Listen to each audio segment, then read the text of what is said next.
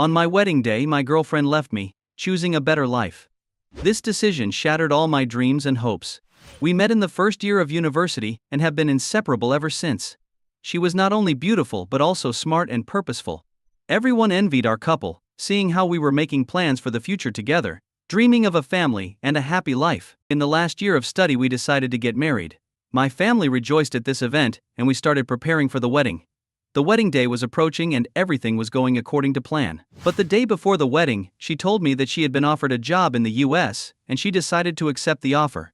She explained that it was a chance not to be missed, an opportunity for her to realize her ambitions and build her career. I was shocked. She asked me to understand and wait a few years until she settled there and then I could join her. But I couldn't accept that.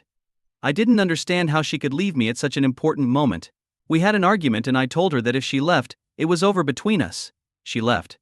It was a heavy blow to me and my family. My mother became very ill when she heard about it. She couldn't bear the shame and disappointment.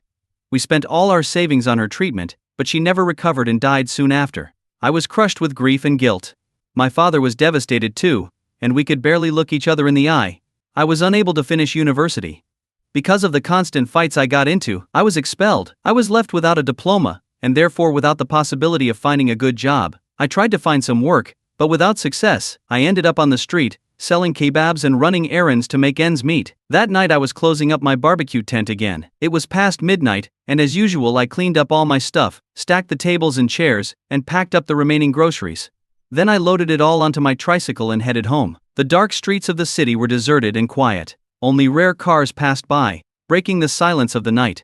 But no sooner had I gotten far away than the headlights blinded me. Before I realized what was happening, I was on the ground, feeling the sharp pain in my leg from the fall. Damn it. Do you even know how to drive? Wang Wenbin cursed as he rubbed his sore leg from the fall, glaring at the car that had stopped just a short distance from him. He was furious, not so much because of the pain, but because all of his belongings, which he had painstakingly secured on his three-wheeled cart, were now scattered all over the ground after the car hit them. It was 2 a.m. Wang Wenbin had just finished closing his street food stall at his usual time, and was pedaling home on his tricycle, which was loaded with a mountain of barbecue grills, supplies, tables, chairs, everything he needed for his small business. As he sat on the ground cursing, the car engine turned off, but the headlights were still blinding him. Squinting, he saw the car door open, and a figure stepped out. Blocking the painful light with his hand, Wang Wenbin scrambled to his feet, still shouting, "Turn off your high beams. Do you even know how to drive?" "Oh, I'm sorry, I'm so sorry." A woman's voice called out, full of guilt. She quickly got back into the car and turned off the lights. The woman was tall. It was too dark to make out her exact features, but Wang Wenbin could tell she had a nice figure, and from the shape of her face, she probably wasn't bad looking either. Plus, she smelled really nice, a light, pleasant fragrance that hit Wang Wenbin as soon as she approached. "Are you okay? Do you need to go to the hospital?" The woman asked hurriedly, clearly flustered. A female driver, no wonder. "I've run into one of those road hazards," Wang Wenbin muttered under his breath while rubbing his sore backside. "Do you need to go to the hospital?" "If so, I'll call an ambulance right away," the woman offered again. "No need for an ambulance. I'm not that fragile. It's just a fall, nothing serious," Wang Wenbin replied as he bent down, picking up the half-smoked cigarette he had dropped and sticking it back in his mouth. The woman's frown deepened. She apologized again. "I'm really sorry. I was in a hurry, so I was driving too fast. If you're okay, I'll be on my way."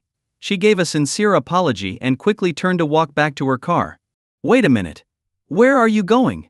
Wang Wenbin shouted, unwilling to let her leave so easily. "What now? Is there something else?" The woman turned back, sounding slightly irritated. "What do you mean something else? You hit me, and now you're just going to leave? Let me tell you, if I report this, it'll count as a hit and run. You'd better think about the consequences," Wang Wenbin said angrily. "I wasn't planning to run. You said you were fine, so I thought I could leave. Can you be reasonable?" The woman shot back, her voice tinged with frustration. "Reasonable? Sure, I'm not hurt, and I'm not going to blackmail you. I just hurt my leg and backside a little. But what about my stuff? You knocked everything over. My tricycle's bent out of shape, and look at my things scattered everywhere." Wang Wenbin pointed out each of his damaged belongings as he spoke. Before he could finish listing his grievances, the woman cut him off. "Fine. It's my fault for driving too fast and hitting you. Just tell me, how much for the tricycle and the damaged items?" I'll compensate you. Wang Wenbin was taken aback. You mean everything? Yes, everything. Just give me a number. How much will it cost? She asked, anxious to settle the matter. Wang Wenbin squinted at her, still unable to see her clearly. Then he asked, You don't have a driver's license, do you? Or maybe you've been drinking? I know what you're thinking. Let me make this clear, I have a license, and I haven't been drinking. The reason I want to pay quickly is because I'm in a rush. If we wait for the police to come and for the insurance to be sorted, I'll be stuck here all night, and I don't have time for that. So tell me, how much do I owe you? I'll pay now, the woman said, her voice growing cold. Well, there's no need to pay for everything. I'm not that kind of person. The tricycle's just a bit bent, 200 yuan should cover it. This piece might be broken, 50 yuan, and this 20. Wang Wenbin began inspecting his things, shining his phone's flashlight over them. Just give me a total amount. I really don't have time for this, the woman interrupted again, clearly impatient. You're the one in a rush. I'm the one who should be asking for compensation, but you seem more eager to get this over with than I am, Wang Wenbin grumbled. Please just name a price. How about 3,000 yuan? Will that cover it? She asked urgently. No, 3,000's too much. I grew up under the red flag of New China, a model citizen taught by my teachers too. How much? The woman cut him off once more, her patience wearing thin. 500. No less than 500, or you're not going anywhere tonight, Wang Wenbin finally declared after some mental calculation. Fine, 500 it is, the woman agreed, and without hesitation she ran back to her car to find the money. Bad luck. First I get hit, and now I have to clean up this mess again, Wang Wenbin muttered to himself as he bent down to gather his scattered belongings. Just as he was sorting things out, the woman returned, standing before him with a hesitant look. I'm really sorry. I just realized I forgot my wallet. What? Are you kidding me, lady? Wang Wenbin was immediately annoyed. I'm not kidding. I really forgot my wallet. I was in such a rush when I left, the woman explained. No wallet, huh? All right then, how about WeChat or Alipay? You can pay with your phone, right? Look, here's the QR code for payments. You can scan it with either WeChat or Alipay. Wang Wenbin pointed at the payment code he had stuck on his barbecue cart. Sorry, I didn't bring my phone either, the woman said, shaking her head. Wang Wenbin's eyes widened in disbelief. Lady, seriously? You hit me, and you think this is a joke? If you'd hit someone else, they'd demand 3,000 or 5,000 at least. Maybe even insist on a full body checkup, and you'd have to compensate for everything. I'm already being generous here, only asking you to pay for the things you've actually damaged. It's your responsibility to pay. Don't you agree? You're right. I should pay for all of this, the woman nodded. I've done my best to live up to my responsibilities as a citizen. My elementary school teachers taught me to be an honest person, but you're really pushing it. Isn't this taking advantage of someone just trying to be fair? Let me tell you, lady, don't think I'm bluffing. If you don't pay me right now, you're not going anywhere tonight. Try to leave, and I'll call the police. Your license plate is clear as day, there's no escaping that, Wang Wenbin said angrily. I'm not trying to cheat you. I'm telling you the truth. My wallet and phone are both in the bag I usually carry, but I was in such a hurry I must have left it at the office. There's nothing in the car. How about this? I'll get the money tomorrow and personally bring it to you. Does that work? The woman pleaded. Do you think I'm stupid? Let's not play games here. You think if I let you go tonight, you'll actually come back tomorrow to give me the money? Even a 3-year-old wouldn't believe that. I promise. I'll bring you the money tomorrow. I swear on my word, the woman insisted. Your word? What's that worth these days? Look, lady, I'm not trying to get more than what's owed to me. I don't want you to pay for everything like you offered earlier. But what is rightfully mine, I won't accept a penny less. That's just how I am. You're responsible for this, and you have to compensate me tonight. If you don't, you're not leaving.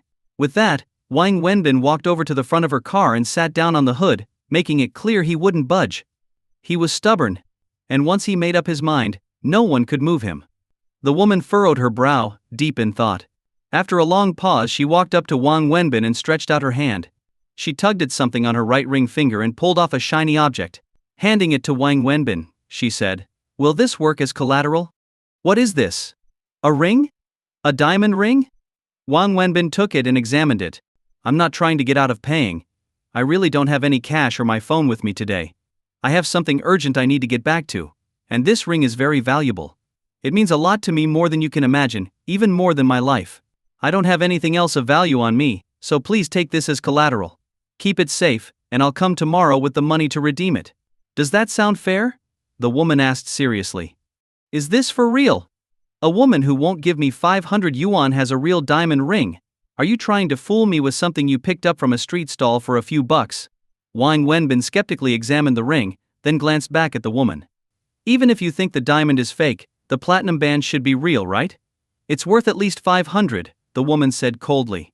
That's not necessarily true. What if the platinum is fake too? I don't know anything about this stuff, Wang Wenbin replied. You. What do you want from me? Fine. If that's how it is, then call the police. Report me for hit and run. But get out of my way, I have to leave now. My daughter is in the hospital, fighting for her life, and I can't waste any more time arguing with you. The woman finally snapped, her voice filled with frustration. Your daughter's in the hospital? For real? Wang Wenbin was taken aback. Why else would I be in such a hurry? Seeing her anxious expression, which seemed genuine, Wang Wenbin hesitated. After a moment of internal struggle, he sighed and nodded. Fine, I'll trust you this time. I guess I'm just too soft-hearted. I'll hold on to this as collateral. Bring me the money tomorrow, and I'll give it back to you. Alright, leave me your phone number, and I'll call you tomorrow, the woman said, relieved. No, better if you give me yours. If you try to fool me, I'll at least have your number to track you down. If I give you mine and you don't call, how am I supposed to find you? Wang Wenbin wasn't taking any chances. Whatever you prefer, the woman responded, giving him her phone number. Call it. If it rings but no one answers, it's definitely mine because my phone is on but in my office bag. Wang Wenbin entered the number into his phone and called it. Sure enough, it rang but wasn't picked up. He called 3 more times with the same result. Feel better now? The woman asked. Alright, fine. I'll trust you this time, Wang Wenbin grumbled. So can I go now? The woman asked. Yes, Wang Wenbin nodded. That ring is very important to me. Please take good care of it. If you lose it, I will hold you responsible, the woman reminded him firmly before quickly getting into her car. She started the engine and sped off, clearly in a rush. As the car passed by, Wang Wenbin caught a glimpse of the badge on the back. It was a brand new BMW 7 Series. Wang Wenbin, who knew a bit about cars, estimated that the car cost at least 1.5 million yuan. A car like that. She's definitely loaded. Wang Wenbin muttered in surprise. Then, taking out the diamond ring, he examined it more closely. Could this ring actually be real? If it is, I might be in for a fortune. A ring this big who just gives something like this away? It's gotta be worth a few thousand at least. A woman like her. No way she's an ordinary person. No wonder she's so pretty, and with a figure like that, Wang Wenbin mused to himself, while rubbing his still aching backside and gathering up his scattered belongings. Wang Wenbin slipped the diamond ring into the pocket of his jacket and continued pedaling his slightly deformed tricycle. Even though it wasn't freezing cold in November in Shanghai, the night air at 2 or 3 in the morning was still bitter enough to cut through. Despite the cold, Wang could feel that the undershirt beneath his jacket was drenched in sweat. His tricycle was loaded like a small truck, piled high with all the equipment he used for his barbecue stall. It was heavy work, but he still had a cigarette dangling from his mouth and was humming an unrecognizable tune as he pushed forward. It looked like he was at ease, but only he knew how exhausting it truly was. This was the route he took every night after closing his stall. It took him nearly an hour to pedal his tricycle back to his home, which was far from the university town where he set up shop. He lived in a shared rental house, in an area resembling a slum on the outskirts of the city. At 2 a.m., the once bustling, glamorous city had finally fallen silent. The neighborhoods Wang passed were dark and still, with everyone long asleep. He knew this routine too well he could even point out which apartment units in which buildings had people who stayed up past 3 a.m. As Wang slowly pedaled along, puffing on his cigarette, he suddenly noticed a massive blaze engulfing a building in one of the old residential areas he passed each night. The fire had already spread to the 2nd, 3rd and 4th floors of the 6 or 7-story building, and was quickly climbing higher. Fire. Wang was startled, immediately stopping his tricycle in front of the complex. A small group of people had gathered, but it wasn't many, as most were fast asleep at this hour. Just as Wang stepped off his tricycle, he heard someone shout, "Look! There's someone on the 3rd floor." Wang followed the voice and saw a figure on the balcony of the 3rd floor, frantically waving what looked like clothing or a bedsheet. They were clearly calling for help, but just as quickly as Wang spotted them, the fire swallowed the balcony, and the person disappeared from view. "Someone help!" Wang shouted at the onlookers. "Why don't you go? If you don't value your life, go ahead, Someone in the crowd mocked him. "Yeah, what's it got to do with us? The fire department will be here soon enough," another person chimed in. Wang Wenbin angrily snapped, "Are any of you human?" Without waiting for an answer, he looked around, then rushed back to his tricycle. He took off his jacket, grabbed 2 bottles of water, and drenched his jacket completely. After making sure it was thoroughly soaked, he threw it over his head and shoulders, scanned the building for the exact location where he had seen the figure, and sprinted toward the burning structure. Wang ran into the building and started up the stairs. The fire had already intensified inside, with scorching heat and thick smoke filling the air. Thankfully, the flames hadn't fully spread yet. Covering his nose with a sleeve, Wang made it to the 3rd floor, where he kicked at the door of the apartment where he had seen the trapped person. The door, weakened by the heat and fire, gave way after a few strong kicks. As the door swung open, a wave of heat hit him, forcing Wang to step back for a moment. But there was no turning back now he had made it this far, and leaving without helping wasn't an option. Steeling himself, he charged inside, ignoring the fire licking at his own clothes. He rushed to the balcony, squinting through the smoke to spot the trapped person. There, in the corner of the floor, was a shadowy figure. "Are you still conscious? Can you stand?" Wang shouted as he knelt down and shook the person. But there was no response. Without wasting time, Wang threw his soaked jacket over the person to shield them from the fire, then hoisted them onto his back.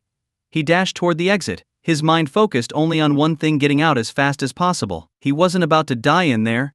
Finally, Wang burst out of the building, still carrying the person on his back. He breathed a huge sigh of relief he had made it out alive. By the time Wang emerged from the inferno, firefighters had arrived and were preparing to extinguish the blaze. An ambulance and a police car were also on the scene, and a crowd of onlookers, many holding up their phones, had gathered to capture the moment. 2 firefighters rushed over to Wang and took the unconscious person from his back. As they did, Wang pulled off his soaked jacket, exhausted and ready to leave. Without waiting for thanks or attention, he turned and began walking toward the police line, heading back to his tricycle. All he wanted was to go home and get some sleep. As Wang walked away from the fire-lit chaos, he lit another cigarette, his usual cheap red Pagoda Mountain brand, and resumed humming his unknown tune, just like every other night. However, what Wang didn't realize was that in his rush to drape his jacket over the unconscious person, he had completely forgotten about the diamond ring in his pocket. Even more unbeknownst to him, as he took off his jacket, the ring had fallen out and slipped into the collar of the person he had rescued. Back at the rundown building where Wang lived, a relic of the 70s or 80s, the walls were crumbling, and a layer of reddish dust from the decaying bricks coated everything. It was a far cry from the glittering high-rises of Shanghai, but it was cheap, only 500 yuan a month for a 30-square-meter room, which in a city like Shanghai was unheard of. Wang parked his tricycle next to his apartment window, grabbed a bucket, and walked to the only faucet at the end of the hallway. After filling the bucket with water, he placed it outside his door, and, without a second thought, stripped down to just his shorts and began washing himself. It was November, but Wang had gotten used to it. His job required him to clean up every day, no matter the season. After his bath, Wang Wenbin collapsed onto his single bed and fell asleep in under a minute. He was utterly exhausted. He didn't wake up until 9 a.m., the next morning, his usual time to rise. Mornings were generally uneventful for him, as his work started later in the day. After washing up and eating a bowl of instant noodles, Wang picked up his phone to call the number the BMW woman had given him the night before. To him, 500 yuan was no small amount, and he needed the money to repair his tricycle and the damaged equipment. He dialed the number, and after a few rings it was answered. "Hello?" A familiar voice, the BMW woman's, came through the line. "Hey, it's me, the guy you hit last night. The one with the barbecue stall," Wang Wenbin said, getting straight to the point. It wasn't every day someone referred to themselves as the barbecue guy. "Hello. I'm really sorry, but I'm tied up at the hospital right now. How about I meet you this afternoon or evening? I've got to work this afternoon and evening, I don't have the time. How about this, you tell me which hospital and ward you're at, and I'll come find you," Wang suggested after thinking for a moment. "Sure, that works. I'm sorry to trouble you. I'll cover your transportation costs," the woman replied, giving him the hospital name and ward number. After the call, Wang grabbed his now dry jacket from the rack and reached into the pocket for the woman's ring. But after searching both pockets thoroughly, he froze. There was no ring. "God, please don't be playing tricks on me. I can't afford to lose it." Wang felt a wave of panic. He flipped his jacket inside out, desperately searching. He clearly remembered putting the ring in the pocket, but it was gone. He checked his pants pockets, combed through his room, and even searched the tricycle outside. It's over. I'm done for. Wang slumped onto the bed, smoking a cigarette. He couldn't find the ring anywhere. It must have fallen out when I was rescuing that person from the fire. That's the only explanation, he thought, replaying the previous night in his mind. Without wasting another second, he rushed out of his room, practically sprinting all the way to the site of last night's fire. But when he arrived, he was met with an awful sight. The old building had completely collapsed, reduced to a charred pile of rubble, and police tape cordoned off the area from a distance. Staring at the burnt-out remains, Wang Wenbin sank to the ground, pulling out another cigarette. He sat on the edge of a flower just outside the police line, lighting one cigarette after another. God, are you trying to ruin me? He muttered to himself. Eventually he pulled himself up and headed for the bus stop, making his way to the hospital. Wang arrived at the hospital the BMW woman had mentioned and located the ward she had described. The door was open, and as Wang stood at the entrance, he saw the room was full of people, doctors, nurses, a middle-aged woman, and the BMW woman, all gathered around a hospital bed, talking. This was the first time Wang had seen the BMW woman clearly. The night before, he could only make out her figure and the shape of her face, but now he saw her in full detail. She was breathtakingly beautiful, to the point where Wang's heart skipped a beat.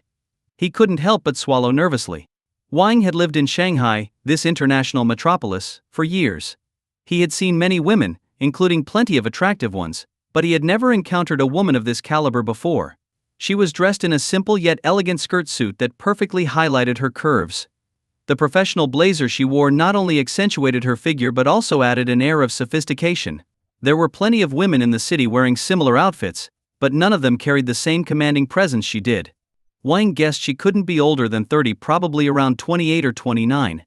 She had the aura of a mature woman combined with the authority and coldness of someone in a high position.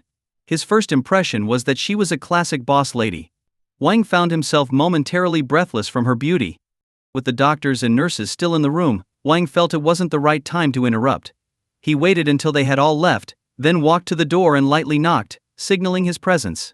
Inside, only the BMW woman, a middle-aged woman, and a young girl lying on the bed remained. The girl was hooked up to monitors, with tubes in her nose and an IV in her arm. Looks like she wasn't lying. Her daughter really is in the hospital, Wang thought to himself. You're here? Let's talk outside, the BMW woman said coolly upon seeing Wang, then walked out of the room, with Wang following close behind. As they reached the doorway, a small voice called out, "Daddy, don't go." The BMW woman froze, spinning around in shock to look at her daughter in the hospital bed. Wang, too, turned to look inside, but there was no one else in the room, certainly no man. "Daddy. Is that you? Daddy, you came to see me? You came back, didn't you?" The little girl, who had been lying in bed, suddenly sat up, her big eyes filled with excitement and hope as she looked directly at Wang. "Are you talking to me?" Wang asked, looking around in confusion before pointing to himself. "Daddy, I knew you'd come back to see Annie. You won't abandon me, right?" The girl's wide eyes filled with tears as she gazed at Wang, her voice filled with sadness that melted his heart. Wang Wenbin was completely baffled. He had never seen this little girl before, so why was she calling him daddy? He turned to look at the BMW woman standing beside him, and to his surprise, her eyes were filled with tears. "Little girl, you must have me confused with someone else. I'm not your..." Wang began to explain, but before he could finish, the BMW woman cut him off. "Annie, Daddy came back just to see you. How could Daddy ever leave you? Daddy loves you the most. Daddy just got back and Mommy needs to talk to him about something important. Be a good girl and rest while Mommy and Daddy step outside, okay?" The BMW woman, wiping away her tears discreetly, smiled at the girl as she spoke. "Okay, Annie will be good and wait for Daddy to come back." "Daddy, I love you," the little girl said sweetly, nodding her head. You. This." Wang Wenbin was completely confused. He looked at the little girl, then at the BMW woman, feeling more lost than ever. "Come outside for a moment, I'll explain," the BMW woman whispered, leading Wang out of the room. Once they were outside, she quietly closed the door and led him down the hall to the stairwell. "I'm sorry for putting you in that awkward situation," the BMW woman apologized once they were alone, before beginning to explain. "She's my daughter. When she was just 6 months old, her father died in a car accident. So, she's never really known him, she's never seen him. At least not since she was old enough to remember. I didn't have the heart to tell her that her father was gone. So I told her he was working abroad and couldn't come back. She's always longed to meet him. Last night, she had surgery, and to give her the strength to get through it, I told her dad would visit her after the surgery. That's why when you suddenly appeared, she thought you were him. I didn't want to break her heart, so I played along. I'm really sorry for dragging you into this. Wang Wenbin paused, finally understanding the situation. He couldn't help but feel sorry for the beautiful little girl. What's wrong with her? Is it serious? Wang asked casually. As soon as the question left his lips, Wang noticed the woman's expression change slightly, her eyes welling up as if she was about to cry. No, nothing serious. Just a normal cold and fever. She'll be fine after a few days in the hospital, the BMW woman quickly replied with a smile. Then, changing the subject, she asked, "What about the ring? I'm really sorry for the trouble I caused by hitting you and making you come all the way here." As she spoke, she reached into her bag, pulling out a wad of cash and counting it. It was clear she intended to pay Wang. Wang suddenly felt uncomfortable and stood there in silence for a while. "Here's 500 yuan for the damage to your things. This is 200 yuan for your transportation costs today, and 300 yuan for the time you missed from work. That's a total of 1,000 yuan. Please take it," the BMW woman said as she handed Wang the money. "Money. Let's hold off on that for a moment," Wang stammered awkwardly. "What's wrong?" she asked, confused. "Do you think it's not enough? If so, name your price. As long as it's reasonable, I'll accept it. After all, it was my fault, and I appreciate you coming here." No, it's more than enough," Wang quickly replied. "Then what's the issue?" she asked, perplexed. I lost your ring," Wang finally admitted after a long hesitation. He had been dreading this moment but knew he had to come clean. The BMW woman's face turned cold as she stared at him. "I didn't hear you clearly. Say that again." "I'm sorry. I accidentally lost your ring," Wang repeated, bracing himself for her reaction. She looked at him in disbelief, her expression hardening. "Do you really expect me to believe that? Are you saying you lost the ring, or are you just trying to keep it for yourself? If that's the case, at least be honest about it. Don't insult my intelligence with excuses." "You've got it wrong. I have no intention of keeping your ring. If I wanted to, why would I come here today? I could have just disappeared without calling you, and you'd never have found me," Wang said, his frustration growing. "All right then. Where is my ring?" she asked coldly, her voice dripping with skepticism. If I told you I lost it while rescuing someone from a fire last night, would you believe me?" Wang asked her. "If you were in my position, would you believe that story?" She countered with a bitter laugh. "No, I wouldn't," Wang admitted, feeling defeated. "Return my ring. That ring means more to me than you can imagine. If you want money, fine. Like I said, I'm willing to pay 5,000 or even 10,000 yuan, but you must return my ring. If you don't, I'll have no choice but to call the police," she said firmly, her tone resolute. "I really did lose it. I've searched everywhere I could but I just can't find it. How much is the ring worth?" "I'll compensate you," Wang said, sounding dejected. "Compensate me? With what?" the BMW woman asked icily. "That ring was my wedding ring. It's the only thing I have left from my husband, the only memento of our love. Can you compensate for that?" As she spoke, tears began streaming down her face. Wang was stunned. He had never considered that the ring might hold such deep sentimental value. "I didn't realize the ring was that important to you, but I truly didn't lose it on purpose. Losing it brings me no benefit at all," Wang said, feeling genuinely remorseful. "The ring is gone, and I can't get it back. That building is now a pile of rubble. I can only compensate you for its monetary value," Wang continued, his voice heavy with guilt. "You think I care about the money? I want the ring. No amount of money can replace it. Give me my ring, or I'll call the police," the woman said angrily. "I'm sorry, but the ring is really lost. Even if you report it, there's no way to recover it. All I can do is apologize and compensate you for your loss," Wang Wenbin replied calmly. "Fine, then pay me 1 million yuan," the woman said coldly. 1 million? Wang's eyes widened. "Don't try to fool me. That ring isn't worth 1 million. To me it's worth 10 million, even 100 million. No amount of money can replace it. I'm telling you, I want the ring, not the money." "Give me back the ring," the BMW woman said, her voice trembling with emotion. "I'm truly sorry, but the ring is gone. Even if you killed me, I couldn't find it for you. If you tell me where you bought it, I can try to buy a new one to replace it," Wang offered sincerely. "Hey, do you really think buying a new one will make it the same? Do you think I'm just after any ring?" That ring was like my husband to me. Wearing it made me feel like he was still with me, like he hadn't died. The woman said, clearly upset. But the ring is truly lost. If I could find it, I would. There's nothing more I can do, Wang replied, helpless. The woman stared coldly at Wang Wenbin, then suddenly began to cry. She turned away from him, crouching in the corner, her back to him as she sobbed quietly. This is. Wang Wenbin was thrown off, panicking as he reached out to comfort her but thought better of it. He wanted to say something, but no words came. He felt utterly awkward, more unsure than when he realized the ring was lost. The hospital's stairwell, which served as an emergency exit, was empty. Everyone used the elevators, leaving Wang and the woman alone in the quiet, echoing space. Her crying was intense, and Wang could feel that she was close to breaking down. Just as Wang Wenbin was about to reach his limit, the woman abruptly stopped crying, stood up, and wiped her tears with a tissue. She turned around, her expression once again cold and composed, like the powerful woman she appeared to be earlier. It was as if the person who had been breaking down just moments ago wasn't her at all. The ring is gone, and I have to accept that. Part of this is my own fault. I should never have given it to you as collateral. If I hadn't been so panicked about getting to the hospital, this wouldn't have happened. But it's too late now. I don't care if you really lost it or if you're hiding it, but you need to compensate me for it. I'm not sure how much the ring is worth now, but when I bought it, it cost 88,000 yuan. You'll have to pay me that amount, she said coldly. 88,000 yuan? That much? Wang's head started spinning at the number. If you don't believe me, you can check with a jeweler. Or I can find the original receipt and show you. No, I believe you, Wang quickly said. He could tell she wasn't trying to scam him, and besides, this whole situation was his fault. Then pay me. Are you going to pay in cash or transfer the money? She asked, her tone still cold, clearly irritated with Wang. Wang Wenbin hesitated, then took out his wallet. He pulled out all the cash he had, every bill and coin, totaling 2,283.50 yuan, and handed it to her.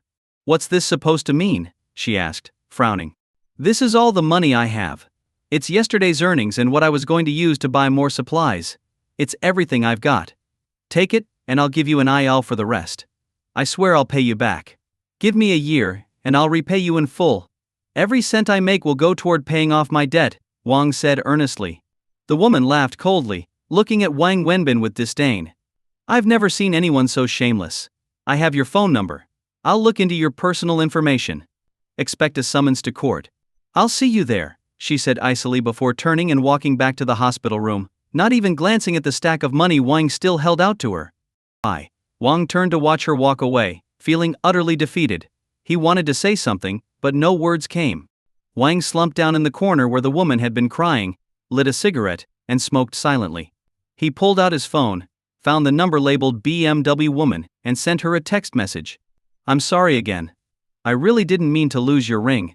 No matter what, I hope you can forgive me. I will pay you back for the ring, but I need some time. I simply can't come up with that much money all at once. If you're willing, I can pay you in installments with interest at the bank's rate. If you can't accept that, then go ahead and sue me. I'll face the consequences. My name is Wang Wenbin, and my ID number is. Wang attached a photo of his ID card, front and back, and sent it to her. Standing up, still smoking, he began walking down the stairs. He didn't take the elevator, instead choosing to descend floor by floor. I was already drowning in debt, and now there's more. But whatever, when you owe a lot, it doesn't make a difference anymore, Wang muttered to himself, almost as if mocking his own situation. Life's already thrown the worst at me. What's one more thing? Wang smiled grimly, cigarette in his mouth, as he walked out of the hospital. As soon as the BMW woman walked into the hospital room, she was met with her daughter's anxious question. Mom, where's Dad? Why didn't he come in? The woman froze, standing there in silence. She wanted to tell her daughter that the man was just a shameless stranger, and not her father at all. But when she looked at her daughter's pale face and the tubes connected to her frail body, she couldn't bring herself to reveal the truth. He. Where's Daddy? Mom, I want Daddy. Seeing her mother hesitate, the little girl burst into tears, her eyes welling up as tears rolled down her cheeks. Daddy didn't leave. He didn't. He went to buy something for you. Didn't you say you wanted that big Barbie doll? Daddy's gone to get it for you. As soon as he gets it, he'll come back to give it to you, the BMW woman blurted out in a panic. The moment the words left her mouth, she felt a deep pang of guilt and sorrow for once again deceiving her daughter. who at such a young age had already endured more than she should. Really? Daddy went to get me a present? The little girl's face lit up with excitement. Yes, really. Once Daddy finds that doll, he'll bring it to you. Now be a good girl and rest, okay? Okay. I'll be good. I'll wait for Daddy to come back. The girl smiled, her mind filled with thoughts of the gift her father would bring. Watching her daughter smile, the BMW woman couldn't hold back her emotions any longer. She quickly turned and rushed out of the room, retreating to the stairwell where she collapsed and cried uncontrollably. As she sobbed, her phone buzzed with a new message. She wiped her tears, took out her phone, and saw the message from Wang Wenbin, along with a photo of his ID. She stared at the screen, lost in thought. Meanwhile, Wang Wenbin walked slowly down the road, his mind heavy. He pulled out his phone and made a call. Hey Binzi. What's up? A man's voice came through on the other end. If I'm not mistaken, today's the weekend, right? Wang asked. Seriously? You've got a phone, you could just check what day it is. Anyway, what do you need? Is your wife home today? Wang continued. Are you planning to come over for lunch again, huh? The man teased. Watch your mouth. What do you mean come over for lunch? Me eating at your place isn't mooching. You know me, I'm the kind of person who wouldn't go to someone's house, even if they begged me with 8 sedan chairs unless I liked them. Wang laughed. Alright, big guy, I get it. You eating at our place is an honor for us. Actually, we were just about to call you. Ziki's making your favorite braised fish, and we were going to invite you over for lunch. Where are you? Come over. See? Ziki's the best. Unlike you, you ungrateful jerk. After all these years, I still call you a friend, Wang joked, laughing. But now that I think about it, maybe I won't come after all. You've got to be kidding me. You just called asking to come over, and now that we're inviting you, you don't want to. What's wrong with you? The man was getting frustrated. When I call first, it's one thing. But if you invite me, I'm definitely not coming. There's an old saying, if someone offers you something for no reason, it's probably a trap. You and your wife are usually scared to death of me mooching off you, so this sudden invitation must mean something's up. I'm not falling for it. I'll just stay home and eat instant noodles, Wang said, sitting down on a stone bench by the road, lighting a cigarette. Hey, Binzi, have some decency. When have we ever been scared to death of you eating at our place? You don't mooch, you're a straight-up robber. 6 days out of the week you're at our place for dinner, and now you've got the nerve to say you're just mooching. Please don't insult the word mooch anyway, quit whining and come over already. Alright, but I'm warning you, if your wife tries to set me up on a blind date again, I'm out of there. And don't say I didn't warn you. You're such a piece of work. Ziki's just trying to help you out. She sees how lonely you are and wants to find you a partner. And let me remind you, the women she introduces are always beautiful, smart, and successful. What more could you ask for? Thanks. But no thanks. Those women are way too good for me.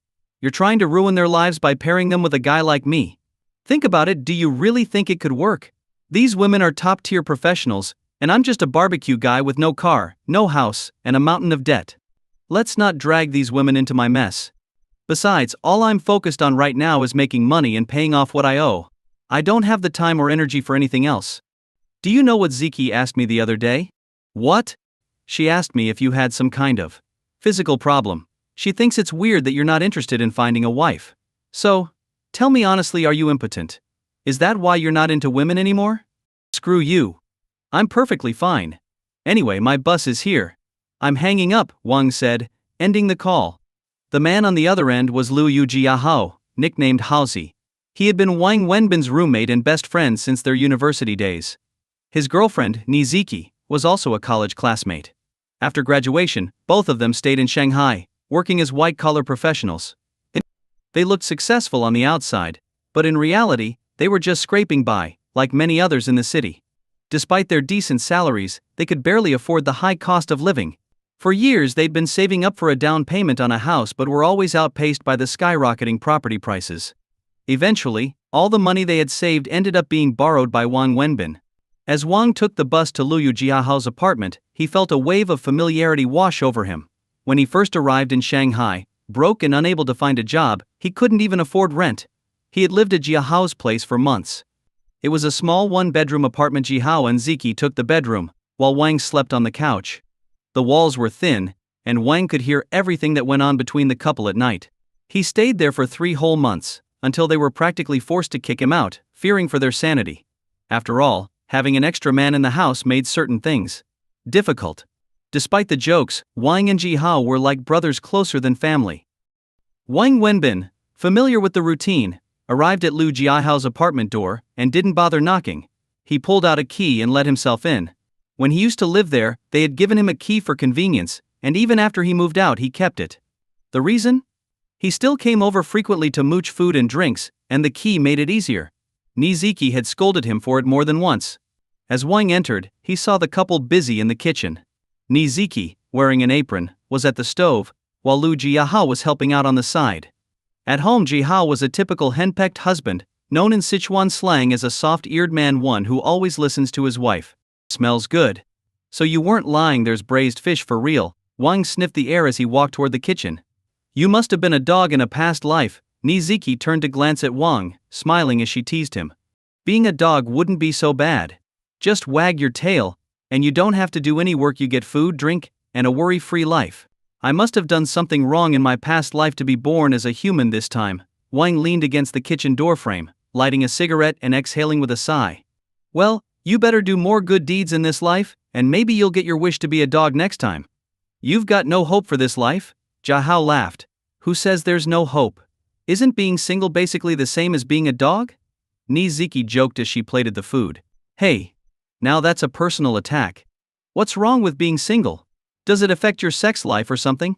Oh, so you do feel ashamed of being single? How many women have I introduced to you? And what's your problem?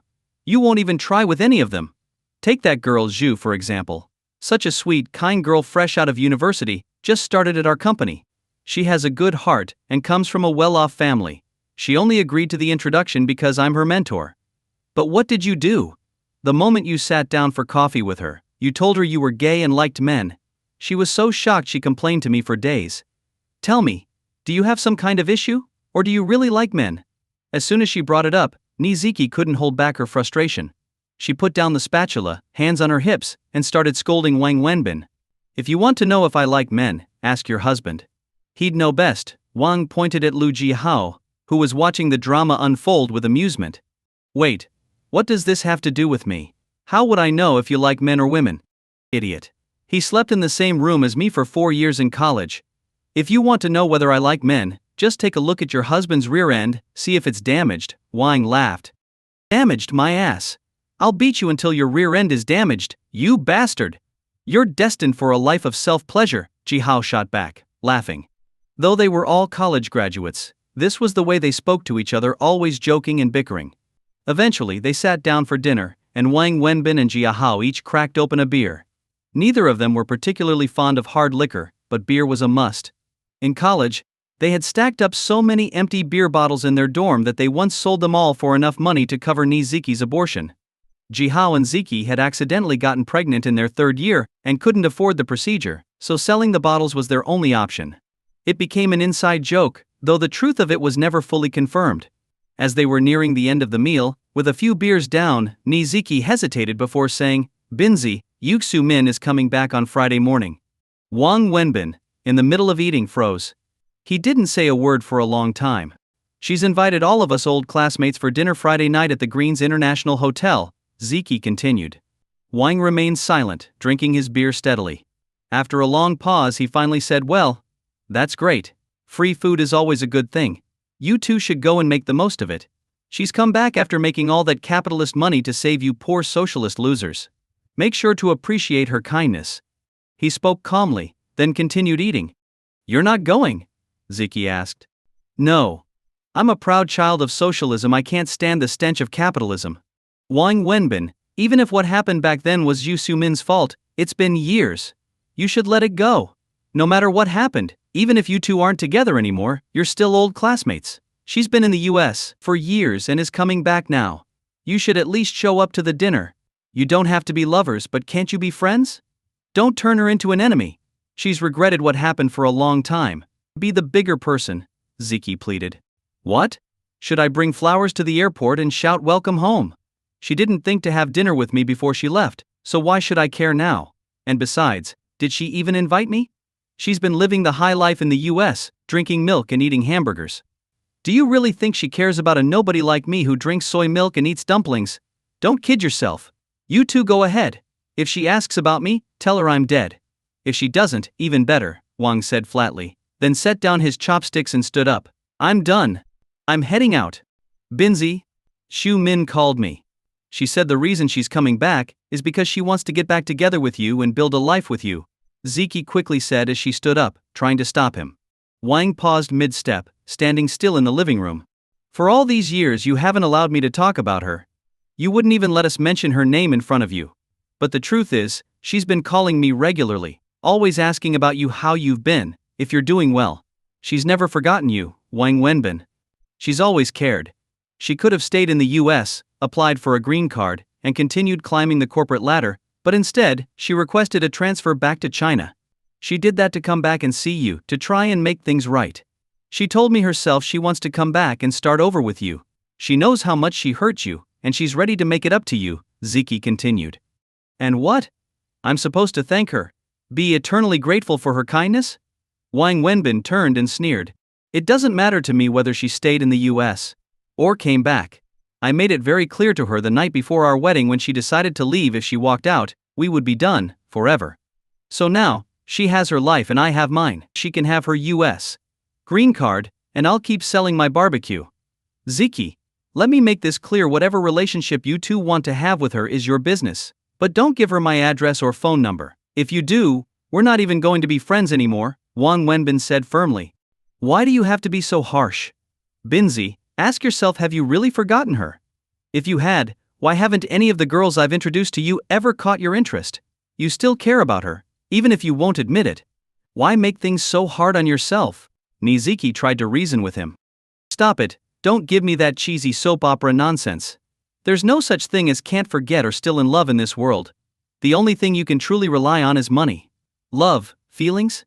It's all bullshit, Wang Wenbin spat, lighting a cigarette angrily as he turned to leave. But just as he was about to walk out, he hesitated and walked back to the table. What's wrong? Lu Jihao asked.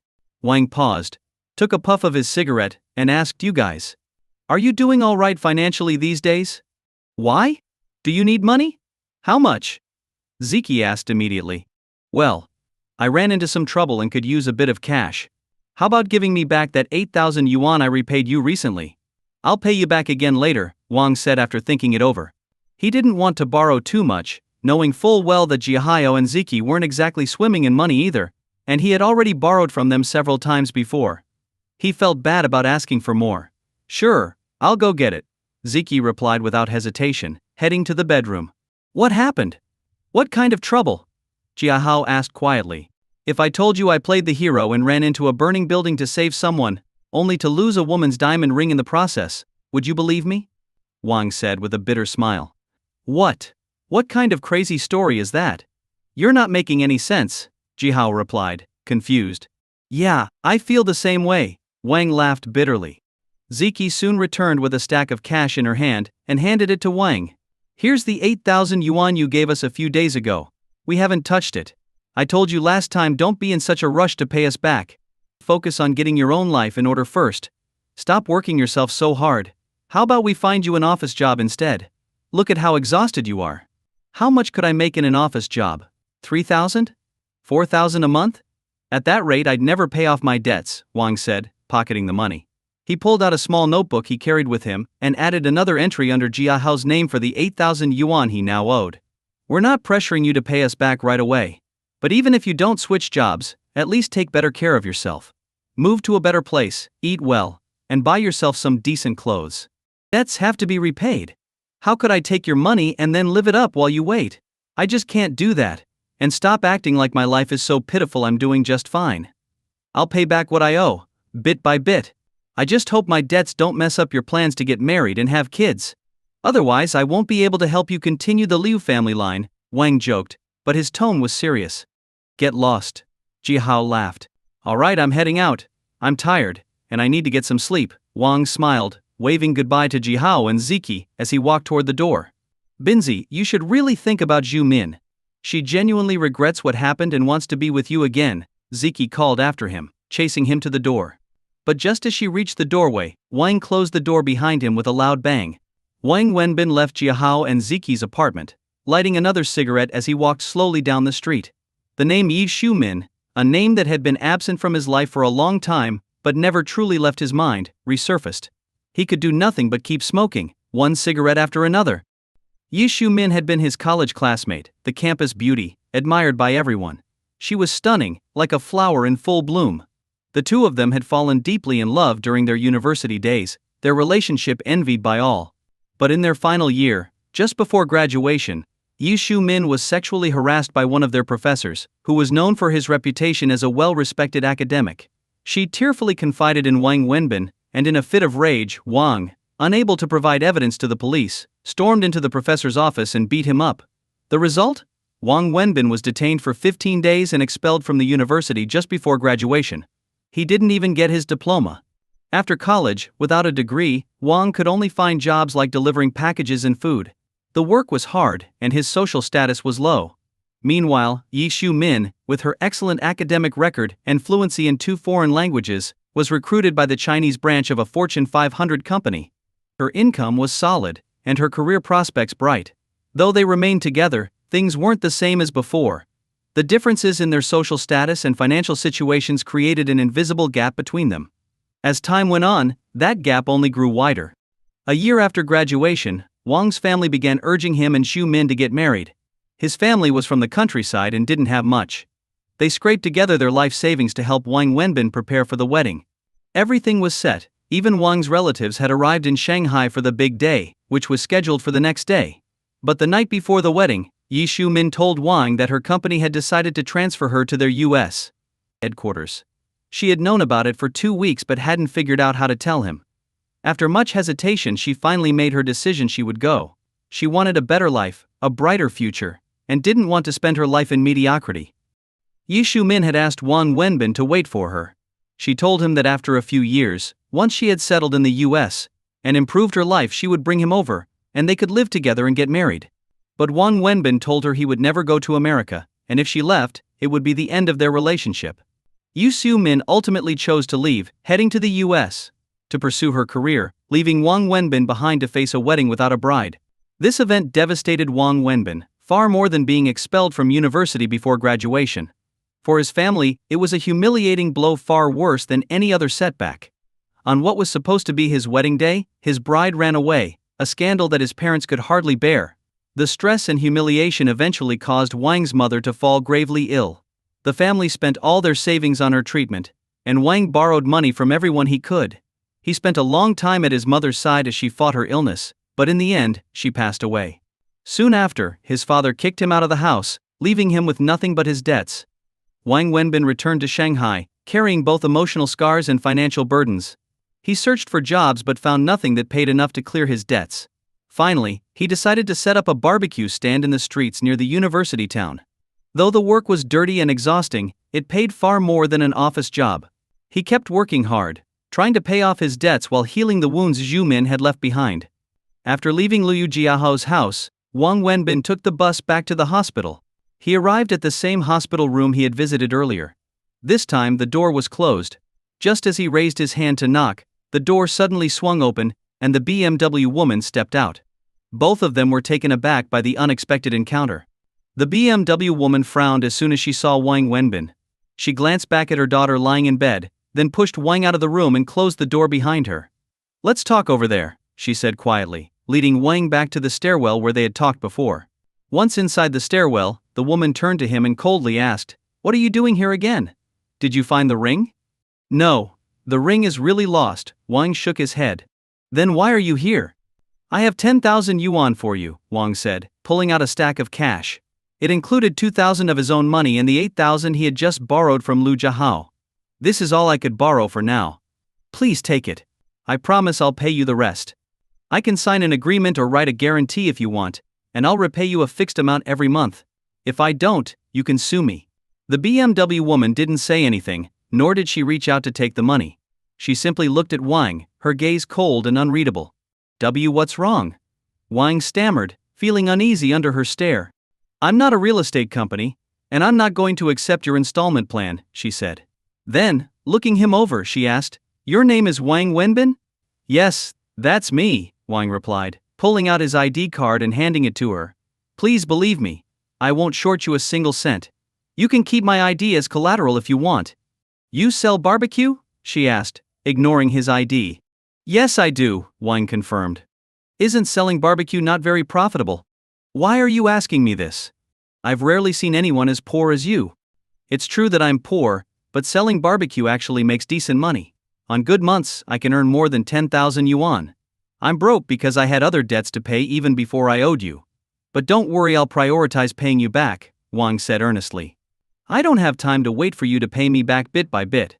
The money doesn't mean much to me, but the ring does. That ring was important, she said, her voice firm. I understand. And I'm truly sorry. I didn't want this to happen either, Wang replied. Let me ask you something, the woman said after a pause. First, why did you choose to call me this morning? You could have simply not called, and I might never have found you. If the ring wasn't lost, you could have kept it and sold it. If it was lost, you could have just stayed quiet and avoided paying me anything. Second, why did you come here today to offer me money, and even send me your ID as collateral? There were no witnesses last night, no cameras in the area. No one could prove that I gave you the ring.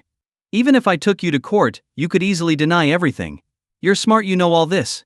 Wang nodded, acknowledging her points. Yes, I know all that. Then why did you do it? Most people wouldn't have, she asked, genuinely curious. Maybe I'm just a little stupid, Wang said with a smile. But I believe a person should live by certain principles. I don't take what's not mine, but what is mine, no one can take from me. That ring wasn't mine, it was yours. No matter how valuable it is, I wouldn't keep it. The 500 yuan you owed me for the damages, that was mine, and I expected you to pay it. But losing the ring, that was my mistake, and I need to take full responsibility. The woman listened to Wang's explanation in silence. After a long pause, she finally spoke. As I said, I'm not going to accept any installment payments. I don't have the time or energy to wait for you to pay me back little by little. And from the look of things, your life isn't going so well. But I have a solution. You work for me, and I'll deduct your wages from what you owe me. Think of it as working off your debt. Will you accept? Wang hesitated, confused. Work for you? What kind of work? I want you to be my daughter's father. The BMW woman replied, her tone completely serious.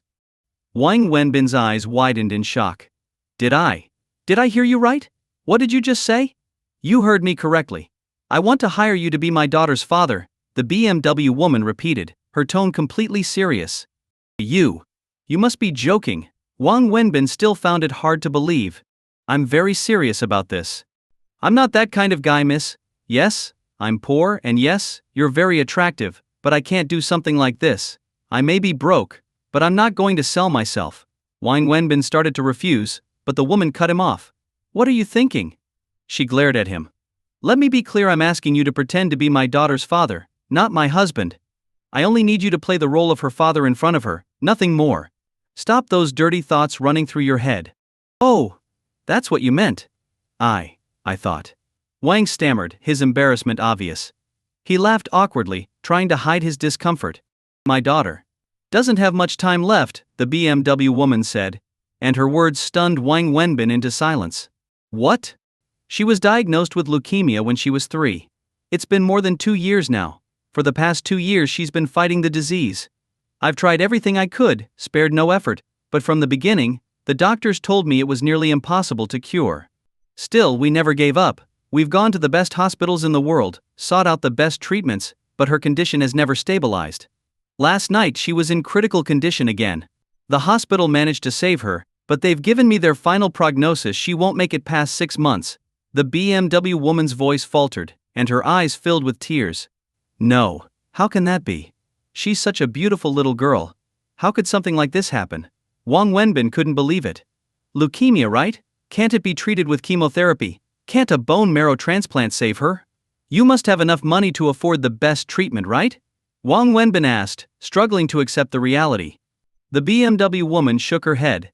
Chemotherapy is the only thing keeping her alive right now. As for a bone marrow transplant, we haven't been able to find a match. We've tested everyone in the family, anyone with a blood relation, but no one matches. If my husband were still alive, we might have considered having another child to save her, but... She wiped away her tears. Wang Wenbin stood in stunned silence, unable to process the full weight of the situation. He had always been a soft-hearted person, and the thought of such a sweet little girl suffering from this terrible disease struck him deeply. He could understand what this mother was going through. I can't save her. All I can do is make sure she's happy for the remaining days she has left. You've seen how much she misses her father, and she's already mistaken you for him. I don't want her to leave this world with regrets or suffer more heartbreak. So I'm asking you to pretend to be her father during this final stage of her life. Just visit her occasionally, talk to her, make her feel loved. You don't have to do much, just make her happy. As I said before, I'll pay you a salary. You said you earn about 10,000 yuan a month selling barbecue? I'll pay you 20,000 yuan a month, deducted from the amount you owe for the ring. If she doesn't live long enough for you to repay the full 88,000 yuan, I'll waive the rest. If she lives longer, I'll pay you the extra in cash, the BMW woman explained. Wang Wenbin paused for a moment, then nodded firmly. All right, I'll do it.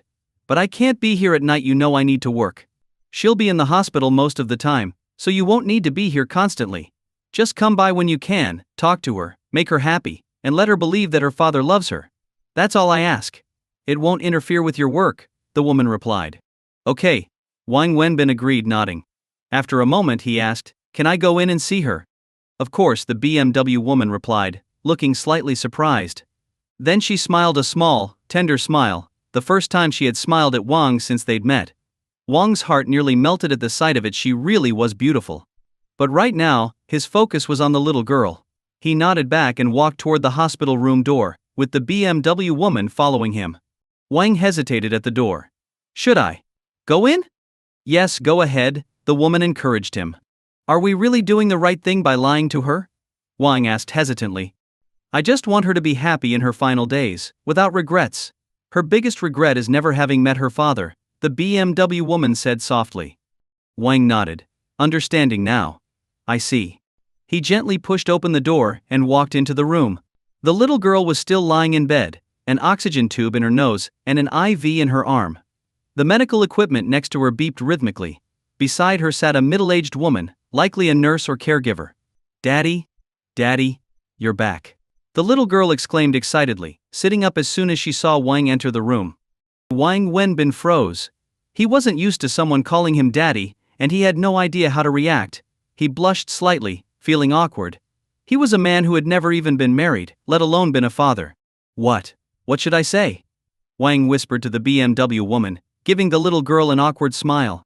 Her nickname is Annie. Just tell her you've been working in America, and that you've come back to stay with her now. Tell her you love her, and that you missed her. The BMW woman whispered back. This feels a bit too cheesy, Wang mumbled, feeling embarrassed even though he was speaking to a little girl. Daddy, what's wrong? Annie asked, looking at him with wide, curious eyes. Well, Daddy missed you. Did you miss Daddy? Wang asked, forcing himself to play along as he walked over to the little girl's bedside. I missed you, Daddy. I think about you every day. I miss you so much. Daddy, why didn't you come back to see me sooner? Do you not like me anymore? Annie asked, her big eyes filling with concern as she gazed at Wang. Why would Daddy not think of you, Annie? I think about you every day. But Daddy has to work and earn money to buy toys for Annie, so I couldn't come back earlier, Wang Wenbin said, as he sat by the little girl's bedside. It was his first time speaking to a child as a father, and he felt awkward. His words made him blush. Toys. Daddy, what toys did you bring me this time? Mommy said you'd bring lots of toys when you came back. Annie's face lit up at the mention of toys, her excitement growing. Wang Wenbin turned to the BMW woman, not knowing how to respond. Annie, Daddy came back quickly because you're sick, so he didn't have time to bring toys. The BMW woman quickly tried to explain. Of course, Daddy brought toys. Daddy loves Annie the most, so how could he not bring you toys? They're downstairs in the car. I'll go get them for you right now, okay? Wang Wenbin interrupted, seeing the hopeful look on Annie's face. Really? Yay. Daddy, you're the best. Annie jumped up and threw her arms around Wang Wenbin's neck, giving him a quick kiss on the cheek. That simple kiss melted Wang Wenbin's heart completely. In the world of children, there were no hidden motives, no complexities, just pure and honest feelings. Love was love, and affection was shown sincerely. Seeing her daughter so happy, the BMW woman's eyes filled with tears. She quickly turned away, wiping her eyes to hide her emotions. Wait here, Daddy will go get the toys, Wang Wenbin said, gently setting Annie back down on the bed before rushing out of the room. Where are you going? The BMW woman hurried after him. To buy toys, Wang Wenbin called out as he entered the elevator without looking back. Mommy, Daddy is so nice. I love Daddy, Annie said excitedly when her mother came back into the room. Yes, Daddy loves you too. He loves you more than anything, the BMW woman replied as she sat down beside Annie and hugged her tightly, tears silently streaming down her face. Meanwhile, Wang Wenbin raced down the street, searching for a toy store.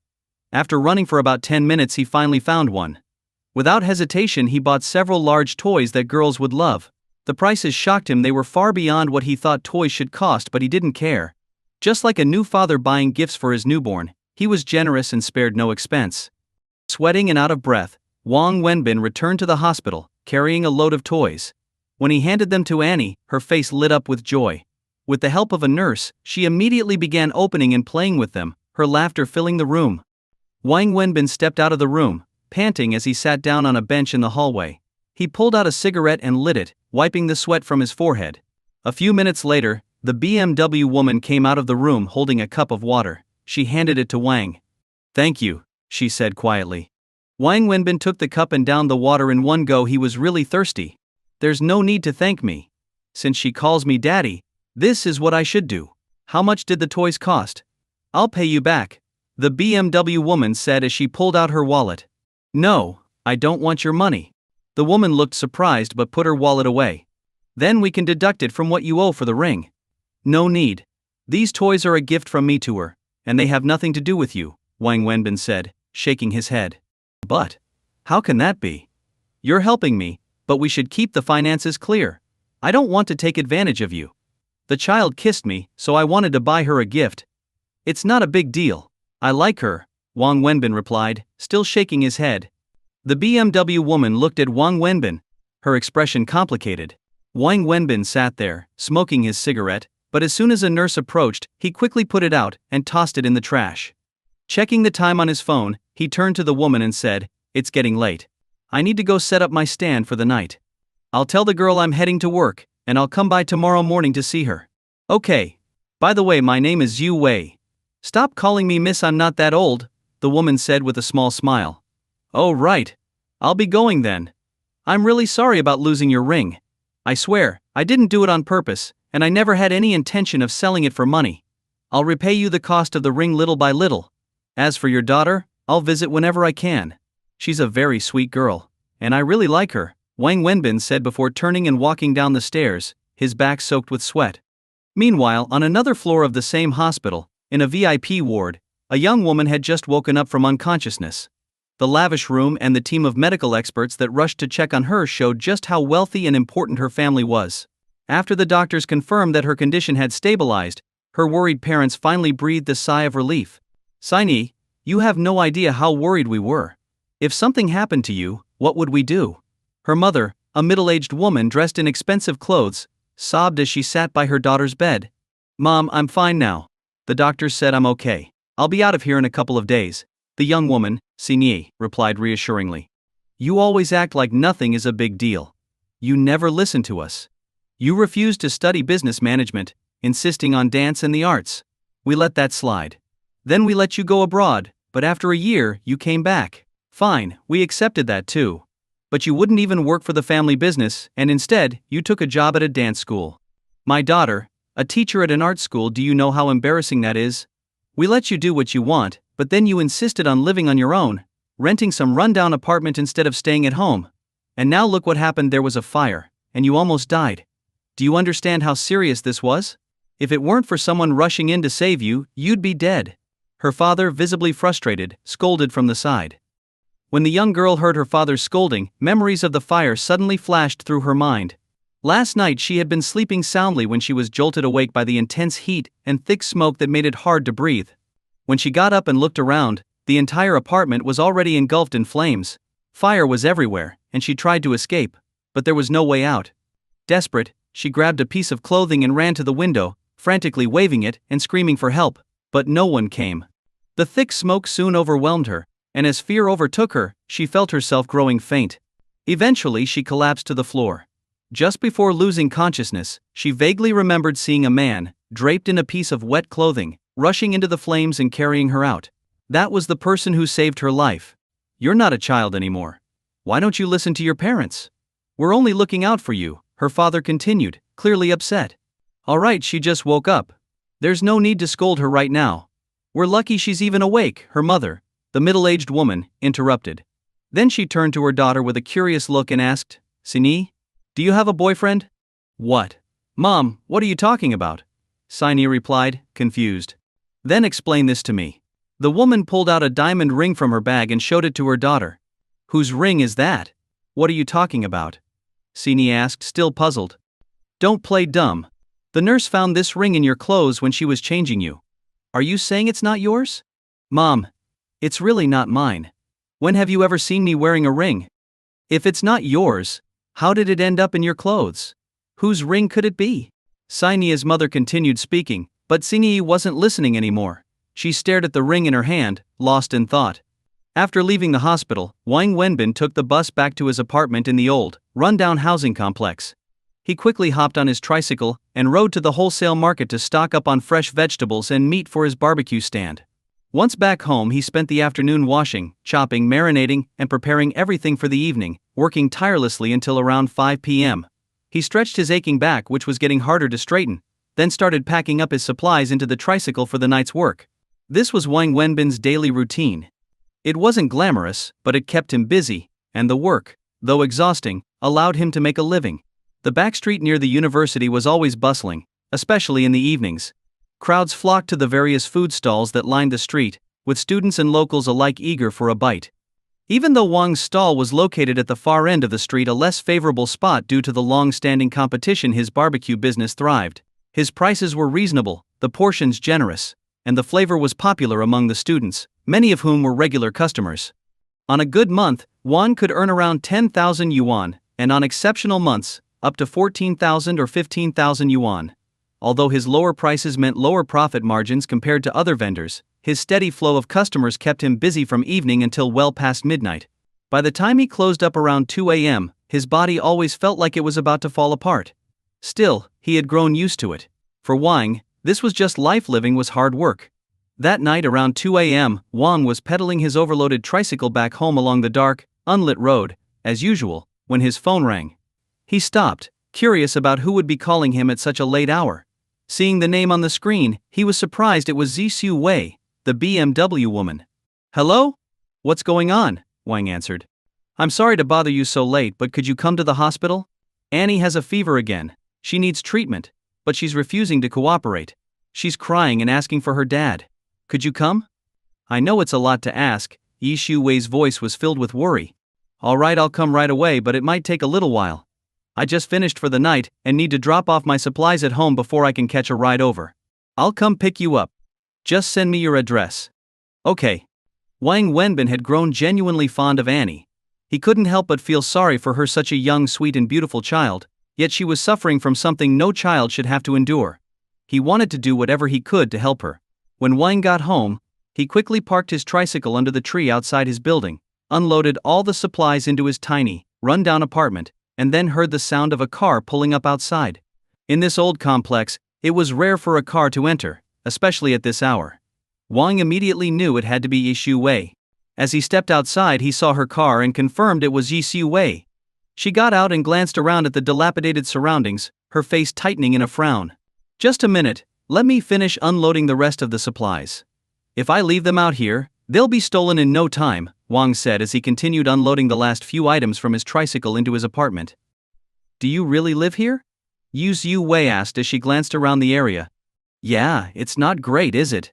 But for people like us who come from out of town to make a living, having food to eat and a roof over our heads is already something to be thankful for. Come in and sit for a bit.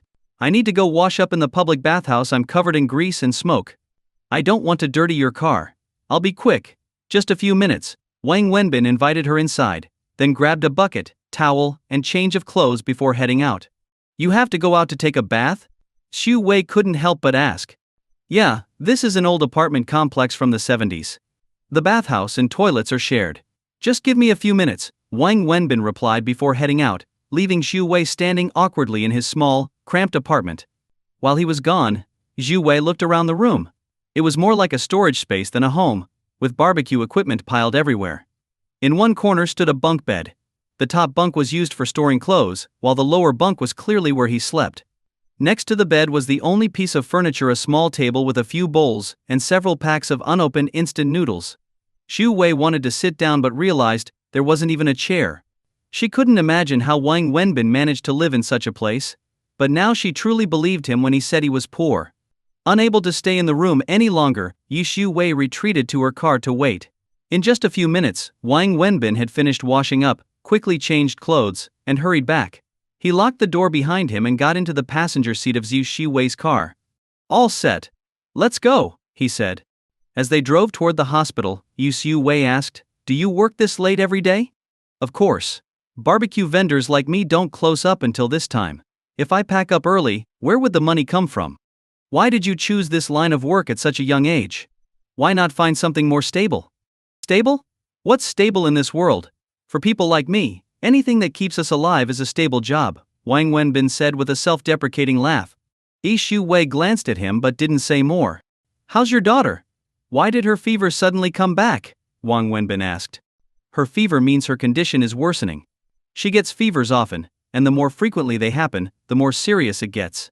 We can only use medication to bring the fever down temporarily," Xu Wei explained. "Is there no cure for her illness? No hope at all?" "She has congenital leukemia. The only possible chance of a cure is a bone marrow transplant. But without that, there's no hope," Xu Wei said, her voice trembling with emotion. "Why haven't you done the transplant then? From the looks of it, money shouldn't be an issue for you." "If it were possible, I'd give anything my life even to save hers. But we can't. Finding a matching donor is incredibly difficult. We've tested everyone in the family but no one is a match. So there's no way to perform the transplant, and all we can do is watch as her condition worsens day by day." Xu Wei's eyes filled with tears again as she spoke. It was a heartbreaking story, and Xu Wei herself was a strong yet sorrowful woman. When they arrived at the hospital at 3 a.m., the little girl, Annie, was crying and calling for her father. The nurse and the nanny in the room were at their wits' end, trying to comfort her. "Annie, sweetie, Daddy's here." "Look, Daddy's here," Xu Wei said softly, her eyes red. "Daddy, Daddy." The moment Annie saw Wang Wenbin, she stopped crying and reached out to him, wanting to be held. Wang Wenbin picked up the feverish girl, and as she clung to him and called him daddy over and over, he felt an overwhelming sense of responsibility. Her innocent, unconditional trust in him touched something deep within him, and before he knew it, his eyes grew misty. As soon as Wang Wenbin arrived, Annie became calm and cooperative, allowing the nurses to give her medicine and administer the treatment so long as Wang was holding her. Despite her fever-induced drowsiness, she clung tightly to him, as if afraid he would leave her. Wang Wenbin sat on the hospital bed, cradling the little girl in his arms. Eventually, exhausted, Annie fell asleep, her tiny hand still clutching his shirt. "You should put her back in bed now. It's late, and you've been working all day." "I'll take you home," Xu Wei said, feeling guilty for keeping him so late. "Will she let me go?" Wang Wenbin asked, pointing at Annie's hand, which was still gripping his shirt even in her sleep. "Don't worry, she's asleep now. Just lay her down, and it'll be fine." "All right." Wang Wenbin gently laid Annie back on the bed and tried to pry her hand loose. The moment he moved, though, Annie started wailing. "Daddy, Daddy, don't go. Don't leave me. Please don't leave Annie," she cried, sobbing uncontrollably. Okay, Daddy's not leaving. Daddy won't go anywhere. I'll stay right here with you, okay?"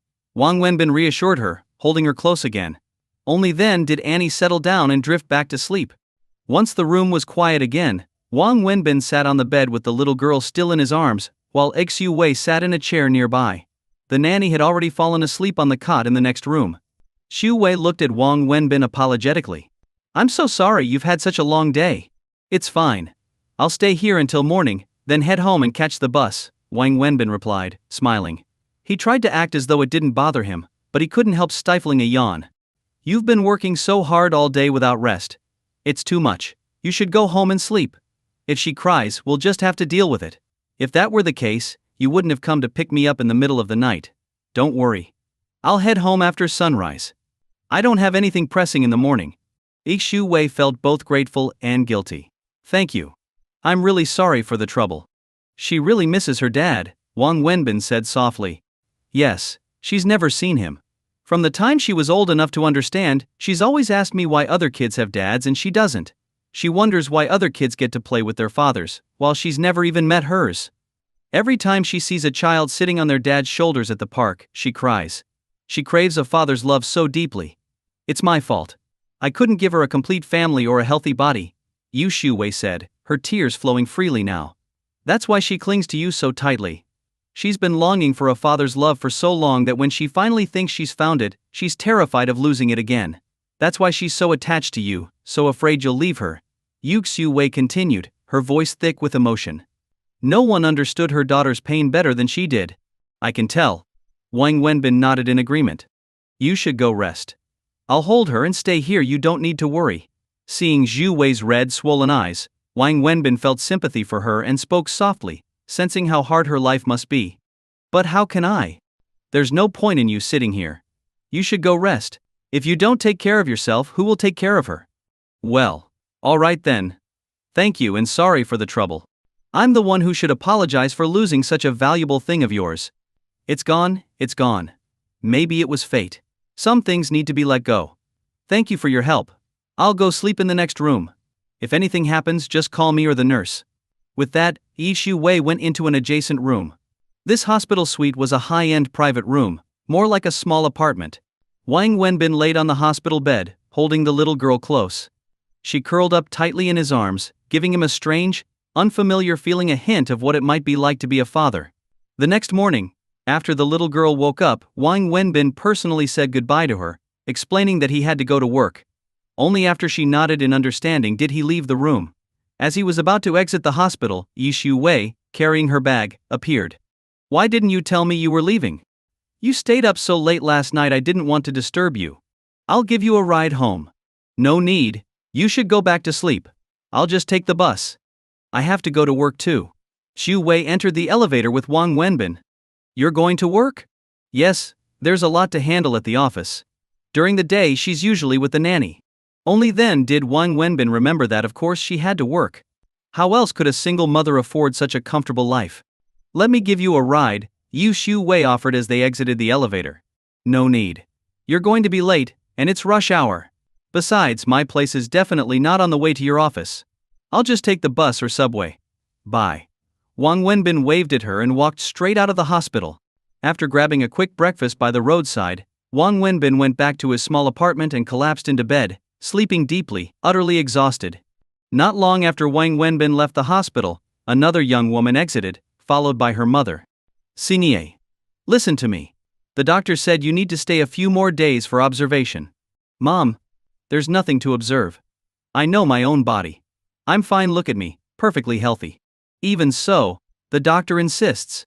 Can you just stay for a couple more days? No way. I can't stand it here another minute. I'm suffocating. Mom, I'm really fine. So where are you going now? Aren't you coming home? You go home first. I have something to do. What do you have to do? You just went through something so big. If you go running around again, your dad's going to be furious. Mom, I'm over 20, not a kid anymore. Can't you give me some freedom? I'll be back tonight. Bye, Mom. The girl ran off, leaving her mother helpless. Xingi. Oh dear, your dad's going to be so mad, the older woman sighed. The girl's name was Jang Xingi, the one Wang Wenbin had saved from the fire. After leaving the hospital, Jang Xingi headed straight to the fire station. Hi, firefighter brother. Can you tell me who the man was that saved me last time? What's his name? What does he do? Despite pestering the fireman for a while, she didn't get any answers. The firefighter who helped her didn't know either. He only knew that a man had rescued her and then left. Frustrated, Jang Xingi returned to the hospital to ask the nurses and doctors who were there that day, but again, no luck. In the end, she went to the police station. Using her charm and persistence, she convinced the police to show her the surveillance footage from the time of the incident. At 5:30 p.m., Wang Wenbin was right on schedule, setting up his food stall. He lit a cigarette and rode his tricycle to the back of the university. By 6 he had reached his spot and began preparing the stall, part of his daily routine. Just as he was getting everything ready, he noticed someone standing in front of his stall. Hi, I'm not open yet. Give me 10 more minutes, he said while setting things up. No problem, I can wait. The voice of a young woman, clear and pleasant, caught him by surprise. Startled, Wang Wenbin looked up. A young woman, about 24 or 25, stood in front of him with a smile. Her appearance took him aback. She had a delicate face and a tall, almost perfect figure. If Xu Wei was like a mature red rose, this girl was a fresh and pure lily, both beautiful, but in different ways. This was the second extraordinary beauty Wang Wenbin had encountered since coming to Shanghai. The first had been Xu Wei. The girl's smile was as warm and gentle as a spring breeze. Wang Wenbin was momentarily stunned by her beauty. After a few seconds he finally reacted and asked, "What would you like to eat?" "You sell barbecue?" the girl asked, looking curiously at him. Wang Wenbin was taken aback by her question. Laughing, he pointed to the sign above his stall. "You've stumped me with that one, see that? Brother Wang's barbecue, an ancestral craft. Honest and fair. If it's not delicious, you don't pay." Ancestral craft? Really? Barbecue? The girl found it amusing. "Of course. My grandpa used to herd sheep." "Herd sheep? What does that have to do with this?" she asked, a little naively. "No sheep, no mutton, no kebabs. So doesn't that count as an ancestral craft?" Wang Wenbin joked as he continued preparing, teasing the girl with a smile. It was part of his daily routine, chatting and joking with the university students. Many of the female students were regulars at his stall. "Ha ha ha. You're really funny." The girl laughed out loud, clearly entertained by him. "Miss, what year are you in?" Wang Wenbin asked as he began stoking the charcoal. "Do I look like a student?" The girl pointed to herself, looking pleased. Every girl loves being told she looks young. Even if you tell a 19-year-old she looks 18, she'll feel flattered. "If not a student? Then what? A teacher? No way, you're way too young for that." "I'm a senior," she replied with a playful twinkle in her eye. Then she asked Wang Wenbin, "Do you sell barbecue here every day?" "See for yourself. Business hours 6 p.m. to 1 a.m., 365 days a year," Wang Wenbin said, pointing to the sign with a grin. "Look at my sign, don't you think it looks professional? Way better than the others." The girl couldn't help but laugh. "You don't even rest on weekends? Working every day, aren't you tired?" "Miss, that's life. Being born is easy, living is easy. But getting through life, that's the hard part. No one has it easy. Is this your first time eating at my stall?" "Yeah, it is." "Well, then you're in luck. Let me tell you, out of all the barbecue stalls on this street, mine's the best. And I'm the most handsome barbecue guy around. Eating here doesn't just satisfy your taste buds, it's a feast for the eyes too. You get to eat great food and enjoy the view of a handsome guy, totally worth it." Wang Wenbin joked as he prepared the grill. "You're really something," the girl laughed, covering her mouth. "That's how life is, find joy in hardship. If you can make yourself happy and others too, why not? Here, let me make you a few of my special lamb skewers, on the house. Any beautiful woman who comes to my stall gets a discount. But for you, since you're a top-tier beauty, it's free. Just wait a moment, they'll be ready soon." Wang Wenbin's chatter never ceased, honed by his daily banter with the university students who frequented his stall. The girl blushed a little, unused to being complimented so openly.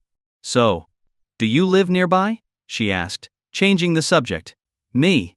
No, I live a bit far from here. The rent near the school is too high, those young couples have driven up the prices, and I can't afford it." "Oh, have you heard about that fire nearby a few days ago?" the girl asked, her tone shifting. "A fire? Yeah, I know about it. It was an old building, caught fire in the middle of the night. I happened to be passing by when it happened. I live in that direction, and I passed by there after closing up. It was a huge fire, the whole building went up. But thankfully, everyone got out safely, no deaths." Wang Wenbin recalled the event as he continued grilling the skewers. "So, you were there that night?" "Yeah, I was passing by when it happened. They say someone risked their life to go into the fire and save a girl. Is that true? If it is, that person must be a real hero." The girl's question was deliberate. "Hero? Not really. Anyone with a conscience would have done the same thing. Going in to save someone, it's just a small effort. Calling it heroic seems like an exaggeration. It's just the act of a good person." Wang Wenbin sprinkled spices onto the lamb skewers. "But to the girl who was saved, that person is a lifesaver. Without him she would have died in there," the girl said, her eyes reddening. "That's why I say, there are still plenty of good people in the world. Here you go, miss, try the best barbecue on this street and tell me what you think." Wang Wenbin handed her the freshly grilled lamb skewers. "Thank you. How much do I owe you?" The girl quickly reached for her wallet. "I told you beautiful girls get a discount. For a top-tier beauty like you, it's free." Wang Wenbin sat down, lit a cigarette, and grinned. Wang Wenbin thought she would leave after getting the barbecue, but to his surprise, she stayed, still standing by his stall. "Thank you. My name is Jang Xingi. What's your name?" The girl introduced herself and extended her hand. "I'm Wang Wenbin. No need for a handshake. Look at my hands, they're covered in grease. Wouldn't want to dirty your lovely hands. What else would you like? I'll grill it for you. It's not too busy right now, so I've got time. Wang Wenbin smiled as he spoke. That's enough for now. I'll eat later. By the way, are you married? Jang Xingi asked, catching Wang Wenbin off guard. Married? You're joking, right? What girl would want to marry a guy who sells barbecue? Why do you talk about yourself like that? Do you have a fiancé or a girlfriend? Same thing, nope. Have you ever bought a ring? Jang Xingi asked, probing further. Why would I? No wife, no girlfriend, what would I need a ring for? Hearing this, Jang Xingi felt puzzled. She reached into her bag, touching the diamond ring inside. She wanted to keep asking, but at that moment, a group of students approached the stall. Brother Wang, the usual 5 chicken wings and 20 lamb skewers. I'll pack them myself. Sure, and as usual, I'll throw in 5 extra lamb skewers. That's 25. Wang Wenbin immediately got to work grilling. As more customers arrived, business picked up, and Wang Wenbin was soon too busy to stop. He barely had a moment to breathe. After some time had passed, Wang Wenbin glanced up and noticed that Jang Xingi was still standing by his stall, watching him. She showed no intention of leaving, which puzzled him.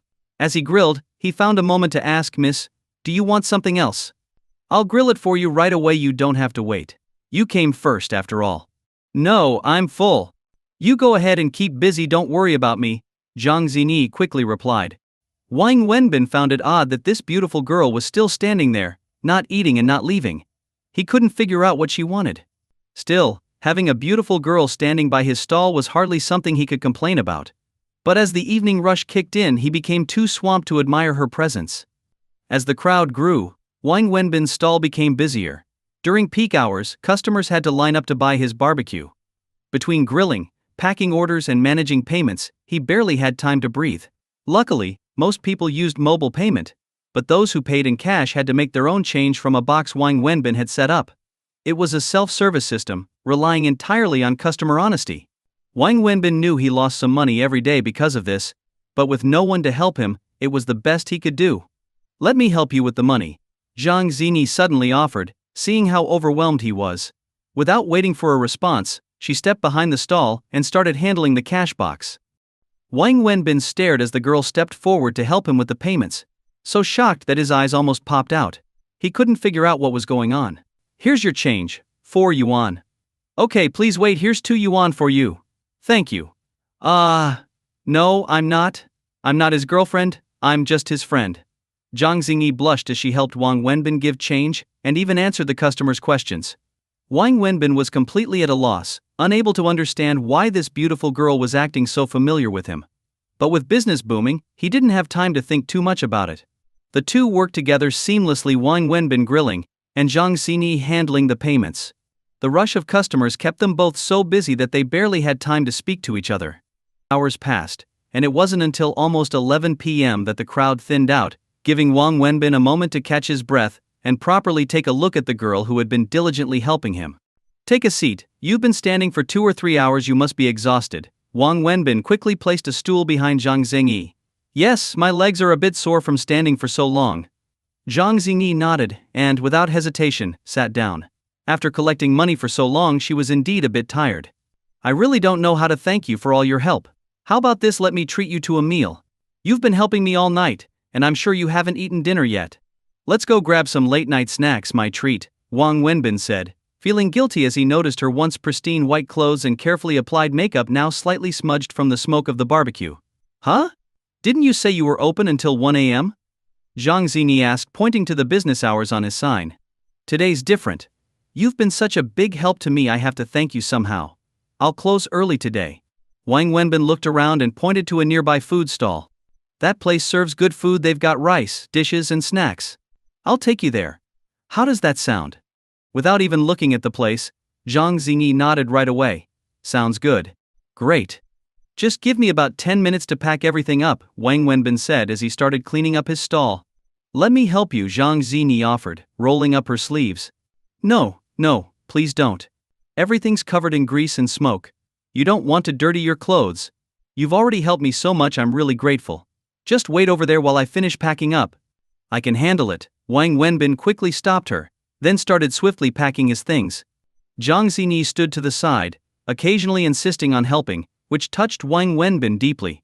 At the same time, he was utterly baffled. Why was she being so kind? In his head he wondered, are girls nowadays this beautiful and helpful? Wang Wenbin loaded everything onto his tricycle, tied it up with ropes, and then walked over to a water tap on the street corner to wash his hands. After cleaning off the grease, he returned to Jang Xingi and said, "All right, let's go. What about your tricycle? Just leave it here?" Jang Xingi asked, pointing to his cart. "Yeah, I'll leave it here. After we eat, I'll come back and push it home. Don't worry, it's covered in grease, no thief would want to touch it. It's perfectly safe." "Let's go," Wang Wenbin replied, as he led Jang Xingi toward the food stall down the street. They sat down at an outdoor table at the food stall. This was the back street behind the university, also known as Snack Street, filled with cheap food stalls catering to students. The environment wasn't fancy, but it was popular. Wang Wenbin called over the stall owner and ordered several dishes and snacks. "That's too much. It's just the two of us, we can't eat all that," Jang Xingi protested. "It's fine, miss. There aren't many fancy places around here, and given how much you helped me tonight, I should treat you to a proper meal. But this is the best I can do on this street. The environment may not be great, but trust me, the food is excellent. These are all their signature dishes," Wang Wenbin explained. "Stop calling me miss, I told you. My name is Jang Xingi," she said. "Got it. Jang Xingi, a lovely name. Can I call you Wang Wenbin?" she asked with a playful smile. "Of course. That's the name my father gave me to be used, after all. No point in having a name if people don't call you by it. You're really funny. It's so nice talking with you," Jang Xingi said with a soft laugh, clearly enjoying the conversation. "Jang Xingi, can I ask you something?" Wang Wenbin finally couldn't hold back his curiosity any longer. "Go ahead." "Why? Why did you help me?" "Help you? Help you with what?" "Helping me with the money. Do I need a reason?" "Of course, you can't just walk up to any stall and start helping with the cash. First, handling money is a sensitive task. Second, it's exhausting. You stood there for hours, didn't take a break, didn't drink any water, and didn't even sit down. Why did you help me?" "There's got to be a reason. I don't believe it's because of my good looks," Wang Wenbin joked, but deep down, he was asking the question that had been bothering him all night. I. Zhang Xingi hesitated, unsure how to respond. She couldn't exactly tell him that she was helping because he was her savior, the man who had rescued her from the fire. After meeting Wang Wenbin, she suddenly didn't want to reveal that she was the girl he had saved. Instead, she found herself genuinely interested in getting to know him. "Because your lamb skewers are delicious," Zhang Xingi finally blurted out. "Huh? That's it? Just because my lamb skewers taste good, you help me collect money for hours?" Wang Wenbin looked at her in disbelief. "Yeah, and besides, you gave me some free lamb skewers, didn't you? You were kind to me, so I naturally saw you as a friend. When I saw you were busy, and I had nothing else to do, I figured I'd help out." "Friend? My name is Jang Xingi and from now on we're friends, Wang Wenbin," Jang Xingi said with a radiant smile, extending her hand toward him again. Wang Wenbin, still in shock, looked at the girl's outstretched hand and her sweet, melting smile, and for a moment he was completely lost for words. Wang Wenbin found the situation quite strange, but he still reached out and shook Zhang Xingi's hand. There was an odd feeling that something wasn't quite right. Here was such a beautiful girl, the kind most men would dream of talking to, and yet she had somehow fallen into his life without him even trying. It didn't make much sense. "Give me your phone number. Let's add each other as friends," Zhang Xinyi said, pulling out her phone. Wang Wenbin looked at her, still trying to find some logical explanation for this bizarre situation. Nonetheless, he gave her his phone number. The food arrived, and Zhang Xinyi ate delicately, each bite as graceful as her appearance. "This is really delicious. I've never had anything so tasty in my life." "Come on, it's good, but you're exaggerating a bit, don't you think?" "No, I'm serious. The food at home is always so bland. My family is always concerned about health and nutrition, so our food doesn't have much flavor. I never realized how delicious street food could be," Zhang Xinyi said earnestly. Just then, her phone rang. She picked it up, frowning as she looked at the screen. "Hello, Mom. Okay, I'm out with friends having dinner. Yes, I'll be home soon. There's no danger, don't worry." Okay, alright, bye." Zhang Xinyi spoke with a hint of impatience. "Your mom? She's telling you to go home?" Wang Wenbin asked as he ate. "Yeah. In her eyes, I'm always the little girl who can't take care of herself. The moment I step outside, she thinks I'm in danger. She worries about everything. Parents always see their kids as children, no matter how old they get. But it's getting late. You should head home soon so your mom doesn't worry. I really appreciate all your help today. All right, I'll head home. But how about I come back tomorrow night to help you with the money again? You start at 6 p.m., right? I'll be here at 6, Jang Xingi said as she stood up. Wang Wenbin stared at her in disbelief. You're coming back tomorrow? Why? Don't you want to see me? She pouted playfully. No, that's not what I meant. It's just, do you really love barbecue that much? I didn't even see you eat much.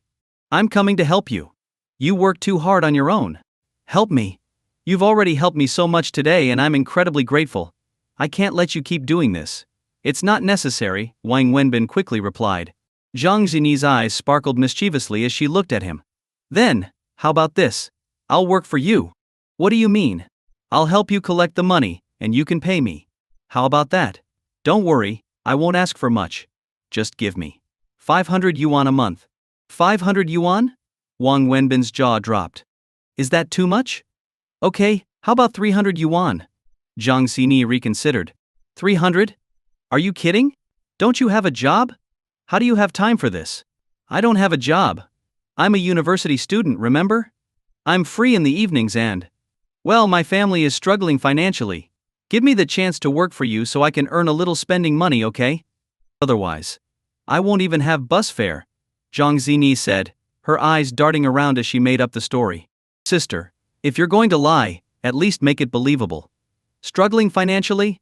That outfit you're wearing, if I'm not mistaken, it's Chanel, right? And your pants LV, shoes? Gucci? And that bag Hermes. I don't know the exact price of these things, but I'm sure they're not cheap. And your phone, it's the latest iPhone, over 10,000 yuan for sure. And you're telling me you're struggling financially? If you're poor, I might as well just drop dead. I'd be too ashamed to keep living in this world, Wang Wenbin said, nearly choking on his food at her claim. These are all fakes. Replicas. High-quality knockoffs I bought from Taobao. They're really cheap, just a few dozen yuan each. I'm just a student, where would I get the money for the real thing? Zhang Xinyi blushed as she hurriedly explained. Fakes? They don't look fake at all. Well, if people could tell they were fake, I wouldn't dare wear them outside, would I? That would be embarrassing. Good point. But, wow, you really pull it off. Everything looks so real, and you've got such natural style.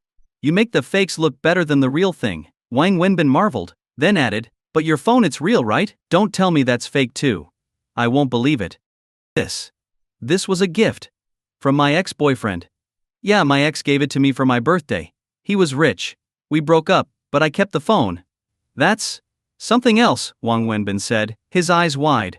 So, it's settled. I'll work for you from 6 p.m. to 1 a.m. every night, and you'll pay me 300 yuan a month. Deal. I'm heading out now, Zhang Xinyi said, quickly standing up and running off before Wang Wenbin could respond. She was afraid he might change his mind, so she didn't give him a chance to refuse. As she ran, she patted her chest in relief, muttering to herself, phew, that was close. I almost blew my cover. Looks like I'll have to go buy some cheap clothes tomorrow. Can't keep wearing these. Hey! What? 300 yuan? Wang Wenbin called out after her, but Zhang Xinyi had already disappeared around the corner. What just happened today? Could it be that I'm really that handsome and irresistible, so beautiful girls just throw themselves at me? Wang Wenbin mumbled to himself, tempted to find a mirror and check his reflection. Meanwhile, Zhang Xinyi ran to the street corner, pulled out her car keys, and pressed a button. A nearby pink Ferrari lit up in response. She opened the door and got in. If Wang Wenbin had seen that, his jaw would have hit the ground. After finishing the late-night meal, Wang Wenbin did something unusual. He packed up his tricycle and headed home before midnight. Normally he'd stay until 2 a.m., then go home and make instant noodles. But tonight, thanks to Zhang Xinyi, he had feasted. His belly was so full he could barely move. When he got home, he counted his earnings for the day. To his surprise, even though he had closed 2 hours earlier than usual, he had made more money than on a normal day. This made Wang Wenbin realize something important: hiring someone to help with the payments was definitely worth it. The next morning, after waking up, Wang Wenbin quickly freshened up, ate a simple breakfast, and dressed in clean, presentable clothes. He then headed to the hospital to visit the little girl. This visit was partly due to the promise he had made to Xu Wei, and partly because Wang Wenbin felt a sense of responsibility towards the girl. After all, she called him dad, and even if it wasn't real, he felt he should do something for her, especially since she clearly liked him so much. At the hospital, Yi Xiu Wei wasn't there. She had gone to work. But when the little girl saw Wang Wenbin, she was overjoyed. She looked much better than before. From chatting with the nanny, Wang Wenbin learned that the girl's illness was recurring and could only be managed, not cured. Over the past year or two, every time she had a fever or symptoms flared up, she would be hospitalized for a few days until her condition stabilized. Ideally, she should always be in the hospital, but Zhu Wei didn't want her daughter to spend her whole life there. Since there was no cure, there was no point in staying in the hospital forever. Yi Xiu Wei believed that rather than her daughter living a dull life in the hospital, it was better to bring her home and make her as happy as possible. Wang Wenbin, acting as the little girl's father, spoke with the attending doctor to understand her condition in detail. Afterward, he called Xu Wei. "Hello, Wang Wenbin," Yi Xiu Wei greeted him politely, as she was at work. "Are you at the office?" "Yes. Things are quite busy at the company. I'm at the hospital." Thank you. I heard from the doctor and the nanny that you're planning to take Annie home this afternoon." "Yes, her illness is what it is. Staying in the hospital won't change anything. Her condition has stabilized for now, so I want to take her home and give her as many happy days as possible." Yi Xiu Wei's voice choked with emotion. "Annie told me she wants me to take her to the amusement park." Yi Xiu Wei was at a loss for words for a moment, then said, "She's always wished her father could take her to the amusement park, just like other kids. It's been her dream. I'm free this morning. But I can't leave right now, I have important work to do." "That's fine. If you're okay with it, I'll take her to the amusement park, and I'll bring her back to the hospital afterward."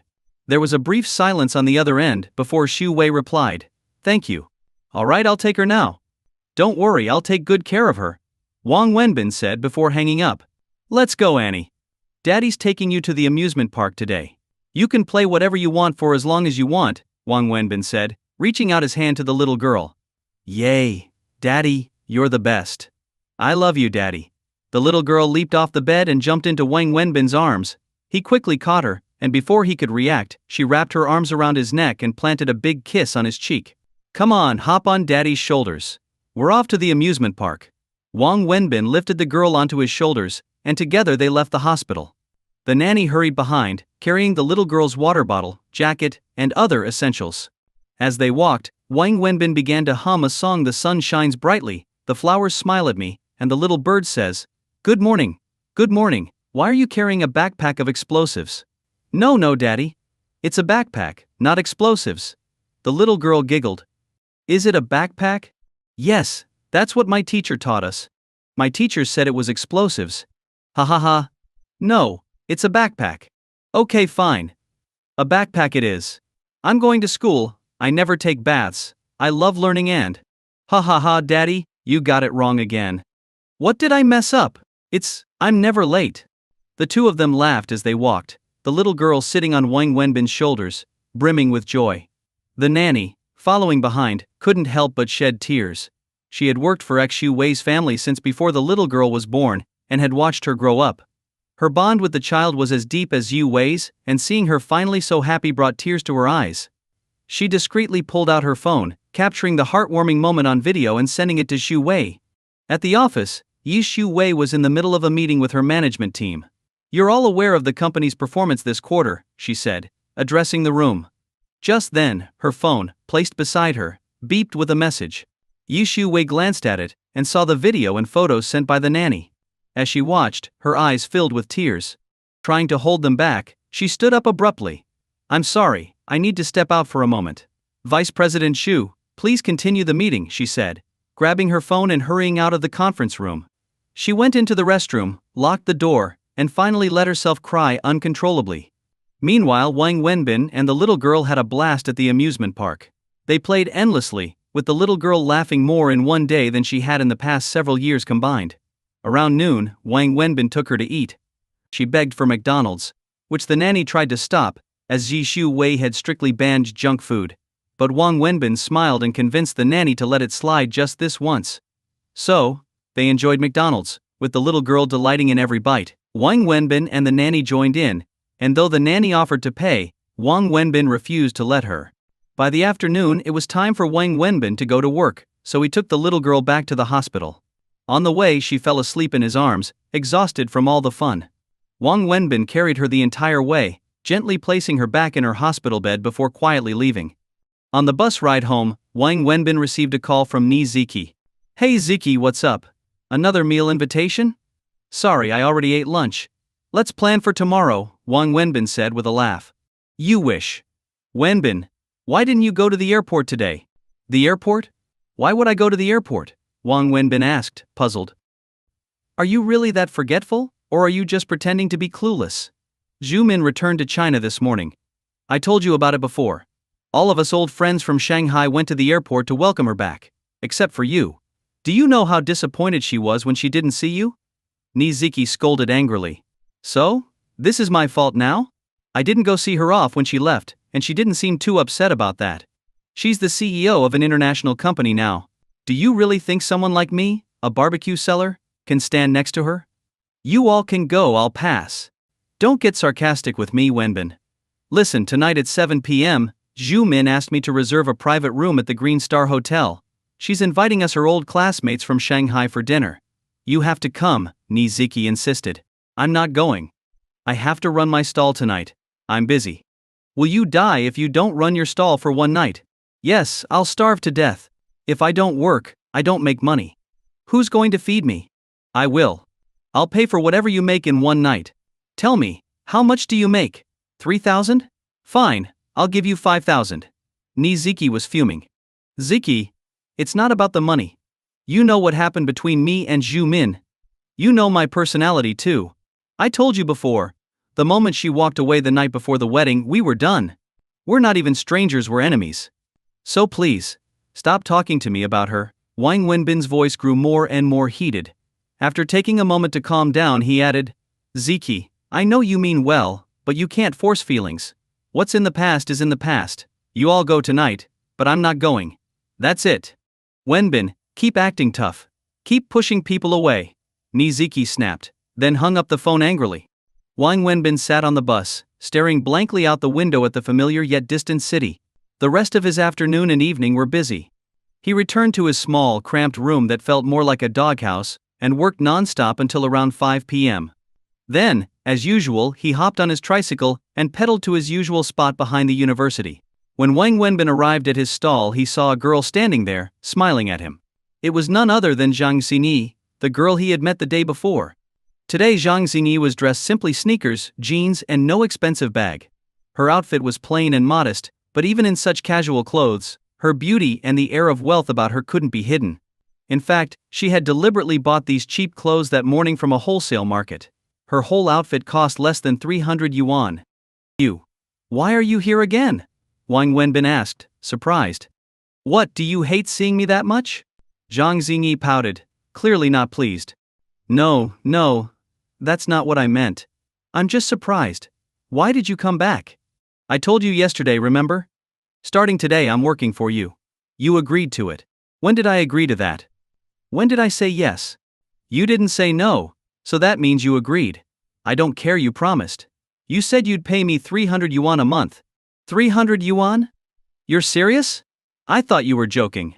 I wasn't joking. Is 300 yuan too much? How much do you think is fair?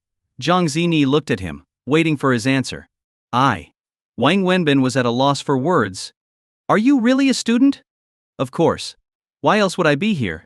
And you really come from a struggling family and need to work to pay for your tuition and living expenses? Yes. Look at my clothes, everything I'm wearing costs about 200 yuan. Do you believe me now? Zhang Xinyi said, pointing at her outfit. But you still don't look like someone from a poor family to me. What will it take for you to believe me? Fine, I believe you. If you really want to work here, that's okay, but you have to be serious about it. This stall is how I make my living. How about this? You're a student and a girl, so I don't want you coming too early since you have classes, and it's not safe for you to go home too late. You can help me from 7 p.m. to 11 p.m., just 4 hours a day. You don't need to do anything else, just handle the money. I'll pay you 2,000 yuan a month. How's that? Wang Wenbin had thought it through. He really did need someone to help with payments, and he figured having a beautiful girl like Zhang Xinyi at his stall would attract more customers. The big increase in sales the previous night had already proven that. He felt pretty pleased with himself for thinking this through. Alright, but didn't we agree on 300 yuan? Why is it suddenly 2,000? Girl, I'd feel guilty if I only gave you 300 yuan. Honestly, you're adorably naive, agreeing to work for just 300 yuan. Wang Wenbin still had a feeling that something wasn't quite right about Jang Xingi, but he couldn't figure out what it was. He didn't dwell on it too much though. As Wang Wenbin began setting up his stall, Jang Xingi offered to help. But he quickly stopped her. No, you just stand there. From now on, remember to show up at 7 p.m. Don't come early. And your job is only to handle the money, nothing else. I can't have a girl like you doing all this dirty, heavy work. I'll take care of that. You can just sit and chat with me while I work, Wang Wenbin said with a smile. Jang Xingi laughed softly. Wang Wenbin, you're such a good person. Ah? Are you giving me a good guy card already? No, I'm serious. You're really kind. I was just thinking, whoever ends up as your girlfriend will be very lucky. Hey. In this day and age, where are you going to find such a naive girl like you? You're probably the only one who thinks that way. What's happiness nowadays? In this world, only money brings happiness. I'm just a guy selling barbecue, scraping by. What girl would want to be with me? Haven't you heard the saying? Girls nowadays would rather cry in a BMW than laugh on a bicycle. BMW? Is a BMW really that great? I don't think it's anything special, Jang Xingi replied, tilting her head. What? Nothing. I just wanted to ask. What's a BMW? You don't know what a BMW is? It's a luxury car, driven by rich people. Wow, you're really innocent.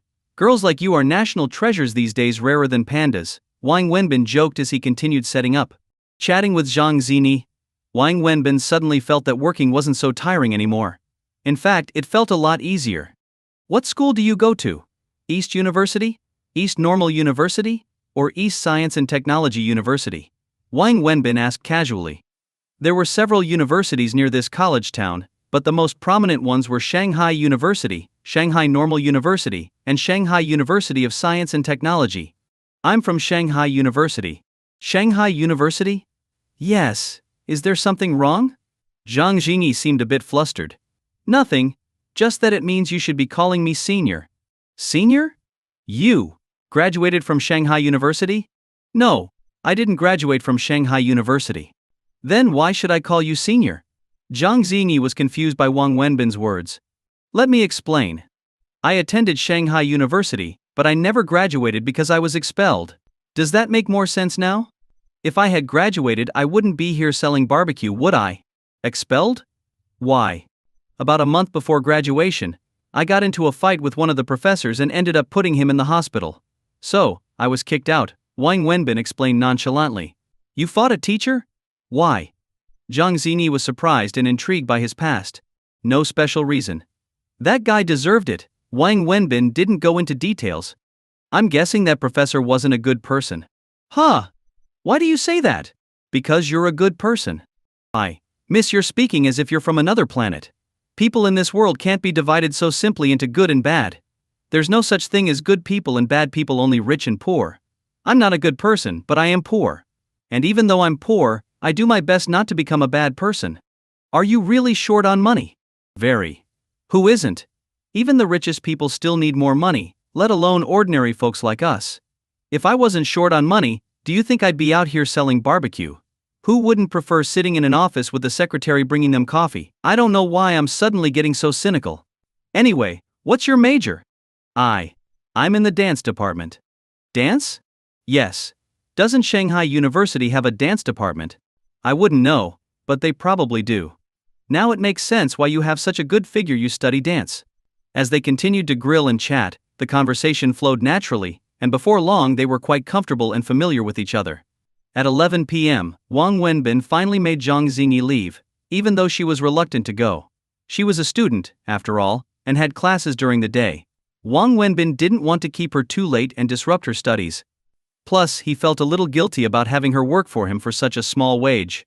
As Jang Xingi walked away from the barbecue stall, she was in a great mood.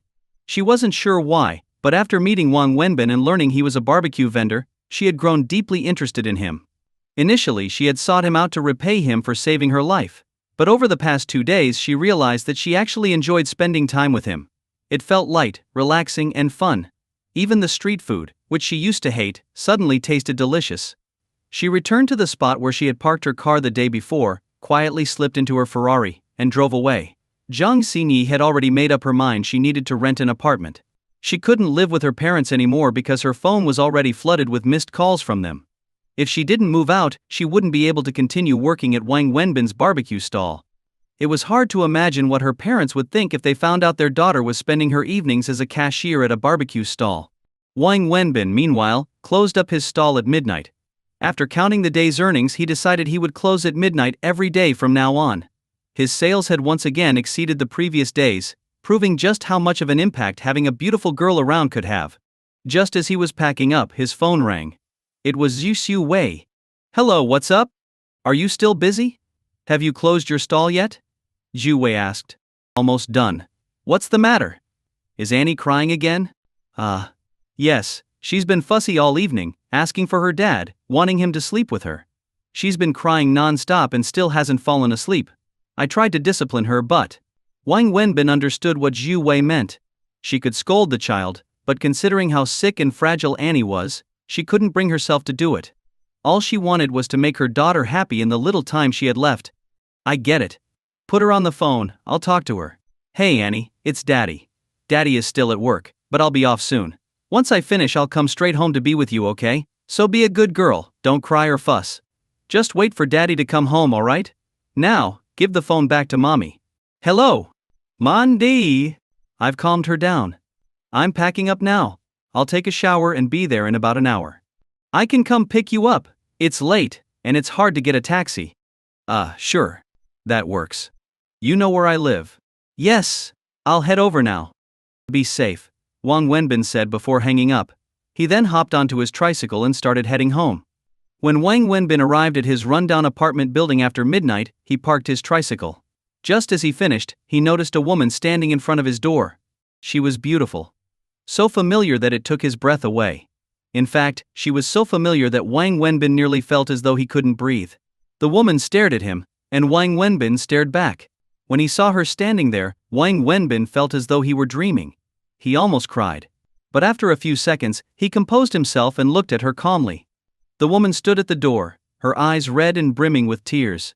"Why didn't you come to dinner? Do you really not want to see me that much?" she asked, her voice choked with emotion. "I had work tonight. You saw it yourself, I had to run my stall." "That's just an excuse," she said, her voice growing more agitated. "Yes, it's an excuse. I knew you were back. I knew you were hosting a dinner, but I didn't want to go. Why should I? Why do I have to go just because you say so? You think that whenever you call I should just show up. You decide when to get married, when to cancel the wedding, and when to move to the US, all without ever asking me what I think. Did you ever once care about how I felt? What would I even do at this dinner? Watch you flaunt how great your life has been in America? Or should I go there so you can see how miserable and broken I've become?" Wang Wenbin's voice was filled with bitterness, years of pent-up frustration spilling out all at once. "No, Wenbin, it's not like that. I've thought about you every single day these past few years. I missed you so much. But you wouldn't take my calls or respond to my emails. The only way I knew anything about you was through Ziki. Every time she told me you were struggling, working at a barbecue stall, it broke my heart. I wanted to fly back to you so many times," the woman sobbed, shaking her head. "Easy for you to say. Words are cheap. If you truly cared about me, you wouldn't have left in the first place. If you really cared, you wouldn't have walked out the night before our wedding, leaving me with the mess and the pain. Do you have any idea what you did? Your mother was so furious that she nearly had a stroke on the day of the wedding. I stayed with her at the hospital for 7 days and nights, then helped her return home.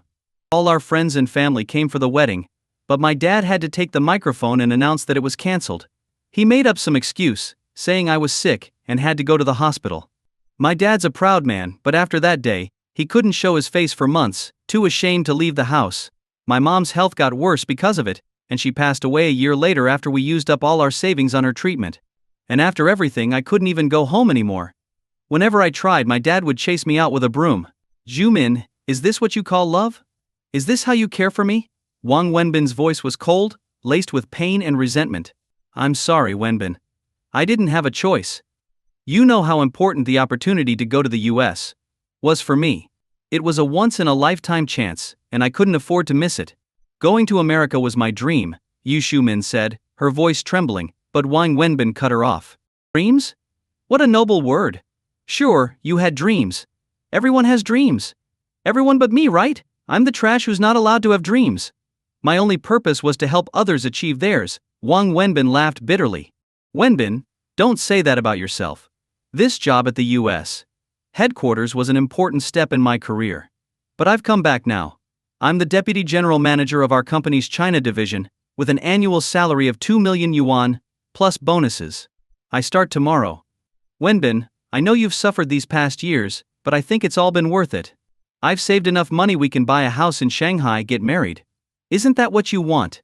Yi Xiumin grasped Wang Wenbin's hand, her eyes full of hope. Wang Wenbin laughed. That's the funniest joke I've ever heard. Get married? Do you think marriage is some child's game where you just hold hands and wear grass rings? Xiumin, please don't insult the concept of marriage, and don't insult my intelligence. I'm serious, Wenbin. Please believe me. I told you to wait for me, to wait for 3 years, and when I came back, we'd get married. Now I'm back, and I promise I'm not going anywhere again. We'll get married, have kids, and live together forever, Yu Shumin pleaded earnestly. For a brief moment, Wang Wenbin saw a flicker of their past in her shining eyes. He almost believed they could go back to the time when they were madly in love. But the pain of the past quickly brought him back to reality. Wang Wenbin pulled his hand away from hers and said, Yi Shumin, people can't be this selfish. You abandoned love, marriage, and even family to chase your dreams in your career. Now that you've achieved all that, you want to come back and claim love and marriage too? Yi Shumin, not everything in life can be yours. The world doesn't work that way. When you gain something, you lose something else. Some things, once you throw them away, can never be reclaimed. I told you when you left that if you walked out that door, we were over. And still, you left without looking back. From the moment you got into that taxi, you should have known we were done. Forever. Why does it have to be over? Wenbin, we've been together for so many years. We've known each other since our first year in college, that's 9 years. 9 years, Wenbin, Yi Xiumin said, tears streaming down her face, clearly emotional. No, it's not 9 years. We broke up 3 years ago. If anything, we were together for 6 years, Wang Wenbin nearly shouted. Even 6 years, that's 2,190 days, 52,560 hours. How can you just throw away 6 years of love? I don't believe you, Yi Xiumin argued. Wow. I never realized you were so good at math. Must be from living abroad. It seems your counting skills have really improved, Wang Wenbin mocked. Yi Xiumin, I didn't let go of this relationship, you did. You left me behind to pursue your dream in America, without any hesitation. That shows how little I meant to you. So, go. And don't come back. We shouldn't see each other again. You're now a successful returnee with money, while I'm just a street vendor selling barbecue, the kind of guy nobody respects. Don't get too close to me, it might tarnish your status, Wang Wenbin said quietly, though he was already breaking inside. Yu Xiumin, still clutching her suitcase, stood there with tears in her eyes. Open the door. Let's talk inside, please. You're really going to leave me standing here? She pleaded. No, there's no one inside, and it's not appropriate for just the two of us. I'm not letting you in, Wang Wenbin said, standing firm at the door. Why is it inappropriate? We lived together for years, and now suddenly it's inconvenient. You see this suitcase? I brought it because I'm not leaving. I'm staying here tonight. Yi Xiumin's frustration was starting to show. There's no place for you here. It's late, and it's not safe. Go home, Wang Wenbin said calmly. Wenbin, how can you be like this? How can you treat me like this? Tears streamed down Yi Xiumin's face as she looked at Wang Wenbin's cold expression. Yi Xiumin, I hate you. I really do. But I can't deny that I also still love you. I can't forget you. I imagined 100 different ways I could be heartless when I saw you again. But now that you're standing in front of me, I realize I still can't be that cold to you. Some things might be in the past, but others, deep inside, will never go away. I don't want to hate you anymore, but I don't want to love you either. I don't even want to see you again. Let's leave it at that. Wang Wenbin leaned against the doorframe, smoking, his voice detached. So, you really won't even let me inside? Xiumin asked, her voice trembling. The company set me up with an apartment here in Shanghai, but I didn't go there. After dinner I got your address from Ziki and came straight here. I've been waiting for you since after 9, just standing here. You can't be this heartless, Wenbin. I know I hurt you deeply, but I never betrayed you. I never betrayed our love. I've always loved you, always kept in touch and thought about you. I came with my luggage, hoping we could start over. Let me in, let me stay here. Can we try again? Xiumin stood there, dazed, her eyes pleading. Seeing her like that, Wang Wenbin felt a deep ache in his heart. He walked over, pulled out his key, and opened the door. He flipped on the light and gestured toward the shabby, cluttered room that resembled a dog's kennel. This is where you want to stay? Fine. Take a look. Do you really think you can live here? Yi Xiumin stepped inside the doorway, her face wrinkling in shock and disbelief as she took in the messy, cramped room, so far removed from anything she had ever known. How? Wenbin, how can you live like this? Are you deliberately punishing yourself? Why are you staying in a place like this? What do you expect? Should I be living in a villa? Wang Wenbin retorted. The company has provided me with an apartment, and I have the key with me.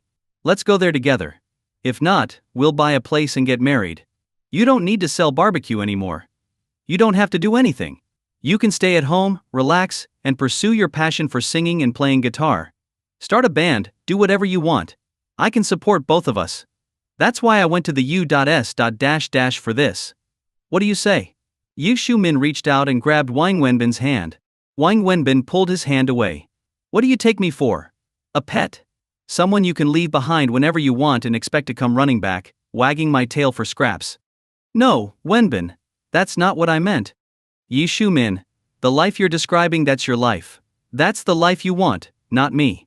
And look at this is my life now. Wang Wenbin pointed at the room and the tricycle outside. Could you live here? Of course not. You chose a different life when you left for the US, you can't fit into my life anymore, and I can't fit into yours. We're no longer the same kind of people. So just let it go. You can go back to being a corporate executive, and I'll keep selling my barbecue. We can each go our own way and leave the past behind. Isn't that for the best? Wang Wenbin said softly, leaning against the doorframe, puffing on his cigarette. Fine. You say I can't fit into your life? Well, I'll make myself fit. You live here, right?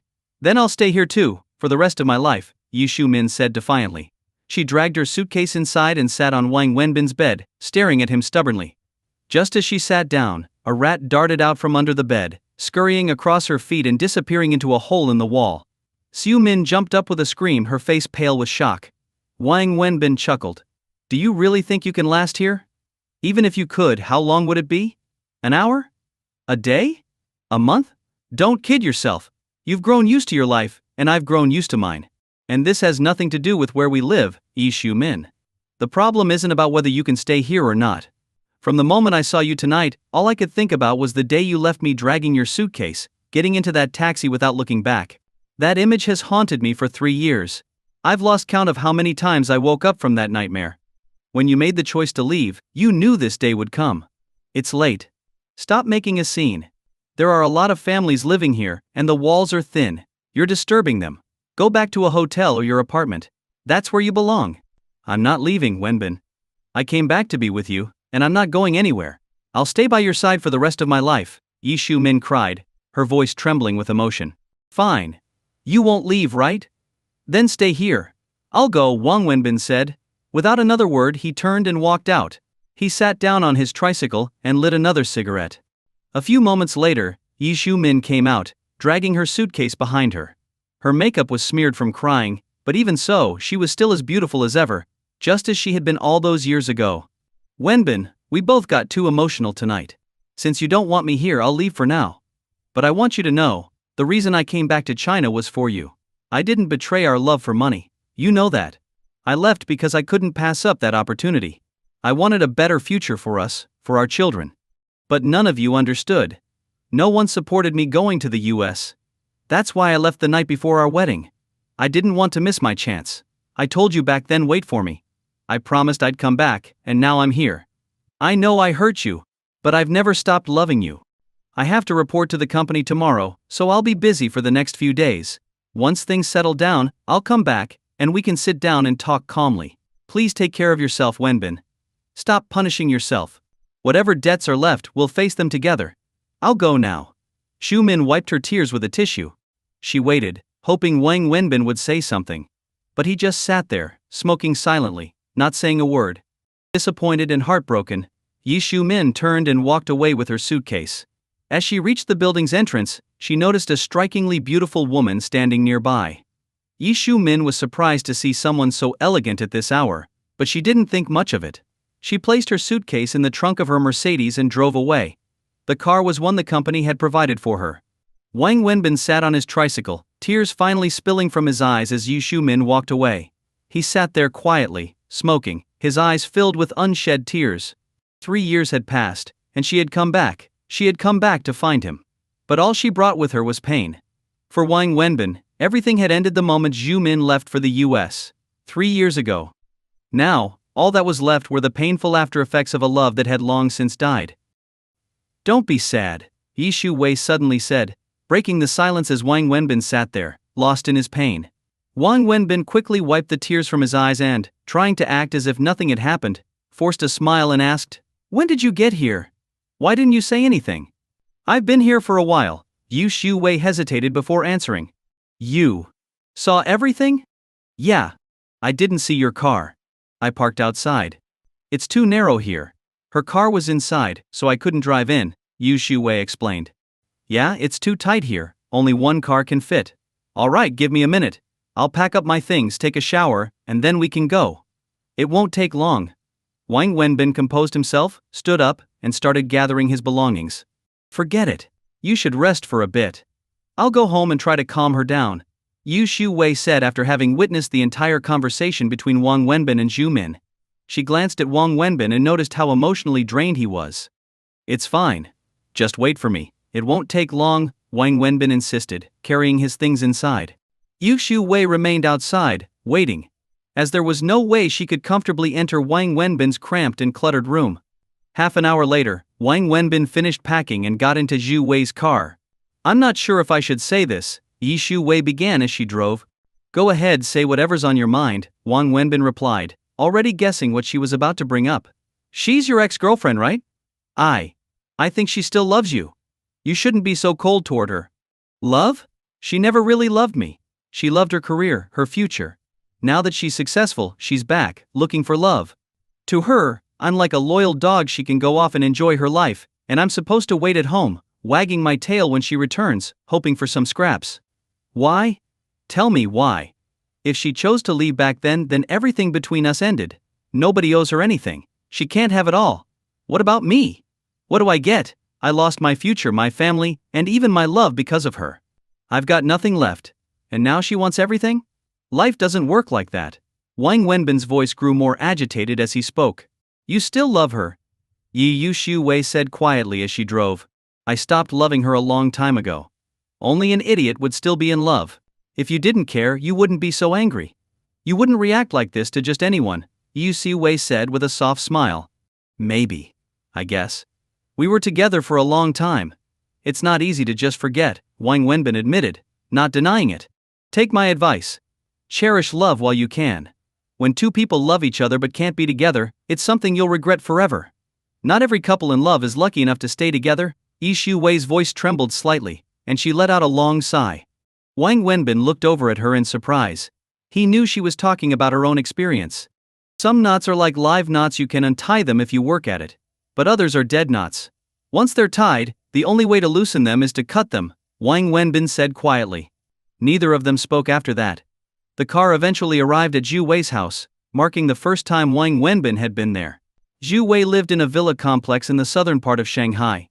These types of villas were rare but not unheard of in the city, and they were all homes to wealthy residents. The car drove through a park-like neighborhood and stopped in front of one of the villas. Beyond the iron gates was a large courtyard leading up to the house, a clear sign of Zhu Wei's wealthy background. "Daddy. I want Daddy. I want Daddy." Before they even entered, Wang Wenbin could hear Annie's soft but sorrowful cries from inside. "Annie, don't cry. Daddy's coming soon. Mommy went to get Daddy, and he'll be back soon.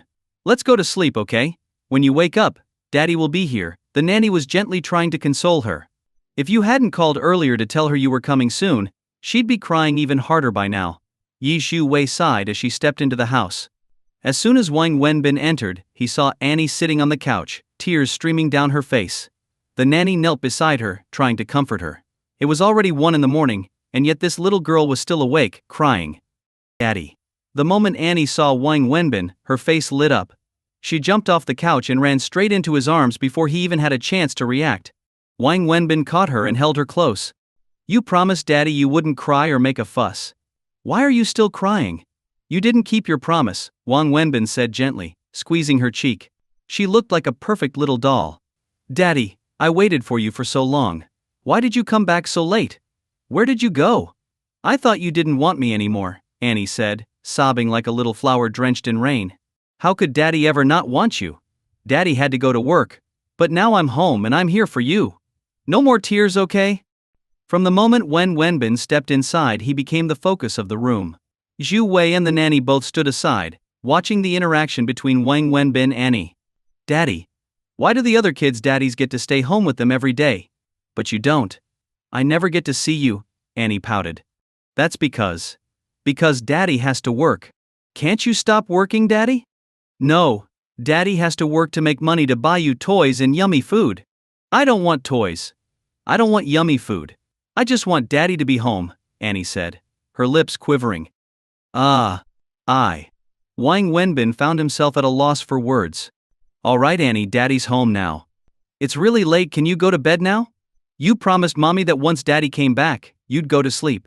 Say goodnight to Daddy, and let's go to bed. Zhu Wei walked over, trying to take Annie from Wang Wenbin's arms. Good night, go to sleep, Wang Wenbin said softly to the little girl. No, Daddy, don't go. I want to sleep with you. Annie's eyes welled up with tears again. She wrapped her arms tightly around Wang Wenbin's neck, crying loudly.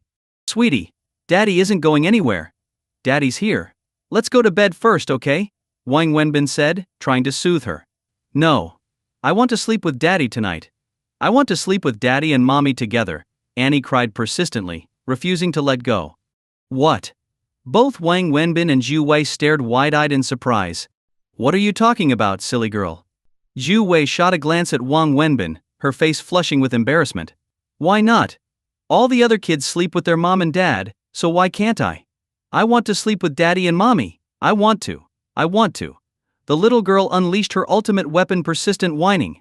All right, we'll sleep together. Daddy and Mommy will sleep with you, okay?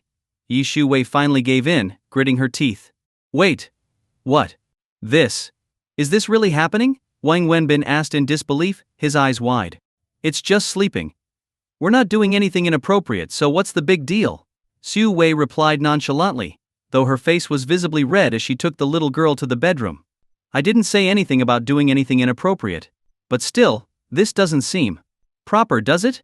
Wang Wenbin muttered, though he followed Zhu Wei to the bedroom. As they reached the door, he hesitated, standing awkwardly at the entrance, feeling it was inappropriate to enter a woman's bedroom. Zhu Wei placed the child on the bed, and turned to see Wang Wenbin lingering at the door. Come in. What are you standing there for? Really? Should I? It feels a bit inappropriate, doesn't it? Wang Wenbin scratched his head, clearly uncomfortable. You're her dad, I'm her mom, and this is your house. It's also your bedroom and your bed. What's inappropriate about that? Come on in. Zhu Wei called out to him. Daddy, come on. The little girl urged. Well, all right then. Wang Wenbin, seeing that Zhu Wei didn't mind, gave in and walked into the room. Just stay with her until she falls asleep. After that, you can go. Zhu Wei whispered to Wang Wenbin.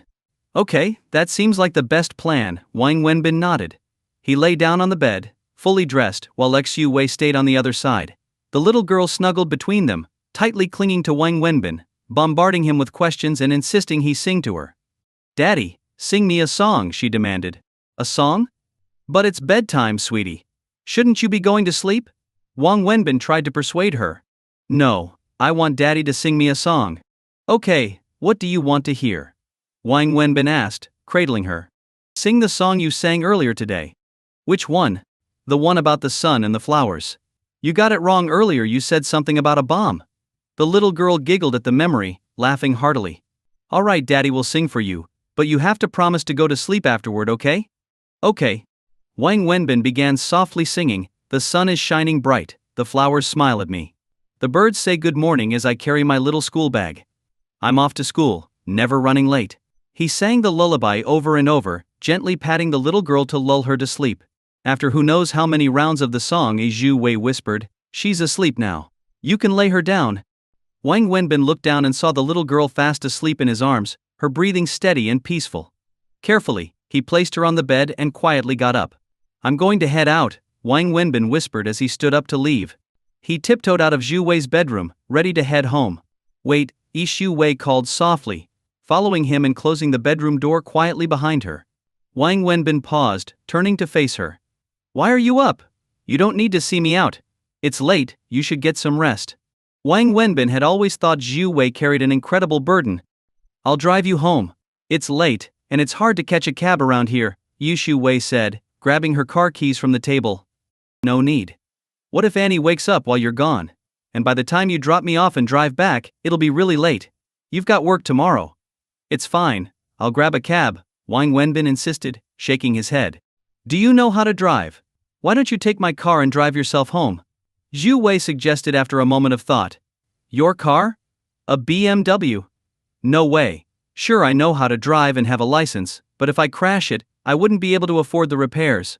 It's insured. What are you worried about? Still, if I take your car, how will you get to work tomorrow? Really, it's fine.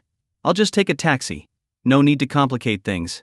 You go rest now, Wang Wenbin said as he made his way to the door. Wait a second. Zhu Wei called after him again, following him outside. What now? I want to give you some money, Zhu Wei said, pulling out her wallet. Money? Why? You took her to the amusement park today, and then you treated her to food. The nanny told me you paid for everything. I'm so grateful that you made her so happy, but there's no way I can let you spend your own money, and you'll need money for the taxi ride back. It's late and cabs are expensive at this hour. I know how hard you work to make money, so I may be poor, but I can afford to buy food for a child. And I still haven't paid you back for the ring I lost, Wang Wenbin interrupted. Forget about the ring, Wang Wenbin. It's done. Maybe losing it was a sign from fate, a way of telling me to let go. Let's just consider the ring compensation for that day when I bumped into you. We're even. But for now, we need to settle today's expenses. I can see you're not well off, and I don't want you to struggle while also helping me take care of her. So let's do this. I'll pay you 10,000 yuan a month, and all the expenses for her will be covered by me, Zhu Wei said earnestly. I may be poor, but I still have my dignity. I lost your ring, and no matter what, I will pay you back. As for spending time with your daughter, I don't want to put a price on that. The child likes me, and I consider it an honor. I like her too. Her love is genuine and pure. We're already deceiving her if we turn this into a transaction. Something about that feels very wrong. I wouldn't be able to forgive myself. As for the ring, just give me some time, and I'll pay you back little by little. And when it comes to taking her out and buying her food, that's my choice. Life isn't all about money. If everything is calculated, what's the point of living? You should go to bed. I'm leaving now, Wang Wenbin said, waving goodbye as he lit a cigarette and strode off toward the exit. Zhu Wei stood frozen, holding her wallet in one hand and a thick stack of cash in the other, staring at Wang Wenbin's retreating figure as he disappeared into the dim light. For a brief moment she thought that this small barbecue seller had never looked so tall, so strong. Meanwhile, across the city in a luxurious villa, Jang Xingi sat on her bed in pajamas, arguing with her mother, a middle-aged woman who had been trying to convince her daughter to change her mind for nearly 2 hours. It was already 2 in the morning, but nothing had worked. Why do you want to move out? What's wrong with living at home?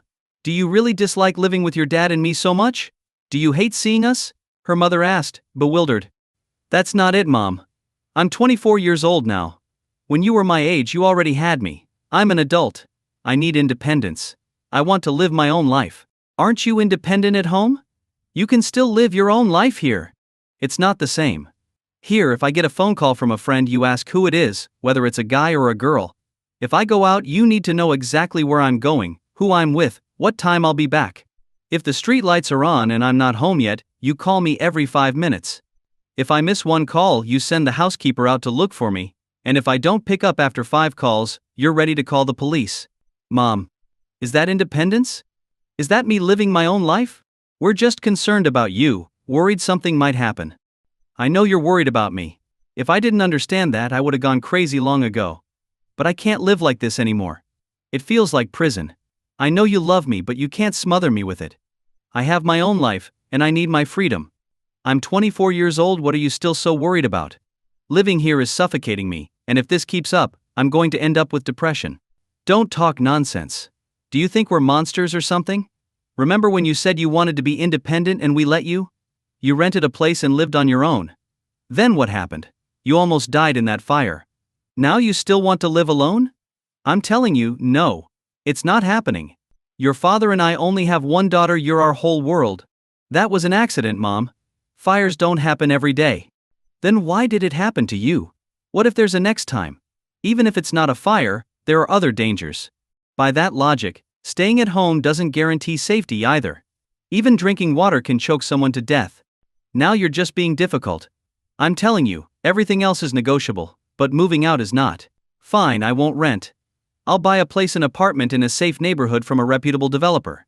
That way you'll be less worried, right? No. You're not moving out. Mom, I have to move out tomorrow. If you don't agree, You'll what? I'll kill myself. What? The middle-aged woman's eyes widened in shock.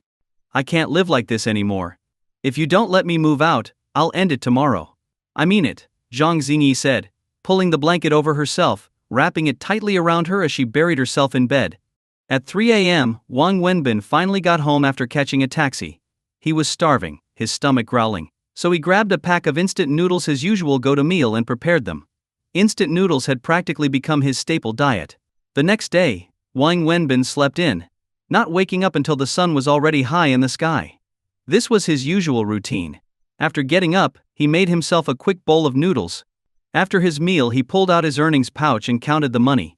After subtracting costs, he had made close to 400 yuan the previous day. It was a decent income, and Wang Wenbin was satisfied with it. This steady flow of income was why he kept selling barbecue. It wasn't that he couldn't find a more respectable job, he could, but those jobs didn't pay well, especially because he lacked higher education. He needed money, a lot of it, because he was drowning in debt. Wang Wenbin opened his ledger and began calculating his debts once again. All in all, he owed 320,000 yuan. Of that, more than 80,000 was borrowed from his friends Lu Jihao and Ni Ziki. The rest was owed to various relatives and classmates, each of whom he owed 1 or 2,000. Even though he had borrowed all this money, it hadn't been enough to save his mother's life. He sat at his small table, staring at the ledger, lost in thought, as smoke curled from the cigarette between his fingers. Just then his phone rang. Wang Wenbin glanced at the caller ID and was surprised to see it was Jang Xingi, the student girl he had met recently. Hello? Wang Wenbin closed the ledger. What are you doing? Jang Xingi's sweet voice came through the line. Nothing much. Why are you calling me so early? Is something wrong? Wang Wenbin asked, curious. Nothing's wrong. I just wanted to invite you to lunch. You? Invite me to lunch? Yes. Do you have plans? No, I'm free. But why are you inviting me to lunch? Wang Wenbin couldn't help but feel puzzled. Jang Xingi was just a student, and she had been helping him out with his barbecue stand. Why would she suddenly want to treat him to lunch? What? Do I need a reason? Jang Xingi seemed caught off guard by his question. Well, it's a bit odd to just randomly invite me out to eat, don't you think? You're my boss, and I want to treat you to lunch. Is that so strange? Your boss? You want to curry favor with me? What's going on in that head of yours? I'm just a barbecue seller. Why would you need to suck up to me? Wang Wenbin couldn't help but laugh. Come on. I just want to treat you to lunch since you bought me dinner the other night. It's only fair I return the favor. Alright. Where are we eating? If it's too far, I'm not coming. Taking the bus is a hassle. It's not far, just over by the university. It should be close to you. I'll text you the address. You have to come, okay? Jang Xingi insisted before hanging up. Wang Wenbin looked at his phone, feeling a little confused, and then saw the message with the restaurant address. With a sigh, he changed into something more presentable and headed out, taking the bus. He had no idea why this girl, Jang Xingi, suddenly wanted to treat him to lunch. Wang Wenbin got off the bus and followed the address Jang Xingi had sent him, arriving at the entrance of a grand hotel, a 5-star hotel. He stood there, staring at the building in disbelief. To make sure he hadn't misunderstood, he checked the address again. It matched. Wang Wenbin looked around, puzzled. This was the only place nearby that seemed like a dining location. After hesitating, he pulled out his phone and dialed Jang Xingi. Hello? Are you here yet? Jang Xingi's cheerful voice came through. Yeah, I'm here. But I don't see any regular restaurants nearby. Where exactly are you? It's the Crown Hotel. There's really only this place to eat around here. You should see it, it's pretty obvious. The Crown Hotel? Wang Wenbin looked up at the massive building. the name Crown Hotel shining brightly in big, illuminated letters. Yeah, just come in. I've reserved a table in the Furong Hall of the Phoenix Pavilion. Ask any staff member, and they'll bring you right here. Stunned, Wang Wenbin hung up the phone and slowly walked into the hotel. After asking at the front desk, a staff member led him through several buildings, finally arriving at the Phoenix Pavilion. Another server then escorted him to the third floor, stopping outside Furong Hall. As Wang Wenbin stood before the entrance, noticing the golden glow of the doorframe, he hesitated for a moment before pushing open the door. Inside, Jang Xingi was sitting on a luxurious sofa, casually scrolling through her phone. On the large round dining table, several dishes were already laid out, and a few more were being brought in by waiters. Wang Wenbin stood in the center of the room, dumbfounded, not quite sure what was happening. You're here! Come on, let's eat. I've already asked them to start bringing out the dishes. I wasn't sure what you'd like, so I ordered a bit of everything they're known for. Take a look and see if it's to your taste, Jang Xingi said, standing up to greet him as she motioned him toward the table. Wait a second. Wang Wenbin stopped her just as she was about to sit down. What's wrong? Zhang Zhangye asked, noticing his serious expression. Is it just the two of us having lunch? Yes, who else? So, you booked this entire place just to treat me to lunch? Of course. And you chose this place. Do you know where we are? It's a hotel. Isn't that where people usually eat when they treat someone? What's the problem? Zhang Xinyi asked, confused by his reaction. I don't even know where to start, Wang Wenbin said, exasperated.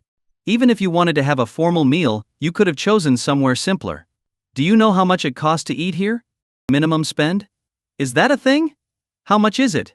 Zhang Xinyi turned to the server standing nearby. The minimum spend for this private room is 4,980 yuan, the server replied with a professional smile. 4,980 yuan?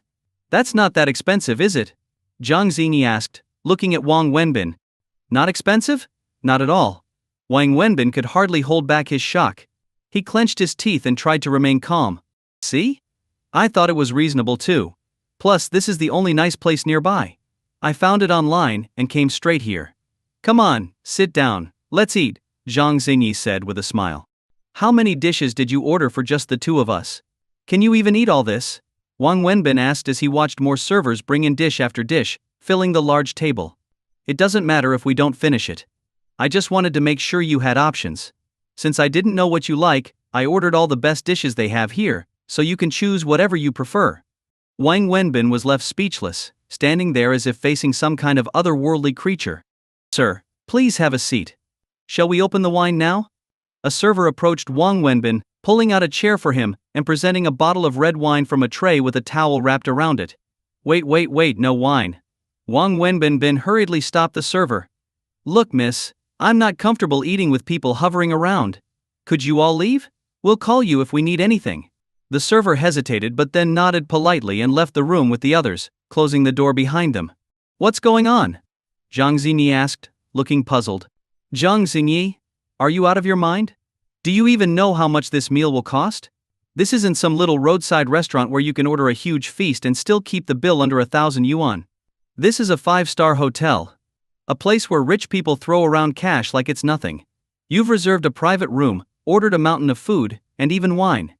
Let me tell you, I've never eaten in a place like this before, but I can guarantee this meal will cost no less than 10,000 yuan, Wang Wenbin said, trying to stay calm. I know. So what? Isn't this normal when treating someone to a meal? Zhang Xinyi looked genuinely confused. Normal? Who treats people like this? My dad, my aunt, and their friends always host meals like this, Zhang Xinyi replied, her innocent eyes wide with confusion. What? What kind of people are in your family? Wang Wenbin felt his blood pressure rising. Look, I don't care how your family does things, but I'm telling you, this meal will cost at least 10,000 yuan. Do you have that kind of money? Because I don't. I've got about 2,000 yuan on me, and that's it. There's nothing in my bank account either, so you'll have to figure out the rest yourself, Wang Wenbin said, slamming his wallet onto the table before slumping into a chair. Zhang Xinyi's mind raced as she processed the situation. After a moment she asked, so, does that mean spending over 10,000 yuan on a meal is considered expensive? What do you think? You told me you come from a poor family. Poor people know how to live frugally, but you act like some rich kid who doesn't care about money. Are you really a student? Are you really from a poor family? Wang Wenbin asked, his suspicion growing. Of course I am. Why else would I need to work part-time for you? Right. And I pay you 2,000 yuan a month. This meal alone costs more than 6 months' worth of your salary. Oh, I see. Jang Xingi rubbed her head, realizing the gravity of the situation. Wang Wenbin sat down in his chair, full of frustration.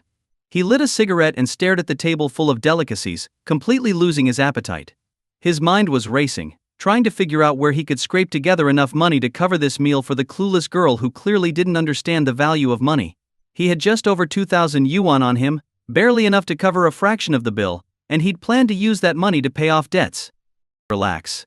You're overthinking this, Zhang Xinyi said with a playful grin, her eyes darting around as if she had just come up with a brilliant idea. Overthinking? What do you mean? Are you telling me we don't have to pay for this meal? What, is this hotel owned by your dad? No, this hotel isn't ours, Zhang Xinyi shook her head. Then what are you trying to say? Which hotel is owned by your dad? Well, none of them. My dad's a farmer. Yeah, a farmer. So how do you figure this meal is free? You think the hotel is just going to let you eat for nothing? I have a VIP card here. A VIP card? Yeah, it's a prepaid card. My ex-boyfriend gave it to me. Remember, I told you he was really wealthy? The same ex who bought you that fancy iPhone? Exactly. He used to bring me here all the time, and he gave me this VIP card, loaded with over 10,000 yuan. The money's already on the card, so it can't be withdrawn, it can only be used here. That's why I invited you to join me. I ordered all this food just to use up the balance. I couldn't eat it all by myself, so I figured why not have you come and help? Is that so? Wang Wenbin felt a wave of relief wash over him. Well, that makes more sense then. You scared the hell out of me for a moment. But wait, Zhang Ziyi, if you broke up with your ex, shouldn't you give this card back to him? Why would I? Do you know how that jerk treated me? He cheated on me. He was seeing other women behind my back. I have every right to use this card. I'm going to spend all the money he gave me. Wow, what a scumbag. Exactly. So, are you going to eat or what? Of course. I'm not about to pass up a free meal. I've never eaten in a place like this before, Wang Wenbin said, suddenly perking up. He grabbed his chopsticks and dove into the food. Man, rich people have it good, don't they? This food looks amazing. Is this abalone? And roasted suckling pig. What's this dish? I don't even know what it is, but I'm eating it. Zhang Xinyi laughed as she watched Wang Wenbin eat with gusto, her anxiety from earlier finally melting away. She had been nervous after nearly getting caught, but now she felt at ease. Earlier that morning, Zhang Xinyi had threatened to jump off the second-floor balcony of her house, sending her parents and the household staff into a frenzy. Even though the drop wasn't that high and the ground was soft with grass, her parents were terrified. To ensure she didn't follow through with her threat, her father agreed to buy her an apartment near the university. In just a few hours, Zhang Xinyi was moved into a fully furnished and decorated apartment, all because her parents couldn't bear to lose their only daughter. They were still haunted by the memory of the fire in her old rental place. Zhang Xinyi had invited Wang Wenbin to lunch partly because she was excited about her newfound freedom and wanted someone to celebrate with. But she also felt grateful to Wang Wenbin for saving her life, even though she still hadn't told him about it. In her world, treating someone to lunch meant going all out, reserving a private room at a fancy hotel, and ordering a table full of food. That's how her family did things, and it was all she knew. She had almost blown her cover, but thankfully, Wang Wenbin didn't seem to suspect anything. That guy betrayed you. So yeah, we'll eat and drink to his misery, Wang Wenbin said with a mouthful of food, his chopsticks flying from one dish to another. Zhang Xinyi burst into laughter at his enthusiasm, barely touching her own food. In fact, the fancy dishes held little appeal to her. To her, the late-night street food Wang Wenbin had treated her to before was the best meal she'd ever had. Slow down. There's plenty of food. If you like it so much, we can come back again next time, Zhang Xinyi said, smiling. Next time? You still have money on that VIP card. I thought you said you were using it all today. Yeah, I did. Then how exactly are we coming back for a next time? This is a 5-star hotel, remember? I'm pretty sure this is the only time in my life I'll get to eat here, and it's only because it's free. I'm making the most of it. Do you really think the food here is that good? I'm not eating the food, I'm eating money. Do you know what this feels like? Every bite I take costs at least 100 yuan. It's an amazing feeling. Jang Xinyi was at a loss for words. Just as Wang Wenbin was enjoying his meal, his phone rang. He glanced at the number and his face immediately fell. What's wrong? Jang Xingi asked, noticing his change in mood. Wang Wenbin didn't answer her question. Instead, he forced a smile and picked up the call. Hey Wu Liang. What's up? Oh, you're getting married? Wow, that's great news. When's the big day? Oh, tomorrow. Well, of course I'll be there to congratulate you. 2,000 yuan? Sure, no problem. You need it by tomorrow? Yeah, I understand. Don't worry, I'll get it to you tomorrow. Sorry for taking so long to pay you back, that's on me. You're getting married, it's a big deal. I'll sort it out. Send me your bank details and I'll make sure you get the money. Alright, take care. Bye. After hanging up, Wang Wenbin's expression darkened. He sat there in silence, his mood completely ruined. What's wrong? Jang Xingi asked again after Wang Wenbin hung up the phone. Wang Wenbin shook his head and forced a smile. It's nothing. Let's just eat. Don't waste such expensive food. Even though he said that, his appetite had disappeared. He picked up his chopsticks and ate a few bites, but he could no longer enjoy the meal. Are you in debt? Is someone chasing you to pay them back? Jang Xingi asked cautiously. Wang Wenbin glanced at her, nodded, and said, You heard that, huh? Yeah, I owe someone money. How much do you owe? You look really worried. About 20,000 yuan. 20,000? That's not much. Not much for rich people, sure. That's probably just enough for a meal here. But for me, it's a big deal. Are they pressing you to pay it back right away? If you want, I could lend it to you, Jang Xingi suggested timidly. Are you joking? I don't even have that kind of money. And you're a broke student, how would you have 20,000 yuan? I don't. Exactly. But I could help you borrow from someone else. And who would you borrow from? Your wealthy ex-boyfriend? Forget it. Don't worry about my problems. Just focus on eating, okay? I'll figure it out. Wang Wenbin clearly didn't want to continue the conversation. Can I ask you one more question? Jang Xingi said after taking a few more bites.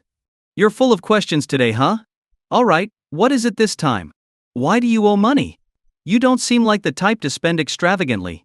Wang Wenbin looked at her, smiled, and replied, Just because I don't spend lavishly now doesn't mean I wasn't reckless with money before. It's all old debt. He paused, then said, Alright, I've got to run. I have some things to take care of. I'll be a little late opening the stall tonight. Since you've got the VIP card, just handle the bill. I'll see you later. With that, Wang Wenbin stood up to leave. Are you going out to borrow money? Jang Xingi stood up as well, concerned. Don't worry about me. Focus on your studies, Wang Wenbin said, then walked out the door. You're so frustrating, Jang Xingi muttered, watching him leave. She then signaled to the waiter, check please. Here's my card. She handed over a gleaming gold card to the waiter. As Jang Xingi drove off in her car, her thoughts were consumed by Wang Wenbin's predicament. She frowned, feeling helpless. Meanwhile, Wang Wenbin walked out of the hotel and headed straight to the bank. He checked his balance at an ATM. Last time he had 2,000 yuan on hand and borrowed 8,000 from Lu Jihao and Ni Ziki, intending to repay Xu Wei. But when Xu Wei refused to accept the money, he returned the full 10,000 to Lu Jihao. Now, he only had around 2,000 yuan left, including recent profits from the barbecue stall. He had no idea where he could get the 20,000 yuan he needed. He sat down on the steps outside the bank, lit a cigarette, and stared into space. Feeling desperate, he took out his phone and called Lu Jihao. Hey Binzi, what's up? Lu answered. Not much. What are you up to? Just at work, what else? Back to the grind. Yeah, right. Sitting in an air-conditioned office, staring at pretty women and playing on your computer, don't try to act like you're suffering. You think it's that easy? I get chewed out by my boss every day. I'm swamped with paperwork. What do you need? Howsy, I need a favor. Can you lend me 20,000 yuan? Wu Liang's getting married. Not sure if he told you, but I owe him 20,000, and I need to pay him back. That's a load of crap. I heard he actually got married last year, but didn't tell any of us from the old crew. He's just using this as an excuse to get you to pay up. Wang Wenbin went silent for a moment, smoking his cigarette. Well, that makes it even more important to pay him back. It doesn't matter what his reason is, I still owe him. So, can you help me out? Binzi, I really wish I could. But I'm tapped out this time. You know, between me and Ziki, our combined salaries barely cover the rent and living expenses in a place like Shanghai. Most of our savings went to help you out. After you returned that 10,000 yuan last time, I used it all to pay our rent for the next 6 months. Honestly, we've only got about 1,500 yuan left. I'll ask Ziki how much she's got, but there's no way we can cover 20,000. Don't worry about it. I figured as much. You two have been helping me for ages. I'll figure something out. And how exactly are you going to do that? You've already borrowed from everyone you can. Look, let me ask Ziki, and maybe we can borrow from some friends to help you out. No, seriously, it's fine. I'll find a way to deal with it. Just forget I even called, alright? Get back to work, and stop ogling that office girl across from you. I'll talk to you later. Wang Wenbin hung up the phone before Lu could respond. Sitting on the steps, Wang Wenbin sighed heavily. This kind of situation had become far too familiar over the past couple of years. He was used to it by now. Just then, his phone rang again. It was Jang Xingi. What is it? Wang Wenbin answered. Could I ask you for a favor? Jang Xingi's voice came through hesitantly. What favor? Could you pay me my salary for this month early? I need 2,000 yuan. Wang Wenbin frowned. What's wrong? Did something happen? It's just. I'm at the hotel, and when I went to settle the bill, they said I'm short by over 2,000 yuan. I don't have enough to cover it. They won't let me leave unless I pay the difference. Didn't you say you had a VIP card? Wasn't that supposed to cover the meal? Yeah, but it turns out the meal cost 15,000 yuan, and there was only 12,000 on the card. I had no idea it would be that expensive. Wang Wenbin let out a long sigh. You really don't think things through, do you? Alright, give me a minute. I'll come over and pay. No, don't bother coming. They're in a hurry, and they threatened to call the police.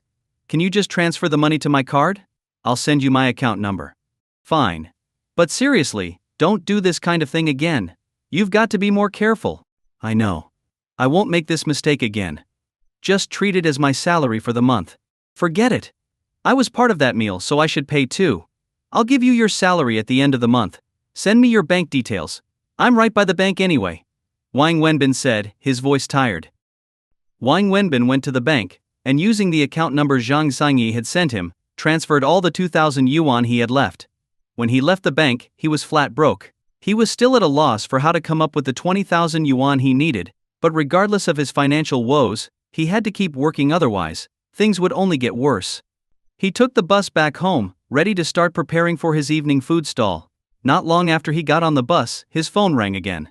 Seeing an unfamiliar number, Wang Wenbin hesitated for a moment before answering. Hello? Who's this? It's me, Wenbin. A woman's voice came through the line. Wang Wenbin froze when he heard the voice. After a pause, he asked, Why are you calling me? This is my new number. I just got it here in Shanghai. The woman, Yi Shu Min, replied. That has nothing to do with me. Yi Shu Min, I've already told you, we shouldn't be in contact anymore.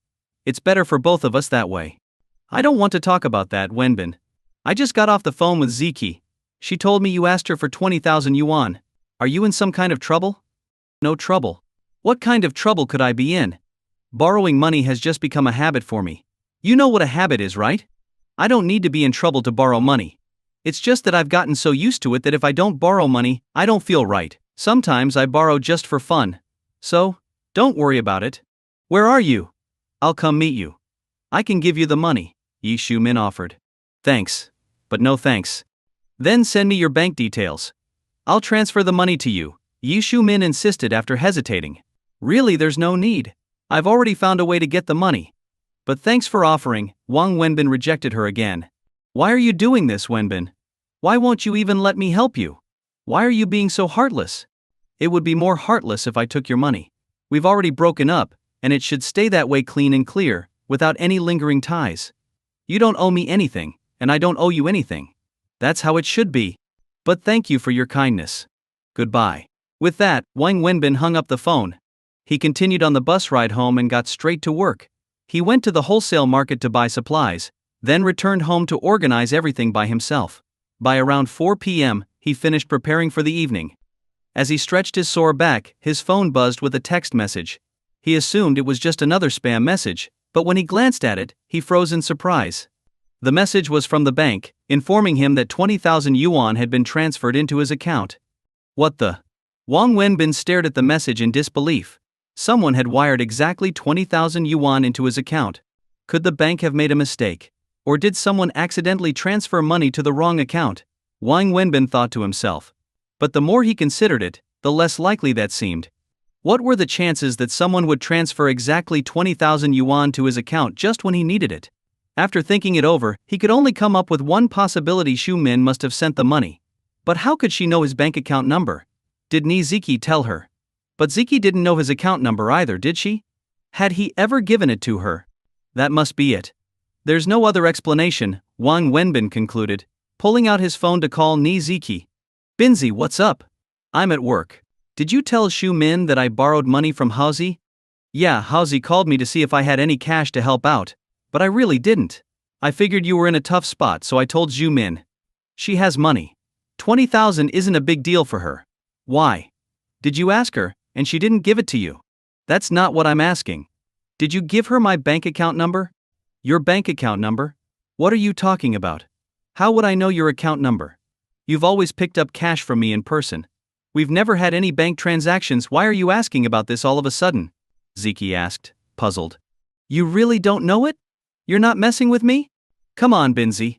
I'm not your wife. How would I know something as private as your bank account number? What's going on? Why are you asking about this? Never mind. I was just thinking about something. If you don't know, that's fine. Go back to work. Sorry to bother you. Wait, did Xu Min help you out? Did you manage to sort things out? Yeah, I got the money. It's all taken care of, you see? Isn't that a good thing for both of you? Sure, it's fine. Anyway, I've got to get back to work. Talk later, bye. Wang Wenbin brushed her off and hung up the phone. Damn it, where did this 20,000 come from? This is driving me crazy. Did the bank make a mistake? That's too much of a coincidence though, whatever.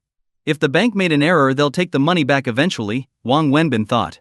Deciding not to dwell on it, he put the mystery aside, packed up his things, and headed out to set up his stall for the evening. As usual, he biked over to his spot, set up his stand, and just as he was getting ready to light the grill, Jang Xingi came bouncing over with a smile on her face. Why are you here so early? Didn't I tell you to come later? Wang Wenbin asked as he started preparing the fire. I didn't have anything else to do, so I figured I'd come hang out and chat with you. You're really free, huh? Are all college students this relaxed these days? Wang Wenbin chuckled as he worked.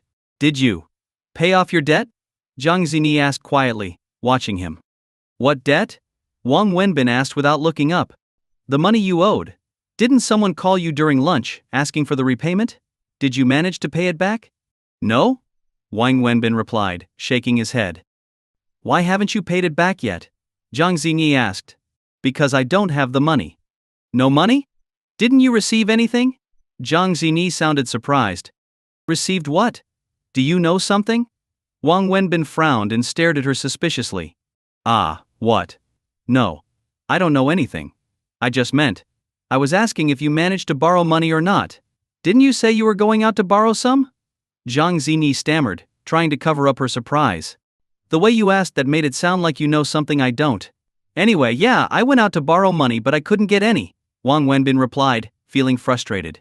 Then, he added, but something strange did happen today. What strange thing? Jang Xinyi asked, trying to sound casual. This afternoon, 2,000 yuan mysteriously appeared in my bank account. Someone transferred 2,000 yuan to me, and I have no idea who sent it. Isn't that weird? Do you know who sent it? Jang Xinyi asked nervously. No clue. If I knew, I wouldn't be calling it strange. But I figure it must be some kind of mistake. Either the bank messed up, or someone transferred the money to the wrong account. I've already asked everyone I know, and nobody admitted to sending it. Weird, right? Who cares if it's weird or not? If the money's in your account, just use it to settle your debts and deal with your problems first. Jang Xinyi said anxiously. I can't do that. Don't you know? Using money that doesn't belong to you is illegal. Besides, it's not mine. Whether the bank made an error or someone sent it by mistake, whoever owns that money will eventually come looking for it. I can't use what isn't mine, Wang Wenbin replied firmly. Why are you so stubborn? What if nobody ever asks for it back? Jang Xinyi persisted. Then I'll go to the bank and return it myself. Seriously? You wouldn't even use it after it's been transferred into your account? Of course not. This money showed up out of nowhere, and it's not mine. How could I spend it? Then, how are you going to repay your debt? Jang Xinyi asked, clearly frustrated. I'll figure something out. Worst case scenario, I'll sell my blood. I hear the price for donating is pretty high nowadays, Wang Wenbin joked with a chuckle. Are you insane? Jang Xingi snapped. I'm just kidding. Besides, even if I tried selling blood now, I wouldn't be able to make enough in time. I need the money by tomorrow. I'll just have to try borrowing again, Wang Wenbin said, sighing. The money's already in your account. Just use it to get out of your current mess. If someone asks for it later, you can deal with it then. And what if it's not a mistake? What if one of your friends sent it to help you out? If it's someone else's money, I won't touch it, that's a matter of principle. If it's my own, then no one can take it from me. But if it's not mine, I won't use a single cent. And if a friend really did send it, I'll figure out who it was and return it. You can't just spend money that isn't clearly yours. Besides, I've already asked all my friends, and none of them sent it. That's why I'm sure the bank made a mistake. Wang Wenbin spoke with conviction as he puffed on his cigarette. You. Jang Xingi stomped her foot, clearly frustrated but at a loss for words. What's with you? You're acting strange. Wang Wenbin looked at her curiously. Me? I'm fine. I'm just worried about you, that's all. There's no need to worry. You know what they say, when the car reaches the mountain, there will be a way through. Problems always have solutions. Anyway, looks like more customers are coming. Let's get to work. Wang Wenbin smiled as he turned his attention to the growing line of customers. By 8 p.m. business was booming. The grill was surrounded by hungry students, many of them regulars. Some were there for Wang Wenbin's famous barbecue, while others had started coming just to see Jang Xingi. Ever since Jang Xingi began helping out by handling the money, Wang Wenbin had noticed a steady increase in business. His stall was now the busiest one on the street, with sales and profits climbing every day. He had to admit, the appeal of a beautiful woman attracted just as many customers as the food itself. Xingi, quick. Grab some tissues and wipe my face, my sweat's dripping into my eyes, and it stings like hell. Wang Wenbin shouted over the heat of the grill, squinting through the smoke as he worked.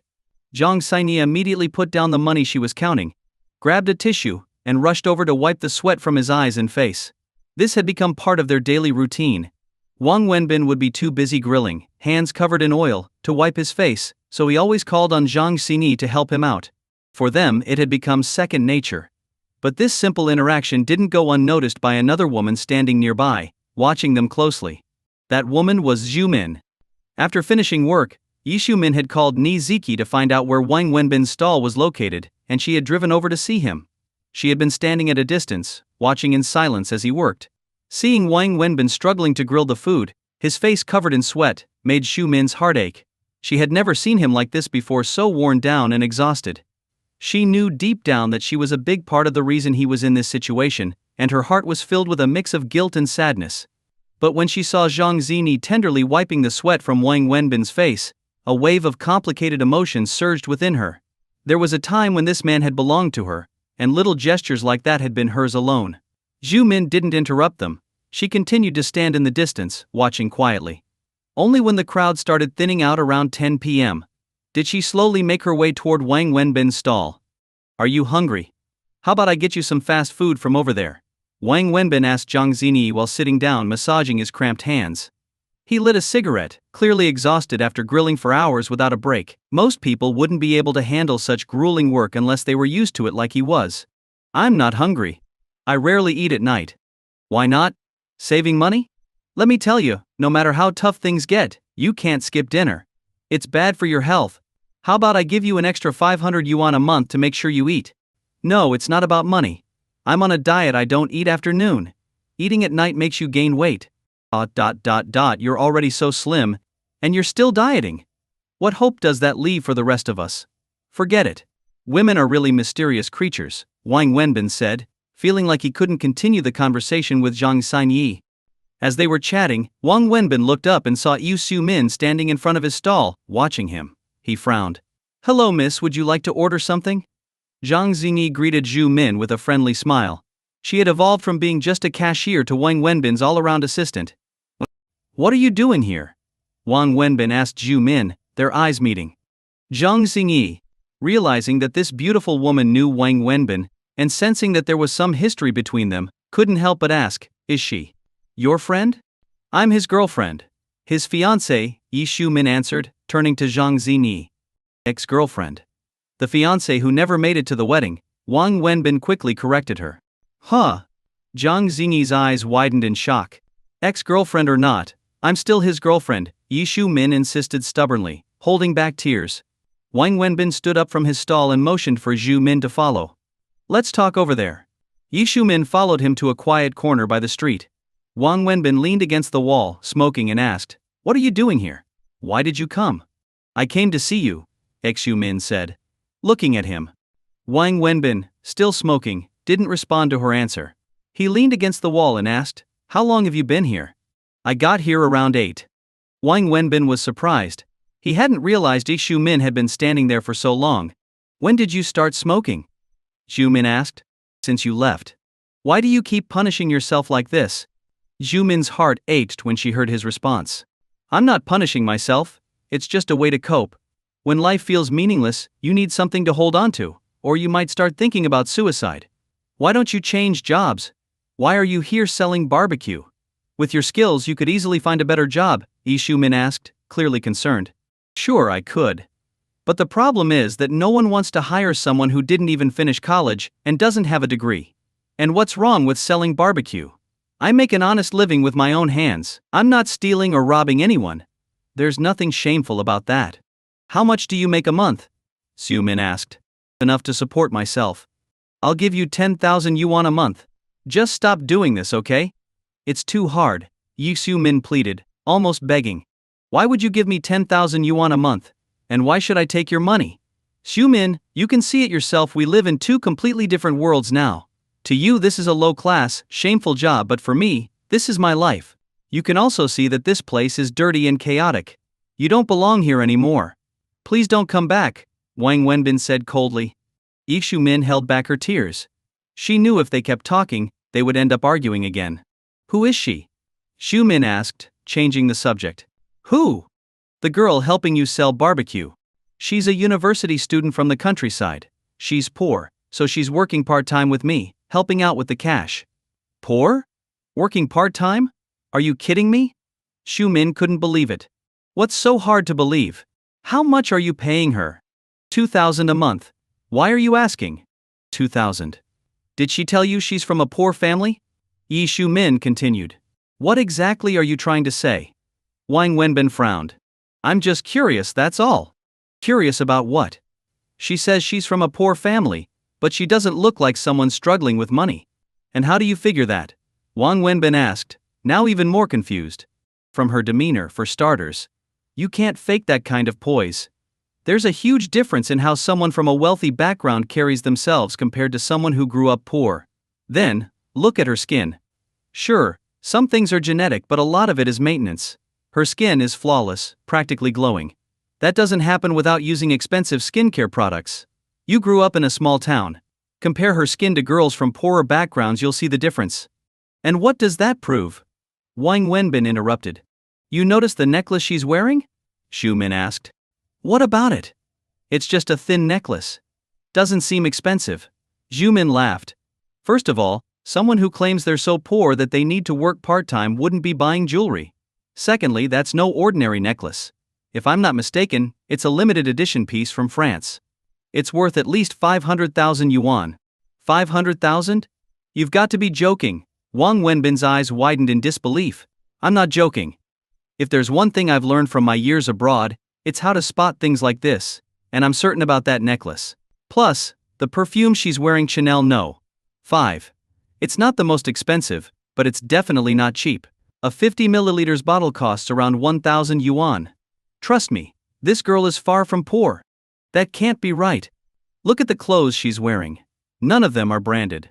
That's what I find so strange. I can't figure out why her clothes are so cheap.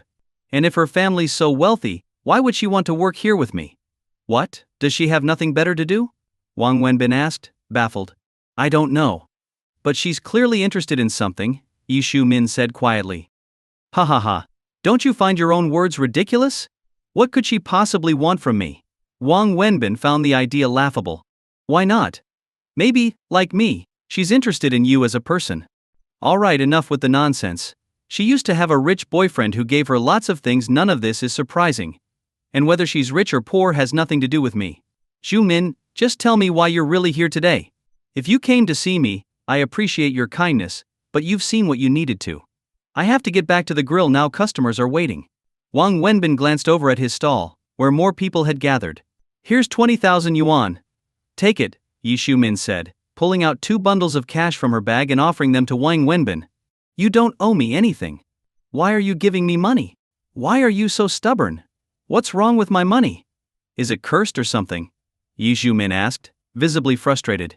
Thanks for the offer, but I don't need it. I've already borrowed the money. See? Wang Wenbin took out his phone and showed her the text message. Look, I've got the money now.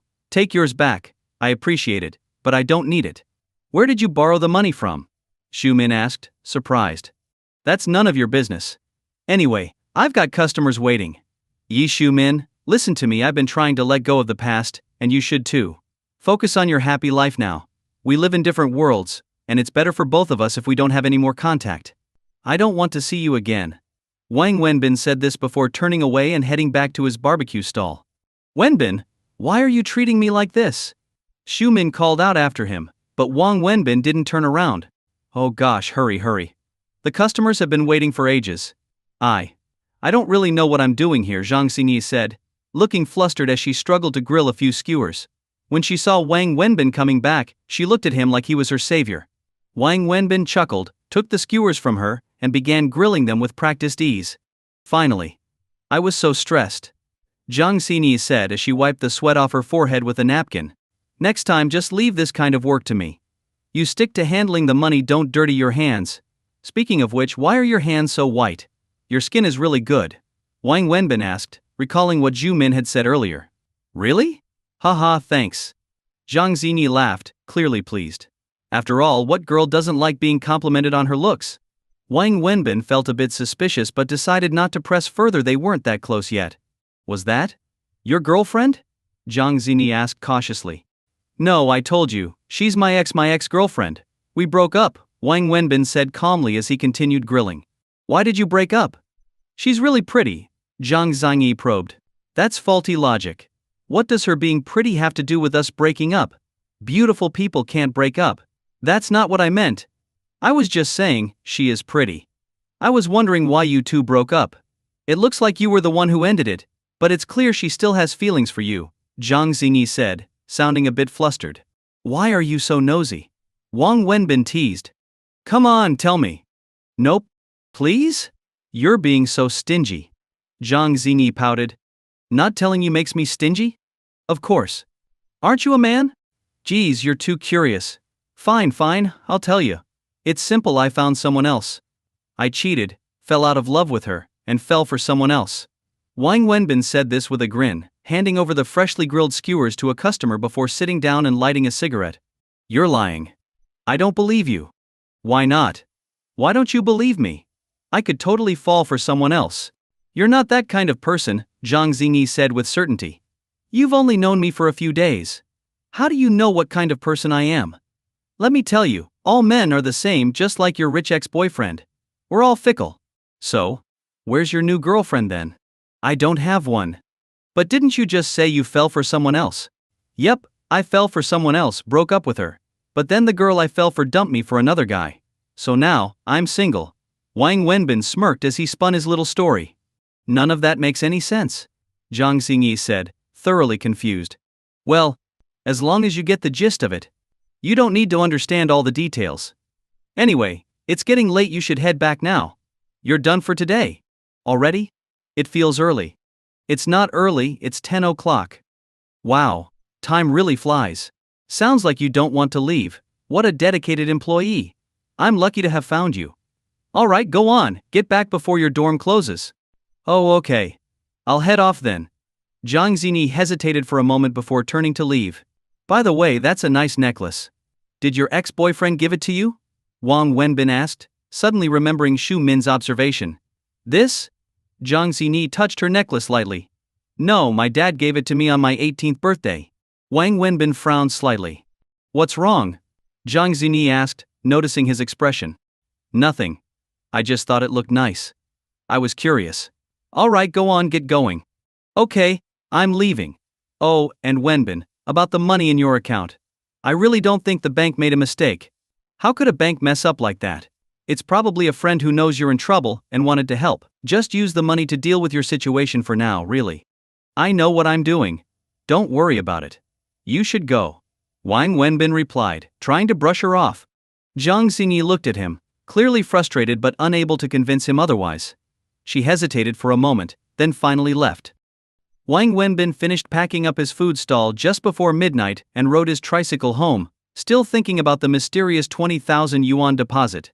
As he pedaled into his yard, he noticed Yi Shu Wei's car parked there. He got off his tricycle, unloaded his things, and saw Shu Wei stepping out of her car. Is she crying again? Wang Wenbin asked as he continued unloading. Yes, as soon as it got dark she started crying for you. She hasn't stopped since and is still waiting for you. Why didn't you come get me earlier? I didn't want to disturb your work. This isn't exactly work, just a way to make ends meet. I'll hurry up and finish here, take a quick shower, and then I'll come over. Wang Wenbin sped up, unloading the rest of his supplies. He quickly washed up, changed into clean clothes, and got into Zhu Wei's car. Wang Wenbin, why don't you come work at my company tomorrow? Shu Wei asked as they drove, feeling a pang of sympathy seeing his tough life. What, is the cafeteria missing a grill master? Wang Wenbin joked with a laugh. I'm serious. I am too. What could I possibly do at your company? I didn't even finish college, and other than grilling, I don't have any skills. You could always learn. And even if you can't do much, you could at least drive. You said you have a license, right? Come be my driver, I'll pay you 15,000 yuan a month. It's a lot easier than selling barbecue. Wang Wenbin chuckled but didn't respond. Don't you want to? It's not that I don't want to, but I shouldn't. I know you're offering because you see how tough things are for me and want to help, but let's be honest, you don't really need a driver. If you did, you would have hired one already. You're just trying to give me money out of kindness. But money doesn't grow on trees, not even yours. Even though you make good money, you still earn it through hard work. I can't just take it. I appreciate your offer, but accepting it would make me shameless. Wang Wenbin smiled as he explained. You're overthinking it. I genuinely need a driver. Look, selling barbecue is tiring and dirty, and maybe it doesn't earn me much respect, but I'm making an honest living. I can sleep easy at night knowing I've earned my money. If I took your money without needing to, I'd lose sleep over it, my conscience wouldn't let me rest. And honestly, it's not as hard as you think. I've gotten used to it. I'm fine. Alright, suit yourself. If you ever change your mind, just let me know. There's always something you could do at the company. Shu Wei fell quiet for a moment before offering him a calm response. Thank you. I will. They arrived at Shu Wei's house, and even before they got inside, they could hear the child crying. As soon as Wang Wenbin stepped into the house, the crying turned into excited shouts. Why are you crying? Crying isn't good, and it's not right. I told you from now on, I'll come see you every night after work. If you're asleep, I'll kiss you goodnight, and if you're still awake, I'll hold you. But if you keep crying, I won't come back anymore, okay? Wang Wenbin gently scolded the child as he held her. Annie understands. Annie won't cry anymore. I just miss you, Daddy. I want to sleep in your arms. Alright then, it's late. How about Daddy holds you while you sleep? Okay. Mommy, come sleep with us too. I want both Mommy and Daddy to sleep with me. Alright, Mommy will just wash up first, Shu Wei said, heading to the bathroom. Wang Wenbin carried Annie to the bedroom. It was the second time he'd slept here, and the initial awkwardness had faded. Daddy, tell me a story. Snow White and the Seven Dwarfs. Annie said as she handed him a fairy tale book.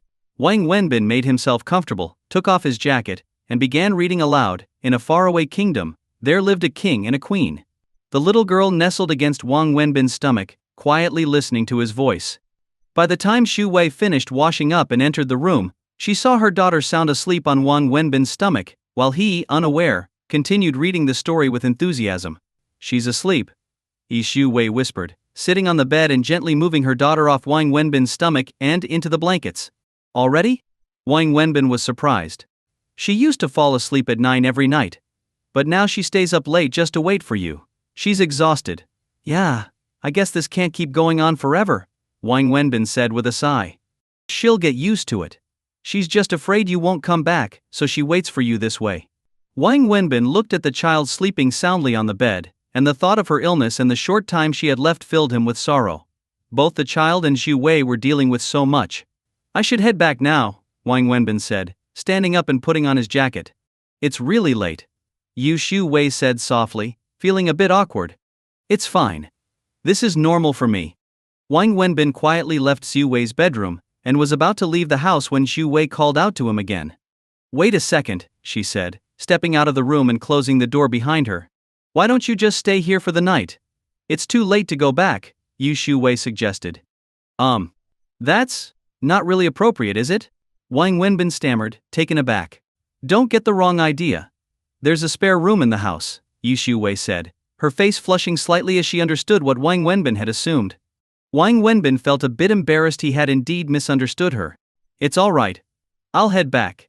It's not that late. I can still catch a taxi. I feel bad making you come all the way here so late every night. I'll drive you home. As long as Annie's happy, I don't mind.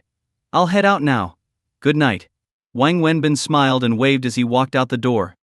Just as Wang Wenbin was about to step out the door, the sound of the child crying hysterically echoed from the bedroom again.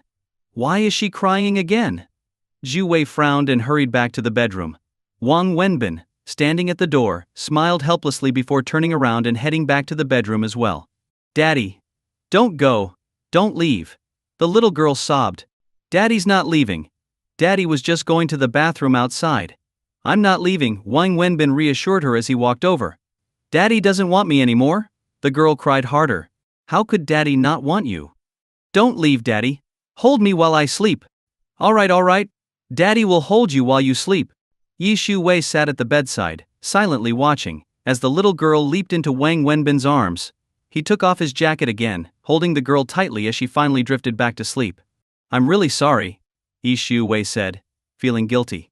Wang Wenbin gave a reassuring smile. It's fine. He gently patted the girl on the back, and soon enough, the exhausted child fell into a deep sleep. Her fear of him leaving had kept her from resting properly. The two adults lay on the bed with the child between them, the soft glow of the bedside lamp casting a warm but awkward atmosphere in the room. I'll use the bathroom, Wang Wenbin whispered as he carefully got up, put on his jacket, and stepped out of the room. When he came out of the bathroom, he saw Xu Wei waiting for him outside. Maybe you should just stay here tonight, Xu Wei suggested. You can sleep in the guest room. I'm afraid if you leave, she'll wake up and cry again. It's so late. Wang Wenbin thought for a moment, and then nodded. All right. Thank you. I'll ask the housekeeper to set up the guest room for you, Xu Wei said and went to give instructions. Sitting on the sofa, Xu Wei looked at Wang Wenbin and asked, Would you like something to drink? Tea? Coffee? It's late, and tea or coffee doesn't sound very appealing right now, Wang Wenbin replied. You're not originally from Shanghai, are you? Xu Wei asked. No. If I were a native, I wouldn't be struggling like this, Wang Wenbin chuckled. You've been in Shanghai for quite a while though, haven't you? You seem familiar with the city. Yeah. I've been here a long time. I came here when I was 18. I'm 26 now, so I've been in Shanghai for 8 years. You came here at 18? Yeah, I came for university and never left. You went to university? Xu Wei was visibly surprised. What? I don't look like it. Wang Wenbin was used to this reaction by now. Everyone who found out he had attended university seemed shocked. It's not that, Xu Wei replied. It's just, how does a university graduate end up selling barbecue? Well, technically I wasn't a university graduate. I was a university student, but I never graduated. That sounds odd. Because I was expelled before graduation. 2 months before I was supposed to graduate, one of the professors sexually harassed a female student. I couldn't stand it, so I beat him up. He ended up in the hospital, and I spent half a month in detention. I paid for his medical bills, and when I got out, I was expelled from the university. Xu Wei frowned and asked, Why didn't the girl report him? There were 2 reasons. First, it was only harassment. He'd touch her hands, brush against her, and make lewd comments. Professors like that are smart, they don't leave evidence. And second, she didn't want to ruin her reputation. Reporting him would have tarnished her name forever. Xu Wei listened carefully before asking, Was that girl the woman who came to see you the other night? Wang Wenbin looked at Xu Wei, surprised by her perceptiveness. He didn't answer directly. It's an old story, best left in the past. Are you planning to sell barbecue for the rest of your life? Don't you have any other ambitions? Ambitions? Of course I have ambitions. But ambitions are like a drug, they make you feel excited for a while, but when the effect wears off, nothing changes. And if you rely on them for too long, they can do more harm than good. I'm past the age of chasing dreams. Right now my only goal is to make enough money to pay off my debts. I already told you. You don't need to repay me for the ring, Xu Wei interjected. I lost something that belonged to you, so I need to compensate you. That's just how I am. Besides, I'm already in so much debt, your few thousand won't make a difference. You're in a lot of debt?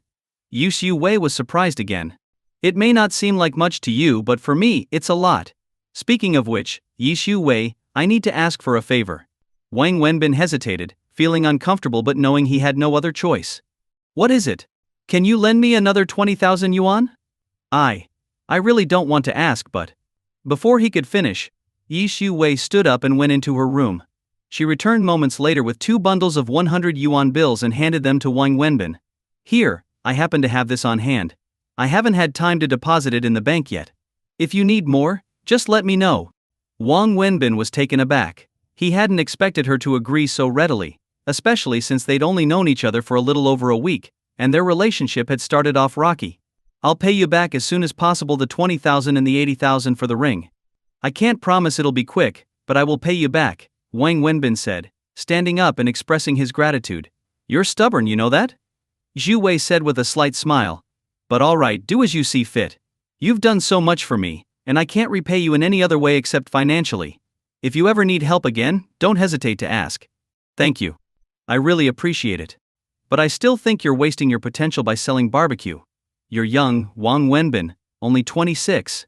After spending time with you, I can see that you're honest, responsible, and capable. I don't want to see you stuck doing this for the rest of your life. I don't mean to look down on selling barbecue, but let's be honest, it's not a long-term career. You can't possibly spend your whole life doing this, right? You're still young and should have a long-term plan.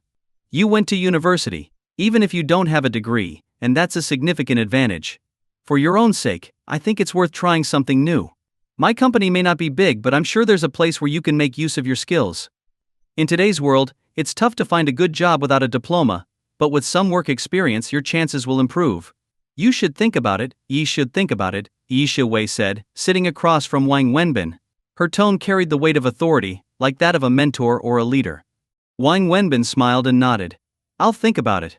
To him, Xu Wei felt more like an older sister, a kind, caring one. They chatted a bit more before Xu Wei excused herself to bed, leaving Wang Wenbin alone in the guest room. The child, as if sensing that Wang Wenbin hadn't left, slept soundly and didn't wake up crying.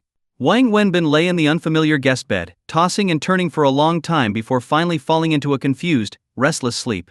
The next morning, after having breakfast at Xu Wei's house, they both headed out. It was Saturday, and Xu Wei didn't have to work, but Wang Wenbin declined her offer to drive him home, opting instead to take the bus. He headed straight to the bank. Since it was a Saturday, many branches were closed, and it took him a while to find one that was open. Once there, he transferred the 20,000 yuan to his friend, even adding an extra 500 yuan as a wedding gift. Whether the wedding was real or just an excuse, Wang Wenbin was grateful that his friend had lent him the money in the first place. The gesture meant a lot to him. As he was about to leave the bank, Wang Wenbin suddenly remembered something. He turned around, went back inside, and handed his ID and bank card to a staff member. He wanted to know where the mysterious 20,000 yuan in his account had come from. Just as he stepped out of the bank, his phone rang. It was Liu Yuji Hao. Hey, what's up, Haozi? Wang Wenbin answered. Good news! Come over for lunch, let's have a drink. You've been awfully friendly lately. Should I be worried? I've got a weird feeling about this, Wang Wenbin joked. Can't you say something nice for once? It wasn't Liu Jihao who replied, it was Ni Ziki, shouting through the phone. Come over. We've got a surprise for you, she added. A surprise? What kind of surprise? You'll see when you get here. Enough talking, just come already. We bought lots of food, we're having a feast today. With that, Ni Ziki hung up. Wang Wenbin chuckled. Checking the time, he realized it was getting late. He had spent most of the morning searching for an open bank. After transferring buses twice, Wang Wenbin finally arrived at Liu Jihao's place an hour later. The city was just too big. He used his key to unlock the door and walked in. Ni Ziki was busy in the kitchen, while Haozi was setting the table, preparing for the meal. Wow. You weren't kidding about the feast. You even brought out the wine. And there's so much food, ribs, fish, and wait, is that crab? What's the occasion? Did you get a promotion, Haozi, or is Ziki pregnant? Wang Wenbin asked, standing at the doorway between the kitchen and the dining room with a playful grin. Shut up. I'm not pregnant, and he didn't get a promotion either. I'd rather be pregnant than have him promoted, Niziki called from the kitchen. Wait a minute. Something doesn't add up. How are those two things even related? Wang Wenbin quipped. Stop fanning the flames. You're making it worse, Lu Jihao whispered, clearly exasperated. Ziki, you should be grateful for what you've got. Look at Haozi. If you were married to someone like me, you'd probably be jumping off a bridge by now. Seriously, you should count your blessings, Wang Wenbin teased, patting Haozi on the back. Are you trying to compliment me or insult me? Haozi kicked Wang Wenbin lightly, laughing. You're the one who's ungrateful. Look at you, living the life. And don't even get me started on Zhu Min. Stop right there. Wang Wenbin interrupted as soon as he heard Zhu Min's name. Let's keep the conversation about you two, alright? You said there was a surprise. Is it the crabs? The surprise will be here soon, Niziki said with a mysterious smile, bringing the last dish to the table. Just then, there was a knock at the door. See? There's your surprise. Go open the door. Who is it? What kind of surprise? Wang Wenbin laughed, thinking it was probably one of Niziki's friends or colleagues. He opened the door without a second thought, only to find Zhu Min standing on the doorstep. Face to face with her, Wang Wenbin froze. In the past few days he had seen Zhu Min twice, but never this close. He had never really taken the time to look at her. After more than 3 years, she hadn't changed much. She was still as beautiful as ever, with a newfound air of maturity and confidence. The unexpected encounter hit Wang Wenbin like a punch to the gut. Zhu Min stared at him, her eyes wide with surprise. It was clear she knew he would be there. Wang Wenbin frowned deeply, instantly realizing that this so-called surprise had been orchestrated by Niziki. It was all a setup. Hi Wenbin, Zhu Min said softly, her gaze fixed on him. Without responding, Wang Wenbin stepped aside, silently fuming. There was no need to ask. Niziki's good intentions were evident. Yi Zhu Min, you're here. What took you so long? We're just about to eat, Niziki called from the kitchen, pretending not to notice the tension. I was out shopping for some essentials this morning. The new place needed some things, Yi Zhu Min replied, her eyes still on Wang Wenbin. Wang Wenbin lit a cigarette and walked out onto the balcony, turning his back on Zhu Min and Niziki. Hey Wenbin, Niziki called. What? Wang Wenbin answered, annoyed.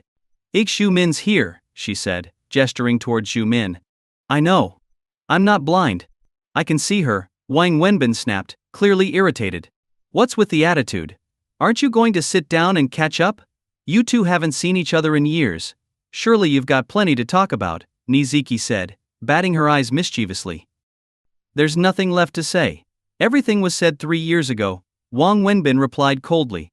Hearing this, Yi Zhu Min's face fell, her expression darkening instantly. Niziki sighed in frustration. Wenbin, I don't even know what to say to you anymore. Fine, whatever, let's just eat. Come on everyone, sit down and have a meal, she said, clearly irritated. Wang Wenbin stubbed out his cigarette in the ashtray, then sat down at the table without a word. He immediately grabbed his chopsticks and started eating as if no one else was there. Wenbin, have a little decency. Yi Zhu Min hasn't even started eating, and you're already helping yourself, Niziki scolded him. The chopsticks are right there. No one's stopping her from eating, Wang Wenbin replied indifferently. Wenbin, are you doing this on purpose? Niziki said, clearly getting angrier as she noticed Zhu Zhu Min's hurt expression. Yi Zhu Min quickly stepped in to diffuse the tension. It's fine, Ziki. He's always been like this, you know that. Niziki huffed in frustration, then turned to her husband, Lu Jihao. Go grab the wine. Since this is Yi Zhu Min's first time back with us, and the first time we're all together since she returned, we should celebrate properly and give her a warm welcome. Oh right. I forgot. Lu Jihao got up, fetched the wine, and began pouring it into glasses. When he reached for Wang Wenbin's glass, Wenbin waved him off, still focused on his food. I'm not drinking. You're not drinking? You're joking, right? You love drinking. Niziki exclaimed in surprise. Not today, Wang Wenbin responded flatly. Yi Zhu Min's eyes welled up with tears. It was clear that Wang Wenbin was doing this on purpose, making a point to hurt her. Wang Wenbin, what's your problem? Why are you being like this? Niziki finally snapped. What am I doing? You all want to drink, go ahead. I'm not stopping you. Usually you complain about me and Haozi drinking, but now that I'm not drinking, you're upset too. I can't win. What do you want from me? Wang Wenbin retorted, his tone edged with sarcasm. Niziki was fuming. You're deliberately trying to make Yi Xiu-min uncomfortable, aren't you? Or is it me you're trying to provoke?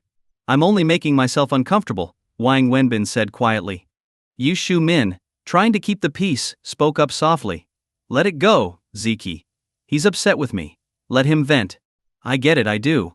What happened back then was her fault, but it's been years. Isn't it time to let it go? And really, what's so wrong with a man swallowing his pride for once and showing some forgiveness? Why is your heart so small? Niziki snapped. Swallow my pride for who? For what woman? Wang Wenbin sneered. Ziki, stop joking around. I'm just a pathetic bachelor. Sure, I once got married, but there was no bride at the wedding. It was just me standing there marrying myself. So, tell me, what woman should I be forgiving? Wang Wenbin, did you come here today just to piss me off? Niziki fumed, unable to contain her frustration. I'm not trying to upset you. Do whatever you want, welcome her, celebrate with her, drink as much as you like. I'm just here to eat. Is that so wrong? Wang Wenbin sighed, exasperated. He couldn't understand why Niziki would set him up like this, knowing full well he didn't want to see Yi Xiu-min. You're impossible, Wenbin. You're like a lost cause. Even when people try to help you, you push them away. Fine, we'll drink without you. Niziki huffed. She felt helpless, like no matter how hard she tried to steer Wang Wenbin in the right direction, it was all for nothing. Niziki had watched Wang Wenbin struggle ever since Yu-min left him. She knew exactly what had happened between them and had been furious with Yi Xiu-min for abandoning him. In the years that followed, she had tried countless times to introduce him to new women, but he either refused to meet them or sabotaged the introductions. When Xiu-min unexpectedly returned and told Niziki that she wanted to marry Wang Wenbin, Ziki had gone all in, hoping to reunite them. She believed Xiu-min was the only one who could pull Wang Wenbin out of the downward spiral he had been stuck in for years. Here, Xiu-min. Jihao and I toast to you. Welcome back and welcome to our home, Niziki said, lifting her glass. Thank you so much. But I'll only have a little, I still need to drive, Yi Xiu-min replied, forcing a smile. That's fine, just a sip to mark the occasion. Now, try the food. Let me know if my cooking has improved over the years, Niziki encouraged. It's delicious. Even better than I remember, Xiu-min said politely, trying to maintain a cheerful mood. Wang Wenbin stayed silent the entire time, eating quickly and efficiently. He downed 2 bowls of rice, then stood up abruptly. I'm done. I've got something to take care of, so I'll be leaving now. You guys enjoy yourselves, keep celebrating your guest of honor, all the way from the US. I won't interrupt you any longer. Without waiting for a response, Wang Wenbin turned to leave. Wang Wenbin, if you walk out that door right now, don't bother coming back. I mean it, Niziki called after him, her anger bubbling over. Ziki, why do you always have to threaten me? I really do have something I need to do, Wang Wenbin replied, exasperated. What? What could you possibly have to do? Your barbecue stand doesn't open until later in the afternoon. You have no reason to leave. Sit back down. You're not going anywhere, Niziki ordered, her temper flaring. Fine. Can I at least go smoke a cigarette on the balcony? Is that too much to ask? Wang Wenbin finally conceded, sighing heavily as he walked toward the balcony. You just keep pushing your luck, Wenbin. I swear you're going to ruin your life if you keep acting like this, Niziki muttered angrily as he walked away. Wang Wenbin stood on the balcony, leaning against the railing as he smoked in silence. After some time he heard the sound of footsteps behind him, and turned slightly to see Xiu-min approaching. Wenbin? She said softly, her voice tinged with sadness. He didn't respond. He just kept his eyes fixed on the city skyline, taking slow drags from his cigarette, avoiding her gaze. I'm sorry, Wenbin. I know I was wrong. I was so selfish back then. I shouldn't have only thought of myself without considering your feelings. I was young, and didn't understand what truly mattered to me. I was so focused on my own dreams and ambitions that I neglected what I really wanted. What I needed most was you. It's been 3 years, and I know you hate me. You'll never want me back. But these years in the US, without you, made me realize that the person I want most is you. Yi Xiu-min sobbed, clutching Wang Wenbin's hand. Wang Wenbin looked at her, torn between anger and heartbreak.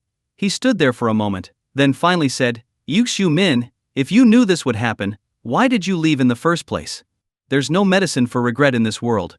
And besides, I might not be what you truly want. Because for you, the things you lose will always seem like the best, while the things you have are worthless. When you had me, I was nothing but garbage in your eyes. You wanted to chase your future, thinking that was what you needed most. Now, your dreams are realized, you have money and status, and suddenly, those things are trash to you. Now you think love is what matters.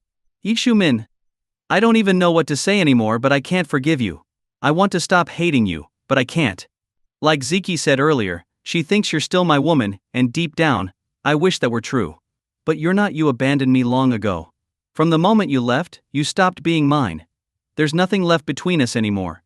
Yi Shu-min, I think it's best if we keep our distance because every time I see you, I'm reminded of all the pain and hurt you caused me. And I start hating you all over again. So let's stop seeing each other. It's better for both of us. You live your life, and I'll muddle through mine. After finishing his piece, Wang Wenbin turned and walked out of the balcony door. As soon as he opened it, he found Ni Ziki and Lu Jihao crouched by the door, clearly eavesdropping. Ni Ziki's face flushed with embarrassment as Wang Wenbin stared at them. What are you two doing? Wang Wenbin asked. Ni Ziki stammered, I was just checking to make sure you weren't being too harsh on her. Wang Wenbin rolled his eyes. I'm the one who's crying, not her. He gave her a sideways glance and headed towards the door. Where are you going? Ni Ziki called out after him. Home. To sleep, Wang Wenbin said, opening the front door and walking out without looking back. As Wang Wenbin stepped outside, he exhaled deeply, lit a cigarette, and began walking down the stairs. Back inside, Ni Ziki rushed out to the balcony, only to find Zhu Min standing there, tears streaming down her face. That Wenbin is such a bastard, Ni Ziki muttered. Frustrated that Wang Wenbin couldn't show even a shred of tenderness towards Zhu Min. Yi Shu-min wiped her tears and said softly, Don't blame him. It's all my fault. I was the one who left him. He has every right to hate me.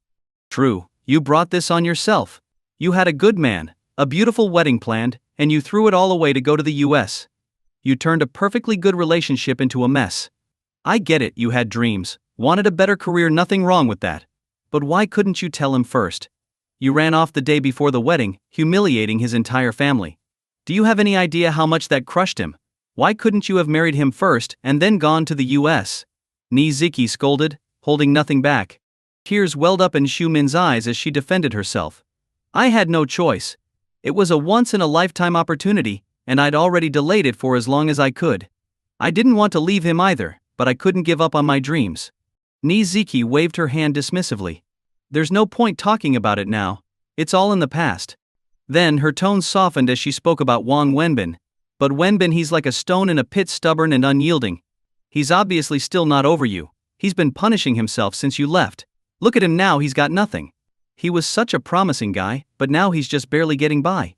He's hurting himself more than anyone else. I won't lie to you, I was angry at you at first. I hated seeing him like that. That's why I tried setting him up with other women, all of whom were great catches. I wasn't going to introduce him to anyone I didn't think was good enough, Ni Ziki rambled. But he never gave those girls a chance. Sometimes he wouldn't even show up, and if I forced him to go, he'd just mess around and sabotage the date. You know why? Because he couldn't let go of you. He still loves you. Even the anger, it's because he loved you so much, Ni Ziki explained, sitting down beside Zhu Min. I know he still cares. And I still love him too. We've been together for so long, how can I forget him? I regret everything. If I could go back and choose again, I'd give up everything just to be with him, Zhu Min said, her voice trembling. Ni Ziki sighed. I wish you'd realized that earlier. What are you going to do now? Seeing you two like this just breaks my heart. I'll wait for him. I'll stay by his side until he forgives me, Yi Shu-min said resolutely. She had always been strong-willed, and this time she was determined to win Wang Wenbin back. Where did he go? Shu-min asked. He left, Ni Ziki replied. Yi Shu-min froze for a moment, then abruptly stood up and rushed towards the door. Where are you going now? Ni Ziki called after her. I'm going to find him, Zhu Min said as she ran out the door. Meanwhile, Wang Wenbin had taken the elevator downstairs, feeling a heavy weight pressing on his heart. It felt like something was lodged there, something he couldn't shake off. Lighting another cigarette, he walked slowly out of the building. He stood by the bus stop, lost in thought as he waited for the bus, his mind drifting to fragmented memories of the past. As he stood there, a sleek Mercedes pulled up beside him. At first he didn't pay any attention, but after the car honked a few times, the window rolled down, and Zhu Min's voice called out from inside. Wenbin, get in! I'll drive you home. Wang Wenbin looked down and realized it was Yi Shu-min driving, and the car was a brand new one. Thanks, but no. I don't feel comfortable in such a fancy car. I'm fine with the bus, Wang Wenbin replied indifferently after a quick glance. Wenbin, I'm not asking for much. Can't I at least give you a ride home? Xu Min's voice trembled with emotion. No, I'd rather take the bus. Just go, Wang Wenbin said, still calm but firm. At that moment, a bus approached from behind, but Xu Min's car was blocking the bus stop, preventing it from pulling in. The bus honked, but Xu Min didn't move. Xu Min, move your car. You're blocking the bus, Wang Wenbin urged, starting to get frustrated. I won't. If you don't get in, I won't move. I'll stay right here, Xu Min said stubbornly. Are you out of your mind? Fine, stay here if you want. It's not my car, and when the traffic police come, they won't fine me or take my points, Wang Wenbin muttered in disbelief, knowing how determined Xu Min could be when she set her mind to something. Wang Wenbin tried to ignore her and continued waiting for the bus, but soon, 2 more buses arrived, all stuck behind Xu Min's car. The honking grew louder, and other passengers waiting at the stop started getting irritated. Xu Min, however, remained unfazed, sitting in her car and staring at Wang Wenbin. Are you crazy, Xu Min? Move the car. You're holding everyone up, Wang Wenbin shouted, his patience wearing thin. I won't. Not unless you get in the car, Xu Min insisted. You're unbelievable. Wang Wenbin fumed, his jaw clenched. Seeing the growing crowd of blocked vehicles, he finally gave in, opened the car door, and climbed inside. Now drive. Wang Wenbin barked as soon as he sat down. Xu Min smiled faintly, pleased that Wang Wenbin had finally relented, and began driving away from the bus stop. What's wrong with you? What are you trying to prove? Wang Wenbin's anger simmered as he looked at Xu Min. I just wanted to take you home, she said softly. I can take the bus by myself. Do I need you to drive me? What's the point? Is your car so special that it doesn't need gas? Or are you just trying to show off your fancy new Mercedes, flaunting how successful and wealthy you've become? Wang Wenbin snapped. No. That's not what I'm trying to do. You've misunderstood me, Wenbin. I never intended to show off, Xu Min hurriedly explained. Enough. If you want to drive, then drive, Wang Wenbin muttered, still fuming. As they drove, Xu Min suddenly pulled into a nearby parking lot. What are you doing now? Wang Wenbin asked, irritated. I'll take the bus with you. If you think I'm trying to show off my car, I won't use it. I'll ride the bus with you, Xu Min said, her eyes welling with tears. What? Are you serious? Did living in the US make you lose your mind? You've got a car, so why would you take the bus? Wang Wenbin scoffed. You said I was showing off, so I won't use the car. I'll ride the bus with you. I'll stand in the crowd with you, Xu Min said, her voice trembling with emotion. Wang Wenbin's anger melted away as he saw the tears brimming in Xu Min's eyes. He felt a pang of guilt for how harshly he'd spoken earlier. Wenbin, I told you, if you can forgive me, I'm willing to give up everything, my house, my car, even my job. I don't care about any of it. I don't need the position or the status. I'll move back to your small hometown and live a simple life with you if that's what you want. I'll do anything to make it right, Xu Min pleaded. Yes, I made the wrong choice back then. I was young and didn't think things through. But my decision wasn't about chasing money or material things. I've been with you for years. Am I really someone who only cares about wealth? My dream wasn't about getting rich. I wanted to pursue my ambitions. Is that so wrong? Does that make me a superficial person in your eyes?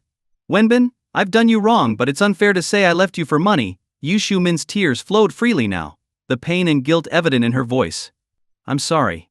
I shouldn't have said that, Wang Wenbin sighed, rolling down the window as he sat there, pulling out a cigarette and lighting it, the smoke filling the car.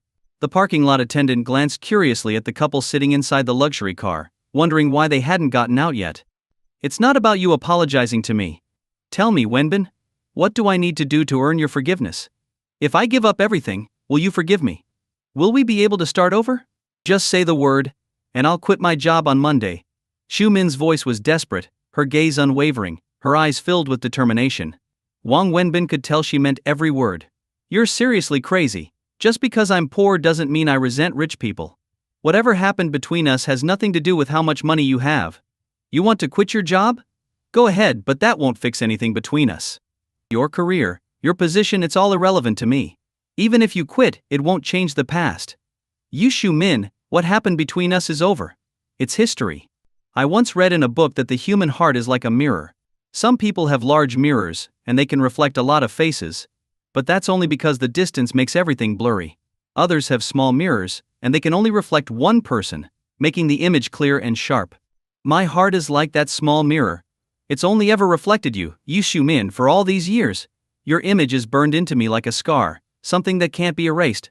But 3 years ago, you shattered that mirror with your own hands. And no matter how hard you try, you can't piece it back together. Even if you do, it will still have cracks, it'll never be whole again. My heart is the same way. After all the hurt, it's forgotten how to love. And even if I wanted to, I don't know how to love you anymore. I told you before, some things once lost can never be recovered, Wang Wenbin said slowly, staring out the window as the smoke swirled around them. I don't believe that. Wenbin, I have faith in our love. No matter how broken your heart is, I'll spend my entire life piecing it back together if I have to, Yu Xiumin said, her voice full of conviction. I used to believe in love too, Wang Wenbin began, his tone cold and distant. But the moment you turned your back on me and walked away without looking back, that belief shattered. Now, love means nothing to me, it's just a meaningless lie used to deceive people, like something out of a bad novel. In a world where money rules all, love is worthless, as insignificant as dirt. You should stop fooling yourself. Let's be realistic. You're successful now, you've achieved so much. You can easily find someone better than me. I'm not good enough for you anymore, and I definitely can't give you happiness. So let's leave it at that. I'll take the bus home, I feel more at ease that way. With that, Wang Wenbin opened the car door and stepped out. Lighting a cigarette, he walked away without looking back, heading towards the bus stop. Xiumin stood there, tears streaming down her face as she watched Wang Wenbin walk away. She stared after him, unmoving, until he finally boarded a bus and disappeared from view. On the bus, Wang Wenbin found a seat in the back, near the window. He leaned against the glass, staring blankly at the bustling city streets outside. His mind was flooded with memories of the days he had spent with Yu Xiumin, the good times they once shared. Work is work, no matter how you're feeling. And for Wang Wenbin, work meant running his barbecue stall. As he set up his stall, preparing the coals for another night of grilling, Jang Xingi arrived, just as she did every day, dressed in her usual simple clothes. You're always so punctual. I'm starting to wonder if you're really a student, Wang Wenbin said with a teasing smile. I am. Of course I'm a student. Why would I be here if I wasn't? This is a university town, after all, Jang Xingi stammered, clearly nervous. If you're a student, you sure have a lot of free time. It's not even 6 o'clock and you're already here, he remarked, glancing at her curiously. Well, class is over by now. Our schedule isn't that heavy, she responded hesitantly. Clearly, it's not, Wang Wenbin replied, giving her a quick look.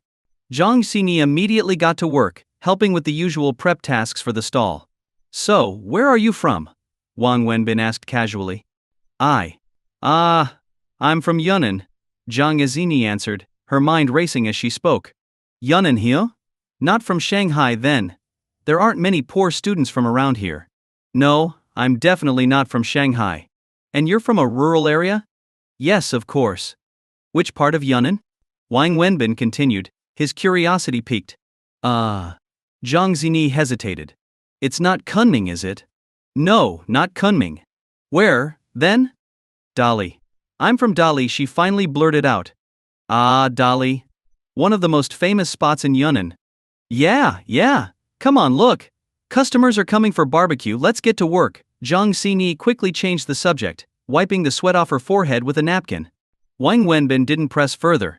He turned his attention to grilling as customers began to arrive, and soon the stall was busy with orders. The two worked tirelessly, and before they knew it, it was past 10 o'clock. Business usually started to slow down around 10:30, as the university dorms would close at 11:30. All right, it's getting late. You should head back, Wang Wenbin said to Zhang Xinyi. Okay, you finish up here. I'll head out now, she replied, as she packed up her things. Wang Wenbin always made sure to send her home around this time. After she left, Zhang Xinyi walked down the quiet back street of the campus and turned onto the main road. She pulled out a set of car keys, unlocked a sleek sports car parked along the street, and got in. But before she could start the engine, she noticed someone standing in front of the car. Looking up, she saw Wang Wenbin, smoking a cigarette, standing right in front of her car. His hands were still smeared with oil from the grill. Zhang Xinyi's eyes widened in shock. She quickly opened the door and got out of the car. What are you doing here? She stammered nervously, clearly caught off guard. Where am I isn't the point. The real question is, where are you going? You said you were heading back to the dorms, right? But I went to university in Shanghai for years, and I'm pretty sure the dorms aren't in this direction, Wang Wenbin said, his voice calm but filled with suspicion. I was going to buy something. Yeah, I needed to pick something up before heading back, Jang Xingi stuttered, clearly flustered. Oh, I see. That's a decent excuse, Wang Wenbin replied with a smirk. But how do you explain this? Now, I'm no car expert, but I recognize this one. A Ferrari 488, right? Probably costs around 4 million yuan. You must really be struggling, huh? Wang Wenbin tapped the car lightly with his hand, his tone mocking. Then, realizing he had left oily handprints on the car, he quickly pulled his hand back, panic flashing across his face. Frantically, he started wiping the car with his sleeve, muttering to himself about how much the car probably cost and how he had messed up by trying to act tough. It's not mine. It's my friend's.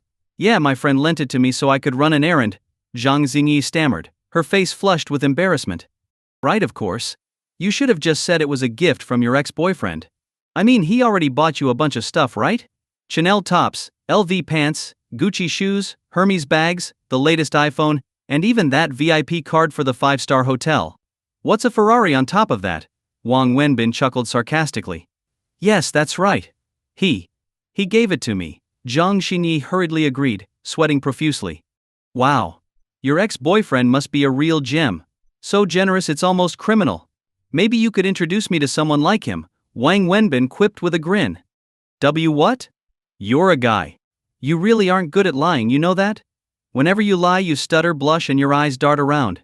You won't even look me in the eye, Wang Wenbin pointed out, amused. Do I really do that? Zhang Zini's face turned an even deeper shade of red. If you had all those things you wouldn't be struggling. Just selling your ex's gifts would get you millions. You wouldn't need to work at my stall. And if I'm right, you don't even have a rich ex-boyfriend, do you? The rich person here is you, Wang Wenbin said, stepping closer, his eyes locking onto hers. Zhang Zini stammered, unable to come up with a response. I've always felt there was something off about you, but I could never pinpoint what exactly. I never really gave it much thought. Like, why does a poor college student have skin as fair as snow, like she's never been exposed to the elements? Why does she wear necklaces worth hundreds of thousands of yuan? Why does she wear Chanel perfume? It wasn't until today, when I went to the bank and did everything I could to find out who was wiring me money, that I finally figured it out. The account name was Zhang Xinyi. That's when I realized something wasn't right.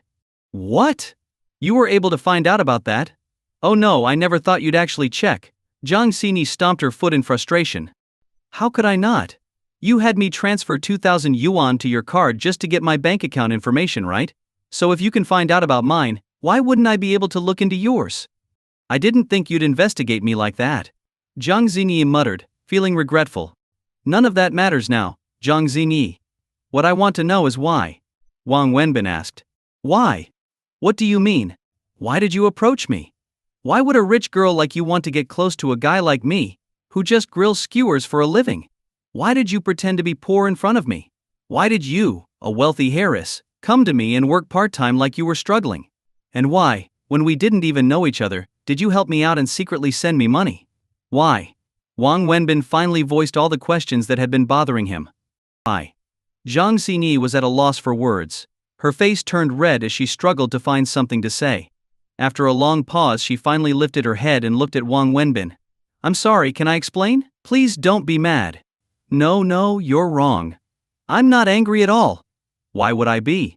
A beautiful, wealthy girl going out of her way to get close to me, this is the kind of thing that only happens in a shut-in's wildest dreams. Why would I be mad? I'm just a little confused. What are you after? My money? My looks? Or maybe my family's secret barbecue recipe? What are you even talking about? You're misunderstanding me. Of course I know you're not after anything. I don't have anything worth coveting. That's why I'm so confused. I just wanted to be friends with you. Zhang Xinyi pouted.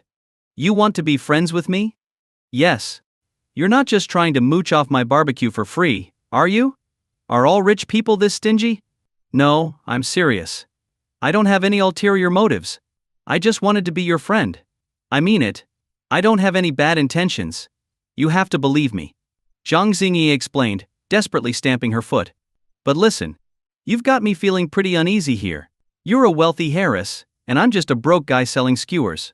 We've never met before, and then suddenly you show up at my barbecue stand, pretending to be a poor student. You even secretly give me money. If you were in my shoes, would you believe it? Wouldn't you feel like something's off? There has to be some logic to things, and your story just doesn't add up. If you don't explain this to me, I won't be able to sleep at night. Wang Wenbin flicked away his cigarette, no longer teasing Jang Xingi. I've always believed that in this world, there's no such thing as hate or love without reason. For you to treat me so well out of nowhere, you need to give me an explanation, or I'll never feel at ease. Wang Wenbin lit another cigarette. Jang Xingi stood there, nervously fidgeting with her fingers, before glancing around and saying, I'll take you somewhere, and I'll explain everything. Get in the car. She opened the door and got in. Where are we going? Wang Wenbin asked, standing by the car window. You'll see when we get there. Then I'm not going. What? Are you afraid I'll sell you off? Who knows? What if you're trying to make me your live-in son-in-law? My family's been passing down the family name for 3 generations. My dad would kill me. What are you even saying? Come on, you'll understand when we get there. I'm not a bad person. Jang Xingi was getting exasperated. Why can't you just tell me here? Ugh, it's too complicated to explain here. Just come with me and you'll see. Fine. I'll go. But I'm covered in grease. So am I. We can just wash the car later. Your car is way too nice for that. No matter how expensive it is, it's just a car, Jang Xingi said calmly. Well, you've got a point. All right, I'm getting in. Good. Jang Xingi nodded. You won't make me pay for any damages, right? Wang Wenbin asked cautiously as he opened the door. Why are you like this?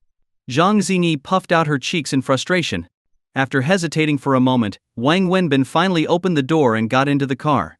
Before getting in, he tossed his cigarette, thinking, this is a sports car. If I stink it up with smoke, I won't be able to afford to clean it. Jang Xingi started the car and drove toward Wang Wenbin's home. But halfway there, she turned into an old residential neighborhood and parked the car. We're here.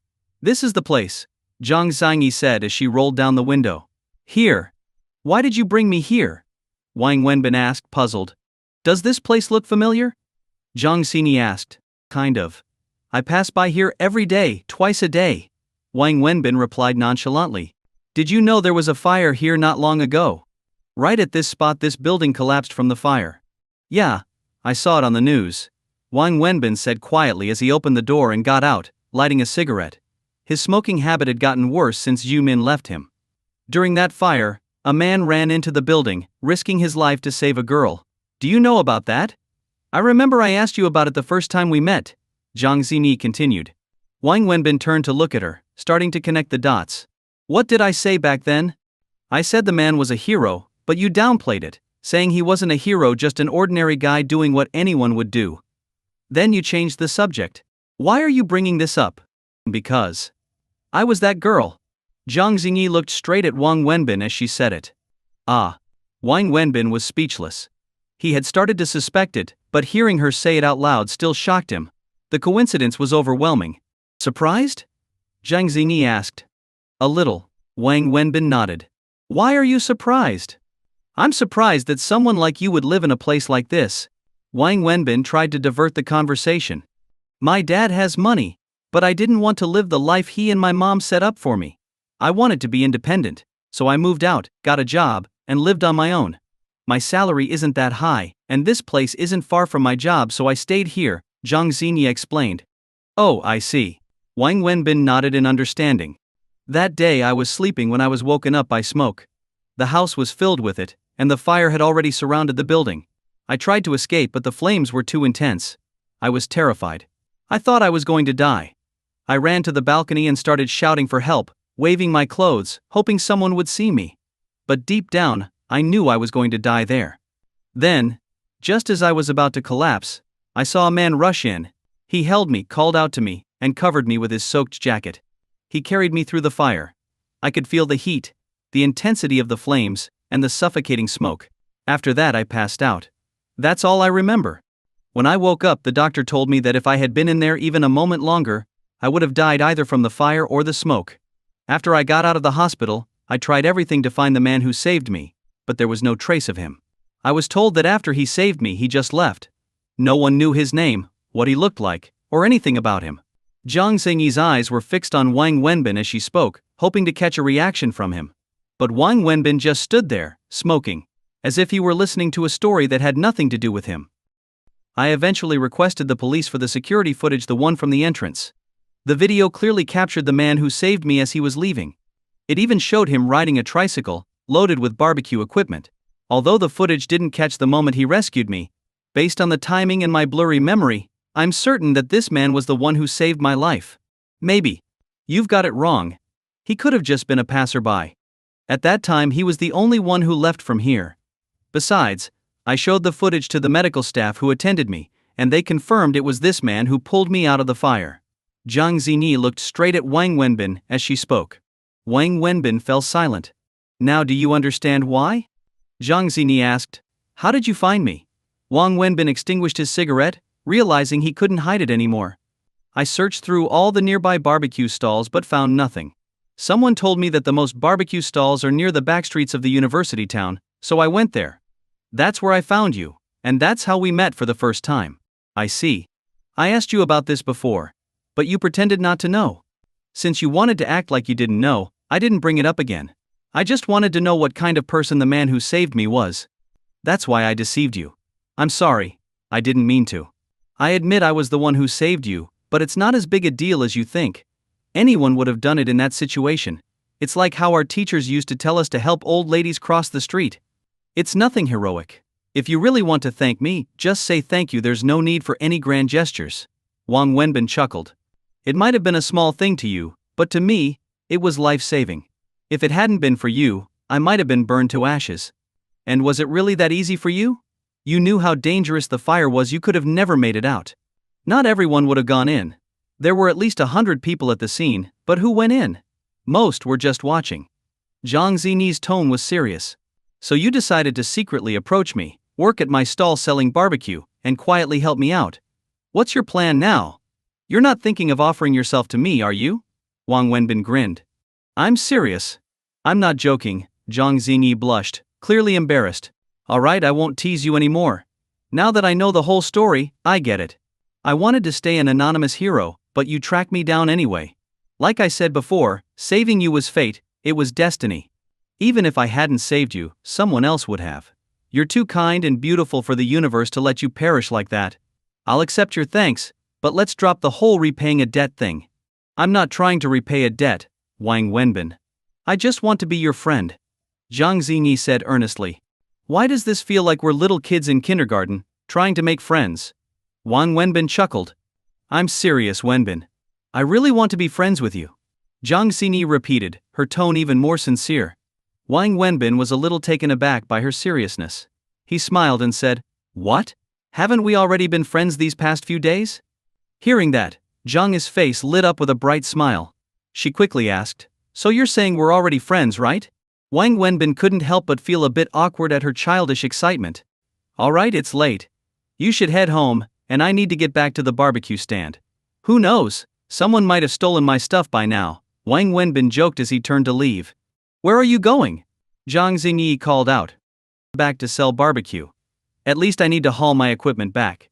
If it's gone, I'm really out of luck, Wang Wenbin said as he walked.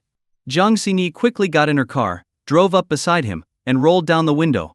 If you're going, at least let me give you a ride. It's not that far. It's faster than walking, right? You've got a point. Alright, I'll trouble you again.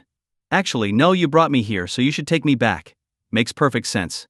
Wang Wenbin muttered to himself and got into her car without further hesitation. You really don't give people a break. We've been getting along so well, so why are you suddenly so distant just because you found out my family's well off? Jang Xingi pouted as she drove. It's not about being distant. It's about being realistic. We got along well before because I thought you were a poor student who needed a part-time job at my stall. Now I know you don't need my help at all. In fact, you're the one helping me. What am I supposed to do? Keep letting you work at my stall and continue paying you 2,000 yuan a month. Does that even cover the gas for your car? Wang Wenbin laughed. Just pretend I'm still that poor student who needs your help. But I can't pretend you're a poor student anymore. Have you ever seen a poor student driving a sports car? Let me put it this way, if you were really a poor student, then by helping you, I'd feel like I was doing a good deed. I'd feel a sense of pride. But knowing how rich you are and still treating you like a poor student, don't you think that makes me look like a fool? Then how about this? I'll run away from home tomorrow. I'll leave everything behind and live on my own. Then I'll have nothing. That way, I can work at your stall again. How about that? Are you crazy? Why would you leave a good life just to work for me? Do you think selling barbecue is fun? It's fun. And more importantly, I feel happy when I'm with you. But I'm not happy. Why? Did I do something wrong? No, it's not that. The problem is you did everything too well. I mean, I paid you 2,000 yuan a month to work for me, and you've been doing it for months. You drive a Ferrari. I feel like I've reached the peak of my life. But if this goes on too long, I'm afraid it'll shorten my lifespan. What are you even talking about? I'm serious. Let's stop talking about it. We're here. Don't drive in any further. Your car isn't exactly a van. If you scratch it, none of these stall owners could afford to compensate you. Do a good deed and park here. I'll walk the rest of the way. Wait a minute. Jang Xingi called out to him. What is it now? Is this yours? Jang Xingi got out of the car, chasing after Wang Wenbin and calling him to stop. What is it? Wang Wenbin turned around and asked. This. Jang Xingi rummaged through her bag, then pulled out a diamond ring from one of the inner pockets and held it up in front of Wang Wenbin. How did you get this? Where did you find it? Wang Wenbin's whole demeanor changed when he saw the ring. He snatched it from Jang Xingi and examined it closely. Is this really yours? Jang Xingi asked, equally surprised. Where did you get it? Wang Wenbin stared at her, demanding an answer. When I woke up in the hospital, the doctor gave it to me. They said they found it in my clothes, but I've never bought a ring like this. So I started wondering if maybe you dropped it on me when you saved me. I asked you about it before, but you said you were single and didn't have a girlfriend. I thought it couldn't be yours, but I couldn't figure out whose else it could be. Is it really yours? But you said you didn't have a girlfriend. This looks like a woman's ring, and it's a diamond. Isn't it usually for marriage? Jang Xingi was full of curiosity. It's mine, but also not mine. Anyway, I've been looking for this ring for a long time. I almost had to go to court over it. Wang Wenbin couldn't contain his excitement. Wait, was it from your ex-girlfriend? Jang Xingi asked. No. Didn't you hear me say ex? Why would I still have my ex's ring? Do you think I'm the type of jerk who asks for a ring back after a breakup? I didn't mean that. Look, just don't ask any more questions. I've got things to do, so I'll head out now. Wang Wenbin said abruptly and ran off. He was in a hurry to find Zhu Wei. The ring was a heavy burden on his mind, something he had been unable to let go of for a long time. Hey, you didn't even tell me whose ring it is. Jang Xinyi called after him, but Wang Wenbin had already disappeared. Does he have a girlfriend? Jang Xinyi muttered to herself, sitting in her car. Then she pouted and grumbled, liar. He told me he didn't have a girlfriend. Wang Wenbin, however, had no time to worry about Jang Xinyi's thoughts. He quickly packed up his barbecue stall and headed home with his tricycle. After taking a shower, he called a taxi and made his way to Xu Wei's house. By the time Wang Wenbin arrived at Xu Wei's house, it was almost midnight. As he stood outside, he could hear the sound of little Annie crying inside. I want daddy. I won't sleep unless daddy comes. Stop crying, okay? Don't you remember what daddy told you yesterday? He said that if you keep crying, he won't come back anymore. No, I won't stop. I want daddy. I want daddy. Hearing this, Wang Wenbin smiled and knocked on the door. The door opened, and the nanny greeted him. Mr. Wang? You're here. Yes, auntie.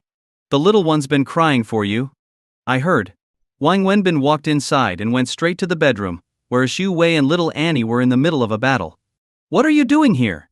Xu Wei asked, surprised to see him. Unlike Xu Wei's shock, little Annie was overjoyed. She jumped out of bed and threw herself into Wang Wenbin's arms. Wang Wenbin comforted Annie and eventually put her to sleep, telling her stories. Xu Wei quietly watched them from the side.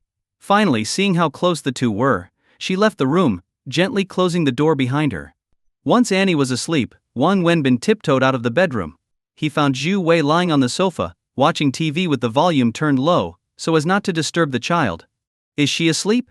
Xu Wei asked, sitting up when she saw Wang Wenbin. Yeah, she's asleep. I didn't even get through half the story before she nodded off. Wang Wenbin sat at the other end of the sofa. So why did you come over so suddenly today? She was crying for me like that. Why didn't you call? You work so hard, staying out late with your stall every night. I didn't want to bother you just to come and calm her down. Besides, I can't rely on you to do that every day. She needs to learn not to get everything she wants, even if she's sick. Yu Shu Wei trailed off, swallowing her words. It's really not that hard for me. As long as I see her smile, I'm happy too. Wang Wenbin smiled gently. Yu Shu Wei looked at him for a long moment before saying thank you. Actually, the reason I came over today was to return something to you, Wang Wenbin said. What is it? This. Wang Wenbin reached into his pocket and pulled out the diamond ring, handing it to Shu Wei. The moment Shu Wei saw the ring, she sat up straight, her eyes wide. She quickly took the ring from Wang Wenbin's hand, holding it carefully. After staring at it for a long time, she clutched it tightly in her palm. Where did you find this? You told me it was lost. Yi Shu Wei asked, her voice trembling. I thought it was lost too, but someone returned it to me today. Returned? I remember telling you that I lost it the night I went to save someone from the fire. You probably thought I was lying, but I wasn't. Today the girl I rescued tracked me down and showed me this ring, asking if it was mine. It turns out, when I was saving her, the ring must have fallen into her clothes. I had no idea where it had gone until she gave it back to me today. I'm sorry for making you worry for so long, it was truly an accident. Wang Wenbin explained. Yu Shu Wei opened her hand again, staring at the ring for a while without saying anything. After a long silence, she suddenly picked up the ring and tossed it into the nearby trash bin. What? What are you doing? Wang Wenbin was startled by her action. The past is the past. People have to live in the present and look to the future. I used to think I couldn't live without it. I wore it every day, every moment. Wearing it made me feel like he was still alive, like he was still with me. Without it, I didn't think I could go on. But after losing it, I realized I've been doing just fine. It's not that I couldn't move on, I just didn't want to. It's not that I couldn't live without him, I just found an excuse not to let go, Yu Shu Wei said softly. Wang Wenbin understood that every time she said it or him, she was referring to someone specific. I'm tired. Holding on to something from the past, refusing to let go. It's exhausting. It's left me scarred and weary. These past few days without the ring, I've gone from feeling pain, grief and loss, to feeling numb, to eventually accepting it. I've even started to feel lighter. No matter how much I once loved or missed him, that was in the past. There comes a day when we all have to let go of what we cling to, and face the future, even if it's filled with sadness and regrets. The ring is gone, and maybe that's fate's way of telling me it's time to move on. It's been years. I owe it to myself to live better. So, now that it's gone, let it stay gone. Yu Shu Wei sighed and spoke slowly to Wang Wenbin. She was saying it to him, but also to herself. You're right, Wang Wenbin said, glancing at the diamond ring in the trash with some regret. But still, don't just throw it away. It's expensive, it's worth tens of thousands. I'm not throwing away the money, I'm throwing away the past, the memories, and the feelings. It's not about money, and it never should be. Wang Wenbin stayed silent, understanding what Zhu Wei meant. Anyway, thank you, Yu Shu Wei continued. You returned the ring, so you don't owe me anything anymore. Now I'm the one who owes you. I haven't even paid you back for the accident, and you've helped me so much these past few weeks. I don't even know how to thank you. Don't forget, I also lent you 20,000 yuan. Oh right, I almost forgot about that. Between the two of us, I'm not sure how we're supposed to keep track of all this money and debts.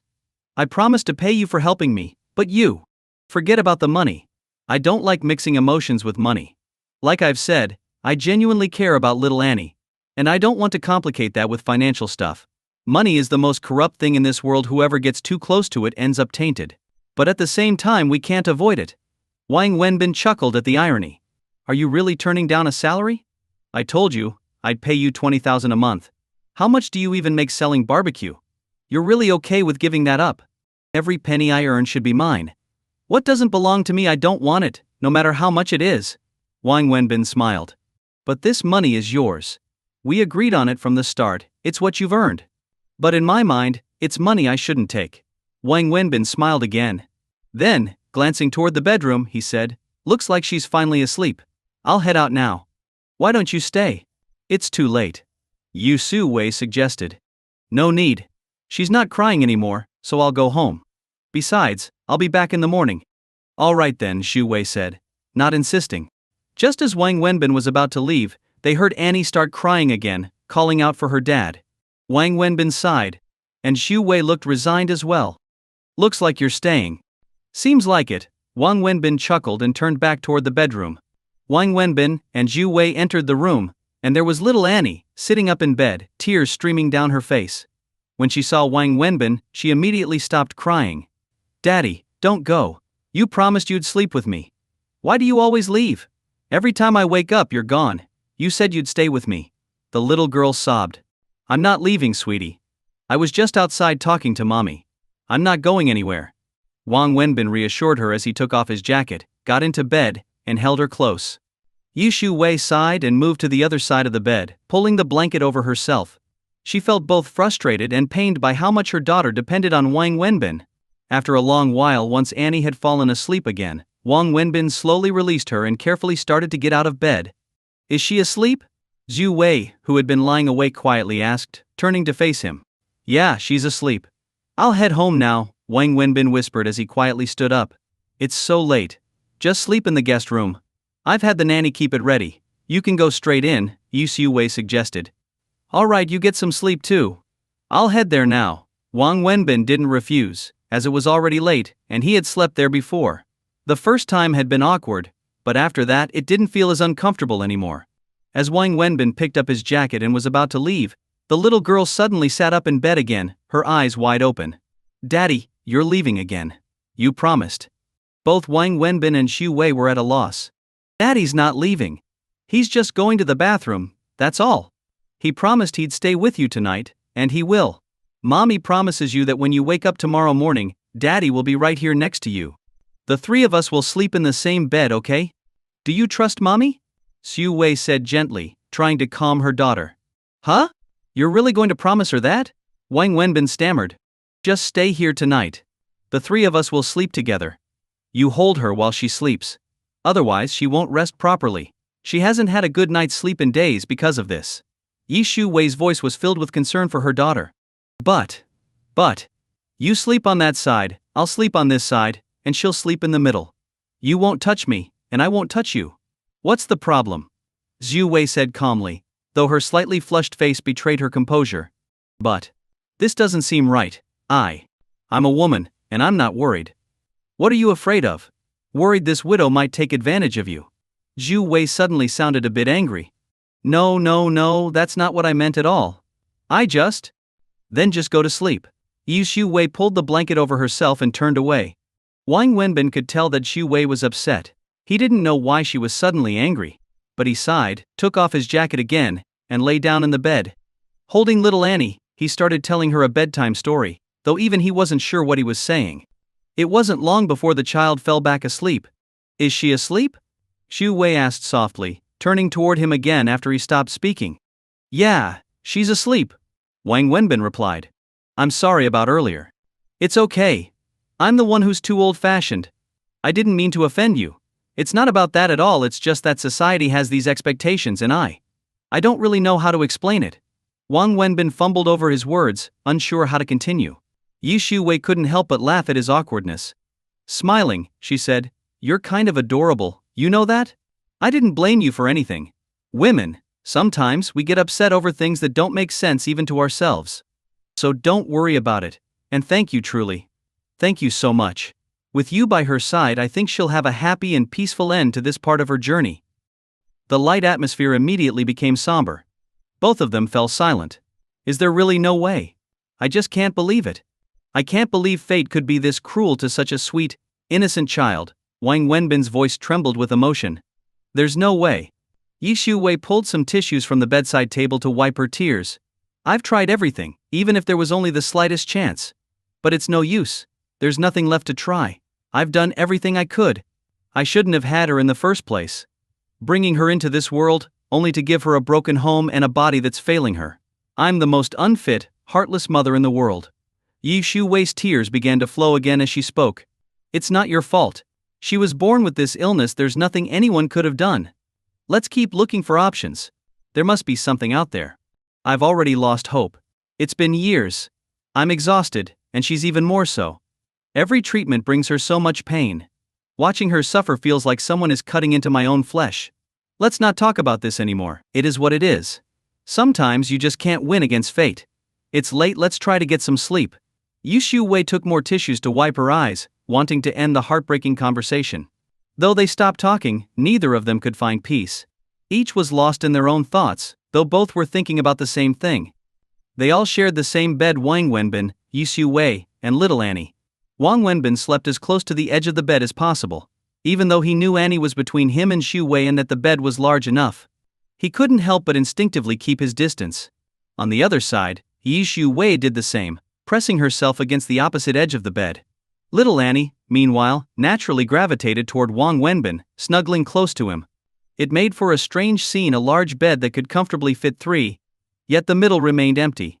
To an outsider, it might have looked like a happy family of three sharing a bed, but the reality was far from that. At some point, Yu Wei, still preoccupied with thoughts of her daughter's illness, began to hear soft snoring. She had slept in the same bed with Wang Wenbin a few times before, but never had he actually fallen asleep. It was always just an act for Annie's sake. Once the child was asleep, Wang Wenbin would quietly leave. This time, however, was different. This was the first time they were genuinely sleeping in the same bed, and it was the first time Xiu Wei had ever heard him snore. Already restless, now with the sound of a strange man snoring beside her, Yi Xiu Wei found it even harder to sleep. The quiet night amplified the sound, and with the two of them so close, the snoring seemed louder than it actually was. She felt irritated, unable to relax. But gradually, the snoring became less of an annoyance. In fact, it started to feel oddly comforting. Soon, Yi Xiu Wei drifted off to sleep, feeling more at ease than she had in years. The next morning, Wang Wenbin woke up groggily. He opened his eyes and saw an unfamiliar ceiling. Then, he realized there was something heavy on top of him, and someone was holding him tightly. A soft, fragrant scent filled the air, and he felt something warm and tender pressed against him. Wang Wenbin was confused. He was used to sleeping alone, so why did it feel like someone was next to him today?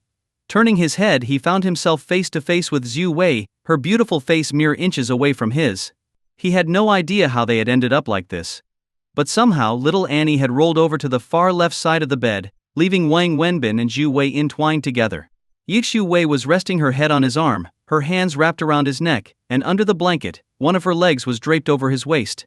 The scene was far too intimate, even somewhat suggestive. Wang Wenbin, being a young and healthy man, found himself in a very awkward situation. As his body responded naturally to the close proximity of such a beautiful woman, he realized that Xiu Wei's leg was pressing directly on a very sensitive area. He was caught between discomfort and embarrassment, unsure of what to do if Xiu Wei woke up and saw the situation. He didn't even know how they had ended up like this. Wang Wenbin tried to think quickly, hoping to gently move Xiu Wei's arm and leg without waking her. But just as he was about to act, Yi Xiu Wei suddenly opened her eyes. What followed was one of the most awkward moments either had ever experienced. Wang Wenbin stared at Xiu Wei, and she stared back at him. Yi Xiu Wei was lying on his arm, her hands around his neck, while her leg was still resting on a very compromising part of his body. It took Xiu Wei a few seconds to fully realize what was happening. Then, in a flash of understanding, she yanked her hands away, threw off the blanket, and leaped out of bed with a loud, piercing scream. Pointing at Wang Wenbin, who had quickly sat up as well, she shouted, "What are you doing? What did you do?" Her face was flushed with anger and shock, while Wang Wenbin looked helpless and mortified. "By all that's holy, I didn't do anything." Wang Wenbin stammered, "I have no idea how this happened. I just woke up like this. I swear, I didn't do anything. I can promise you that." Yi Xiu Wei, still caught off guard, calmed down as the shock wore off. When she recalled the position they had been in, she realized that if anything had happened, it had clearly been her who initiated it. Wang Wenbin had been the passive one. Feeling embarrassed, Yi Xiu Wei coughed awkwardly and said, "I know. It's fine. I'll get up now and go wash up." She tried to act as if nothing had happened and quickly left the room, her face turning as red as an apple. Though she had been married and had a child, that didn't mean she wasn't still capable of feeling shy or awkward. She just handled it with more maturity than a younger woman might. As Yi Xiu Wei left the room, Wang Wenbin let out a long sigh of relief, wiping the cold sweat from his forehead. After leaving Xiu Wei's house, Wang Wenbin went straight home. Returning the ring to Xiu Wei felt like lifting a huge weight off his chest. It had been bothering him for so long, and Wang Wenbin was the kind of person who couldn't stand owing anything to anyone. The ring had been like a stone pressing down on him, much like the 300,000 yuan debt he owed, which haunted him every day. For years he had been working tirelessly to pay off his debts, which was why he worked so hard. It was Sunday, and Wang Wenbin thought he'd set up his barbecue stand early. After resting for a bit at home, he began preparing for the day's work. Around midday, his phone suddenly rang. The number was unfamiliar, but even without saving it, Wang Wenbin knew who it belonged to. He stared at the number for a long time, hesitating to answer. Finally, after a deep breath, he pressed the call button. "What's up?" he asked coolly after picking up. The number belonged to Zhu Min. She had called him from this number before, and although Wang Wenbin hadn't saved it, he had somehow memorized it. "Wenbin, I hurt my foot," Zhu Min said softly over the phone. "You hurt your foot? What happened?" Wang Wenbin froze for a moment, then quickly asked. "I just moved into a new place and was setting things up. Today's Sunday, so I was organizing the house. I was standing on a chair to arrange the cabinets and accidentally fell. My foot really hurts. I didn't know who else to call, so I called you." "Is it serious? Are you in a lot of pain? You should call an ambulance." Wang Wenbin became anxious. "I don't think I need to go to the hospital. It's not that bad, but it does hurt." "You're unbelievable. Where's your new place? I'm coming over right now. Text me the address," Wang Wenbin said as he rushed out the door, not even bothering to change out of his work clothes, which were still dirty from the barbecue prep. "Okay, I'll send you the address now," Zhu Min agreed without hesitation. "Got it." Wang Wenbin hung up and dashed out, flagging down a taxi to take him to the address Zhu Min had sent.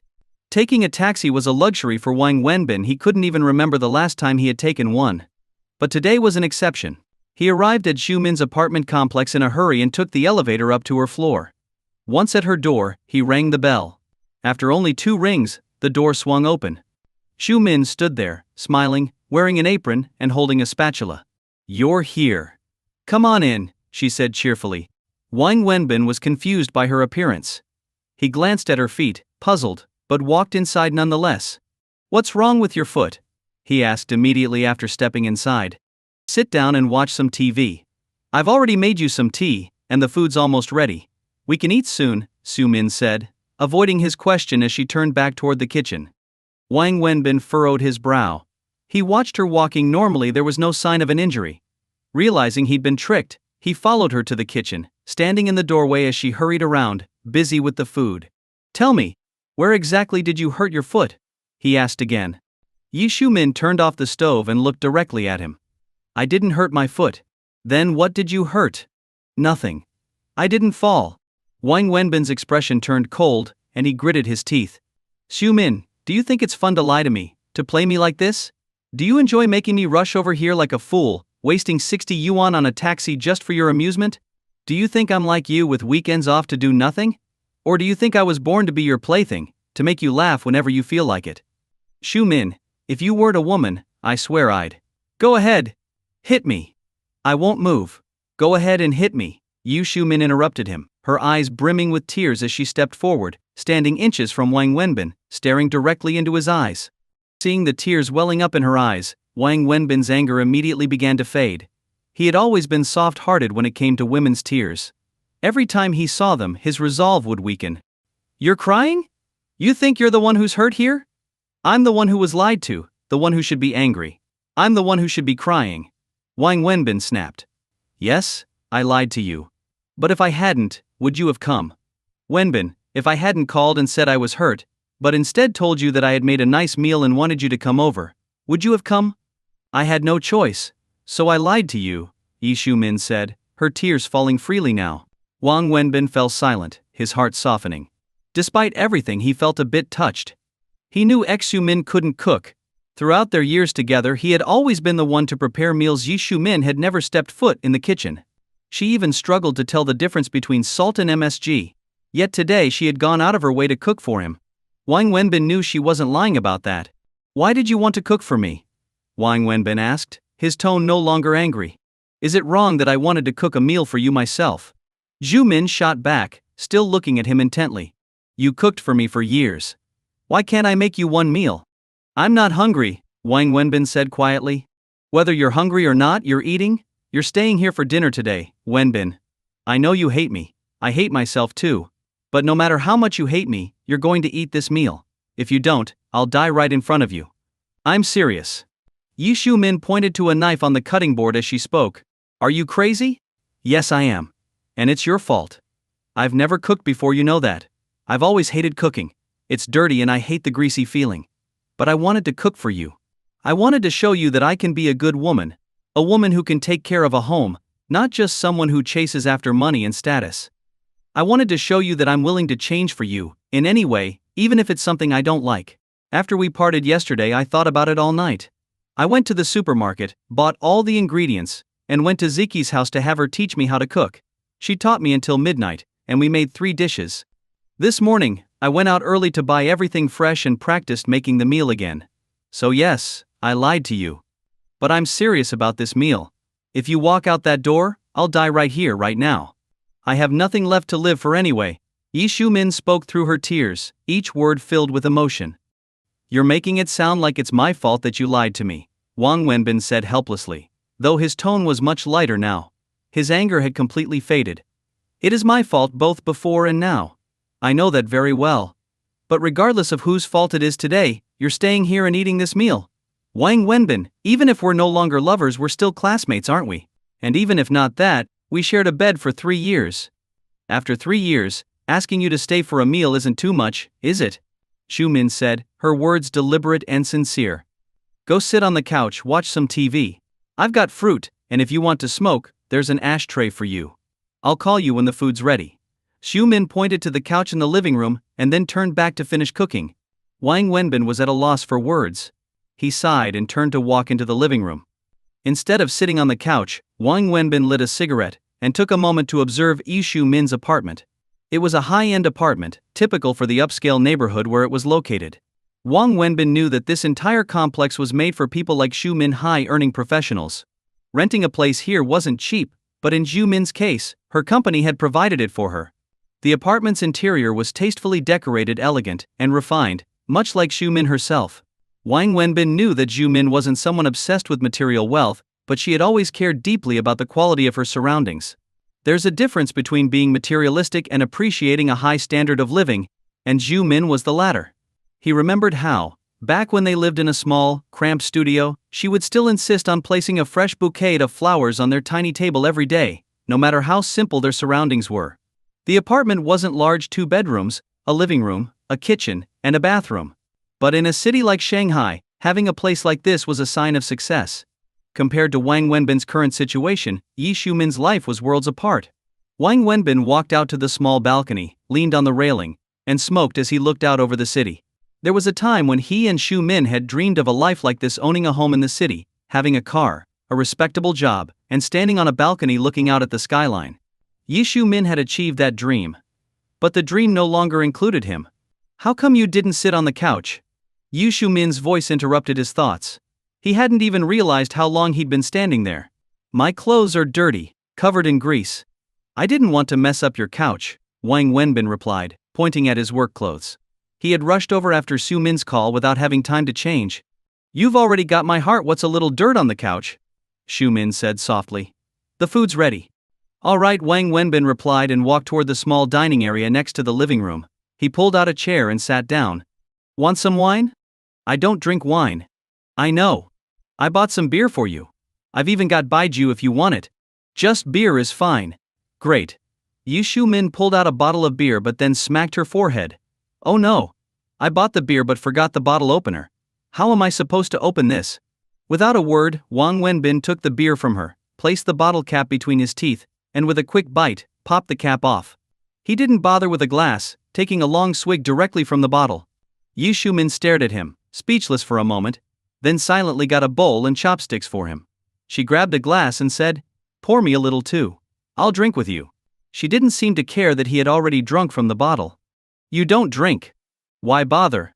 Let's just eat, Wang Wenbin said, turning down her offer. Shu-min, looking slightly deflated, didn't push the matter. Instead she asked, How's the food? Is it okay? It's fine. Tastes good, Wang Wenbin said without much enthusiasm. How about I cook for you every weekend from now on? Even if you really hurt your foot next time, I'm not coming, Wang Wenbin said calmly as he shoveled food into his mouth. Yi Shu-min froze for a moment before asking, Wenbin, tell me, do you hate me, or just dislike me? Is there a difference? There is, Shu-min said, her voice softening. If you hate me, I can accept that.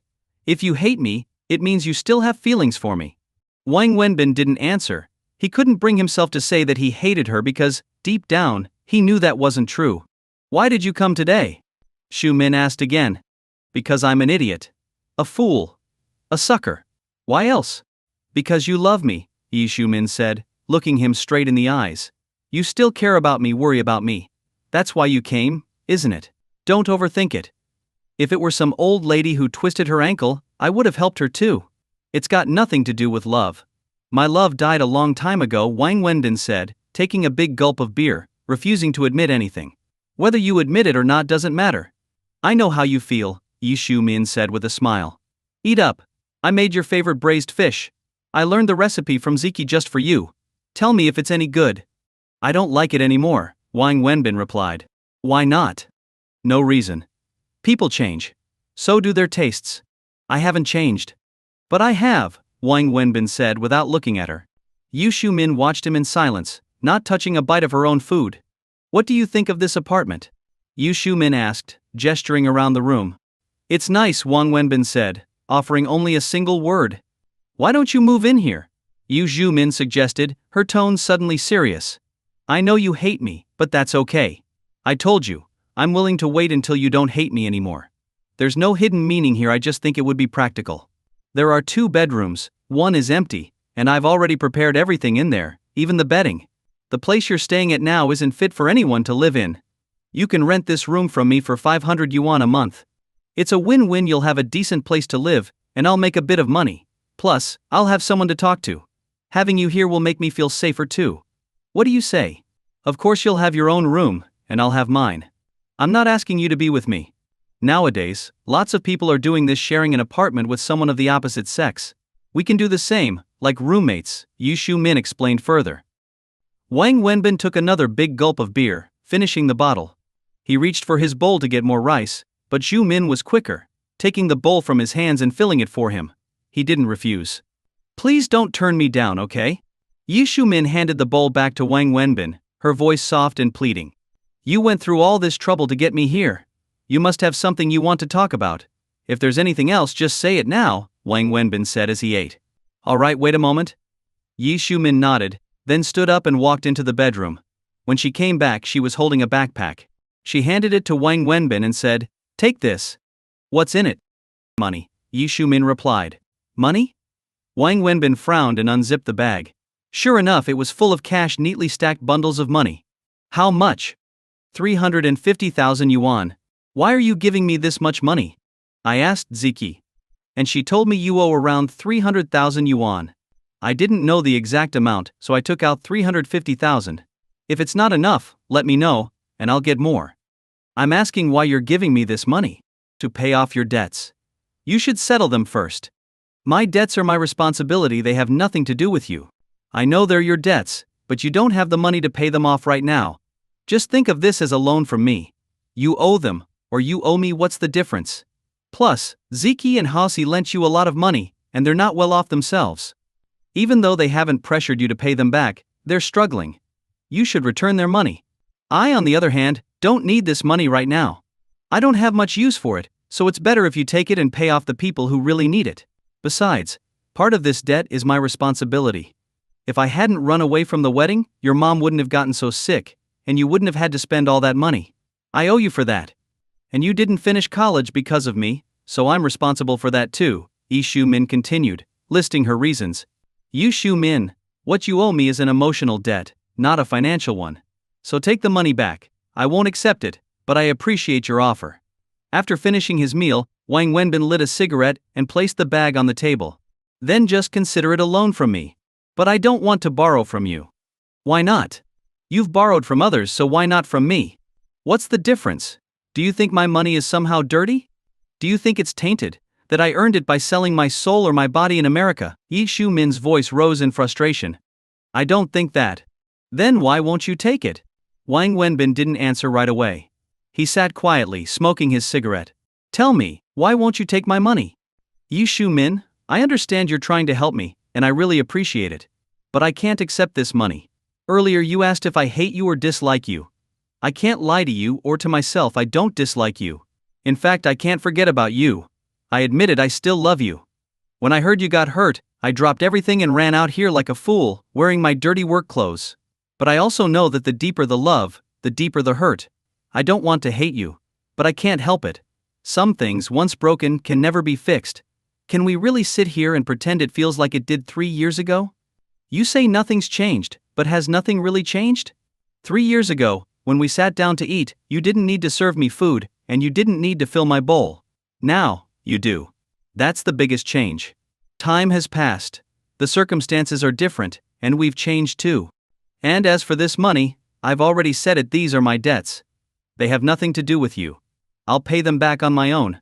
I'm capable of it. I started out owing over 400,000 yuan, and now it's down to 300,000. Give me a few more years, and I'll pay off the rest. I can live just fine. But you're living such a hard life right now, Wenbin. Don't do this to yourself. Be kinder to yourself, please, Xu Min begged, tears streaming down her face. Why does everyone think I'm living such a terrible life? You're all wrong. I'm actually doing great. Do you think if I paid off my debts with this money, my life would suddenly get better? No, I'd just work even harder to make money. That's who I am. When I owe someone, I feel guilty. Even eating a bowl of instant noodles with a sausage feels wrong, like a crime. So I work like crazy, living in a tiny, rundown place, and I feel at peace with that. If you put me in an office with air conditioning, I'd feel like I was suffocating. Wang Wenbin shook his head as he spoke. Then he stood up and faced Xu Min. Xu Min, you're not an ordinary woman. You're talented, ambitious, and destined to stand at the top of the pyramid. Meanwhile, I'm someone who's content living at the bottom. You're reaching for the stars, while I'm down here in the dust. We're worlds apart now. Even if you hadn't run away from the wedding, we'd have still ended up here. I've thought a lot about this. There's no right or wrong when it comes to love, so there shouldn't be hate either. There's only love and no love.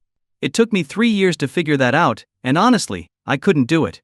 But in the time you've been back, I've come to understand it. I hope you can understand too. I'm not your Romeo, and you're not my Juliet.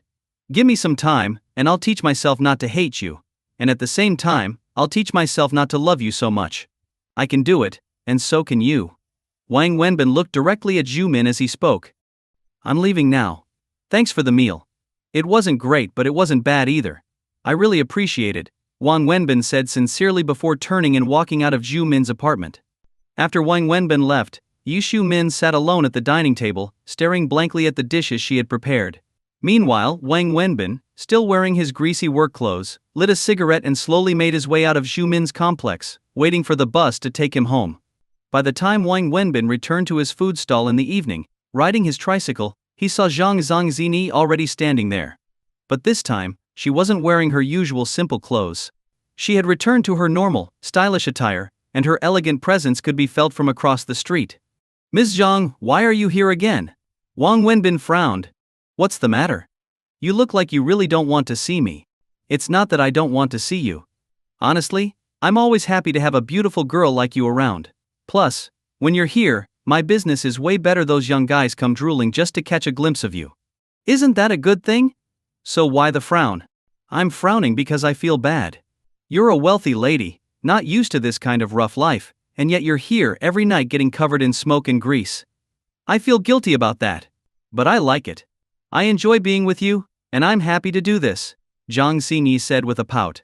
But I don't want you to. You don't want to, but I do. And I'm staying. What are you going to do? Force me to leave? Jang Xingi said stubbornly. How does a lady like you even know how to be so stubborn? You forced me to be this way, she pouted again. All right, please stop pouting. Every time you do that, I feel like my heart's going to melt.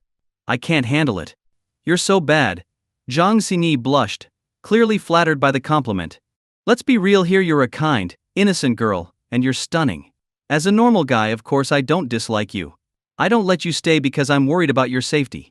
This may be the university town's backstreet, but there are all sorts of shady characters here. You're both beautiful and wealthy, and it's dangerous for you to be here so late at night. If something happened to you because you were helping me sell barbecue, would your family let me off the hook? And even if they did, I couldn't live with that guilt. Wang Wenbin explained while setting up his stall. There aren't that many bad people in the world. You just haven't met any yet. Trust me, bad people exist in every era. Even if it's just a matter of how many. I don't know about bad people, but I do know that you're a good person. Wang Wenbin was speechless for a moment before replying. All right, you're so pure that I feel guilty just thinking about showing you how dark the world can be. Someday, you'll probably help me count the money after I sell you off. If you ever sold me, I'd go willingly.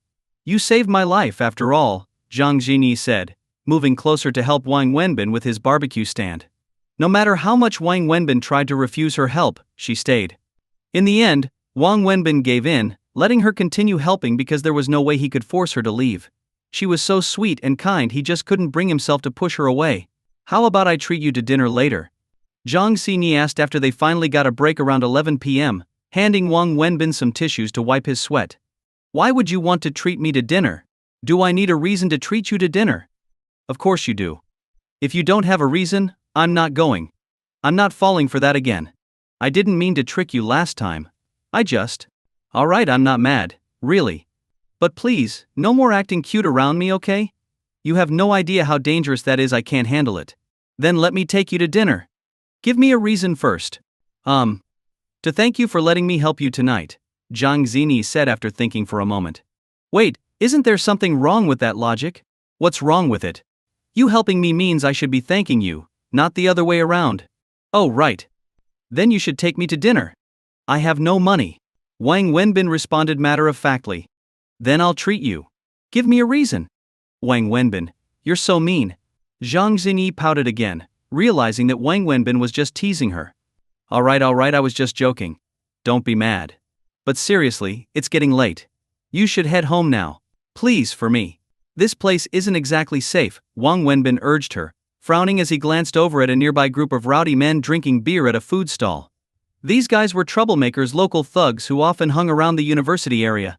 Wang Wenbin knew them well, and in the past, he'd had to pay them protection money to avoid trouble.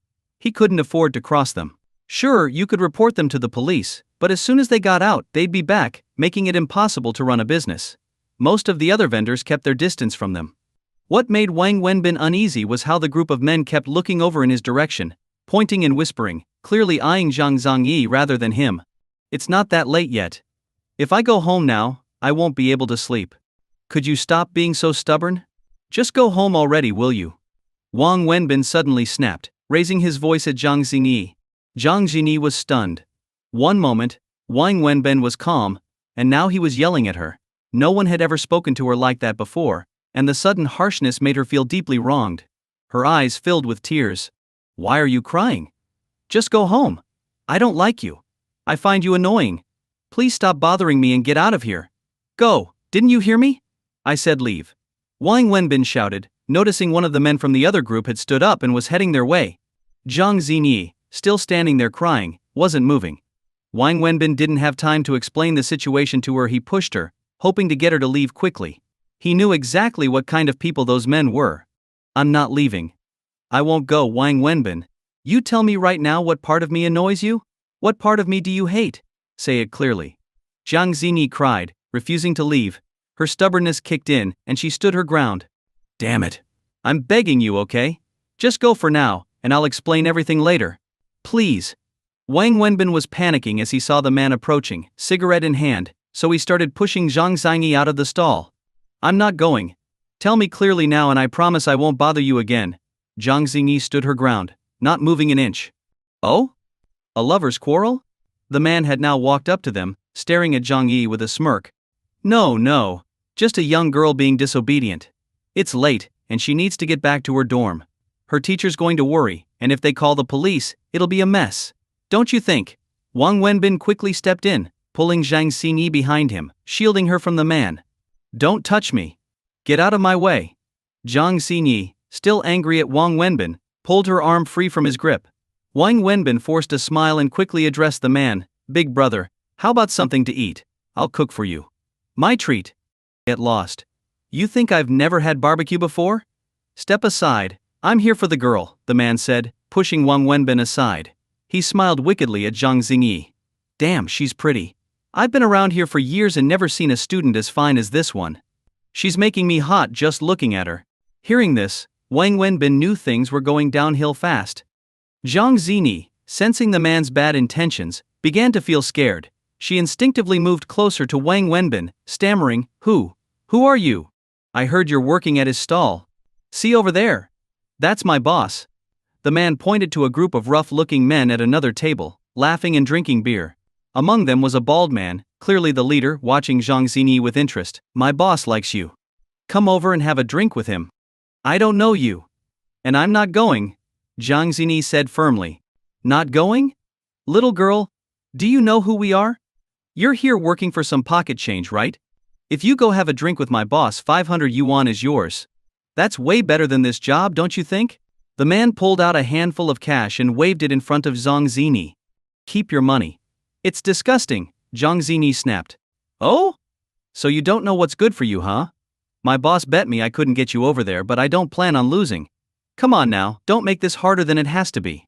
The man, now irritated, reached out to grab Jang Xingi's arm. Jang Xingi screamed and quickly hid behind Wang Wenbin, who stepped forward, shielding her. Big brother, she's just a student. She doesn't know anything. How about this? I'll come over and drink with you and your boss, and we'll forget this ever happened. I'll apologize on her behalf, okay? Wang Wenbin said, forcing a smile. Who the hell do you think you are? It's none of your business. My boss wants her to have a drink, and that's what's going to happen. Don't get in my way. The man grabbed Wang Wenbin by the collar, jabbing his finger in his face. Let go of him, or I'll call the police. Jang Xingi shouted from behind Wang Wenbin. Shut up. Wang Wenbin barked at her, then turned back to the man with a nervous laugh. Big brother, she's just a kid. She doesn't understand. I'll cover your table's bill tonight, and we'll head to karaoke after. It's on me. You think you're important, huh? You're nothing. If you don't back off, I'll kill you right here. The man shoved Wang Wenbin aside and reached for Jang Xingi again. She screamed and dodged out of the way. God damn it. You just had to pick a fight, didn't you? Wang Wenbin muttered under his breath. Grabbing a stool, he charged at the man and swung it with all his strength. What followed was a chaotic brawl. Wang Wenbin attacked the man without holding back, knocking him to the ground. But soon after, the rest of the man's gang rushed over, pinning Wang Wenbin to the ground and kicking him relentlessly. Wang Wenbin had expected this outcome. Curling into a ball, he covered his head and chest, bracing himself as they punched and kicked him. With 10 or so men beating him at once, he had no chance to fight back. Jang Xingi stood by, screaming and crying, but the group surrounded Wang Wenbin, making it impossible for her to intervene. A few minutes later, the sound of police sirens filled the air, and the gang scattered, disappearing into the night. It was Jang Xingi who had called the police. Since the food stalls were near the university, there was a police station nearby, and officers arrived quickly. Are you okay? Somebody, call an ambulance. Please help. Jang Xingi cried as she knelt beside Wang Wenbin, who was coughing violently on the ground. She looked around, pleading with the bystanders. I'm fine.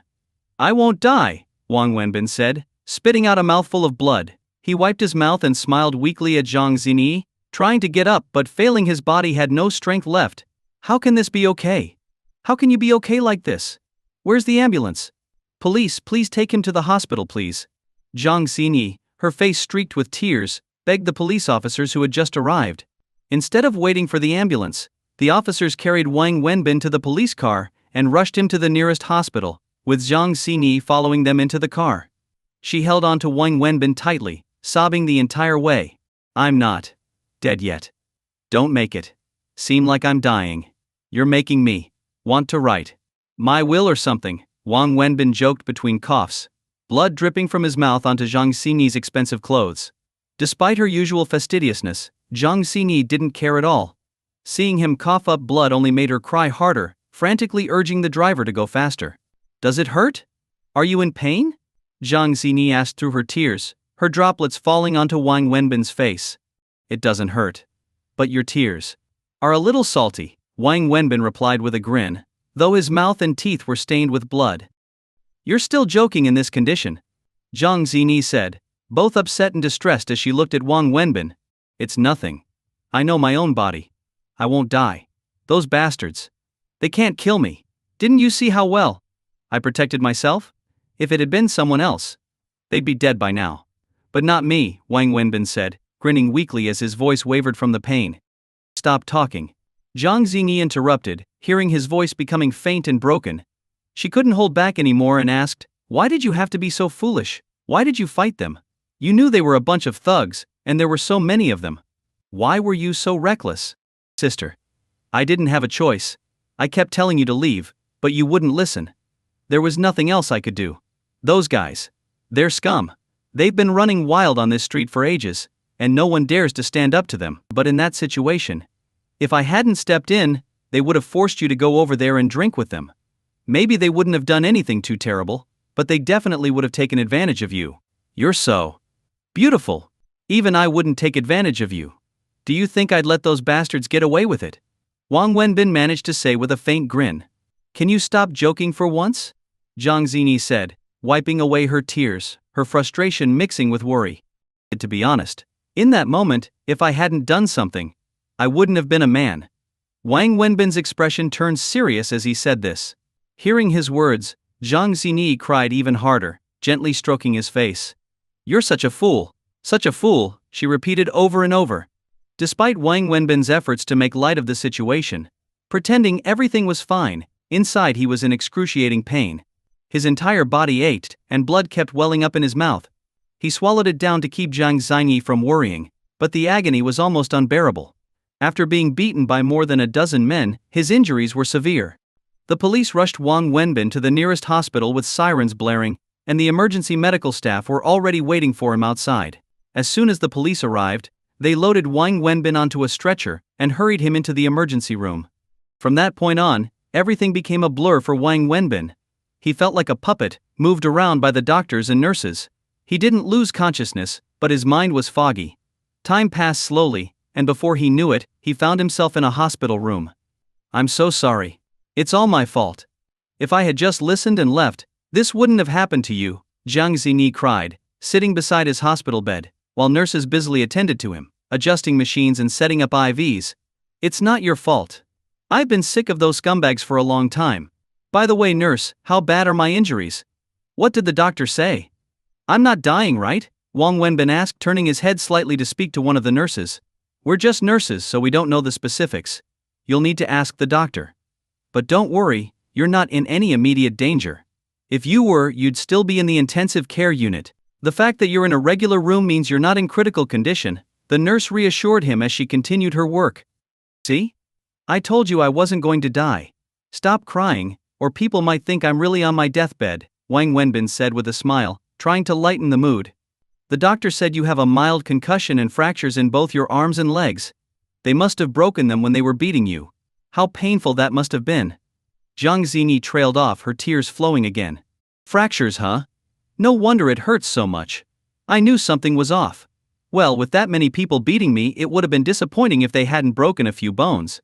Did the doctor mention how they're going to treat me? They said they'll first take care of the open fractures, and then perform surgery on the closed ones. I don't really understand it all, but the doctor said it's lucky the fractures didn't damage any major nerves or blood vessels. I think that's what they said, Jang Xingi explained, though she wasn't entirely sure of the details. Don't worry about it. I'll be fine. I'll need surgery and some time to heal, but there's nothing too serious to worry about. I'll probably need to stay in the hospital for a month or so, but I'll recover, said an older nurse who was finishing up administering his IV. A month? Wang Wenbin exclaimed, not thrilled by the idea. Broken bones take time to heal. Even minor fractures need 3 months for a full recovery, and yours are quite serious. You'll need to stay in bed until your bones heal properly. It's not something you can rush, the older nurse said before leaving the room. What's with this hospital? This room looks more like a hotel suite. There's a sofa, a TV, even a fridge. Which hospital is this? Wang Wenbin asked, finally noticing the upscale surroundings. This is a private room, Jang Xingi replied. A private room? Wang Wenbin was shocked. Why am I in a private room? Just because I got beat up? I arranged it. I called my dad, and he pulled some strings. The regular wards were too crowded and uncomfortable, and with your injuries, there's no way you could recover properly in one of those rooms. That's not the point. How much is this room costing per night? Wang Wenbin asked, focusing on the financial aspect. I didn't ask. Does it matter? Why are you worrying about money at a time like this? Just focus on getting better. The doctor said you shouldn't move, and most of your bones are already set in place. If you need anything, just let me know, Jang Xingi said, pressing him back down as he tried to sit up. Of course I'm worried about money. I'm not earning anything while I'm stuck here, and if I don't save every penny, how am I going to pay the hospital bills? Can you find out how much this room costs per night? If it's too expensive, tell the nurse to move me to a regular ward. At least there, it's lively with other people around. Here, it's just me, all alone. It feels more like a hotel than a hospital. I want to feel like I'm in a real hospital, Wang Wenbin insisted. Just focus on healing. Don't worry about the money, no amount is more important than your health, Jang Xingi said, trying to comfort him. Well, that's where you're wrong. Money is way more important than injuries, at least for me. Think about it, unless it's a fatal wound, given time, your body will heal on its own. But money? It doesn't just appear by itself. So tell me, which is more important, money or injuries? Wang Wenbin joked. Can you stop being so difficult? Does it hurt? Jang Xingi asked, her eyes red from holding back tears. You've asked me 7 times now if I'm in pain, Wang Wenbin teased, though deep down he felt touched by her concern. After being alone for so long, even the smallest kindnesses meant the world to him. Here, eat an apple, she offered. I'm not hungry. Then drink some milk. I'll get you some. Thanks. But I'm really not in the mood. Then. What do you want to eat? I'll go buy it for you. I want a cigarette. Wang Wenbin lay there, unable to move, while Jang Xingi sat by his side, trying her best to take care of him. But clearly this was her first time tending to someone, and she looked clumsy and unsure of what to do. As they continued their light conversation, Jang Xingi noticed Wang Wenbin's face suddenly turn red. What's wrong? Are you feeling unwell? She asked, concerned. It's nothing. Go get the nurse, Wang Wenbin replied. What is it? Tell me what's wrong. I'll get the doctor, Jang Xingi said, panicking. No. Just call the nurse. It's fine. Why the nurse? What's going on?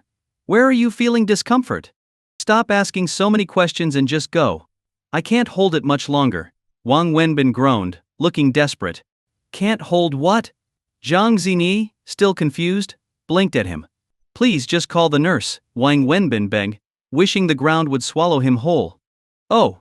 You need to use the bathroom, don't you? Jang Xingi finally realized. Yes, it's urgent. Wang Wenbin said, exasperated. He was wrapped up like a mummy, unable to move, and even if the doctors hadn't told him to stay still, he physically couldn't move on his own. Do you need to go number 1 or number 2? Is it really necessary to ask that? Just call the nurse. Wang Wenbin pleaded. I need to know so I can figure out what to do. Jang Xingi insisted. Number 1. I need to pee. I'm about to wet myself here, Wang Wenbin wailed in frustration. Oh, that's easy. The nurse already told me about this. You can use this bedpan for number 2 and this urinal for number 1. Jang Xingi pulled out a bedpan and a urinal from under the bed. Wang Wenbin's eyes widened in disbelief as he stared at the objects in her hands. What? What are those? They're for patients. This one is for using the toilet in bed, and this one's for peeing. The nurse even showed me how to use them, Jang Xingi explained. Okay, stop explaining.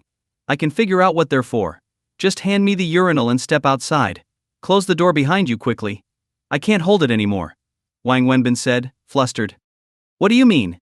I mean I need to pee. If you don't let me go now, I'm going to wet myself. Come on, help me out here.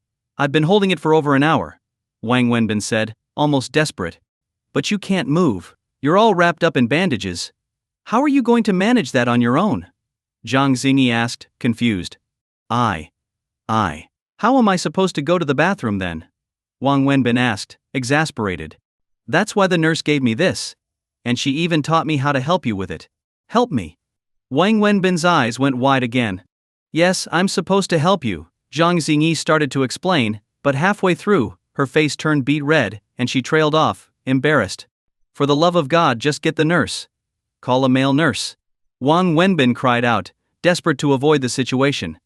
There aren't any male nurses, and they don't handle this stuff anyway. Family members have to do it.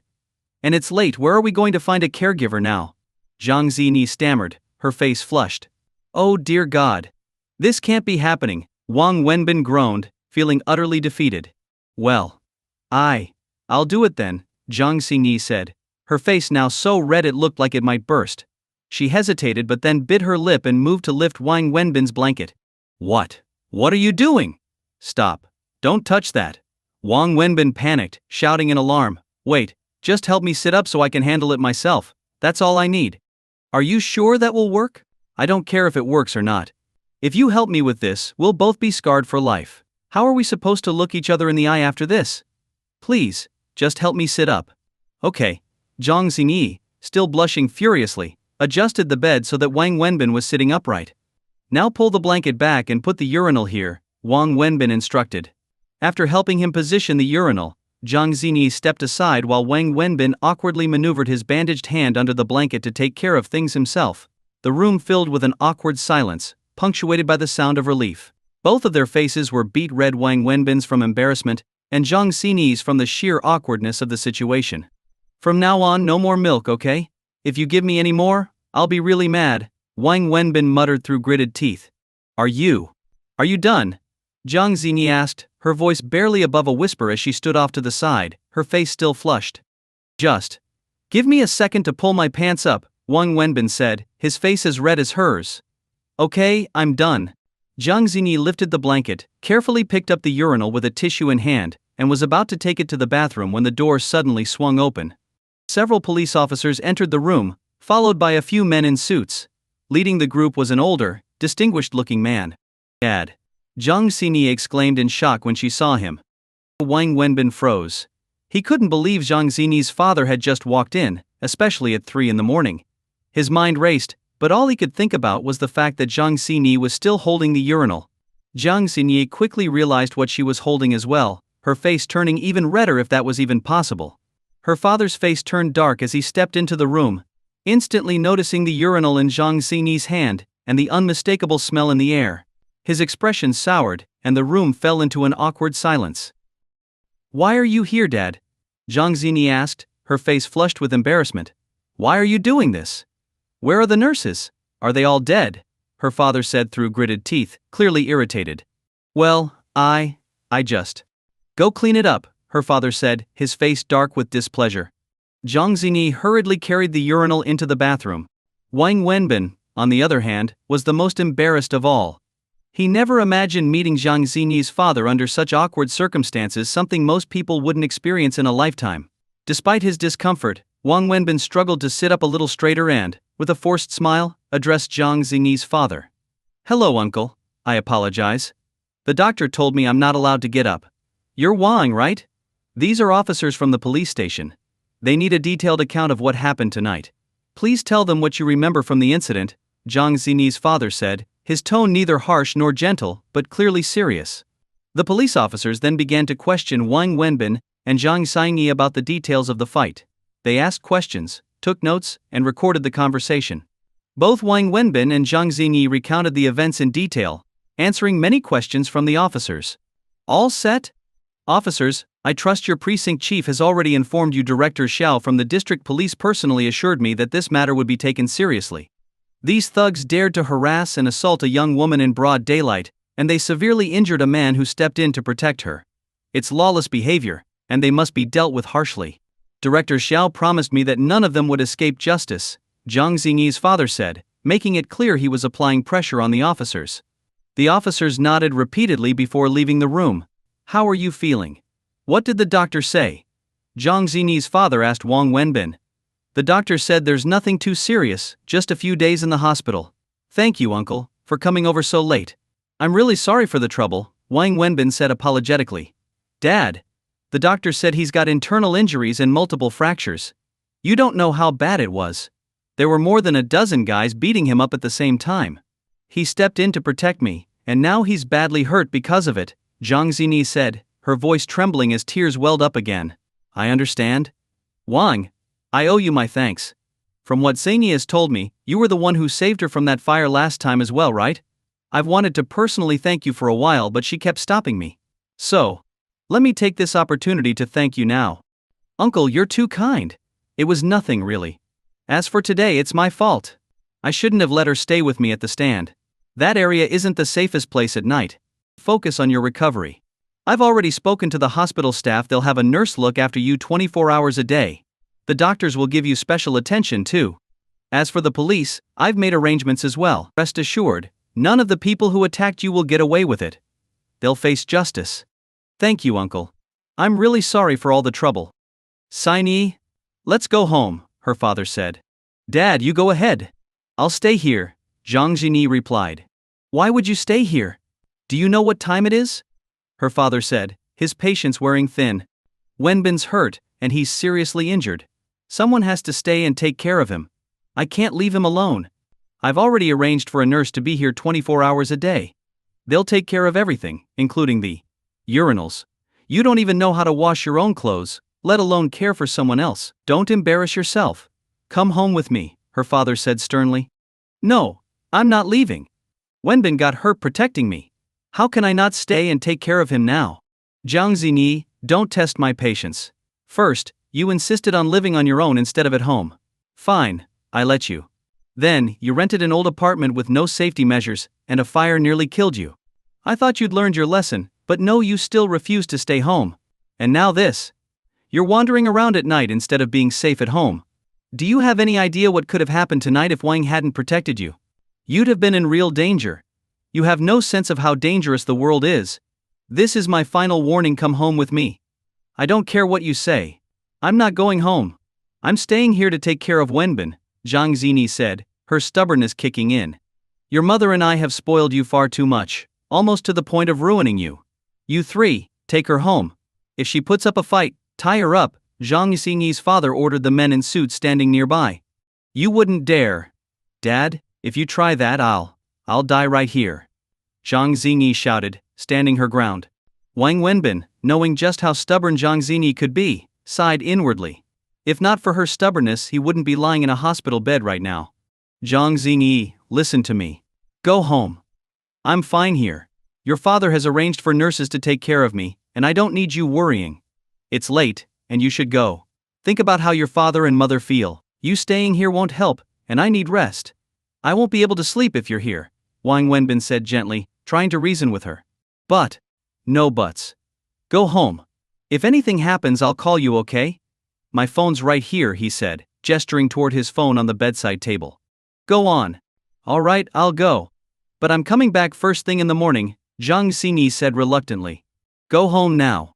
With that, Jang Xingi, surrounded by the men in suits, was led out of the room. Her father, however, remained behind. Wang, I came here tonight to have an honest conversation with you, Jang Xingi's father said. Please, uncle, go ahead. I'd like you to stop seeing Xingi from now on, her father said bluntly, without mincing words. Wang Wenbin froze, momentarily lost for words. After a long pause, he forced a smile and said, Uncle, I think there's been a misunderstanding. About earlier, it wasn't what you think. I was dealing with things myself, and Xingi was just helping me out by emptying the. Wang Wenbin thought Jang Xingi's father had misunderstood what he saw when he walked in, so he rushed to explain, but no matter how hard he tried, it was impossible to clarify the situation. Before he could finish, Jang Xingi's father interrupted him. I'm not interested in what just happened. What matters to me is that it doesn't happen again, and from now on, I don't want you and her to see each other anymore. Uncle. First I must thank you. If it weren't for you, who knows what might have happened to Xingi? You have done a great service to our family, and I'm fully aware of that. Uncle, you're being too kind. When I saved her, it was just something anyone would do. Even if I hadn't gone in, the firefighters would have rescued her, Wang Wenbin quickly responded. Jang Xingi's father raised his hand, signaling for Wang Wenbin to stop speaking. I know right from wrong, and I'm not someone who doesn't appreciate kindness. But gratitude is one thing, other matters are something else entirely. As her father, I can't allow her to get too close to you. Regardless of what kind of relationship you have now, it's inappropriate. My words might sound harsh, and you may find them uncomfortable to hear, but Wang, this is the reality of the world. I've had someone look into your background. You must know that you and she are from completely different worlds. Getting too close won't benefit either of you. Just like tonight's incident, this wouldn't have happened if she hadn't been at your food stand. She should never have been in that place. Do you understand what I'm saying? Uncle, I think you might be misunderstanding something. Xingi and I are just ordinary friends. There's absolutely nothing beyond friendship between us, and we've never done anything that would cross that line, Wang Wenbin tried to explain again. You still don't get it. Just because there's nothing between you two now doesn't mean feelings won't develop over time. I was young once too, which is why I can't allow even the possibility. Even if you both swore you'd remain just friends forever, it wouldn't be acceptable. The kind of people she keeps around her, even ordinary friends, must meet certain standards. Someone like you shouldn't be in her circle. Wang Wenbin lay in bed, speechless. It felt like there was a thorn lodged in his throat, a deep, stinging pain he couldn't swallow or remove. After a long, awkward silence, he forced a bitter smile and said, I understand, uncle. You're saying I'm not worthy of being her friend, right? The truth is harsh, but yes, that's the point. People tend to group together with those of their own kind. Xingi belongs in a social circle that matches her status and supports her future. You belong in your own circle. The worlds you live in don't overlap and shouldn't. Trying to force your lives to intersect will harm both of you. As I said earlier, if she hadn't known you, she wouldn't have gone to your food stand, and tonight's events wouldn't have happened. So, I hope from now on, you two will have no further contact. Wang Wenbin smiled again, his hand, wrapped in a cast, clenched into a fist beneath the sheets. Despite his smile, it was clear the words had cut deep. After a pause, he nodded and said, I understand, uncle. You're right. Xingi and I don't belong in the same world. Don't worry, I promise I won't have any further contact with her. Good. You're a smart young man. I believe you'll do well in life. Here's 500,000 yuan, as compensation or a gesture of thanks, call it what you will. Please take it. Also, here's my card. If you ever need anything in the future, don't hesitate to reach out.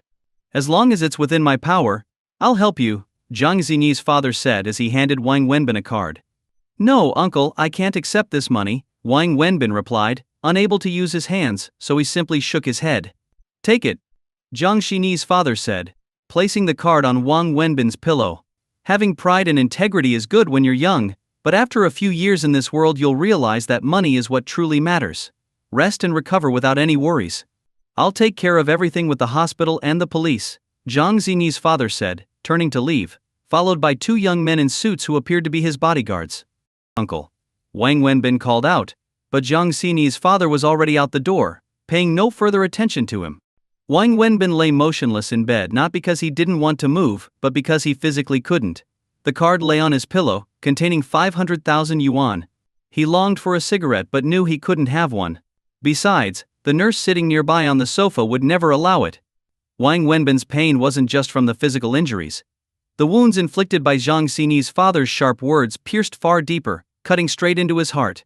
The heartache was far worse than the pain of his broken bones. Wang Wenbin had always known where he stood. Ever since he learned about Jang Xingi's background, he had tried to avoid her. He understood all too well that they came from different worlds. He was fully aware of how society worked. But knowing it in his heart, and being confronted with it so bluntly were two different things. The 500,000 yuan card symbolized humiliation for him. Jang Xingi's father was essentially telling him, take this money and stay away from my daughter. But Wang Wenbin had never intended to pursue a relationship with Jang Xingi. But that money stripped away the thin layer of self-respect he had left.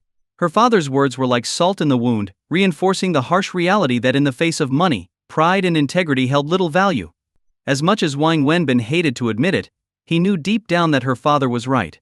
His pride and courage had driven him to protect Jang Xingi, even at the risk of his life, but what did it amount to?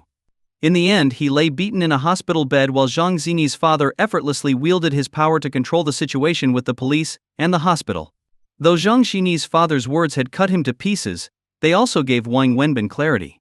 He understood, more than ever, the brutal truth about the world he lived in.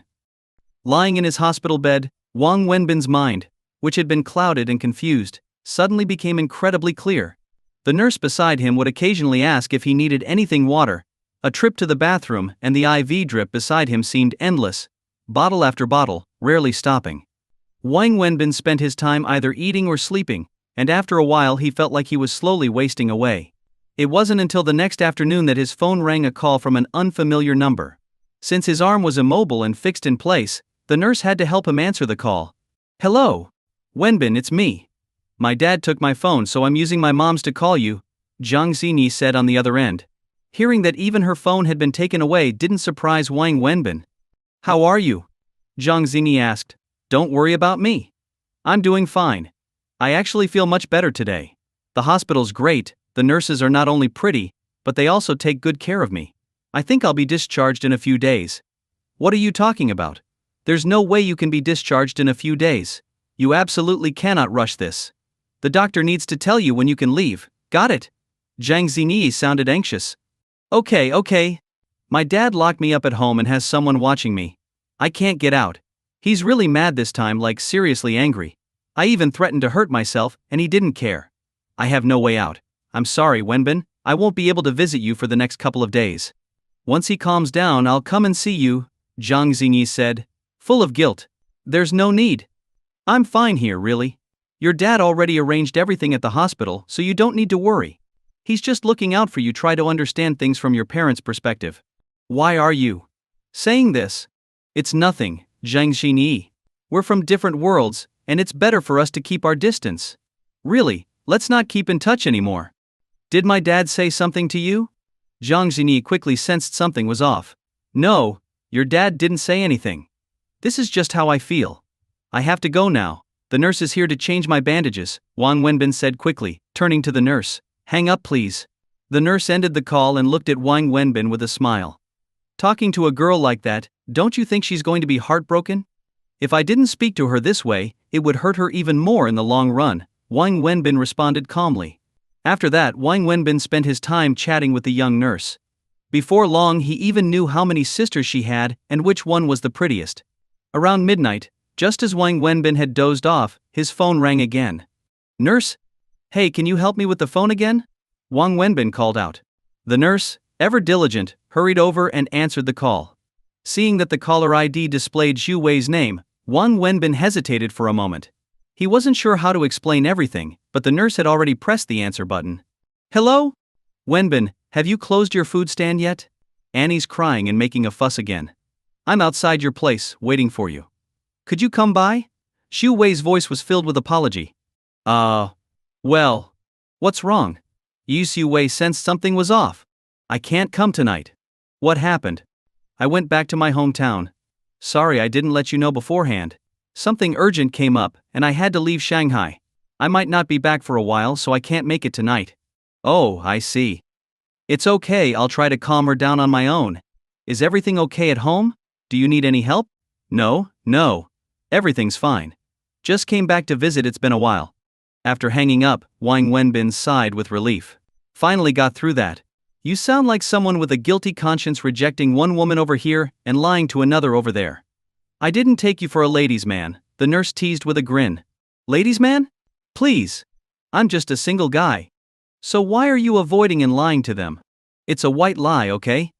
If they knew I was in the hospital, they'd just worry and come visit, and there's no point in that. It would waste their time and make them worry unnecessarily. You've got a lot of excuses. Didn't you want me to remind you about that soccer game? It's on at midnight. Oh, right. I almost forgot. Turn on the TV. The next day, Wang Wenbin received a call from Lu Jihao, inviting him out for a meal. He had to lie again, saying he was back in his hometown. He didn't want anyone to know he was in the hospital, nor did he want to burden them with unnecessary worry. He preferred staying in the hospital alone. A week passed, and Wang Wenbin felt like he was about to slip into depression. Fortunately, his recovery was progressing well. His injuries weren't too serious, and his fractures were minor thanks to how well he had protected himself during the beating. Most of his wounds were superficial, so they healed relatively quickly. After several days of being confined to bed, Wang Wenbin was finally able to move around. He was eager to get discharged and had applied for it multiple times, but the doctor kept refusing. His only source of amusement came from joking around with the two young nurses. One afternoon, as he was lying in bed, laughing and chatting with them, Jang Xingi suddenly burst into the room, her eyes red and full of tears. How are you? Are you feeling better? What did the doctor say? She asked, grabbing Wang Wenbin's hand. Wang Wenbin frowned and pulled his hand away. Why are you here? I'm sorry. It's not that I didn't want to visit you. My dad locked me up and he took my phone. I even threatened to hurt myself and he still didn't care. I had no other choice. I escaped by tying bed sheets together and climbing down from the second-floor balcony, then scaling the wall to get out. Wang Wenbin's eyes widened in disbelief. You climbed down from the second floor with bed sheets? Are you out of your mind? How are you? Are you okay? I'm so sorry you got hurt because of me, and I didn't even come to see you. I left you alone in the hospital. Jang Xingi held his hand again, tears brimming in her eyes. She was pure and kind, like a lotus flower blooming on a snowy mountain untouched by the world's ugliness. To Wang Wenbin, Jang Xingi was like a fragile blossom, beautiful and innocent, completely untainted by the harsh realities of life. I'm feeling much better. The doctor said I'll be fine and should be able to leave in a few days, Wang Wenbin said. You're lying. Your injuries are so serious. Look at you, you're still covered in bandages. Jang Xingi protested. What? You don't want me to get better?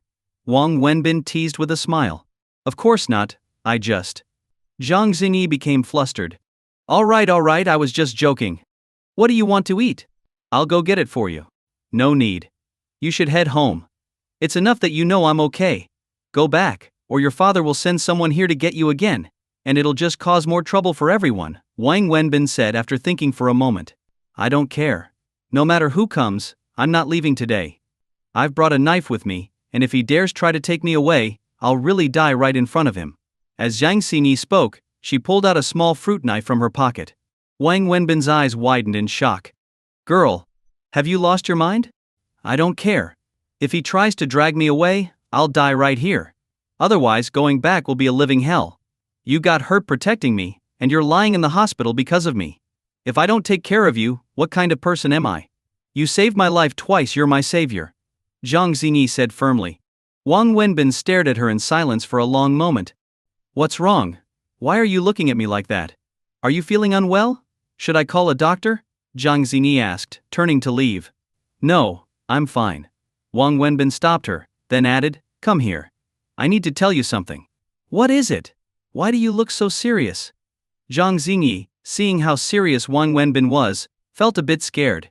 In her mind, Wang Wenbin had never been this serious except when grilling skewers.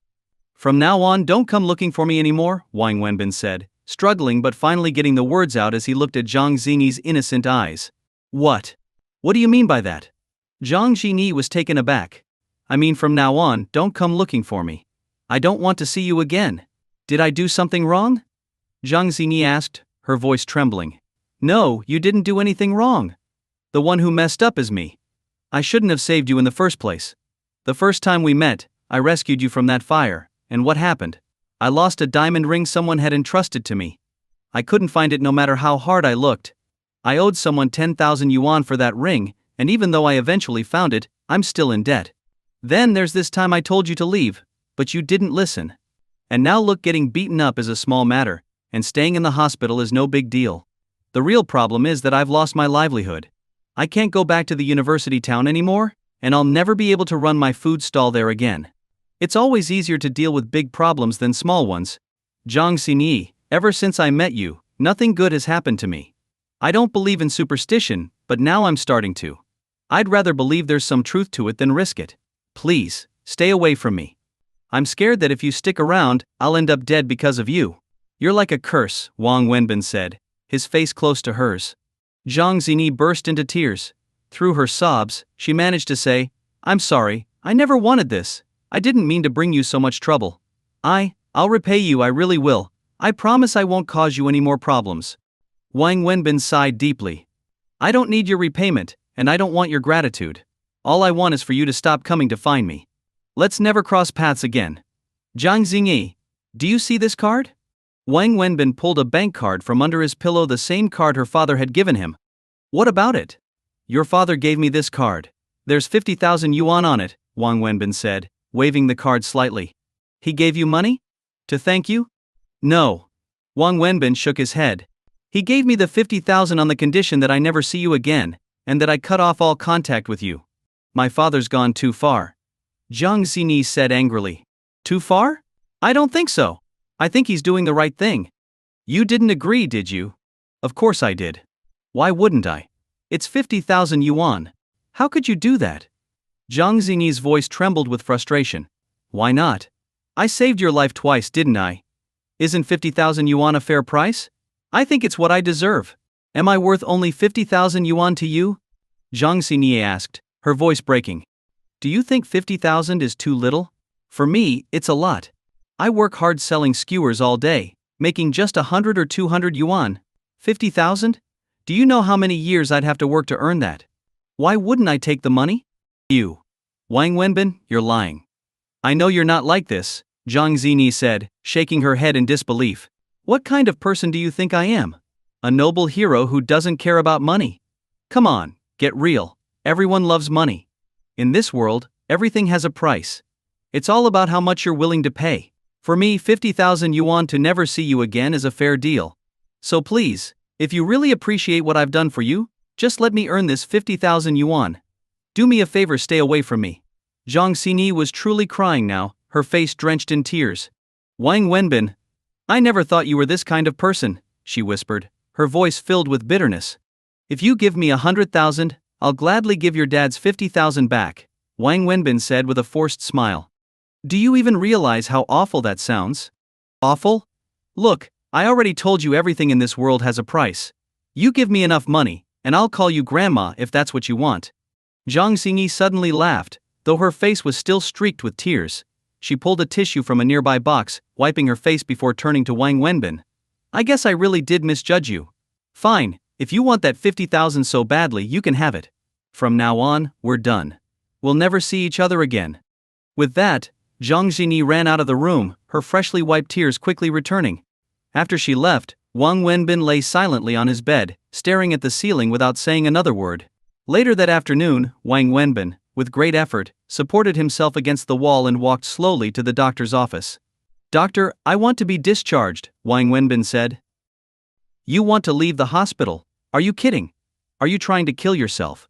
The doctor held Wang Wenbin's medical file and spent over half an hour explaining just how serious his condition was. The doctor emphasized that he needed at least another month of hospitalization. Doctor, I don't have a penny left. If you want me to stay in the hospital, fine. But I'm telling you, I won't be paying for another day, Wang Wenbin said, leaning on the doctor's desk. The doctor looked at Wang Wenbin, hesitated for 3 seconds, then picked up a pen and said, All right, I'll write up the discharge papers. Wang Wenbin was discharged, signing the paperwork that stated he would bear all responsibility for any consequences. Before leaving, he requested and received a detailed breakdown of his hospital expenses. Sitting at the bus stop outside the hospital, Wang Wenbin boarded a bus to go home. He didn't tell anyone about his discharge. He understood his body better than anyone. While he wasn't fully recovered and still felt weak, he knew staying in the hospital wasn't necessary. Resting at home could help him heal just as well, and the hospital bills were far too high. For someone like him, staying in the hospital felt like a form of torture. Wang Wenbin returned to his shabby apartment in a rundown neighborhood. He grabbed a bucket and went to the public bathhouse for a shower. Afterward, he put on clean clothes and headed back out.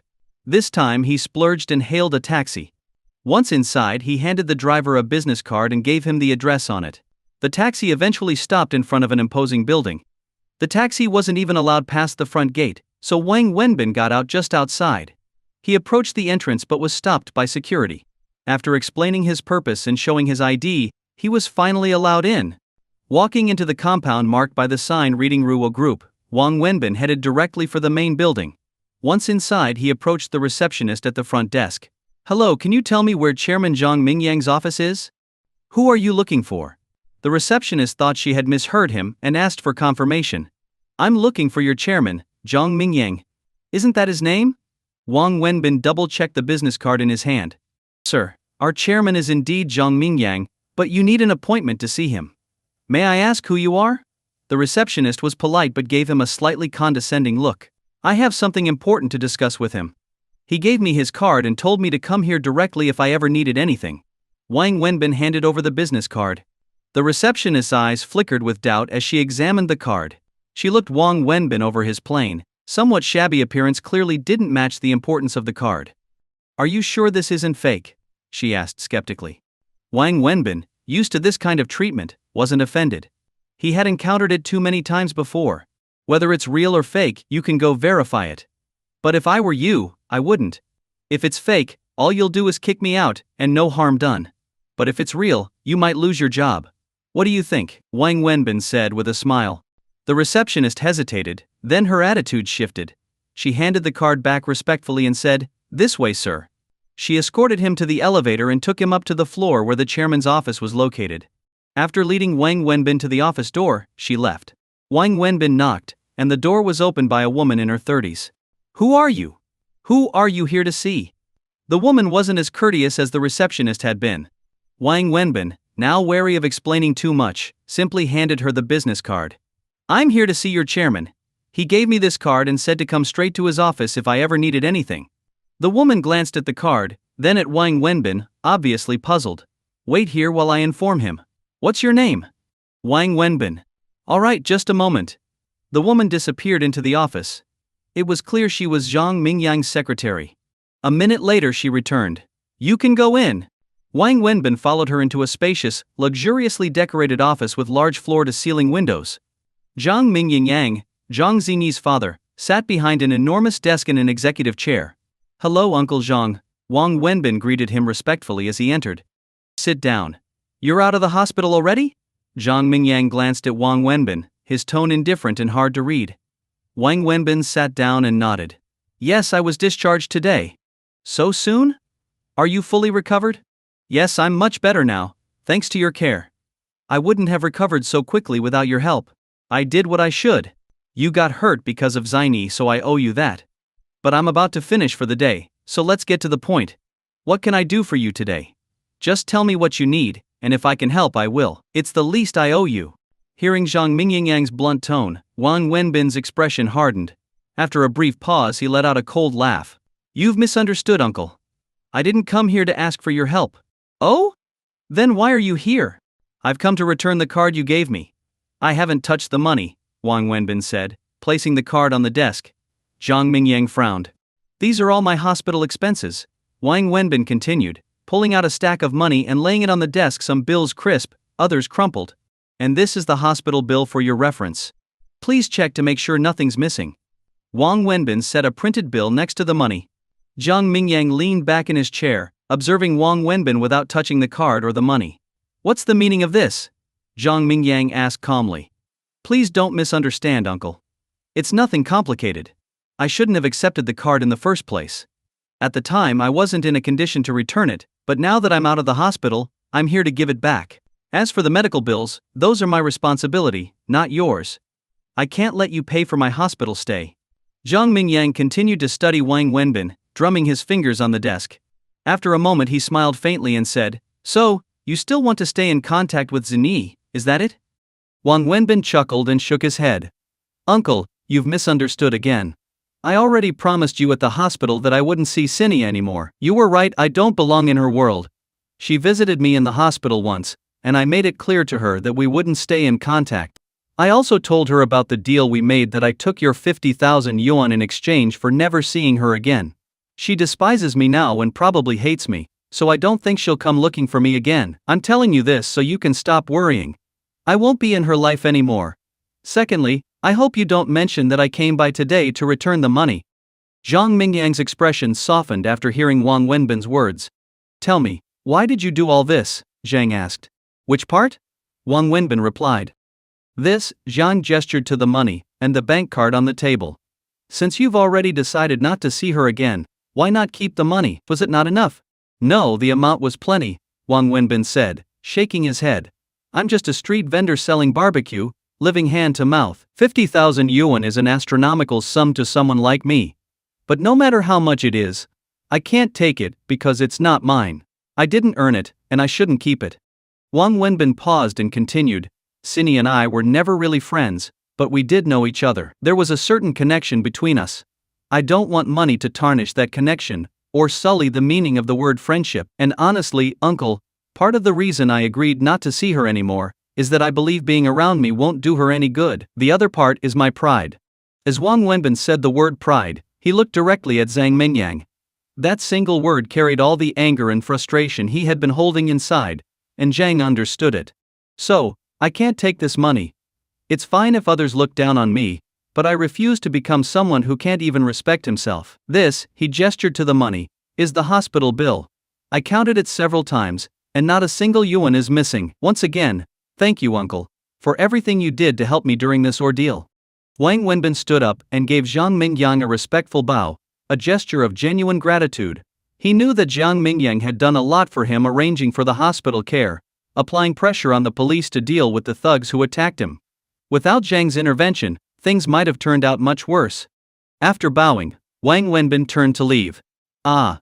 Wait a moment, Zhang Mingyang called after him. Yes, uncle? Do you hate me?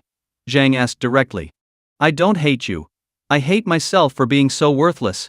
I never intended to have anything with your daughter, but it's still hard not to feel upset when someone looks down on you. I'm sure you can understand that.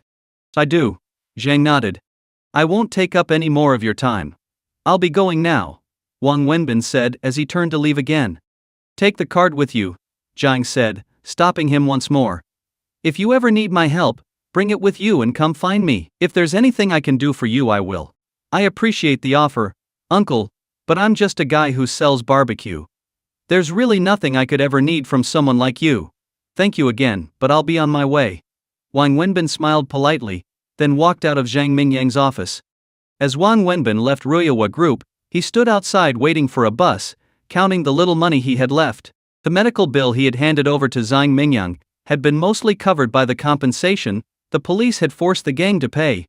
The rest came out of Wang Wenbin's own pocket, over 2,000 yuan. The costs were high, because Zhang Mingyang had arranged for him to stay in a special care ward with a private nurse, driving up the expenses. Thanks to Zhang's influence, the police put heavy pressure on the gang to pay up. Even then, it wasn't enough to cover the full bill, and Wang Wenbin had used all his remaining money to pay the balance, leaving him completely broke. Wang Wenbin could have let Zhang Mingyang cover the hospital bill. After all, he got hurt protecting Zhang's daughter, so it would have made sense, but Wang Wenbin still chose to pay it himself. As he had said, he didn't care if others looked down on him, but he couldn't bear to look down on himself, and no one forced him to step in and protect Jang Xingi.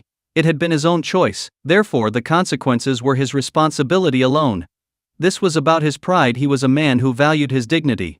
Instead of going home, Wang Wenbin took the bus straight to the back streets of the university town. When he arrived at his old stall location, everything was gone. Before he could process this, the woman who ran the fried rice stall next door called out, "You really came back, huh? What's going on?" Wang Wenbin asked. "You'd better get out of here. Those guys have been hanging around ever since you left. They've made it clear that if they see you again, they'll beat you up. They even said they'd kill you. You cost them a lot of money, and 2 of their guys got locked up. I'm telling you, those thugs don't play around. You should leave now. They're dangerous." Wang Wenbin stood there, trembling slightly. He pulled out a cigarette, lit it, and asked quietly, "What happened to all my stuff?" "Your stuff?" The woman hesitated, her eyes darting nervously. "Oh, that. Well, it was still here that night, but by the next morning it was gone. Probably some scavenger picked it up. You know how it is. But seriously, get out of here while you can. Those guys are looking for you." From her evasive gaze, Wang Wenbin guessed where his belongings had really gone. He smiled bitterly, and took a long drag from his cigarette. After staring at the empty spot where his stall used to be, he finally nodded and said, "Thanks, big sister, I'll be going now. Maybe we'll meet again someday." With that, Wang Wenbin slowly walked away, heading toward his small apartment. On the way, he passed by the site of the fire that had started this whole chain of events. The burnt-out building had been fenced off, and a few excavators were parked inside, preparing for reconstruction. It took him nearly an hour to walk home. His body was still weak, and what used to be an easy stroll now left him utterly exhausted. By the time he reached his apartment, he could barely stand. Collapsing onto his bed, he lit another cigarette and lay there, his mind racing. He thought about a lot of things that night, but most of all, he thought about his barbecue stall. Wang Wenbin felt lost, his future clouded in uncertainty. He was deep in debt, and now, even the small livelihood he had was gone. But despite everything, he didn't regret his actions. If he had to do it all over again, he would still make the same choices. Wang Wenbin drifted into a light sleep only in the early morning, waking up late in the day. After getting up, he made himself some instant noodles, ate them quickly, and then set about washing Xu Wei's thermal lunchbox with care. Once done, he headed out, taking 2 buses to Xu Wei's house.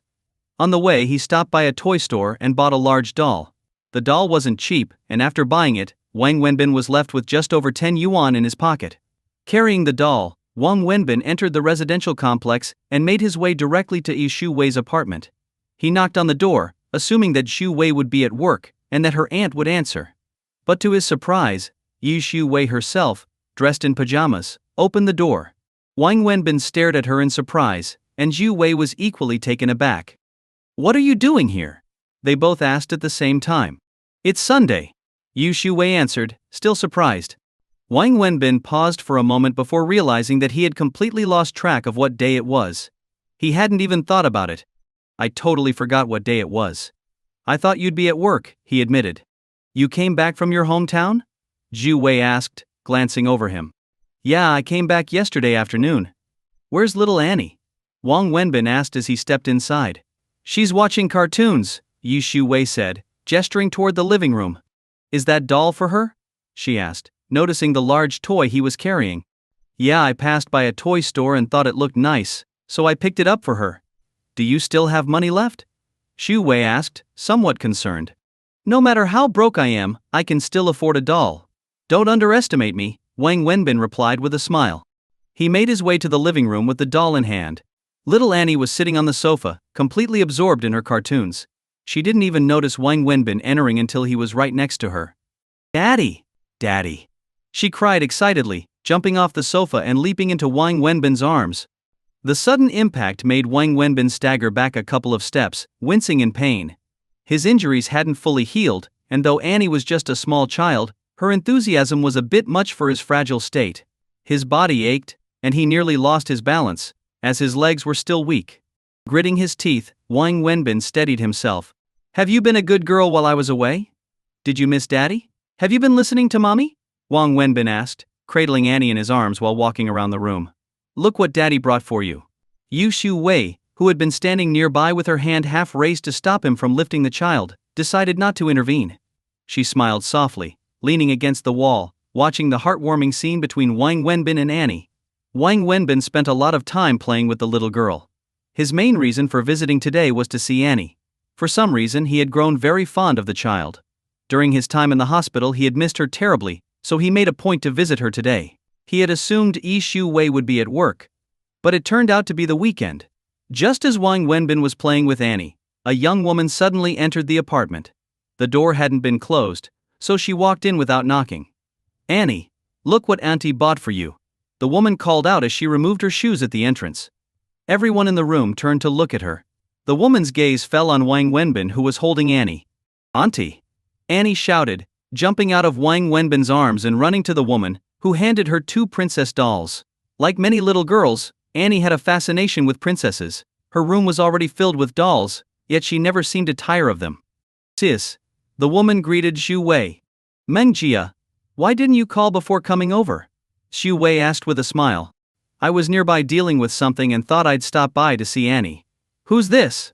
Mengjia asked, her eyes locked on Wang Wenbin. From the moment she entered, she had been watching him closely, especially noticing the intimacy between him and Annie, which made her uncomfortable. Auntie, don't you know? This is my daddy, Annie proudly introduced Wang Wenbin to her. Your daddy? Mengjia's eyes widened in disbelief as she looked back at Wang Wenbin. Wang Wenbin had no idea what was going on. He didn't know who this woman was, but given that Annie called her auntie and she called Xu Wei sis, it wasn't hard to deduce that she was probably Xu Wei's sister-in-law, likely the younger sister of Xu Wei's late husband. The thought made Wang Wenbin smile. To Annie, the relationships weren't entirely clear, so she eagerly introduced her daddy to her aunt. Mengjia, come with me for a second, Xu Wei said, frowning slightly as she pulled the woman toward the adjacent room. Mengjia kept glancing back at Wang Wenbin as she was led away. Daddy, do you think Auntie's dolls are pretty? Annie asked, showing Wang Wenbin the 2 princess dolls in her hands. They're very pretty, Wang Wenbin said, smiling. But I think the one you gave me is prettier, Annie said after comparing the dolls. Wang Wenbin couldn't help but laugh. The innocence of children was heartwarming. You shouldn't say that, he gently explained. Whether it's a gift from Daddy or Auntie, it's because we both love you. The gift itself isn't what matters, it's that we gave it to you because we care. So, don't say Auntie's gift isn't as pretty as Daddy's, okay? Okay, I understand. Both Daddy's and Auntie's gifts are pretty, Annie nodded, as if she truly grasped the lesson. Is that your aunt? Wang Wenbin asked, wanting to be sure. Yes. Annie nodded confidently. Oh, I see. Wang Wenbin confirmed. He continued playing with Annie, not giving much thought to the woman who had just arrived. Whether she was really Annie's aunt or not wasn't all that important to him. Still, from her appearance, Wang Wenbin guessed that Annie's father must have been quite handsome, as Mengjia was undeniably beautiful. Lately, Wang Wenbin's life had been filled with one misfortune after another, from being hit by Xu Wei's car to losing the ring, getting beaten up, and ultimately losing his job. It seemed like things couldn't get worse. Yet, amid all this bad luck, he kept encountering beautiful women, one after another. First, there was Xu Wei, then Jang Xingi, both of whom were stunning. Now, this woman Mengjia was also quite the beauty. Wang Wenbin chuckled to himself. Was he truly unlucky, or was this some strange kind of fortune? Not long after, Xu Wei and the woman named Mengjia emerged from the bedroom. As soon as they stepped out, Mengjia fixated her gaze on Wang Wenbin, making him feel uncomfortable. Her expression wasn't exactly friendly. "Let me introduce you, Wang Wenbin," Yu Xiu Wei said with a smile, pointing to him, and then introducing the woman to Wang Wenbin. "This is Peng Mengjia, Annie's aunt. Her biological aunt." Yu Xiu Wei emphasized biological to clarify Mengjia's relationship with Annie. Wang Wenbin gave Peng Mengjia a polite nod, smiling slightly, and said, "Hello." Peng Mengjia didn't respond, continuing to stare at him, which only added to Wang Wenbin's discomfort. Just then, the housekeeper returned from shopping, holding bags of groceries. Seeing the time was already close to 11 a.m., Wang Wenbin said, "It's getting late, I've got something to take care of. I'll head out now." "Stay for lunch, it's almost ready," Yu Xiu Wei offered, trying to persuade him to stay. "No thanks. I've already made plans to meet a friend for lunch. I'll get going," Wang Wenbin smiled, then bent down to pick up Annie, who was playing with her doll on the couch. "Daddy's got to go now, but when you miss me, ask Mommy to call, and I'll come over, okay?" Wang Wenbin said gently. "No Daddy, don't go," Annie whined. "Daddy's got things to do. Be good, or I won't be able to come visit anymore," he replied softly. "Okay. But when will you come back?" "I told you, when you miss me, ask Mommy to call me, and I'll come right over. Be a good girl and listen to Mommy. Now, give Daddy a kiss before I go." Although Annie was upset, she still hugged Wang Wenbin tightly and gave him a kiss on the cheek. This entire scene was watched by both Xu Wei and Peng Mengjia. Xu Wei's face was lit up with happiness, but Mengjia's expression was sour and disapproving. "I'll be going now," Wang Wenbin said, as he walked over to Xu Wei. He gave Mengjia another glance, offering a polite smile. However, Mengjia remained cold, glaring at him, which made Wang Wenbin frown slightly and wonder if something was wrong with her. He decided to brush it off and headed out. "You don't look too well. Are you feeling okay?" Xu Wei asked, catching up to him. "Do I? Maybe I'm just a bit tired from all the traveling," Wang Wenbin replied. "Take care of yourself. If you're tired, take a break from work for a few days." "I will. Actually, I don't plan on working for a while," Wang Wenbin said with a bittersweet smile. He walked out of Xu Wei's home and headed to the bus stop. After boarding the bus, he fumbled for change, only to realize he had just a few coins left. Staring at the small amount of money in his hand, Wang Wenbin couldn't help but smile bitterly. Life had always been hard on him, never offering any tenderness. Not wanting to think about the long term, he focused on how to make it through the day and solve his dinner problem. It felt as if he had gone back to where he was 2 years ago, back when he first came to this city, jobless, without an education, experience, or capital. Even simple jobs like being a delivery driver required buying a vehicle, which he couldn't afford. He had eventually found his footing selling barbecue, borrowing money from Lu Jihao and Ni Ziki to set up his food stand. That had been the most stable period of his life, but now even that was gone. He wasn't naive, he knew that life wasn't perfect, and he understood the dark side of success. There was no going back to his previous job. As Wang Wenbin sat on the bus, lost in thought, he finally pulled out his phone and dialed a number. "Hey brother Leo, it's me, Wang. Do you remember me?" After ending the call, Wang Wenbin got off the bus at the next stop, transferred to another route, and half an hour later, he arrived at a construction site. He spent the rest of the day there, and by the time he left, the sky was already getting dark. Wang Wenbin walked out, removing the yellow hard hat from his head. His once clean clothes were now filthy, and if he had been holding a begging bowl instead of a helmet, he wouldn't have looked any different from a street beggar. Dragging his heavy legs, Wang Wenbin slowly made his way to the bus stop. He was exhausted. Truly exhausted. His body wasn't fully healed, and the physical labor was more than he could handle. But he clenched his teeth and pushed through. At a convenience store near the bus stop, he bought a bottle of water. The store owner gave him a disdainful look as Wang Wenbin gulped down the water. He then bought a pack of cigarettes and sat on the curb, lighting one up. This wasn't his first time doing construction work. In fact, after returning to Donghai from his hometown, he had spent over a month working on construction sites. It wasn't glamorous, but it didn't require qualifications, and it paid well. Wages were often paid quickly, and nowadays, no one dared delay payments to workers. He had first met Brother Liao, a contractor specializing in scaffolding, during this period. Wang Wenbin had worked hard and gotten along well with Liao, and that's why he had called him today. After finishing his cigarette, Wang Wenbin forced himself to his feet. His body still hadn't fully recovered, and the intense labor had taken a toll on him. But life doesn't wait, and he had no choice but to push forward. After a brief rest, he boarded a crowded bus. It was rush hour, and the bus was packed. Yet, as soon as Wang Wenbin stepped on, people instinctively moved away from him, leaving him a wide space to stand. Many even covered their noses, their expressions full of disdain. Wang Wenbin smiled faintly. He was used to it by now. In fact, he didn't mind the extra space. It was better than being crammed in with the crowd. Ignoring the judgmental looks, Wang Wenbin rode the bus calmly.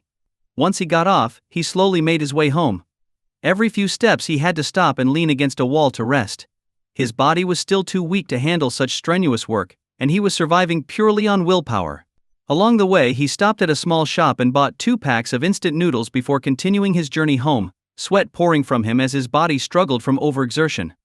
As Wang Wenbin finally reached his front door, he was surprised to see Zhu Xiumin standing there, waiting for him.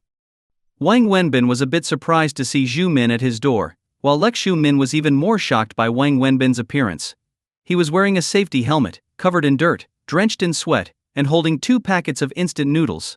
"What are you doing here?" Wang Wenbin asked as he walked toward her. "Where have you been?" Xiumin asked, her eyes scanning him. "Where else?" "Selling barbecue," Wang Wenbin replied, taking out his keys and opening the creaky, barely hanging on door. "Since when does selling barbecue require a safety helmet?" Yu Xiumin followed him inside, her tone skeptical. "It's called safety awareness," Wang Wenbin lied casually, turning around to ask, "So why are you here? Answer me first, what were you doing? Where exactly did you go?" Xiumin's tone suddenly sharpened, her eyes piercing. Wang Wenbin's temper flared. "Why should I tell you where I've been? Who are you to ask me? What right do you have to question me? Who are you to me?" he shouted. Tears welled up in Xiumin's eyes as she stood there, and soon, they began to stream down her face. Seeing her cry, Wang Wenbin felt his heart soften once again. He turned his head away, trying to avoid looking at her, and took off his safety helmet, tossing it casually onto the table. His tone softened slightly as he said, "I told you, I was selling barbecue. I just came back because I forgot something." "Keep lying. Keep trying to fool me. I just came from the school's backstreet," Yi Xiumin said, her voice tinged with frustration. Wang Wenbin was surprised again but chose to deflect. "Why were you at the school's backstreet? You tell me why. I've been away on a business trip in Beijing for the past few days. I remember that the last time I went there, I brought you some roast duck, and you loved it. So this time I bought you a few from Quanjude. I called you multiple times, but you didn't answer. Since you're usually at the backstreet during this time, I went there to find you," Yi Xiumin explained. As she spoke, Wang Wenbin noticed the delicately packaged bag she was holding. Sure enough, it was from Quanjude. He did love roast duck. A few years ago, Yi Xiumin had brought him one from Beijing, and he had thoroughly enjoyed it. Wang Wenbin had never been to Beijing himself, but he'd heard that authentic Quanjude roast duck was quite expensive and hard to get. His heart softened a little more. "But when I went to the back street, I couldn't find you. I asked around, and someone told me that you were seriously injured while protecting a girl from some local thugs, and that you were rushed to the hospital for emergency care.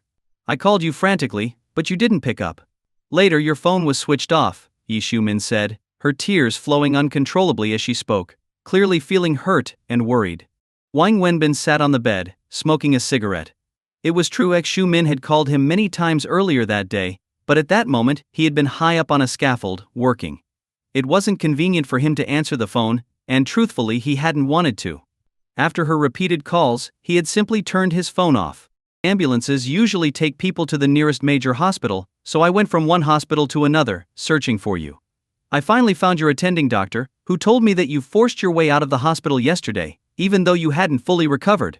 Don't believe everything he says. I know my body better than anyone. I'm completely fine. The doctor just wanted to keep me in the hospital longer to milk more money out of me," Wang Wenbin said dismissively, pushing the blame onto the doctor. "Tell me the truth, what were you doing? Why were you wearing a safety helmet? Why are you covered in dirt and sweat? Did you take some kind of manual labor job? And are those 2 packets of instant noodles really your dinner?" Yi Xiumin asked, pointing to the noodles on the table, her voice filled with concern and anger. "Wenbin, don't you realize you're still injured? The doctor showed me your medical records, you were seriously hurt. Even if you think you've recovered, your body still needs time to heal. Are you trying to kill yourself? What are you doing? Have you really been driven to such desperation, unable to pay your debts? Or are you punishing yourself on purpose? If you're angry, blame me. It's all my fault. If you want to hurt someone, Heard me, don't torture yourself like this. Do you know how much it pains me to see you like this? Zhu Min couldn't hold back her sobs any longer, and she burst into tears, her face drenched. Wang Wenbin sat there in silence, his head lowered, showing no sign of comforting her or offering her a tissue. But inside, his heart had already softened completely. Stop overthinking. It's not what you think. Wang Wenbin began to fabricate a story. Haozi's company is shooting a promotional video, and they needed someone to play a construction worker. Since I'm currently out of work and the pay was decent, Haozi gave me a call. It's just a job as an actor. All this dirt? It's part of the costume. I didn't have time to change when I got back. Even the instant noodles are just props. I didn't want to waste them, so I brought them home. Really? Xu Min asked, still doubtful. Why would I lie to you? Xu Min, I'm not as pitiful as you think. I'm doing just fine. Have you had dinner yet? Wang Wenbin asked, trying to shift the conversation.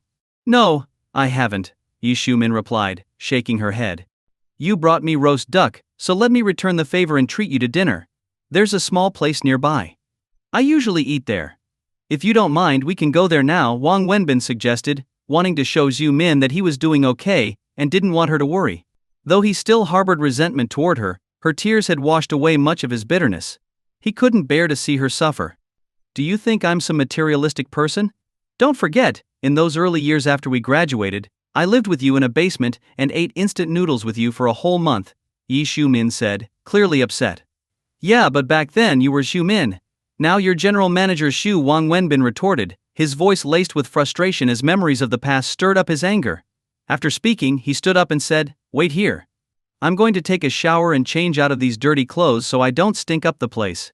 Wang Wenbin grabbed a bucket, towel and clean clothes and headed outside. Yi Xumin was surprised by how Wang Wenbin was living now, but she knew she no longer had the right to say anything about his life. When Wang Wenbin returned from his shower, he was stunned to find that his shabby little room had been completely transformed.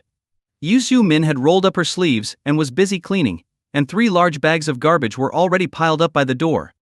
Yi Xumin turned around when she heard the sound of Wang Wenbin entering and smiled at him. You're done with your shower? Wang Wenbin noticed the sweat on her forehead. In that moment, his heart softened again, but he didn't want Xu Min to see it. Why are you cleaning? Go wash your hands, let's go eat, Wang Wenbin said coldly. It's fine. Let me finish tidying up for you. Where are your dirty clothes? I'll wash them. Where do you usually do laundry? Xu Min asked, glancing at the dirty clothes Wang Wenbin had put in the bucket. Wang Wenbin picked up the dirty clothes from the bucket and threw them into the trash pile by the door. They're too dirty, don't need them anymore. Let's go. Without another word, Wang Wenbin headed out. Yi Xumin was taken aback, unsure if Wang Wenbin threw away the clothes because they were genuinely dirty or because he was upset with her. Yi Xumin followed him out. Wang Wenbin walked ahead in silence, and Xu Min trailed behind without speaking. The restaurant wasn't far, just at the entrance of the alley, a small place that was slightly better than a street food stall. Wang Wenbin ordered 4 dishes and a soup in one go. For him, this was a luxury. He rarely went out to eat at restaurants in the past few years. It's just the 2 of us. Why did you order so much? Yu Xumin asked, a bit surprised. I didn't want you to think I'm living miserably, Wang Wenbin replied flatly, lighting a cigarette. Thank you. Xumin smiled warmly at him after he finished ordering. What are you thanking me for? Wang Wenbin asked, puzzled. For remembering all my favorite dishes, Yi Xumin said, her face glowing with happiness. It turned out that all the dishes Wang Wenbin had just ordered were Xumin's old favorites. Don't overthink it. I just picked randomly. This place only has a few decent dishes, Wang Wenbin stubbornly denied it. Xu Min smiled, knowing Wang Wenbin's prideful nature better than anyone. You need to shave your beard and get a haircut, Yi Xumin said softly, looking at him with deep affection. That simple comment made Wang Wenbin's nose sting. He never cared much about his appearance. Back when they were together, Yu Xumin had to remind him to shave and cut his hair.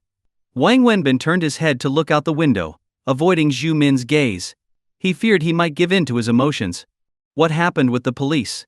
I heard from people nearby that those thugs have been hanging around there for a long time. But don't worry about them. How was it resolved in the end? My company works with a well-known law firm that has strong ties with the police, so I can help you if it's already been dealt with, Wang Wenbin interrupted, knowing Xu Min wanted to help him get justice. What happened? Tengye. They apologized and compensated me for the medical expenses. The guys who attacked me were detained for 2 weeks. That's the maximum penalty, Wang Wenbin replied. Well, at least that's something, Yi Shumin said, a bit disappointed but relieved. Was the girl you were protecting the same one I saw at your barbecue stall last time? Shumin asked, her tone carrying a hint of jealousy. Which girl?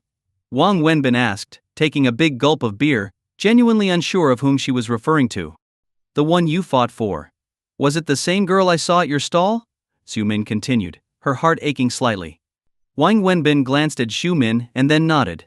Yes, he said quietly before turning back to his food. Back then you used to fight for me. I thought you'd only ever do that for me. But now. Shumin's voice trailed off, filled with sorrow. Wang Wenbin's hand froze mid-air as he was picking up food, but only for a second. After a sip of beer, he said, I didn't fight for her. The fight had nothing to do with her. I just happened to run into those guys, and she was there. I used to believe that the person I'd given my all to protect would always stay by my side. But reality slapped me in the face. I was just a fool, clinging to a delusion. In this world, nothing is real. Nobody is truly yours, Wang Wenbin said with a bitter laugh. No, I didn't.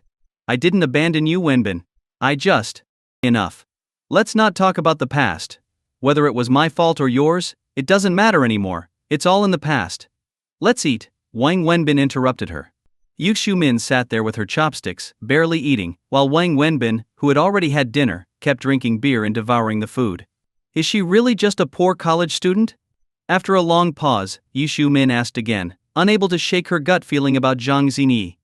You're right. She's from a wealthy family. Her father is the CEO of a large company, Wang Wenbin admitted. Yu Shumin nodded. She had suspected as much the first time she saw Jang Xingi. She must really like you, then. Like me? Are you crazy? Don't talk nonsense. Look at me now. What about me is worth liking? Wang Wenbin burst into laughter, finding the idea absurd given his current state. Then why would she, a rich girl, go to your stall to help sell barbecue? Does she have a screw loose? Why would she lie about being a poor student if she didn't like you? And don't put yourself down like that. You have plenty of qualities worth liking. Don't forget I loved you, and I still do, Yu Xiumin said passionately, her voice tinged with frustration. You loved me? If you loved me, you wouldn't have left me and gone to America for all those years. Now you come back and tell me you love me? Thanks, but I don't need your love anymore, Wang Wenbin snapped, his pent-up anger bursting forth as soon as she mentioned love. His outburst caught the attention of other diners, who turned to look at them. After Wang Wenbin's outburst, both of them fell silent. The tension between them eased as the heat of the argument subsided. They stared at each other in silence. I'm sorry. I shouldn't have yelled at you, Wang Wenbin said quietly, regretting his outburst. He put down his chopsticks and lit a cigarette. Shumin had also calmed down and sat there quietly. It's okay. I know you still hate me. I'll wait. I'll wait for the day when you no longer hate me, Shumin said, her eyes filling with tears again. Wang Wenbin noticed the tears welling up in Shumin's eyes again, and turned his face away, pretending not to see. He asked, Are you still eating? I'm full, Yi Shumin replied, shaking her head. Boss. The check please. Wang Wenbin called out. How much? He asked the owner. 198 yuan. I'll take care of it. Yi Shumin hurriedly reached for her bag to get some money. What? Do you think I can't afford a meal? You pitying me? Wang Wenbin asked, his voice sharp. I didn't mean that, Yi Shumin said, stopping in her tracks. Here's 200, keep the change, Wang Wenbin said generously, handing the money to the owner with a show of pride. But as they left, he discreetly grabbed a handful of toothpicks and napkins from the counter and stuffed them into his pocket. Though he didn't want to appear too poor in front of Yi Shumin, he wasn't about to let those 2 yuan go to waste. How did you get here? Did you drive? Wang Wenbin asked, checking the time. It was already 1 a.m. I took a taxi straight from the airport. It's late. Go home. I'm tired and need to rest, Wang Wenbin said. Yi Shumin hesitated for a moment. After trying unsuccessfully to convince him to go back to the hospital, she slowly stood up to leave. She knew Wang Wenbin's stubborn nature. Once he made up his mind, no one could change it. You don't have to see me out. Just get some rest and take care of yourself. Please eat well and promise not to work until you've fully recovered, okay? Yu Shumin said, as Wang Wenbin walked her to the door. Ignoring her concern, Wang Wenbin replied, I'll walk you home. I thought you wanted to rest? It's late, and you didn't drive. It's not safe for a woman to go home alone at this hour. I'll walk you back and then sleep. With that, Wang Wenbin headed out first. Yi Xiumin wanted to protest but didn't. Instead, a small smile appeared on her face as she quickly followed him, her heels clicking softly on the pavement. Wang Wenbin lit a cigarette as he walked, leading the way through the dark and cramped alleys of the neighborhood. This was a slum area poorly lit and full of shady characters. Yi Xiumin always felt uneasy walking here alone at night. You're still the same. Back then, every time I worked late, you'd always come to pick me up at the office, afraid that I'd be unsafe going home alone at night, Yi Xiumin said, reminiscing. It's different now, Wang Wenbin replied, shaking his head.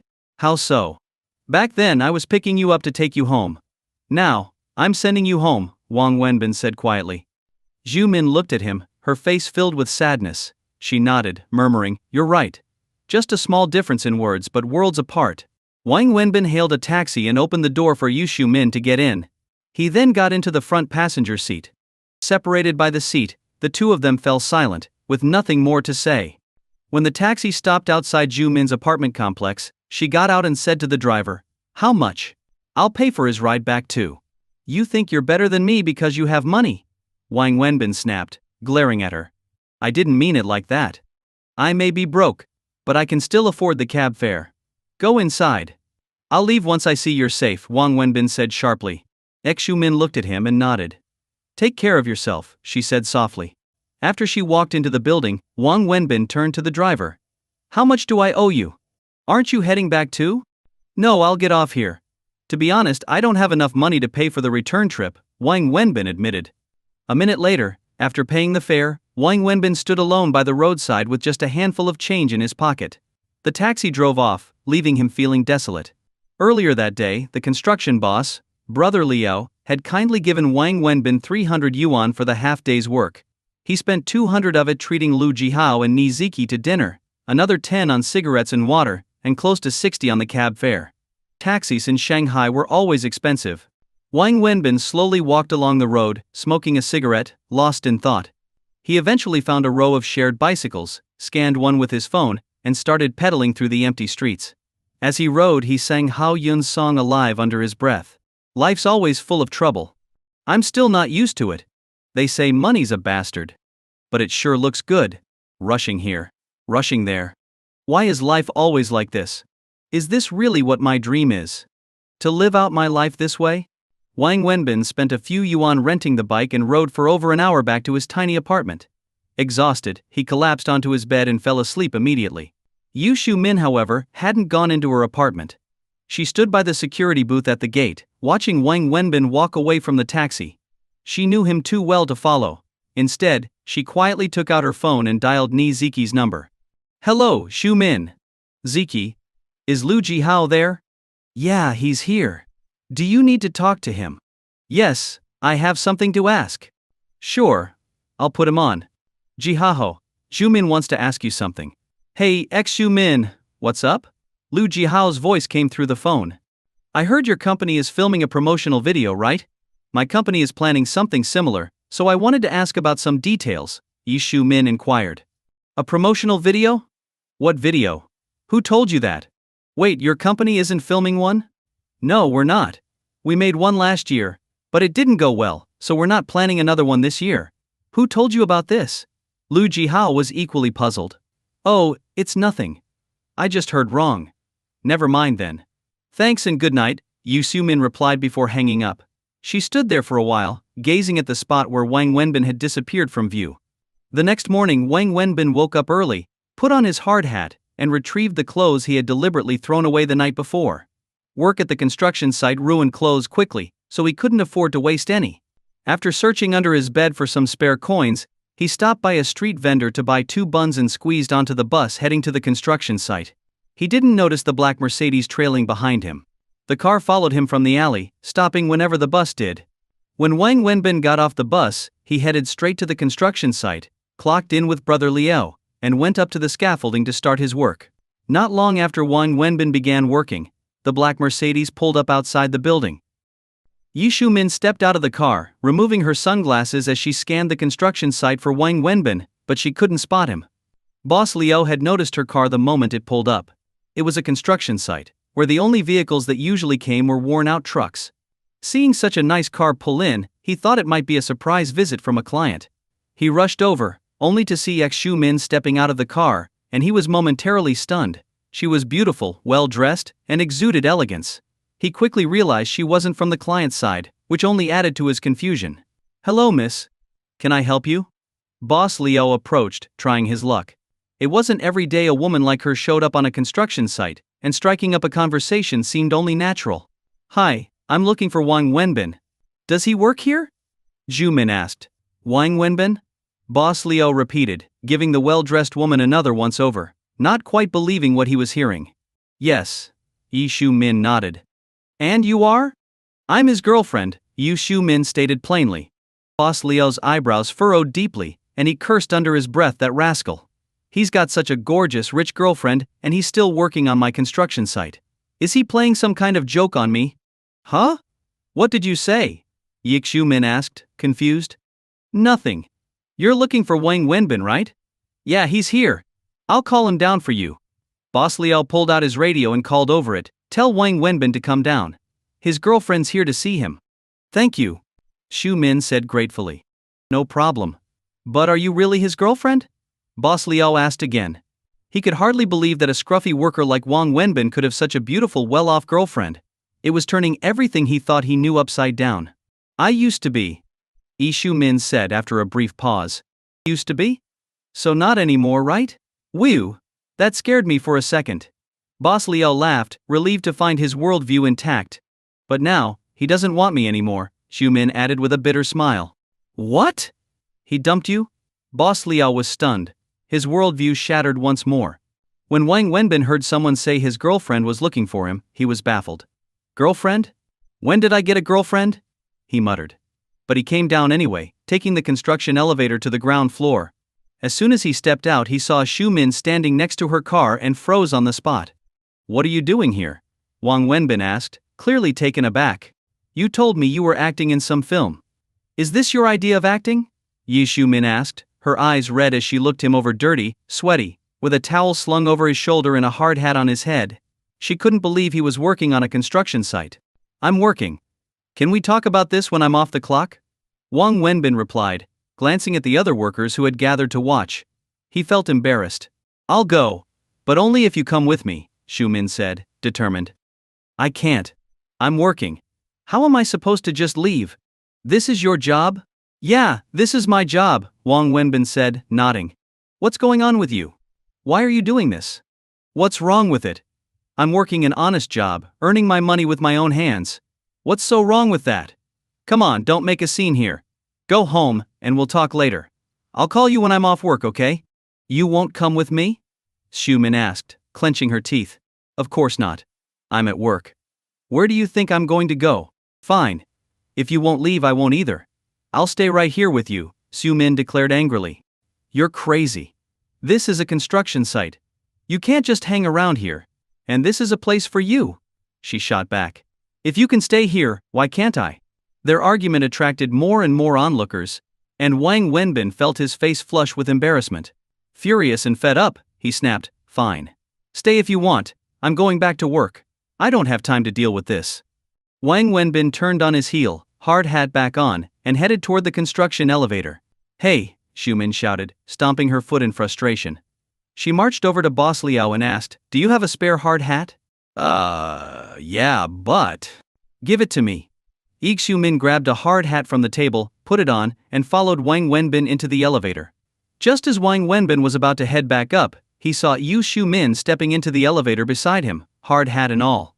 He quickly hit the stop button. "What are you doing in here?" "Wherever you go, I'm going too." "Are you crazy?" "I'm working." "What are you going to do, watch me work?" "I'll watch you work." "Do you have a death wish? Do you think it's fun up there?" "I'm putting up scaffolding high up. One wrong step, and it's all over." "So you know. I thought you didn't. Since you're ready to risk your life, I'll stay with you. If you fall, I'll jump. We can die together," Yu Shu Min said firmly. "You? What do you want from me?" Wang Wenbin asked, seeing the crowd of workers laughing at the scene. He couldn't take it anymore. "Come home with me." "No. I finally found a job. Then I'll stay with you. However long you're here, I'll be here too." If you fall, I'll jump with you. You're insane. Yes, I'm insane, and you're the one who's driven me crazy. Yu Xiumin yelled, her tears flowing freely now. Wang Wenbin faltered. Looking at her tear-streaked face and determined gaze, he felt all the fight drain out of him. He pulled Zhu Min out of the elevator and said, "Go wait in the car." "Where are you going?"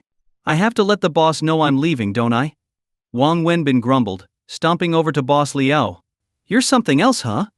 Always crying poor in front of me. In all my years on the job, I've never seen anyone drive a Benz to come work on a construction site. You really came here to experience life, didn't you?" Boss Liao joked. "It's not like that. The car is hers." "Oh, so the car is hers. And what about her?" Boss Liao teased with a grin. "She. Oh, forget it, Liao Gi.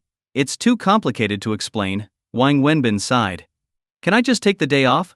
Do I really have a choice?" Boss Liao laughed. "You're driving a Benz while I'm driving a beat-up Jeep. You think I dare say no? You're making me feel pretty useless as your boss, you know that?" Wang Wenbin didn't know how to respond. He gave up and walked over to Zhu Min's car. Without a second thought about his dirty clothes, he opened the passenger door and climbed in. "That guy's out of his mind. With all that money, he's working on a construction site," one of the workers muttered. "You just don't get it. Rich folks love experiencing the life of US poor people. It's what they call living the simple life," another worker joked as they watched the Benz drive off. After driving a short distance, Wang Wenbin asked Xu Min to pull over in an empty lot on the side of the road. "Xu Min, are you crazy? Why are you so obsessed with what I'm doing? Does my job at the construction site bother you?" Wang Wenbin snapped, his frustration spilling over. "Yes, I'm crazy," Xu Min shouted back, tears brimming in her eyes. "I'm sick, so sick there's no cure. You want to tell me I'm nothing to you, right? That I have no right to interfere in your life? Fine. But I can't stand seeing you like this, Wenbin. It hurts me more than it hurts you. Last night, I couldn't sleep. I kept thinking about how you looked, wearing that hard hat and holding those packs of instant noodles. I'd rather be the one suffering, not you." Wang Wenbin's anger deflated as soon as he heard Zhu Min's words. He turned away, staring out the window, and lit a cigarette, the cheap 5 yuan brand already damp from his sweat. "You think I'm torturing myself, don't you?" he finally said. "What else am I supposed to think? You're living in a basement, working at a construction site, and you haven't even fully recovered from your injuries. Fine, I'll tell you why. When I decided to marry you, my parents sold everything, their savings, the pigs, the cattle. They gave me all the money they had to throw the wedding. And what happened? The money's gone, you left, and our home was emptied. After that, my mom got sick. I spent more than 300,000 yuan on her medical bills over half a year, but she died anyway. All the money I borrowed from relatives and friends. My dad's hair turned white from working day and night, breaking his back in the fields. He wouldn't even let himself eat meat to save every bit for me." Wang Wenbin's voice cracked as he spoke. "I came to Shanghai with no degree, no experience, and only one small skill, grilling skewers, which I learned by secretly watching someone else. I opened a barbecue stand in the alley near the university. Over the past year I've been working tirelessly, saving every penny. I haven't bought new clothes, I haven't eaten a decent meal, and I even use newspapers as toilet paper. But I managed to pay off more than 100,000 yuan in debt while surviving, and now because I saved that girl, my stand's been destroyed. I've made enemies with local thugs, and I can't even set up shop there anymore. You think I'm torturing myself? If I had another option, do you think I'd be out here covered in dirt, climbing scaffolding, and risking my life just to scrape by?" Wang Wenbin took a deep breath before continuing. "I don't have a degree, no work experience at any big company, and now that my barbecue stand's gone, I don't even have a trade. What else can I do besides manual labor? Yu Xiumin, I've told you before, your world and mine are different. Don't look at my life through your lens. I'm not trying to punish myself or make you feel guilty. I'm just trying to survive. That's it. I'm sorry. I'm so sorry." Yu Xiumin sobbed, her face streaked with tears. "There's no need to apologize. No one's to blame. It's all in the past and we should leave it there," Wang Wenbin said quietly, still avoiding her tear-filled gaze. "Wenbin, come work at my company," Zhu Min pleaded, this being the third time she'd made the offer. "We have plenty of roles that would suit you with great pay and benefits. You're the vice president.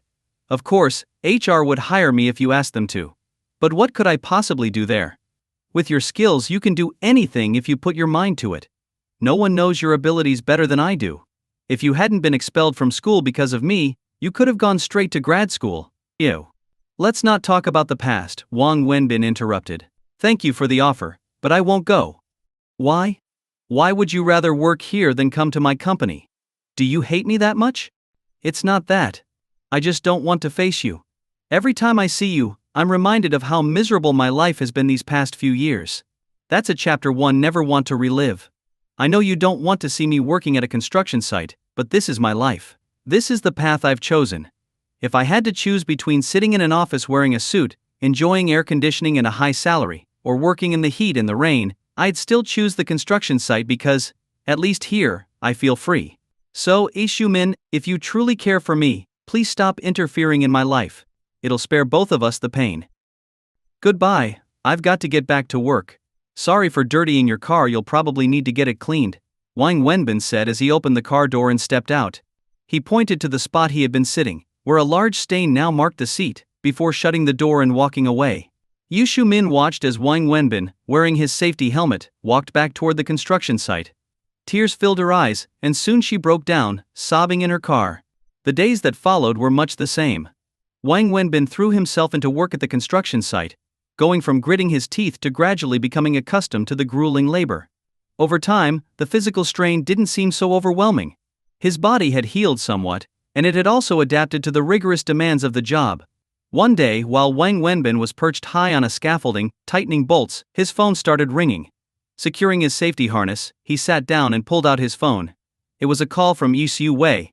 She rarely called him unless Annie was in distress, but Annie usually behaved during the day. He was surprised. Lighting a cigarette, Wang Wenbin answered. Hey, Yi Xiu Ji. What's going on? Are you busy? Can you come out for a bit? Zhu Wei asked, her voice tense. Wang Wenbin knew something serious must have happened. Yu Xiu Wei wouldn't ask him to leave work unless it was urgent. What's wrong? Just tell me, he said. Annie's condition has flared up again. She's in the hospital now and needs immediate treatment, but she's refusing. She's throwing a fit, insisting that she wants to see you. Without you, she won't cooperate and the doctors can't start. It's really urgent, can you come to the hospital? Wang Wenbin frowned, glancing down from the scaffolding at the ground far below. Without hesitation he said, I'll be there right away. Are you at home? I can come pick you up, Yu Xiu Wei offered. No need. If you come and go, it'll waste too much time. I'll catch a cab and be there soon, Wang Wenbin replied, hanging up the phone. He quickly unbuckled his safety harness and climbed down the scaffolding. Finding his foreman, Liao Ji, he apologized as he asked for time off. Though he felt guilty, Annie's hospitalization left him with no choice. After getting permission to leave, Wang Wenbin, still wearing his helmet and drenched in sweat, flagged down a taxi and jumped in, directing the driver to the hospital. When the taxi pulled up at the hospital, Wang Wenbin realized he had a problem. He reached into his pockets and remembered that his wages from the construction job were paid monthly, and he only had a few yuan on him. The fare was over 40 yuan. Embarrassed, he called Zhu Wei. Hey, are you here yet? She asked. I just arrived. I'm downstairs. Great, come on up to the 5th floor. Actually, could you come down for a second? Wang Wenbin said, swallowing his pride. What's the matter? I forgot my wallet. I need help paying the fare, Wang Wenbin admitted, his voice strained. It wasn't easy for him to say this, as he was the type to value his pride, even if it meant suffering in silence. In his rush to get to the hospital, he hadn't considered whether he had any money on him. Yi Xiu Wei paused, then said, Okay, I'll be right down. Moments later, Wang Wenbin spotted Xu Wei hurrying out of the building, her high heels clicking on the pavement. She quickly scanned the area and saw Wang Wenbin stepping out of the taxi, covered in dirt and still wearing his safety helmet. She hesitated for a moment but said nothing, walking straight to the driver. How much do I owe you? She asked. 42 yuan, the driver replied. Here's 50. Keep the change. Sorry for the wait, Yi Xiu Wei said, pulling a bill from her purse and handing it over. How's Annie doing? Wang Wenbin asked urgently as they walked toward the hospital entrance. They're getting ready to start treatment, but she's been crying and screaming for you. She's in pain, Wenbin. This treatment is really hard on her, Yi Xiu Wei said, her voice trembling as her eyes filled with tears. When did it start? Wang Wenbin asked as they stepped into the elevator. About 2 hours ago. It's happened before, but this time feels worse. The treatments are only temporary, they hold off the symptoms for a while but they always come back. This time though, it's only been a month since the last one. The doctors said that if this keeps happening, The treatments might stop working altogether. If we don't find a bone marrow donor soon, she won't have much time left, Yi Shuwei said, finally breaking down in tears. Wang Wenbin stayed silent, his heart heavy. He didn't know how to comfort her. When they reached the hospital room, it was filled with nurses and doctors. Yi Shuwei's housekeeper was also there. Annie was thrashing around on the bed, screaming and crying for her daddy. Seeing this, Wang Wenbin felt a lump form in his throat, his eyes burning with unshed tears. He had faced down a gang of men who nearly beat him to death without flinching, but this sight made him want to cry. "Daddy!" Annie wailed as soon as she saw him, her cries stopping as she launched herself into his arms. She didn't care about the sweat or dirt on his clothes. Wang Wenbin hugged her tightly, soothing her with gentle words. Everyone in the room felt their hearts ache at the scene. Zhu Wei and the housekeeper were openly crying, while the nurses had tears in their eyes. Even the doctors exchanged sad, knowing glances. They all understood that Annie, the fragile little girl who looked like a porcelain doll, didn't have much time left. With Wang Wenbin's reassurance, Annie finally agreed to undergo the treatment, but only if he promised to wait for her outside the room. Wang Wenbin promised. He carried Annie to the door of the treatment room, where he handed her over to the nurses and doctors. Then, the heavy door of the treatment room closed with a soft but final thud. As the door shut, the weight of the situation hit Wang Wenbin, and he turned to Zhu Wei, his face pale. "This treatment, is it dangerous?" he asked, his voice shaking slightly. Yi Shuwei shook her head, replying, "No, there's no danger. She's had this treatment many times before. But even if there were risks, we wouldn't have a choice. If we don't do it." She didn't finish her sentence, but Wang Wenbin already knew what she meant. Wang Wenbin felt exhausted physically and mentally drained. He crouched down by the wall, pulling out a crumpled pack of cigarettes from his pocket, the packaging damp from sweat. Without caring that they were in a hospital, he lit one up and took a deep drag. The smoke quickly filled the air around him, its harshness stinging his throat and filling the corridor. Standing beside him, Yi Shuwei winced and moved back a few steps to avoid the thick cloud of smoke, but she didn't scold him. She disliked people smoking near her. But right now she didn't mind Wang Wenbin doing it. "Is the only option really a bone marrow transplant?" Wang Wenbin asked again, even though he had asked her this question many times before. "Yes," Yi Shuwei confirmed once more. Wang Wenbin nodded and continued smoking, saying nothing. Yi Shuwei could sense the deep pain Wang Wenbin was feeling, and for some reason, it warmed her heart. It was the same feeling she'd had earlier when she saw little Annie clinging to him, crying and kissing him. She felt deeply moved. "Don't worry. She'll be fine, at least for now. The treatment will take about 2 hours, and when it's done she'll be asleep from the anesthesia. She won't wake up until late tonight, and she'll need another treatment tomorrow afternoon. After that we'll stay here for 2 or 3 more days to monitor her and ensure she's stable. If everything goes well, she can go home," Yi Shuwei said, trying to reassure Wang Wenbin. Wang Wenbin nodded, his face still heavy with worry. "Don't let it get to you too much. I've already come to terms with it. You can't fight fate. Some things are just beyond our control.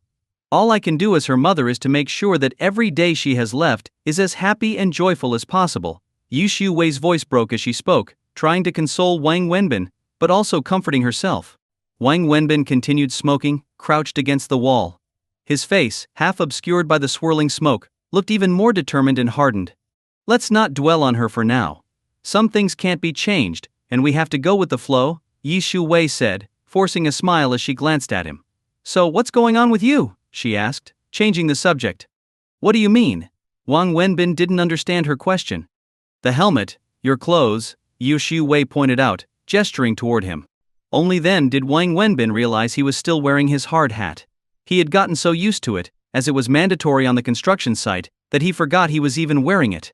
Each worker had their own, with their name on it, and they were required to take care of it. "Oh." Wang Wenbin removed the hard hat and looked down at his filthy clothes, unsure how to explain. "You work at a construction site, don't you?" Shu Wei asked. "Yeah," Wang Wenbin admitted. There was no point in lying. He couldn't fool Shu Wei any more than he had fooled Zhu Min. "What kind of construction site?" "A building site," he answered truthfully. "What do you do there?" "I set up scaffolding." "You mean the steel frames on the outside of tall buildings?" Zhu Wei, clearly unfamiliar with the construction field, asked. "That's right. I've heard the job is really dangerous, with a high fatality rate." "That's exaggerated. If it were that dangerous, the government would have banned it long ago. Sure, there are risks, like any job on a construction site, but the chances of something going wrong are slim. People can get hit by cars just walking down the street. It's not as scary as it sounds, Wang Wenbin said, defending his work. Is it hard? She asked. It's fine. Fine? I can smell the sweat from meters away, and you say it's fine. I haven't showered, Wang Wenbin admitted awkwardly. Why are you working on a construction site? Did something happen with your barbecue business? Zhu Wei pressed.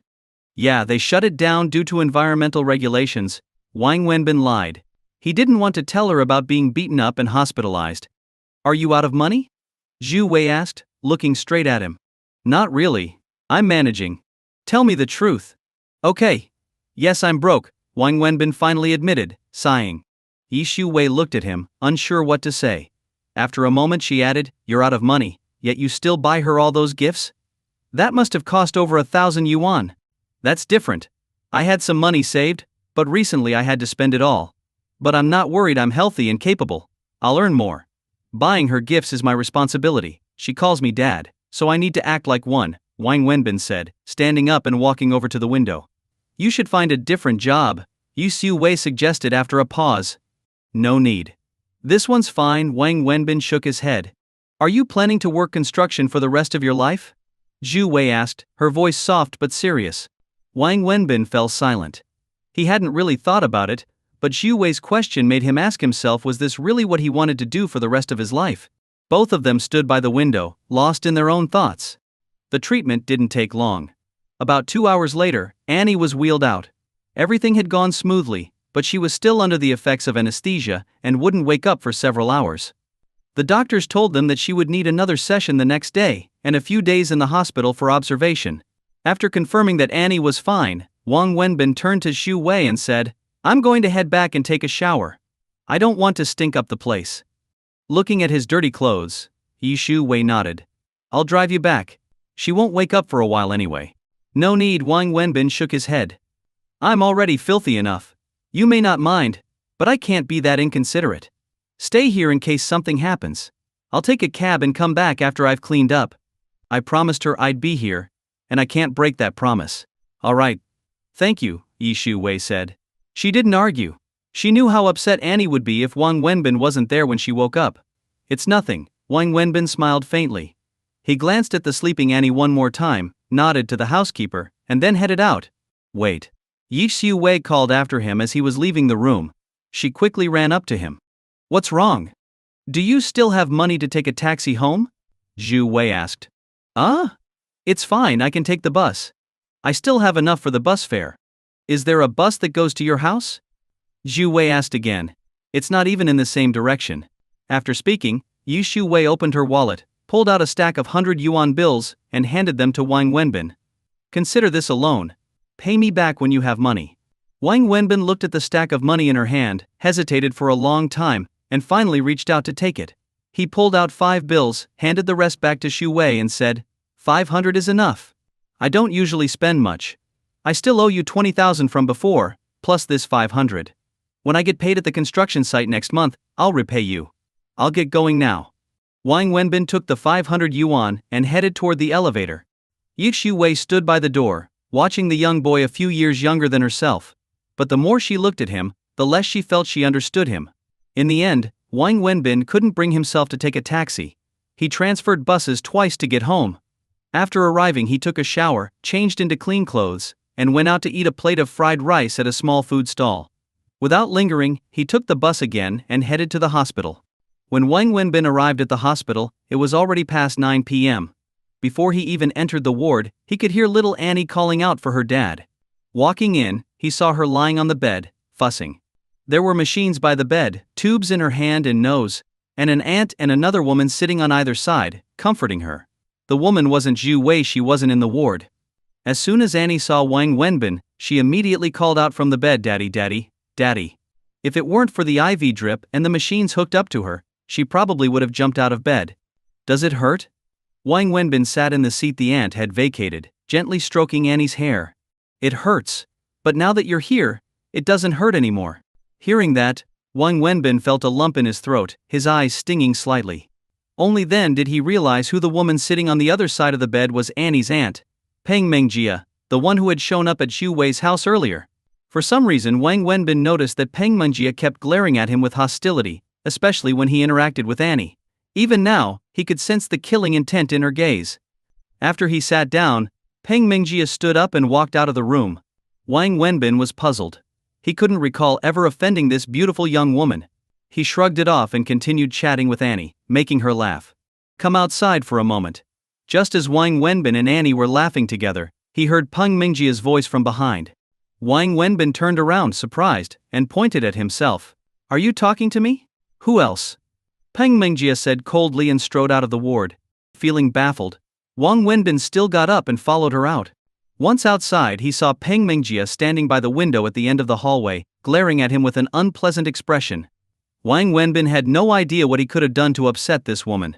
He walked over, smiled politely and asked, Hello, is there something you need? What's your relationship with my sister-in-law? Peng Mengjie asked bluntly. Sister-in-law? Oh, you mean Xu Wei? Wang Wenbin didn't quite catch on at first. Who else do you think I meant? Tell me, what's going on between you two? She continued, her tone icy. Wang Wenbin frowned. He didn't like her attitude, but he wasn't going to argue with a girl. I think you've misunderstood something. Xu Wei and I are just friends. Friends? Annie calls you daddy and you're telling me you're just friends? Peng Mengjie sneered. It's not what you think. Don't bother explaining. I already know the situation. My sister-in-law told me, she interrupted. Wang Wenbin was taken aback. If you already know, why ask? My sister-in-law might trust you, but do you think anyone else will? Do you think I trust you? She demanded coldly. Trust me? Wang Wenbin was confused. What's there not to trust? And why do I need you to trust me? What exactly are you trying to say? Just tell me, why are you working so hard to get close to Annie? What's your agenda? She asked, her eyes sharp. My agenda? You keep getting close to my sister-in-law. What's your goal? Wang Wenbin tried to respond but was cut off again. Don't think I don't know. You're just after my sister-in-law, aren't you? I'm warning you, stay away from her. You're not good enough for her, Peng Mengjie warned. Wang Wenbin was about to say something, but then Xu Wei's voice interrupted them. What are you two talking about? Xu Wei walked up from the hallway. She had just gone to see the doctor. Nothing, just chatting. Sis, what did the doctor say? Peng Mengjie smiled at Xu Wei after giving Wang Wenbin one last glare. The doctor said everything's going well. It's good news, Xu Wei replied, smiling. That's great. It's getting late. You should head home. It's not safe for you to be out alone at this hour, and I'd be worried about you. But what about Annie? Annie's fine now. She just needs one more treatment, and she'll be all better. Besides, if anything does happen, there's nothing you can do here. No one can. Go home, don't stay out too late. Okay, I'll head out then. I'll go say goodbye to Annie. Alright, drive safely. And take it easy on the road, Xu Wei nodded. Got it. Peng Mengjie said and turned to head back to the ward. But before leaving, she shot Wang Wenbin one last glare. What did she say to you? Xu Wei asked Wang Wenbin after Peng Mengjie had entered the ward. She said I'm not good enough for you. Wang Wenbin thought for a moment and chuckled. Wang Wenbin's words left Xu Wei momentarily stunned. I honestly don't quite understand what she wanted to say to me, but her tone wasn't very friendly. I don't remember ever offending her, Wang Wenbin said helplessly. She has a bit of a fiery temper. If she said something to you, don't take it personally. She's actually a good girl, very capable. Xu Wei smiled slightly at him. I never hold grudges against women, especially beautiful ones, Wang Wenbin joked. Just as he finished, he saw Peng Mengjie walking out of the ward from a distance. She glanced briefly at him and Xu Wei before heading toward the elevator, bag in hand. Thank you for coming all the way here so late, Xu Wei said. It's no problem. I'm by myself at home with nothing to do anyway, so I just thought of it as taking a walk, Wang Wenbin said as he leaned against the window railing and lit another cigarette. The doctor just told me. She probably only has a few months left, maybe 3 at most. If she can't have surgery within 3 months then. There's no hope, Xu Wei said as she gazed out the window. Wang Wenbin took a deep drag on his cigarette. Xu Wei couldn't change the situation, and neither could he, no matter how hard it was for him to accept. After she spoke, the air between them became heavy. Both stood in silence by the window. Come to the office tomorrow, Xu Wei said, handing Wang Wenbin a business card. What? Wang Wenbin asked in surprise, taking the card and looking at it. It read, Xu Wei, General Manager, Jinhui Fashion Company, Limited, SH City. To your company? Wang Wenbin asked, surprised. It was the first time he'd heard about Zhu Wei's company. It turned out to be a fashion business. My company isn't huge, but it's not small either. The salary isn't sky high, but it's not bad. In any case, it's definitely better than working on a construction site. Zhu Wei, thank you for your offer, but I can't accept. I don't know anything about fashion, I don't have a college degree, nor do I have any experience in this field. What could I possibly do at your company? I appreciate your kindness, but I can't just accept it blindly, Wang Wenbin said with a smile. You're too stubborn sometimes. How do you know you can't do it? How do you know you'll have nothing to do? At least hear me out before you make a decision, okay? Alright, I'm listening, Wang Wenbin nodded. This is a document from our HR department listing the positions we're recruiting for. Take a look, Zhu Wei said, pulling out her phone, opening a file, and showing it to Wang Wenbin. Do you see this position? Assistant to the general manager? Yes, but don't be intimidated by the title. There are two types of assistants: work assistants and personal assistants. The one we're hiring for is a personal assistant, which mainly means being my driver and handling other errands. Sometimes my job requires me to attend events where I need to drink. As a single woman, it's not safe for me to always rely on ride services. Plus, I'm not a great driver, and with the company's workload and Annie's situation, I've been getting distracted behind the wheel and have had several accidents. So, I really need a full-time driver, someone I can trust completely. However, the company has its own rules. From a cost control perspective, it's not necessary to assign me a dedicated driver since I don't have to travel that much, mostly between the office and home. After some discussion, we merged the two roles into one: an assistant and a driver. This assistant position wasn't created specifically for you, it's a regular recruitment. Even if you don't take it, we'll hire someone else, Zhu Wei explained. Secondly, from my personal standpoint, I'd prefer if you took the job. I know you and trust you. As a single woman, I'm not comfortable with an unfamiliar man around me. That's just my personality, she continued. Also, since this is a full-time driver role, you'd need to drive me to and from work every day, and be available at any time, even in the middle of the night if something urgent comes up. It wouldn't be convenient with a stranger, but with you, I'd prefer if you lived at my place. It would make things a lot easier. As I mentioned before, my house is full of women. I can't accept having a stranger live with us, and neither could Annie. There's one more important reason. Zhu Wei paused for a moment, then continued. Annie doesn't have much time left. I want her to spend her final days happy and content, and for her, the happiest thing is being with her dad. Although you've been making the effort to come to my house after work, it's always too late. Every day she stays up, crying because she misses her dad, and it's exhausting for you too. So, Wang Wenbin, I want to ask you a favor. What is it? Please help me. Take this job, live at my place, work during the day, and stay over at night. Keep her company, and help her enjoy the last bit of happiness she has left. Zhu Wei's eyes reddened as she spoke. Besides, from your own career perspective, working in construction or selling barbecue isn't a long-term plan. You're still young, and you need to think about your future. Our company isn't small, and we operate under a standardized management system. As an assistant to the general manager, you'll have the chance to learn a lot. I believe it'll be beneficial for your future development. Of course, this is just a suggestion. Whether you want to accept it or not is up to you. Zhu Wei smiled at him as she finished. I'll head back inside. Think about it. You're welcome to come anytime before we hire someone else for the position, Zhu Wei said, smiling before turning and walking back toward the ward. Wang Wenbin stood by the window, smoking. He finished one cigarette, then lit another. After smoking 2 cigarettes, Wang Wenbin headed back into the hospital. As soon as he walked into the ward, little Annie warmly called out, "Daddy." She insisted that Wang Wenbin sit next to her and tell her stories, pushing her mom away. The little girl was incredibly strong. Despite the IVs and the machines, she didn't cry. For this child so full of hardship, this had become the norm, and she had long grown accustomed to it. Looking at Annie, Wang Wenbin suddenly turned to Zhu Wei and said, "I'll take the job." "I knew you would agree," Zhu Wei said, not surprised at all, as if she had expected it. She then told Wang Wenbin, "Next Monday, bring your personal documents and report to the HR department at the company." "All right." Wang Wenbin nodded but added, "However, before I start, I want to set a few conditions. If you agree to them, I'll go. Otherwise I won't." Zhu Wei looked at him, smiled, and nodded. "Go ahead." This was probably the first time in Zhu Wei's life that she had to agree to an applicant's conditions before hiring them.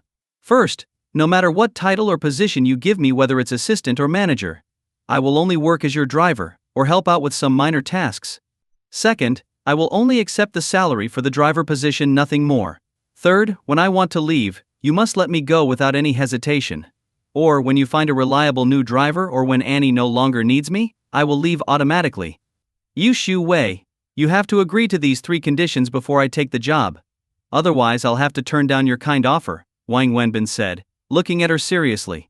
Yi Shu Wei frowned and asked, tell me, why these 3 conditions? Yu Shu Wei, I know you're trying to help me, but I'm very aware of my own abilities and limits. I know what I can and can't do. Driving I can manage, but anything beyond that, I'm not capable of. I believe people should only earn what they're worth. If I'm only capable of being a driver, then I should just be a driver and only earn a driver's wage. I'll take what's mine, but not a cent more, Wang Wenbin said, looking her in the eye. Yi Shu Wei smiled after he finished and said, I want to help you, and you want to help me. I know you weren't keen on taking this job at first, but you're only agreeing because I said I needed a reliable driver for my safety, and because Annie needs you. Isn't that right? I've thought it over carefully. What you said makes sense. You're a single woman with a heavy workload, social commitments, and the stress of caring for Annie. You're exhausted, and driving yourself while being so drained is risky. Plus, you genuinely need help with the small tasks. On top of that, you can't just hire any random driver, it wouldn't be safe. You need someone you trust, especially during Annie's last days. As for Annie, I also want to give her some happiness during the short time she has left. Honestly, it's not about helping or not helping, it's just work to me. But I'm a bit particular. I feel at ease taking what I've earned. But if I take something I don't deserve, it bothers me, I can't sleep at night. Also, I want to keep our personal and professional matters separate. Helping you is a personal matter, based on friendship, and it has nothing to do with money. But driving for you is a job, and jobs should be handled professionally. That's why I set these 3 conditions. You have to agree, or I won't take the job, Wang Wenbin said firmly. I knew you'd say that. Fine, I agree. You'll only do what the assistant role requires and take the assistant's pay. However, being an assistant isn't just about driving, it also involves other duties. But everything will be according to the company's rules, no exceptions, Yu Shu Wei said with a smile. Wang Wenbin left late that night, only after Annie had fallen asleep, around 1 a.m. As he was about to leave, Yi Shu Wei handed him her car keys, since there were no buses or subways at that hour, and getting a taxi would be inconvenient. Wang Wenbin hesitated but didn't refuse. Tomorrow was the weekend, and since Annie was in the hospital, Yi Shu Wei would be staying there too, so she wouldn't need the car. Besides, since he had agreed to be her assistant, he'd be driving her car sooner or later. Refusing now would seem overly formal. Wang Wenbin initially didn't want to accept Shu Wei's offer to work for her, as his personality made him uncomfortable with feeling indebted. But he understood her current situation, she needed help. He also wanted to bring some happiness to Annie in her final days. He felt it was the least he could do for this unfortunate mother and daughter. Taking Shu Wei's car keys, Wang Wenbin drove her car home. He parked the car in front of his place, but after lying in bed for a while, he couldn't shake off his worry. The street was dark, and no one usually parked there. On top of that, the people living nearby weren't exactly the most trustworthy. If someone deliberately scratched the car, he wouldn't be able to afford the repairs. Finally, he got out of bed, drove the car to a nearby parking lot, and paid 50 yuan for overnight parking. Back in bed, Wang Wenbin did some quick math and realized that taking a taxi home would have been cheaper. He felt a bit regretful over the 50 yuan. The next morning, Wang Wenbin dressed neatly, grabbed his work clothes and helmet, and got into Shu Wei's car. The construction site had its own rules, and it wasn't like he could just stop working without notice. The project had deadlines, and if he didn't show up, it would disrupt the entire operation. He planned to go to the site today, inform Brother Liao that he wouldn't be coming in tomorrow, and give him time to find a replacement. He brought his work clothes so he wouldn't dirty Shu Wei's expensive car. When Wang Wenbin arrived at the construction site and parked, it was right when the workers were coming in. Everyone stared at the car as it pulled up. When they saw Wang Wenbin get out, they were all surprised, especially Boss Liao, who immediately walked over and circled the car. He was just a small contractor, mainly responsible for scaffolding work, and didn't earn much in a year.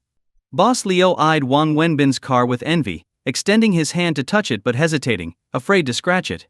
"Don't call me bro, just call me old Liao," Boss Liao quickly said.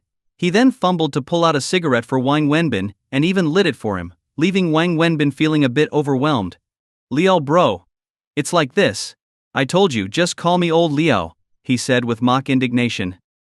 Ah, old Leo, here's the thing, I want to quit. I know it's against the rules, and typically I should give you at least a week's notice so you can find a replacement.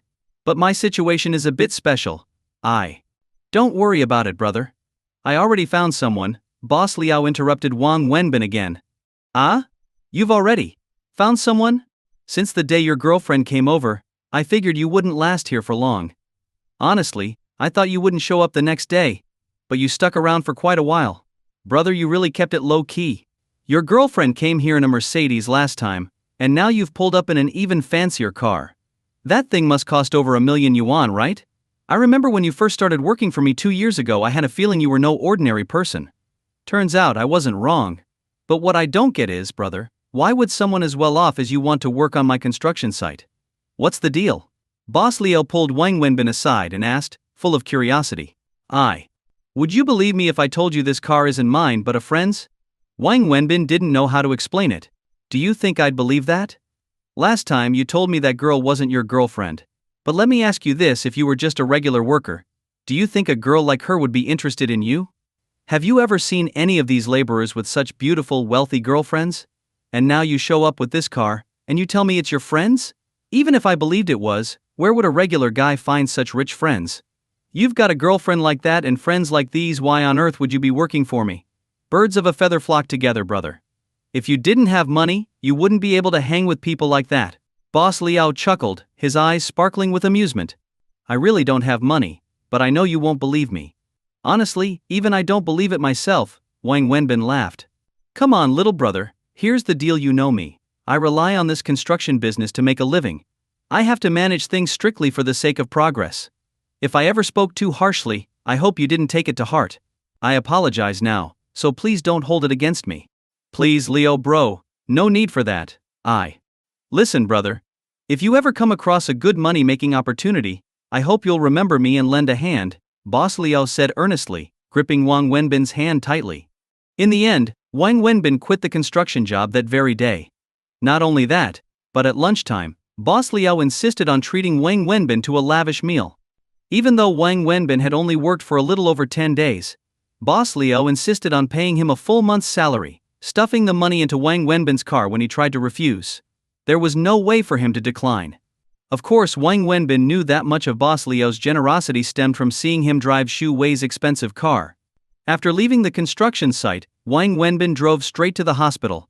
When he entered the ward, he saw Xu Wei inside, along with Annie's aunt, Peng Mingjia. Peng Mingjia was happily chatting with little Annie. But when she saw Wang Wenbin walk in, her face darkened immediately. Wang Wenbin could easily tell from her eyes that she didn't like him, but he acted as if he hadn't noticed and walked over to interact with Annie. The more he engaged with Annie, the more hostile Peng Mingjia's gaze became, almost as if there was a spark of fury. She quickly turned and, after saying goodbye to Xu Wei, left the ward. Wang Wenbin noticed this but pretended not to. He continued playing with little Annie, who always lit up with joy whenever she saw him. Don't mind her. She's a bit childish at times, Xu Wei said to Wang Wenbin after Peng Mingjia left the room. Early Monday morning, Wang Wenbin got up, put on clean clothes, grabbed a quick breakfast on the street, and took the bus to the address Xu Wei had given him. He had originally thought Xu Wei's fashion company was a small business, but when he arrived at the location, he realized this was no small operation. The company wasn't in the city center but closer to the outskirts. Though the area was far from remote, it was quite bustling. Wang Wenbin had assumed the company was just a small office in some building, but when he got there, he was surprised.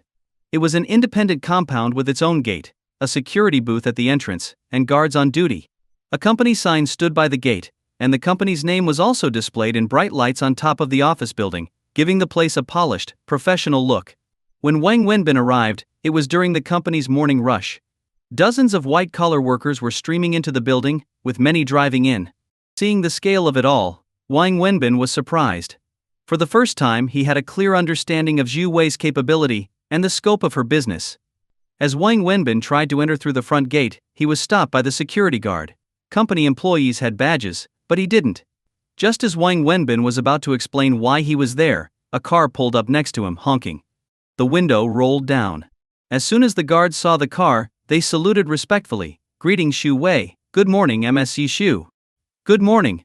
This is the company's new assistant to the general manager, Mr. Wang, Yi Shu Wei told the guards. Upon hearing this, the guards' attitude toward Wang Wenbin shifted dramatically. To them, the assistant to the general manager was a big deal. They immediately saluted Wang Wenbin and smiled obsequiously. "Good morning, Mr. Wang. Go on in." Yi Shu Wei smiled at Wang Wenbin before driving into the company grounds. Wang Wenbin walked through the gate and saw Yi Shu Wei park her car in the lot to the right. She got out and waited for him. "I told you I could have picked you up this morning," Yi Shu Wei said as she walked over. She then gestured around, explaining, "This is the company's parking lot. There are 2 levels above and below ground. Over there is the administrative office building, and that's the cafeteria, the warehouse, and so on." As she led him toward the office building, Yi Shu Wei continued explaining the company layout. The company's premises weren't particularly large, but the fact that it had its own office space in Shanghai spoke volumes about its strength. It wasn't a massive company, but it was definitely not small. "How's Annie doing? I didn't come by last night, did she cry?" Wang Wenbin asked, clearly more concerned about Annie than the company. "No, she didn't cry. I told her that her dad had gone to work, and that once she's out of the hospital, he'll be home every day to keep her company. She was so happy, excited all night," Yi Shu Wei said, smiling. The two of them laughed and chatted as they walked toward the office building. Along the way, many employees saw Yi Shu Wei and Wang Wenbin talking and laughing together. Their surprised and envious gazes were all directed at Wang Wenbin. Yi Shu Wei led Wang Wenbin straight to an office door, where the sign read Head of Human Resources. Yi Shu Wei walked in first, with Wang Wenbin following behind. Inside, a middle-aged man was sitting in his chair, playing on his phone. It wasn't work hours yet. When the man looked up and saw Shu Wei, his expression changed immediately. He hurriedly put down his phone, stood up, and greeted her, "Miss Yu. This is the new assistant to the general manager. Please help Assistant Wang complete the onboarding process and arrange an office for him," Yi Shu Wei instructed the man, her tone serious and formal, completely different from how she spoke to Wang Wenbin. Of course. I'll take care of it right away," the man nodded repeatedly, his voice a bit nervous. It was clear he was very intimidated by Yi Shu Wei. "Once everything is set, come to my office," Yi Shu Wei said, turning to Wang Wenbin. "Got it." Wang Wenbin nodded in response. With that, Yi Shu Wei briskly walked out of the HR director's office. The HR director treated Wang Wenbin with extreme courtesy. As someone who had held his position for several years, he was quick to read the situation. It was the first time he had ever seen Shu Wei personally escort someone to his office, and that spoke volumes. So, he dropped everything and personally guided Wang Wenbin through the onboarding process, handling all the paperwork himself. Wang Wenbin barely had to do anything but sign his name. Finally, the HR director led him to the office that had been prepared for him. After the enthusiastic HR director left, Wang Wenbin took a moment to look around his new office. Everything felt surreal. He had thought he was coming here just to be Yi Shu Wei's driver, but now it was clear that wasn't the case at all. He stared at his first ever office, feeling a bit conflicted. It wasn't large, but it had everything he needed, and it was a private office, something usually reserved for department heads or higher in a company of this size. But instead of feeling excited, he felt unsettled. Standing by the window, Wang Wenbin lit a cigarette and gazed down at the company grounds, lost in thought. He then opened the office door and stepped outside. Just as he did, the door of the adjacent office opened, and a woman walked out. Their doors were so close that Wang Wenbin could smell her perfume. The woman paused, surprised to see Wang Wenbin standing there. Wang Wenbin was equally startled when he recognized her. The two stood there, staring at each other in shock. "What are you doing here?" the woman asked instinctively. The woman was none other than Peng Mengjia, Annie's aunt and Shu Wei's sister-in-law. Holding a document, Peng Mengjia had just stepped out of her office, only to find a man standing outside the office next door. When she got a good look at him, her eyes widened in disbelief. "What if I told you I'm just here for a tour? Would you believe me?" Wang Wenbin said with a smile, unsure how else to respond. Without waiting for a reply, he turned and started walking down the hallway. He knew she didn't have a good opinion of him, so he wasn't interested in chatting. "Stop right there," Peng Mengjia shouted, furious that Wang Wenbin had ignored her. She took a few quick steps and grabbed the back of his shirt. Wang Wenbin was irritated by her rudeness. This wasn't the first time she'd treated him this way. "What do you want?" Wang Wenbin asked, trying to keep his cool out of respect for her being Shu Wei's sister-in-law. "Explain yourself. Why are you here? What are you doing in this company?" Peng Mengjia demanded, her tone aggressive. Why do I have to explain anything to you? And why should I? Wang Wenbin snapped, his patience wearing thin. You. Peng Mengjie was furious, pointing a finger at him. I'm the deputy general manager here. I run things. Do you believe I can't have security throw you out right now? Oh, the deputy general manager, Wang Wenbin scoffed. No wonder you're so arrogant. Fine, go ahead, throw me out. I'll stand right here and wait for you to get the security guards. Don't think I won't. Go ahead. I'll wait. But let me tell you, Peng Mengjie, you don't have the power to kick me out, Wang Wenbin said coldly. Fine, you just wait. Peng Mengjie shot back, pulling out her phone to call security. This is on you, Wang Wenbin, she said through gritted teeth. Go ahead. I'm waiting, Wang Wenbin said calmly, taking a drag from his cigarette. It didn't take long before 4 or 5 security guards, dressed in uniform, came running toward them. They stopped behind Peng Mengjie and greeted her, Miss Peng. This man doesn't work here. Why did you let him in?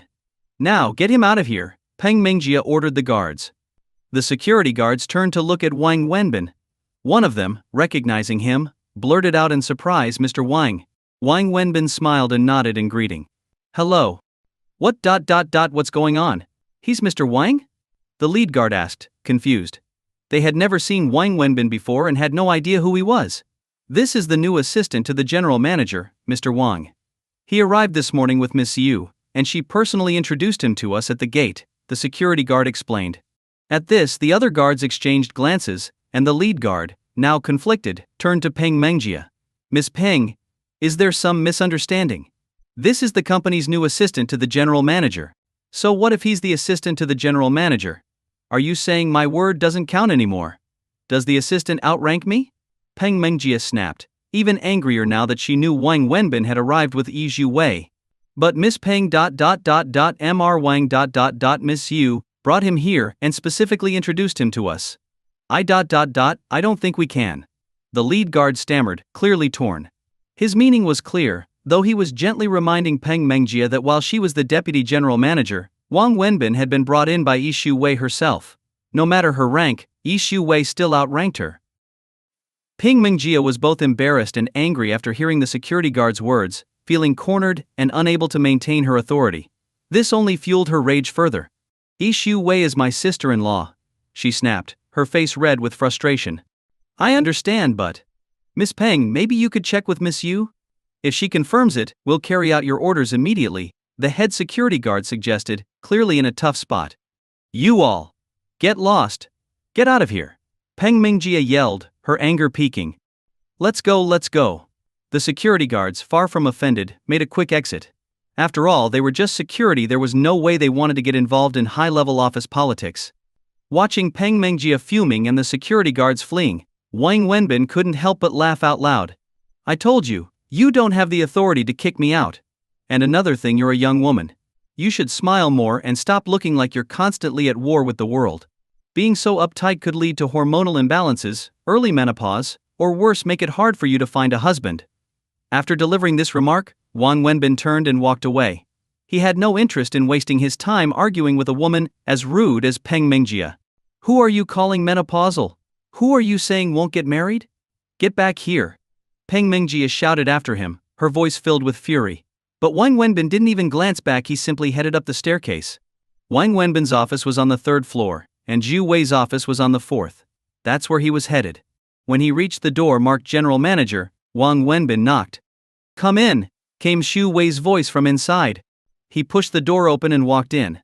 Zhu Wei was sitting at her desk, typing away on her computer, wearing a pair of glasses. It was the first time Wang Wenbin had seen her with glasses on, and the sight took his breath away. She radiated a kind of intellectual beauty that left him momentarily stunned, standing frozen at the door, forgetting to step inside. Yi Zhu Wei, focused on her work, didn't immediately notice anything unusual. After all, it was common for people to come into her office to give reports. But when no one approached her desk after a moment, she looked up, only to see Wang Wenbin standing there, staring at her blankly. As a mature woman, Yi Zhu Wei knew exactly what was going through Wang Wenbin's mind. However, she didn't show any sign of discomfort. Instead, she smiled gently and removed her glasses. Did you get all the paperwork done? She asked. She had mild nearsightedness and only wore glasses for working at the computer or reading documents. Her question snapped Wang Wenbin out of his daze. Realizing how foolish he must have looked, his face flushed red. He quickly walked up to her desk and nodded. Yes, everything is done. They even set me up in my office. Good. Have a seat, Yi Xiu-wei said, gesturing for him to sit. After he sat down, she stood up and asked, tea or coffee? Tea, please. I'm not used to coffee, it's too bitter, Wang Wenbin replied casually. Actually, tea and coffee are quite similar. Both start out bitter, but leave behind a pleasant aftertaste. Coffee's intensity just comes through a bit stronger. Whether you drink tea or coffee, it's all about enjoying the process. Life is the same way, Xiu-wei said with a smile as she prepared the tea. That's easy to say, but how many people can truly live with that kind of mindset? Wang Wenbin chuckled. You're right. But when you're lost or in pain, comforting yourself, even temporarily, can be a good thing. It's like alcohol, the intoxication is only temporary, and when you sober up, nothing will have changed. But still, many people choose to drown their sorrows, if only to numb themselves for a little while. Yu Xiu-wei placed the tea in front of Wang Wenbin as she spoke. Thank you. Are you happy with everything? Xiu-wei asked with a smile after sitting down. Do you mean the tea, or the job? Wang Wenbin asked, a little confused. Well, there's only one type of tea here. I'm not much of a tea drinker, Yu Xiu-wei laughed. Yu Xiu-wei, do you remember the 3 conditions I set when I agreed to work here? Wang Wenbin asked, his expression turning serious. Of course. Why? What's the matter? Yu Xiu-wei smiled, as if she expected the question. You told me I'd be coming here to work as your driver. But I don't feel like that's what I'm here for. Why do you say that? When I was doing the paperwork, I asked about my salary. It's 10,000 yuan a month, plus various allowances and bonuses, as well as social insurance. I asked the HR director, Mr. Xu, and he said that this is the standard salary for a department head. He also told me that you personally instructed him to give me department head benefits, Wang Wenbin said, looking directly at Zhu Wei. Yes, that's true, Xu Wei nodded, not denying it. I've never heard of a driver earning such a high salary, with such good benefits. A driver getting department head treatment? That's unheard of.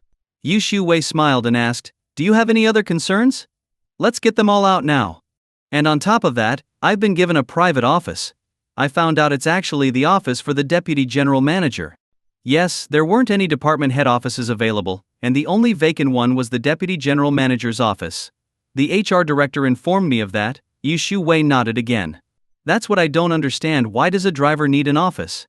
And not just any office, but the office of a deputy general manager. I see what you're getting at. You feel like the treatment you're receiving is too generous, and you're uncomfortable with it, right? Yu Xiu-wei smiled as she asked. I'm here to be your driver. I think I should only receive a driver's pay. There's an old saying, no merit, no reward. If I take more than I've earned, I'll feel uneasy. And this was something we agreed on before I accepted the job, and you promised to honor it. Yi Xiu-wei, I'm not trying to be difficult or ungrateful. It's just that my personality is a bit peculiar. I've already told you I don't feel right taking things that aren't mine. It makes me uncomfortable, Wang Wenbin explained. Zhu Wei, I can't accept this level of compensation. I just want to be a driver. If this is how it's going to be, I think I'll have to leave, Wang Wenbin said finally, looking directly at her. Yi Xiu-wei listened to Wang Wenbin's words and smiled slightly. She looked at him and continued, all right, let me explain it to you. When we talked the other day, I did mention that I was hiring you as a driver. That's true. But our company operates under a standardized management system, with set rules for each position. There's no official role for a dedicated driver to the general manager, because that job is unique. It involves both personal and company tasks. For instance, when you drive me to and from work, that's a personal matter, but when it's work-related, it's for the company. So, since the company doesn't have a specific role for a dedicated driver, I couldn't create one just for you. It'd go against company policy. That's why I assigned you the position of assistant to the general manager, which is on the same level as a department head. The salary and benefits you're receiving are based on that position. If you don't believe me, I can ask HR to show you the company's compensation policy. Now, you mentioned the benefits being too high. Yes, if we were just talking about a driver, the salary might seem excessive. But your role isn't just being a driver. As I mentioned before, your job includes driving, but it also involves other responsibilities. Additionally, you're my 24-hour driver, working for both the company and me personally. Your job is split into 2 parts. During office hours, you work for the company, and after hours you work for me. Official hours are paid as regular work, and after hours count as overtime.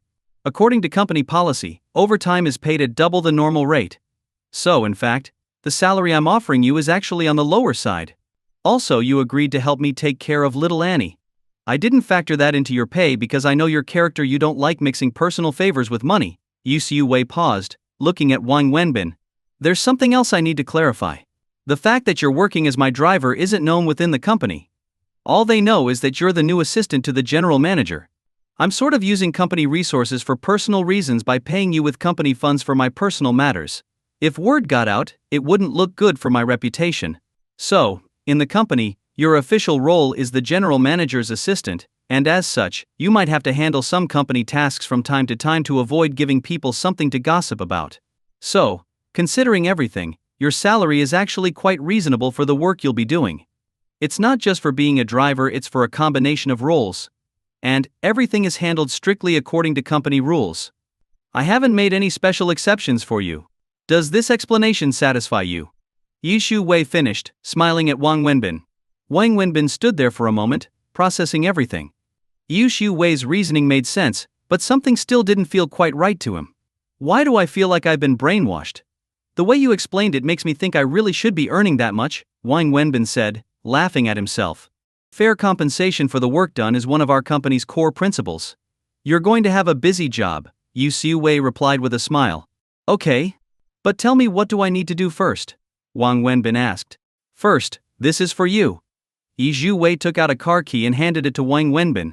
He accepted it, understanding that this key represented his new job. Second, go back to your office and thoroughly read the company handbook that HR gave you. Everyone in the company, including myself, must strictly follow the company's policies. So, you'll need to familiarize yourself with them, Yu Wei said. Got it. I'll do that, Wang Wenbin nodded. Just as he was about to get up, there was a knock at the door. Before Yu Wei could say come in, the door opened, and in walked Peng Mengjia. Sis, why is that guy in the company? She began, but stopped mid-sentence when she saw Wang Wenbin sitting across from Yu Wei. Her words froze in her throat. Wang Wenbin didn't turn around. He already knew from the voice who had entered, and who she was talking about.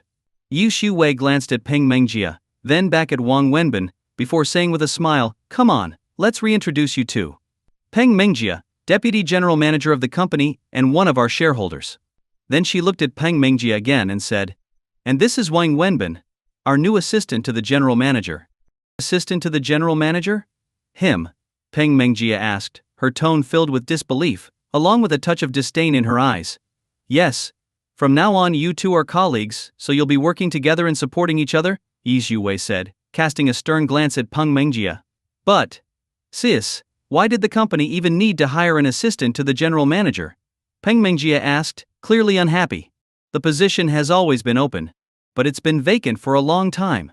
Which is exactly why it needed to be filled, Yu Wei replied calmly. But, why him? What qualifications does he have to be the assistant? Peng Mengjia continued, her voice rising.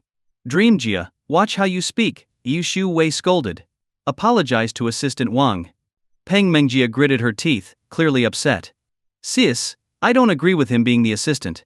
Hiring him as my assistant was my decision, Yu Wei said firmly. But sis. Apologize to Assistant Wang, Yu Wei repeated sternly. Both Xu Wei and Peng Mengjia were visibly tense, their faces flushed with frustration. Seeing the situation, Wang Wenbin stood up and said, I have something to take care of, so I'll excuse myself. Without waiting for a response, he turned and left the office. He knew that there was no way Peng Mengjia would apologize to him, but Xu Wei would insist on it to show her support for him. This would only lead to a heated argument and a more uncomfortable situation. By leaving, Wang Wenbin hoped to diffuse the tension and avoid an unnecessary confrontation. He didn't care whether Peng Mengjia apologized or not. He had no fondness for her and didn't see the point in wasting his energy on such matters. Wang Wenbin left Yu Wei's office and headed straight to the office assigned to him one floor down. He knew nothing about this company, but he wasn't particularly interested in learning more either. After all, he saw himself as just a driver. His main goal was to help Xu Wei and little Annie as much as he could. Though Yu Wei was wealthy, Wang Wenbin had witnessed firsthand the struggles and heartache of being a single mother. Sitting in his office, bored, Wang Wenbin flipped through the company's policy manual. He had to admit, the company had strict management protocols, with detailed rules and regulations. As he sat there, legs propped up on the desk, smoking a cigarette and casually going through the manual. The office door suddenly swung open without any warning. Standing there with a face full of anger was Peng Mengjia. You. Come to my office. I have something to ask you, she demanded, pointing at Wang Wenbin. Without waiting for a response, she turned and stormed out. Wang Wenbin frowned but continued smoking and flipping through the manual, not even bothering to close the door or adjust his position, as if nothing had happened. After 5 or 6 minutes, Peng Mengjia burst back into his office, visibly agitated. She stormed up to his desk and asked, "Are you deaf? Didn't you hear me? I told you to come to my office." "Oh, were you talking to me?" Wang Wenbin asked, finally lowering the manual. "Who else would I be talking to? A ghost?" Peng Mengjia snapped, even angrier now. "I honestly thought you might have been talking to a ghost because no one speaks to a person with such rudeness, right?" Wang Wenbin said calmly. You're calling me rude? Were you polite just now?" Wang Wenbin shot back. Fine. I'm politely asking you now to come to my office. Is that better?" she said, biting her lip in frustration. "That's more like it," Wang Wenbin said, smiling slightly. "But I'm busy. I don't have time. You don't think you can do whatever you want just because my sister-in-law hired you. I'm the deputy general manager here, and with one word, I can get you fired." Peng Mengjia's anger was boiling over. "Oh really? I wouldn't mind being fired. If you manage to get me kicked out, I'll even treat you to a nice meal to thank you." "Go ahead," Wang Wenbin replied with a smile. He knew that this woman harbored deep resentment toward him. He could see it in her hostile stares, like she wanted to tear him apart. And yet to this day he had no idea what he had done to offend her. "Don't push it too far, Wang Wenbin," Peng Mengjia said through gritted teeth. As the deputy general manager, she did have the authority to fire people, but Wang Wenbin was someone Yi Shu Wei had personally brought into the company. Just as Wang Wenbin had suspected, she couldn't fire him even if she wanted to. "Me push it too far? Miss, let's think back on all our interactions. Who's been pushing at me or you? Do I even know you? What kind of grudge could I possibly have against you? Ever since I first met you, you've treated me like an enemy, as if I betrayed you or something. You've never shown me a kind face, nor spoken a single kind word to me. And now you have the nerve to say I'm the one pushing it too far? I'm genuinely curious, what exactly did I do to deserve this treatment from you?" Wang Wenbin finally took his feet off the desk and sat up straight, looking directly at her.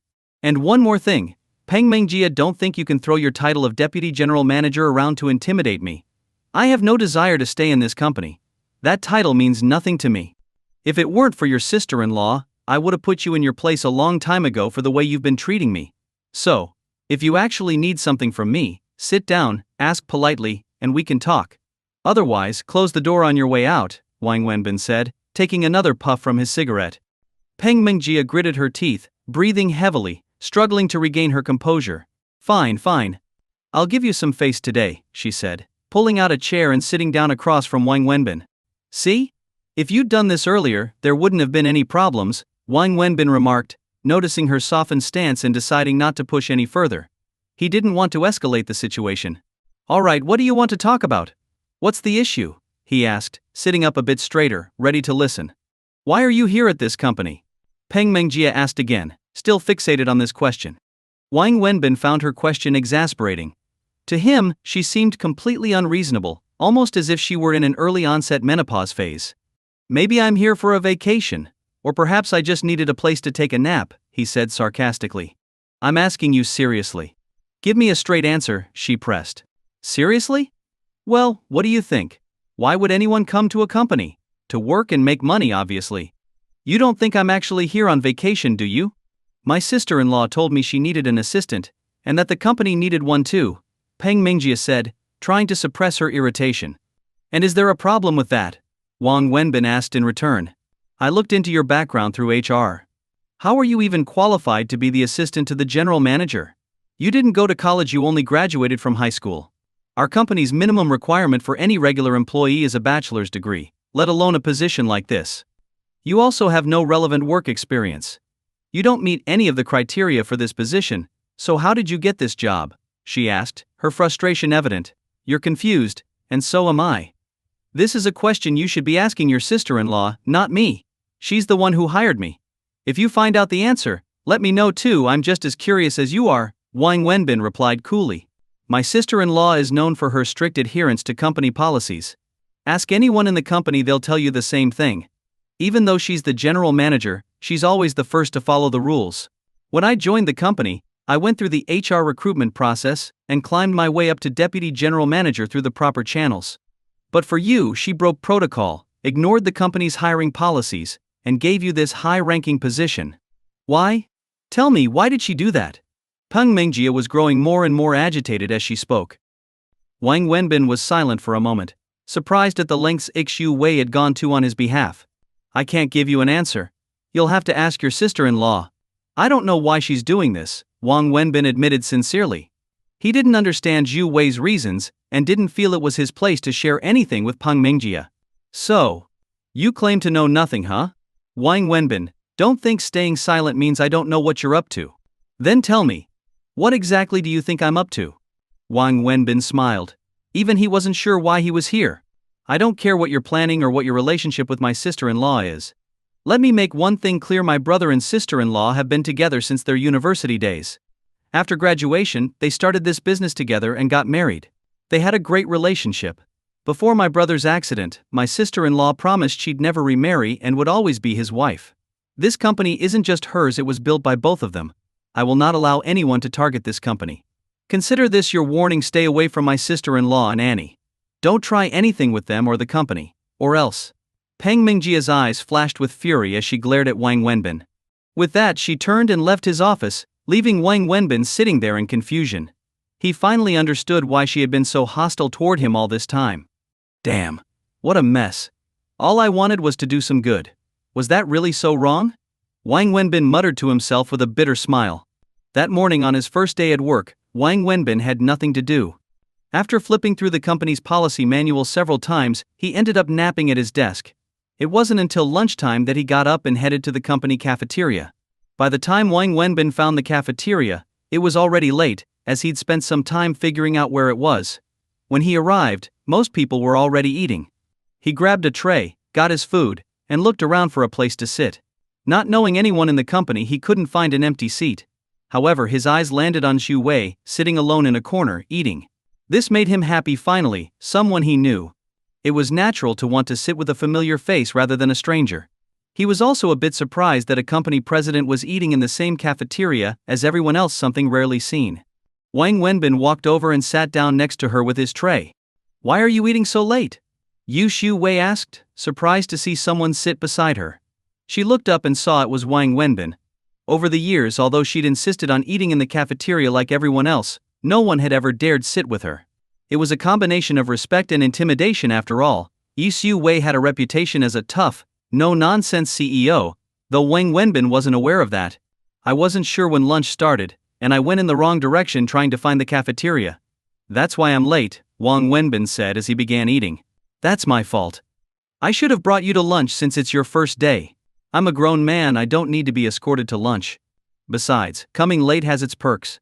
The lady at the counter gave me an extra chicken leg because she said I looked like I needed it. See? Latecomers get rewarded. Wang Wenbin joked as he ate heartily. You are a big guy. You should eat more. Our cafeteria doesn't outsource or aim for profit. The goal is to make sure everyone eats well and enough. So, if you ever feel like you need more, just ask for extra, Zhu Wei said with a smile. At 1.8 meters tall, Wang Wenbin was considered quite tall, especially in the southern region. Why does a general manager like you eat in the cafeteria with everyone else? Wang Wenbin asked curiously. It's company policy that leaders and employees are treated equally. We only have one cafeteria, and everyone, including me, eats here.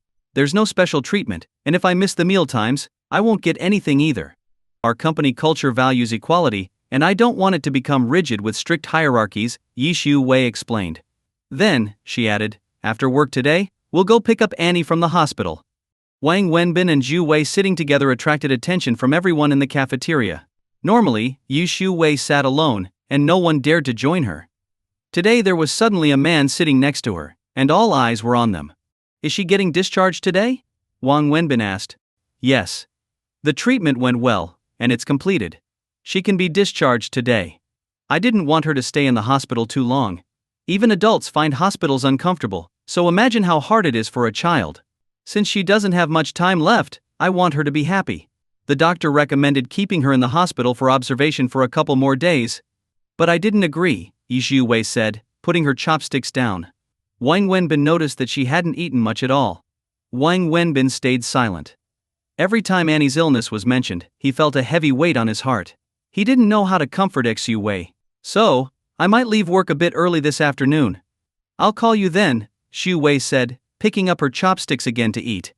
As they spoke, a figure appeared next to Wang Wenbin, and a cold voice interrupted them. You need to move. We have something to discuss. Both Wang Wenbin and Xiuwei looked up to see Peng Mengjia standing there with her food tray, addressing Wang Wenbin. Wang Wenbin frowned. It seemed this woman really had it in for him.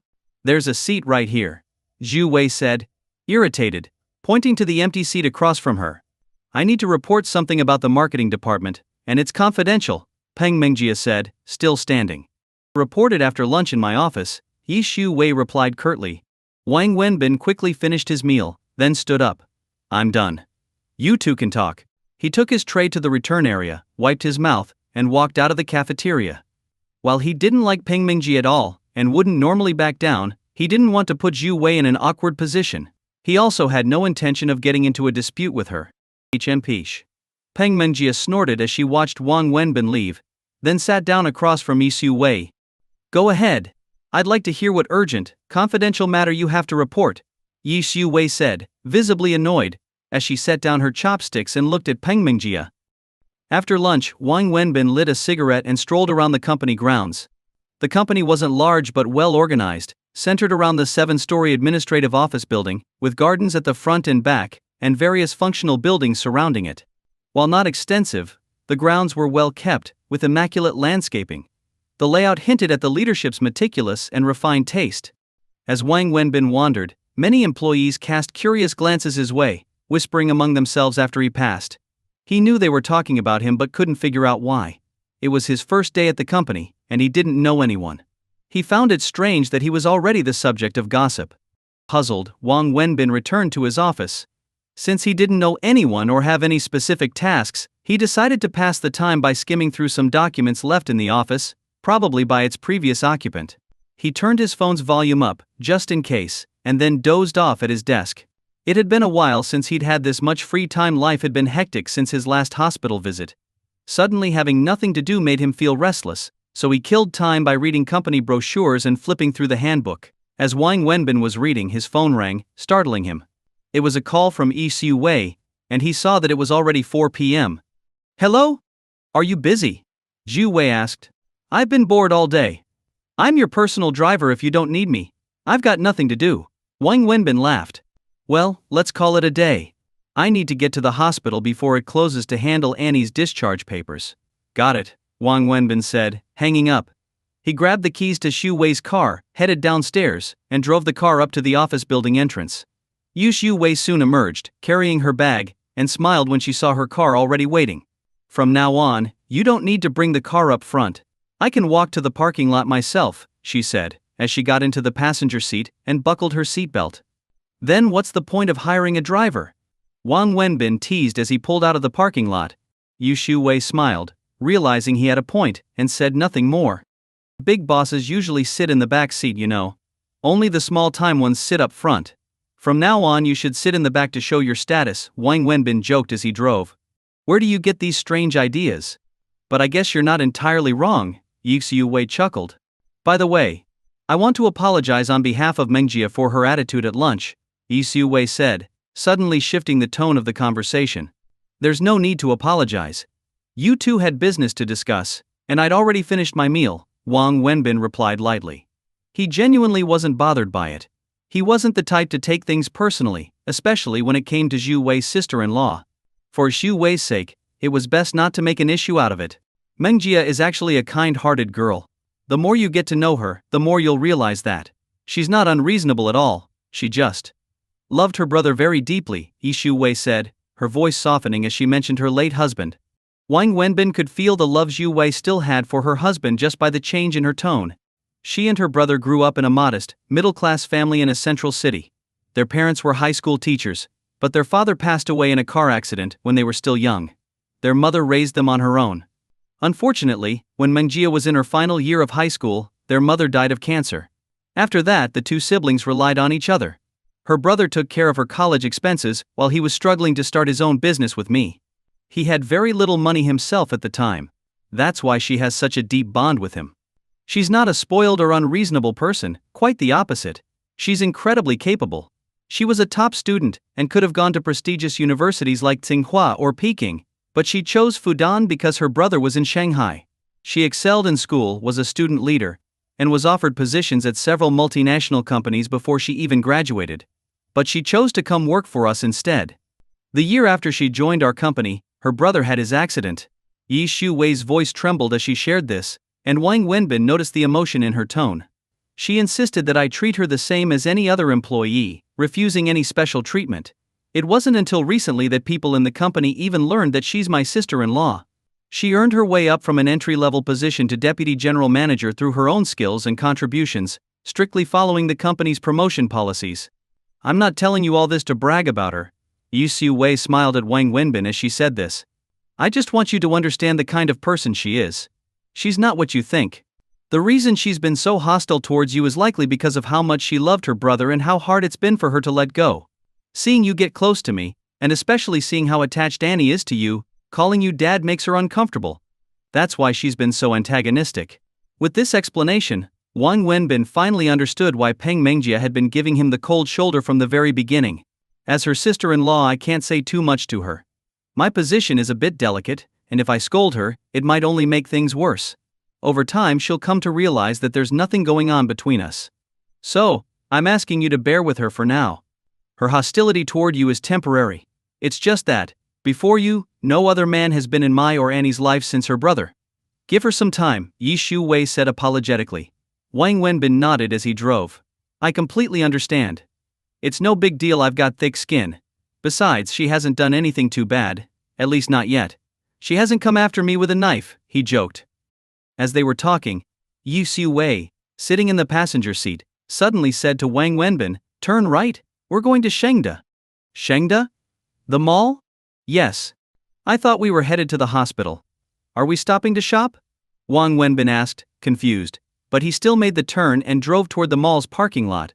Yes. Yi Shu-wei nodded without further explanation. Wang Wenbin parked the car in the underground lot, turned off the engine, and said, I'll wait for you in the car. Why? Aren't you coming with me? Zhu-wei asked with a smile. I'm the driver. Isn't my job to wait for you in the car?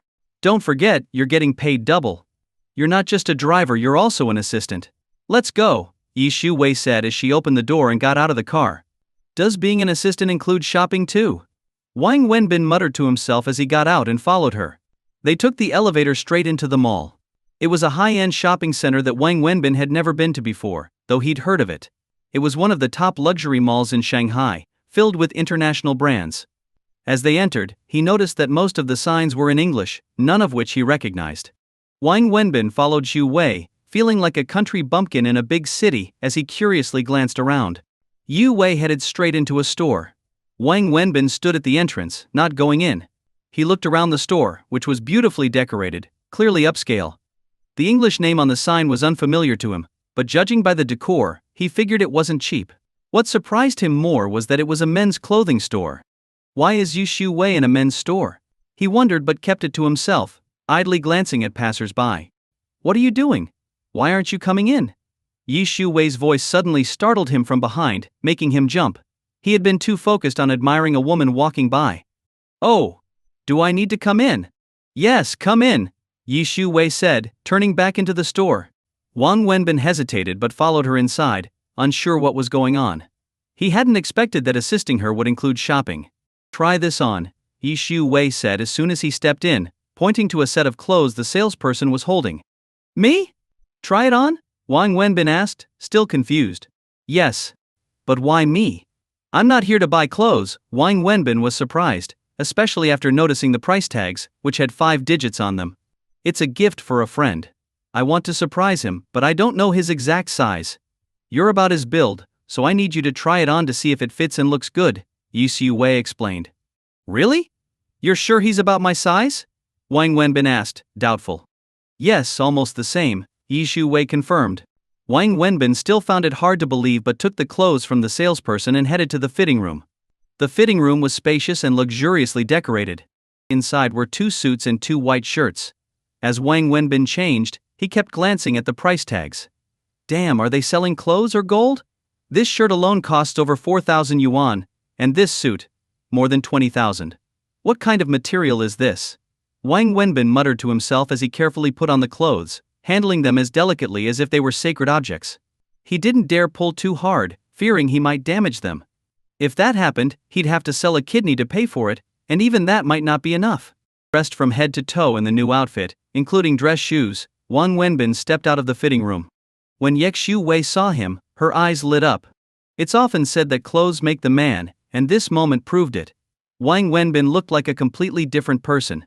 Before, he had the air of an average guy, but now he appeared polished and refined, almost like a wealthy gentleman. Xiu Wei had never really paid much attention to Wang Wenbin's appearance before. He had always struck her as a decent-looking, fit guy. But now, in this suit, she suddenly realized that he was actually quite handsome. Alright, we'll take both suits, Xiu Wei said, asking Wang Wenbin to turn around for her to inspect. She then nodded to the salesperson and added, almost to herself, didn't expect it, you've got a great physique for clothes. I used to be the star player on my university basketball team. Got the height, got the muscle, Wang Wenbin boasted as he went back into the fitting room. It wasn't just talk. Back in college he had indeed been a key player on the basketball team, playing as point guard. Of course, point guards typically aren't the tallest, but for an ordinary person, his 180 cm height was considered tall and well built. Xiu Wei ended up purchasing both suits, spending nearly 70,000 yuan in total. She swiped her card without batting an eye, but watching from the side, Wang Wenbin couldn't help but feel anxious. 70,000 yuan for just 2 suits? That's extravagant. Wang Wenbin muttered to himself. Here, carry these, Xiu Wei said, handing him the bags after she finished paying. Wang Wenbin took them without a second thought. Whether as a driver or an assistant, carrying bags was part of the job. Are we getting anything else? He asked, following behind her. No, let's head to the hospital now before the doctor leaves for the day. Alright, Wang Wenbin replied, and they took the elevator back to the car. He drove them to the hospital. After parking, Wang Wenbin opened the door to get out, but Xiu Wei stopped him. You don't need to come inside. Huh? I'm not going in? Take the car back and pack up your things. Starting tonight, you'll be staying at my place, Xiu Wei said with a nod. Starting tonight? The doctor said her best days won't last beyond 100, Xiu Wei said softly. Wang Wenbin was taken aback again. He understood the implication behind Xiu Wei's words and nodded. Alright, I'll go pack my things. But if I take the car, how will you get back? How about I leave the car here, take the bus to pack my things, and then come to your place? You can drive yourself home. It's fine. I've arranged for someone to pick me up from the hospital. You should take the car and pack your things, it'll be more convenient. And please head over soon. You know she can't be without you, and I don't want her crying or feeling disappointed again. I really appreciate it, Xiu Wei said sincerely, her gratitude evident. Alright then. Do you want to take the clothes now, or should I bring them with me later? Wang Wenbin asked, pointing to the clothes in the back seat. Just leave them in the car. I'm off to handle the discharge paperwork. Drive carefully, Xiu Wei said as she opened the door and got out. Thinking about little Annie, Wang Wenbin couldn't help but sigh. Then he started the car and drove toward his own place. He parked the car outside the alley where his rented room was located and had a quick meal at a small diner, spending only 7 yuan. During the meal, people around him whispered to each other, staring at Wang Wenbin in disbelief. They couldn't understand why someone driving such a luxury car would come to such a simple place to eat. Unfazed, Wang Wenbin ate heartily. After finishing his meal, he even grabbed a few toothpicks from the counter and swaggered back to the car, shocking onlookers even more as he drove deeper into the alley. He parked the car in front of his apartment, unlocked his door, which creaked loudly, and looked around at the mess inside. His place was filthy and cluttered, and he didn't even know where to start packing. More importantly, he wasn't sure what to take with him. As he sat on the bed and lit a cigarette, he realized his mood was quite low. It wasn't because he was sad about leaving, there wasn't much to miss about this place, which was more of a dump than a home. But as the saying goes, there's no place like home, even if it's a humble one. This shabby room, despite its state, was still his own space. Moving into Xiu Wei's house, no matter how nice it was, felt like living under someone else's roof. If Wang Wenbin had a choice, he'd rather live under a bridge than in someone else's home, where he would feel out of place and uncomfortable. His personality just didn't allow him to feel at ease in such situations. However, thinking about little Annie and the doctor's grim prognosis, he sighed again, stood up, and grabbed a long unused bag. He glanced around, figuring out what he needed to take. In the end, Wang Wenbin only packed 2 sets of clothes, a towel, a toothbrush, and a phone charger. The bag was still mostly empty. Deep down, he hadn't intended to stay at Zhu Wei's house for long. He felt reluctant about it from the start. After packing, he didn't linger. He was worried that if Annie didn't see him when she got home, she might cry. Besides, he was a man of his word and took his promises to Zhu Wei seriously. He respected her, and, in a way, felt sympathy for the challenges this beautiful woman was facing. Wang Wenbin drove directly to Zhu Wei's house. Although it seemed like no time had passed, by the time he arrived, several hours had gone by. It was already 9 p.m. Just as Wang Wenbin was about to pull up to Zhu Wei's house, his phone rang. It was a call from Yi Xiumin. He stared at the phone for a long time, hesitant to pick up. He had been telling himself not to get involved with Yi Xiumin anymore, to stay firm and cut ties. Yet, he couldn't bring himself to hang up. He rationalized that Zhu Min must have a reason for calling him at this hour. Maybe something had happened. People are like that when they're indecisive. They often find excuses to justify their actions. Wang Wenbin was no different. Eventually, he pulled over to the side of the road and answered the call. "What's going on?" he asked directly. "Wenbin, someone's following me," Yi Xiumin said, her voice anxious. "Following you?" Wang Wenbin was surprised. "Yes, there's a man. He's standing outside my door right now. Can you come over?" "I'm scared," Yi Xiumin said, sounding frightened. Wang Wenbin let out a cold laugh. "Yi Xiumin, isn't this getting old? You've used tricks like this before. Last time it was a twisted ankle, and now you're being followed? Do you really think I'm that gullible?" "I'm not lying. It's true. Lately I've noticed this man following me everywhere on my way to and from work. He's always lurking around. I thought maybe he just lived in the same building, but recently he's been standing outside my door at night. I'm really scared, and I don't know what to do. I'm home alone," Xiumin said, her voice trembling. "Keep making up stories," Wang Wenbin said dismissively. "I'm not making this up. He's been following me for days. I didn't think much of it at first, but tonight, when I took the elevator, he got in with me. There were only the 2 of us in there, and I saw him reach into his pocket. Now, he's standing outside my door. I looked through the peephole, and he's just standing there. I'm really scared, Wenbin." "I'm not lying to you," Yi Xiumin pleaded, her voice rising. "You think I still believe you?" Wang Wenbin said, unconvinced. After a long pause, Yi Xiumin quietly said, "I'm sorry for bothering you. I'll hang up now." Without warning, she ended the call. Listening to the disconnected line, Wang Wenbin suddenly felt unsure. He muttered to himself, could she be telling the truth this time? He hesitated for a moment, then clenched his jaw and decided to drive to Xiumin's place. Even if she was lying, he'd rather be tricked again than risk something bad happening to her. If something did happen, he would never forgive himself. Wang Wenbin drove straight to Xiumin's apartment building and parked in the underground lot. He took the elevator up to her floor, and as he stepped out, he saw a man hurriedly leaving. The man glanced at Wang Wenbin nervously as he passed by. Wang Wenbin noticed that the man didn't enter the elevator. Instead, he sneaked into the stairwell. Frowning, Wang began to believe most of what Yi Xiumin had told him. He slowly approached Yi Xiumin's door, thinking about how to handle the situation. Instead of going directly to her door, he went to the door of the apartment next to hers. Casually, he pulled out his phone and pretended to be texting, but in reality, he was using the camera to capture what was happening behind him. Through the camera, he saw the man peeking out from behind the stairwell door, watching him closely. Wang Wenbin smiled coldly. Everything was exactly as he had suspected. He held his phone to his ear, pretending to make a call. Standing at the neighbor's door, he spoke loudly into the phone. "Hey, I'm at your door. You're not home?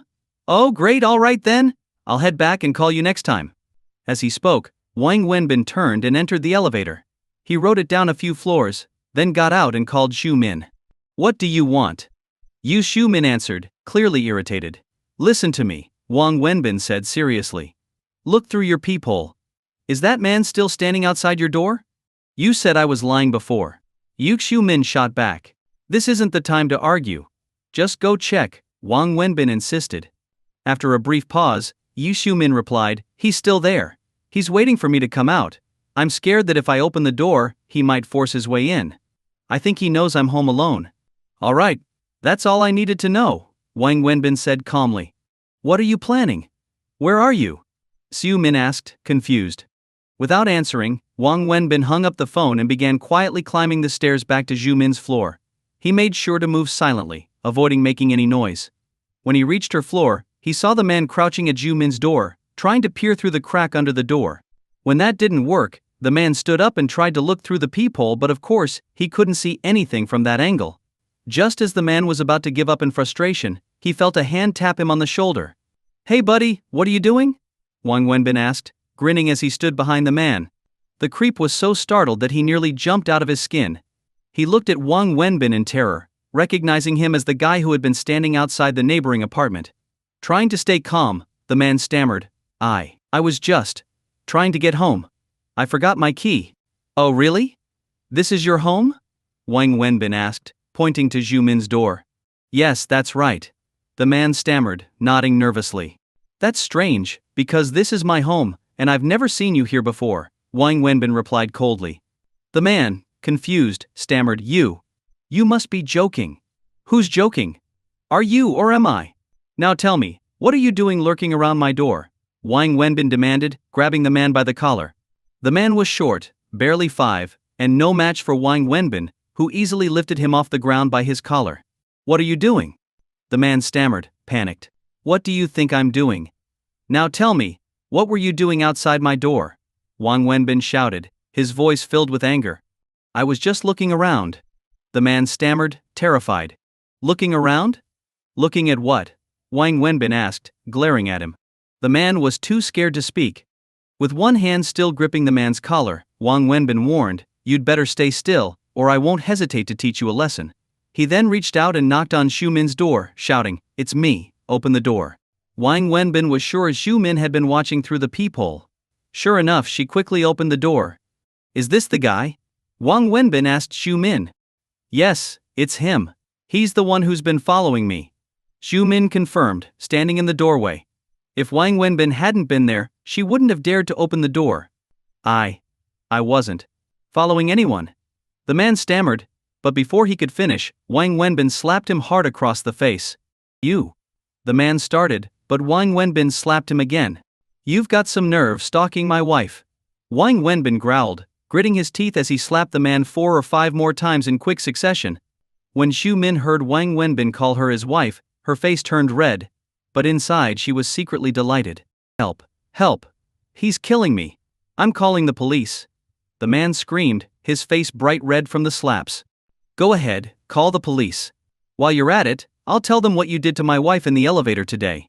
We'll pull the security footage and see what they think," Wang Wenbin sneered. He then kneed the man in the stomach and let go of his collar.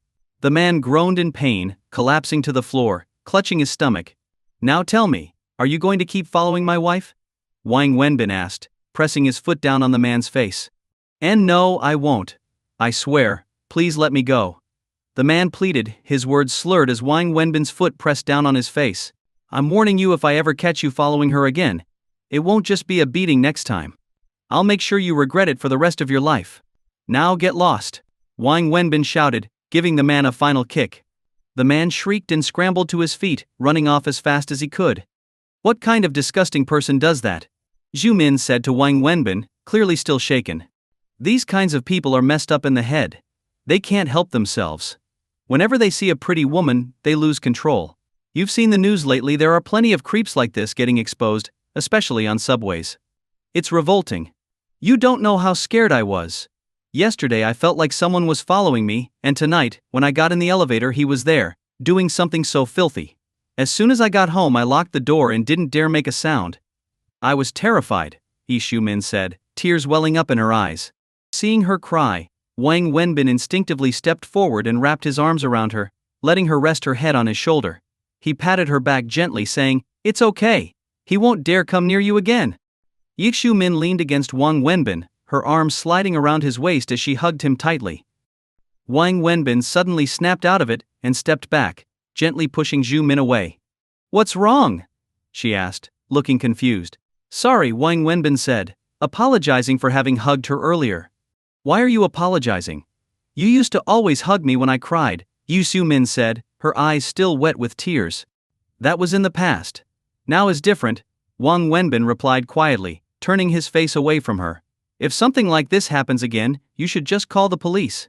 What's the point of calling the police? Do you really think they'll catch him? He'll just come back. And even if the police do show up, I won't feel safe. I only feel secure when you're here, Xiumin said, looking at Wang Wenbin earnestly. Wang Wenbin paused, then said, "Go inside." "I'm leaving." He started walking toward the elevator. "Don't go. I'm scared. What if he comes back after you leave?" Xiumin called out urgently. "Trust me, he won't dare come back. People like him are cowards. If they had any real guts, they wouldn't be sneaking around in the first place." "But I'm really frightened," Xiumin pleaded. "I live here alone, and this is terrifying. Can't you stay just a little longer?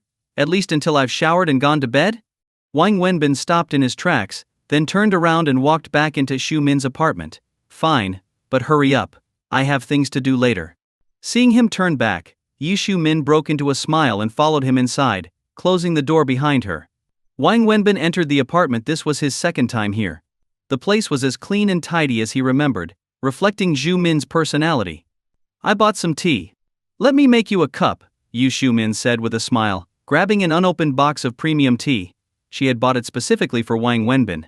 "Don't bother. Just go take your shower." "I'll wait," Wang Wenbin interrupted. Xiumin looked slightly embarrassed but then smiled again. "It won't take long.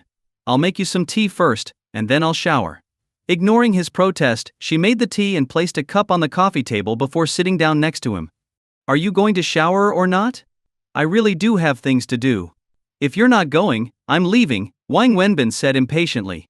Seeing his urgency, Xiumin sighed and nodded. "All right, I'll go shower now." She headed into her bedroom, and then into the bathroom. Wang Wenbin sat on the sofa, smoking and sipping the tea. The familiar scent of the apartment brought back memories. He had only been here twice, but he had lived with this woman for many years before. Soon, the sound of running water echoed from the bathroom. Wang Wenbin couldn't deny it. The sound of the water was stirring something inside him. It was impossible not to have thoughts, given the situation. He quickly grabbed his tea and cigarette and walked out to the balcony, trying to distract himself from the sounds coming from the bathroom. As he stood on the balcony, he suddenly heard Xiumin calling from the bathroom. "Wenbin, Wenbin." "What is it?"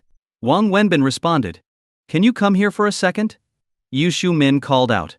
Wang Wenbin frowned, walking back into the apartment and stopping outside the bathroom door. "What do you need?" "I forgot to bring a towel in with me. Can you grab one from the balcony?" "It's hanging with my clothes," she explained from inside. Wang Wenbin frowned, clearly reluctant, but he went to the balcony. There, he found the towel hanging along with some of Xiumin's clothes, including her underwear. He quickly grabbed the towel without looking too closely, feeling awkward about the situation. Although he had done this many times before when they were together, it felt different now.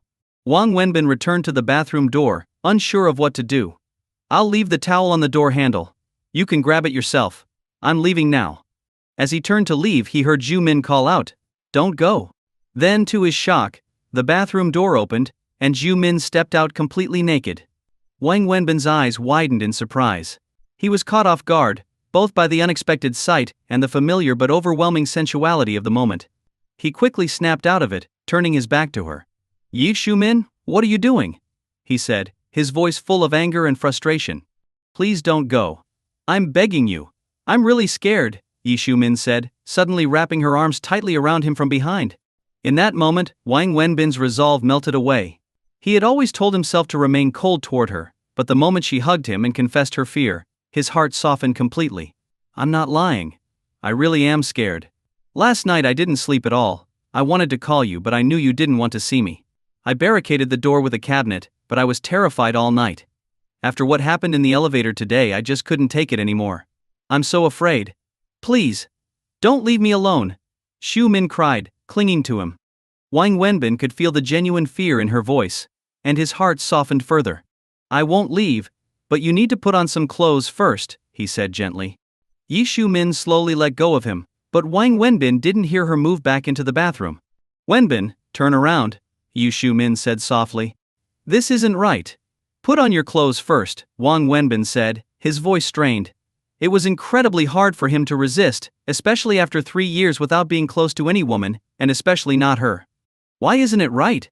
Haven't you seen me like this before? Wenbin, can you really not even look at me now? Do you hate me that much?"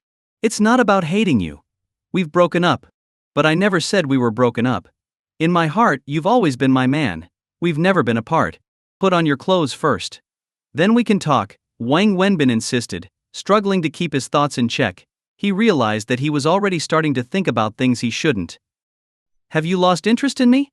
Zhu Min asked again, tears welling up in her eyes.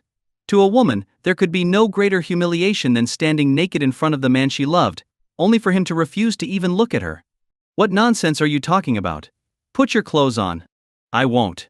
Zhu Min shouted, then stepped directly in front of Wang Wenbin, standing bare before him. Why? Why won't you even look at me when I'm standing like this? She demanded, her voice trembling. Wang Wenbin turned his head away, about to respond, but then felt Zhu Min's arms around him. Her soft lips touched his, and her warm tears streamed down her face onto his skin. In that moment, Wang Wenbin lost himself. All the love or hatred he had buried deep inside for Zhu Min came rushing back. He was completely overwhelmed by emotion. Just as things seemed to be moving forward, Wang Wenbin's phone suddenly rang in his pocket. The sound of the ringtone snapped him out of it. He quickly pulled away, his mind racing as he realized what had just happened. He jumped off the bed and turned to Zhu Min, breathless. I'm sorry. You can think of me as a beast. I have to go, I have something to take care of. Without waiting for a reply, Wang Wenbin practically bolted out of the room, his phone still ringing as he hurriedly left. The sound of the door closing echoed through the apartment as Zhu Min lay motionless on the bed, tears streaming down her face. Wang Wenbin rushed into the elevator, and as it slowly descended, he bit his lip and slapped himself hard across the face twice, the sound loud and clear. You're such a bastard. Wang Wenbin, he muttered to himself. Stepping out of the elevator, he lit a cigarette and slowly made his way back to the car, his emotions gradually calming down. Finally, he checked his phone. It was Xu Wei who had called him. He suddenly remembered that he was supposed to spend the night at Xu Wei's house. Taking a deep breath, he dialed her number. Hello, Wenbin? Why haven't you come yet? I ran into a friend and got delayed. I'm on my way now, Wang Wenbin said, making up a half-truth. All right, just be safe. Will do, he replied before hanging up. He glanced at the time. It was already past 9 p.m. Leaning against the car, Wang Wenbin smoked another cigarette, then got into the car and drove away from Zhu Min's apartment toward Xu Wei's house. He drove slowly, his mind consumed with thoughts of Zhu Min, her tears, the warmth of her embrace, and the memories they had shared together. His eyes grew misty. He thought he had moved on, but in moments like this, the past felt vivid and inescapable. By the time Wang Wenbin arrived at Xu Wei's house, it was already 9:30. The lights in the house were on, casting a warm glow into the courtyard. As soon as Wang Wenbin parked the car, little Annie came running out of the house, shouting "Daddy!" as she ran toward him. In that instant, all of Wang Wenbin's dark thoughts and emotional turmoil vanished. The weight of what had just happened at Zhu Min's was lifted, replaced by the pure joy of seeing Annie. Sometimes, a child's simple smile and innocent call can wash away all the burdens of the world. Even though Annie wasn't his biological child, Wang Wenbin felt a deep, instinctual desire to protect and care for her.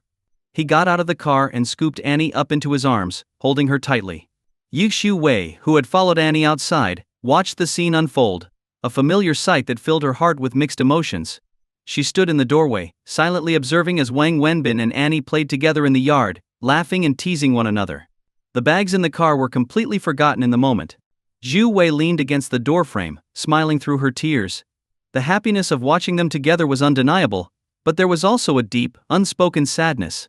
No one could understand the complex emotions swirling within her heart. It wasn't until after 10 p.m. that the housekeeper came to take Annie inside for her bath, ending the precious moments of laughter between Wang Wenbin and the little girl.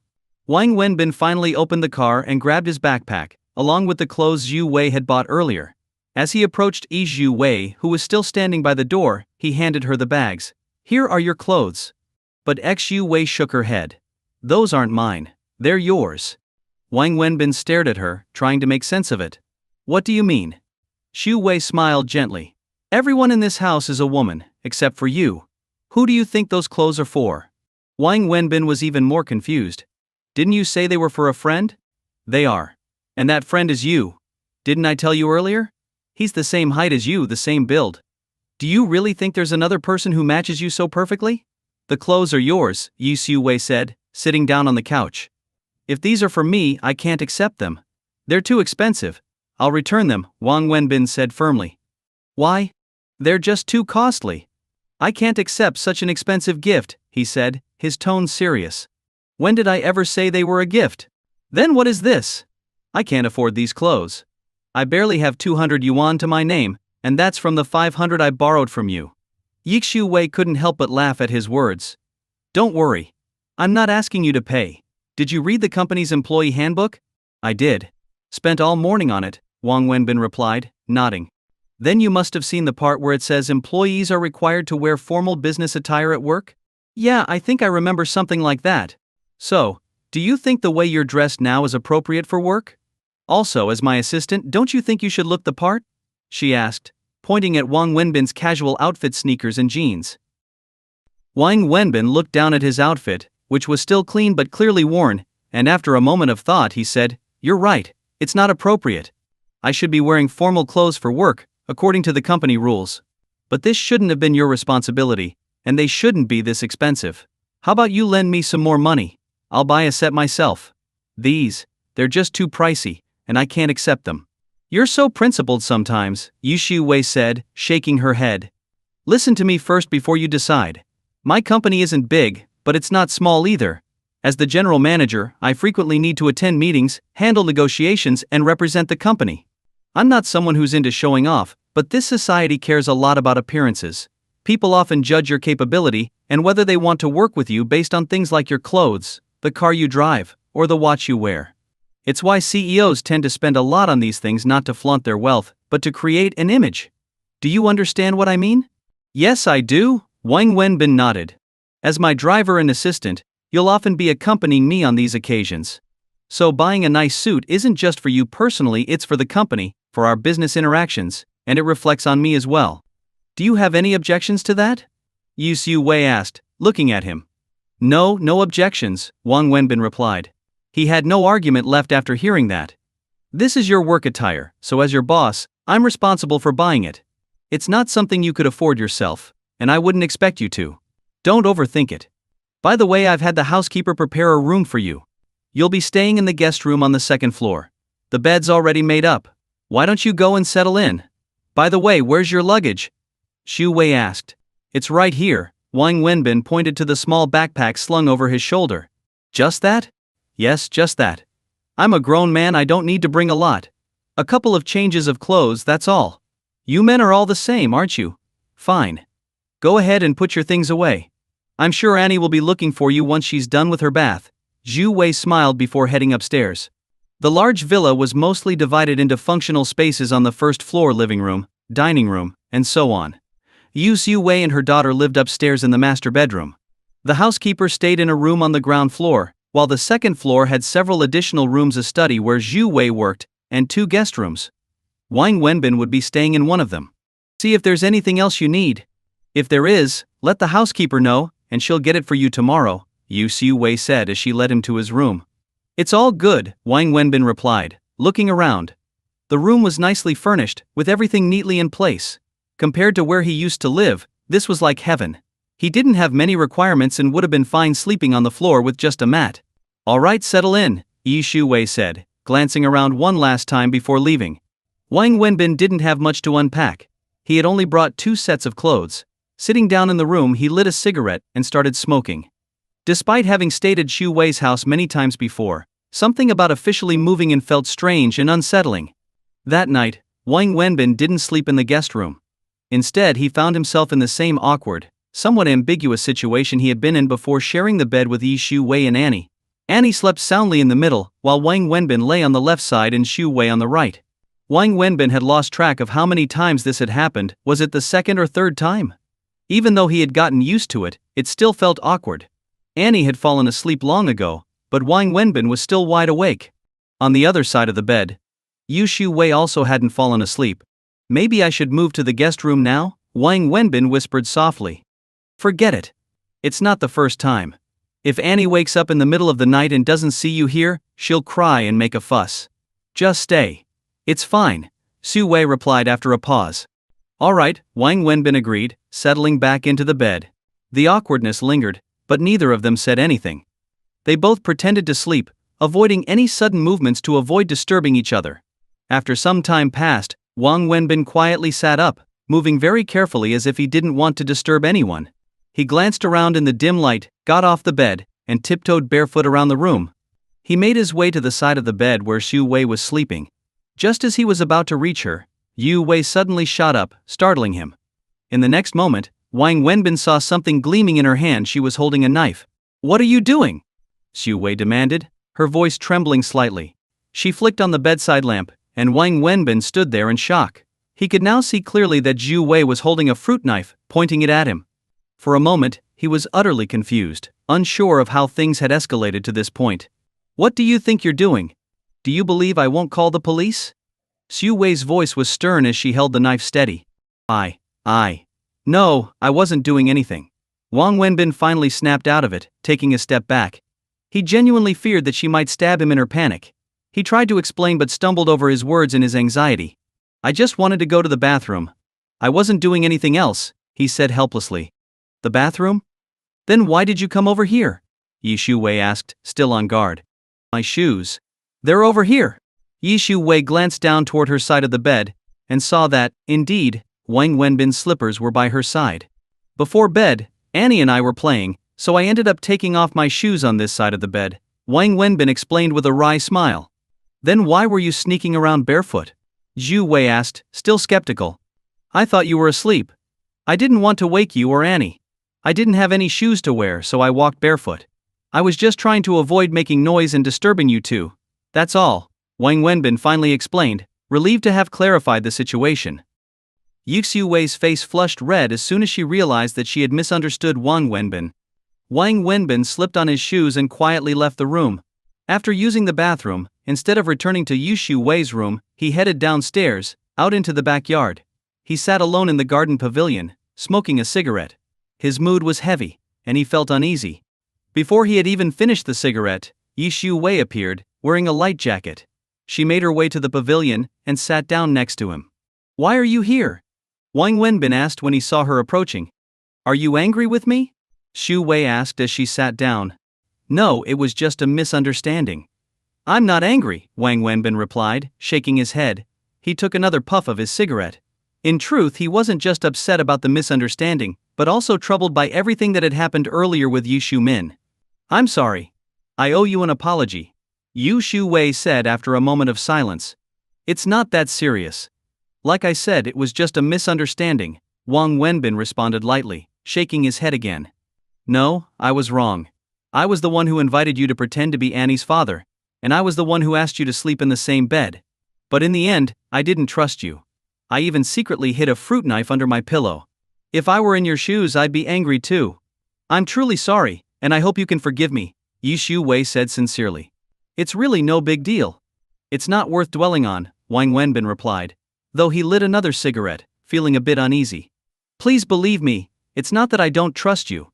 If I didn't trust you, I wouldn't have asked you to be Annie's dad, invited you into our home, or let you share our bed. I trust your character completely. From the incident with the ring to the way you treat Annie, I can see that you are a good person, someone truly worth trusting. I'm grateful that, during Annie's darkest days, we've had you by our side to support us.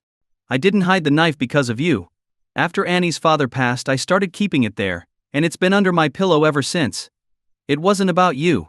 As a single woman, I've always felt a lack of security, not the kind provided by neighborhood security or the quality of the front door, but an internal sense of safety. I'm always scared, afraid of being followed while driving home at night, afraid someone might break in while I'm sleeping.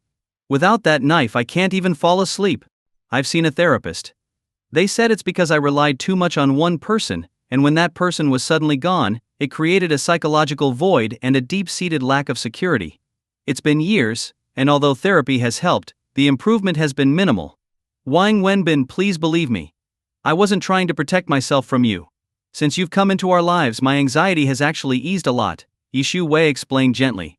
After hearing this, Wang Wenbin's face softened. The tension that had weighed on him seemed to lift, and instead he felt a wave of sympathy for Yu Wei. It must be tough, raising a child alone. "Have you ever thought about finding someone else?" Wang Wenbin hesitantly asked. Realizing the potential awkwardness, he quickly added, "I mean, I'm just asking. If it's too personal, pretend I didn't say anything." Yi Xiu smiled, amused by his sudden awkwardness. You've already asked, so how can I pretend you didn't? I have thought about it, she said, her smile fading as she continued. How could I not? Being a single mom is hard, not just physically but emotionally too. You have to be as tough as iron both inside and out. You have to handle everything by yourself and still endure the loneliness, the helplessness. Especially with a child suffering from a terminal illness. I felt like I'm trapped in endless darkness, terrified, desperate. There were times I thought about taking sleeping pills, hoping to fall asleep and never wake up. But in the end I couldn't do it. I thought that if I'm going to die, I have to see her through her last days before I go. Of course, those are just fleeting thoughts. Every time I feel lost or scared, I wish there was a shoulder to lean on, someone to comfort me. But it's always temporary. As for finding someone new, it's not realistic. Emotionally and rationally, it's just not right. She shook her head, her voice filled with a quiet sadness. Enough about me. What about you? That girl seemed nice. It's obvious she cares about you a lot. Don't be so stubborn. There are plenty of guys out there who can't find a girlfriend, and here you are pushing away someone who clearly loves you. If you keep this up, you might end up single forever, Yi Xiu teased, her tone lightening as she shifted the conversation. Wang Wenbin knew she was talking about Zhu Min. The mention of her brought a flood of memories, including the events of the previous night. She's not the right person for me. Even if we forced it, we'd still end up going our separate ways eventually. Some things, once missed, can never be fixed. Besides, I'm not really in the mood to think about relationships right now, Wang Wenbin replied with a faint smile, surprised by the sudden turn of the conversation. So, what's on your mind these days? Yu Xiu asked. Money, Wang Wenbin said, offering a one-word answer with a chuckle. The next morning, Wang Wenbin drove Zhu Wei to work. As soon as they pulled into the company parking lot and parked the car, another vehicle pulled in beside them, a BMW 5 Series. Yu Xiu opened the door and got out, and Wang Wenbin followed suit. No sooner had they stepped out than a woman got out of the BMW next to them. Seeing her, Wang Wenbin felt an instant headache. It was none other than Peng Mengjie. Early in the morning, Peng Mengjie spotted Wang Wenbin getting out of Zhu Wei's car with her, and her eyes widened in disbelief. Have you resolved the issue with the marketing department? Yu Xiu asked casually as she got out of the car, already heading towards the office building. I'm working on it. Here's what happened. Peng Mengjie quickly caught up to Zhu Wei, reporting on her work as they walked. Wang Wenbin didn't follow them inside. Instead, he pulled a towel from the car and started wiping down some dirty spots. There was a water faucet in the corner of the parking lot. Being a responsible driver, he made sure the car looked spotless. As the workday began, Wang Wenbin eventually made his way into the office. However, not long after he sat down, the door swung open again. Peng Mengjie stormed in, clearly agitated. Seeing her, Wang Wenbin couldn't help but frown. Whenever she showed up, it was rarely good news.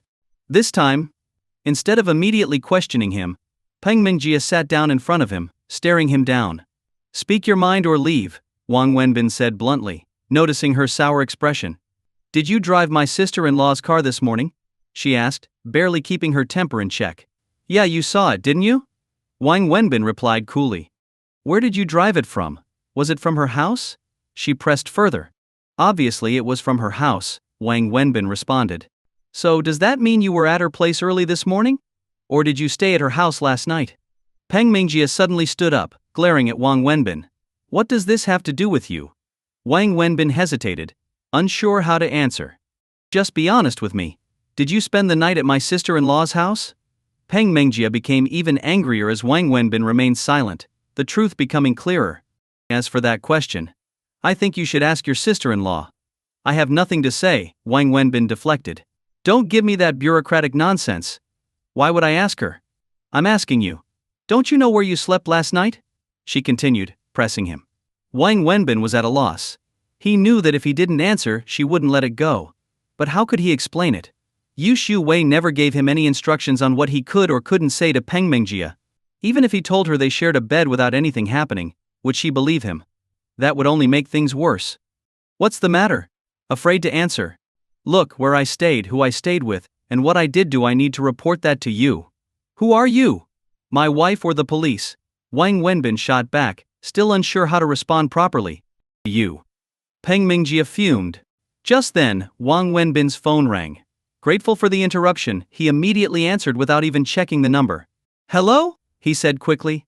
If you're free, come with me somewhere, Yu Xiuwei's voice came through. I'm free. When? Wang Wenbin asked, relieved. Right now. Now. Okay, I'll wait for you downstairs, Wang Wenbin said, hanging up and standing up immediately.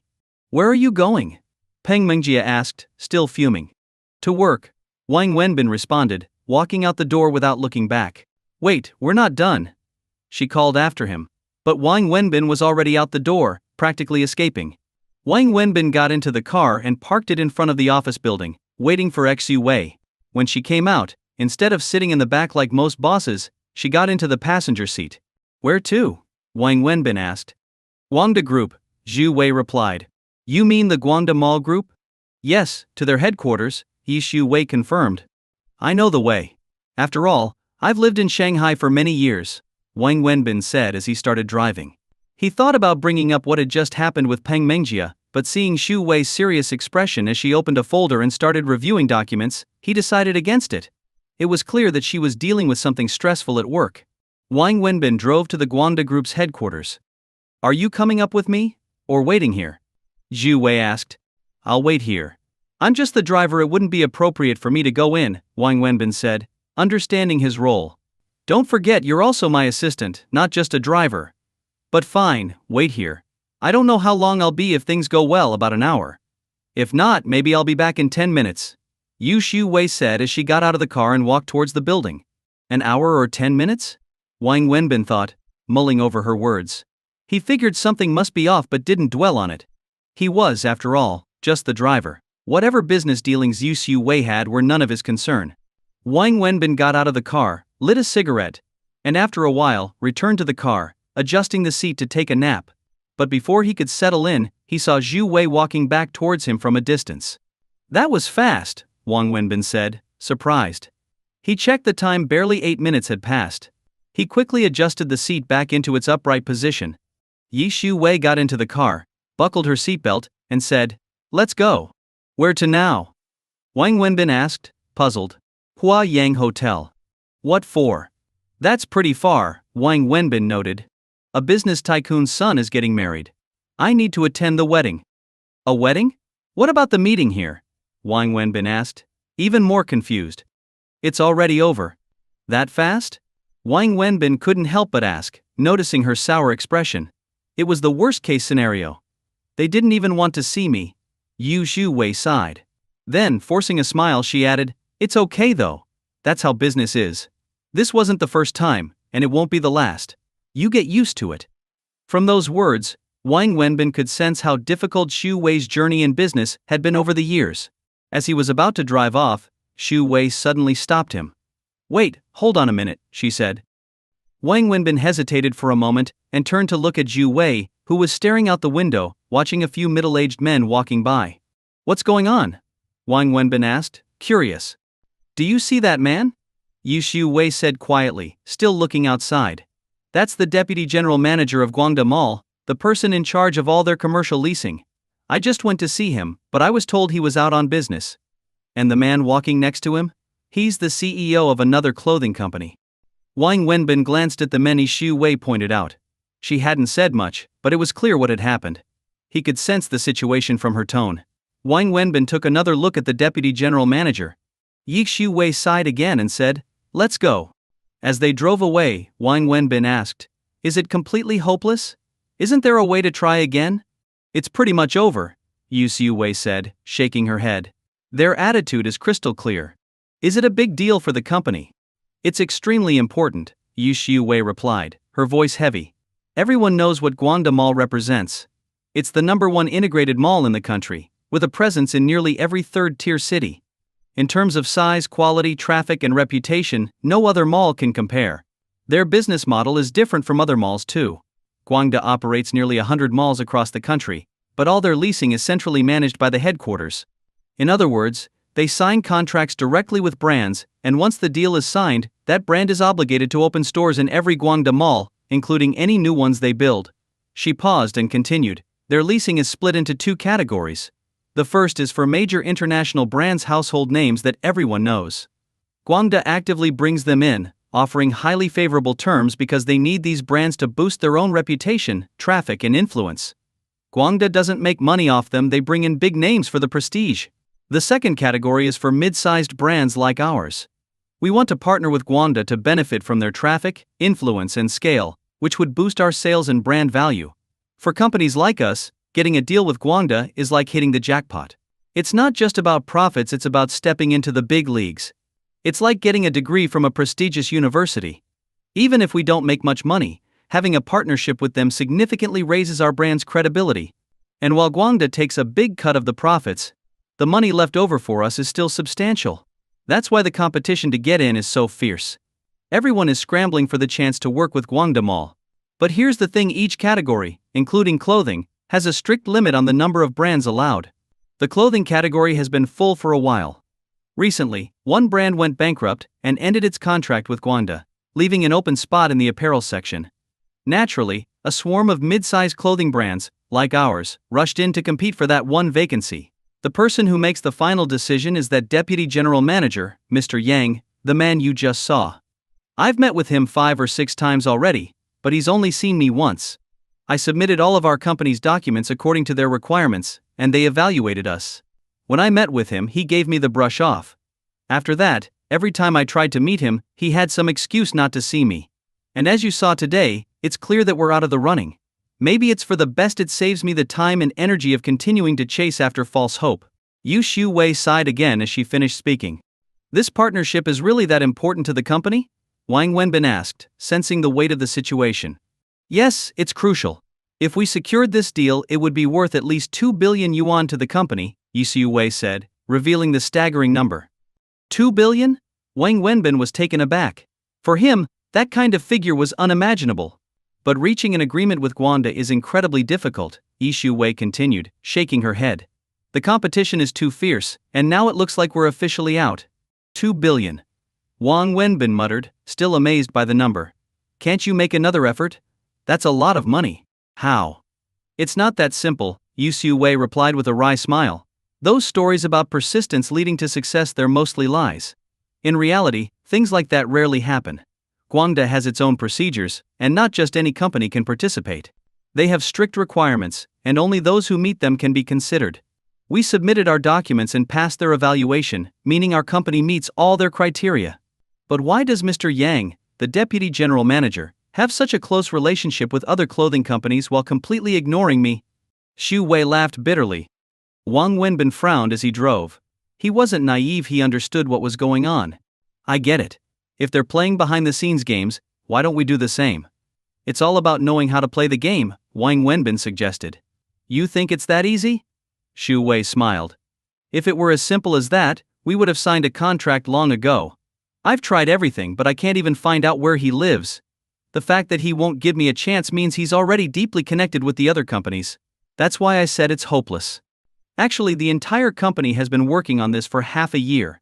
Especially Mengjia, she handled all the paperwork and made changes to the company to meet Guangda's evaluation standards.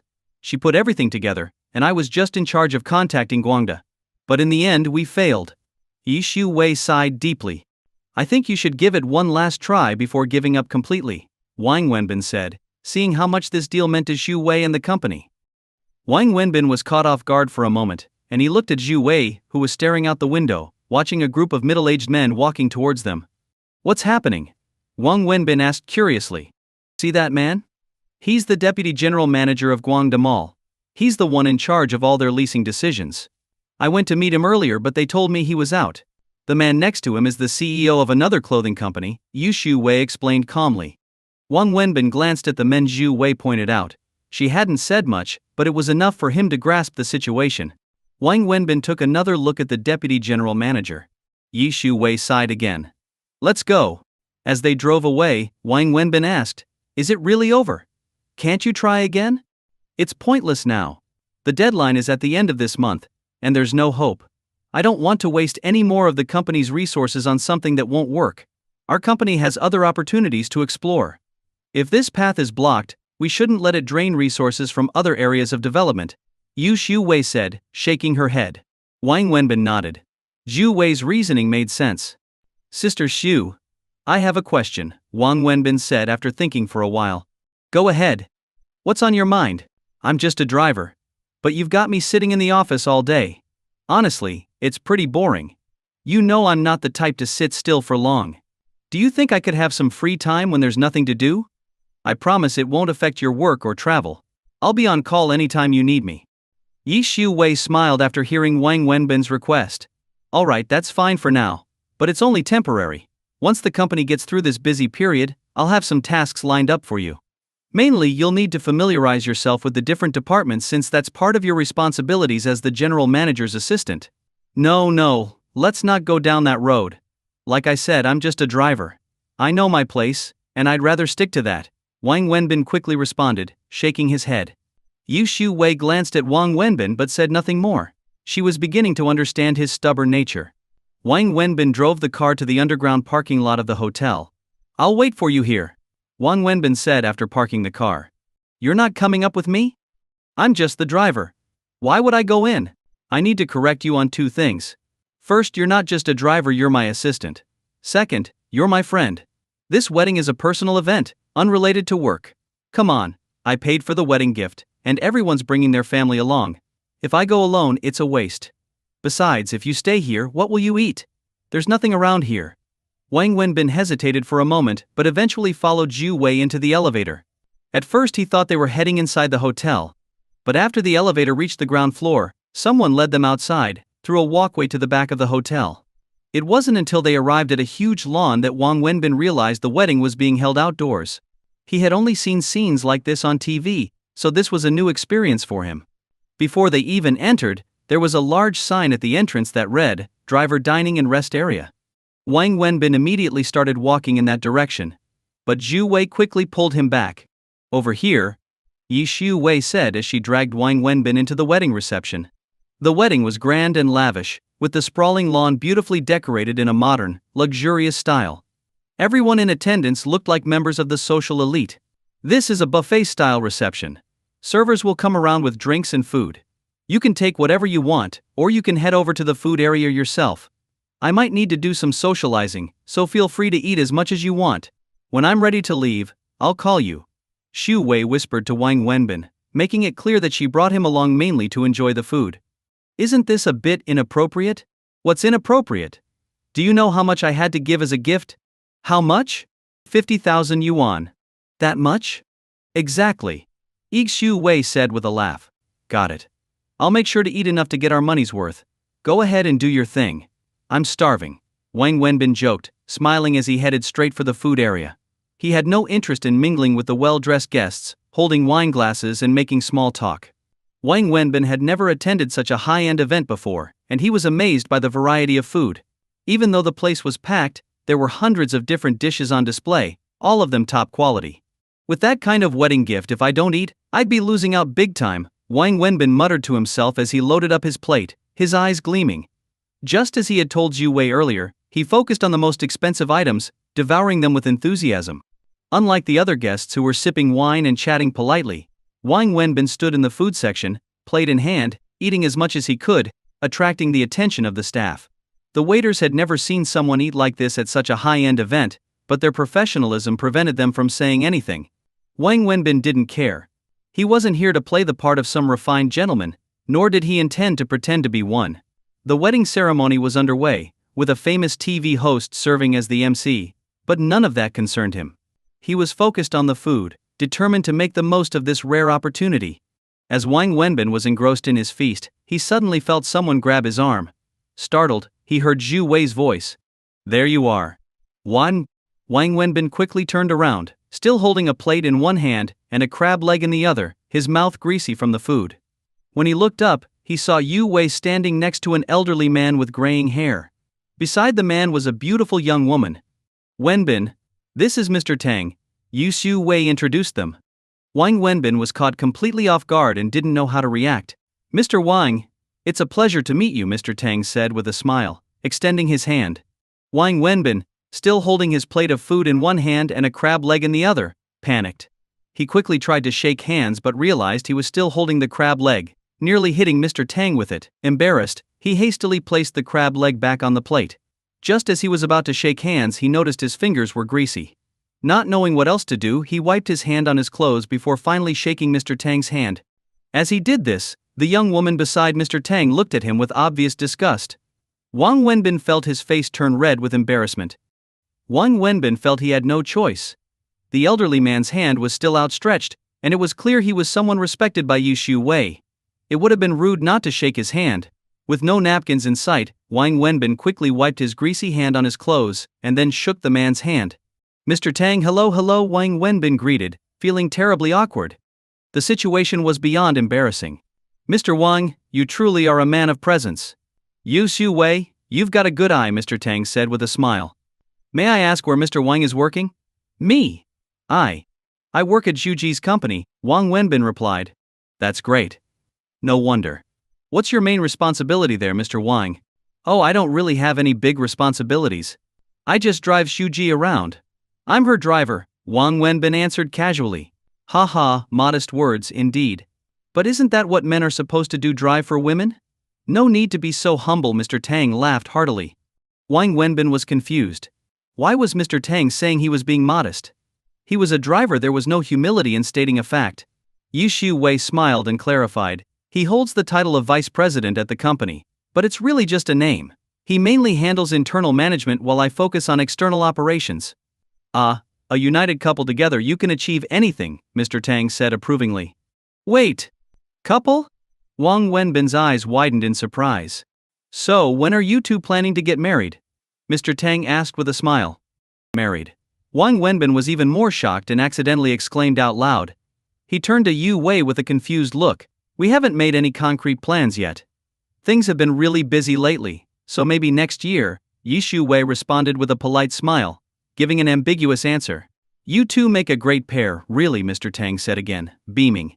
Make sure you enjoy yourselves today and forgive me if anything's lacking. Thank you. Thank you, Wang Wenbin stammered. And take good care of Zhu Wei. If you don't treat her well, I won't stand for it, Mr. Tang added with a wink, extending his hand to Wang Wenbin again. Wang Wenbin, still in a bit of a daze, hurriedly shook his hand once more, bending slightly as he did so. When the wedding comes around, don't forget to invite me, Mr. Tang said as he left to mingle with other guests. As soon as Mr. Tang walked away, Yu Shu Wei pulled her arm free from Wang Wenbin's. What just happened? Wang Wenbin asked, unable to wait any longer for an explanation. Zhu Wei glanced at him, smiled, and then grabbed some napkins from a passing waiter. Handing them to Wang Wenbin, she said with a chuckle, wipe your mouth. It's all greasy. Wang Wenbin, red-faced, quickly wiped his mouth before asking again, seriously, what was all that? I'm totally lost here. Mr. Tang is an elder I really respect in the business world. His daughter is getting married today, and over the past few conversations, he's been trying to introduce me to a potential partner. He's mentioned it several times, and I didn't know how to politely refuse, so I just said I already had a boyfriend, and that he was here with me today. I didn't expect Mr. Tang to insist on meeting you, so I had to bring you over, Yu Shu Wei explained. Oh, that's what happened. Did I embarrass you back there? Wait, no. Let me take that back, I definitely embarrassed you, Wang Wenbin said awkwardly, recalling the scene that had just unfolded. Yu Shu Wei laughed out loud at Wang Wenbin's discomfort and then said, not at all. You handled it quite gracefully. Could you please stop teasing me? I've never been so humiliated in my life. You blindsided me with that introduction. And who is that guy anyway? He seems loaded, Wang Wenbin asked, still feeling a bit annoyed. Everyone here is wealthy. Why do you ask? He's probably in his 70s, and that young woman on his arm is probably younger than me. If he wasn't rich, how else could he pull that off? Wang Wenbin grumbled. Exactly. Men are all the same, aren't they? In this circle it's not unusual. You get used to it, Yu Shu Wei said casually. As they were talking, Wang Wenbin suddenly turned and hugged Shu Wei, startling her. Don't move, just cover me, Wang Wenbin whispered urgently. What's going on? Yu Shu Wei asked, not resisting as Wang Wenbin held her. Wang Wenbin didn't answer right away. He continued holding Shu Wei while glancing around, keeping an eye on something. After a while, he finally let go of her. Who did you see? Yu Shu Wei asked curiously, looking around at the two women who had just walked by. Yu Shu Ji, I'm full. I'll head down to the car and wait for you, Wang Wenbin said hastily, trying to change the subject. Without offering an explanation, he quickly started walking toward the exit. The exit was on the opposite side of the food area, meaning Wang Wenbin had to cross the entire banquet hall to get out. Just as he was trying to slip out unnoticed, he saw Jang Xingi walking in his direction from the other side.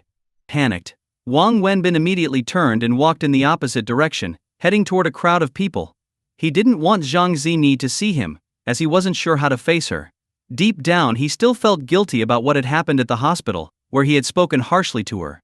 Earlier, when Wang Wenbin had seen Jang Xingi passing by, he had instinctively grabbed Zhu Wei to hide.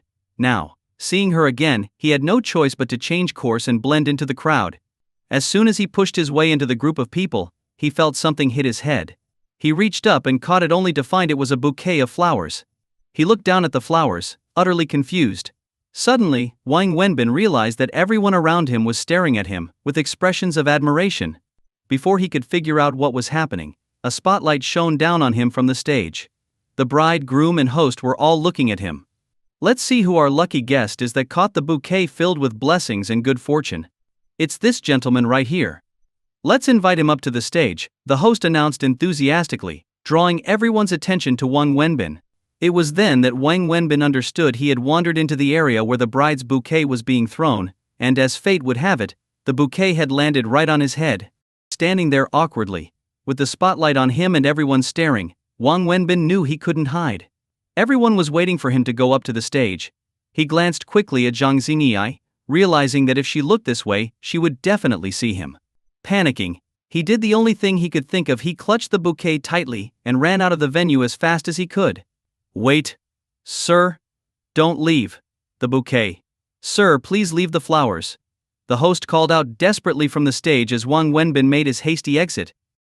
Wang Wenbin gritted his teeth and bolted out, rushing straight into the elevator. Out of breath, he ran to Zhu Wei's car.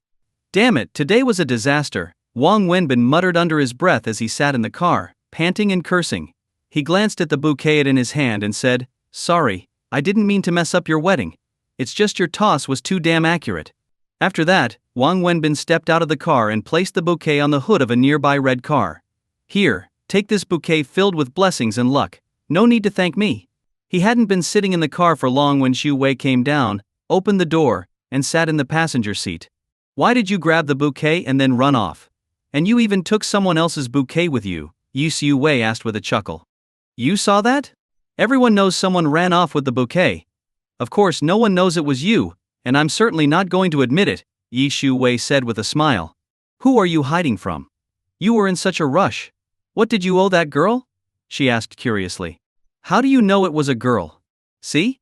You gave yourself away, Zhu Wei teased. No, it's nothing like that.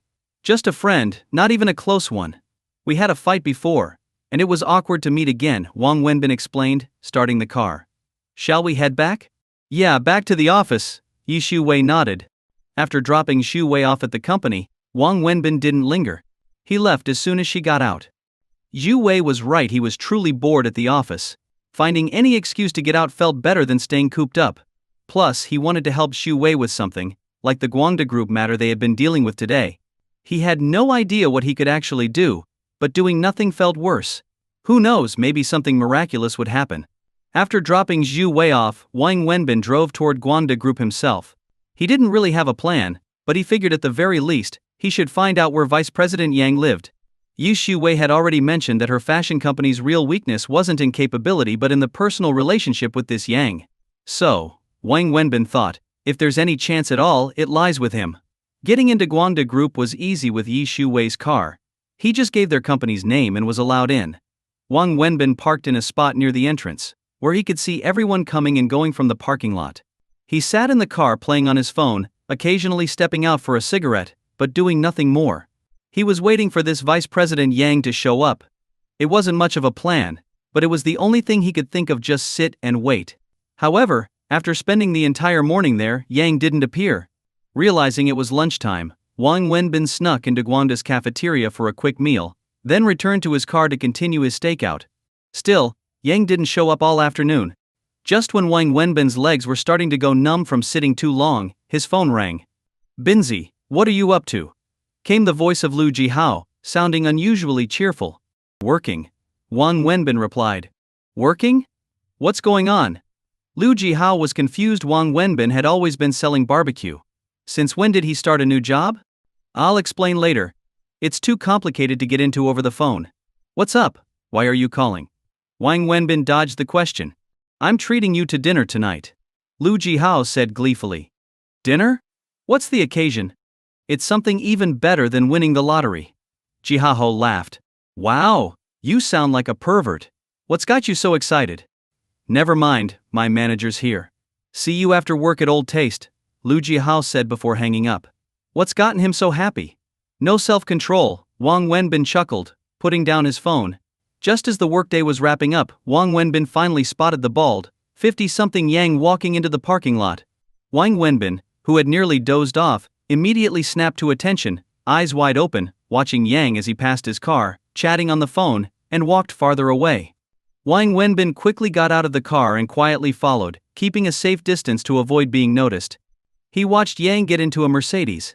After memorizing the license plate, Wang Wenbin rushed back to his own car and started it up.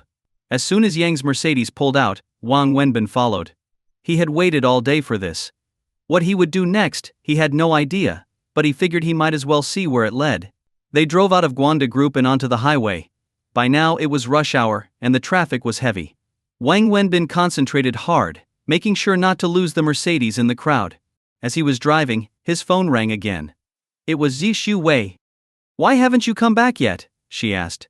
Sorry, Shuji, I've got something going on here. I'm not sure I'll be able to make it back. Can you wait just a little longer? I promise I'll be there soon. It's fine.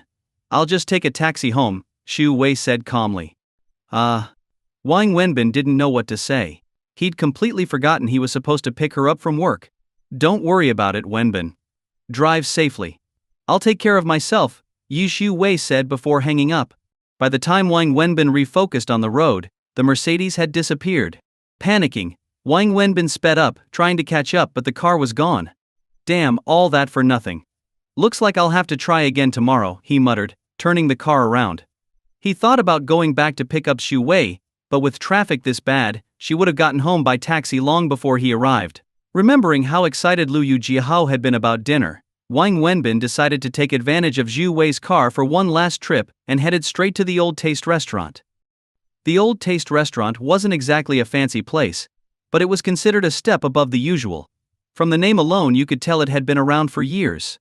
Located right next to the entrance of Shanghai University, it was a spot where Wang Wenbin and his friends used to go during their college days. Back then, it was the most luxurious place they could afford, and just coming here for a meal felt like a real treat. Whenever there was something to celebrate, they would gather here for what they called a grand feast. In their memories, Old Taste became synonymous with such meals, and it held many memories for them. So, when Lu Jihao mentioned a feast today, Wang Wenbin knew exactly where they were going, even without hearing the restaurant's name. Driving through heavy traffic, Wang Wenbin finally arrived at Old Taste's parking lot. As he pulled into a space, a familiar car parked next to him. When the door opened, Wang recognized it was Yi Shu Min's car. Wang Wenbin got out of his car, and as soon as the door of the other car opened, he saw Lu Jihao and Ni Ziki step out, followed by Yi Shu Min. Only then did it click this car belonged to Shu Min. Seeing Wang Wenbin step out of the driver's seat of a BMW 7 Series left both Lu Jihao and Ni Ziki shocked, especially Ni Ziki, who stared at him with wide eyes. Yi Shu Min also glanced at Wang Wenbin, and then at his car, her expression complex. What's with the stare, you two? Got a case of cross eyes today? Wang Wenbin joked. Holy crap, a BMW 7 Series. This thing's gotta cost over $1 million, right? Lu Jihao exclaimed, rushing over to the car and running his hand along it, circling it in awe. I don't know. But yeah, it's definitely over $1 million, Wang Wenbin replied. Before he could finish speaking, Ni Ziki reached out and pinched his face. Hey, what's your problem? Your husband's standing right here, maybe don't get handsy in front of him. If you really want something, we can do it quietly later. He's my bro after all, doing it right in front of him is kinda rude, Wang Wenbin teased, stepping back. Shut up. I just wanted to make sure you're real. What's wrong with you? What did I do? You went back home and came back as some kind of prince. Did your family get a big compensation from a demolition project or something? Niziki asked. Compensation? In my hometown? No way, it's too remote for anyone to bother developing. Then what's going on? Did you win the lottery? Niziki asked, pointing to the car behind him. Meanwhile, Yi Shu Min stayed quiet, just watching, clearly aware that Wang Wenbin didn't want to talk to her. Lottery? Not a chance. I never buy that stuff. I've got it, some rich lady's keeping you, right? Look at the trinkets inside the car, it's definitely a woman's, Lu Jiahao said, laughing as he finished his lap around the BMW. As soon as he said that, everyone's expression changed, especially Niziki, who shot a glance at Zhu Min standing behind them. She glared at Lu Jihao and snapped, "Do you even think before you speak? If you don't have anything to say, just keep your mouth shut." "I was just joking around," Lu Jihao muttered awkwardly, realizing he had said something inappropriate. He avoided looking at Zhu Min. Zhu Min forced a smile but stayed silent. All four of them knew exactly why the atmosphere was so tense. "You've got sharp eyes. You're right, it's a woman's car. Like I told you earlier, I've got a new job. I quit the barbecue stand and started working as a driver for my boss. This car belongs to her. So stop acting all shocked, I'm just using it while she's not around," Wang Wenbin explained openly. Yixu Min stood quietly, her face emotionless, though inside she was shaken. Wang Wenbin had refused to work at her company, even preferring to toil on construction sites. Now, here he was, driving for another woman. It hurt. A driver? Lu Jiahao and Niziki were both shocked. They had no idea. They thought Wang Wenbin had just gone back to his hometown and resumed selling barbecue. Yixu Min had never told Niziki about all the things that had happened to Wang Wenbin recently, his fight, his hospital stay, or his brief stint working on a construction site. "Come on, tell the truth, are you just a driver? Or are you also warming her bed? Can you really handle your boss if she's a wild one?" Lu Jihao teased. Wang Wenbin's face darkened at the comment, because, truthfully, he had spent the night with his boss, Yixu Wei. Yixu Min's expression worsened as well, and she turned to look away toward the street. "Are you crazy? Don't you know when a joke's gone too far?" Niziki kicked Lu Jihao in the leg. All right, what are we doing, standing here all night?" Wang Wenbin interrupted. "Yeah, let's go." "Xu Min, come on, I'm starving," Niziki said, grabbing Xu Min's hand and pulling her inside. "What's the deal today? Why's she here? You're not trying to trap me again, are you?" "Spill it," Wang Wenbin said, grabbing Lu Jiahao as he was about to follow the women inside. "Trap you? Man, I'm just trying to treat you to a nice dinner. I'm happy today, I've got no time for your drama. You've been giddy since you called me, what's going on? Don't call me a fool. I'll tell you what's up after dinner. Now come on, or I'll get chewed out again. Look at you, no backbone at all. Afraid of my wife? Hell yeah, I'm proud of it. You should try getting one too." They bickered as they walked inside. The restaurant was familiar, as was the private room they entered. Tonight, Lu Jiahao and Niziki were pulling out all the stops, ordering 8 or 9 hearty dishes, the spread of a true feast. "You guys chat, I'm going to the bathroom," Niziki said, standing up. "I'll go with you." Lu Jiahao jumped up immediately. "Are you out of your mind? Why would you go with me? Do you want to use the women's restroom?" Niziki shot him a look. "I just want to make sure you don't trip or something." "Come on, I'll go with you," Lu Jihao insisted, walking out with her. Suddenly the room was empty except for Wang Wenbin and Zhu Min. The silence between them was awkward, especially after everything that had happened between them. "You really became a driver?" Yixu Min finally broke the silence. "Yeah, you saw it for yourself. Did your boss buy you those clothes too?" Zhu Min hesitated but asked anyway. Wang Wenbin looked down at the suit he was wearing, opened his mouth as if to say something, but in the end he just nodded and said yes. "Italian brand, huh? This set must have cost tens of thousands," Yixu Min asked, her voice tinged with bitterness. "I don't know how much it cost. My boss bought it for me, to make a good impression when I go out with her," Wang Wenbin explained.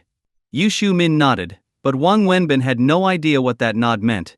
"I never thought someone like you would become a driver. As long as they pay, I'd be willing to do anything, even be someone's lackey," Wang Wenbin said, as he lit a cigarette. For some reason, his words pierced Yixu Min's heart deeply. "Fine. I'll pay you. How much does your boss pay you? I'll give you double, no, 10 times as much. Quit the job right now," Xu Min suddenly demanded. "Are you out of your mind?" "Yes, I am. I can't stand seeing you being ordered around, especially not by another woman. You're my man," Xu Min shouted, and suddenly tears streamed down her face. "Wang Wenbin, are you even a man? You've become so spineless. I was lying in bed, completely naked, and you didn't even dare touch me." Yixu Min's voice became more agitated as more tears fell. Wang Wenbin watched her cry, opening and closing his mouth several times, but in the end he didn't say a word. Why do you treat me this way? I threw away all my dignity as a woman, stripped naked in front of you, and you still pushed me away. At that moment, the door to the private room opened, and Liu Yujihao and Niziki walked in. When they entered, Yu Xiumin quickly turned away and discreetly wiped her tears with a tissue. Binzi, put out that cigarette, Liu Jihao barked as soon as he saw Wang Wenbin smoking. Wang Wenbin was confused. What's the problem? He asked, not understanding. He'd been smoking like this for years. I'm warning you, no smoking near my wife. Got it?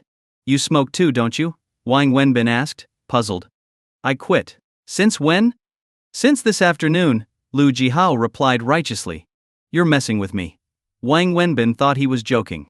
Ziki, are you pregnant? Zhu Min suddenly asked, sitting beside Wang Wenbin. Pregnant? Wang Wenbin's eyes widened as he looked at Zhu Min, then at Niziki. Niziki blushed slightly, but there was an unmistakable glow of happiness on her face. Yi Xiumin's always been the smart one, Liu Yujihao said with a chuckle. So that's the big news you've been keeping from me? Wang Wenbin finally caught on and quickly asked Liu Jihao. Exactly. What could be bigger than this? Ha ha ha. Liu Jihao laughed heartily. Well damn, why didn't you tell me sooner? Here I was, clueless. Congratulations, you've been working that soil for years, and now you've finally seen it bear fruit. Wang Wenbin said with a grin, just as a tissue box flew at his head. Are you looking to die? Niziki scolded him, her face red. How far along are you? A couple of months? Zhu Min asked with a smile, watching them banter. The scene felt like a throwback to their school days. Just over a month. I took a pregnancy test this morning, and to be sure, I went to the hospital for a checkup. The doctor confirmed it, Niziki answered. That's great news. When are you two planning to get married? We haven't decided yet, Liu Jihao replied, shaking his head. You're having a baby, and you still haven't decided? What are you waiting for? Wang Wenbin asked, frustrated. Marriage isn't that simple. If it were just up to the two of us, we would have been married a long time ago. It involves both families. Neither of our parents even knows we're together, Liu Jihao explained. Wang Wenbin and Xu Min were both shocked. You two have been together for 5 or 6 years and still haven't told your parents? That's impressive, Wang Wenbin said, speechless. That's why we've decided to take time off next month. First, we'll visit my family, then hers. We'll talk to our parents and finalize the wedding plans. We need to get married before our baby arrives, Liu Jihao said. How do you know it's a girl? What if it's a boy? Niziki playfully scolded him. Whether it's a boy or a girl, I'll love them all the same, Liu Jihao replied, pulling Niziki into a hug. Seeing their happiness, Yu Xiumin felt a pang of jealousy, and even Wang Wenbin felt a little out of sorts. Can you two stop being so shameless? If you want to flaunt your love, do it at home, in bed, Wang Wenbin teased. Soon, the food began to arrive. Alright, I'm driving, and you're pregnant, so no alcohol tonight. I'll toast you with tea instead. Congratulations to both of you on your hard work finally paying off. You never fail to be annoying, Niziki shot Wang Wenbin a look. The four of them laughed and enjoyed the meal. Wang Wenbin, Liu Jihao, and Niziki did most of the talking, while Xu Min mostly sat quietly, listening, her eyes frequently wandering to Wang Wenbin. Since there was no alcohol, the meal went by quickly. Alright, that's enough for tonight. I checked online, and the first few months of pregnancy are crucial. We need to make sure Ziki gets plenty of rest, so we're heading home early. She needs to sleep well and wake up early, Liu Jihao said, checking the time. Seeing you so proud makes me want to punch you, Wang Wenbin said through gritted teeth. Why don't you have a kid of your own then? Liu Jihao shot back. Hearing that, both Liu Jihao and Niziki glanced at Zhu Min, who lowered her head, a faint blush on her cheeks, her eyes filled with sadness. I'll drive you guys home, Yu Xiumin offered, changing the subject. No need. You picked us up earlier because it was on the way, but going back to your place is out of the way. We'll just grab a cab. No need to trouble yourself, Niziki said, declining the offer as she and Liu Jihao left. Liu Jihao was extra careful, constantly reminding Niziki to slow down and be cautious. Wang Wenbin and Zhu Min followed behind, their emotions a mix of joy, sadness and longing. Wang Wenbin was genuinely happy for his friends, but Zhu Min, while happy for them too, couldn't help but feel a deep sense of heartache and envy. They watched Liu Jihao and Niziki get into a taxi, then slowly made their way back to the restaurant's parking lot, each standing by their own car. Wang Wenbin didn't say anything and walked straight to Xu Wei's car, opening the door to leave. I really envy them. Lee Xiu-min suddenly said to Wang Wenbin. He paused, his hand on the car door. If I hadn't gone to the US, would our child already be old enough to walk? Zhu Min asked softly. What's done is done. There's no point in thinking about what ifs. It doesn't matter now, Wang Wenbin replied indifferently. But I regret it. Especially after seeing Jihao and Ziki so happy tonight, I envy them. And I regret my decisions. I've realized that this is what I truly wanted all along. I regret it so much. If there was a remedy for regret, I'd take it, Lee Xiu-min said, walking up to him. If there really were such a thing, I'd have taken it the moment you boarded that taxi with your suitcase, Wang Wenbin replied. He opened the car door and added, drive safely tonight. With that, Wang Wenbin got into the car and drove off, leaving Xiu-min standing there alone. Wang Wenbin drove away from the restaurant, but instead of heading straight to Xu Wei's house, he pulled over by the roadside. He got out, leaned against the car, and lit a cigarette, watching the bustling city lights and the traffic passing by. Xiu-min wasn't wrong. If she hadn't left for the US, they would be married by now, and their child would probably be walking and calling them mom and dad. But once something is missed, it's missed. Life doesn't give second chances. Wang Wenbin didn't linger long. After finishing his cigarette, he got back in the car and drove to Xu Wei's house. When he pulled into the driveway, he saw that Xu Wei and little Annie were waiting for him in the yard. As soon as he arrived, Annie ran straight into his arms. Why are you waiting outside? Wang Wenbin asked Xu Wei. She's been waiting for you. I told her you'd be home soon, but she insisted we wait out here. She wouldn't go back inside until you came, Xu Wei explained with a sigh. I'm sorry, Xu Juji. I failed in my duty today. You needed the car, and because of me, you had to take a taxi home. Also, I need to confess I went to have dinner with friends, and since I was short on time, I took your car without asking, Wang Wenbin admitted. You don't need to apologize for that. You're free to have dinner with friends. Being my assistant doesn't mean you've sold your entire life to me. I've never tried to restrict your freedom. In the future, you don't need to tell me about these things, Xu Wei said with a gentle smile, showing no hint of blame. Still, Wang Wenbin didn't mention his attempt to track down Vice President Yang of Guanda Group. He'd done it more out of boredom and a desire to help Xu Wei, feeling uneasy about taking her money and sitting idle at the office all day. Whether it would actually achieve anything, he had no idea, so he kept it to himself. I'm going to take a shower. You stay with Annie for a bit, and then come inside to rest, Xu Wei said softly, before turning and heading into the house. That night, as usual, the three of them slept in the same bed. Ever since Wang Wenbin had moved into Xu Wei's house, he had rarely slept in the bed she'd prepared for him, or even gone into that room. As long as Wang Wenbin was home, little Annie clung to him constantly, even insisting he hold her while she slept. If he tried to sneak away after she'd fallen asleep, she'd wake up immediately, almost as if she could sense his absence. Xu Wei had even consulted a psychologist, who explained that Annie's behavior stemmed from a lack of a sense of security. Upon hearing that, Xu Wei understood completely, as she felt the same way. Because of this, Wang Wenbin and Xu Wei had accepted the fact that the three of them would have to sleep in the same bed. Otherwise, no one would get any sleep. Over time, they had gotten used to it. In fact, Xu Wei had grown so accustomed to Wang Wenbin's quiet snores that she couldn't fall asleep without them. She'd also noticed a strange change in herself. She felt a deep sense of peace whenever Wang Wenbin was sleeping beside her. Wang Wenbin, too, had grown used to the faint scent of a woman in his bed, and the occasional accidental physical contact in the morning. That night, the three of them lay in bed, and before long they were all sound asleep. But then, in the middle of the night, Wang Wenbin, half asleep, heard the sound of a car outside. It confused him. Why would there be a car at this hour? Still groggy, he didn't think much of it.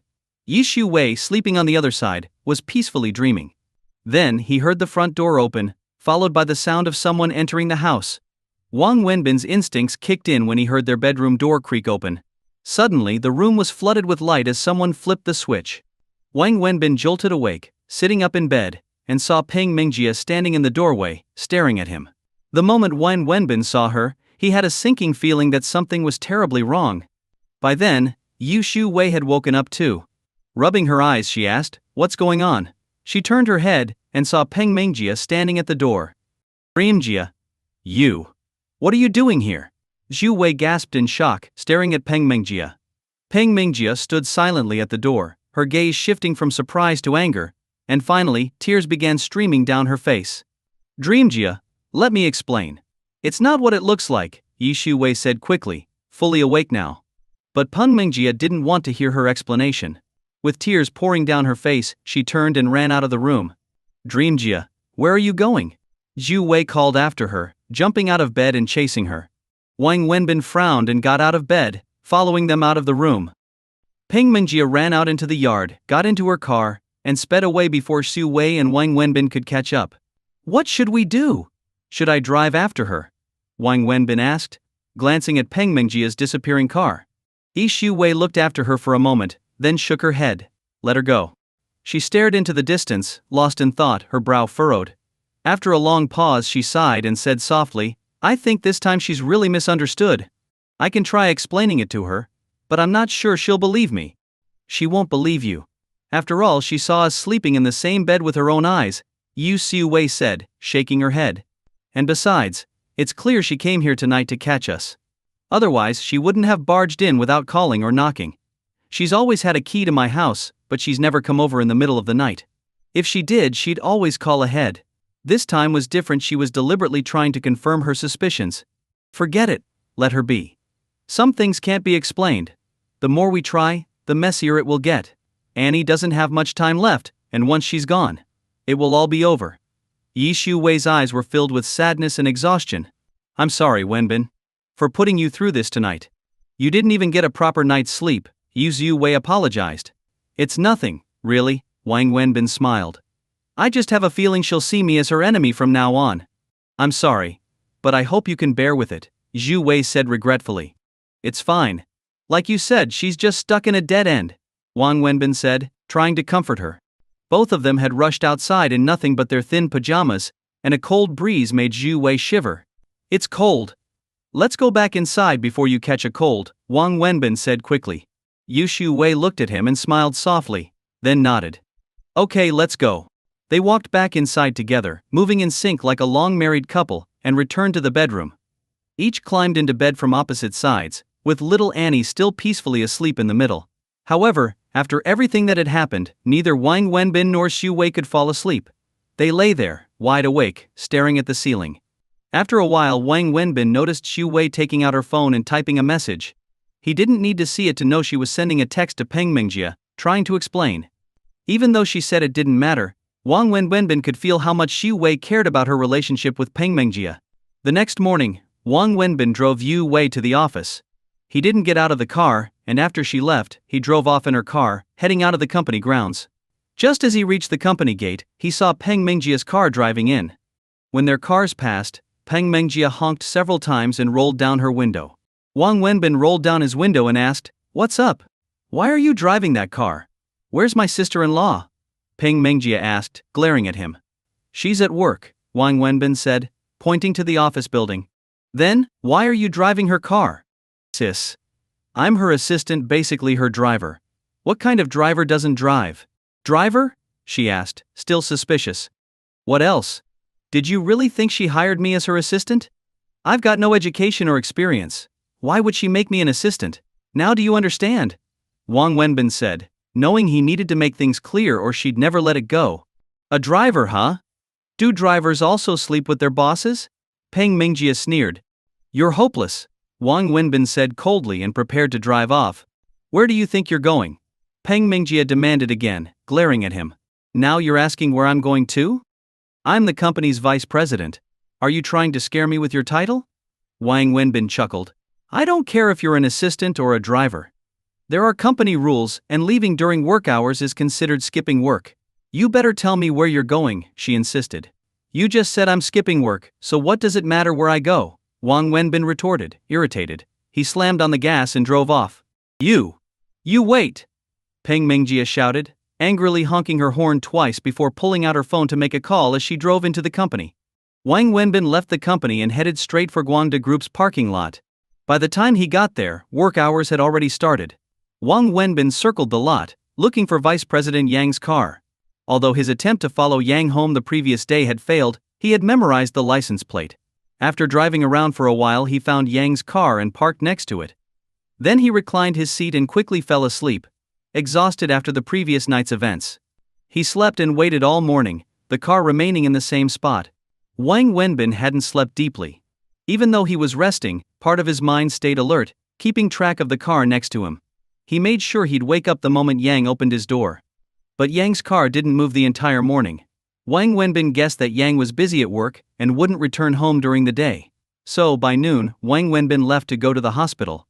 There, he got some treatments, spending the rest of the afternoon getting an IV drip and a change of medication. By 4 o'clock, he was back at Guangda Group, parking in the same spot next to Yang's car.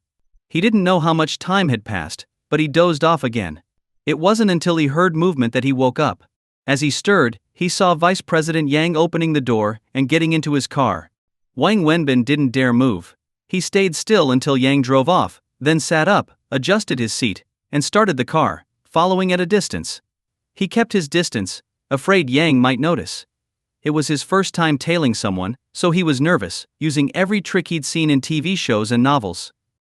Wang Wenbin kept a safe distance as he followed Yang's car, carefully making sure not to lose him like last time. It was 6 o'clock, just around the end of the workday. He was extra cautious this time, making sure not to be noticed while keeping close enough to track Yang's movements. After about 10 minutes, Yang's car headed toward a 5-star hotel in the city. Wang Wenbin was surprised Yang wasn't going home but straight to a hotel after work. Wang Wenbin followed him into the hotel parking lot. Thankfully, he was driving a nice car himself, which allowed him to enter places like this without raising suspicion. If he had been driving something like a van, he wouldn't have made it past the entrance.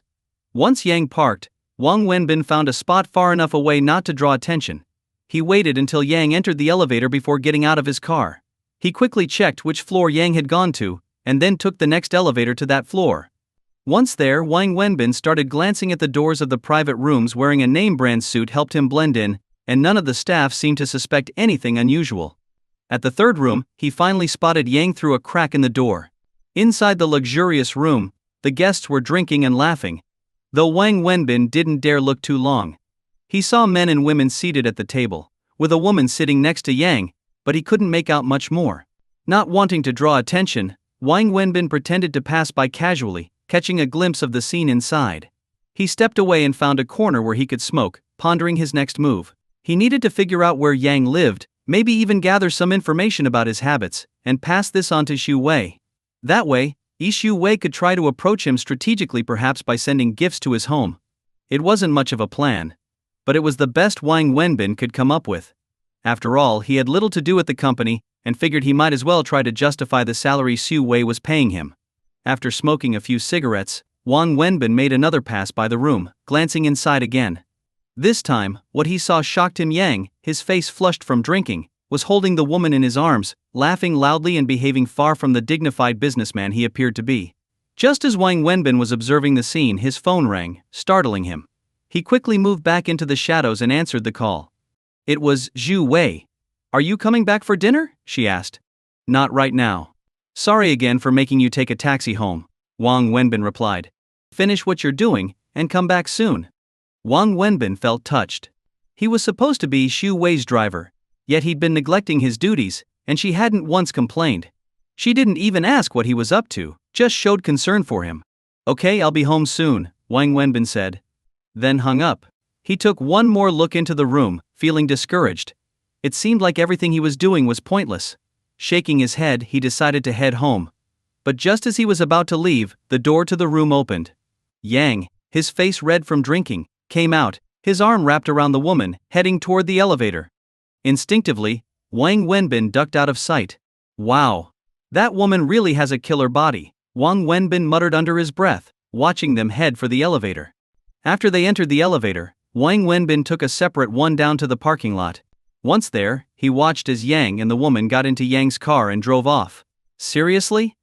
Drunk driving? Wang Wenbin thought, surprised, but didn't give it much more thought as he got into his own car, intending to drive home.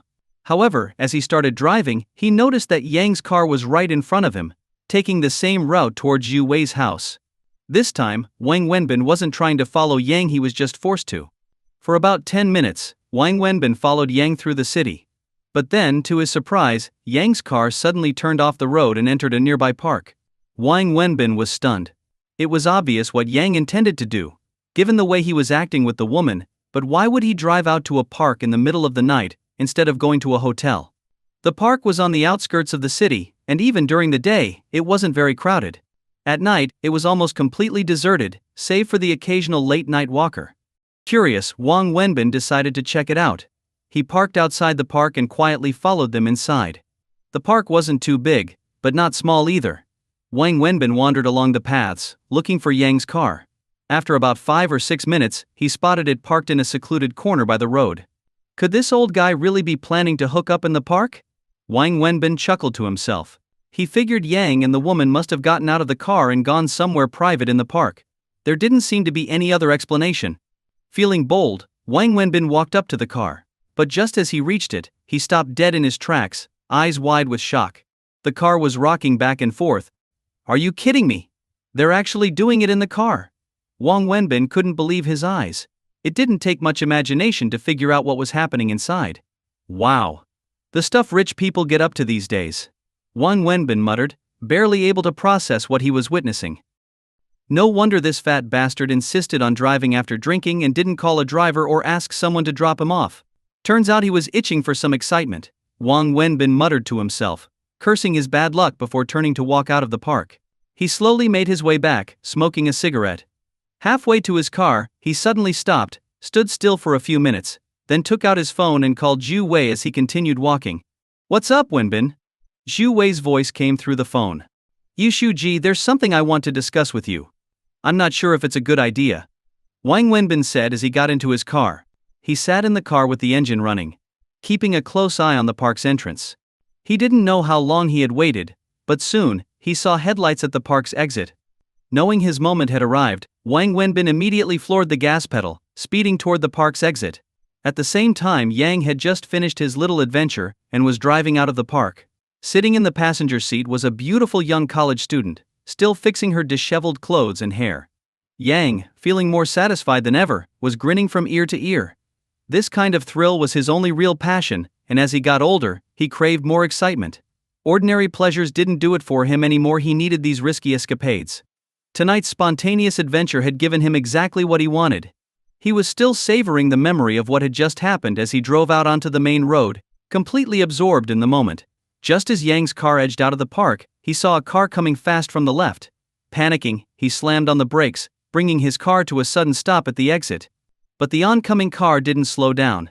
It barreled straight ahead, crashing into the front of Yang's vehicle. A loud crash echoed through the air. Yang's head slammed into the steering wheel, while the young woman next to him screamed at the top of her lungs. Then, silence fell over the scene. Wang Wenbin had calculated everything. He sped up just before impact, then slammed the brakes at the last second. This way, the cars collided, but the damage wouldn't be too severe, and no one would get seriously hurt. After the crash, Wang Wenbin immediately got out of his car and stormed over to Yang's vehicle, banging furiously on the hood and shouting, "What the hell is wrong with you? Don't you know how to drive?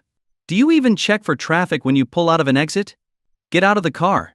Yang was still dazed, rubbing his head as he slowly came to his senses. He realized something very serious. He had pulled out from a turn while the other driver had been going straight. No matter what, he bore some responsibility for the crash. But that wasn't the worst part. He had been drinking heavily. If the police got involved, he'd be charged with drunk driving, or worse, drunk driving with a passenger. He glanced nervously at the young woman in the passenger seat. Her clothes were torn, and they had just emerged from a deserted park at night. It didn't take a genius to figure out what they had been up to. If this got out, his successful career, his reputation, his family, all of it would be ruined. Yang panicked. Seeing Wang Wenbin, a tall, intimidating figure, furiously banging on his car, he felt trapped and didn't dare get out. Wang Wenbin noticed Yang wasn't moving and went straight to the driver's door, yanking at the handle. The door was locked, so he banged on the window instead, making Yang even more anxious. "You getting out, or do I need to call the cops?" Wang Wenbin shouted, pulling out his phone. Yang was terrified. He quickly unlocked the door and said, No, don't call the police. Let's talk this through." Wang Wenbin seized the opportunity, grabbing Yang by the collar and dragging him out of the car. "Please, no need to get violent. We can talk this over," Yang begged, but his small, pudgy frame was no match for Wang Wenbin, who easily pulled him out, leaving him helpless. "Do you even know how to drive? When you pull out of an exit, you're supposed to check for cars. Didn't you learn that when you got your license?" Wang Wenbin shouted, still holding onto Yang's collar. "I stopped. You drove into me," Yang tried to explain. "So it's my fault, huh? Wait a second. Have you been drinking? Wang Wenbin sniffed the air near Yang.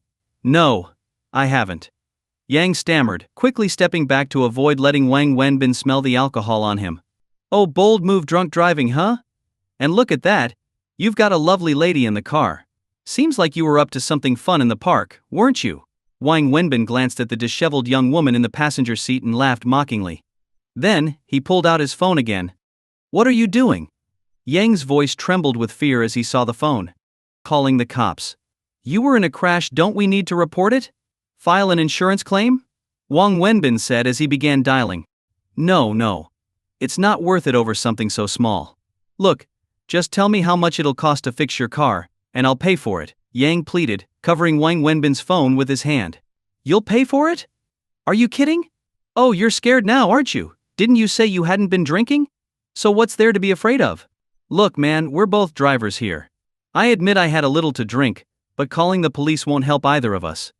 Just tell me how much the repairs will cost, and I'll settle it with you right now, Yang said, pulling out a pack of high-end cigarettes from his car and offering them to Wang Wenbin.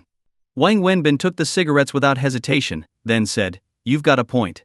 But the thing is, this car isn't mine. I'm just a driver, my boss needs it every day. If I wreck it, and I don't have a police report or insurance claim, how am I supposed to explain it to her? So, sorry, but I've got to report this. However long you end up in jail isn't my problem. With that, Wang Wenbin pulled out his phone again, preparing to call the police. Wait. Let's talk this through, brother. I'll pay more, and the extra can be for you to buy cigarettes or whatever you want. Name your price, Yang quickly pleaded, grabbing Wang Wenbin's arm. 200,000. Not a penny less, or I'm calling the cops, Wang Wenbin said after a glance. 200,000. Are you out of your mind? That's robbery. Yang's eyes widened in anger. Yep, call it robbery if you want. But you're the one who wanted to settle it privately. I'm giving you two options, either we involve the police and the insurance, or you pay me 200,000. No negotiations, your choice, Wang Wenbin said, casually sitting on the hood of his car. Don't push your luck, kid. I've been around in this city for years, and I'm not someone you can bully, Yang growled, his hands trembling with rage. Do as you like. Wang Wenbin shrugged and pulled out his phone, snapping a picture of the damage, then turning his camera on Yang. He also took a photo of the young woman in the car, whose clothes were disheveled and torn. She screamed and curled up, terrified. What the hell are you doing? Yang rushed over to grab the phone, but Wang Wenbin held it high, out of his reach. Collecting evidence. Don't you know the law? After an accident you need proof, Wang Wenbin said, calmly beginning to record a video. Officer, this man crashed into my car. I smell alcohol on him, and I suspect he was engaged in improper activities with the young lady in the car while driving, Wang Wenbin narrated into the video, capturing both Yang and the girl. After stopping the recording, Wang Wenbin looked at Yang and said, All right, it's late, and my boss is waiting for me. I don't have time to mess around. You have 5 minutes. Either pay me, or I'll call the cops. And don't even think about running. I've got enough evidence to ruin you. By the way, I'm guessing that girl in the car isn't your wife, huh? Maybe a mistress? If this blows up, how do you think your wife and kids will react? Wang Wenbin grinned coldly. 5 minutes. Think it over. 20,000. Not a penny more, Yang gritted his teeth. Fine. I'll call the cops, Wang Wenbin said, dialing his phone again. 30,000. That's my final offer, Yang hurriedly added another 10,000. Just then Wang Wenbin's phone rang. Answering it, he said, Hello, Yuxuji. I'm so sorry. My car got hit by a drunk driver, but I'll be there soon. This fat guy driving drunk smashed into me. I'm really sorry, Yishuji, I'll drive more carefully next time. Yes. I'm just a little ways away. You can see me near the park entrance if you walk a bit further. Yes, I'm really sorry, I'll be there soon. After hanging up, Wang Wenbin glared at Yang. Now it's 300,000.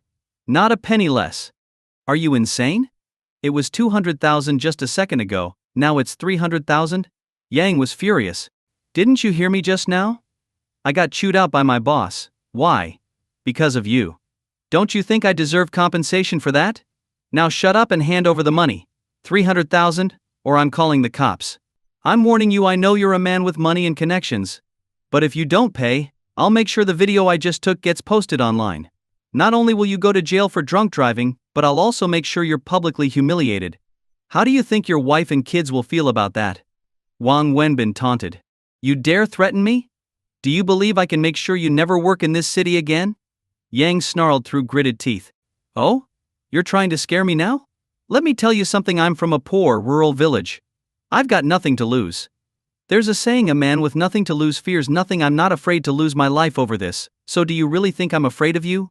Now cough up the money, 300,000. Actually, it's 400,000 now, since another 5 minutes just passed. Yang was trembling with rage, his breathing shallow. He was desperately weighing his options. On one hand, there was 300,000 yuan, and on the other, there was the possibility of being jailed for drunk driving, which would undoubtedly cost him his vice president position. Worse, how could he explain getting caught with a half-dressed girl in the middle of the night at a park? His career, his family life, it would all be ruined. Finally, gritting his teeth, Yang said, Fine, 300,000. But you give me your phone, and we forget the accident ever happened. Wang Wenbin was taken aback. This wasn't what he expected. He had raised the price to 300,000 thinking Yang would refuse, but Yang was actually willing to pay. Wang Wenbin wasn't sure how to respond. You're really going to give me 300,000? Wang Wenbin asked, uncertain. Give me your account number, and I'll wire it to you tomorrow morning, Yang said, still seething. Wait, what? Do you think I'm stupid? You expect me to trust you until tomorrow? You're asking for 300,000, not 3,000. It's the middle of the night, I can't just transfer that amount right now. I don't carry that kind of cash, either, Yang argued. And you think I'm going to wait until tomorrow? You're full of it. Figure it out, I don't care how you get the money, but in the next half hour, I want 300,000 in cash or in my account, or I'm calling the police, Wang Wenbin said, sitting back down on the hood of the car. Actually, make that 400,000 now. Let's settle this with a promissory note, then. 300,000. That's the best I can do tonight, Yang offered. What good is a promissory note to me? I barely finished school. You think I trust you to keep your word? Besides, it's 400,000 now, not 300,000. Fine. Then we'll settle this like men. Yang snapped, lunging at Wang Wenbin in desperation. Oh, so now you want to fight? Wang Wenbin stood up, grabbed Yang by the collar, and easily slammed him against the car, pinning him down with no effort. What's going on here? A voice called out. Yu Zhu Wei approached, holding her bag. Wang Wenbin let go of Yang immediately, turning to Zhu Wei and respectfully saying, Yu Shuji. This man was driving drunk. I was on my way to pick you up when he crashed into my car. Now I want to call the police, but he won't let me. He refuses to pay for the damages, and he even tried to start a fight. Then just call the police and file an insurance claim. What's all this nonsense about? Yu Zhu Wei said sternly. At that moment, Yang struggled to stand up. The pressure from Wang Wenbin had left him nearly suffocating.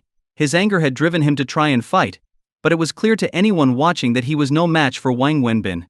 As soon as Yang was on his feet, Yu Zhu Wei gasped in surprise. Yang Zong? Hearing Zhu Wei call his name, Yang looked at her in shock. You're Xu Zong? Yes, Yang Zong. I'm Yi Zhu Wei from Jinhui Fashion Company, Yi Zhu Wei quickly said with a smile. You know him, Yi Shuji? Wang Wenbin asked, feigning surprise. Before Wang Wenbin could finish his sentence, Yi Zhu Wei suddenly turned and slapped him hard across the face, the sound echoing sharply. Yi Shuji? What? Wang Wenbin stood there, stunned, holding his cheek. Do you even know who this is? Apologize. Yi Zhu Wei demanded coldly. But Zhu Ji, why should I apologize? He was drunk and hit my car.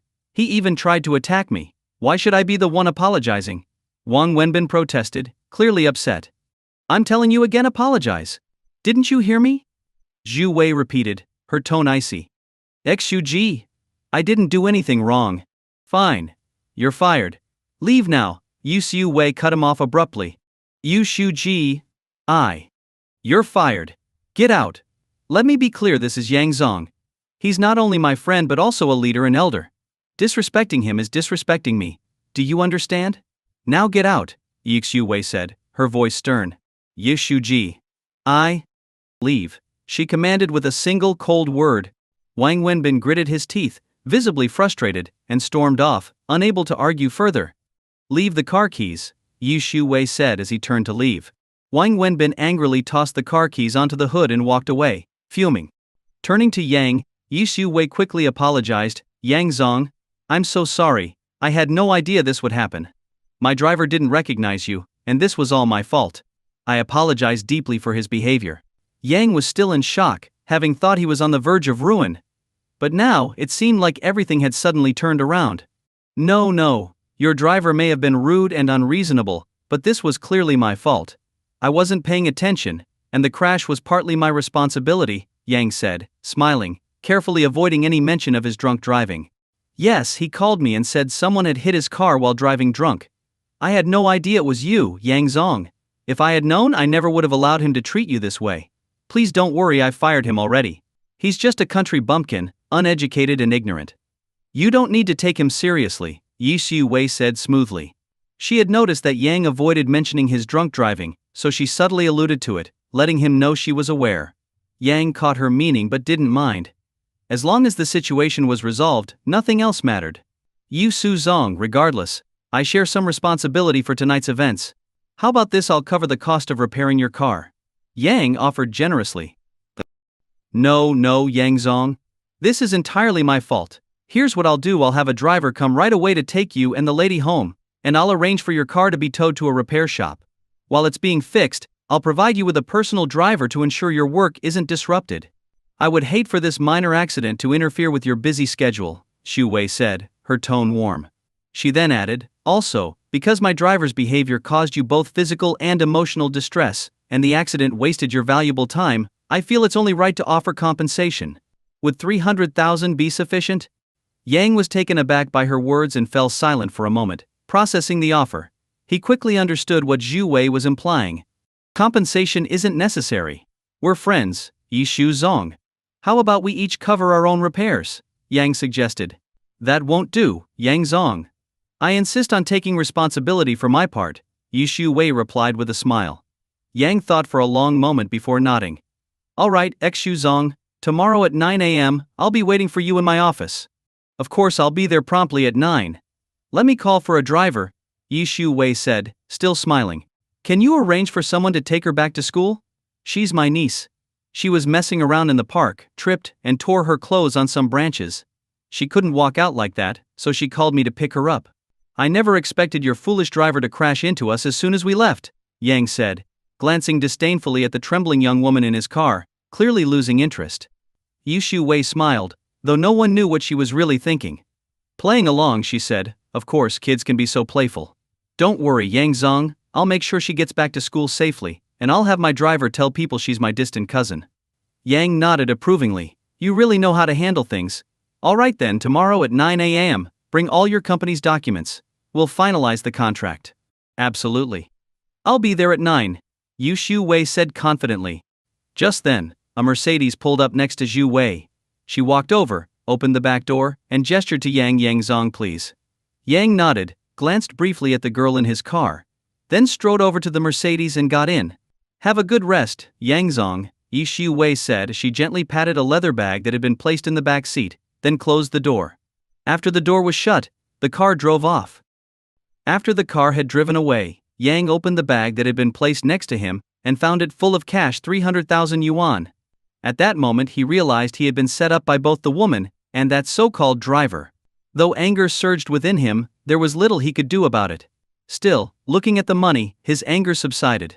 Money had a way of making things better. Who didn't like it? As the Mercedes left, Yi Shu Wei smiled to herself. Another car pulled up and 2 people got out. She handed them the keys, and each drove off in one of the damaged cars, heading to the 4S shop for repairs. The trembling young woman from the earlier incident was escorted into a different car, and the driver took her away as well. Once everything was settled, Yi Shu Wei took out her phone and called Wang Wenbin. Where are you? She asked. Is everything taken care of? I'm at a barbecue joint about 500 meters from here. Having some skewers, Wang Wenbin answered, chewing on his food and sipping a beer. Wait for me there. I'll be over in a minute, Yu Shu Wei replied, hanging up.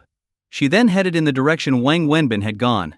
After walking for about 500 meters, Yi Shu Wei spotted Wang Wenbin sitting at a small street side table, drinking beer with a tray of barbecue in front of him. She sat down across from him. You didn't have dinner, right? Is this enough? Should we order more? She asked. I've had enough. I'm almost full. Do you want some? Wang Wenbin shook his head. You know I don't eat much in the evenings. How about a drink? Wang Wenbin asked, gesturing toward the unopened beer bottles on the table.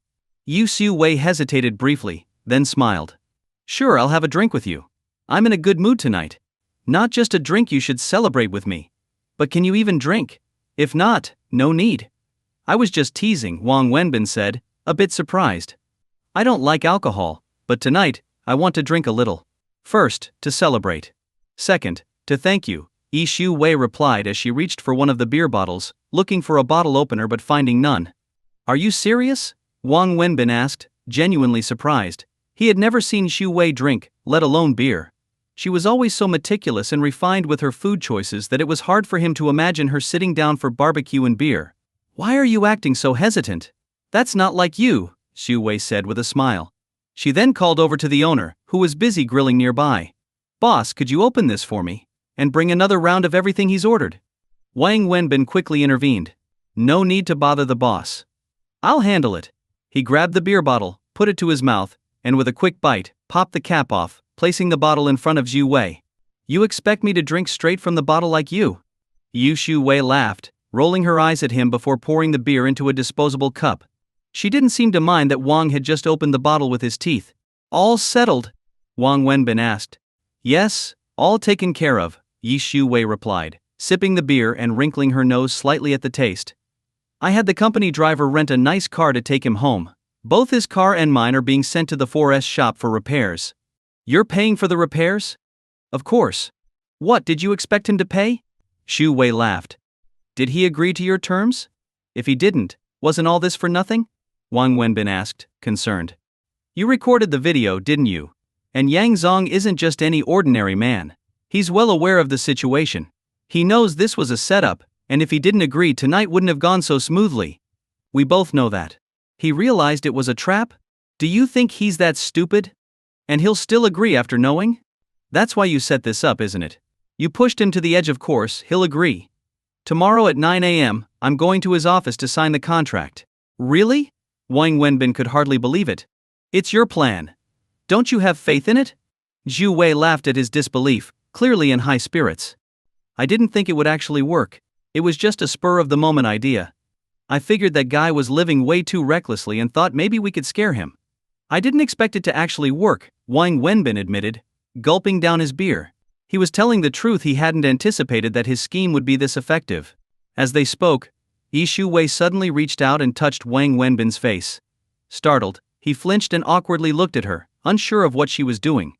Yi Xiu Wei paused, her hand hanging in the air for a moment, a bit embarrassed. Does it hurt? She asked softly, pulling her hand back.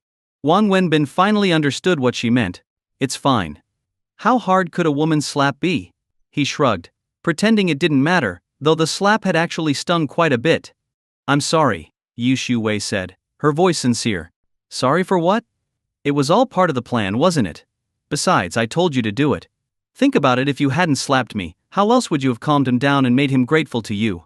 I even told you to hit me hard enough to leave a mark. That way he'd believe it was real, Wang Wenbin said lightly. Yi Xiu Wei took another small sip of beer, looked up at Wang Wenbin, and said, Thank you. What's with you tonight? Wang Wenbin asked, confused by her gratitude. Yu Xiu Wei smiled, but before she could respond, the boss brought over another tray of freshly grilled skewers, setting it on the table. Let's toast to celebrate, Yi Xiu Wei said, raising her cup toward Wang Wenbin. Yes, we definitely need to celebrate. Wang Wenbin grinned, clinking his beer bottle against her cup before taking several large gulps straight from the bottle. Xiu Wei, meanwhile, only sipped a small amount, wincing slightly as it went down. It was clear she wasn't used to or fond of beer. Here's to you, Yi Xiu Wei said, raising her cup again after finishing her first sip. Do we really need to make it so formal? Wang Wenbin laughed. I'm serious, Yi Xiu Wei said, looking at Wang Wenbin intently. Even though I've told you before that business deals can succeed or fail, and it's normal for things not to always work out, I've been working on this project for a long time. We started preparing for this back in the year before last, and last year we actively pursued it. This project is crucial for the company, not just for the immediate profits but also for the long-term growth. Mengjia estimated that partnering with them could be worth 2 billion for our company, and I think it's worth even more. To be honest, I've been dreaming of making this deal happen. She continued, I tried many different approaches. I even waited for Yang outside his house a few times, but it didn't help. From what I know, another clothing company has an executive who's a distant relative of his, and they've probably given him a lot of benefits. More importantly, they've catered to his personal tastes. Zhu Wei glanced at Wang Wenbin as she said this. Wang Wenbin understood what Zhu Wei meant by personal tastes. Yang had a particular penchant for certain activities. Wang Wenbin nodded. It all made sense. There was no other reason why Yang would favor the other company so heavily. I had pretty much given up on this deal, Zhu Wei admitted. When you first called with your idea, I didn't believe it would work, and I wasn't eager to set things in motion. It was only because you insisted that I went along with it. But to my surprise, it actually worked. You deserve all the credit. Please don't say that. Wang Wenbin waved off the compliment. Honestly, it was just a last-minute idea. I'd been following him for a couple of days without learning anything useful. I didn't know what else to do. I felt guilty getting paid by the company but doing nothing of value, so I figured I might as well try my luck by following him. Maybe something unexpected would happen. When I called you from the hotel, I'd already lost hope and was ready to go home. But then I saw him leave with that girl, and it was pure chance that they were going in the same direction as me. I saw him drinking, hugging the girl, and later heading to the park late at night. After seeing what they were up to, the idea just popped into my head. To be honest, I feel a bit bad about it. It wasn't exactly the most ethical thing to do. But if anyone deserves credit, it's you. I might have set up the accident, but you orchestrated everything else to get him to agree. You were tracking him these past few days? Xu Wei asked. Sort of. I had nothing to do in the office, so I figured I'd find something to occupy myself. It gave me some peace of mind knowing I wasn't just sitting around collecting a paycheck. And, well, it ended up working out, Wang Wenbin said, smiling. Thank you. Let's toast to that, Xu Wei said sincerely. She raised her glass and, with a slight grimace, downed the entire cup of beer in one go. Ho, don't force yourself. If you can't handle alcohol, just take it easy, Wang Wenbin said, concerned, seeing her discomfort.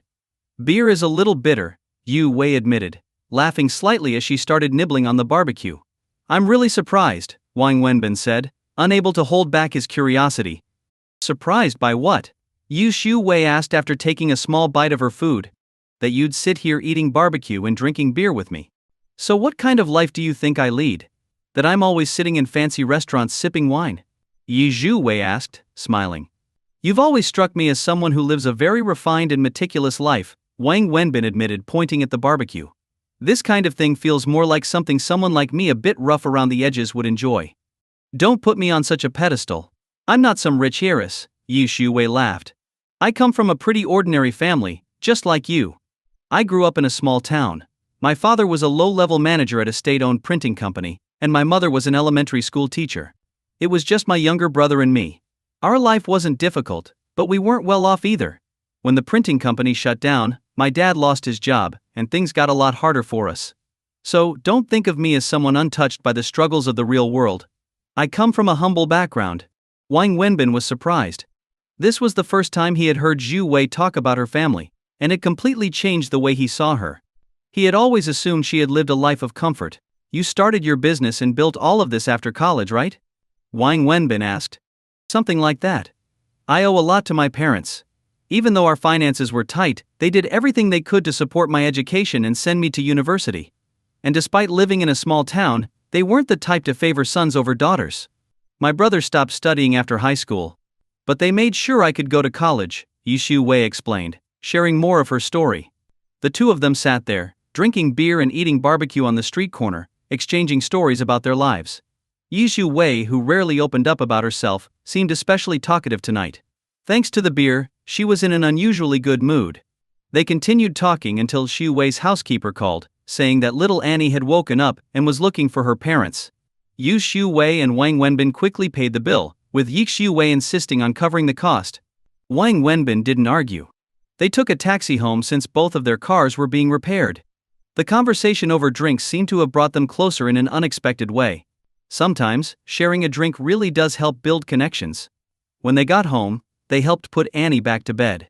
She refused to sleep without being cuddled by Wang Wenbin, so once again, Wang found himself sleeping in Xu Wei's bed that night. Perhaps due to the alcohol, Wang Wenbin fell asleep almost immediately, and Xu Wei also slept deeply. Both had internal clocks that woke them at the same time every morning. As dawn's first light began to creep into the room, Wang Wenbin opened his eyes. He was used to the sight of Xu Wei's bedroom ceiling by now. But this morning, something felt different, especially in the way his body was positioned. Wang Wenbin turned his head slightly and saw Xu Wei's face resting on his shoulder, her cheek practically brushing against his chin. Her legs were also entwined with his, a scene that felt both intimate and awkward. This wasn't the first time he'd found himself in such an embarrassing situation. He remembered a similar moment before, but what startled him even more this time was realizing that his left arm was wrapped around her. Holding Xu Wei wasn't the most shocking thing, especially since this was the second time it had happened. But what startled Wang Wenbin the most was realizing that his hand had somehow slipped inside her pajamas, not in an inappropriate place, but around her back, as if he was gently holding her. His mind buzzed with panic, and cold sweat began to form. He couldn't even imagine what Xu Wei would say or do if she woke up and found him like this.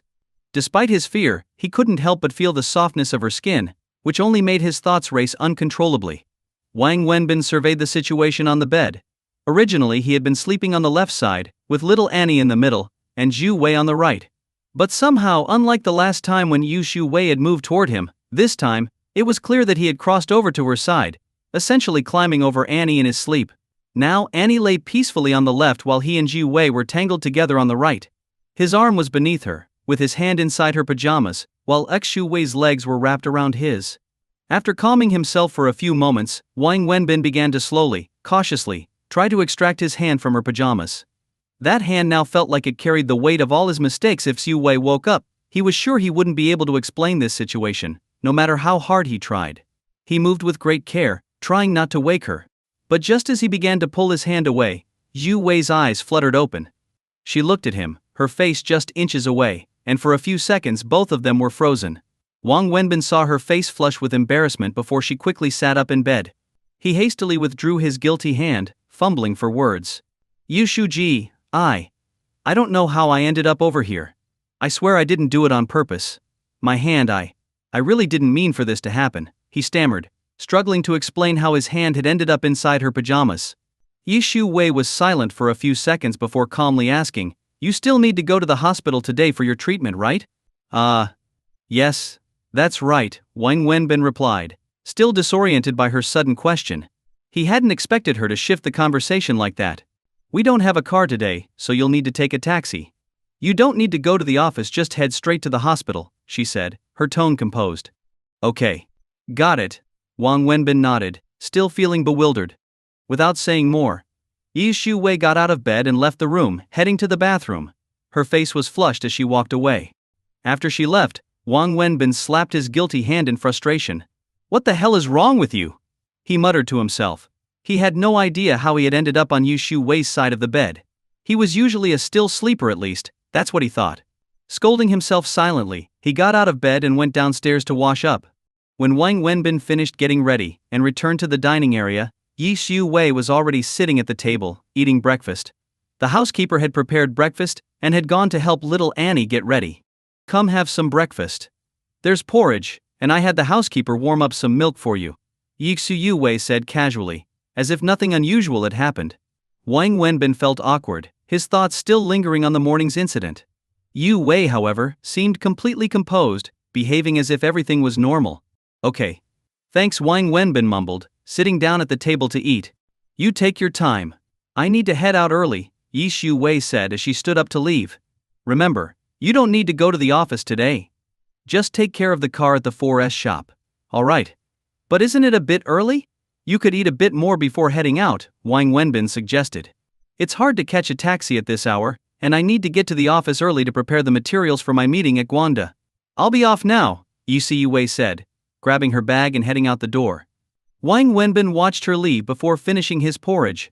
Afterward he left the house too, but instead of taking a taxi, he caught 2 buses to get to the 4S shop. He spent the whole day there, sorting out the car repairs.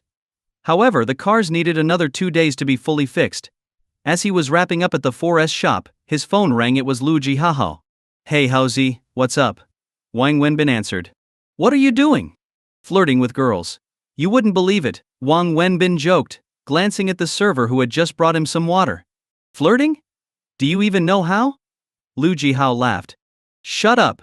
Just tell me what's going on." "Zki and I have already requested time off. We're planning to head home this weekend to meet the parents. First we'll go to her family, then to mine," Lu Jihao explained. "Well, of course. You've already gotten their daughter pregnant, so it's about time you meet the parents, Wang Wenbin teased. Why do you have to make it sound so bad? But yeah, you're right. Still, man, I'm really nervous about it, Lu Jiahao admitted. Nervous? About what? Feeling guilty? Wang Wenbin asked with a chuckle. Not exactly guilty. I'm worried her parents won't approve of me, Lu Jiahao confessed. You're being an idiot. You got their daughter pregnant, they don't really have a choice, do they? What, are they going to let her have the baby out of wedlock? You're right. I guess that's true, Lu Jiahao said, sounding a bit reassured. Besides, why would they disapprove? You and ZQI have been together for years. You know each other well, and it's a real relationship, not something superficial. You guys have practically been living like childhood sweethearts since college. Parents love that kind of thing, it's rare these days. They'll probably be thrilled. I hope so. But honestly, I'm still nervous. What if her parents think I'm not good enough for her? You know my situation and my family's situation. If we're talking about background and money, I definitely don't measure up. Her family's way better off than mine, and I don't even have a car, a house, or savings, Lu Jiahao sighed. Well, if that's the case, I should just give up on life altogether, huh? Wang Wenbin joked. You're usually so carefree. Since when did you start overthinking things like this? There's nothing to worry about. Sure, you're not rich, but you've got a decent build, and you're not exactly ugly. As long as ZQI is happy with you, her parents will come around.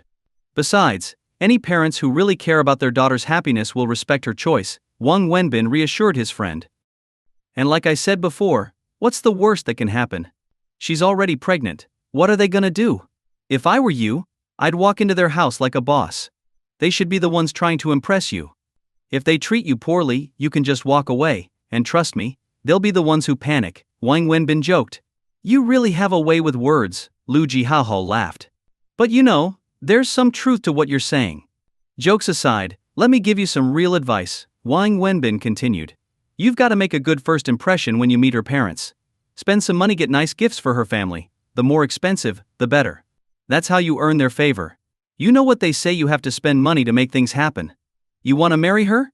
Stop being stingy. When have I ever been stingy? Let's be real, who's cheaper, you or me? Lu Jiahao retorted. Are you seriously comparing yourself to me? That's why you've got a girlfriend and I don't, right? Wang Wenbin teased. I've thought about that, but... Lu Jiahao trailed off, hesitant. But what? Don't hold back, just say it. How's your job driving for that rich woman going? Lu Jiahao suddenly asked. Come on man, that whole rich woman thing was a joke. I'm just a driver for a company. That's all it is, nothing more. How's the pay and benefits? Lu Jiahao pressed. Wang Wenbin paused for a moment before responding. Haozi, we're brothers. You don't need to beat around the bush with me. Just say it. Are you short on cash? Yeah, Lu Jiahao admitted. You know, my salary's not great, and living in Shanghai is expensive. I've been working for years and barely have any savings. My family's just a bunch of farmers, so there's no money coming from them either. And even though ZQI and I share our finances, I want to handle this trip to meet her parents on my own. I don't want to use her money. I'd feel ashamed if my fiancée had to pay for me to meet her parents. It's supposed to be my responsibility. Lu Jiahao sighed before continuing. But look, don't worry about it too much. I'm just asking. If you've got the money, great. If not, I'll figure something out, maybe borrow some from friends or coworkers. What are you even talking about? First off, I already owe you guys thousands. It's only right that I pay you back. Even if I didn't owe you anything, I'd still try to help out. When are you guys heading out? This weekend. Alright, I'll see what I can do over the next few days. I can't promise how much, but I'll do my best. Seriously, Wenbin, I'm not trying to pressure you into paying me back. I'm just asking. If you have some extra cash, great. If not, don't stress about it. I don't want to make you feel like I'm pushing you. Stop with the explanations, man, Wang Wenbin interrupted. We're brothers, no need for all this back and forth. I know you wouldn't be asking unless you were really at the end of your rope. With that, Wang Wenbin hung up the phone and fell into deep thought. After leaving the 4S shop, Wang Wenbin took the subway to the office. As soon as he stepped into his office and sat down, he saw Peng Mingjie walking past his door. To his surprise, she stopped, turned around, and walked back into his office. Do you need something? Wang Wenbin asked. Come to my office. I have something to discuss with you, Peng Mingjie said sternly before turning and walking away. Wang Wenbin frowned. He knew whatever Peng Mingjie wanted wouldn't be good, But he couldn't let things drag on like this. If they were going to keep butting heads, it was better to clear the air. Reluctantly, he got up and headed to her office. Not bothering to knock, Wang Wenbin pushed the door open and walked in.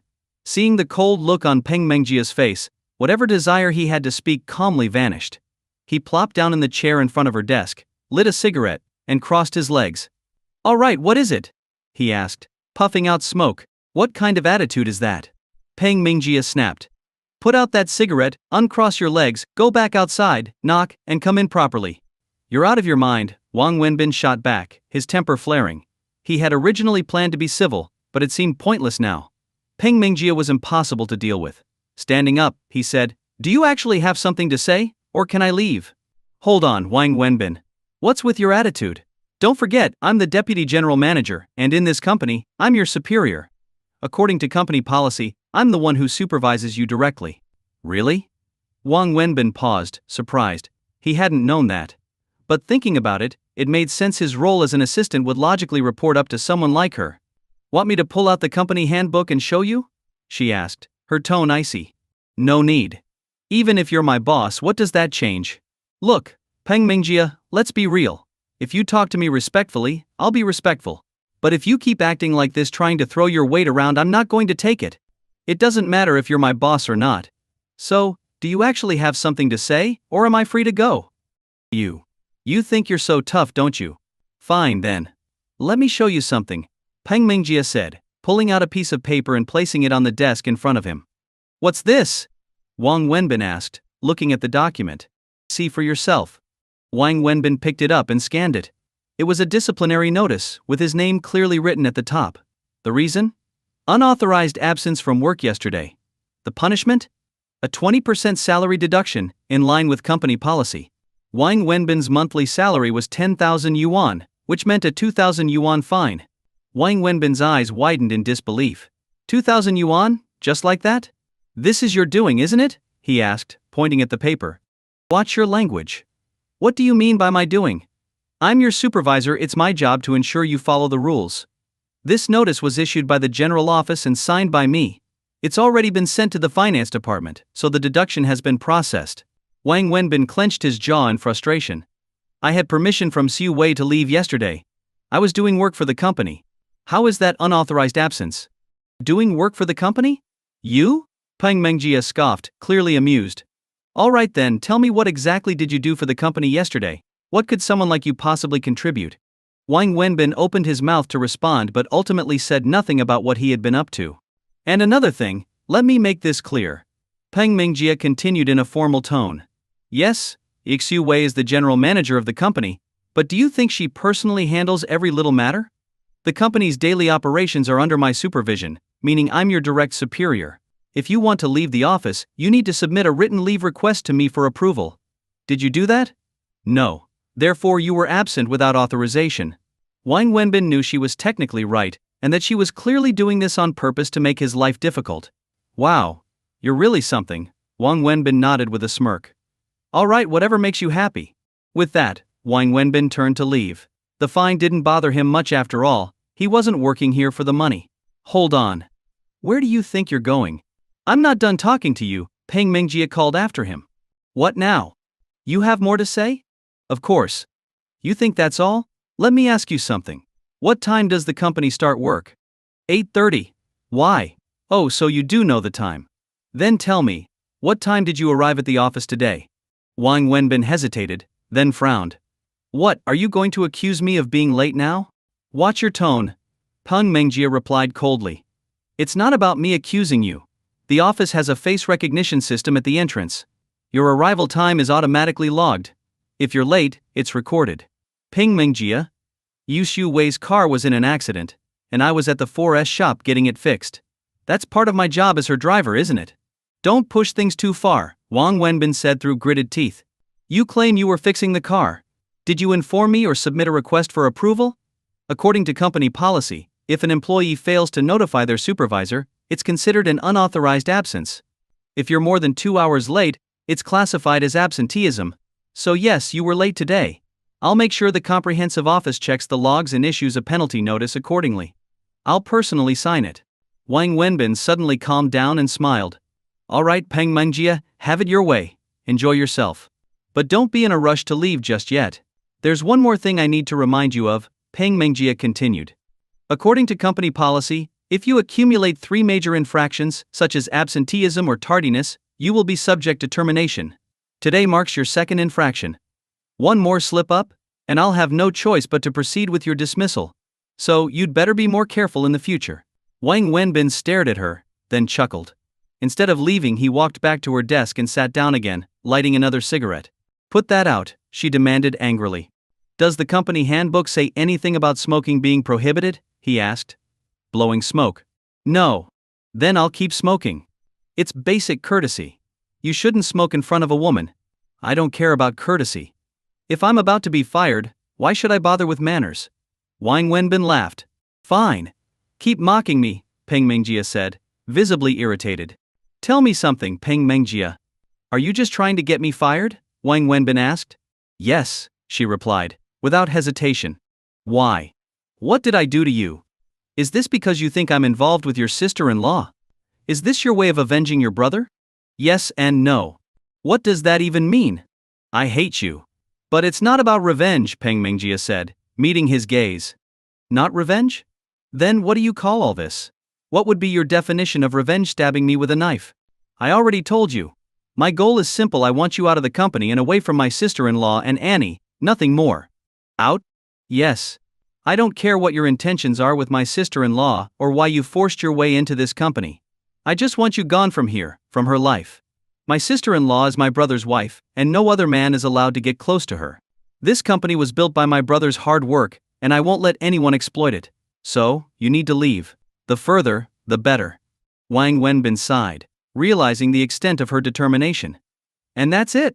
You just want me gone? Yes. I don't care what your reasons are. Just leave. If it's money you're after, name your price. I'll pay you whatever you want, as long as you promise to leave the company and my sister-in-law for good. Wang Wenbin was stunned, then laughed in disbelief. Wow, this conversation feels oddly familiar. You're really treating me like some kind of pest, aren't you? Just tell me the amount. Name your price, Peng Mengjia said firmly. 1 million. How about that? Wang Wenbin threw out the number casually. Done, she responded without hesitation. You're serious? Wang Wenbin was shocked. I'll give you 1.5 million. The extra 500,000 is for saving me that night. That's all the cash I can get my hands on right now, she continued. You're even adding extra? But, she said, you'll have to sign an agreement. What kind of agreement? That you will never step foot in this company again, and that you will sever all contact with my sister-in-law, in any form. Wang Wenbin laughed loudly at that. What's so funny? Why are you laughing? Peng Mengjia asked, growing irritated. Do you know Zhang Mingyang? Wang Wenbin asked, still chuckling. Zhang Mingyang? The CEO of Ruhiwa? Peng Mengjia asked, surprised. You do know him then? Know him? Not personally, I just know who he is. Why do you bring him up? Oh, nothing much. It's just funny you and he say exactly the same things. I thought you two might have coordinated this whole thing, Wang Wenbin replied with a smirk. He then stood up and said, all right, enough jokes. Keep your 1.5 million for yourself. I may need money, but not just any money. If you want to get back at me or force me out of the company, go ahead, do your worst. Whether you believe me or not, I'll say it again, I have no hidden agenda with this company, he continued. I told you before, I'm just a driver your sister-in-law hired. If I were a real assistant, wouldn't she give me tasks and responsibilities? Wouldn't she grant me some authority? As for your sister-in-law, I have no ulterior motives. What she's doing is all for Annie. As a mother watching her daughter's life slip away without being able to help, can you even begin to understand that kind of despair?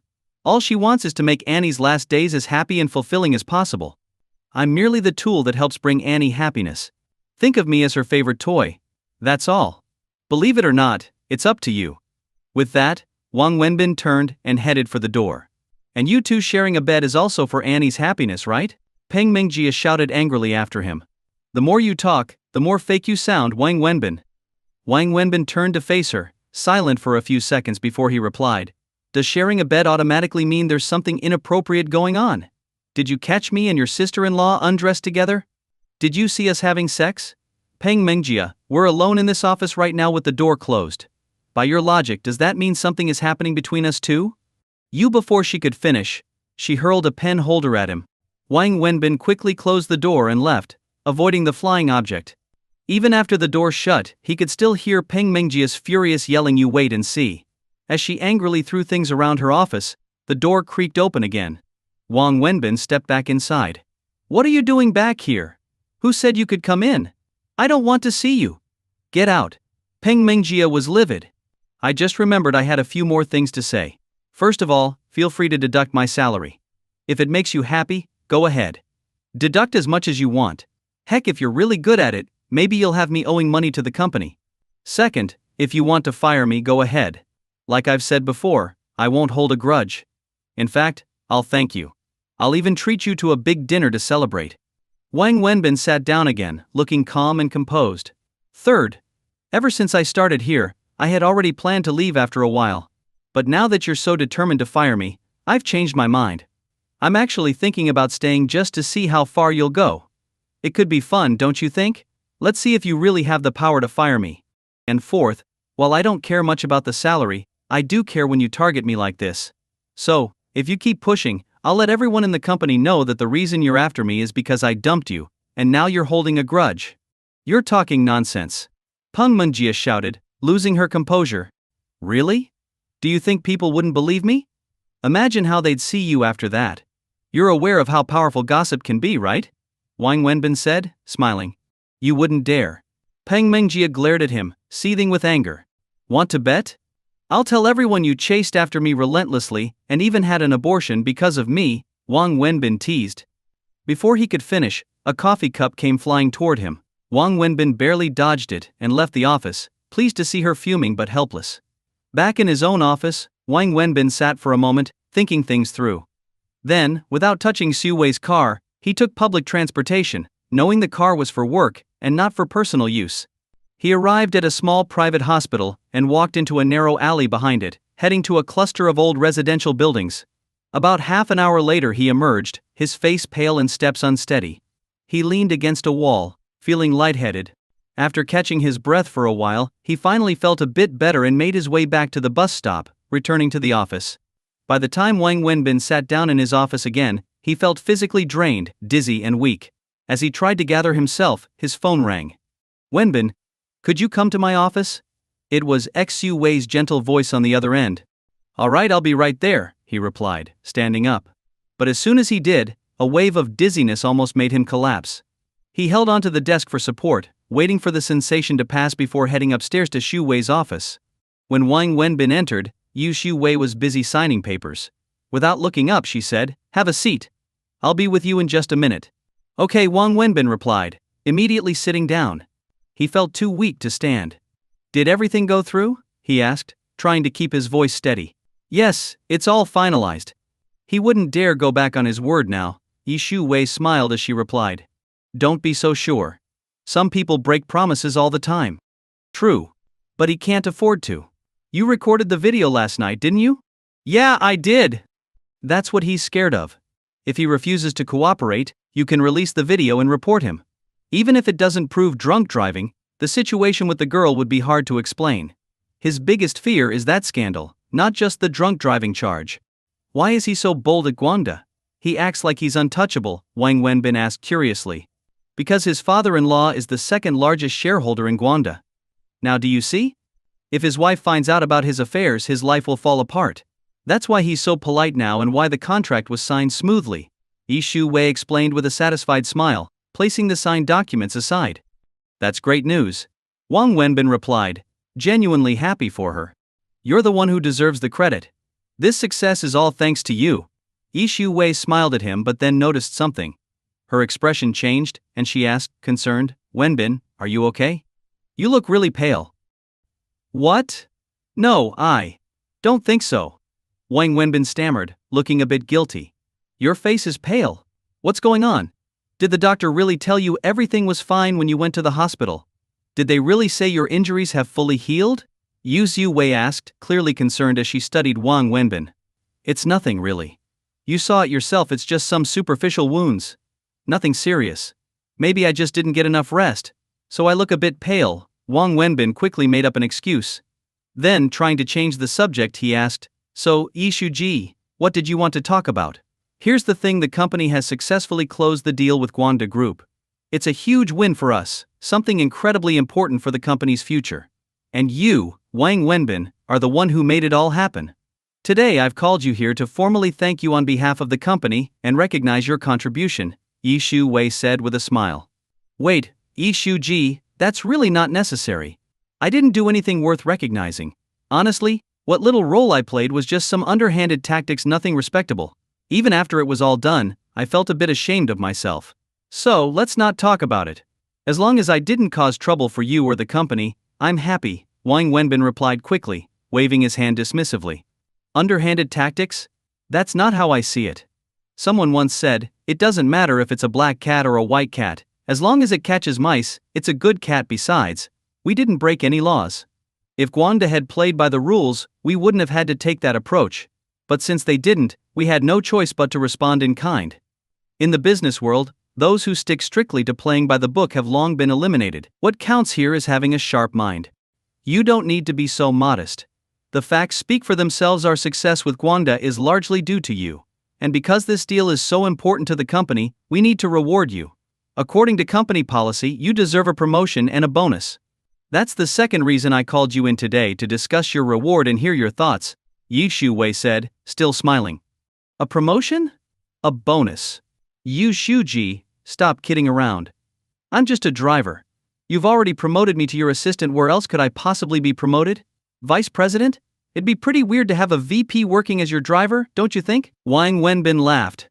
Well, you're right. I've considered that, and it's true that promoting you further might not be appropriate since you've only just started at the company. So I'm thinking we'll hold off on a promotion for now and instead give you recognition and a bonus. Yu Shu Wei nodded in agreement. I don't want the bonus either. Why not? Like I said, the reason this deal worked out is primarily because the company has the strength, and secondly because of you. What could a driver like me really contribute? Even if I did help a little, I don't need a bonus for that. Give me a reason. Yu Shu Ji, the reason I took this on in the first place is that I was bored. I felt uneasy just sitting around doing nothing while getting paid by the company. And secondly, I wanted to help you personally, not the company. I wasn't doing this for the company, so I don't think it's right to accept a bonus. But if you really feel the need to thank me, a simple thank you would suffice. Wenbin, listen. Yu Shuji, that's enough. I don't want to talk about this anymore. You're busy, so I won't take up more of your time. If you need anything, just call me, I'll be in the office. Wang Wenbin cut her off and stood up, but the sudden movement made his legs give out and his head spin, causing him to collapse onto the floor. What happened? Are you okay? Zhu Wei was startled and rushed over to help him. I'm fine. I just got up too quickly, that's all, Wang Wenbin said, trying to brush it off as he held onto a chair to get back on his feet, but his body felt weak, and his head was still spinning. It took him considerable effort, with Yi Shu Wei's help, to finally stand up. No, Wenbin, this isn't normal. You need to go to the hospital immediately, Yi Shu Wei insisted, her voice full of worry. Really, it's nothing. I just got a bit dizzy for a moment. It's not that serious, Wang Wenbin continued to resist. Stop pretending to be fine.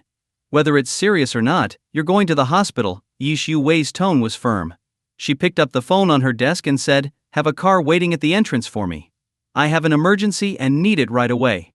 After hanging up, she helped Wang Wenbin out of the office and down to the car, ignoring his protests. Yi Shu Ji, seriously, I'm fine.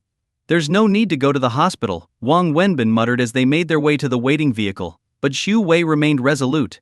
She accompanied him to the hospital and insisted he undergo several tests, despite his reluctance.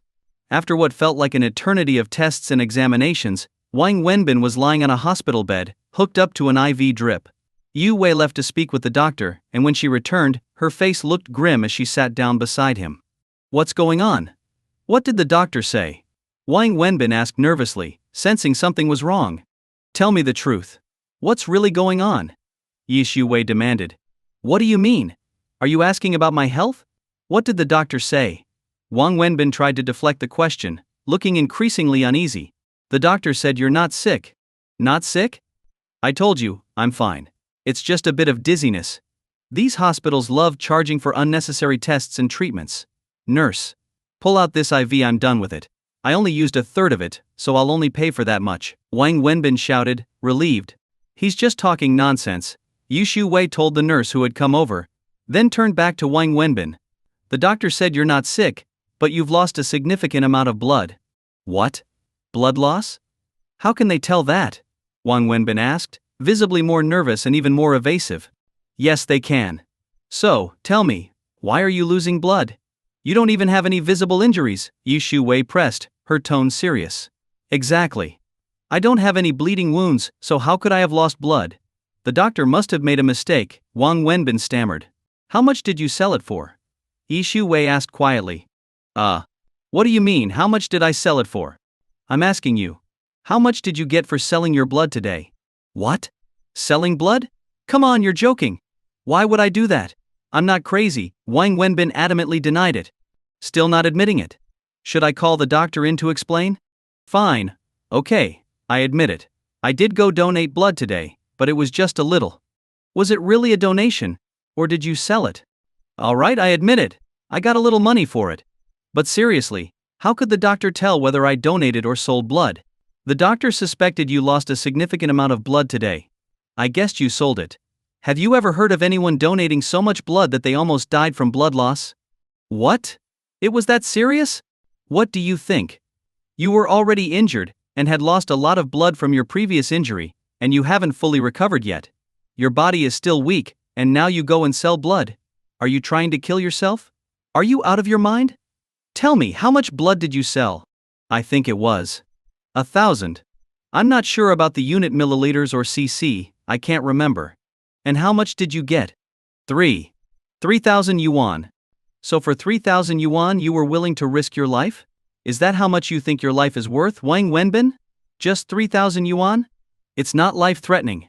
Selling blood is like donating it, right? I heard donating blood can be beneficial to your health. Yes, donating blood can be healthy, but a normal donation is no more than 400 milliliters. And you sold 1,000. Is that the same thing? Plus, your body was already weak from the injury. The doctor said you're lucky to be in good health. Or you could have died. On top of that, selling blood is illegal in this country. You must have gone to some black market operation, right? Do you even know if that place follows any health standards? You could have caught a disease. What were you thinking, risking your life for a measly 3,000 yuan? What happened that made you so desperate for money? Zhu Wei's voice grew angrier as she spoke. Wang Wenbin hesitated for a moment before sighing and explaining, You're right. I knew selling blood to those shady dealers could be risky, but I didn't think it would be this serious. I had no choice, I urgently needed the money. I've got a buddy, my best friend. His wife is pregnant, and he needs money to get married. It's a real emergency. When I was down and out, he and his wife helped me with everything they had. Most of the money they'd saved up over the years, they loaned to me. People have feelings, you know? They were kind to me, and I can't just ignore that. Now that he needs money for his wedding, I can't leave him hanging, especially with a baby on the way. But you know my situation over the years, I've been broke, always trying to pay off debts. I don't have a single cent to my name. I couldn't get the money together in time, so I figured selling blood was my only option. I thought I could sell just a little, like donating blood. I'm a strong guy, almost 6 feet tall, weighing over 180 pounds. Losing a bit of blood shouldn't be a big deal, right? 2 years ago, when I was at my lowest, someone told me about this underground blood selling operation. I went there once, but I didn't sell in the end. So today I figured I'd give it a try. Wang Wenbin confessed. If I hadn't noticed something was wrong today and dragged you to the hospital, were you planning to go sell more tomorrow? No, of course not. I know enough to give it a break for a day or two. I wasn't going to go again so soon, Wang Wenbin quickly denied. So, you really did plan to go back? How much do you owe your friend? A bit over 70,000, close to 80,000 yuan, Wang Wenbin admitted. You sold 1,000 milliliters for 3,000 yuan. How many times do you plan on doing that to pay off 80,000? No. I never planned to pay him back through blood sales alone. I just needed to raise some money for him, whatever I could manage. I didn't want him to miss his wedding or the birth of his child because of me, Wang Wenbin said, shaking his head. If you needed the money so badly, why didn't you ask me? Do you really think I wouldn't lend it to you if you asked? And you even refused the bonus from the company earlier. Wang Wenbin, what are you thinking? You'd rather sell blood than ask me for help. You'd rather sell blood than accept the company's bonus. Should I call you principled, or just stubborn and old-fashioned? Yu Shu-wei was clearly frustrated. Wang Wenbin felt embarrassed and muttered, I know I'm a bit stubborn, but I can't help it. I've always been like this since I was a kid. Here's the hospital bill. I paid for it just now, but since you did this to yourself, you're covering the cost. I'm not paying for it. Yi Shu-wei handed him the receipt. Of course I'll pay for it myself. No way would I let you foot the bill for my medical expenses. Wang Wenbin nodded and took the receipt. But when he saw the total, his eyes widened in disbelief. 3,001 yuan, 50 cents? Yes, that's the hospital bill. It covers all the tests and the treatment you've received. So, I sold my blood for 3,000 yuan, and not only didn't make any money, but I'm now in the hole for an extra 50 cents. And I gave away 1,000 milliliters of blood for nothing? Exactly, Shu-wei replied, trying to remain serious, but she couldn't help laughing at Wang Wenbin's miserable expression. Damn it. People always say hospitals are bloodsuckers. I never got it until now. I basically donated my blood to the hospital for free. Wang Wenbin grumbled, grinding his teeth in frustration. After returning from the hospital, Yi Shu-wei went straight back to her busy schedule, while Wang Wenbin, having nothing to do, napped in his office. He had just woken up when the phone on his desk rang. It startled him. It was the first time it had rung. Hello? Wang Wenbin answered the call. Assistant Wang. Yi Shu-wei has scheduled a meeting at 2:30 in the small conference room. You are required to attend. Please be on time and do not miss it. A meeting? Oh. Okay, I got it. Wang Wenbin hung up, completely confused. Why would a driver be invited to a meeting? Since when did drivers get involved in this kind of thing? He didn't understand the company's rules, but if they said to attend, he would. After all, he didn't have much else to do anyway. At 2:30 sharp, Wang Wenbin left his office and headed directly to the meeting room. As he pushed open the door to the small conference room, he paused in surprise. The large oval-shaped table was already filled with people. Initially, Wang Wenbin thought this was just a routine meeting after all. He had been invited, and he was just a driver. But seeing the attendees left him puzzled. Yi Shu-wei sat at the head of the table, with Peng Mengjie to her right, followed by the company's CFO, design director, and other top-level executives. Further down sat department heads, some of whom Wang Wenbin recognized, others he did not. However, it was clear that everyone present was of managerial level or above. Wang Wenbin found it strange. What was the point of calling a driver to such a high-level meeting? He entered, glanced around, and chose to sit in the second row along the back wall, away from the main table. He figured he didn't belong at that prominent conference table. Wang assistant, your seat is here, Yi Shu-wei said, gesturing to an empty seat in the middle of the conference table. Oh. All right, Wang Wenbin replied awkwardly. He stood up and moved to the indicated seat, where he found himself sitting between the director on his right and various department heads on his left. He felt entirely out of place as a driver among these high-ranking executives. To make matters worse, everyone else had come prepared with notebooks and pens, while Wang Wenbin had brought nothing but his phone and a pack of cigarettes. He sat there, feeling awkward and out of place. All right, let's begin the meeting. Before we start, I'd like to introduce our new colleague, Wang Wenbin, who recently joined us as the general manager's assistant, Yi Shu-wei said, introducing him to the group. Everyone turned to look at Wang Wenbin and began clapping. He hadn't expected this and quickly stood up, nodding and smiling awkwardly, caught off guard by the attention. Thank you, everyone. I appreciate your support and look forward to working with you, Wang Wenbin said nervously. All right, have a seat, and let's get started. Yi Shu-wei smiled at Wang Wenbin's embarrassment, and then motioned for everyone to focus on the meeting. Today's meeting is a special one, and we are here to discuss just one issue. As many of you know, our company has been working to establish a partnership with Gwanda Group for the past 3 years. Over the past few years, we've invested significant time, energy, manpower, and resources into this effort. All of you understand how important a partnership with Gwanda is for our company and our brand. After 3 years of hard work, this morning we finally succeeded in signing a cooperation agreement with Gwanda. Here is the signed contract, Yi Shu-wei announced, holding up the document. The room went silent for a moment before breaking out into thunderous applause. Everyone understood how difficult it had been to secure this deal and how significant it was for the company. Is this for real? The most surprised of all was Peng Mengjie, who could hardly believe it and asked Yu-wei for confirmation. Take a look for yourself, Yi Shu-wei said, smiling as she handed the contract to Peng Mengjie. As Peng looked through it, her excitement became increasingly evident, her joy practically overflowing. All right, let's settle down and listen. This partnership with Gwanda is a monumental achievement for our company and our brand. It marks a new stage in our development. Everyone here has worked hard and contributed to making this happen. On behalf of the company and myself, I want to acknowledge and thank all of you for your efforts. Thank you everyone, Yi Shu Wei said warmly. Another round of applause followed. As you all know, our company operates on the principle that merit is rewarded and mistakes are penalized. I've drafted a recognition plan to reward those who contributed to securing this partnership. The biggest contributor to this success is Assistant Wang, Yi Shu Wei suddenly announced. Mengjia's eyes widened in disbelief as she looked from Zhu Wei to Wang Wenbin, unable to accept that he had played a role in this. It wasn't just Peng Mengjia, everyone in the room turned to look at Wang Wenbin.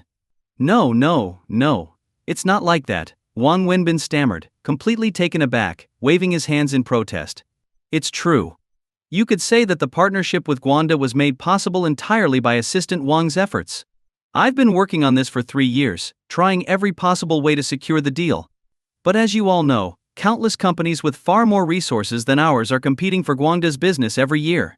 The competition is fierce, and our company didn't have any obvious advantage. I've been visiting Guangda almost every day this year, and even Peng has come with me many times. But the results were always disappointing. We were nearly eliminated from consideration. However, after Assistant Wang joined the company, his first task was to take on this challenge. In just 3 days he managed to secure the partnership. So, the biggest credit for this success goes to Assistant Wang, Yi Shu Wei explained, leading the applause, which was quickly joined by the others. Peng Mengjia clapped along, but her eyes remained skeptical as she glanced at Wang Wenbin, still doubting his capabilities. Our company has a reward system in place, and I've worked with the finance team to calculate a proper reward for those involved in this success.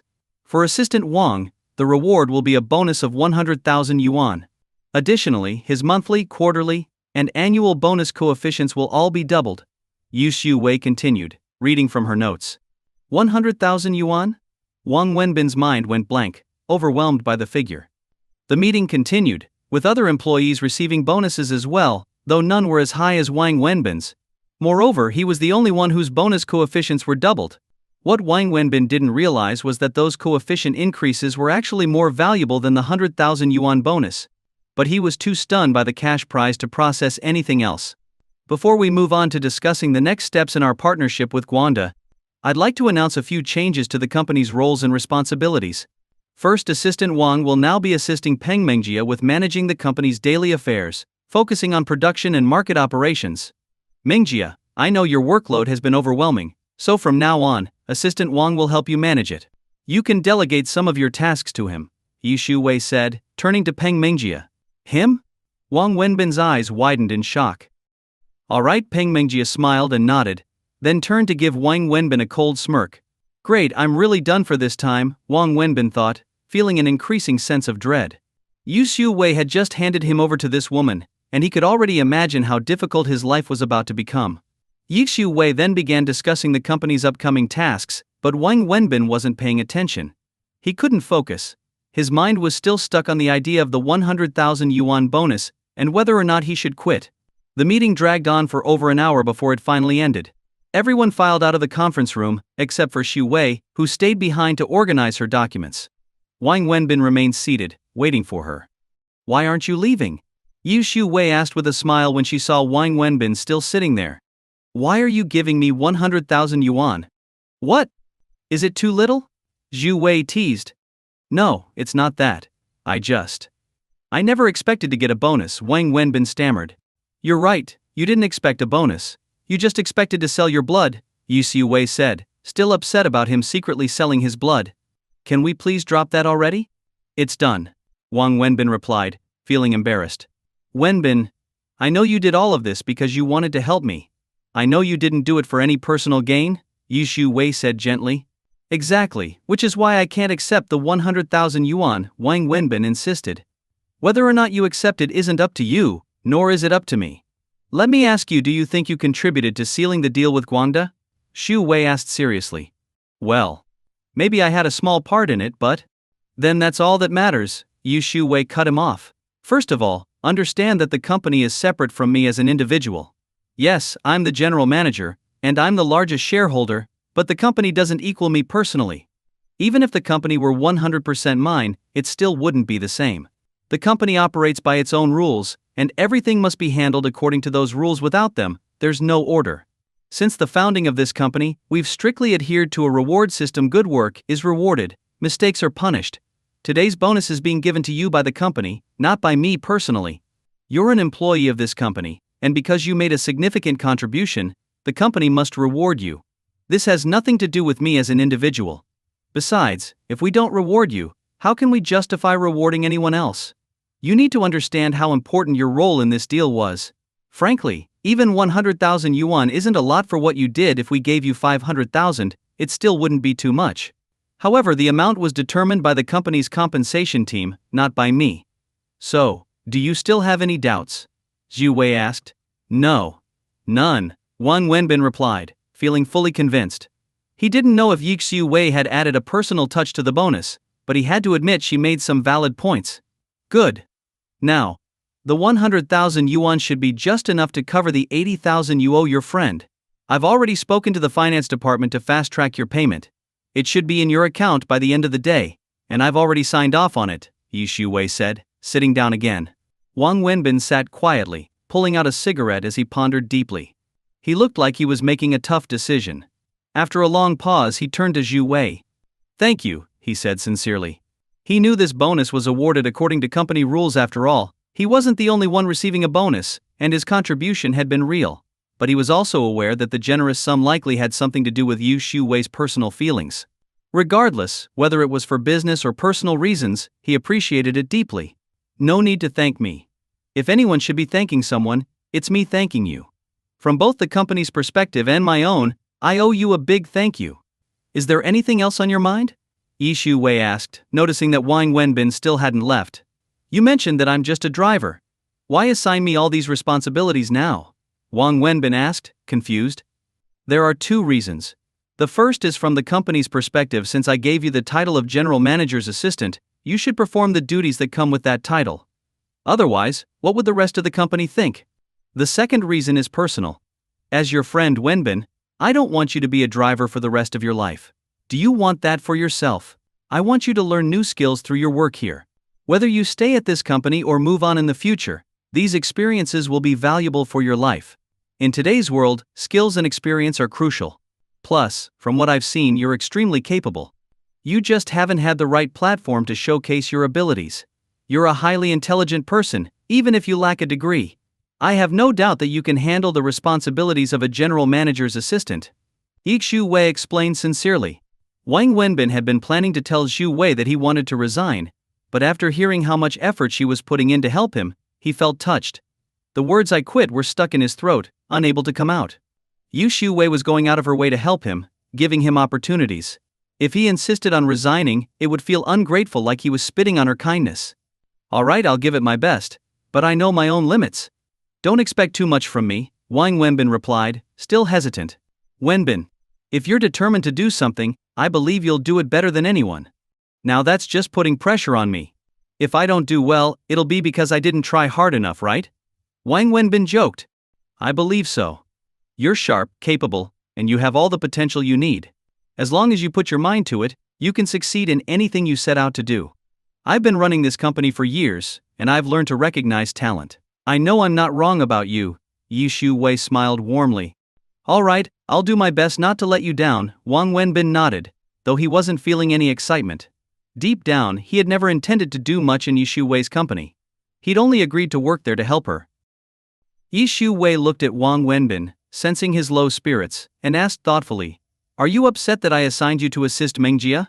No, Wang Wenbin shook his head. He hadn't even considered it. Honestly? She asked, probing further. Honestly, he confirmed. Hearing his response, Zhu Wei smiled brightly and said, The reason I paired you two up is that I want you and Mengjia to have more chances to interact. Once you spend more time together and get to know each other, the animosity between you will naturally disappear. She's my sister-in-law, and apart from Annie, she's the closest person to me. I treat her like my own little sister, and you're my friend, but the misunderstanding between you two started because of me. I hope you can get along well, even if something happens to Annie in the future, at least we'll all still be working together in the same company. It would be nice if things weren't so tense between you. Don't you think? I understand your concern, but don't worry. Mengjia is a bit sharp-tongued, but she's soft-hearted. She may throw little fits, but if you're patient with her, you'll see she's actually a very kind person. Who knows, maybe you'll end up falling for her, Yu Xiu Wei teased, laughing. Come on, please don't joke like that. She clearly doesn't like me, and I could never fall for her. All I ask is that she doesn't make my life miserable. That's more than enough for me, Wang Wenbin replied with a helpless smile. Honestly, Wenbin, I think you and Mengjia would make a good match. Yu Xiu Wei began again. Stop, please. I'd like to live a few more years. Wang Wenbin quickly interrupted her. I'm serious, Wenbin. Mengjia is a good girl, she's just. Yu Xiu Ji, suddenly I remember I have something to take care of. I should get back to my office. Wang Wenbin hurriedly stood up and dashed out of the conference room before Xu Wei could continue. Watching him leave, Yu Xiu Wei could only shake her head with a wry smile, feeling both amused and helpless. Back in his office, Wang Wenbin had just sat down when the phone on his desk rang. Hello! Come to my office, Peng Mingjia's voice commanded through the phone. Before Wang Wenbin could ask what she wanted, she hung up. Wang Wenbin calmly set the phone down, lit a cigarette, poured himself a cup of tea, and opened the newspaper, completely ignoring the call as if it had never happened. 5 minutes later the phone rang again. Wang Wenbin looked at it, smiled, and let it ring while he continued sipping his tea and reading. Moments later, the office door was flung open, and in stormed a furious Peng Mengjia. Having waited for more than 10 minutes, Peng Mengjia was already fuming. When she walked in and saw Wang Wenbin casually reclining in his chair, legs propped up on the desk, smoking and leisurely reading the newspaper, her anger exploded. Wang Wenbin! Didn't you hear me tell you to come to my office? She growled through gritted teeth. Wait, you told me to go to your office? When was that? I don't remember hearing that, Wang Wenbin feigned surprise.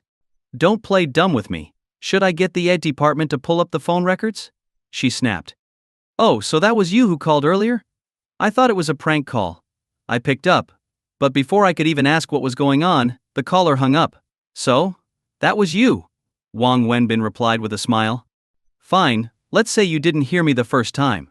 But what about the second call? Why didn't you pick up? I thought it was another prank call, Wang Wenbin said casually. This is the company's internal phone system. There's no such thing as prank calls. Really? Then why did the person who called earlier hang up before saying anything? Isn't that what prank calls are? I wouldn't expect someone from this company to be so rude and disrespectful. Don't you agree? Wang Wenbin asked, smiling. His words hit their mark, leaving Peng Mengjia speechless.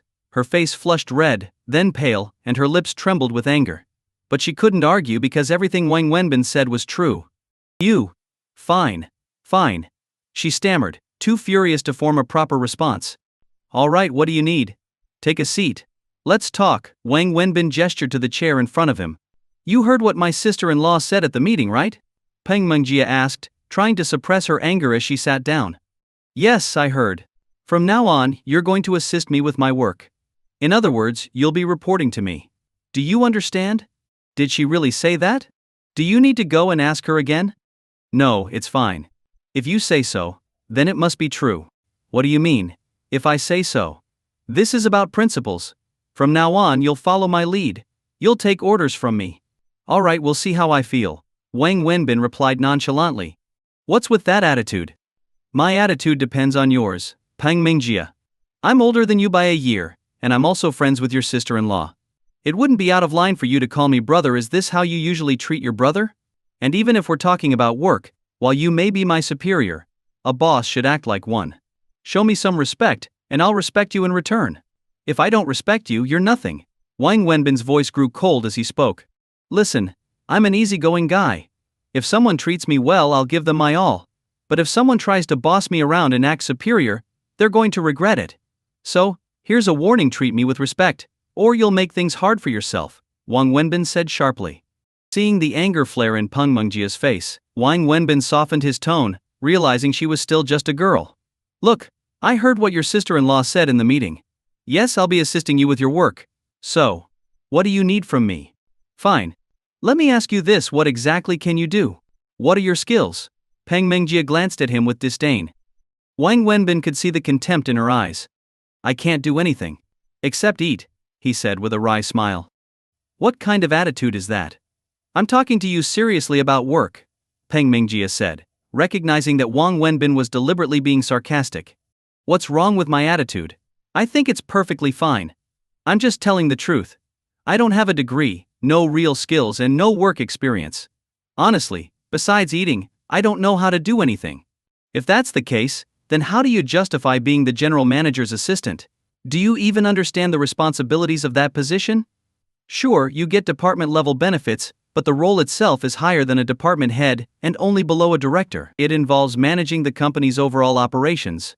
According to our hiring criteria, you'd need at least a prestigious degree, 5 years of relevant management experience, and proven accomplishments. So tell me, how do you qualify for this job? Peng Mingjia's frustration was clear, and it was obvious she resented the fact that Xu Wei had put Wang Wenbin in such an important role. I don't know why I got this job. I've told you before, that's a question you should be asking your sister-in-law, not me. If I were you, I'd resign. I'd be too ashamed to keep sitting in this position. If your sister-in-law told me to quit, I'd leave immediately. But you're not in any position to say that, Wang Wenbin replied coldly. You? What? Did I say something wrong? Fine, Wang Wenbin. You think you're really something, don't you?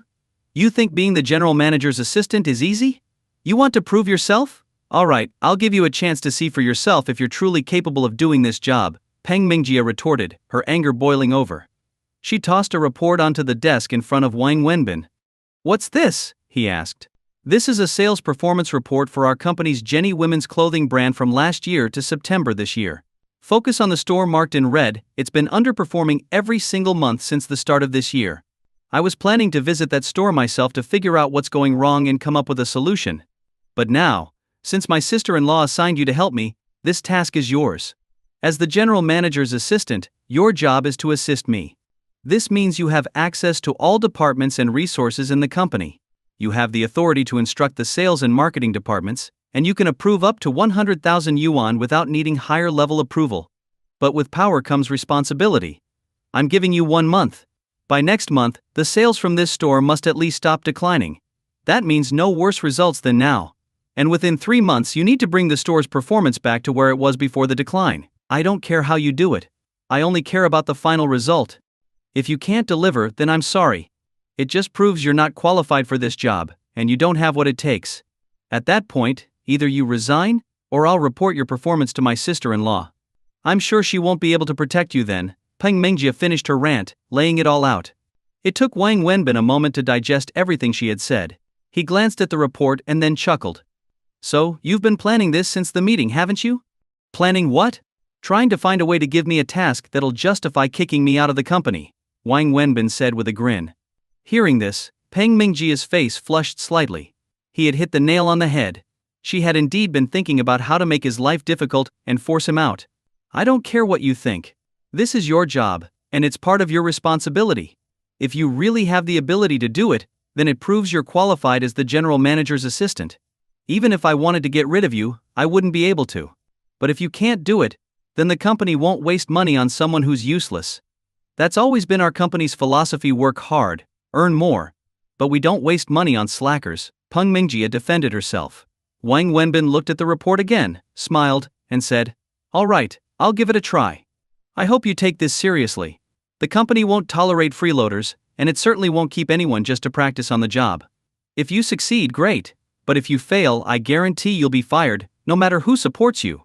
At that point, it'll either be you or me, and I'm sure it'll be you who leaves, she said harshly before storming out of the office. After she left, Wang Wenbin furrowed his brow, looking at the report again before tucking it away in his drawer. As he did, he noticed the resignation letter he had written earlier. He took it out, read it over, hesitated for a long moment, and then placed it back in the drawer. Later, before leaving work, Wang Wenbin called Lu Jiahao. I'm coming to your place for dinner tonight. Make sure you've got something good prepared, he said before hanging up without waiting for a reply. Finally, when it was time to clock out, Wang Wenbin left his office, carefully making sure not to leave early under Peng Mingjia's watchful eye. As he waited for the bus outside the company, he called Xu Wei, telling her he was going to meet a friend and wouldn't be home for dinner. Wang Wenbin took the bus to Lu Jiahao's house. There was no direct route, so he had to switch buses halfway, and by the time he arrived, it was already dark. He knocked on the door, and to his surprise, it was opened by Niziki. You're finally here. Why so late? Niziki bent down to grab a pair of slippers for Wang Wenbin. No, don't bend over, Wang Wenbin quickly stopped her. What's the matter? If you bend over, you might hurt the baby. I can grab them myself, Wang Wenbin said as he reached for the slippers. It's only been a month. Where would the baby get hurt? You're being too dramatic. When it comes to my godson, I can't be too careful. No jokes allowed. Godson? Who said he's your son? Niziki playfully hit him. Godson, okay? That works, right? Wang Wenbin laughed. Why don't you take that smooth talk over to Xiumin? What's the point of flirting with a married woman like me? She teased. Can we not talk about that right now? Where's Halsey? Wang Wenbin changed the topic. He's in the kitchen cooking. Really? That's surprising. Just like you, he's worried that the fumes from cooking will harm his son, so he refuses to let me anywhere near the kitchen, Niziki said, pointing toward the kitchen. Can he even cook something edible? Wang Wenbin asked skeptically, heading straight to the kitchen. Inside, Lu Jihao was wearing an apron, busy at the stove. You're here? The food's almost ready. Did you drive? If not, let's have a drink tonight, Lu Jihao said while stirring a dish.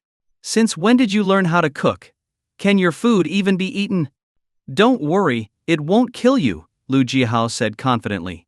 Then, glancing over his shoulder to check if his wife was nearby, he leaned closer to Wang Wenbin and whispered, Wenbin, later, don't mention that I borrowed money from you, okay? When you called earlier, I didn't get a chance to explain. I don't want her knowing about it. This is something I should handle as a man, you know? Well? Look at you being all noble, Wang Wenbin chuckled, leaning against the kitchen doorframe as he pulled out his phone. Give me your bank details. I'll transfer the money now. You have money? Lu Jihao asked, surprised. Stop looking at me like that. It's insulting. 80,000, will that be enough? I owe you a little over 70,000, so consider the extra a gift for my godson's future milk powder, Wang Wenbin said, scrolling through his phone. 80,000? Where'd you get that kind of money? Lu Jihao was even more shocked. Hey, your food's burning. Stop being so shocked. Why can't I have money? And don't worry, I didn't steal or do anything shady. Just give me your account number. I don't need the money anymore. Lu Jihao hesitated before speaking. Just this morning you were telling me how tight things were. And now you suddenly don't need it. Are you pitying me? Listen, I'm telling you, getting money hasn't been easy for me. If you don't take it now, don't expect me to pay you back later. No, really, I'm all set. After we talked, I borrowed a few thousand from some colleagues and friends. But you know, going to meet her family with just a few thousand feels pretty embarrassing. I looked into it, and apparently the engagement money is supposed to be tens of thousands.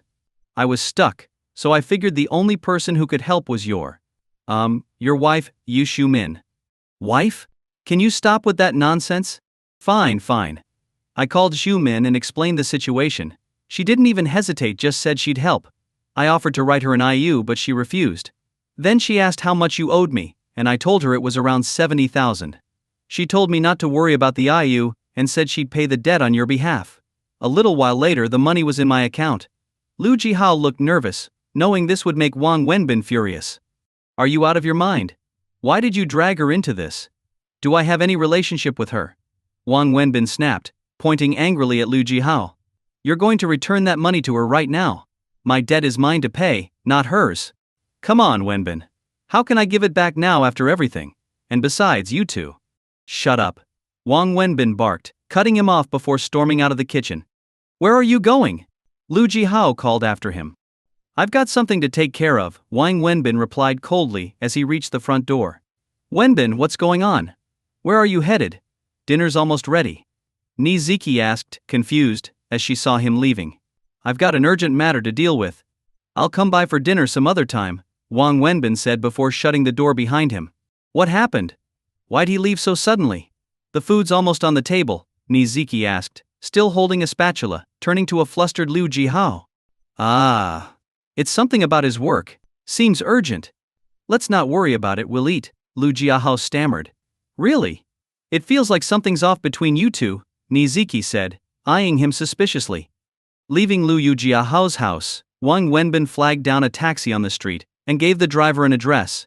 For him, taking a taxi was a rare luxury, but this time he didn't care. He couldn't wait. The taxi pulled up outside Zhu Min's apartment complex. It was getting late, but after registering his ID entrance, Wang Wenbin made his way to her building. Standing at her door, he rang the bell several times, but there was no answer. He knocked, but still, no response. That's when Wang Wenbin realized Yi Shu-min wasn't home. He didn't want to call her, but in the end he pulled out his phone. Just as he was about to dial her number, he heard voices coming from the elevator. It was Yi Shu-min's voice, and a man's voice as well. A moment later, Wang Wenbin saw Yu Min walking toward the door with a sharply dressed man in a suit. The man exuded wealth, from his polished shoes to his expensive watch. He was, without a doubt, very good-looking. "Wenbin, what are you doing here?" Yi Shu-min asked, surprised to see him waiting at her door. "And who's this?" The man in the suit glanced at Wang Wenbin, then asked Shu-min.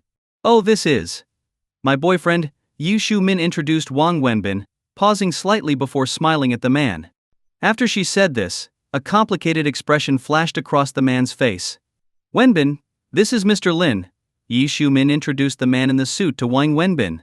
For some reason, Wang Wenbin didn't feel as uncomfortable about being called her boyfriend as he normally would have. "Nice to meet you.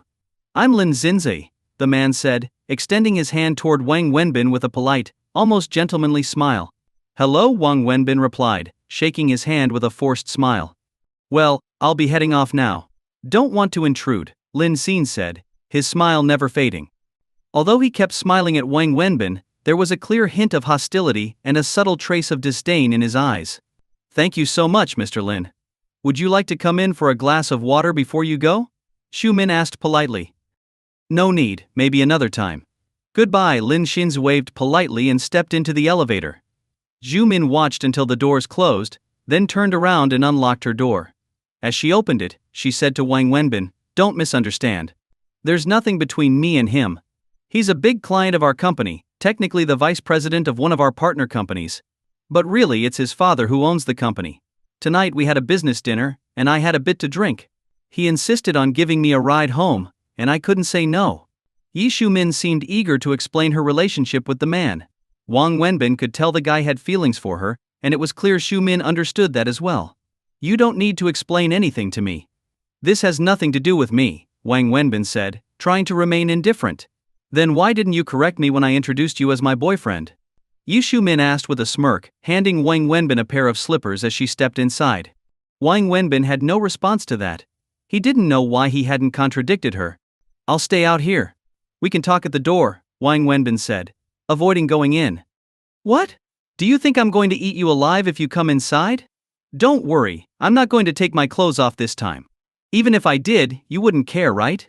Besides, I'm not that shameless," Yu Min said, slightly annoyed, as she walked further into the apartment, not paying him any more attention.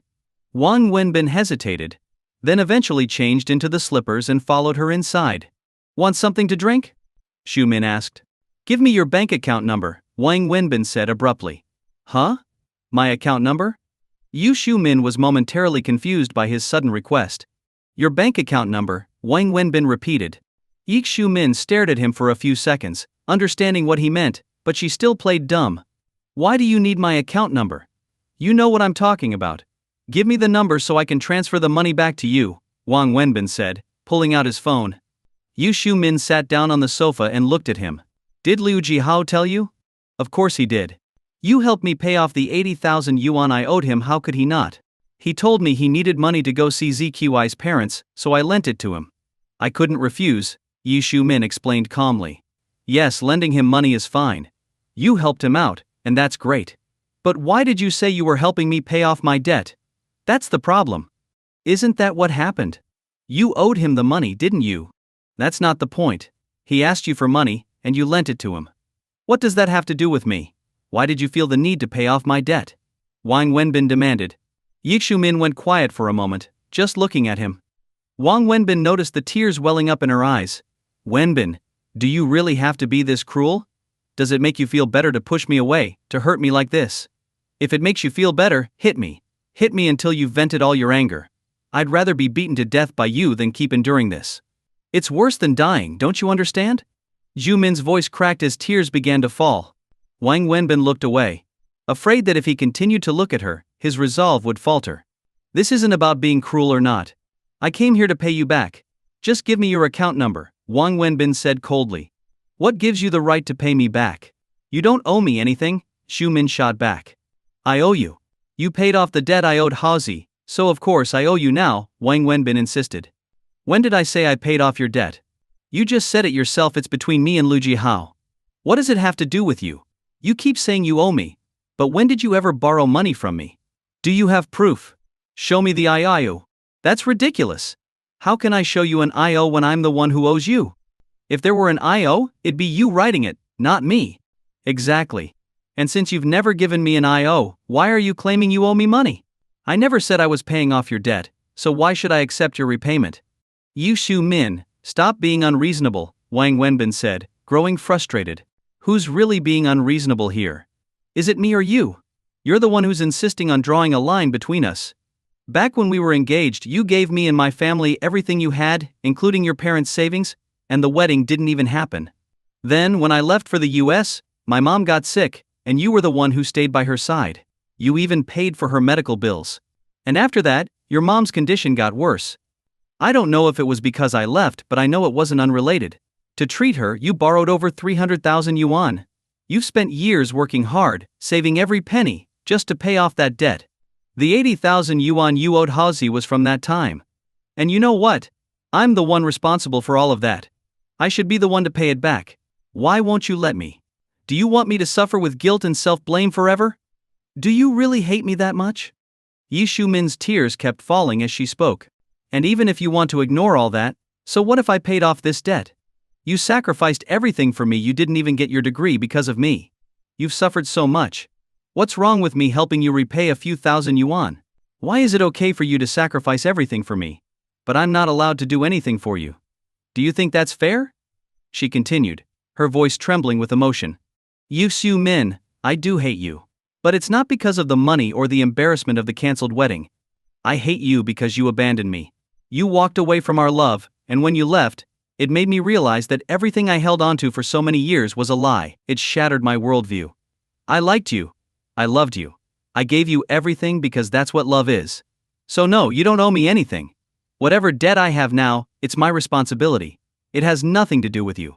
If we were still together, I wouldn't say a word about you helping me repay anything because that's what couples do.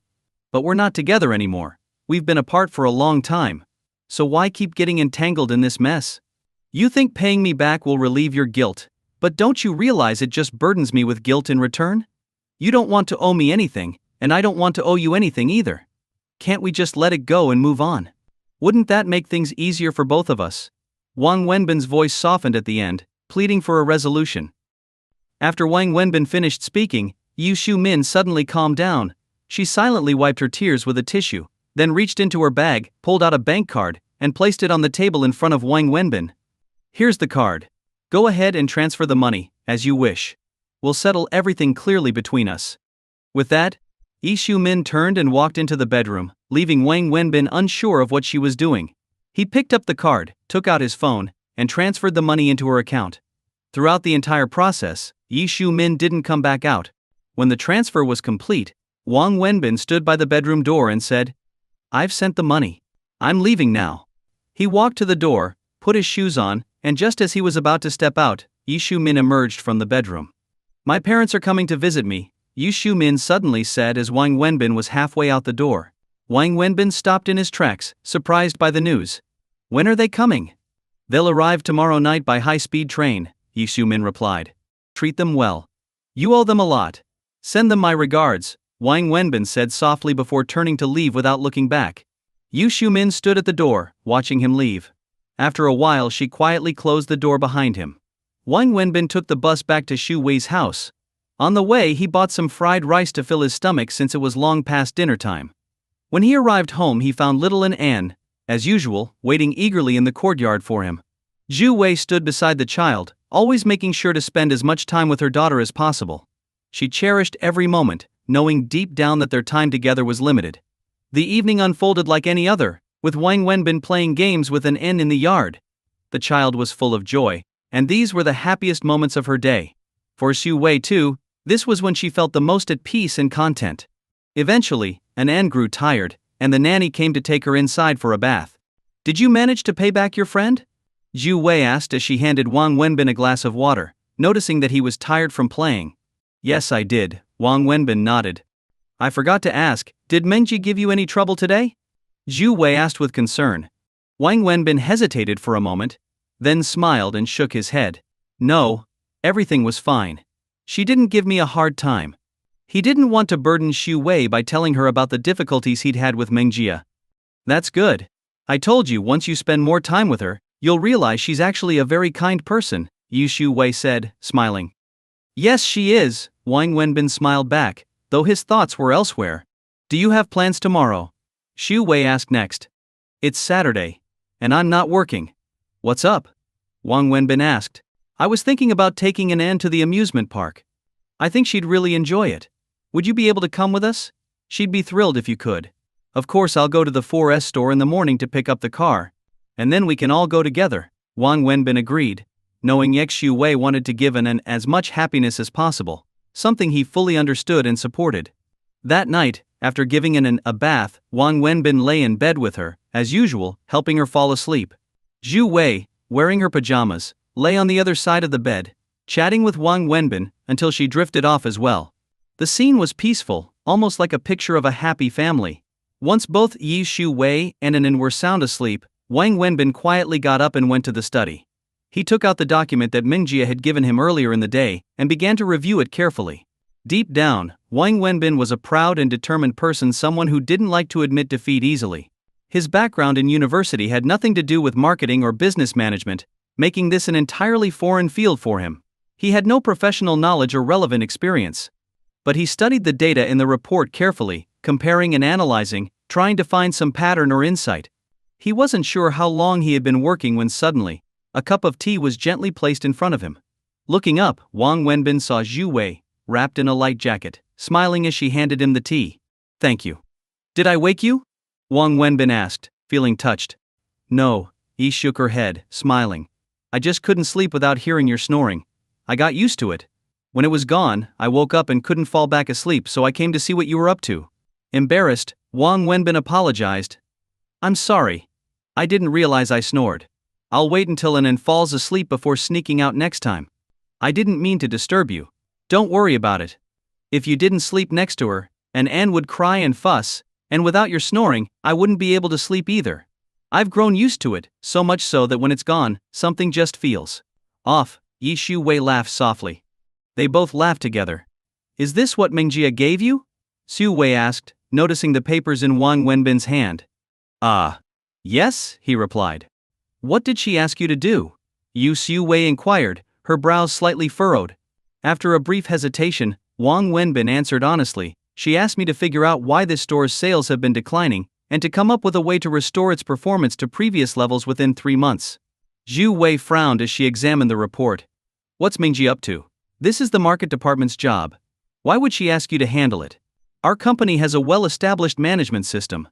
Any fluctuations in store performance are closely monitored, and there are specialized teams to handle these issues, Xu Wei explained, pointing to the data.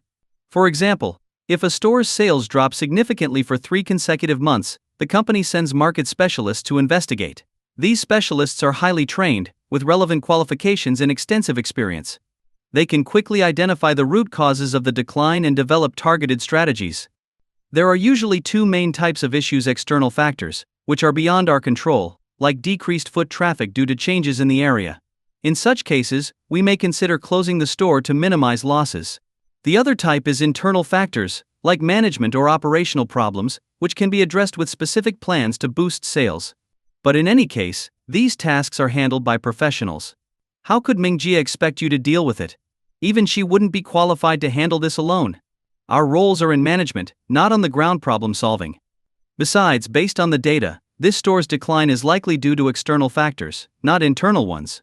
This store should probably be closed rather than trying to fix it. Mengjia is being unreasonable. I'll call her tomorrow to tell her to stop this nonsense, Xu Wei said, clearly frustrated. I'd like to give it a try, Wang Wenbin said, shaking his head. Give it a try. Xu Wei looked at him in surprise. Yes, I want to try, Wang Wenbin nodded. I don't have much to do anyway, and maybe working on this will help me learn something. Besides, I've been given the title of assistant to the general manager. I can't just sit around doing nothing. Don't you agree? Xu Wei looked at Wang Wenbin for a moment, then sighed. You're really stubborn.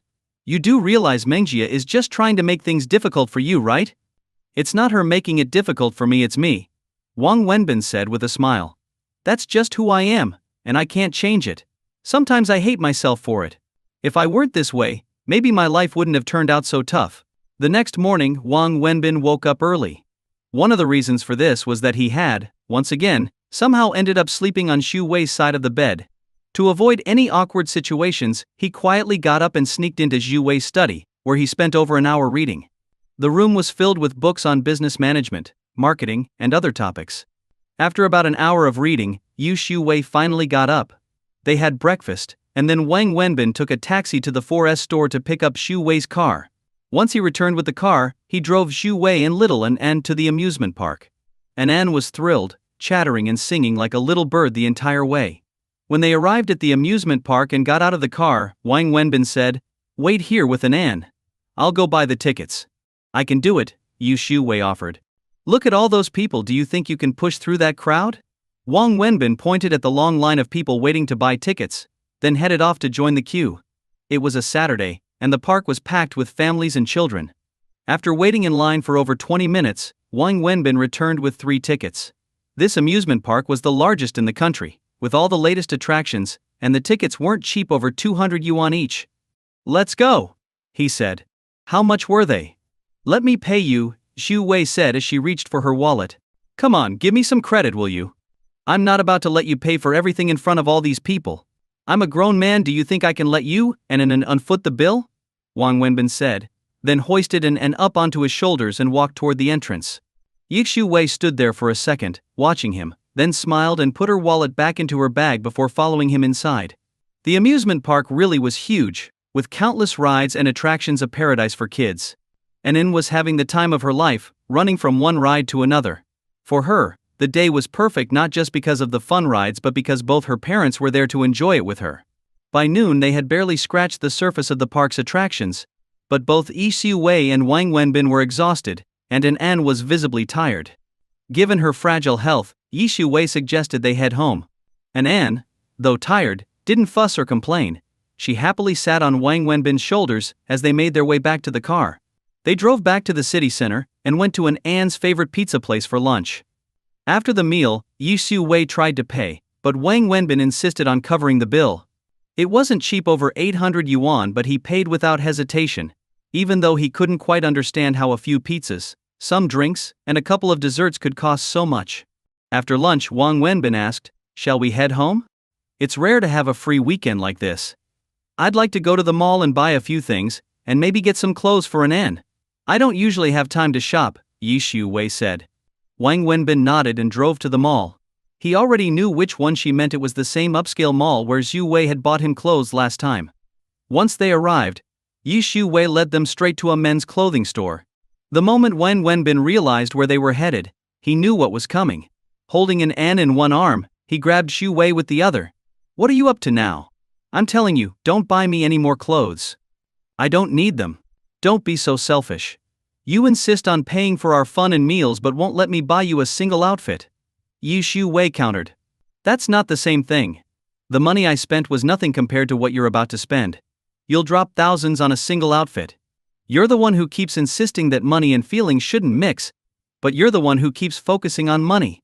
You paid for our meal and entertainment today. What's the big deal if I buy you a gift? It's not about the amount of money, it's about the gesture. Why do you have to make it all about money?" Xu Wei shot back. Wang Wenbin was at a loss for words. After a moment he sighed and said, "You've already bought me 2 outfits last time. I really don't need any more. Last time was for work. Those were your business clothes, and that was a professional matter. Today is different. Today's personal. I'm buying you casual clothes. Just look at what you're wearing. It's clean, sure, but it's so old. How many years have you had these? Just let me do this, okay? If you refuse again, I'll be really upset." With that, Xu Wei turned and began picking out clothes for Wang Wenbin. Wang Wenbin stood at the entrance, holding An, feeling a bit helpless. In the end, he gave in and followed Xu Wei into the store. His role was simply to try on whatever she picked out. Eventually, he left the store carrying several bags, with An still in his arms. As they stepped out of the store, Wang Wenbin suddenly stopped in his tracks. Xu Wei, who was walking behind him, looked up in surprise. She noticed 2 women walking toward them. One of the women also stopped abruptly, staring at Wang Wenbin just as he was staring at her. Yi Xiu-wei glanced between the two of them, sensing a complicated history in their eyes. Neither of them spoke or moved, but the tension was palpable. The other woman with the girl glanced curiously between them before tugging on her companion's arm and whispering, "Do you know him?" "Papa, who is that lady?" "She's so pretty," little Annie suddenly asked, looking at the girl across from Wang Wenbin. Hearing Annie call him Papa, the girl across from them looked surprised. "Your friend?" Xu Wei asked Wang Wenbin. Wang Wenbin nodded slightly and said, "Something like that." "All right, you two chat. I'll take Annie to that store over there," Yu Xiu Wei said as she took Annie from Wang Wenbin's arms after leaving. She smiled at the girl and walked away. "Is she your daughter?" After about 2 minutes of silence, the girl finally asked Wang Wenbin. Wang Wenbin opened his mouth but didn't say anything at first.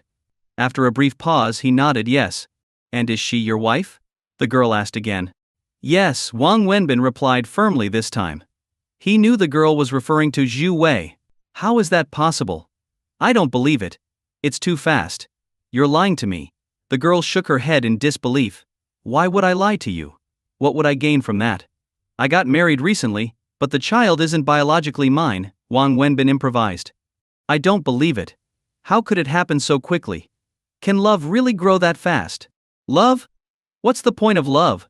Wang Wenbin laughed, then lifted the bag in his hand and said to the girl, "You know how much this brand costs, right? Can love buy this?" He then pulled out a BMW car key. "And this, can love get you this?" "Oh, and this, the latest model phone." Wang Wenbin showed her the new phone that Peng Mingjie had given him. "To be honest with you, my wife is the CEO of a big company, very rich. Her previous wife passed away years ago. She needed a husband, and the child needed a father. I needed money, so we each got what we wanted and got married. Any more questions?" Wang Wenbin chuckled as he spoke. "No, I don't believe it. How could you be like this?" The girl shook her head, feeling like her understanding of him was shattered once again. "Does it make me seem even more shameless?" "Well, you're not wrong. I've always been like this. As long as there's money involved, I'll do whatever it takes, no matter how dirty or disgraceful. I have to thank you though.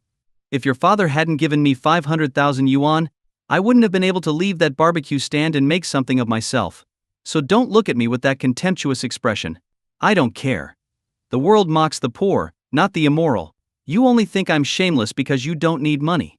All right, I've said enough.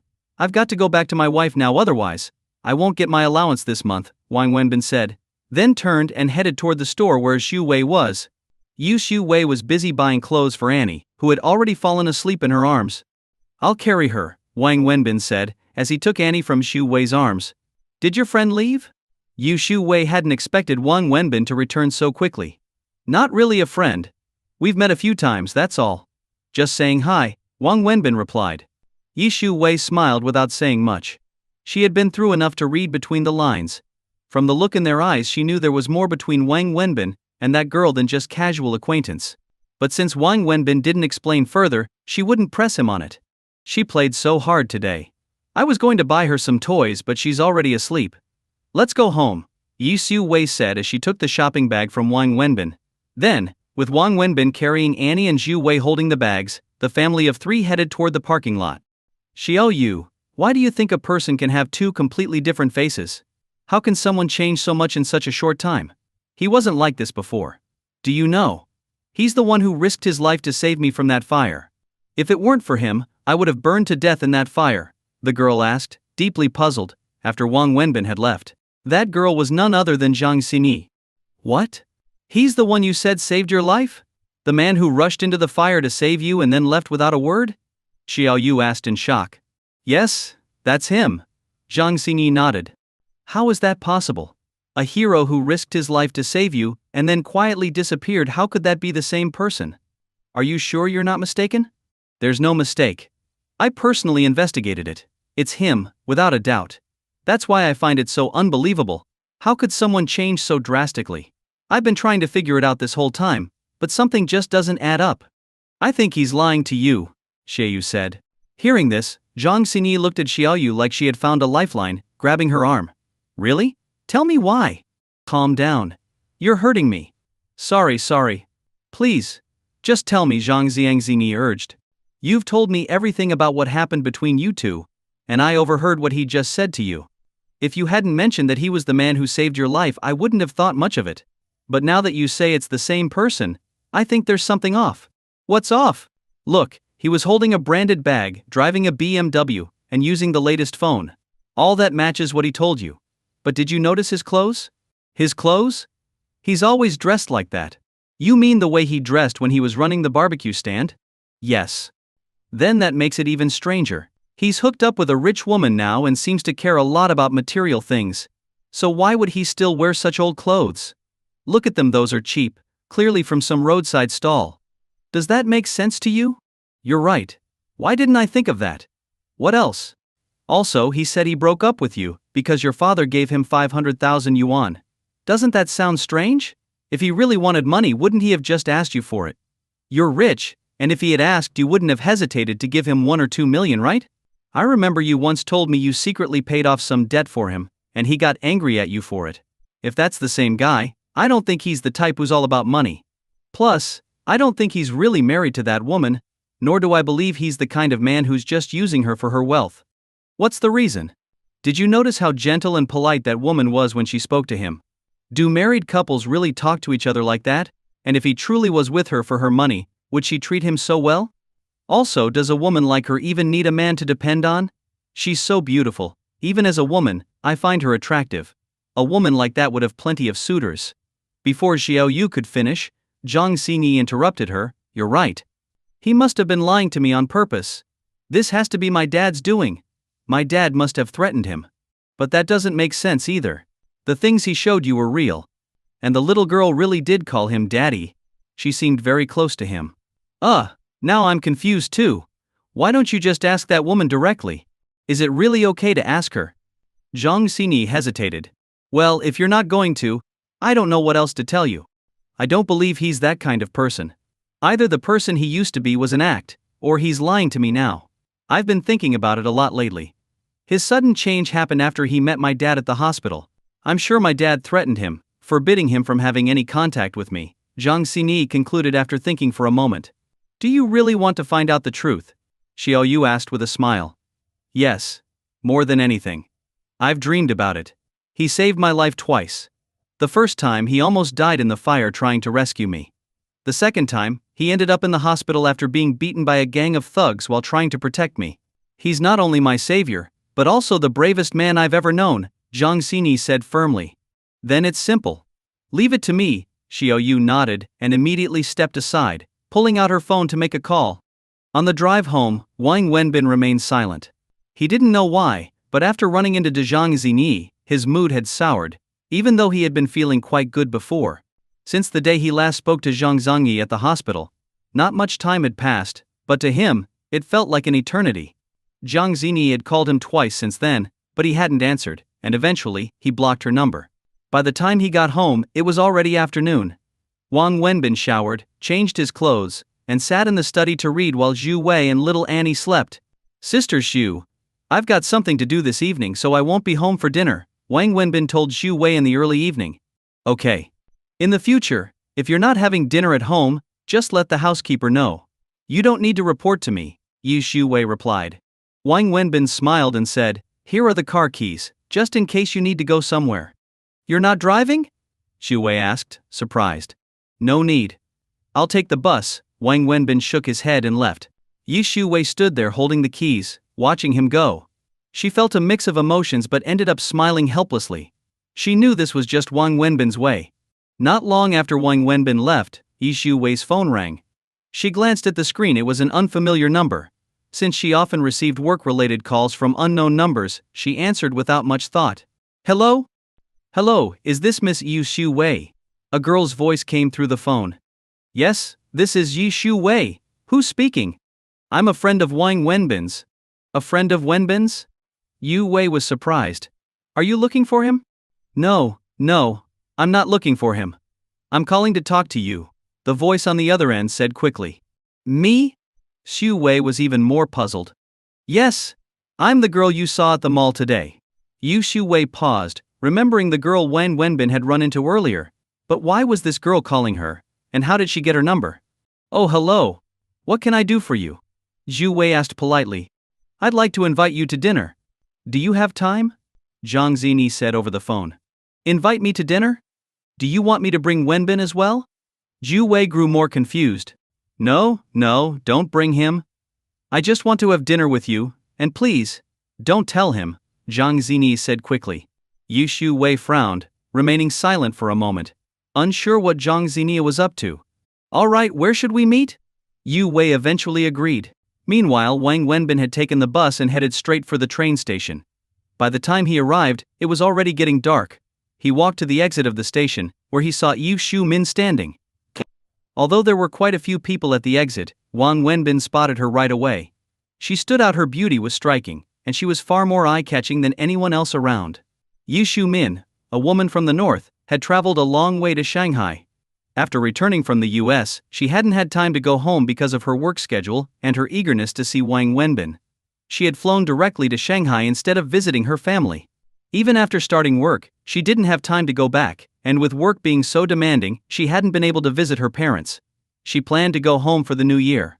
However, her parents, eager to see her, had decided to visit her instead. Her elderly parents didn't like flying, so Yu Xiumin had bought them train tickets. She missed them as much as they missed her, so she had been waiting at the station for over an hour. As she waited, she occasionally glanced back, hoping that Wang Wenbin might come. But when she didn't see him, she didn't blame him. They had long since gone their separate ways, and Wang Wenbin had no obligation to meet her parents. After all, this was her fault. Finally, the time came. As a crowd of passengers exited the station, Yu Xiumin spotted her parents. They looked much older than she remembered, especially her mother, whose hair had turned mostly white. Seeing them, Yu Xiumin couldn't hold back her tears. She rushed to the gate and embraced her mother. Mom. Dad. Yu Xiumin cried out. Uncle, Auntie. A familiar voice suddenly came from behind her. Startled, Yu Xiumin turned around to see Wang Wenbin standing there, respectfully addressing her parents. The moment Xiumin saw Wang Wenbin, she was both surprised and delighted. Wenbin, you're here, Yu Xiumin's parents said almost in unison. When they saw Wang Wenbin appear, their expressions were complicated. Wang Wenbin's sudden appearance shocked not only Yu Xiumin but also her parents. They were fully aware of what had happened between Yu Xiumin and Wang Wenbin. Who was right, who was wrong, they knew it all. They also knew that Wang Wenbin and Xiumin had long since ended their relationship, and they hadn't even been in contact. So for Wang Wenbin to suddenly show up to pick them up was surprising, to say the least. Uncle, let me take that, Wang Wenbin said, as he hurriedly took the luggage from Zhu Min's father's hands. Where did you park the car? Wang Wenbin asked Zhu Min. Oh. In the parking lot, Yu Xiumin responded, a bit flustered. Uncle, Auntie, this way. You must be tired after the long train ride, Wang Wenbin said with a smile as he led Xiumin's parents toward the parking lot, chatting casually. I'm sorry, Uncle, Auntie. I've been busy with work these past few years and haven't had a chance to visit you. How long are you staying this time? Wang Wenbin spoke to Xiumin's parents with the same warmth and respect as he had 3 years ago, as if nothing had ever happened. When they reached the parking lot and approached Xiumin's car, Wang Wenbin opened the trunk and carefully placed their luggage inside. Then, as Xiumin was about to get into the driver's seat, Wang Wenbin stopped her. Give me the keys. You sit with your parents and talk. I'll drive, Wang Wenbin said as he took the car keys from Xiumin and got into the driver's seat. Xiumin was momentarily stunned, but then a smile spread across her face as she happily walked around and sat in the front passenger seat. How's your health, Uncle? Auntie? Wang Wenbin asked as he drove, chatting warmly with Xiumin's parents. Zhu Min, on the other hand, remained quiet, simply watching them talk, smiling in contentment. This was the scene she had dreamed of for so long. Wang Wenbin drove into the city, but didn't head in the direction of Zhu Min's home. Though she was a little puzzled, she didn't ask any questions. Finally, Wang Wenbin pulled into the parking lot of a large restaurant. As they got out, he said to Zhu Min's parents, You must be hungry. Let's get something to eat. This is a well-known, long-standing restaurant here in Shanghai. They serve the most authentic local dishes. Since you're visiting Shanghai, you must try the local cuisine. If you don't like it, we can try something else tomorrow. But today, let's give it a try, Wang Wenbin said with a smile as he helped Xiumin's parents out of the car. Yu Xiumin glanced at the restaurant. She knew it well. Just as Wang Wenbin said, it was a long-established Shanghai restaurant with a traditional atmosphere. And like most old, famous places, it was also very expensive. Wang Wenbin led Xiumin's parents inside, and after asking what they wanted to eat, he ordered nearly half the menu. For just 4 people, it seemed excessive, But Wang Wenbin explained that since Yu Shumin's parents didn't visit often, they should try as many local dishes as possible, even if it was just for a taste. So, he ordered all the specialty dishes. During the meal, Wang Wenbin was constantly serving Xu Min's parents, treating them with utmost respect. Toward the end of the meal, Wang Wenbin got up to pay the bill. As he stood, he noticed Xu Min discreetly passing him a bank card. Wang Wenbin looked at her questioningly, and Xu Min winked at him. Understanding her gesture, Wang Wenbin ignored her and didn't take the card. He continued walking toward the cashier. "Hi, I'd like to settle the bill," Wang Wenbin said at the counter. "Hello, sir? That will be 3,380 yuan, the cashier said, handing him the bill. This was Wang Wenbin's first time eating at this restaurant. Though he had heard of it, he had never been. After living in Shanghai for so long, he had lost interest in expensive local cuisine and couldn't afford it anyway. Even though he was prepared for a high bill, he was still surprised by the amount over 3,000 yuan for a meal for four. As Wang Wenbin looked at the bill, a card was handed to the cashier by Xu Min. The cashier reached for the card, but Wang Wenbin quickly snatched it away. "You think you're the only one with money?" Wang Wenbin said, as he stuffed the card back into Yu Shumin's hand and pulled out his own card to give to the cashier. "Why are you doing this? You don't earn that much in a month," Xu Min protested. "How much I earn is my business. It's got nothing to do with you." "How is it not my business? These are my parents. If you're going to be so particular, then I should be the one paying for this meal." "Yi Xu Min, let me tell you something. This has nothing to do with you. I didn't come here today because of you. When we were together, your parents treated me like a son, and I'll never forget that. Now that they're in Shanghai, this is the least I can do. So, put your card away," Wang Wenbin said firmly before turning to the cashier. "Charge it to my card." "Why are you like this? Still so stubborn? You don't even have much money left. Yesterday you insisted on transferring me 80,000 yuan, and now this meal cost over 3,000. Do you even have enough left for yourself?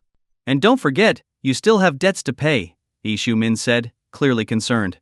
"That's my problem," Wang Wenbin said as he took the receipt and card from the cashier and walked back to the table. Meanwhile, in an upscale Western restaurant not far from where Wang Wenbin and Xu Min were dining, Yi Shu Wei parked her car and walked inside. Approaching the hostess, she asked, "I'm looking for a girl with the last name Zhang."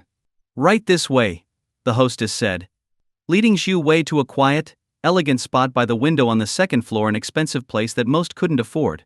Yi Shu Wei followed the hostess and saw Jang Xingi sitting by the window, lost in thought. Jang Xingi looked up and saw Yi Shu Wei as well. The two women sized each other up.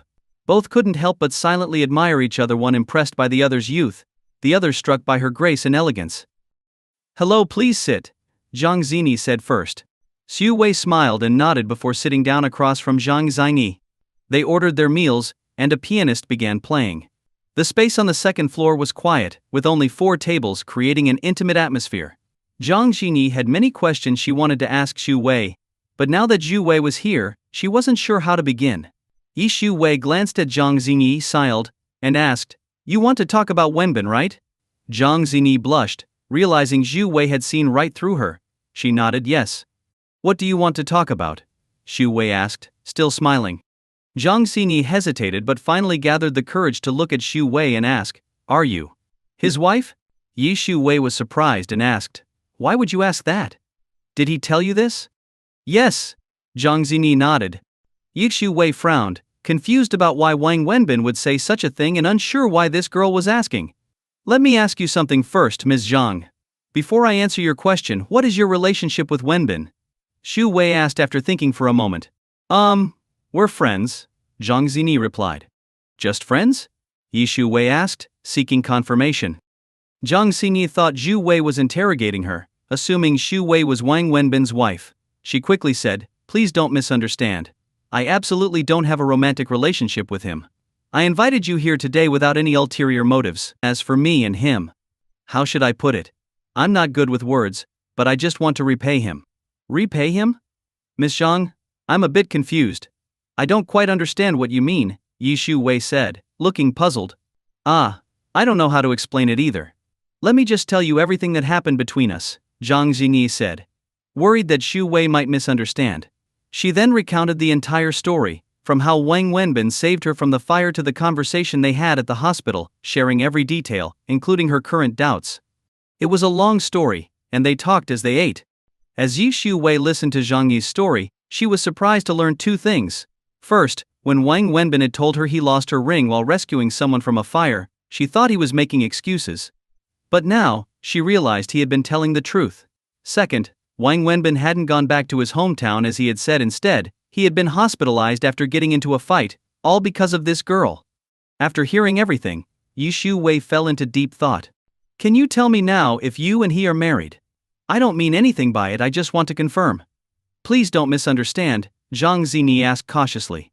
Do you like him? Shu-wei asked, smiling. Like him? No, you've misunderstood. I don't have feelings for him really. You've heard our story.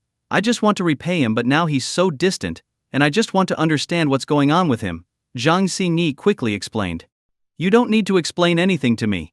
Like you, I'm just a friend of his, Yi Shu-wei replied with a gentle smile. Really? You're just friends? Zhang Xinyi was shocked. Would I lie to you about something like this? He lied to you. We're just friends, Yi Shu-wei said calmly. Why would he lie to me? Zhang Xinyi asked. That's something you'll have to ask him yourself. All I can tell you is what I know, Yi Shu-wei replied with a smile. First, as I said, we're just friends, nothing more. I don't know why he told you I'm his wife. Second, I'm confident he didn't take any money from your father. I'm basing this on two reasons. First, because I know him well, and second, because he's genuinely broke. If he had taken your father's 50,000, he wouldn't be in such financial trouble. You might not know this, but he's no longer running his barbecue business. I'm not sure why, but I know he's been forced to work on construction sites to make ends meet. So I'm certain he either never accepted the 50,000, or if he did, he returned it. Third, Yi Shu-wei continued explaining everything to Zhang Xinyi without holding anything back. But finally, Shu-wei asked, I have a question for you. How did you get my phone number? My friend's father is, well, he's a local official.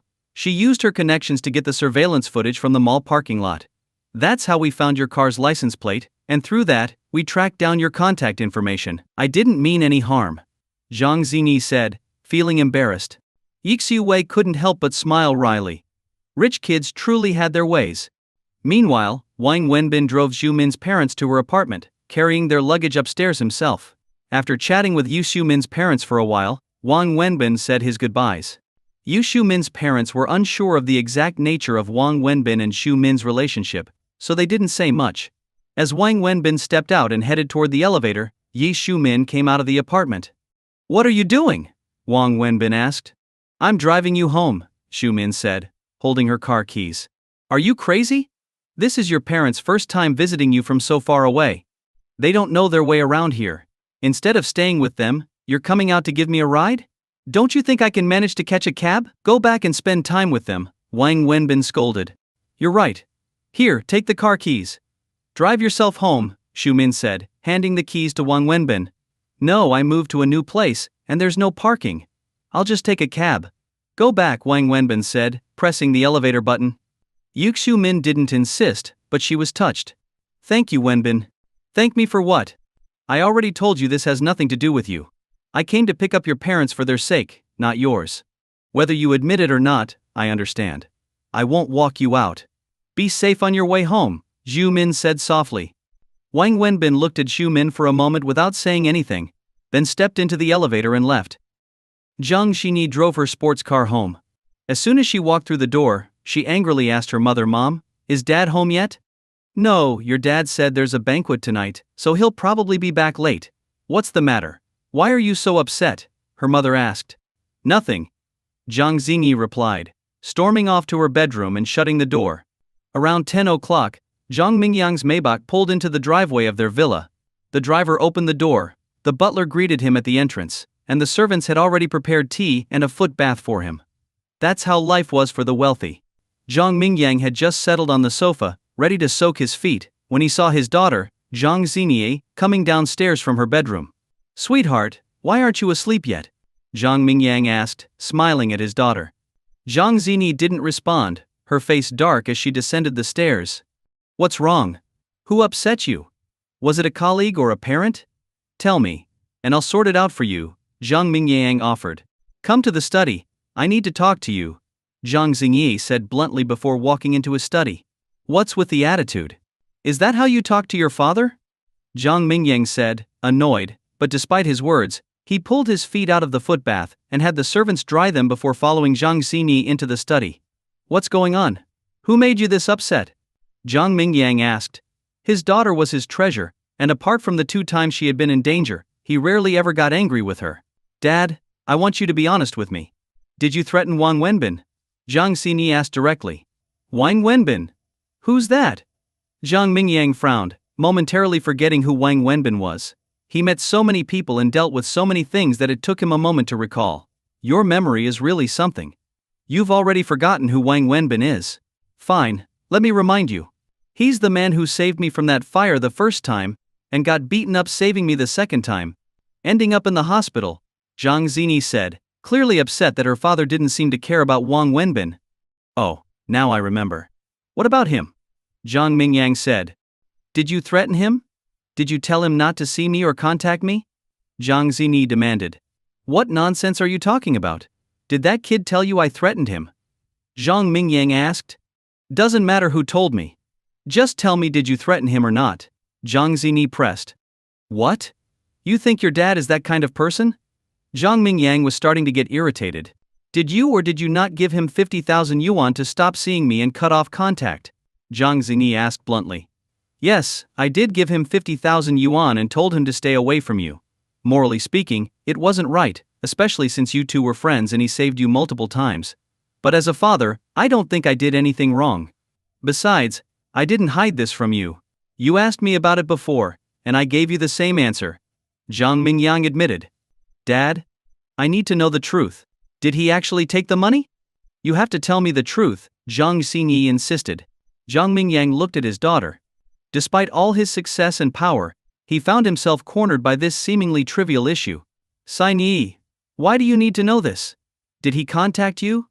Did he say something? Zhang Mingyang asked. No, Zhang Xinyi shook her head. If he had told me, I wouldn't be here asking you. I ran into him on the street today. He was cold toward me and made a point of saying he took your money. He even said he's the kind of person who'd do anything for money. I've called him a few times, but he's blocked my number. But Dad, I looked into it. He's no longer running his food stand because, after saving me, he got on the wrong side of the local thugs. Every time they see him, they beat him up. That was his livelihood, and it's gone because of me. Do you know what he's doing now? Zhang Xinyi asked, her voice growing more emotional. What is he doing now? Zhang Mingyang asked. He's working on a construction site, Zhang Xinyi said. On a construction site. Zhang Mingyang frowned, remembering the young man's words when he had come to his office. I checked the timeline, and I even asked the hospital. He was discharged early, against medical advice, with his injuries still not fully healed. He left the hospital and went straight to work on the construction site, even though he could barely walk. Do you know why he's doing this? Based on what I found out, he didn't have a cent to his name, he couldn't even afford a taxi. That's why he left the hospital early and started working himself to exhaustion. Dad, you said he took your 50,000. But if he really had that money, why would he put himself through all this? Why would he risk his life? Zhang Xinyi asked, almost pleading. Zhang Mingyang sat on the sofa, deep in thought, before he finally said, Xinyi, is there anything else you want to ask your father? Let's get it all out at once. No, Dad, I just want to know if he really took your 50,000 yuan. I don't believe it. If he was that kind of person, why would he risk his life to save me in the fire? If he was really like that, why would he rush out to protect me when those guys were harassing me and end up getting beaten by a dozen people? Dad, I just don't believe he'd take your 50,000, Zhang Xinyi said, staring at her father. After hearing this, Zhang Mingyang smiled and said, You think I'm lying to you, don't you? Jinyi, you're my only daughter. I admit, I've lied to people in business. Deception is part of the game. If I didn't know how to lie, I wouldn't have made it this far. But I've never lied to you, not once. I don't believe he took the money. He's not that kind of person, Zhang Xinyi said, shaking her head. He didn't take the 50,000 yuan. But that doesn't mean I lied to you, Zhang Mingyang replied. What? What do you mean? Zhang Xinyi asked, confused. At the hospital he did take the 50,000. I gave him a card with that amount, and he didn't refuse. I also gave him my business card and told him that if he ever needed anything, he could come to me, and I'd help him as much as I could. So, when you asked if I gave him 50,000 and told him not to contact you, I said yes. And when you asked if he accepted the money, I also said yes. So, I haven't lied to you, Zhang Mingyang explained. He never felt the need to explain himself to anyone, not even his wife, but his daughter was the one exception.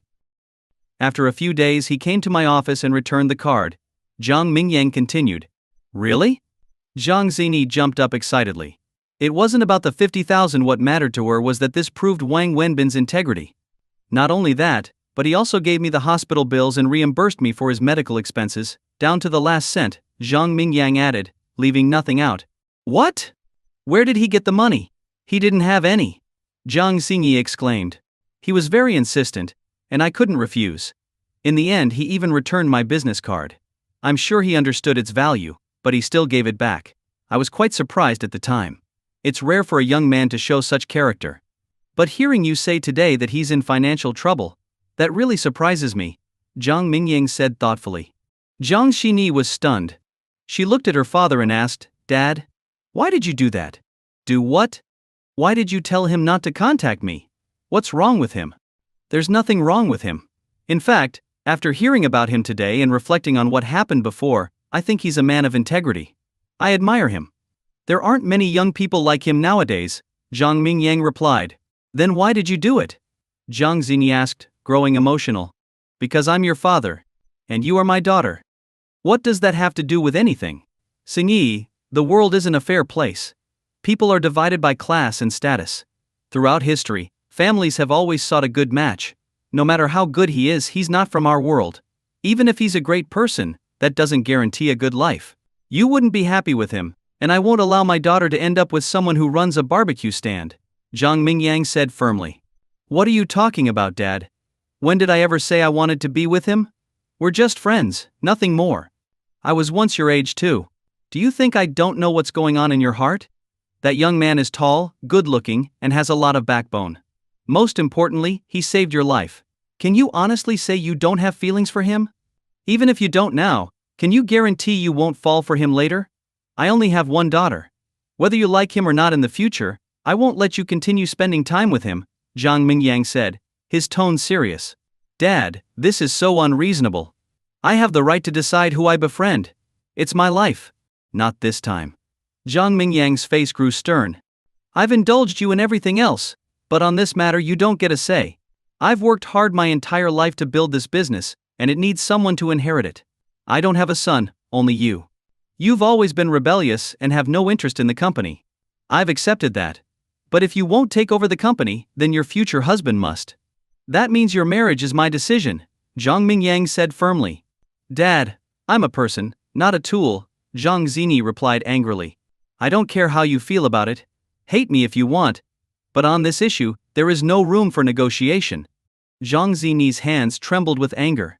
This was the first time she had heard her father speak to her like this. Dad, I don't want to argue with you about marriage. I'm not even thinking about that right now. What I want to say is that Wang Wenbin is my friend, and more than that, he's my savior. He saved my life twice. I don't care what you think, but I believe that when someone saves your life you should repay them with gratitude. If a person can't even show basic gratitude, are they still human? That's what you taught me growing up. Whether you agree or not, I'm asking you please, don't interfere with my relationship with him. That's all I ask, Zhang Xingi pleaded. I don't mind if you want to repay him. I'll give him as much money as he needs, cars, houses, a job, whatever he wants. Is that what you think gratitude is? Dad, not everyone is as materialistic as you. Not everyone lacks integrity. Yes, you gave him 50,000 yuan, but that wasn't gratitude, that was an insult. You repaid him with humiliation, Zhang Xingi cried out. Slap. Before Zhang Xingi could finish, a sharp slap landed on her face. She was stunned, and so was Zhang Mingyang. It was the first time Zhang Xingi had ever been hit, and the first time Zhang Mingyang had ever struck his beloved daughter. He immediately regretted it. Dad, you've never hit me, no matter what I've done wrong. And today you hit me over this? Zhang Xingi said through her tears, holding her cheek. Zhang Mingyang stood there, slowly rising from his seat. He said, I won't interfere in your relationship with him anymore. If you want to repay him, I'll help with anything, money, favors, whatever he needs. But you cannot marry him. I won't allow it. You can be friends with him, but that's where it ends. If you become more than that, I'll destroy him. You'd only be putting him in harm's way. You know I mean what I say. By the time Wang Wenbin got home after taking 2 buses, It was already late. Little Annie was still awake, waiting for him on the sofa. It had become a habit for her. She refused to go to sleep until Wang Wenbin came home. Every night he would have to carry her to bed and tell her a story before she could fall asleep. Wang Wenbin had gotten used to it. Sometimes he even felt as if Annie were his own daughter. After putting Annie to bed, Wang Wenbin sighed in relief and headed to wash up. As he stepped out, Yu Shu Wei handed him a cup of tea. "Thanks," Wang Wenbin said, feeling parched. "Tired?" Shu Wei asked. "Not too bad," Wang Wenbin replied. Though in truth, he was exhausted. He'd spent the whole day taking care of Annie, then rushed to pick up Xu Min's parents, and hadn't had a moment of rest since. "Want to chat for a bit?" Yu Wei asked with a smile. Wang Wenbin looked surprised but agreed, "Sure." Yi Shu Wei sipped her coffee. She had a habit of drinking it at night while Wang Wenbin drank the tea she had made. They moved to the gazebo in the yard and sat down. "Is there something on your mind?" Wang Wenbin asked. "After you left this afternoon, a young woman came to see me," Yu Shu Wei said, getting straight to the point. "Does this woman have something to do with me?" Wang Wenbin asked, puzzled. Since Yu Shu Wei had brought it up, he figured the woman must be connected to him in some way. "She told me she's the girl you bumped into at the mall this afternoon," Yu Wei said. Wang Wenbin's eyes widened in surprise. "Jang Xingi? How is that possible? How did she get your phone number?" "She went to a lot of trouble. She had someone pull the security footage from the mall parking lot, traced my license plate, and from there, got my personal information and phone number. It's not too difficult if you know the right people, but it certainly takes effort.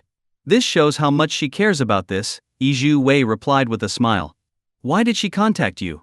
What does she want?" Wang Wenbin asked, still confused and shocked. "She invited me out for dinner." "Dinner?"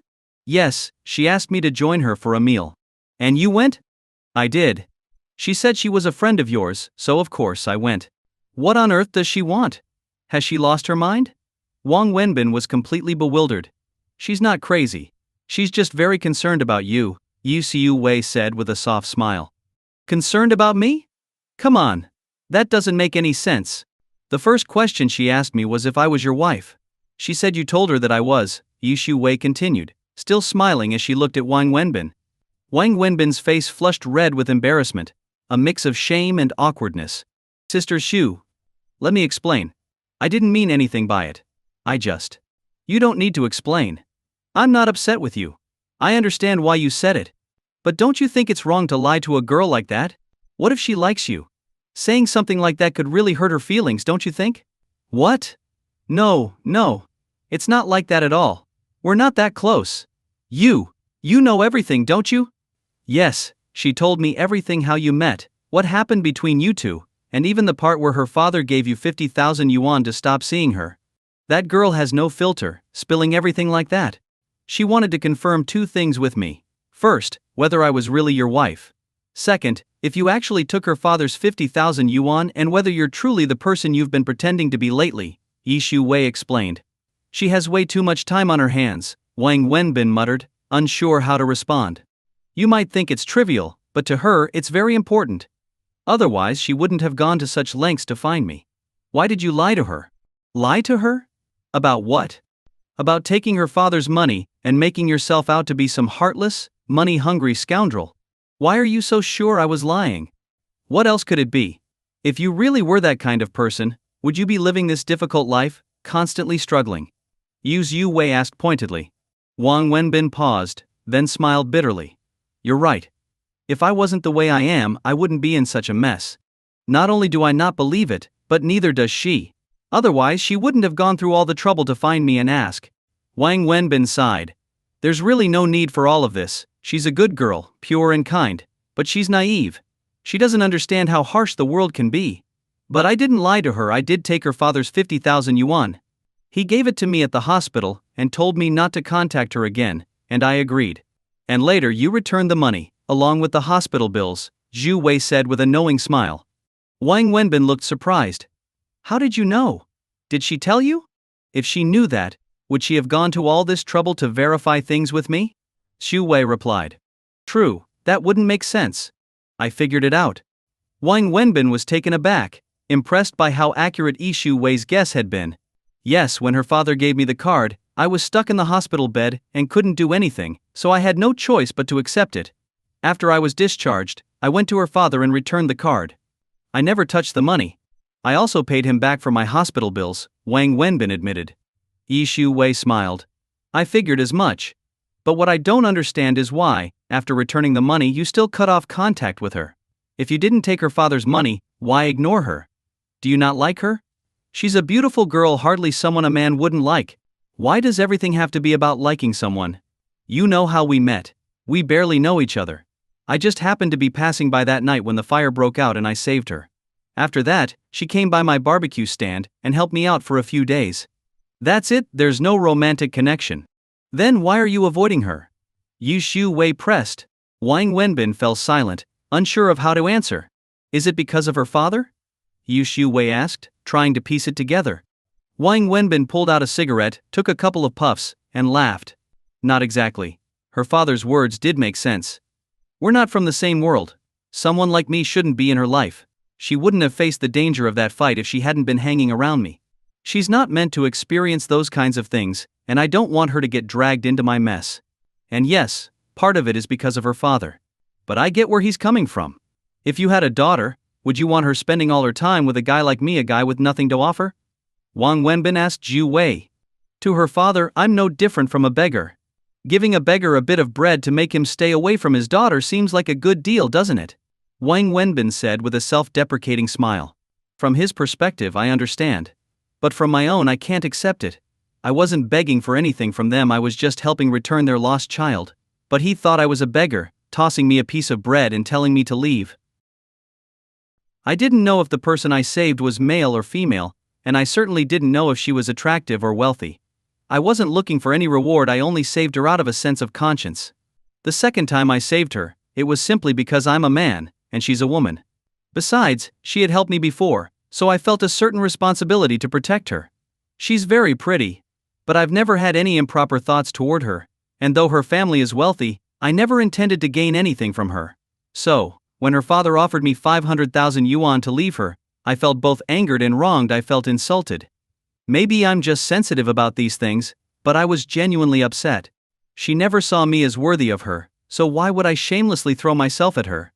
Wang Wenbin said after taking the last puff of his cigarette and then snuffed it out. So you returned the steamed bun they gave you and walked away, ignoring the child you helped find their way back home who came after you to thank you. Is that right? Yu Wei said, laughing at Wang Wenbin's metaphor. If you put it that way, yeah, that's about right. Even the Buddha can get angry. I'm just an ordinary person, Wang Wenbin said honestly. But this whole thing had nothing to do with that girl. I know. I've already said she and I are from different worlds. Being with me wouldn't do her any good, and her father obviously doesn't want us together.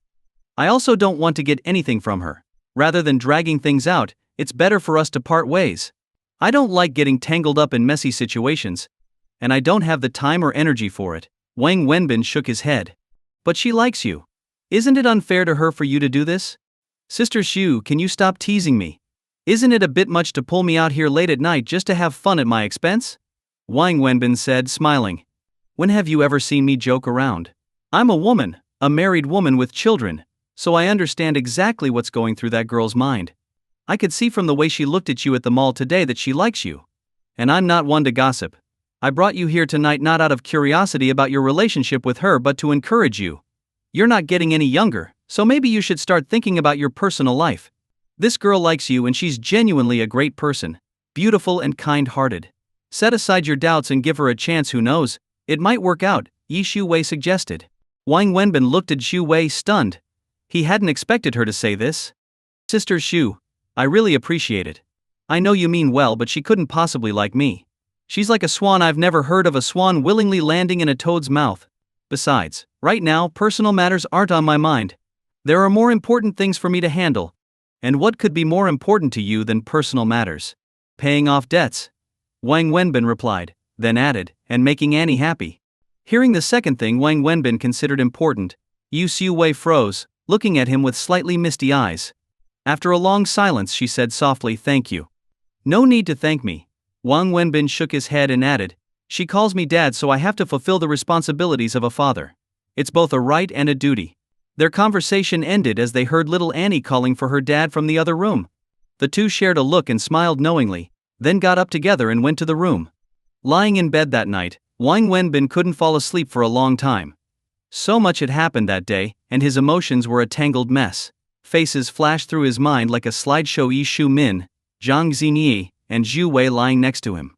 The next day, Yi Shu-wei woke up to find that Wang Wenbin had already left.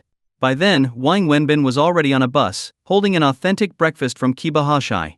The bus stopped near Zhu-min's neighborhood, and Wang Wenbin got off, carrying the breakfast as he headed to her apartment. As he rang the doorbell, he heard Zhu-min's voice from inside. "Who is it?" The door opened, and there stood Zhu-min, yawning, clearly just out of bed. "Wenbin? What brings you here so early?" Zhu-min asked, surprised to see him so early in the morning. "Where are your parents? Are they up yet?" They were just about to make breakfast." "No need for that. I brought breakfast," Wang Wenbin said as he walked inside and headed to the dining room. "Uncle, auntie, don't worry about making breakfast, I brought some for everyone. This is breakfast from kebabs, something you can only get here, nowhere else," he said as he set the food on the table. "What? You brought breakfast from kebabs?" Zhu-min exclaimed, rushing over in surprise. Wang Wenbin gave her a quick glance, then ignored her and continued speaking to her parents. "Auntie, eat it while it's hot, it won't taste as good if it gets cold.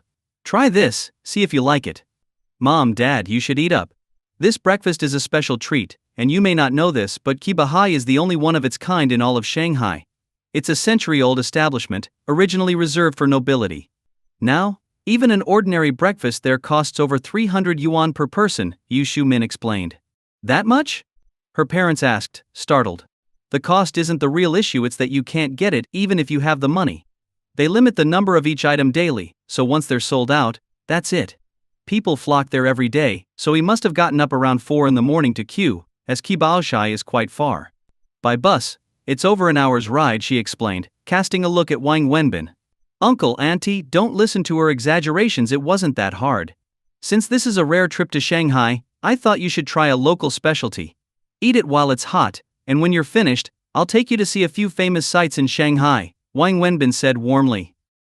That day, as usual, Wang Wenbin drove Yi Shu-min's car, and took her and her parents on a tour around Shanghai. They visited all the famous sites in the city, spending the entire day sightseeing. Wang Wenbin covered all the expenses himself and didn't allow Yi Shu-min to spend a single cent. In the evening, Wang Wenbin drove Zhu Min's parents back home. After parking the car, he personally escorted them to Yu Shu-min's apartment. Once they arrived, Wang Wenbin didn't enter but politely said his goodbyes. "Wenbin, come in and sit for a bit. Uncle and auntie have some things we'd like to say to you." Just as Wang Wenbin was about to leave, Yu Shu-min's father, who had held back all day, finally spoke up. "All right."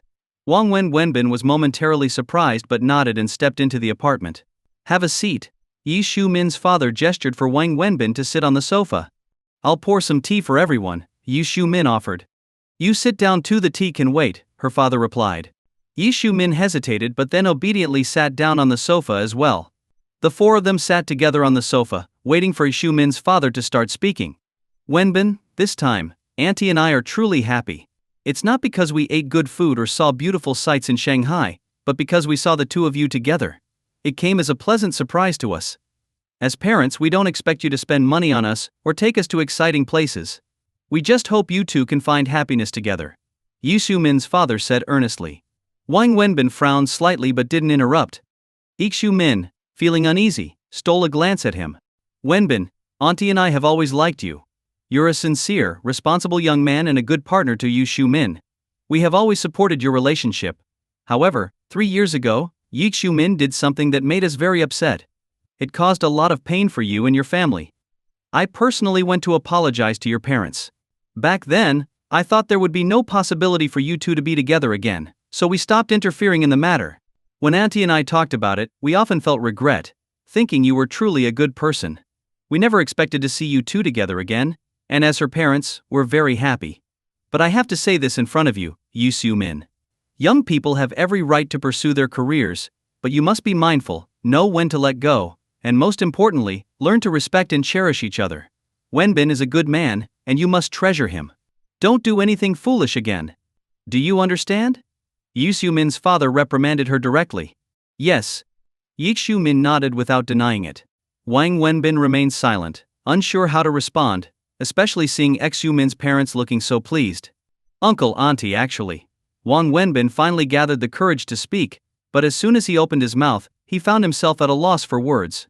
What is it? You can tell us directly. We're all family here, there's nothing you can't say, Yu Su-min's father encouraged him, smiling. Uncle, there's been a misunderstanding. Wang Wenbin finally looked up and spoke to Shu-min's father. Misunderstanding? What do you mean? I am not currently with Yi Shu-min, Wang Wenbin said seriously. Not together? Yi Shu-min's parents were shocked by his words, and Ju-min looked disappointed. Yes, we separated when she left for the US. 3 years ago. We haven't kept in touch since then, and we've only met a few times since she returned. We are just friends now. I'm sorry, Uncle and Auntie, Wang Wenbin said sincerely and offered an apology. Yi Shu-min's parents looked at each other in bewilderment, then at Shu-min. Yi Shu-min, facing her parents, nodded slowly, looking downcast. Seeing this, Yi Shu-min's mother sighed, stood up, and walked toward her bedroom. There's no need to apologize. It's our fault for what happened, not yours or your family's. If you two were meant to be together, then it's fate. If not, that's just how things are. We witnessed firsthand how her actions back then hurt you and your family. But Wenbin, I'm curious, why were you so generous in hosting us this time if you're not together with Yi Shu-min? Her father asked, puzzled. Uncle, my hospitality has nothing to do with Yi Shu-min. We were together for 6 years, including the 4 years of college. After we graduated, I followed Ju-min to meet you and Auntie at your home. From the first time I met you to the time we decided to marry, 2 years passed. In those 2 years, I must have visited you at least 10 times, and each time, you treated me like family. Auntie especially would prepare a whole table of delicious food for me. When I said I wanted to marry Shu-min, you never mentioned dowries or asked if I owned a home or car in Shanghai, knowing my family's financial situation. I'll always remember this kindness. Uncle, even though Shu-min and I have separated, in my heart, you and Auntie will always be my respected elders and my benefactors. Even if one day both Shu-min and I are married to other people, you'll still be my benefactors, Wang Wenbin said sincerely, looking at Shu-min's father. Wang Wenbin left Shu-min's house and took the bus back to Zhu Wei's. The weekend had felt overwhelmingly full for him. The next day, Wang Wenbin resumed his role as driver and took Zhu Wei to the office. Shortly after, Wang Wenbin walked into a small conference room with a notebook and pen, playing his part in the Monday morning management meeting. The meeting was led by Zhu Wei and Peng Mingjia. Wang Wenbin listened intently but wasn't really absorbing what was being discussed, nor did he understand much. For now, he hadn't integrated into the company and knew little about it except that it sold clothing. After the meeting, Wang Wenbin walked out of the conference room with the others. As he stepped out, he noticed a faint perfume scent before he even saw the person approaching him. The scent was rather pleasant. Come to my office, Peng Mingjia said coldly, her expression unfriendly. I don't have time. If you have something to say, either say it now or come to my office. Wang Wenbin glanced at this menopausal woman and replied calmly, then walked directly toward his own office. Peng Mingjia gritted her teeth, glaring at Wang Wenbin, but had no choice. She could only follow him into his office. What now? Do you get upset if you don't come to cause me trouble every day? Wang Wenbin sat down in the chair in front of his desk, looking at her as she entered. Anyone who knew the situation would know Peng Mingjia was his superior, but anyone else would think he was her boss. Wang Wenbin, you're something else, she snapped, tossing her work notebook onto his desk. Please remember, this is my office. If you want to throw things, go throw them in your own office, Wang Wenbin said, frowning, visibly annoyed. Are you using my sister-in-law to pressure me? You think with her backing you I can't touch you? Did you take the wrong medicine this morning? What are you ranting about? What exactly do you want to say? First thing this morning, right before the meeting, my sister-in-law called me into her office and yelled at me, Peng Mingjia said angrily. And what does that have to do with me? You've got issues, she yelled at you, so go talk to her about it. Why are you taking it out on me? It has nothing to do with you. Fine. Last week I assigned you a task, do you remember? Yeah, I remember. I'm supposed to go survey that store. If you hadn't called me in here, I'd be on my way there right now. What's wrong? Changing your mind already? You agreed to give me 3 months to show results, but now you want results today? You think I'm that unreasonable? You're nuts. Have you ever met a reasonable lunatic? You. Wang Wenbin, don't push me, or I might really do something drastic. Oh? What, you gonna throw a fit? Wang Wenbin asked, amused. As soon as he spoke, she hurled the notebook at his head. He caught it quickly. No hitting, now. Show some class. Class? You want to talk to me about class? A snitch like you? she said bitterly. A snitch? What are you talking about? Peng Mengjia, just say what you mean. Don't pretend. Wasn't it you who complained to my sister-in-law, saying I made you do that survey to make things difficult for you? Can't you act like a man for once? Have some backbone, will you? I can't stand guys like you who run to complain the moment something happens. Wang Wenbin frowned, then smiled slightly, finally understanding why she was so upset. What did your sister-in-law say? He asked, amused. Happy about it, are you? The minute she saw me, she tore into me. Think you can't imagine why? She told me to stop giving you a hard time and to assign you tasks from the most basic company duties so you could learn the business and get up to speed. Wang Wenbin, your backing sure is strong, she said, glaring at him. If I told you I didn't complain to her, would you believe me? Oh really? Then how did she find out? Don't make me look down on you, Wang Wenbin. Fine, I admit it. Let's say I did complain. So what? Tell me, how do you plan to get back at me? 3 months shortened to 1 month. How would I dare? My sister-in-law's already warned me. You think I'd still send you to that store and risk retaliation? You're my superior now. How could I retaliate? Cut the nonsense, Peng Mengjia. Just tell me what you want me to do. My sister-in-law already told you, didn't she? Start from the basics, learn the company's business, familiarize yourself, gain experience, and then take on more responsibilities. So, I'll start you with the basics, she said, throwing a stack of forms at him. Take this. Go do it. What's this? Wang Wenbin looked at the forms. Information collection sheets. It's market research. This is the entry-level work of a market researcher, the company's most basic task. Take this sheet to that store and start filling it out. Record how many customers walk past the store daily. How many enter, how many buy something, what styles they choose, what they like, what they don't like. Listen in on their feedback. Record their gender, age range, social status, and visiting times. Do this for 2 weeks straight. And based on your data, write a market analysis report. Got it? Wang Wenbin looked at her, confused, but then nodded. Got it. You really understand? All right, remember you said you understood. If you don't do it well, don't blame me for following company policy. Wang Wenbin, this is the company's most basic task, not something I assigned to mess with you. This is per my sister-in-law's request, so you can start from the ground up and learn. Don't complain again. A man should act like a man. You're really that kind-hearted? Wang Wenbin asked, skeptical. He couldn't believe she'd suddenly become so considerate. Don't celebrate too soon. Like I said, everything goes by company rules. You know what this task is, right? It's the work assigned to new entry-level employees in their probation period. Do well, and you're in. Fail, and you're out. So, Wang Wenbin, in 2 weeks, bring me your data and report. If I'm satisfied, fine. If not, you're out. And at that point, not even my sister-in-law can save you. Wang Wenbin smiled, nodded, and replied, All right, I hope the result is to your satisfaction. When do I start? Today, now, immediately. Wang Wenbin nodded and got up to leave, but before stepping out, he turned back to Peng Mengjia and said, Whether you believe me or not, I have to tell you once again I really didn't say anything to your sister-in-law to make her treat you a certain way. After saying this, he walked out of Peng Mengjia's office. Back in his own office, Wang Wenbin studied the form in his hand. He understood that everything Peng Mengjia had said was true. This task wasn't intended to give him a hard time. It really was the most basic job in the company, and it wasn't particularly difficult. It tested a person's work ethic and ability. Still, Wang Wenbin was skeptical about Peng Mengjia's kindness. Following her instructions, Wang Wenbin took the survey form, left the company, and got on a bus to head to the store she had specified. Using the address, he arrived at a large shopping mall and eventually found the store on the 2nd floor. But the moment he saw the store, he froze, unable to believe his eyes. For a few seconds he couldn't snap out of his shock, and he didn't dare step inside. It was a women's lingerie store. From a distance, he could see rows upon rows of women's underwear on display. In disbelief, he checked the store's name and address on the form carefully. Once he confirmed it was correct, he felt a surge of anger. It was obvious this was Peng Mengjia's doing. Wang Wenbin took out his phone and dialed her number, which was available in the internal company directory for senior staff. Hello, what is it? Peng Mengjia answered. Peng Mengjia, are you out of your mind? Wang Wenbin opened with a curse. Have you lost it? Who are you swearing at? She yelled back, stunned by his words. I'm swearing at you. Tell me, do you know that the store you assigned me to survey is a women's lingerie store?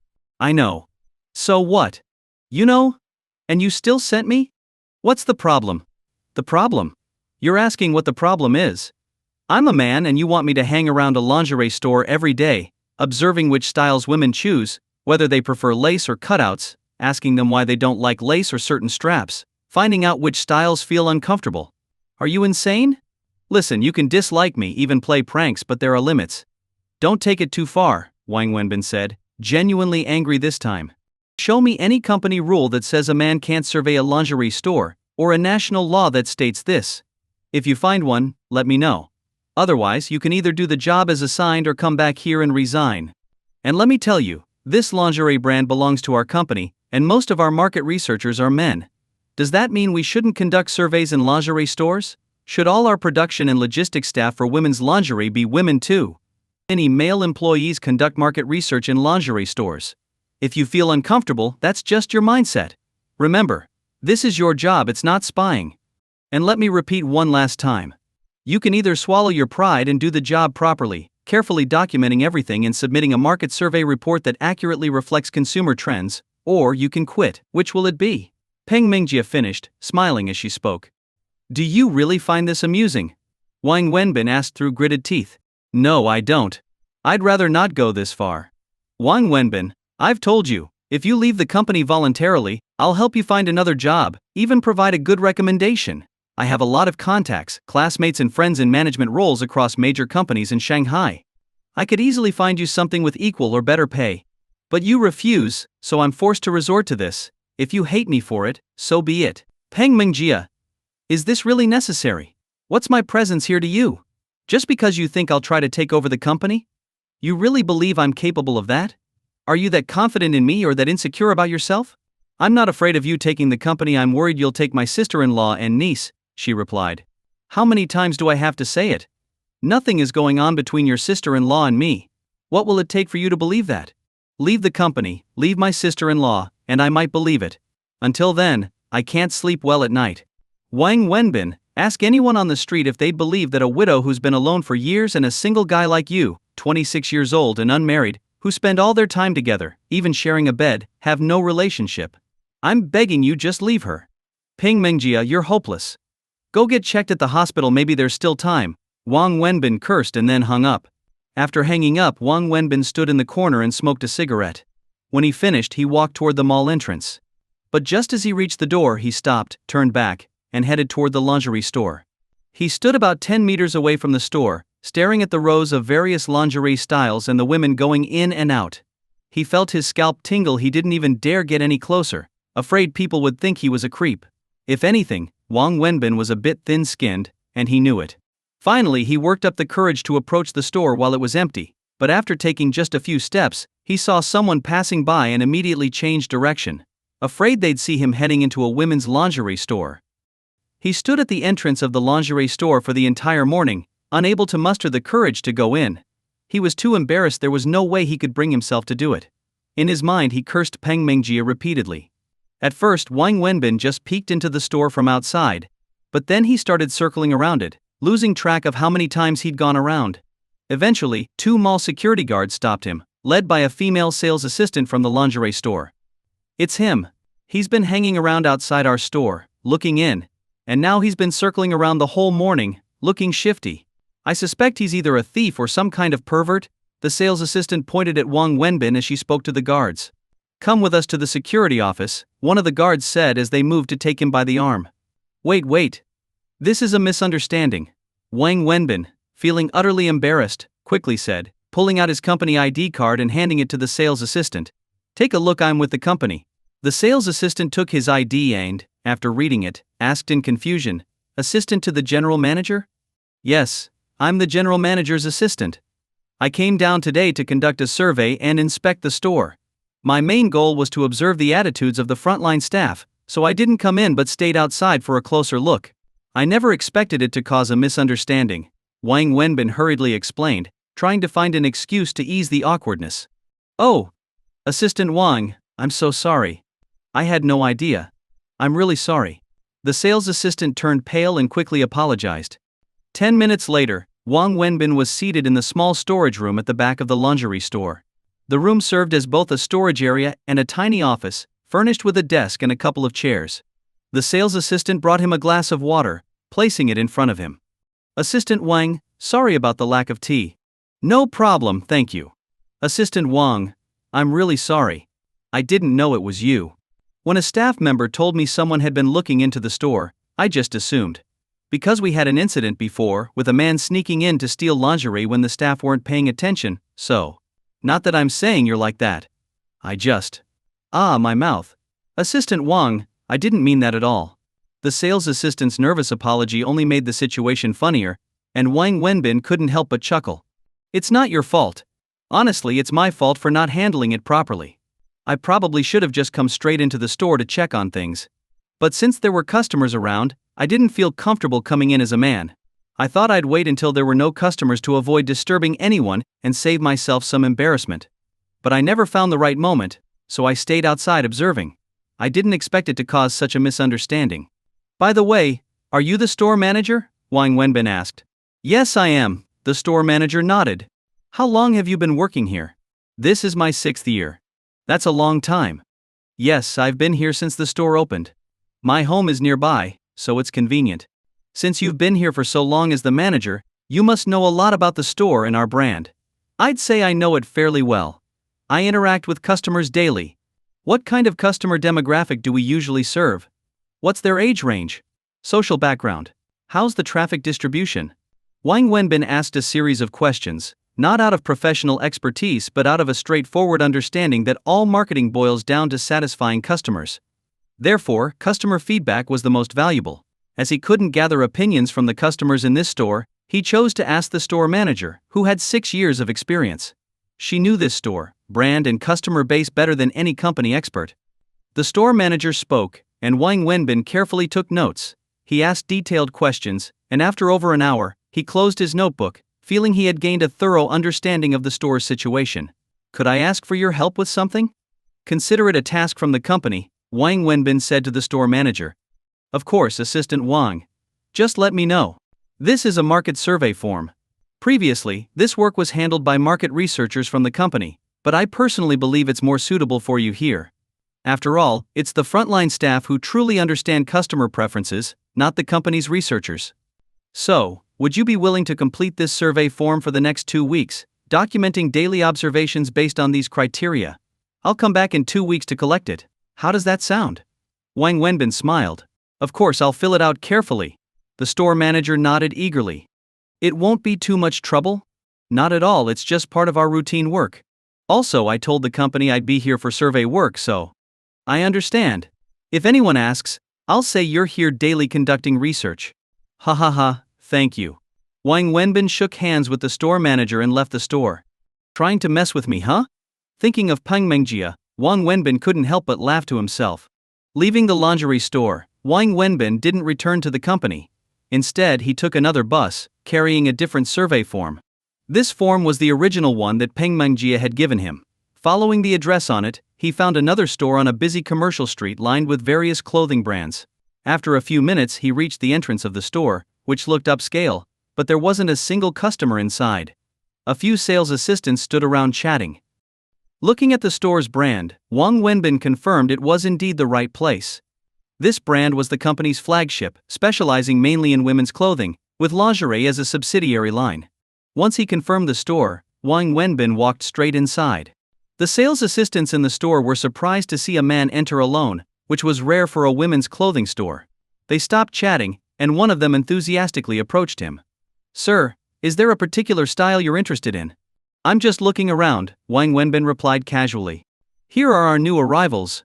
Are you shopping for someone specific? I'd be happy to recommend something, the sales assistant continued, eager to help.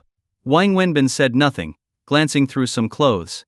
Then he asked, Your store is on a busy commercial street, so foot traffic should be pretty high. Why does it seem so quiet in here? It's the morning. Most people come shopping in the afternoon and evening, so mornings are usually slow, the assistant explained. Wang Wenbin smiled, sensing she wasn't being entirely truthful. Is it the whole street that's slow, or just your store? He asked. Our brand is a top-tier women's brand in the country. Our quality and styles are very popular with women, especially young women. If you're buying for a girlfriend or young female friend, you can't go wrong with our brand. Take a look at this, it's one of our newest pieces. She redirected the conversation back to the clothes and handed him an outfit. Wang Wenbin smiled knowingly. He could tell the assistant had noticed he wasn't genuinely interested in the clothes and was trying to corner him. Left with no choice, Wang Wenbin took out his company ID and handed it to her, saying, "I work for the company." "Who is your store manager?" The assistant, puzzled, looked at the ID. Being just a sales assistant, she had never seen a company ID, much less one for the general manager's assistant, so she wasn't sure if Wang Wenbin was legitimate. She turned to the manager and called out, "Manager, could you take a look?" She handed the ID to the manager, an older woman, who, after examining it, immediately changed her expression. She quickly approached Wang Wenbin. "Assistant Wang, I apologize. This young girl has never seen anyone from headquarters, so." "No problem." Wang Wenbin smiled and shook hands with the manager. He then pulled out a form pointing to a highlighted section. "Take a look at this. Do these sales figures match your store's records?" The manager glanced at it and nodded. "Yes, that's correct. Your store's performance has dropped significantly since the second half of last year, which is why I came to check things out in person." "What's going on?" Wang Wenbin asked. "Yes, Assistant Wang. We've already reported the reasons to the company multiple times." The manager began nervously. "No need to be nervous. I didn't come here to blame anyone. I just want to understand the situation. Let's all sit down and chat." Seeing her anxiety, Wang Wenbin reassured her with a smile and sat down by the cash register. He listened as the manager and sales assistants explained the reasons for the store's decline in performance. After they finished, Wang Wenbin finally understood. It turned out that since September last year, construction had started on a subway line in front of the store, blocking the street and reducing foot traffic to about 1/3 of what it used to be.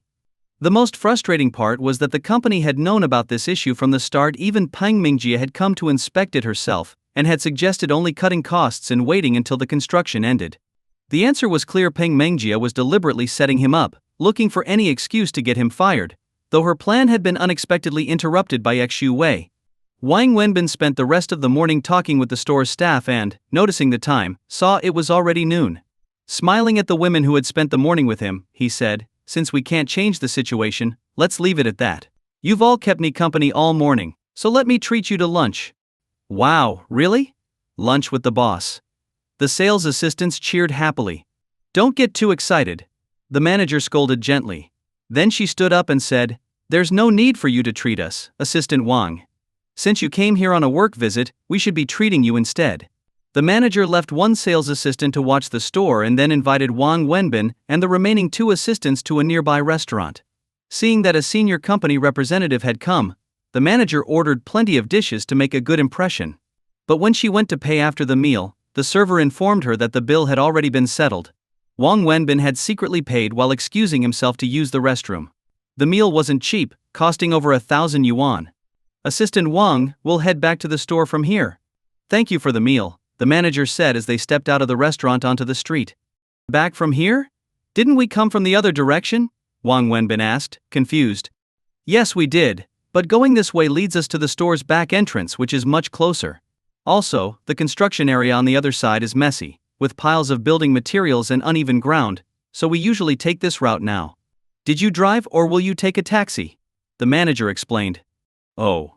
Wang Wenbin nodded, then said, "Let's go, I'll walk back with you."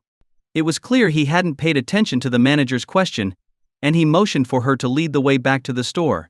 The manager was puzzled. She couldn't understand why the general manager's assistant was so insistent on investigating her store. But she didn't dare to question him, so she respectfully led him along the way. "This way?" Wang Wenbin asked as they walked. "Yes, it's a shortcut. We enter the store from the back. It's not much closer, but at least it avoids the construction mess in front. The ground is all torn up, and the construction company has piled materials everywhere, making it hard to walk," the manager continued explaining, unlocking the back door of the store as they arrived. Wang Wenbin followed her in, passing through the storage area and emerging onto the sales floor. Wang Wenbin walked thoughtfully around the store, and then exited through the front door, retracing the path he'd come along. Just as he suspected, there was a section of the road ahead piled with materials and full of potholes and dirt. It was dry today, but he could imagine how much worse it would be in the rain. "Manager, don't you think this general manager's assistant is acting a bit strange?" After Wang Wenbin left, the sales assistants gathered and whispered about him. As they chatted, there was a knock at the back door, the store's delivery entrance, known only to the staff. The manager, puzzled, went over to open it. When she opened it, there stood Wang Wenbin. "Assistant Wang, what are you doing here?" she asked, surprised. "Just taking a look around," Wang Wenbin replied absent-mindedly and entered through the back door. Once inside, he looked around the store again, inspecting everything in detail. The staff exchanged confused glances, thinking he was acting oddly but saying nothing. Wang Wenbin then sat down, lit a cigarette, and seemed lost in thought, with the store remaining empty of customers. After a while, he stood up and called the store manager over. "Assistant Wang, is there something you need?" she asked.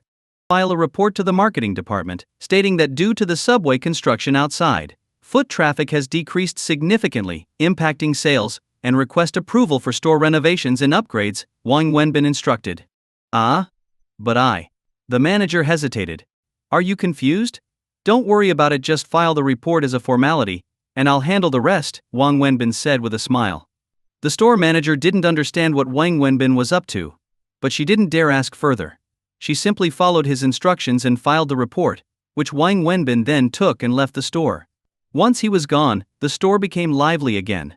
Business was slow, and the sales assistants, who had few customers to serve, were now thrilled to have something to talk about the strange behavior of the general manager's assistant. Wang Wenbin, however, had no interest in their discussions. He took a bus back to the company, report in hand, and went straight to the marketing department. He handed the report to the department head, who, though unsure of the purpose, didn't hesitate to sign it out of respect for the general manager's assistant. Since it posed no risk to the department, he signed off immediately, without fully understanding Wang Wenbin's intentions. After obtaining the marketing department's signature, Wang Wenbin signed it himself, as he had the authority for approvals under 100,000 yuan. He continued through the required departments, reaching the finance department. As the general manager's assistant, he personally ran the report through each department, so no one dared deny him. By the end of the afternoon, he had completed the entire approval process. As he returned to his office, he ran into Peng Mengjia, who had just stepped out of hers. They stood facing each other from their respective doorways. "Didn't I tell you to stay at the store for the survey? Why are you back so early?" Peng Mengjia demanded as she approached him. "It's the end of the workday," Wang Wenbin replied coolly. "You do understand what survey means, right? And what data collection entails? A proper survey must be comprehensive. If you miss even a little information, your report will lack representativeness and won't reflect the true issues. Let me ask you, what are the store's operating hours?" "Until 9 p.m. Wang Wenbin replied after a moment's thought. "And what time is it now? If you're leaving early, what about the data from the remaining hours? Without it, how will you write your report?" she pressed. "So, according to you, I need to be there from the mall's opening at 9 a.m. until closing, without stepping away even for a moment?" Wang Wenbin asked. "Exactly. By your logic, I shouldn't eat, right? And if I need the restroom, I should use a portable bag? Working 12-hour days, straight through for 2 weeks?" he retorted. "Feeling like you can't handle it. You're welcome to resign," Peng Mengjia replied. Wang Wenbin chuckled, shaking his head. "Peng Mengjia, I'm done arguing with you. Didn't you say you wanted a complete and accurate survey report in 2 weeks? I don't recall you saying I had to stay there every minute. Besides, neither company policy nor labor laws require me to work 12-hour days or to work overtime without question. I only promised you a truthful survey report in 2 weeks. I didn't agree to anything else, and you have no right to demand it. If you consider leaving on time to be absenteeism, feel free to fire me." With that, Wang Wenbin walked into his office and shut the door. In his office, Wang Wenbin took a moment to organize his thoughts, making sure everything was in order.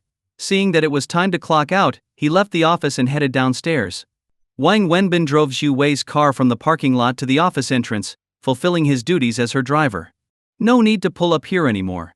I'll just walk to the parking lot myself," Xu Wei said as she got into the car. "You hired a driver but want to walk to the lot yourself? Then why hire a driver at all?"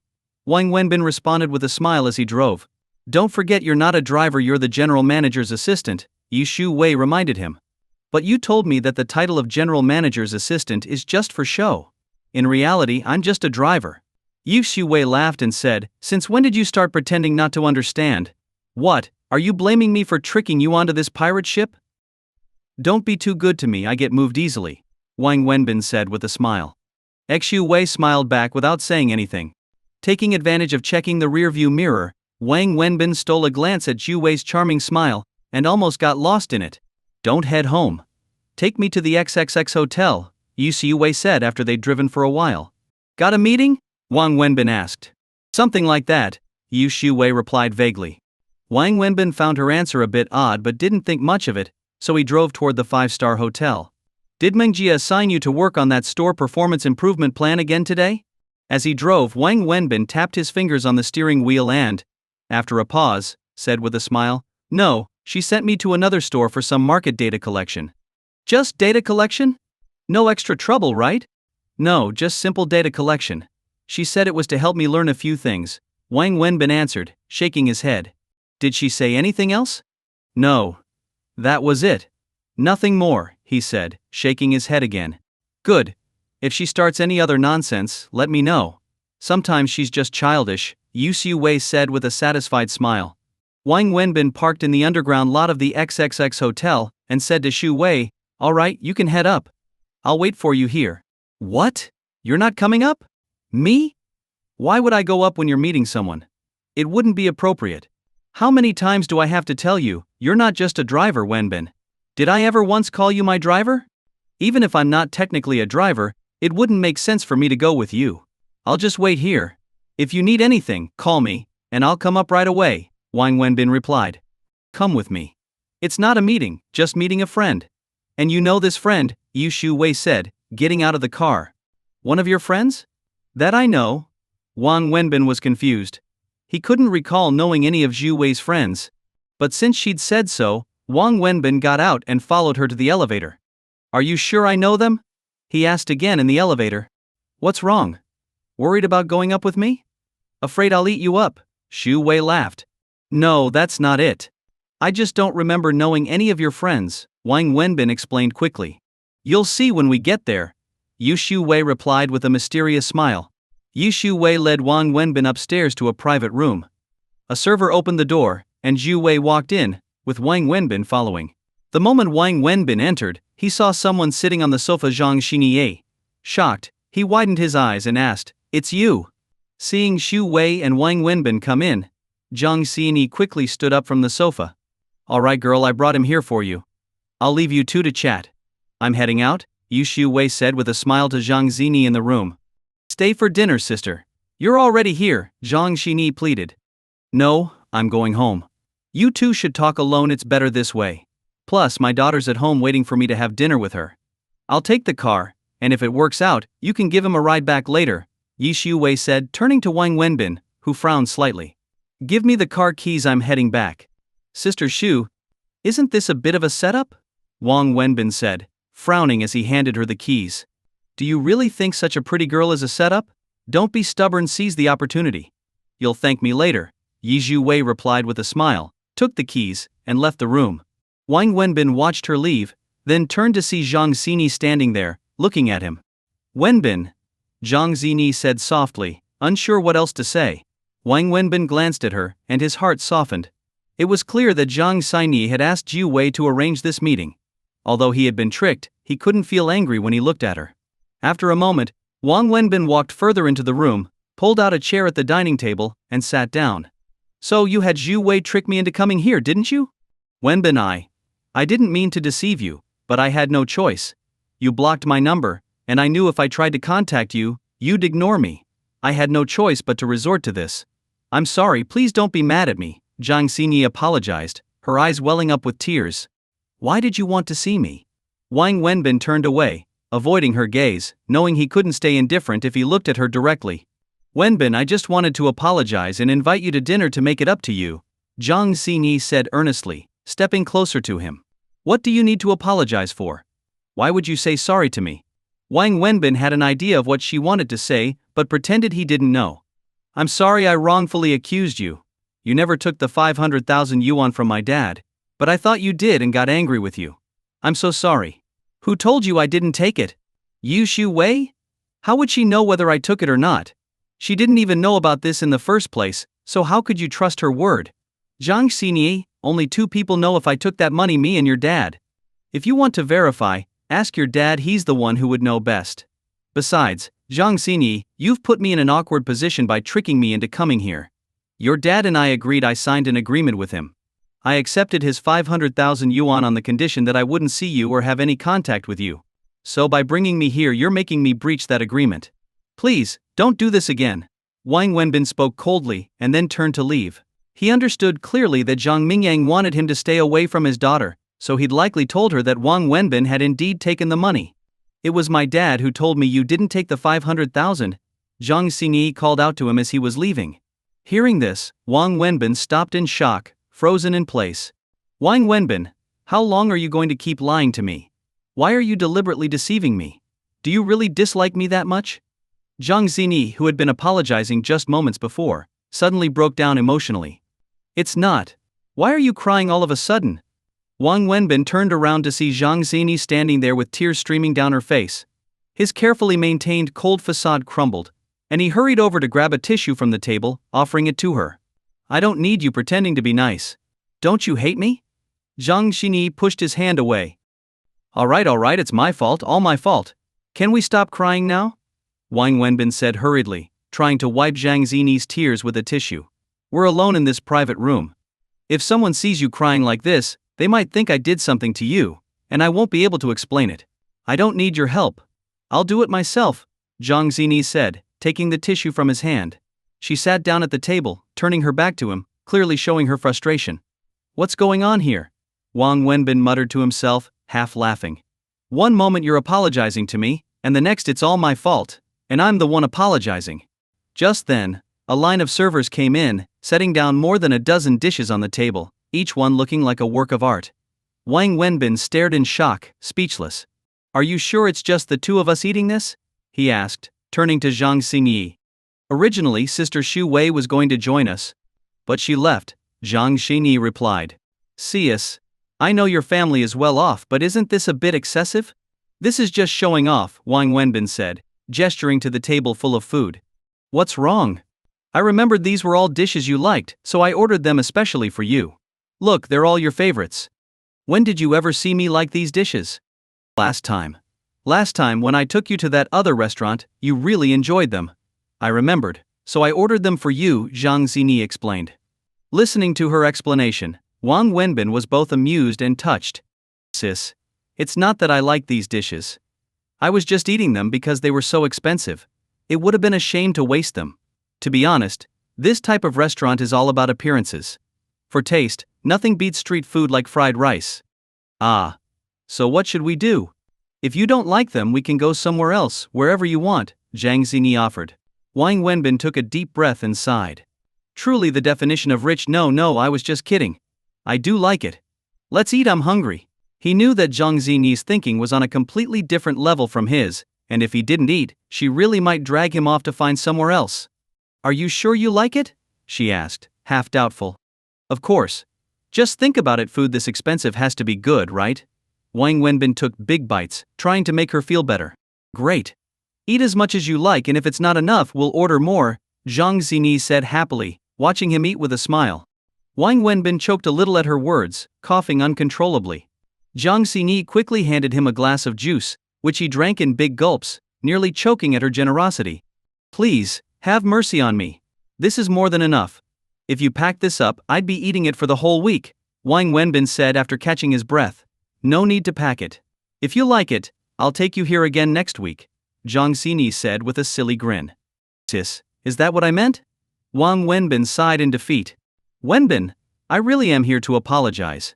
I shouldn't have doubted you or gotten angry. Please forgive me, Zhang Xinyi said sincerely. What did your dad tell you? Wang Wenbin asked after a moment. He told me everything, including how you even paid back his hospital fees, Zhang Xinyi replied. Wang Wenbin frowned slightly and gave a resigned smile. Your dad isn't playing fair, not even letting me play the villain. Did my dad threaten you? Zhang Xinyi asked. Threaten me? Why do you ask? He must have threatened you. Otherwise, why would you lie to me and act this way? You're not the type to do anything for money, and you didn't even take the money. Wang Wenbin smiled. Your dad wouldn't need to threaten me. He's like an elephant, and I'm just an ant. Do you think an elephant needs to threaten an ant? He didn't threaten me, Zhang Xinyi. Don't blame your dad, Wang Wenbin said, setting down his chopsticks. Then it's that you don't like me. Is there something about me that makes you dislike me? Jang Xingi asked. No. As long as I'm mentally sound with normal aesthetics, it'd be impossible for me to dislike you, he said, shaking his head again. Then why did you lie to me? Why did you ignore me and block my number? Jang Xingi fired a series of questions at him. Wang Wenbin looked at her, suddenly silent.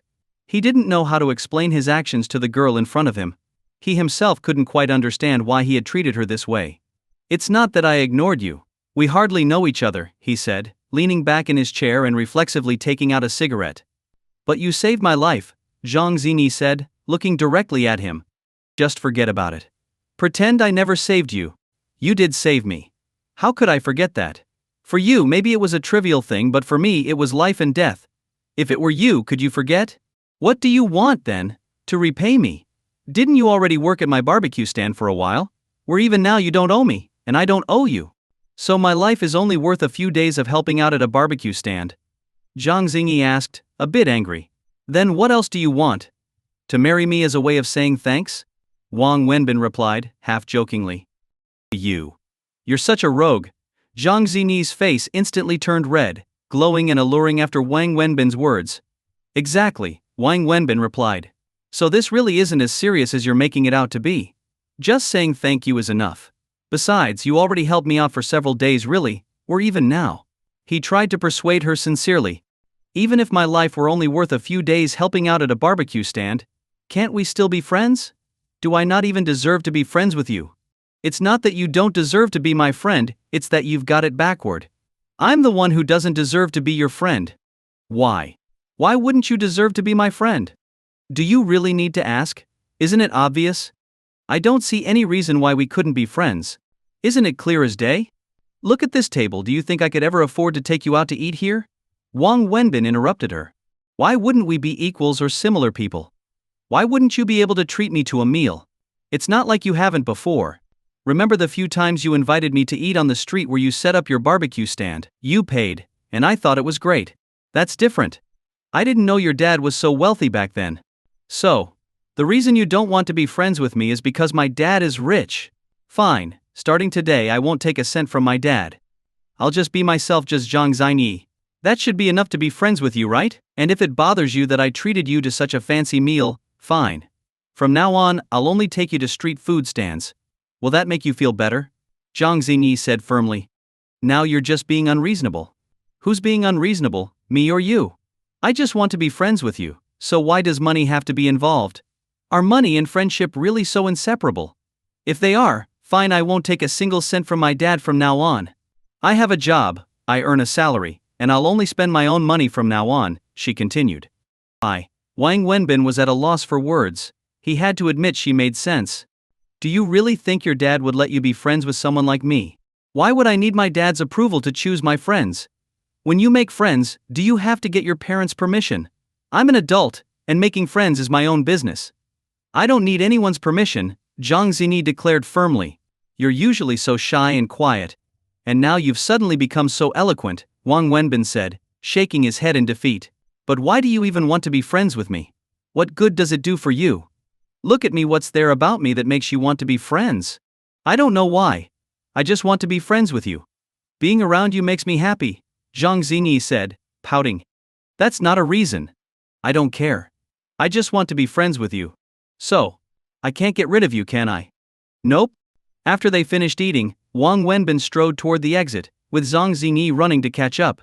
Slow down, wait for me. Zhang Xinyi called after him. Why should I wait for you? You go your way, and I'll go mine. We're not even headed in the same direction. I'll take you home. Why would I need you to take me home? I'm a grown man. Go home before your dad sends people to come get you and drag me into it. Wang Wenbin kept walking. Can you please slow down? I'm wearing heels, and my feet are killing me trying to keep up with you, Zhang Xinyi protested, stopping in frustration. I didn't ask you to follow me. All right, I give up. I'll slow down, Wang Wenbin said, stopping and waiting for her. Thank you. Zhang Xinyi flashed him a sweet smile as she caught up. Women. Always quick to change their moods, Wang Wenbin muttered, shaking his head. They walked into the elevator together, and Wang Wenbin asked, how much did that meal cost? 200 yuan. Zhang Xinyi replied with a smile. 200? Do you think I'm stupid? Just tell me, was it more like 10,000? I told you, It was 200 yuan. Not a cent more, Jang Xingi insisted. You're just messing with me. Whatever. It was 200. Alright, whatever you say. It's not like I paid for it anyway, Wang Wenbin replied, a bit exasperated. Let me give you a ride home, okay? It's hard to get a taxi at this hour, Jang Xingi said, pleading with him. I don't need a taxi. I'm taking the subway. The subway never gets stuck in traffic. But the subway is crowded. I'll drive you, it'll be quick. No thanks. The subway's convenient enough, Wang Wenbin said as they exited the elevator on the first floor. As he walked out, Jang Xingi followed him. Why are you coming out here? Didn't you drive? Yeah, I did. Then isn't the parking garage on the basement level? Yes, it is, she nodded. Then why are you following me to the first floor? I'm taking you home. If you take the subway, I'll go with you. I told you I'm taking you home, Jang Xingi said, sticking close behind him. You're crazy. Why would a grown man like me need a girl to take him home? And if you come with me, it'll be so late that I'd have to take you back. I'd end up escorting you back here for no reason. I don't care. Either you let me drive you, or I'm going with you. Wherever you go, I go, Jang Xingi insisted. When did you become so stubborn? I'm a girl. Have you ever met a girl who was perfectly reasonable? Jang Xingi replied. You make a good point, but what exactly are you trying to do here? Wang Wenbin felt a sense of helplessness. I'm not trying to do anything. I just wanted to drive you home. I wanted to spend a bit more time with you, have a chat. Jang Xingi said, cornered. What is there to talk about with someone like me? You've seen it, I have no manners and I love to curse. I just like hearing you curse at me, Jang Xingi replied, pouting.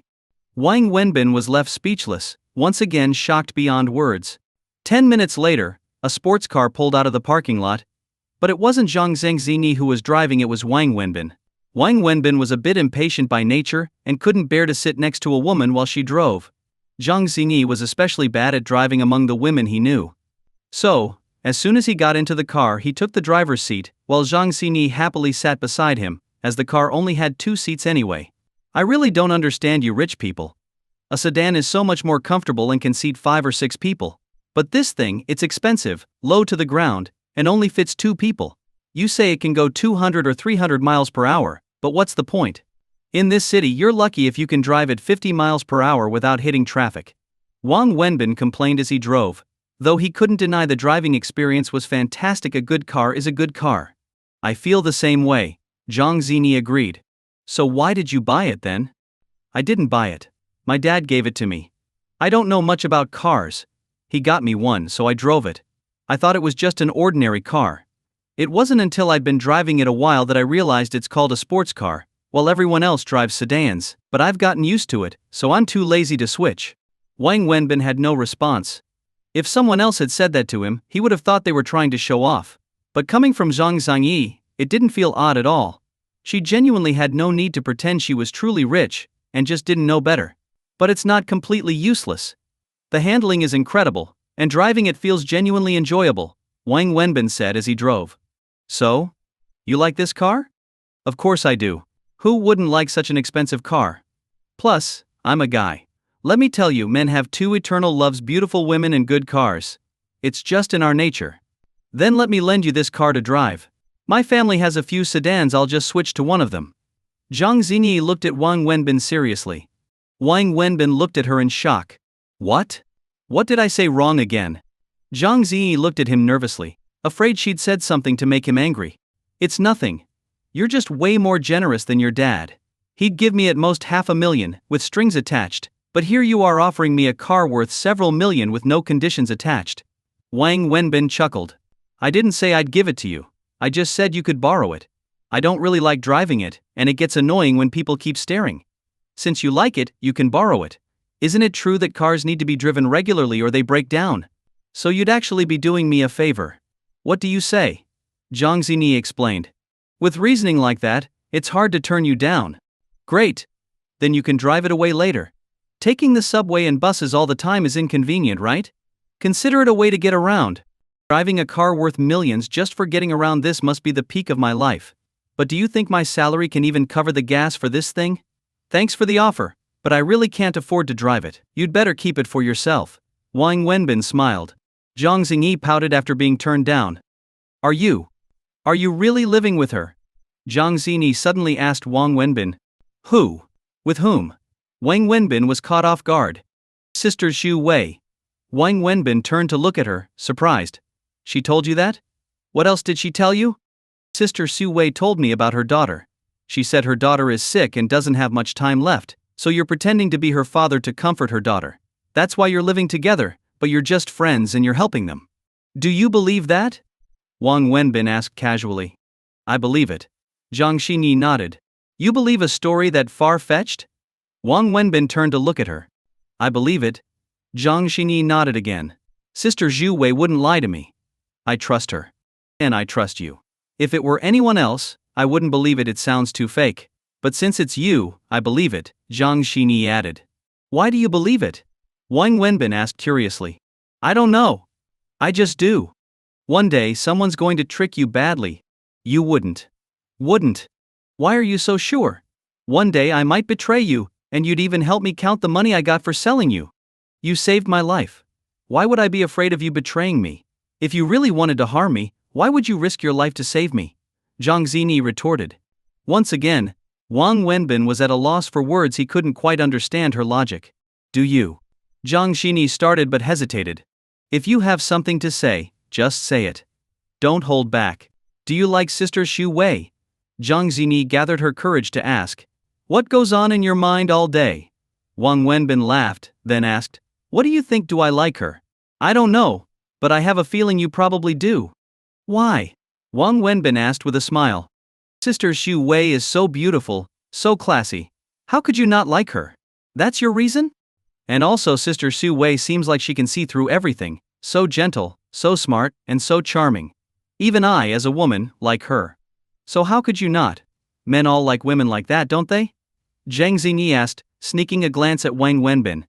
With Jang Xingi's words, the image of Xu Wei appeared in Wang Wenbin's mind. He nodded, agreeing, yes, she is very charming. It's hard for anyone not to be drawn to her grace. So you do like her, right? Jang Xingi asked, a bit disappointed. Wang Wenbin chuckled and said, not everything in this world can be summed up with just liking or not liking. Things aren't that simple. What do you mean? Jang Xingi didn't understand. You don't need to understand. For you the world isn't complicated. Then do you like her or not? Why do you have to ask this? I just want to know. Jang Xingi persisted. Yes, I like her, Wang Wenbin answered definitively. But there are many kinds of like.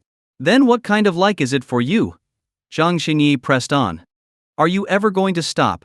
Well, do you like me? Jang Xingi asked. Huh? Wang Wenbin asked in shock, unable to believe Jang Xingi would ask such a question. Seeing Wang Wenbin's expression, Jang Xingi's face turned completely red, like two blushing apples. I mean, do you like girls of my type? Jang Xingi quickly rephrased. You nearly gave me a heart attack. Next time, be clear, or it'll lead to misunderstandings. Wang Wenbin laughed, then added, of course I like you. Don't all men like pretty girls? Hearing Wang Wenbin say she was pretty, Jang Xingi's heart filled with joy, her cheeks still flushed. If you had to pick one type to be your girlfriend, would you choose Sister Xu Wei's type or mine? Jang Xingi continued, her face only getting redder. What kind of question is that? Can't you think about something meaningful? We're just chatting. Just tell me what's in your heart. Pick one? Do you think I'm some kind of big shot who can just pick between types? I mean, let's take you as an example. If I asked you to be my girlfriend, would you even agree? Obviously not, so. I would, Jang Xingi suddenly said. What? What did you say? You would what? Wang Wenbin's mind went blank for a second, completely caught off guard. No, I mean. I wouldn't. Jang Xingi's face flushed all the way down her neck as she looked down. Exactly. If you agreed, there'd only be two possibilities: you're either crazy, or you're teasing me. So don't ask me silly questions like that again. Living a good life is what matters most. For me, life is simple. If I can live well, that's enough, Wang Wenbin said, parking the car by the roadside. He turned to Jang Xingi and said, all right, I'm here. You live here? Yes, this is her place. I'll be staying here until her daughter's condition improves. I promised the little girl. But Sister Xu Wei said her daughter's illness can't be cured. Wang Wenbin fell silent for a moment, then nodded, saying, but I believe the heavens can't be that cruel. She's such a sweet little girl. I believe there will be a way to save her. Do you need my help? Maybe I can ask my dad to think of something. It won't work. Wang Wenbin shook his head. Anything your dad could think of, Yu Shu-wei would have tried already. Maybe there really is no solution. Either way, I promised her daughter that I'd stay here until she recovers, or until she leaves. Why don't you drive in? No need. The road inside is narrow. With your skill level, it's better if you drive back from here. Wang Wenbin got out of the car. Jang Xingi, I don't hate rich people, and I'm not resentful. I do like you, you're a good girl, and I'm happy when I'm with you. But we're from different worlds. Your dad has good reasons for telling you not to get involved with me. If I were your dad, I'd say the same. Even though I saved you, you don't owe me anything. So don't feel like you're in debt to me. Really, you're not. I'm not as good as you think I am. I'm just one of those people at the bottom of society. You'd see plenty of guys like me if you looked out at the streets. You just haven't come across them before. Listen to your dad and stay away from people like me. Hang around with beggars, and you'll end up with dirt on your clothes. I'm serious. Think it over, all right? Goodbye. Wang Wenbin finished and walked toward the apartment complex. He smoked a cigarette as he walked slowly into the complex. So, how was it? Yi Shu-wei whispered to Wang Wenbin after Anne had fallen asleep. Wang Wenbin put the fairy tale book he'd been holding on the bedside table and feigned ignorance. How was what? How did your talk go with that girl named Zhang? It went fine, Wang Wenbin answered dismissively. From that response I can tell you turned her down again. It wasn't exactly rejection, I just spoke honestly. She and I really aren't the same kind of people. She's the daughter of a family as rich as a small nation, and me. We're from two completely different social classes. Our values and perspectives on life are worlds apart. When I talk, she doesn't understand, and when she talks, I don't get it. Trying to be friends would just bring trouble for both of us. I'm the kind of person who likes a quiet life, without unnecessary complications. She's only trying to repay me because I saved her. But I don't need anything from her in return. When I helped her, I didn't expect anything back. Wang Wenbin thought about it, and then shared what was in his heart. I figured you'd feel that way, Yi Shu-wei smiled, but sometimes you have to believe in fate. Fate? Who can say for sure? Wang Wenbin sighed. He understood why Yi Shu-wei had coaxed him into coming. She thought Jang Xingi liked him, and wanted to create an opportunity for them. But he really didn't have the energy to think about these things right now. The next morning, Wang Wenbin drove Zhu Wei to her company as usual. He planned to clock in, then leave the company and take the bus back to the store he had visited the day before.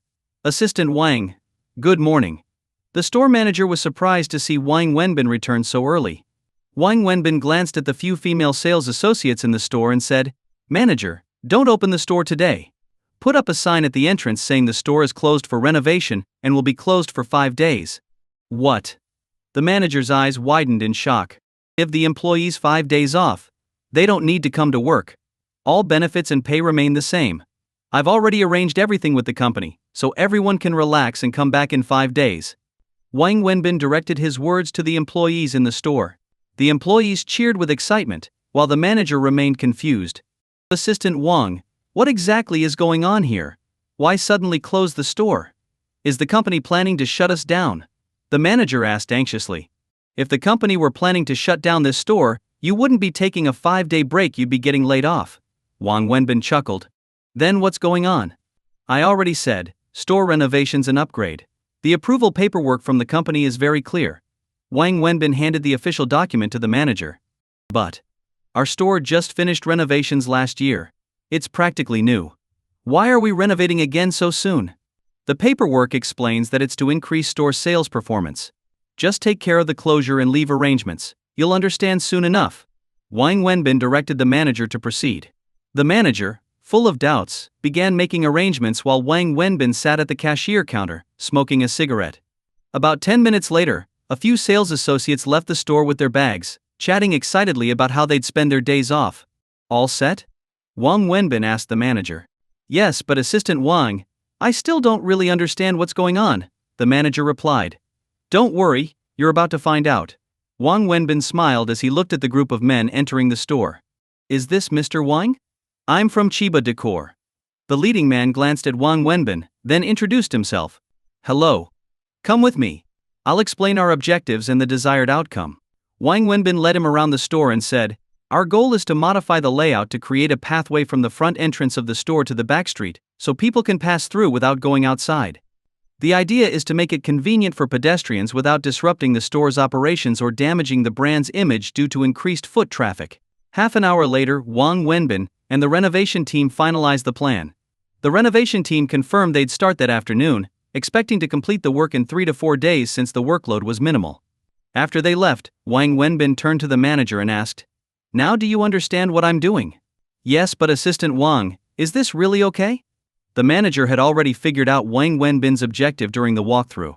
"You once told me that unless the brand value changes significantly, or the store has a major sale, foot traffic and the conversion rate of walk-ins to customers remains constant.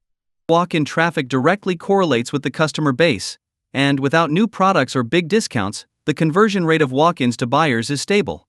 Is that right?" Wang Wenbin asked. "Yes, that's correct. The foot traffic outside determines our customer flow, and the conversion rates of walk-ins to buyers have been consistent over the years." The manager nodded. "So, by opening a passage here, we turn foot traffic into walk-ins. The conversion rate increases dramatically, maybe even reaching 100%. With more walk-ins and a stable conversion rate, there should be a significant increase in buyers, and hopefully, an increase in sales," Wang Wenbin explained. "It makes sense in theory. But will people really come through our store? Only our own employees know about this passage. How will customers know? People won't naturally think of walking through a store." "Assistant Wang, I think this might not be very effective," the manager disagreed. "There's always a way to make it work. We won't know unless we try, right? Anyway, business is already slow, so there's not much to lose by making a change. I've gotten the funding from the company, and the renovation team is a trusted partner. They'll get it done as quickly as possible. By the way, since you're here every day, do you know the foreman, or someone in charge at the construction site out front?" "No need for the top management, just a supervisor would do," Wang Wenbin asked the manager. Later that afternoon, Wang Wenbin invited 2 supervisors from the construction site for a meal at the same restaurant where he'd eaten before, with the store manager accompanying them. After the meal, he gifted each supervisor a pack of cigarettes and a bottle of liquor. These weren't the top managers, but they were the ones actually managing the site. The reason Wang Wenbin treated them and gave them these gifts was simple. He wanted them to block off the passageway during construction so that no one could pass through it. The area had been uneven before, but people still walked through by habit.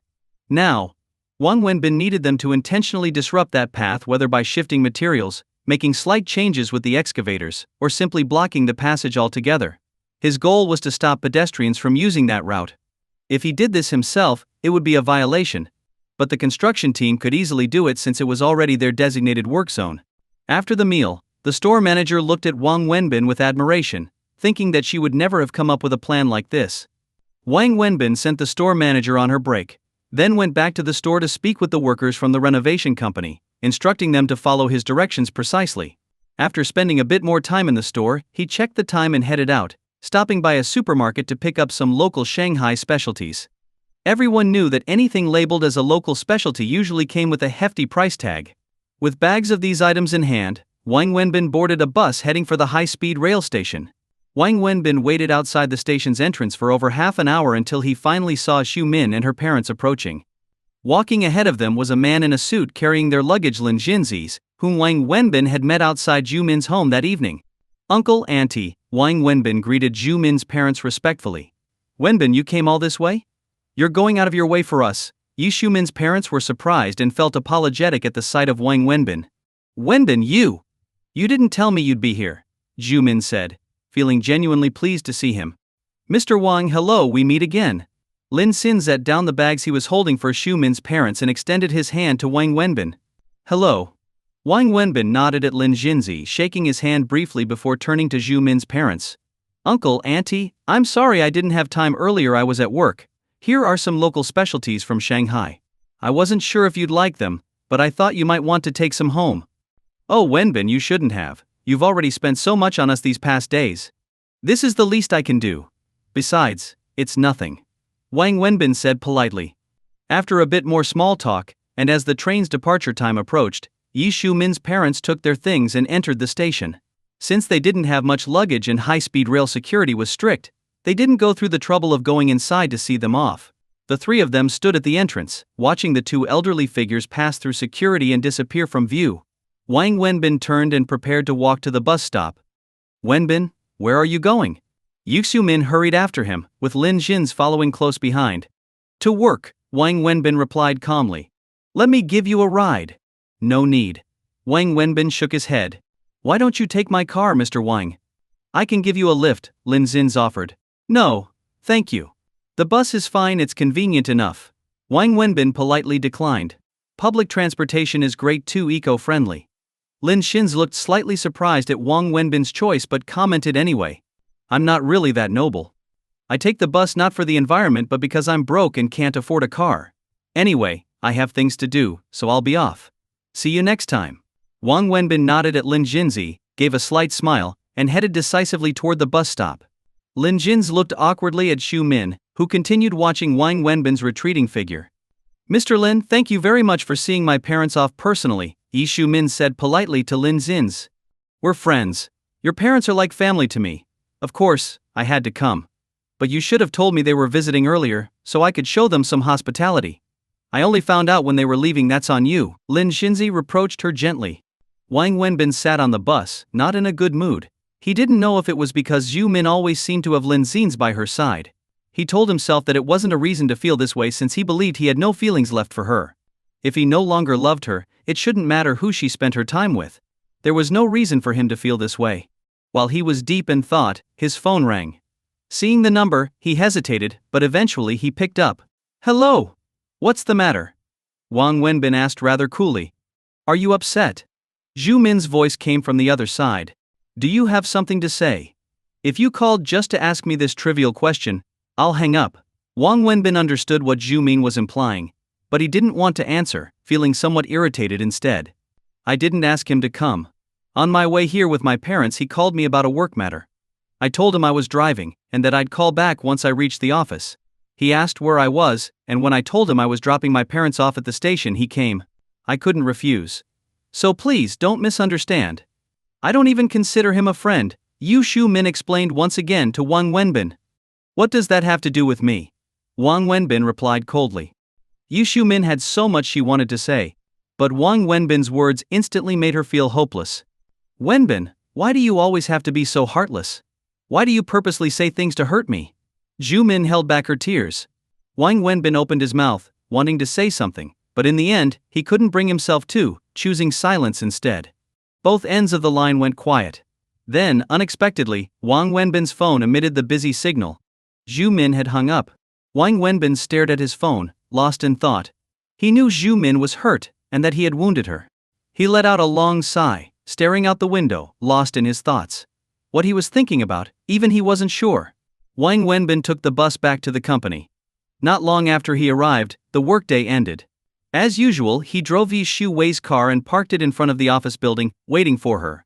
Yi Shu Wei was typically the last to leave the office, but today she came down early. Wenbin, let's not go home yet. Head to the XXX hotel first, Yi Shu Wei said after getting in the car. Got a meeting? Wang Wenbin asked as he drove. Yes, there are a few projects stalled at a certain department. I invited several of the department heads for dinner tonight. It's taken a while to get them to agree to meet, Yi Shu Wei explained. If they've agreed to come out for dinner, that means things are basically settled, Wang Wenbin remarked. Haha, you sure know a lot. Yi Shu Wei laughed and added, but tonight I need to keep them happy. We can't afford to offend them. Every day they hold us up is another day we lose. Wang Wenbin parked the car in the hotel's parking lot. Yi Shu Wei got out, but seeing that Wang Wenbin wasn't planning to follow, she asked, Aren't you coming up? Me? No, it's not appropriate.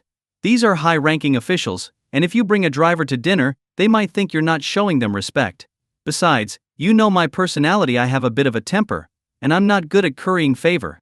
If I go up and end up doing something foolish that messes things up for you, it'd be a big mistake. Plus, I really hate these kinds of gatherings. So, spare me. I'll just wait here for you to come back. Wang Wenbin declined immediately, speaking honestly he genuinely despised these social events. Well, alright, I understand. I know this kind of thing isn't your style. Actually, I hate it too. But sometimes there's no choice. Yi Shu Wei sighed, then asked, What about dinner for you? Don't worry about me. I'm a grown man, I won't starve. Alright, take care of your own dinner then. I'll call you when I'm ready for you to pick me up. Got it, Wang Wenbin nodded. Yi Shu Wei then walked toward the elevator with her bag. Be careful, Wang Wenbin called out, feeling a bit uneasy as he watched her leave. Yi Wei paused, turned around, smiled at Wang Wenbin, nodded, then continued toward the elevator. After she left, Wang Wenbin restarted the car, drove around a few streets, and stopped at a small food stall in an alley. He got out and ordered a couple of dishes. Driving a luxury car worth millions to a food stall, this was the kind of unconventional thing Wang Wenbin would do without caring about the looks he got from others. He ate heartily, and before leaving, he even snagged half a box of toothpicks from the stall owner. After dinner, Wang Wenbin drove back to the hotel's parking lot and waited. Seeing that nearly an hour had passed since Yi Wei went inside without a call, he felt uneasy knowing she was drinking alone with officials. Finally, he decided to go up to the hotel lobby. In the lobby, Wang Wenbin asked the staff for Xu Wei's private dining room and was guided to the door. However, he didn't go in, worried that his presence might disrupt Xu Wei's business. He paced anxiously outside the door before eventually settling nearby to smoke, keeping an eye on the door. Before long, he saw a server carrying 2 bottles of liquor toward the private room. Getting more liquor at this point clearly wasn't the first round, indicating they'd already drunk a lot. Since Xu Wei was hosting, she'd undoubtedly been drinking too. Wang Wenbin frowned. Just as he was wondering what to do, the door opened, and Xu Wei came out, pressing her phone to her ear, her face flushed. Xu Wei lowered her phone, looking pained, and began walking toward the end of the hall. Wang Wenbin quickly caught up with her. Shuji. Xu Wei turned to see Wang Wenbin and asked, "Why did you come up? Were you getting impatient? I'm sorry it might take a bit longer. If you're tired of waiting, go ahead and head home. I can take a taxi back later." "How much have you had to drink?" Wang Wenbin asked, frowning. "Oh, not much really. But these officials enjoy drinking and tonight they're in high spirits, so I have to keep up." "Don't drink anymore. You're already flushed. If you keep drinking you'll get drunk," Wang Wenbin advised. "Don't worry. I may not handle alcohol well, but as a woman, I have an advantage. For every sip I take they have to drink a full glass. Plus I have my own way to avoid getting drunk." Xu Wei smiled, but her flushed face betrayed the amount she'd already consumed. "A method? That's the first I've heard of it. It's simple, just spit out what I drank, and I won't get as drunk." "What do you mean?" Wang Wenbin was puzzled. "You should head home. Don't wait for me, it'll still be a while." "I'm going to the restroom," Xu Wei said, giving him a smile before heading down the hall. Wang Wenbin could tell her steps were slightly unsteady, and even her speech sounded different from her usual calm, composed self. Wang Wenbin wondered why Xu Wei would leave the private room to use the hallway restroom when there was one inside. And what did she mean by spitting out the alcohol? Thinking it over, Wang Wenbin glanced in surprise toward the restroom Xu Wei had entered. Xu Wei emerged from the restroom, her face pale and worn, clearly uncomfortable. The moment she stepped out, she saw Wang Wenbin still waiting by the restroom door. "Wenbin, why are you still here?" Xu Wei forced a slight smile as she asked. "You forced yourself to throw up, didn't you?" Wang Wenbin asked angrily, confronting her. "Yes, it helps me avoid getting drunk," Xu Wei admitted without denying it. "Are you crazy? Do you know how much that hurts your body? Do you know how awful that feels?" Wang Wenbin's voice was filled with pain and concern. Seeing Wang Wenbin so worried and upset, Xu Wei froze, feeling a warm sensation in her heart. She couldn't remember the last time anyone had cared for her like this. "It's fine. Although it's uncomfortable, it's still better than getting drunk. Don't worry, I'm used to it. I rarely drink, I only do this when I have to for work." "Thank you, Wenbin, but really, I'm fine," Xu Wei said gently to reassure him. "No, you can't drink anymore. Come with me, I'll take you home to rest," Wang Wenbin said, grabbing her hand to lead her away. "No, Wenbin, don't. I know you're worried about me, but tonight it's just not possible. I have to get these documents signed, they've been held up for so long, and every extra day is costing the company almost $1 million. This dinner is too important." The official likes to drink and appreciates people drinking with him. The more someone drinks, the happier he gets. So I have to go back in. Please just wait outside for me. If I do get drunk, I'll feel at ease knowing you're nearby. "Thank you, okay?" Xu Wei said gratefully, then turned to head back into the private room. But as she stepped in, Wang Wenbin followed her. Xu Wei looked at him in surprise. The room was filled with people, so she couldn't say much to him. She simply lowered her voice and said, "Wenbin, just sit quietly. Please don't make a scene. This is really important to me. My apologies, everyone. I was delayed for a moment," Xu Wei said with a smile as she returned to her seat. "President Xu, come, I'll toast to you. We're honored by your hospitality," said a middle-aged man with a big belly, holding up his glass. For a brief moment, a look of disgust flashed across Yi Shu Wei's eyes, but she quickly masked it, standing up with a smile. While pouring herself a drink, she said, "Director Liao, you flatter me. Just having you here is my greatest honor." But just as she finished pouring, a hand reached over from behind her and took her glass. "Director Liao, I've heard a lot about you from Xu Wei. She's told me many times how much you've supported her and the company. I've always wanted to thank you personally but never had the chance. Tonight, I'm lucky enough to meet you, so I must thank you properly." "Director Liao, this drink is on me," Wang Wenbin said, holding the glass he'd taken from Xu Wei. Xu Wei looked at Wang Wenbin in shock, unsure of what he was up to, but she had no choice but to keep up a calm smile. "President Xu, who is this gentleman?" Director Liao turned with a puzzled look at Wang Wenbin, while everyone at the table watched him curiously. "Oh, I'm sorry, Director Liao and everyone. He's actually my..." Yu Zhuwei started to explain, but before she could say the word assistant, Wang Wenbin spoke up. "I'm Xu Wei's husband," he declared before she could finish. This revelation didn't shock the others as much as it shocked Xu Wei, who looked at him in disbelief, her eyes wide. "Honestly, Yi Shu Wei hadn't planned on bringing me tonight. She only mentioned to me that she was having dinner with some leaders, and I became worried mainly about her health. She usually doesn't drink at all, but I knew she'd want to toast the leaders who've helped her in the company. If it were any other time, she could handle one night of drinking, but lately, it's different. She recently had surgery, and her doctor warned her repeatedly not to drink, as it could lead to serious problems. But she's stubborn and won't turn down a drink, especially with such supportive leaders," Wang Wenbin said with a warm smile, spinning his story effortlessly. "It's said that true friends can drink 1,000 cups together, and tonight, each leader here has honored Zhu Wei by attending, so even if I end up in the hospital, I have to drink with you all." Yu Wei quickly picked up on Wang Wenbin's intent and played along seamlessly, surprising Wang Wenbin with her quick wit. No, President Xu, don't say that. Health comes first. If we had known about your recent surgery, we wouldn't have let you drink," Director Liao quickly replied. "I agree. But tonight you've all shown us this incredible honor, so we must drink well, or it would be poor hospitality on our part. I'll drink on Xu Wei's behalf. But before that, let me first apologize on her behalf for not being able to toast everyone personally. I'll start with 3 drinks as a show of respect," Wang Wenbin said with a smile. Then he turned to the 2 waiters standing in the corner and said, "Please add a seat here next to President Xu, along with utensils, and fill 3 glasses for me, and top off each leader's glass as well. Don't be reckless." Yu Shu Wei whispered to Wang Wenbin, frowning as he mentioned 3 drinks. "What's your name, young man?" Director Liao asked Wang Wenbin. "My last name is Wang, Director Liao. You can just call me Xiao Wang." "Xiao Wang. We completely understand President Jisu's situation and didn't know about her recent surgery. Had we known, we wouldn't have encouraged her to drink. We're glad you're here to keep us company. There's no need to overdo it.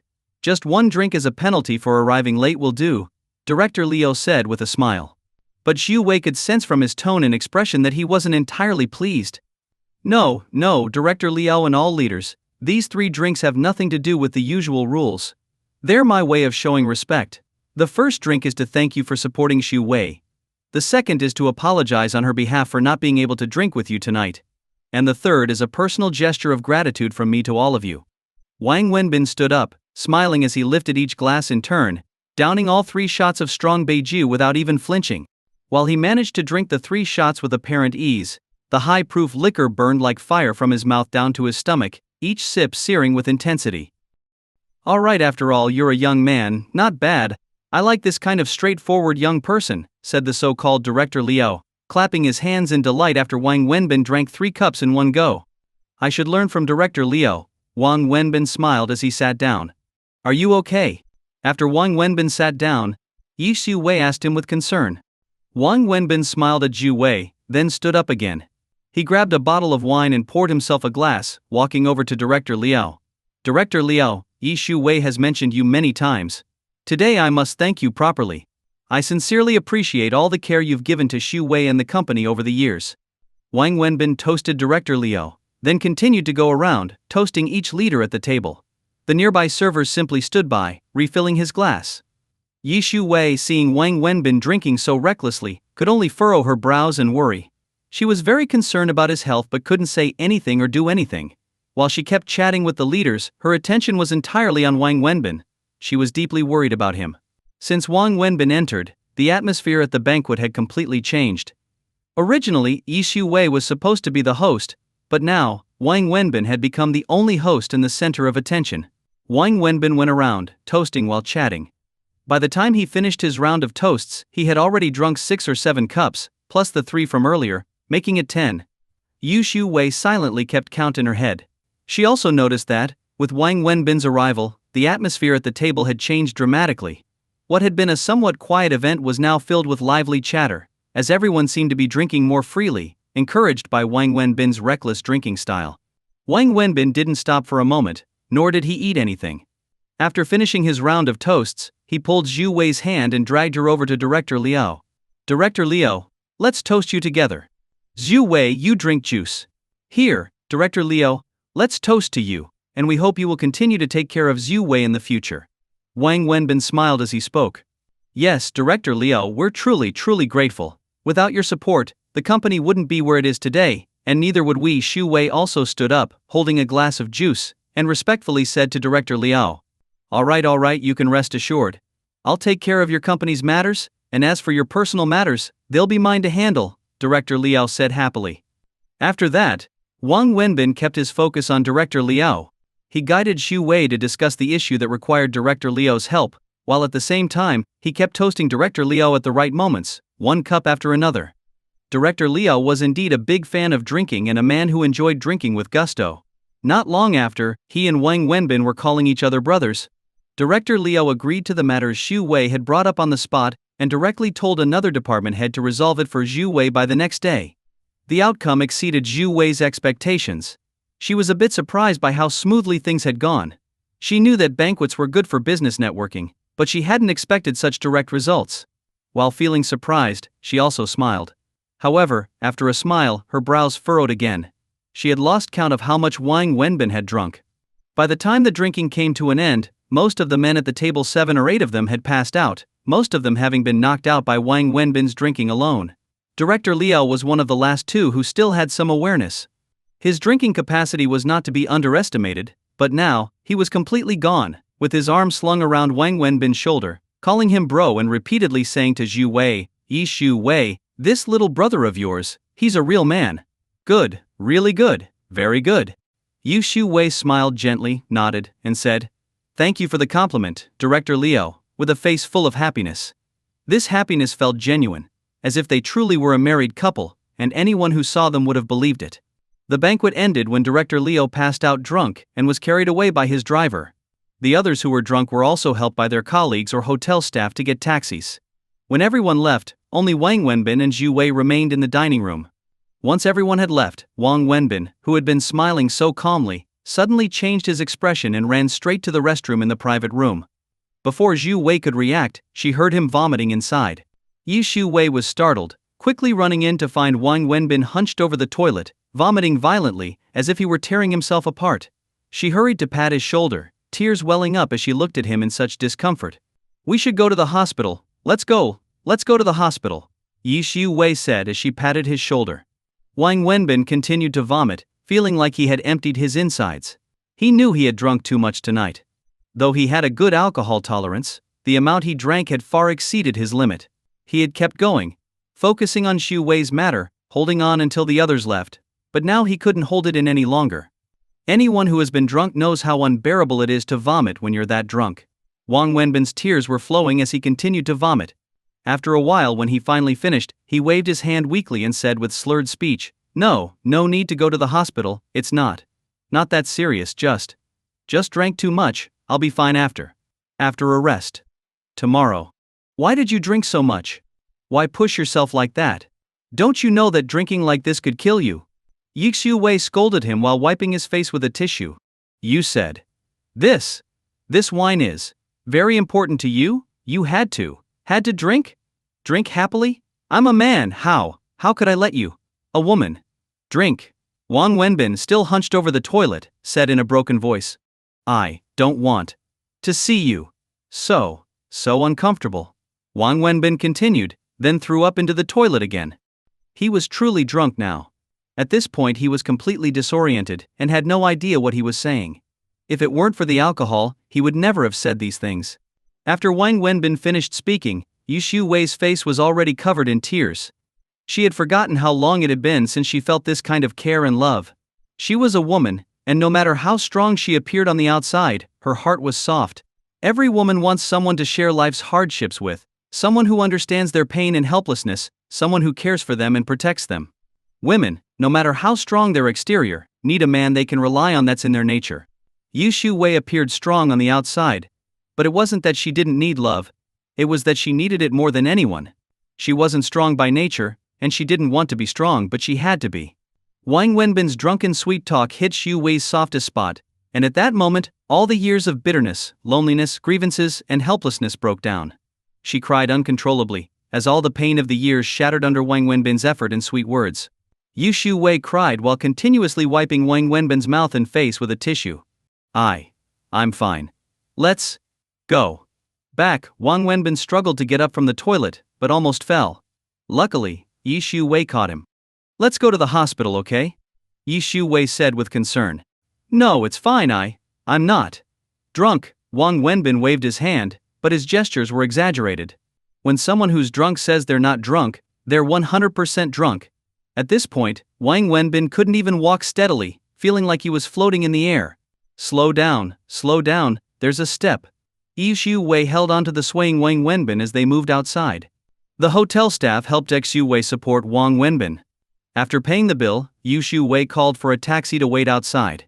With the help of the staff, she managed to get Wang Wenbin into the car. Wang Wenbin and Xu-wei sat in the back of the taxi. By this point, Wang Wenbin had completely fallen asleep. Yu Shu-wei, too, was feeling the lingering effects of the alcohol. She hadn't drunk enough to be fully drunk, but she definitely felt the effects. The entire way home, Yu Shu-wei took care of Wang Wenbin. The taxi drove into Shu-wei's yard.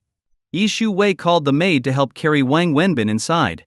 Since Wang Wenbin was drunk, they helped him to his own bedroom. This was the first time Wang Wenbin had slept in his own bed since coming here. You go put the child to bed, I'll take care of him, Yu Shu-wei said to the maid after getting Wang Wenbin into bed. Then, she went to calm little Annie. When Annie saw Wang Wenbin, she thought he was sick, so she quietly followed the maid to take a bath and go to bed, without making any fuss. Shu-wei looked at Wang Wenbin lying in bed, and suddenly felt very gentle. She walked over and helped him take off his clothes, which were stained with vomit, leaving him in just his underwear. This took a lot of effort. Looking at Wang Wenbin lying there, Yu Shu-wei felt a little embarrassed, though most of it was due to the alcohol. As someone who had been through a lot, she didn't feel there was anything inappropriate about it. But seeing Wang Wenbin's strong body, she still felt a bit unusual. Yu Shu-wei took a towel and carefully wiped Wang Wenbin's body, then washed his face. She also took out his pajamas from the closet and helped him put them on. Everyone knows that after drinking and vomiting, there's a strong, unpleasant odor. After Shu-wei wiped him down and changed his clothes, Wang Wenbin smelled much cleaner. After taking care of Wang Wenbin, Yu Shu-wei herself was sweaty.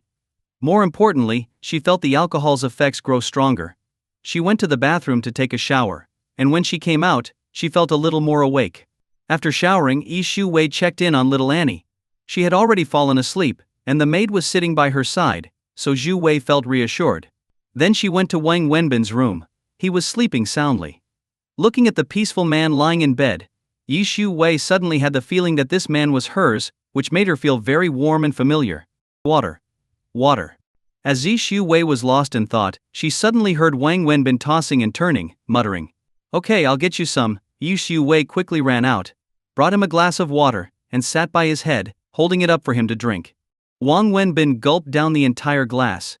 Shu-wei stood up to get him another glass, but as she turned, Wang Wenbin suddenly hugged her tightly from behind. Don't go. Stay with me? Please?" Wang Wenbin sat up and tightly wrapped his arms around Shu-wei's waist, still muttering. Yu Shu-wei was startled at first and tried to break free from his arms, but then she quieted down. She felt the attachment in Wang Wenbin's voice. She turned around, gently caressing Wang Wenbin's face, and softly said, "I'm not going anywhere, I'm staying here with you. Sleep now." Just as she finished speaking, Wang Wenbin suddenly pulled her down onto the bed, pinning her beneath him. "Wenbin, what are you doing? Let go." Shu-wei panicked, but Wang Wenbin continued to press down on her, kissing her. Yu Shu-wei started pushing Wang Wenbin away. She knew he was drunk, but whether it was because she didn't push hard enough or because he was too aggressive, her pushes didn't stop him. She kept shaking her head and trying to avoid his kiss. However, after a few attempts, on the third try, Wang Wenbin finally kissed her. Once their lips met, Yi Xiu Wei suddenly stopped resisting. They kissed passionately, and soon, Zhu Wei closed her eyes, wrapping her arms around Wang Wenbin's neck. Wang Wenbin was drunk, and Zhu Wei was drunk too, at least, in her heart, she told herself she was. If I really wanted to marry someone again, do you think I would care whether they have a car, a house, or savings? Zhu Wei said to Wang Wenbin after a moment of silence. And, if we're talking about rejection, then it's you rejecting me. I'm several years older than you, I've been married before, and using the common terms, I'm a widow. Not only am I a widow but I also have a child, while you are unmarried. In terms of compatibility, it's me who's not good enough for you, Yi Xiu Wei continued. No, Yi Xiu Ji. Wang Wenbin started to explain but saw Yu Wei raise her hand to stop him. You just said you want to be responsible for me, Wenbin, you're overthinking. I know you're talking about what happened last night. Like I said before, although you did those things after drinking, you didn't force me. It was my choice. Also, I'm not a young, unmarried woman.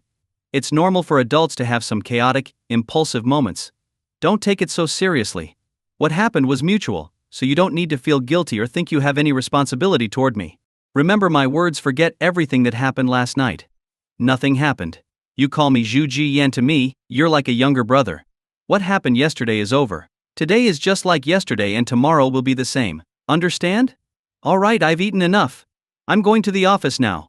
If you don't feel well after eating, go to the hospital, okay? I've already asked for leave for you at work. I'm leaving now.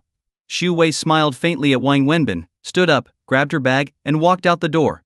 Since her car was still parked in the hotel's underground parking lot, Yi Xiu Wei took a taxi to the office after leaving the neighborhood. Inside the taxi, Yi Xiu Wei was far from as calm as she appeared in front of Wang Wenbin. She stared out the window in a daze, at times serious, at times suddenly smiling. Wang Wenbin, on the other hand, was not as calm as Yi Xiu Wei. What happened last night weighed heavily on his heart, like a huge mountain, making it hard to breathe. Although Xu Wei seemed to think it wasn't a big deal, Wang Wenbin knew that for a respectable woman, such an event couldn't possibly be trivial. For him, it wasn't trivial either. Sitting at the table, Wang Wenbin was lost in thought, chain smoking, barely touching his porridge. When the housekeeper returned, he sighed, changed his shoes and walked out of the neighborhood, still smoking. He stood at the bus stop across from the neighborhood, waiting for the bus. After waiting for several minutes, a car suddenly stopped in front of him. Wang Wenbin froze for a moment, staring at the car, a Porsche Cayenne. As he was wondering why the car had stopped in front of him, the window rolled down, and he was surprised to see Jang Xingi sitting in the driver's seat, smiling at him. Get in. Where are you going? I'll give you a ride, Jang Xingi said to Wang Wenbin. What are you doing here so early? I came to find you. Why are you looking for me? Big sister, I need to go to work. Then I'll give you a ride to work. I don't need you to give me a ride. I can take the bus. I want to take you, Jang Xingi pouted.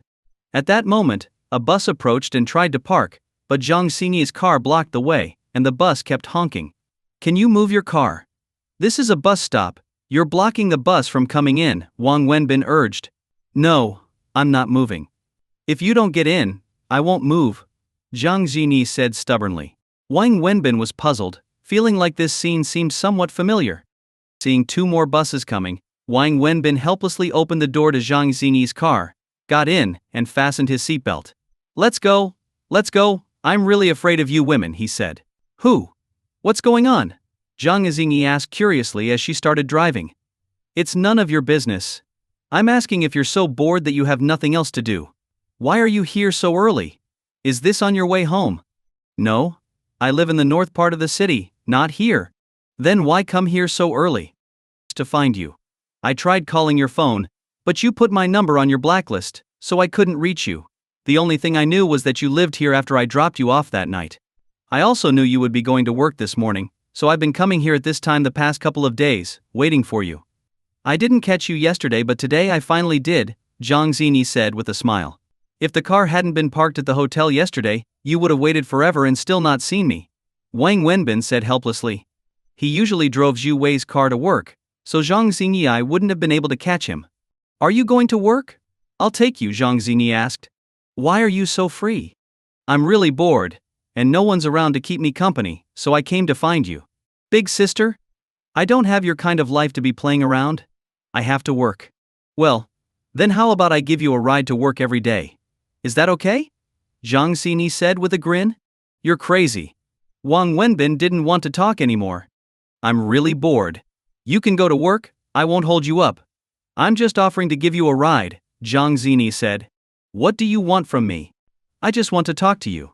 You've blocked my number, I can't call you, and I don't know where you are. This is the only way I can get in touch with you, Jang Xingi said, sounding a little wronged. Big sister, is talking to me really that important or that fun? Yes, as long as I can talk to you, I'm happy, Jang Xingi said with a sudden laugh. Stop talking, you're giving me goosebumps. Fine, just drop me off at the intersection ahead. Go back quickly, and don't let your dad know you came to find me, Wang Wenbin pointed ahead. Is your company over here? No. Then why are you stopping here? I'll take you to your company. Fine, I give up, Wang Wenbin sighed. He took out his phone and checked the time. Since he had been lost in thought at home for so long this morning, he now had only a few minutes left before he was late for work. Forget it. I'm not going to the office. It's already too late. Turn left at the intersection and go to XX Road, Wang Wenbin said after thinking for a moment. He mainly didn't want Jang Xinyi to know where his office was. He was afraid she might show up at work next time, and he didn't want to deal with the trouble. After all, he'd be late anyway, and whether he showed up or not, it was the same with Peng Mengjia. Is your company on XX Road? Jang Xinyi asked as she drove. No, that's a commercial street. Then what are you going there for? Why are you asking so much? If you want to give me a ride, just focus on driving me there. Can't I ask a few questions? Jang Xinyi pouted, continuing to drive. Whose car is this? Where's yours? Wang Wenbin casually asked. Didn't you say that my car was too flashy and you didn't want to be friends with me anymore? So, I took another car from home. From now on I'll drive this one. This should be less flashy, right? Sis. This car isn't any cheaper, is it? At least it's worth around 100,000. Is it that expensive? I asked the housekeeper which car was the cheapest in the house, and he told me this one, so I took it. Okay, I'll buy a car tomorrow. You tell me which car is the cheapest? You are really crazy, Wang Wenbin said, speechless. I'm serious. I'm not joking. Can we stop talking about cars? This has nothing to do with the car. Then what does it have to do with? Fine, it has nothing to do with anything. I can't explain it to you, Wang Wenbin said, not intending to continue the conversation. He was in a bad mood today. As they continued, Jang Xinyi kept asking Wang Wenbin about this and that, but he barely answered. His mind was occupied with Zhu Wei. Stop here. They're repairing the road inside, we can't get in. Wang Wenbin suddenly told Zhang Xinyi. Stop here? Zhang Xinyi asked in surprise after pulling over, looking around. Wang Wenbin opened the door and got out of the car. Okay, thanks. Don't come looking for me again. If your dad finds out, there will be misunderstandings. After saying this, Wang Wenbin started walking ahead. A few steps later he saw Zhang Xinyi following him. Why did you get out too? I'm following you to play. I have nothing to do, I'm bored. You're following me to play? Sis, I'm at work. Do you know what work is? It's not playing. You go to work, I won't disturb you. But you're disturbing me now. Then I'll stay farther away, will that work? Zhang Xinyi said, stepping back a few meters. I really don't know what you're trying to do, Wang Wenbin said helplessly, turning around and walking ahead, not paying attention to Zhang Xinyi. Wang Wenbin walked a little further, looked back at Zhang Xinyi and stopped, turning to say, Sis, I'm not joking with you. I'm here for work, not for fun. I'm just following you. I told you I won't disturb you. Please don't drive me away. I'm afraid that if I leave you'll avoid me, and I'll never find you again, Zhang Xinyi said, looking pitiful. I just don't understand. Why do you have to find me? I just like being with you. Fine, if you like following me, then follow me, Wang Wenbin said helplessly, turning around and walking straight into the clothing store. The store was under renovation, with several workers inside, and the place was full of dust. Wang Wenbin walked in and found the supervisor to ask about the progress of the work. As he was talking, he saw Zhang Xinyi following him in. Get out. What are you doing here? It's all dusty, Wang Wenbin quickly urged Zhang Xinyi. If you can come in, why can't I? Zhang Xinyi said. You. Wang Wenbin said helplessly, then grabbed a new mask from the shelf and handed it to Zhang Xinyi. I'm really speechless. I don't know what's so interesting here. Jang Xingi happily took the mask from Wang Wenbin and put it on, then stood obediently behind him. Wang Wenbin asked about the progress of the project and shared some of his thoughts, while Jang Xingi quietly stood behind him, listening to his conversation with the workers, looking around curiously. Half an hour later, Wang Wenbin grabbed Jang Xingi and walked out of the store, asking, "Well? Do you think it's fun here?" "It's fun." Jang Xingi nodded, jumping in excitement. "Are you crazy? This is fun." "Fun my foot," Wang Wenbin said, speechless. "As long as I'm with you. I think it's fun." Enough, stop being so cheesy." "I have goosebumps," Wang Wenbin said, walking out quickly. "Where are you going?" Jang Xingi asked, chasing after him. "To work." "Can you stop following me?" "No. I'm taking the bus, will you follow me?" "I'll follow you no matter what you take." "Aren't you taking your car anymore?" "Leave it there. What if the traffic police tow it?" "That's my dad's problem. He'll send someone to handle it later," Zhang Xini said nonchalantly. 10 minutes later, Wang Wenbin was driving Zhang Xini's car, and Zhang Xini sat obediently in the passenger seat. "Is that clothing store yours?" Zhang Xini asked curiously. "Do you think it's mine?" "Thanks, but you're overestimating me. Do you even see what kind of area that is? Do you think I can afford it?" "It's not yours." "Then what were you doing there?" "I told you, it's for work. It's the company, not mine. I'm just in charge of managing the renovation." "You work at a clothing factory?" "It's a company." "A clothing company and a factory are two different things." "Forget it. I can't explain this to you." "Where are we going now?" Zhang Xini asked, still ignoring Wang Wenbin's impatience, looking excited. "Sis, can I give you some advice?" "Sure, go ahead."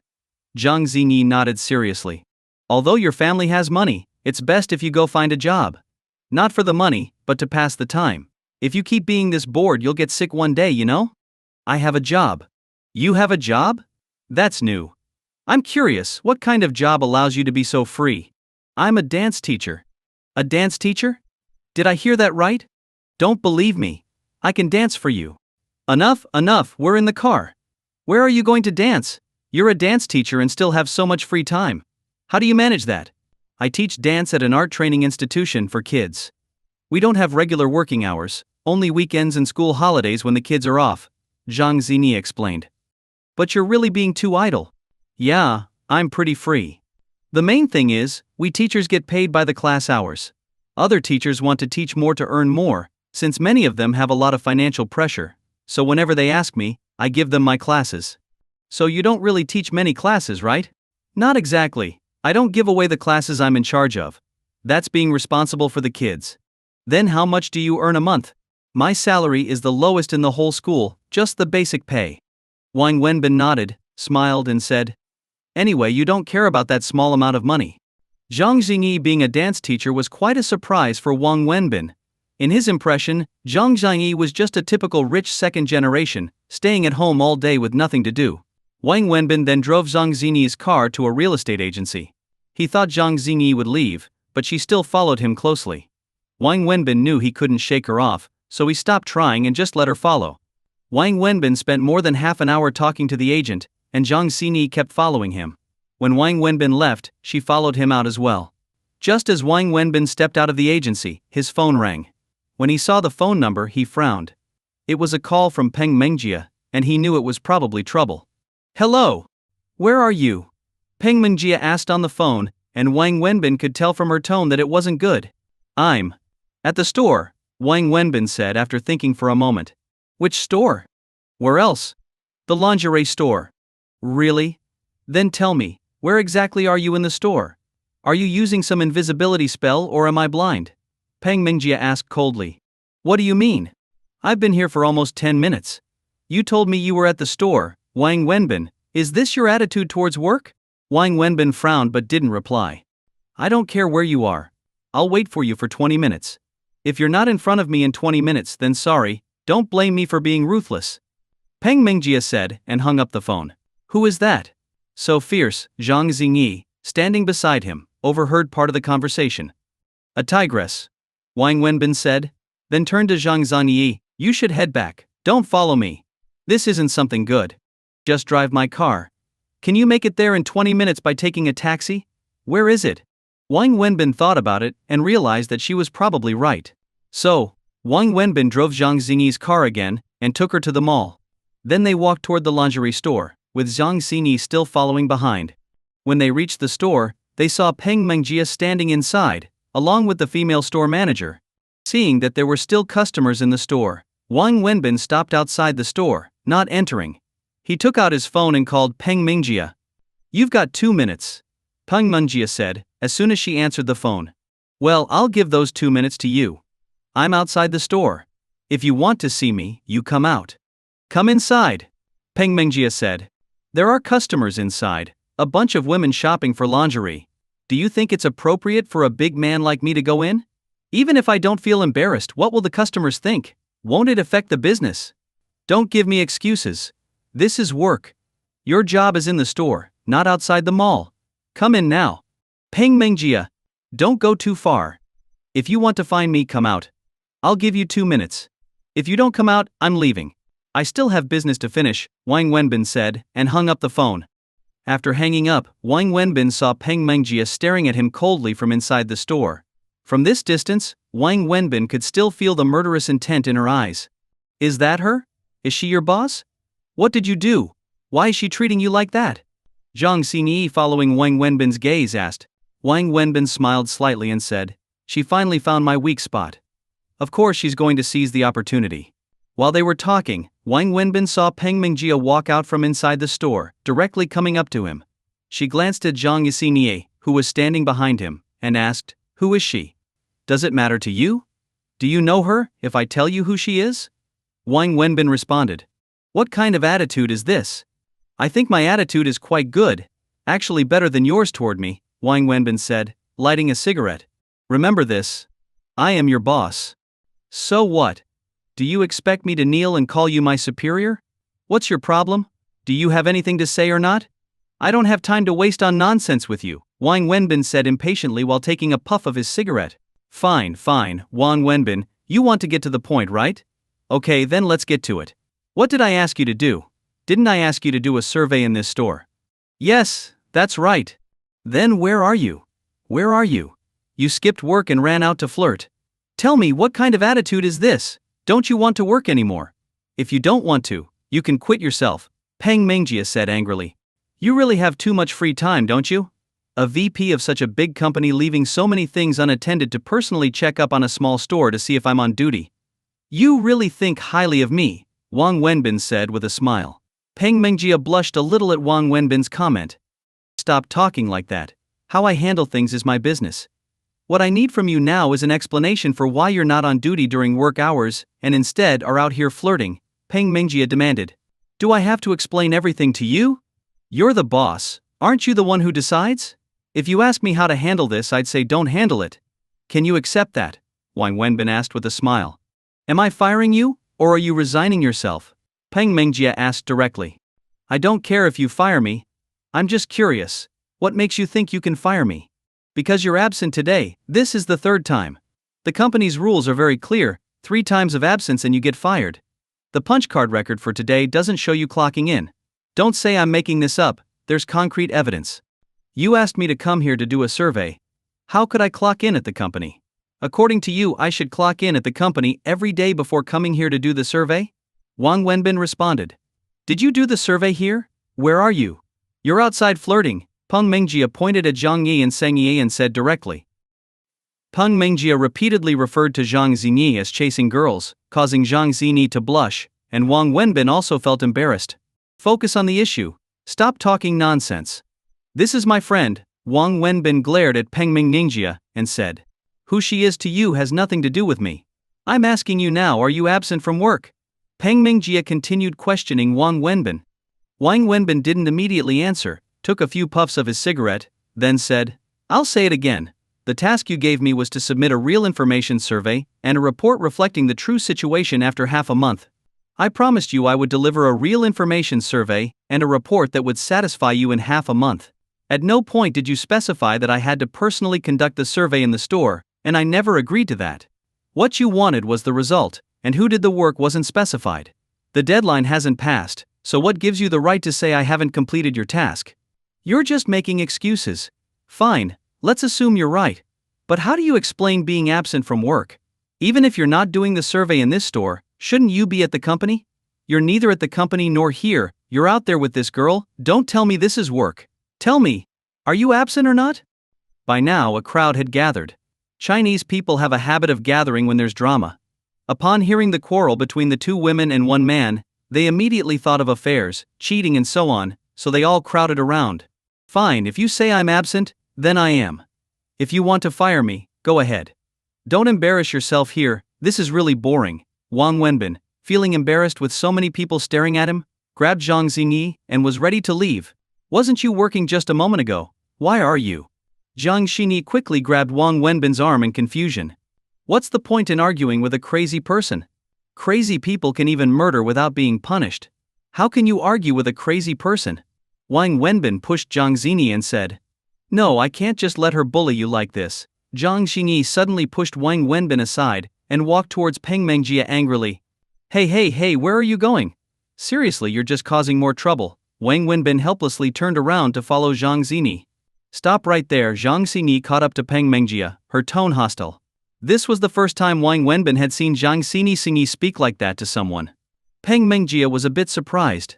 She turned around and saw Jang Xingi glaring at her fiercely. What do you want? Peng Mengjia looked at Jang Xingi, and she truly didn't think much of her. In her mind, any woman who would follow a man like Wang Wenbin must be nothing special. I just want to ask, what gives you the right to fire Wenbin?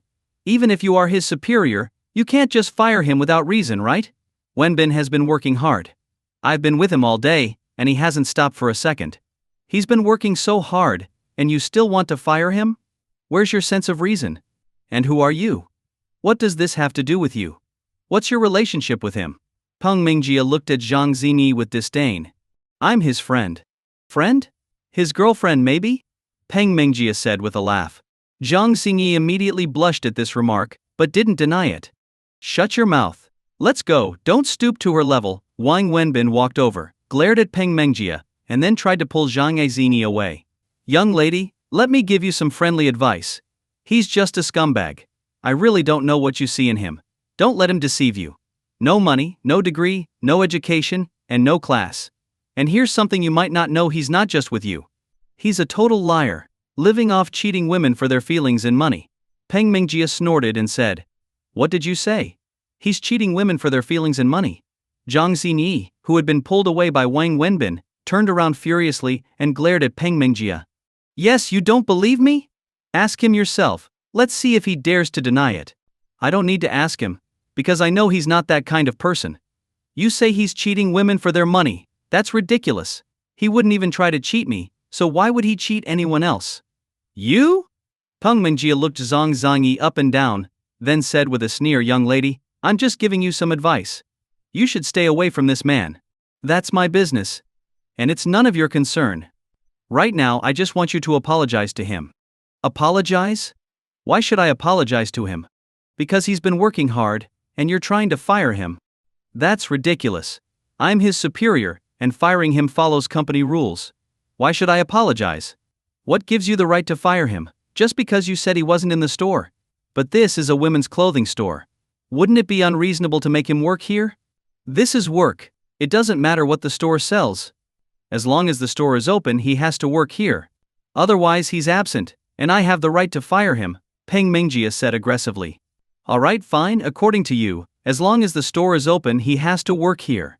But if the store closes, does that mean he doesn't have to work here anymore, and it won't count as being absent? Peng Mengjia paused, not understanding Zhang Xinyi's logic. She nodded, yes, if the store closes, it won't count as being absent. Alright then. Zhang Zhangyi took out her phone and started dialing. Wang Wenbin stood to the side, watching the scene unfold.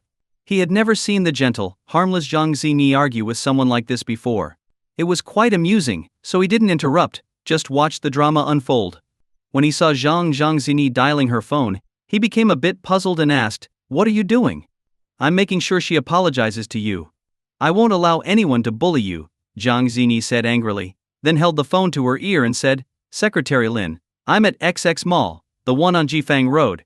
Yes, I've run into some trouble. Can you send the mall manager to find me?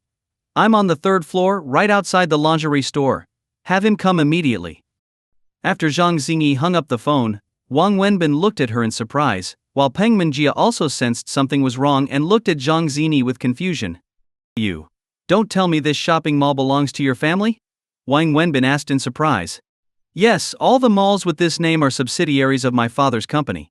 I think there are more than 10 of them in Shanghai. But this is the first time I've been to this one, Zhang Xinyi nodded. Wang Wenbin's eyes widened, and then he gave Zhang Xinyi a thumbs up. He was speechless. He then said, "All right, it wasn't a big deal anyway, don't make a scene. You've already won with your attitude, you won this argument. Let's go. When are you going to stop acting?" Peng Mingjia sneered at the exchange between Wang Wenbin and Zhang Xinyi. You. Sigh. Peng Mingjia, I can only say you really don't know your place. Fine, Wang Wenbin helplessly shrugged, standing aside as if it had nothing to do with him. A few minutes later, a group of people in suits hurriedly ran over. The leader, a middle-aged man, quickly approached Zhang Xinyi and respectfully said, "Miss, I'm really sorry, we didn't know you were coming here. Are you the person in charge here?" Zhang Xinyi asked. Yes, I am the manager of this mall," the man replied. "Good, I want you to do something for me now. Close this store immediately and don't reopen it." Zhang Xinyi pointed at the lingerie store. The mall manager looked at the lingerie store and said with difficulty, "Miss, we have a partnership with them, we signed an agreement, we can't." "That's your problem. I want this store closed right now. If you don't close it you can leave tomorrow," Zhang Xinyi said arrogantly. Wang Wenbin was very surprised as he watched Zhang Xinyi. This was the first time he saw her show such a rich second-generation arrogance, and it was like seeing a completely different person from the usual Zhang Xinyi he knew. "Okay, call someone and close this store immediately. I'll come up with the reason, and I'll handle the follow-up."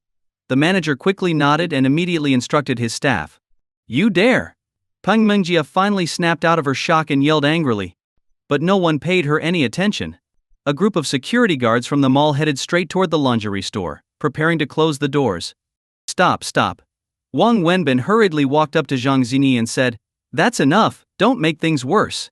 It's fine to close the store, but I still need to keep my job here. Let them stop." "No, she must apologize to you," Zhang Xinyi insisted firmly. "All right, apologize for what? She's my boss. If she apologizes to me today, how am I going to work here in the future? Forget it, let's just leave it. Everyone's friends. Why do you have to work in this company? You should join our company instead. Any of them would be better than this one," Zhang Zhangyi continued. All right, we'll talk about this later. Sorry guys, it was all a misunderstanding. Just now, your young miss was only joking with you, we're all friends. Thanks for your hard work, go ahead and get back to work," Wang Wenbin said to the group of security guards and the manager. The manager dared not act without permission and asked Zhang Xinyi for her opinion. "Do what he says. Do exactly what he tells you," Zhang Xinyi said. The mall manager quickly nodded, and with a smile, shook hands with Wang Wenbin, insisting on exchanging phone numbers with him. He kept calling him Wang Yi, brother Wang, even though it was clear that he was much older than Wang Wenbin. Wang Wenbin almost threw up when he heard the Wang Yi, but he understood that the manager had earned his position for a reason. Peng Mingjia stood silently aside with an extremely sour expression. Zhang Xinyi kept glaring at Peng Mingjia. If it weren't for Wang Wenbin holding her back, she wouldn't have stopped. "All right, it's a misunderstanding, everyone go back to work. This has nothing to do with you," Wang Wenbin said to the frightened staff in the lingerie store. Then walked up to Peng Mingjia and said, "Just get back to what you were doing. You're the vice president, don't waste your time on nonsense. Don't worry, when the time comes, I'll leave on my own. You don't need to push me out of the company." Wang Wenbin, I didn't realize you had some skills. You really know how to charm women, especially rich ones. Peng Mingjia coldly looked at Wang Wenbin, holding him responsible for the humiliation she suffered today. "Who are you insulting? What did you just say about Wenbin? Say it again." Zhang Xinyi, who had been listening, immediately became upset and questioned Peng Mingjia. Forget it, don't bother with her. She's just crazy. Let's go." Wang Wenbin quickly pushed Zhang Xinyi away. He always thought of her as gentle like a little lamb, but he didn't expect that sometimes she could also be a wolf in sheep's clothing. "I used to feel sorry for you, but now I see you deserve it. If you don't fix your bad habits, you'll suffer even more in the future. Think about it for yourself," Wang Wenbin said to Peng Mingjia before leaving, then grabbed Zhang Xinyi and walked toward the elevator. Only after entering the elevator did he release her hand. "This woman is too hateful, bullying you like that," Zhang Xinyi said, still angry as she entered the elevator. Jang Xingi, you really surprised me today. Honestly, I almost didn't recognize you. Wang Wenbin smiled and asked.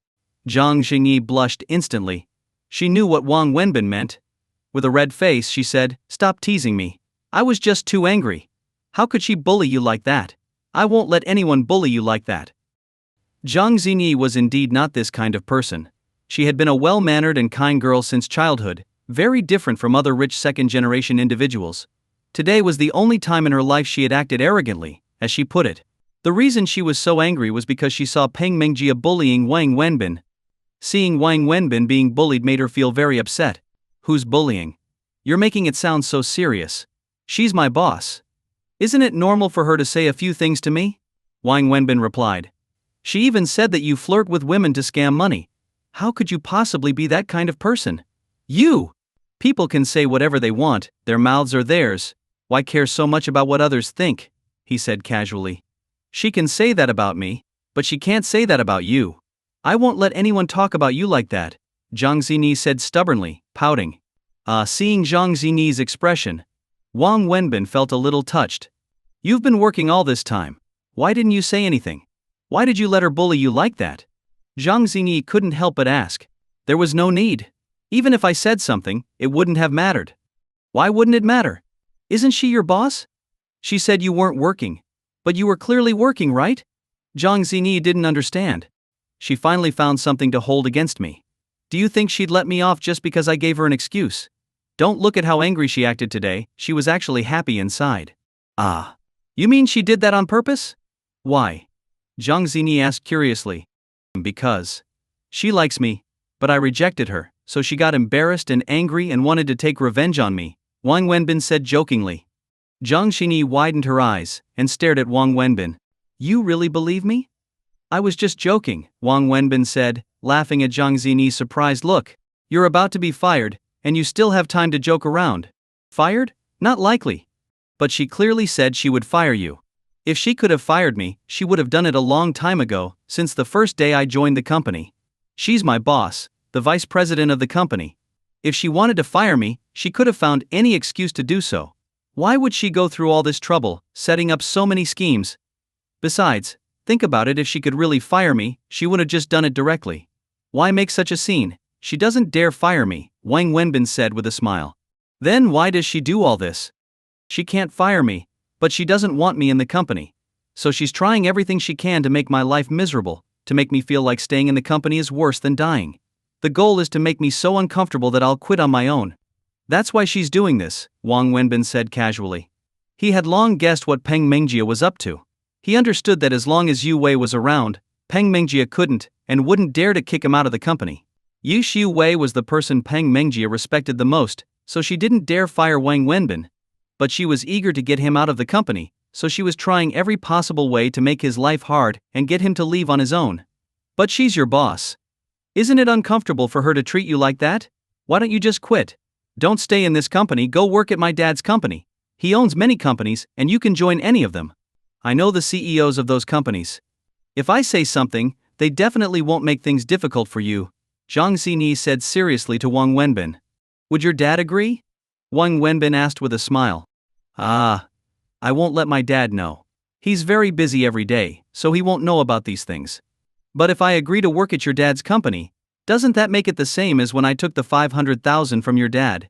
Wang Wenbin stopped and asked Jang Xingi, then continued walking towards the parking lot. Jang Xingi stood frozen, not understanding what Wang Wenbin meant by his words. After a while she caught up to him and said, I know you're worried that if you work at my dad's company, my dad will look down on you. But I've told you, I won't let him know. No, I don't care if your dad looks down on me. I just don't want to look down on myself. Wang Wenbin stopped again and said to Jang Xingi. Just then, Wang Wenbin's phone rang. Hey Mouse, you're back? No, I'll be back tomorrow. Why are you coming back so soon? Don't ask. It's a long story, Lu Jiahao sighed. What happened? Wang Wenbin felt like there was more to it. Let's talk tomorrow. Same time, same place. Don't drive. I'll treat you to drinks, Lu Jiahao said. Is this? Wang Wenbin furrowed his brows. Just say yes. Tomorrow night. I'll hang up now, Lu Jiahao finished and hung up the phone. Looking at his phone, Wang Wenbin had a bad feeling, but he didn't dwell on it and walked towards Zhang Xingi's car. Jang Xingi followed behind Wang Wenbin and willingly got into the passenger seat. "Where are we going now?" Zhang Xingi asked as she buckled her seatbelt. "To sell you," Wang Wenbin said casually while driving. "Sure, if you're selling me, I'll happily go along with it," Zhang Xingi said, grinning. "Are you missing a screw? It's no fun joking with you. You never follow the script. What's wrong? Are you angry?" "Sorry, I didn't mean to offend you." Zhang Xinyi thought Wang Wenbin was angry and quickly apologized. Miss, I really don't know what to say to you. Being with you makes me feel like the embodiment of sin." "Why do you say that?" "Because you're really too innocent." "Are you hungry?" Wang Wenbin asked. "No, I'm not hungry." Zhang Xinyi shook her head. "I'm hungry. It's already past midnight, and whether I want it or not, you've been with me the whole morning, and you've driven me the whole morning. You also helped me vent earlier. Let me treat you to a meal." "What do you want to eat? Chinese food or Western food?" Wang Wenbin asked. I want to eat the same late-night snack you treated me to last time. I thought it was really good." "Late-night snack? You mean the food stall, right? Is that what it's called? Well, let's go to the food stall then." For Zhang Xingyi, both late-night snack and food stall were new things she'd heard of but never seen. "Do you really think it was good, or were you just trying to save me money?" "Don't worry, I'm not that poor yet." "Is it really that cheap? I genuinely think it tastes good. I think it's better than the dishes at those big hotels. The environment isn't great, but that doesn't matter," Zhang Xinyi said seriously. Wang Wenbin glanced at Zhang Xinyi and shook his head helplessly, then continued driving. "What's wrong? Did I say something wrong again?" Zhang Xinyi asked cautiously. "No. It's my fault. I'm too uncouth." Wang Wenbin sighed. Wang Wenbin drove to a restaurant and parked. "We're here. Get out. Let's eat here." Wang Wenbin got out of the car as he said, "This is the food stall. Why does it feel different from last time?" Zhang Xinyi looked at the restaurant with some confusion after getting out of the car. "You really are like an alien. This is a restaurant, but it's not a star-rated hotel. It's just a regular restaurant. But you said you were taking me to a food stall." "I took you to a food stall, and you didn't mind. The main thing is that my conscience wouldn't let me. Let's just eat here today. When I'm really out of money, I'll treat you to a food stall," Wang Wenbin said as he led Zhang Xinyi into the restaurant. Zhang Xinyi was very happy. As she said, as long as she was with Wang Wenbin, she was happy. As for why she was happy, she didn't even know, but she just wanted to be with him. When they were almost done eating, Wang Wenbin said to Zhang Xinyi, "Zhang Xinyi, can I talk to you seriously about something?" "Okay, go ahead." Zhang Xinyi nodded obediently. "You've seen it too. I have to work, I work every day, and I have a boss who constantly makes trouble for me. Although you're following me around, it seems like you're not bothering me, but do you think it's appropriate for you to always follow me like this? What will my co-workers think of me? What will my boss think of me? I know you mean no harm, but really please stop following me." "Because I'm at work," Wang Wenbin said very seriously to Zhang Xinyi. "I'm sorry. I know I shouldn't be doing this, but I can't help it. You don't pay attention to me. If I don't follow you, the moment you turn around, you'll run away, and I won't be able to find you again. Why do you have to look for me? You have your life, and I have mine. But I want to be friends with you. Unless you agree to be friends with me, I will follow you until you agree." Fine, I agree. I agree to be friends with you. Is that okay now? I feel like we're acting like little kids. Should we make a promise or something?" Wang Wenbin said helplessly, laughing. "That's not necessary. But you have to remove my phone number from your blacklist, and also, you deleted me on WeChat. I added you many times, but you didn't accept. You have to add me back. If I look for you, you can't ignore me. If you ignore me, I'll just find Zhu Wei. She'll definitely be able to find you." Wang Wenbin felt troubled and said, "No, please don't keep bothering others. It's such a small thing. Don't make such a big deal out of it. I'll be embarrassed." "Fine, I'm scared of you now. Look, I'll delete you from the blacklist, and I'll accept you on WeChat. Is that okay?" "That's better. Don't worry, I won't keep bothering you. I just want to be friends. I'm just afraid you'll ignore me. Are you satisfied now?" Zhang Xinyi was very happy, like a child. "Alright, well then. Now that the meal is over, I have to go to work. You should go do whatever you need to do. Let's part ways here, okay? You won't turn around and block my number again, and ignore me, will you?" "How could I dare? You're so powerful. Just seeing Xu Wei once you could figure out all her information. If you want to find me, how could I hide? You know that's true. If you really dare to ignore me, I'll have Xiao Yu call the police to get you back. Jang Xingi threatened Wang Wenbin. After hearing this, Wang Wenbin felt embarrassed and said helplessly, I wouldn't dare. You rich second-generation folks, I really can't mess with you. As Wang Wenbin said this, he went to pay the bill and then walked out with Jang Xingi. Here are your car keys. Let's part ways here. Goodbye. Wang Wenbin handed the keys to Jang Xingi and hurried out, afraid Jang Xingi might change her mind and follow him. Hey, wait a second. Jang Xingi quickly called out to Wang Wenbin. What now? You're not going to go back on your word again, are you? No, where are you going? Let me drive you there. Jang Xingi shouted at Wang Wenbin. No need. Where I'm going, you're not suited to go. Where are you going? To a health club. Wang Wenbin said, then quickly ran off as if escaping. What's a health club? Like wellness? Jang Xingi murmured after Wang Wenbin ran off. Wang Wenbin still chose to take the bus. He went straight to the hotel where he stayed last night, took Xu Wei's car out, and after driving it out he didn't go to the office. Instead he drove to a printing shop to discuss something. After a while he drove toward the office but passed by a shopping mall. He thought for a moment, parked the car, and went to the jewelry counter in the mall. Looking at the long list of numbers under each piece of jewelry, he unconsciously swallowed. Sir, may I help you? The sales assistant came over speaking softly and politely. Hello, I would like to look at rings. Which one are you interested in?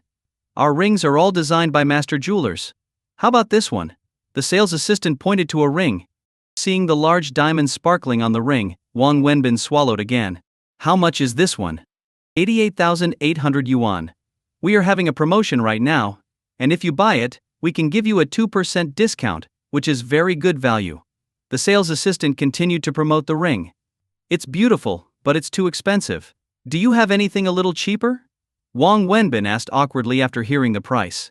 Well, you can take a look at this section. These rings range from 10,000 to 30,000 yuan. The sales assistant led him to another counter. Look, can we do this? Could you check my card balance with your POS machine? I want to see how much I have left, and then I'll decide which price range I can afford. After thinking for a moment, Wang Wenbin asked, since he wasn't sure how much money was left on his card. Sure, the sales assistant said, leading him to the cashier counter. Wang Wenbin handed over his card and entered the PIN. How much is left? Wang Wenbin asked. Sir, there's only 1,300 yuan left on your card. Ah? Only that much? Then, I guess I still can't afford a ring with that amount of money. You should try looking at the gold shops over at Manga. They sell cheaper items, and if you're lucky, you might find a defective one that they'll sell at this price. The sales assistant handed the card back to Wang Wenbin and left. Feeling awkward, Wang Wenbin quickly left the store with his card and headed for the parking lot. Last time he was given 100,000 yuan. He gave Xiumin 80,000 yuan, leaving him with only 20,000. Originally this 20,000 was meant to pay off debts, but when Xiumin's parents came, he didn't pay it. He then spent the time eating and drinking with Xiumin's parents, always paying for the best food and entertainment. He didn't even keep track of how much he spent. He thought his card should have at least 7,000-8,000 yuan left. But when he checked today, there was only a little over 1,000 left. With just over 1,000 yuan, it's hard to even buy a ring. Even if he could buy one, it's obvious what kind of ring it would be. Wang Wenbin sighed, feeling helpless and somewhat down. He drove back to the office. As soon as he entered his office, someone knocked on the door. Wang Wenbin was surprised. The only person who would come looking for him was Peng Mingjia, and with her personality she would never knock on the door. Come in, Wang Wenbin said. The door opened, and a young girl entered the office. Assistant Wang, hello. Oh, hello. What's the matter? Wang Wenbin asked, feeling a bit surprised. Well, Assistant Wang, President Peng asked me to bring this to you after you returned. The girl said nervously and hesitantly, then respectfully placed a stamped document on Wang Wenbin's desk. Wang Wenbin hadn't looked at the document yet when the girl spoke again. Assistant Wang, if there's nothing else, I'll leave now. As soon as she finished, the girl turned and left, even closing the door behind her. Wang Wenbin felt something was off about the girl. He picked up the document and looked at it. When he saw the contents, his eyes widened. It was another penalty notice, almost identical to the one Peng Mingjia had given him before. It stated that he had not requested leave and didn't show up for work. that he was not at his assigned position, and that he would be fined 5,000 yuan according to the company's regulations. The fine would be deducted from his salary for the month. The document was copied to the finance department and himself, signed and stamped by Peng Mingjie, with the company's seal. Wang Wenbin looked at the document, smiled helplessly, and casually put it down on the desk. First he was fined 200 yuan, then 2,000 yuan, and now 5,000 yuan. His monthly salary was 10,000 yuan, and after these penalties he barely had anything left. Peng Mingjie's retaliatory measures made Wang Wenbin both laugh and cry. He knew that this woman hated him because of Zhu Wei before, but after today she would probably truly despise him. However, Wang Wenbin didn't care. He had never had a good opinion of her. Though he understood that Peng Mingjie wasn't inherently a bad person, she had just gotten stuck in a dead-end emotional situation. Wang Wenbin went to the finance department to submit his receipts, and by the time he returned to his office, work had ended. He went straight to the parking lot, drove Zhu Wei's car, and parked it in front of the office building to wait for Yu Wei. Xu Wei was the last one to come out of the office building. She opened the passenger door and got in. "I told you, you don't have to wait for me here. I can just walk to the parking lot myself," Xu Wei said gently as she sat down, looking relaxed, as if nothing had happened the night before. "It's fine. I don't have anything else to do, so I came down right after work," Wang Wenbin said while starting the car. There was a brief silence in the car. Wang Wenbin opened his mouth, wanting to say something to Xu Wei, but before he could speak, Xu Wei spoke first. "Did you see the penalty notice from the office?" Zhu Wei suddenly asked Wang Wenbin. Wang Wenbin turned his head and glanced at Zhu Wei. He didn't expect that she knew about this matter too. "Yes, I saw it. The office sent it to me," Wang Wenbin nodded and said. "This afternoon Mingjie came to my office and reported you." Xu Wei smiled and said. "Reported me for what? For absenteeism? Being late? Or not obeying her management?" Wang Wenbin asked calmly. "All of it. She even presented specific evidence. Although she didn't say it outright, the implication was clear. She told me that you're not fit to work in the company, that your presence in the company severely disrupts its system and discipline. In other words, she hopes I'll fire you for the sake of the company." Xu Wei continued to smile as she spoke. Wang Wenbin wasn't too surprised. He nodded slightly and smiled, saying, "She's got a point. Tomorrow, I'll write a resignation letter and submit it." "Why do you want to resign?" Xu Wei was a bit surprised and then said, "Wenbin, you misunderstood me. I'm not blaming you. Clearly Mingjie did something on purpose to target you. I'm telling you this because I want to apologize." "It's nothing serious, why are you apologizing?" Wang Wenbin smiled and said. Although he acted indifferent, hearing Xu Wei's words made him feel warm inside. "I went to the office today and asked them to pull up the records of the punishments against you. After seeing them I was a bit angry. You've been punished 3 times already, each time signed by Mingjie, and the amounts keep getting larger. The reasons for the punishments seem reasonable, but in reality they all have their motives. Why didn't you tell me about this? It's just a small thing, no need to trouble you. You're the general manager of the company, and you have so many things to handle every day. If everyone came to you with such small issues, would you even have time to work? Besides, if I've been fined, so be it. As long as she's happy, let her vent. She's full of hatred toward me, and a little fine will let her feel better," Wang Wenbin said, smiling while driving. Xu Wei turned to look at Wang Wenbin, her expression complicated. After a moment she said, "Thank you, Wenbin." "Why thank me?" I said. "It's just a small thing." "I didn't mind, so you don't need to either," Wang Wenbin pretended to be carefree. "Wenbin, since she's already made the decision to fine you, and it's already in effect, both publicly and privately, I can't cancel it. But this shouldn't cause you to suffer losses or feel wronged, so whatever the fine is, I'll make sure to compensate you privately. Really, there's no need, it's fine. Your entire month's salary has already been deducted. What are you going to use? Okay, listen to me this time. We'll handle this like this. Tomorrow, I'll have a good talk with Mingjie and make sure to warn her properly." "It's better not to." Wang Wenbin shook his head. "Why? With her acting like this, who knows what she might do to you next?" "I don't mind. She's not only angry at me but also at you. She just doesn't dare to show it to you, so she's venting all her frustration on me. I think that's okay. You should give her an outlet for her emotions, otherwise, her resentment will just keep growing. Also, if you confront her or reprimand her, she'll think you're taking my side, and that'll make her hate both of us even more. So, the best solution is for you to pretend you don't know anything. Let her make a scene if she wants, and when she's calmed down and has regained her reason, Everything will be fine. And you're right, she's not someone who's really unreasonable. Even though she's been looking for ways to pick on me and trying to get me out of the company, she hasn't done anything too excessive. That shows she's actually a kind person, so it's unlikely she'll really do anything to me, Wang Wenbin explained slowly. Wenbin, thank you for helping me like this. Yi Shu Wei couldn't possibly be unaware of these things. But since Wang Wenbin had been wronged, she couldn't act this way. Now that Wang Wenbin had voluntarily asked for this, it made her breathe a sigh of relief and deeply moved her. Yu Shuji. Wang Wenbin suddenly called out to Zhu Wei. Yes, what is it? Go ahead, she replied. Marry me, Wang Wenbin said, while driving, again making the proposal. Yi Shu Wei didn't expect Wang Wenbin to say this again. She smiled and answered, Why are you saying this again? Didn't I already tell you this morning? Forget about last night.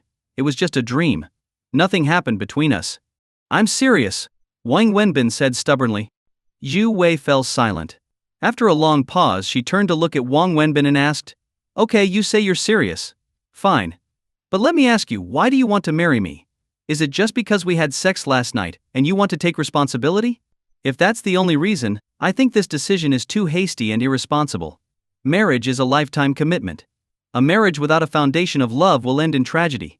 So, if you want to marry me, let me ask you, do you like me? Do you love me? Have you thought about that? Wang Wenbin had never thought about this. He was momentarily at a loss for words, unsure how to answer Zhu Wei. Seeing that Wang Wenbin was speechless, Yi Zhu Wei felt a bit disappointed. She then said, I know you're a very responsible man. You think that because we had sex last night, you have to take responsibility. But it's not that serious. As adults, we should take responsibility for our actions, but it's not serious enough that you need to spend your entire life's happiness to make up for this mistake. Wenbin, listen to me, don't bring this up again. Don't put that burden on yourself. Forget about last night, okay? Yi Shu Wei smiled at Wang Wenbin. Wang Wenbin stared straight ahead while driving, and after a long time, he slightly nodded and said nothing. This could be seen as silently agreeing with Yi Shu Wei's words. For some reason, after seeing Wang Wenbin nod, Yi Shu Wei felt a slight sense of loss, but it was only a little. Wang Wenbin said nothing more, keeping his eyes fixed on the road. Yi Shu Wei looked at Wang Wenbin. She couldn't tell what he was thinking. The car drove all the way to Shu Wei's house and stopped in the yard. Just as Yi Shu Wei was about to open the car door to get out, Wang Wenbin suddenly spoke up, Sister Shu, I like you. Yi Shu Wei was caught off guard by Wang Wenbin's sudden declaration. She was completely stunned and didn't immediately know how to react. I've seriously thought about it. I like you very much. But I'm not sure if I love you because I've forgotten what it feels like to love someone. Maybe I can't love anymore. But Sister Shu, trust me, I will make you happy. I swear on my life. Wang Wenbin turned his face toward Zhu Wei, speaking with great sincerity. Yi Shu Wei's mind was racing. Wang Wenbin's sudden confession caused her thoughts to go blank for a moment, and a wave of sweetness and joy suddenly surged in her heart. Looking into Wang Wenbin's eyes, so full of genuine affection, Yu Wei started to collect her thoughts. In fact, she was also feeling confused at that moment. Sister Su, you don't have to answer me right now. I know I don't have the right to say that I'll take responsibility for you. Give me time, Wang Wenbin interrupted Zhu Wei just as she was about to speak, and then he opened the car door, got out, and walked over to hug little Annie, who had run out at the sound of the car. Yi Shu Wei stayed in the car for a long time, not getting out. She gazed at the harmonious and happy scene outside the window and replayed Wang Wenbin's words, his confession of liking her, and asking her to marry him in her mind. Every day after Wang Wenbin came back, little Annie would cling to him, either playing games with him, or just lying on him, letting him hold her. Just as the family was happily playing, preparing to have dinner, the sound of a car approached. Little Annie, who had been lying on Wang Wenbin, immediately scrambled off him and said, Auntie is here. After speaking, little Annie ran outside. Wang Wenbin was a bit surprised and looked at Shu Wei. I don't have any relatives. Most of my friends are from business circles, and even with friends, we mostly meet outside. So, the only one who would come directly to my house is Mengjia. She knows that whenever she hears the sound of a car, if it's not my car, it's her aunt's. Yi Shu Wei explained to Wang Wenbin with a smile, and then walked outside. Wang Wenbin, curious, followed her outside to see if it was true. When he stepped outside, he saw Peng Mengjia's car parked in the yard. Peng Mengjia got out of the car and immediately hugged little Annie as she walked over, kissing her on the cheek. Then, She walked over to the trunk of the car, opened it, and took out 2 toys, handing them to little Annie. Little Annie, beaming with joy, jumped off of Peng Mengjia and ran into the house, holding the 2 toys. Next, Peng Mengjia struggled to pull a large suitcase out of the trunk and placed it on the ground, then pulled out another one. Mengjia, what are you bringing? Yu Zhu Wei asked, surprised to see Peng Mengjia bringing 2 large suitcases over. Sister-in-law, I'm going to stay here starting today. Peng Mengjia said to Zhu Wei. Stay here? Why did you suddenly decide to stay here? Zhu Wei asked in surprise. Wang Wenbin, who was standing at the door smoking and watching everything, furrowed his brows, having already figured out what was going on. What's wrong, sister-in-law? You're not welcoming me, are you? Peng Mengjia pouted and said, pulling Zhu Wei's hand in a playful manner. Why wouldn't I welcome you? This is my home and also your home. You can stay whenever you want, no one would dare say no, not even me. But if you're going to stay here, you should have let me know beforehand. You came back so quietly, and I didn't even have the housekeeper prepare your room. Yu Zhu Wei smiled as she tugged at the wrinkled part of Peng Mengjia's clothes, showing clear care. Sister-in-law, let me tell you, the community I'm living in right now, someone has been reporting that a perverted man keeps sneaking behind single women, and at night, he knocks on people's doors. Some girls have even reported that their underwear left out to dry was stolen. I'm scared. I don't want to stay there anymore. Peng Mengjia said vividly. Is that true? Are you okay? I'm fine, but I can't stay there. Until they catch this pervert, I don't feel safe going back. Well, stay here then. I told you not to move out. I said it's not safe for a girl like you to live alone outside, but you didn't listen to me. Alright, come in. It's almost time for dinner. Yu Zhu Wei took one of Peng Mengjia's suitcases and walked inside.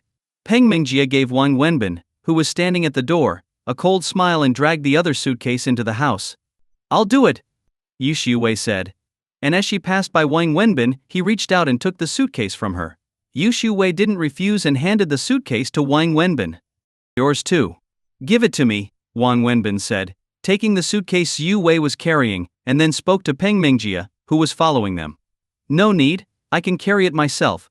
Peng Mengjia ignored Wang Wenbin and struggled to carry the suitcase up the steps. Wang Wenbin didn't bother with her and grabbed the suitcase from Peng Mengjia, carrying one in each hand as he went up the stairs into the house. Where should I put this? Wang Wenbin asked, once inside. Put it. Yu Zhu Wei paused, thinking about where to place Peng Mengjia. Put it in the small bedroom upstairs. I'll stay in the room I used to live in, Peng Mengjia interrupted. As soon as Peng Mengjia finished speaking, Yu Zhu Wei furrowed her brows. Wang Wenbin's eyebrows twitched as well, because the room Peng Mengjia referred to was the one Wang Wenbin was currently staying in. No, Mengjia, you can't stay. Zhu Wei started to refuse, but was interrupted by Wang Wenbin. Fine, I'll take it upstairs, Wang Wenbin said, directly taking both of Peng Mengjia's suitcases upstairs. Watching Wang Wenbin carry the suitcases upstairs, Peng Mengjia smiled smugly, while Zhu Wei gave Wang Wenbin a complicated look, then looked at Peng Mengjia. Wang Wenbin took the 2 suitcases upstairs, into the bedroom, and began to pack up all of his belongings. He put everything into the bag he had brought when he moved to Zhu Wei's house, then went downstairs with it. Wang Wenbin came downstairs and passed by Peng Mengjia. Don't think that just because you carried my luggage I'll be grateful to you, Peng Mengjia said to Wang Wenbin as he passed her. I've been sleeping on that bed for half a month. Here's a little reminder, I'm not very particular about hygiene. I don't usually wash my feet or take showers, and I like to fart and pick my feet while sleeping. The most important thing is that I have athlete's foot and skin fungus. Although it probably won't spread to you, I suggest you be careful. A girl with athlete's foot and skin fungus doesn't look very good, Wang Wenbin said with a slight smile and then walked away. Peng Mengjia almost felt sick upon hearing his words. Every girl has some degree of cleanliness obsession. Although Peng Mengjia knew that Wang Wenbin was intentionally trying to disgust her, she couldn't help but feel uncomfortable. She knew it wasn't true, but she still couldn't shake off the mental image, and it made her angry enough to stomp her feet. Put the stuff here first. After dinner, I'll ask the maid to tidy up the storage room and set up the bedding, Yu Zhu Wei said awkwardly and apologetically to Wang Wenbin. It's fine, let's eat first, Wang Wenbin smiled and then went to sit at the dinner table. Mengjia, let's eat first. We'll clean up later, Yu Zhu Wei said with a complicated expression as she looked at Wang Wenbin, then turned to call out to Peng Mengjia. The family sat around the dining table eating dinner. Yu Zhu Wei asked Peng Mengjia about work. while Wang Wenbin sat with little Annie. The two of them whispered to each other, laughing as though they had a shared secret. Peng Mengjie saw this scene, and her heart felt sour and uncomfortable. In her eyes, Annie was her brother's daughter, but now Annie was calling Wang Wenbin dad and getting along so well with him. This was something she couldn't accept. Annie, how about I take you to the amusement park this weekend? Peng Mengjie directly called out to little Annie. Yes, I love the amusement park. It's so much fun. Last time, Dad and Mom took me there. This time I want Dad, Mom, and Aunt to take me. Little Annie immediately jumped with joy upon hearing the suggestion. No, he won't have time. He has to work this weekend, he hasn't finished his work. This weekend, Aunt will take you, Peng Mengjie said, clearly displeased that little Annie called Wang Wenbin dad, pointing at Wang Wenbin as she spoke. No, Aunt, I want Dad to go with me, little Annie immediately protested. Be good. He really has work to do. How about this? Aunt will take you to play. Whatever you want to play, I'll take you. Whatever you want to eat, I'll buy you. If you want any toys, I'll buy them for you. Whatever you say, Aunt will get it for you, even the stars in the sky. I want a Barbie doll. Okay, I'll buy it. How about 2? No, I don't want 2 Barbie dolls. 1 is enough. I also want a Snow White doll with the 7 dwarfs, little Annie said after thinking for a moment. Okay, I'll buy it. Peng Mengjie was very pleased to hear that little Annie agreed. Meanwhile, Yu Shu Wei and Wang Wenbin were quietly eating without speaking. Both of them were thinking about what Peng Mengjie was up to. Yi Shu Wei had no appetite during this meal, but Wang Wenbin seemed to have no care in the world as he quietly ate 2 large bowls of rice. After dinner, originally little Annie wanted Wang Wenbin to play with her, but Peng Mengjie volunteered to take her to the toy room instead. Sorry, Wenbin, Yu Shu Wei said, as she poured a cup of tea for Wang Wenbin and sat down beside him on the sofa. There's no need to apologize. I didn't expect this from her. You'll have to make do tonight. Tomorrow I'll have someone come to clear out the storage room and buy new furniture. Don't mind it, this was originally a bedroom, but since there aren't many people at home, and there's so much stuff, we turned it into a storage room, Yu Wei explained to Wang Wenbin. It's fine, Wang Wenbin shook his head, then added, I can just go back to my place. Yi Shu Wei looked at Wang Wenbin and asked, Are you still angry? No, I'm really not angry. This is the truth, Wang Wenbin shook his head. Then why are you going back? Is it because Mengjie is here? You know she's not a bad person, right? Don't worry. She's just a bit temperamental. Tonight, I'll talk to her and clear things up, Yi Shu Wei said after thinking for a moment. How do you know she'll believe you? If she believed you, she wouldn't have done so many things against me. And she wouldn't have deliberately moved in here. You noticed she's doing this on purpose, didn't you? Zhu Wei smiled helplessly. If I hadn't noticed, I'd be too foolish. She suddenly moved in here and clearly wants to take my bedroom. The goal is clear, she wants to drive me out. Even if you fix up the storage room for me, she'll come up with something else to make things difficult. Instead of letting her make things uncomfortable for everyone and cause chaos in the house, I might as well go back to my own place. That way, everything will be peaceful. Besides, this is her home. You two are a family. I'm just an outsider, and it doesn't make sense for a big guy like me to live here. Wang Wenbin lit a cigarette as he spoke. Yu Shu Wei frowned, wanting to say something but ultimately didn't say anything. The most important thing is, I don't want to cause a rift between you and Mengjie because of me. I can tell you really care about her. You treat her like your own sister, and she respects and cares for you just as much. I don't want my presence here to cause problems between you two. Also, you know my personality. Even though you treat me well and Annie considers me her dad, and even the maid sees me as part of the family, to me, this is still not my home. I have no formal relationship with you, so I'm just an outsider. No matter how good things are here, I still feel like I'm living under someone else's roof, so I've thought it over, and I think it's better for me to go home. Staying here will just make everyone uncomfortable, and it's meaningless. Don't you think so? Wang Wenbin slowly explained to Zhu Wei. Zhu Wei thought about what Wang Wenbin said for a long time before nodding and saying, But what about Annie? She won't want you to leave. With Peng Mengjie here, Annie will agree. Peng Mengjie will find a way to persuade her not to want me around. And I'll talk to her too. She'll agree. Wang Wenbin smiled as he spoke. Hey Wenbin, I'm really sorry.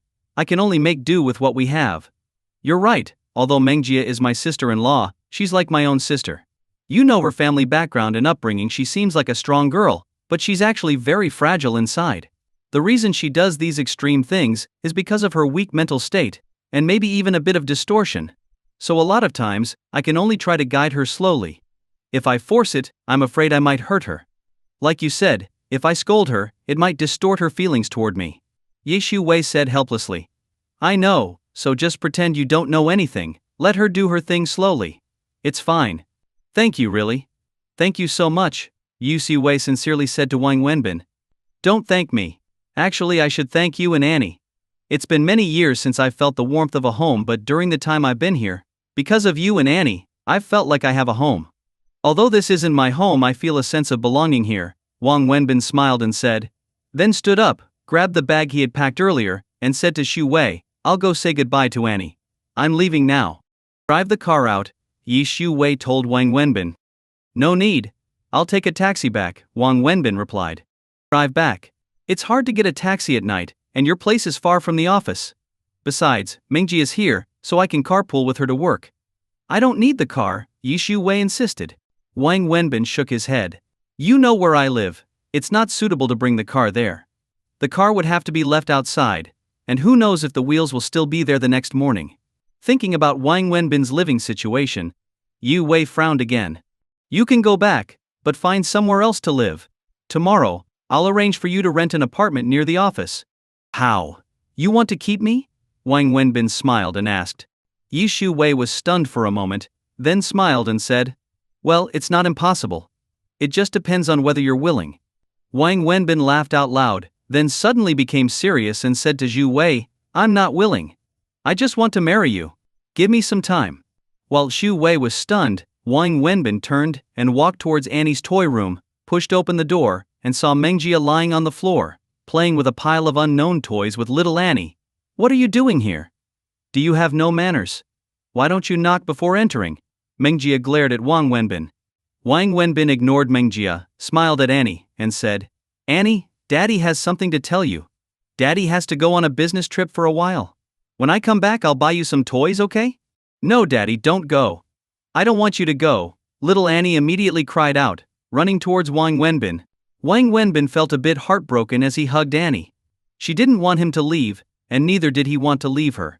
During this time little Annie had come to see him as her dad, and Wang Wenbin, too, had come to see her as his daughter. Mengjia stood up from the floor and walked up to Wang Wenbin, asking, Are you really leaving? What? Isn't this the result you wanted? Wang Wenbin smiled and asked Mengjia. Don't talk nonsense and slander me, Mengjia blushed and argued. Only you know what's in your heart. But I don't mind. I'm only staying here because the child doesn't want me to leave. After I leave, calm her down. Don't let her cry or cause trouble. Don't flatter yourself. Do you really think the world can't go on without you? If you want to leave, just go, Mengjia shot Wang Wenbin a glare. Then, Mengjia forcibly took Annie from Wang Wenbin's arms and began to promise her a bunch of things to calm her down. Wang Wenbin quietly stepped out of the room, grabbing his bag as he left the house. In the yard he saw Yi Shu-wei standing alone. If you don't want to drive my car, I'll drive you back, Yi Shu-wei said.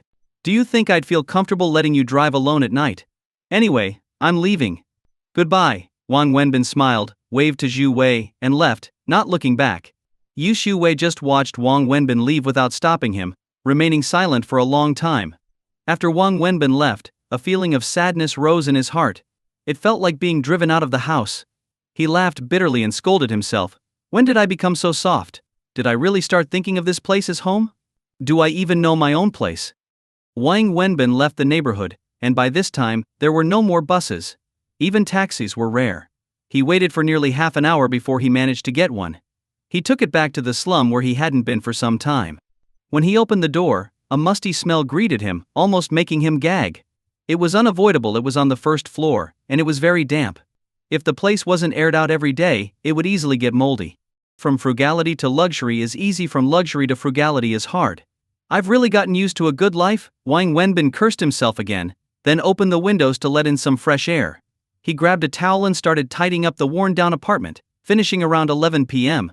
He finally went to bed, feeling strangely at peace, though Zhu Wei's face kept appearing in his mind, every expression, every smile. He suddenly realized something: he missed Yu Shu-wei. He knew exactly what that meant. On the other side, Yu Shu-wei lay in bed, with little Annie curled up beside her. However, she couldn't sleep. Suddenly, the room felt too quiet without the soft sound of Wang Wenbin's snoring or the unique scent of a man. She tossed and turned, unable to fall asleep. She also realized something that made her feel uneasy. Her mind was completely occupied with thoughts of Wang Wenbin. In another bedroom, Mengjia was furious, tossing and turning in bed. She kept smelling a strange odor, like feet or sweat, but couldn't find where it was coming from.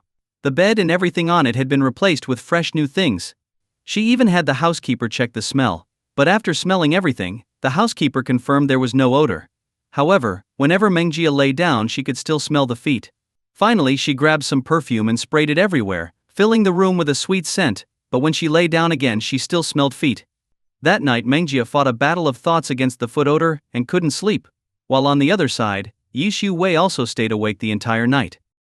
The next morning, Wang Wenbin got up early, left the shabby apartment where he lived, and bought 2 buns from a street stall. He ate them while heading to the bus stop to catch a bus. He didn't go to the office but went directly to the clothing store that was under renovation. Originally there were 2 or 3 people working there, but today 6 people showed up, which was Wang Wenbin's request. After leaving the clothing store, Wang Wenbin went to the real estate agency and the advertising company to finalize everything. At that moment, Wang Wenbin's phone rang again. It was still Peng Mengjia calling. Seeing her number, Wang Wenbin already knew why she was calling, so he didn't pick up. However, Peng Mengjia kept calling repeatedly, one after another. Unable to tolerate it anymore, Wang Wenbin answered the call. "Hello, are you done?" "What is it?" Wang Wenbin asked, irritated. "Why aren't you answering my calls?" "Why?" Peng Mengjia yelled angrily from the other end of the phone. "Which law says I have to answer your calls? Whether I pick up or not is my choice.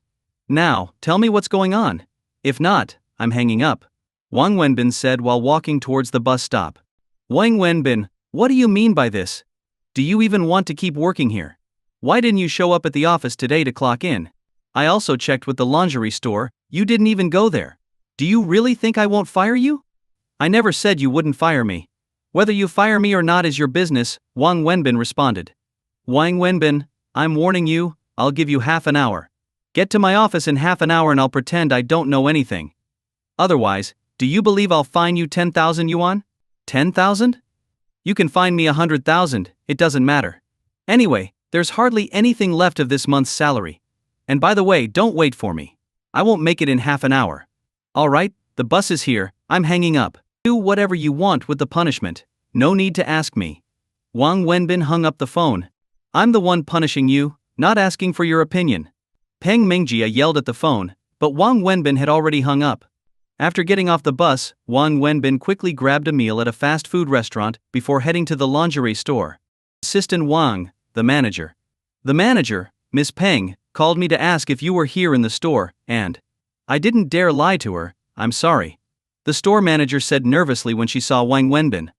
"It's okay, just tell the truth if anyone asks about me in the future. If I'm here, say I'm here. If I'm not, say I'm not. Don't hide anything from me," Wang Wenbin said with a smile. The store manager felt much more at ease with Wang Wenbin's attitude. "I'm here today for the survey form," Wang Wenbin said to the store manager.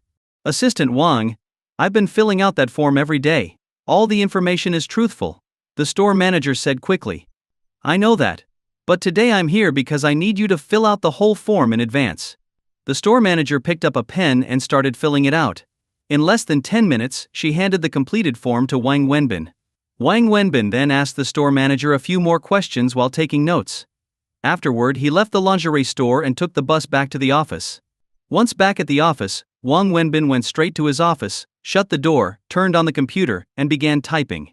He smoked while typing, and before long the room was filled with smoke. When Wang Wenbin finally finished his work and looked at the time, he realized it was already past office hours. He hurriedly left his office and went downstairs. By now most people had already left the office. The building was empty. Since Lu Jihao had invited him to dinner tonight, Wang Wenbin hailed a taxi outside the company and told the driver to head toward Luawei.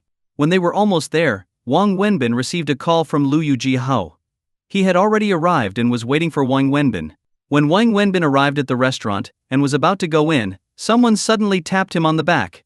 He turned around and saw Zhang Xingi grinning at him. "What are you doing here?" Wang Wenbin asked in surprise. "I came here to eat, what about you? What are you here for?" Jang Xingi asked with a smile. "This is a restaurant. What do you think I'm here for? A massage. Wang Wenbin replied. Such a coincidence. I didn't expect to run into you here, Jang Xingi said with a laugh. Keep on lying. What? What did I lie about? How could I not come here to eat? Jang Xingi asked, feigning innocence. Listen to how you speak, you've given yourself away. You, Ms. Zhang, would never come to a place like this to eat. You usually go to 5-star hotels just for soup. The chances of us running into each other here to eat are slim, considering how big Shanghai is. And why are you standing here by the door waiting for me? You clearly know I'm coming to eat here. Honestly, how did you know I was coming? Wang Wenbin asked. Zhang Xinyi fidgeted a little, then quietly said, Yesterday, I heard you get a call from someone inviting you to this restaurant tonight. I overheard the name of the place, so I looked up the address and came here early to wait for you. Are you crazy? A friend invited me to dinner, and you come here to block me? I just wanted to come find you. Since your friend invited you, I'll join too, Zhang Xinyi said with a grin. Are you out of your mind? Why are you coming with me to eat? He didn't invite you. He invited you, right? I'm your friend, so it's normal for me to come along. Besides, I'll pay for this meal. That way he won't feel like he's losing out, Zhang Xinyi said cheerfully. Sister, it's not about who pays or who doesn't. It's about what you're doing here. That's my friend, you don't know him, and he doesn't know you. Is it appropriate for you to just show up? Isn't it obvious that we know each other now? We are friends, right? Well, if you put it that way, I can't deny it. See? A friend's friend is also a friend. So, your friend is my friend, and your friend's friend is also my friend. Everyone is friends, so isn't it normal to eat together? Zhang Xinyi said. Wang Wenbin widened his eyes and looked at Zhang Xinyi. When did you become so good at talking like this? You're better at spinning nonsense than I am. Thank you. Zhang Xinyi replied with a smile. What do you mean, thank you? Was I complimenting you? I just don't understand, why are you involved in my dinner with my friends?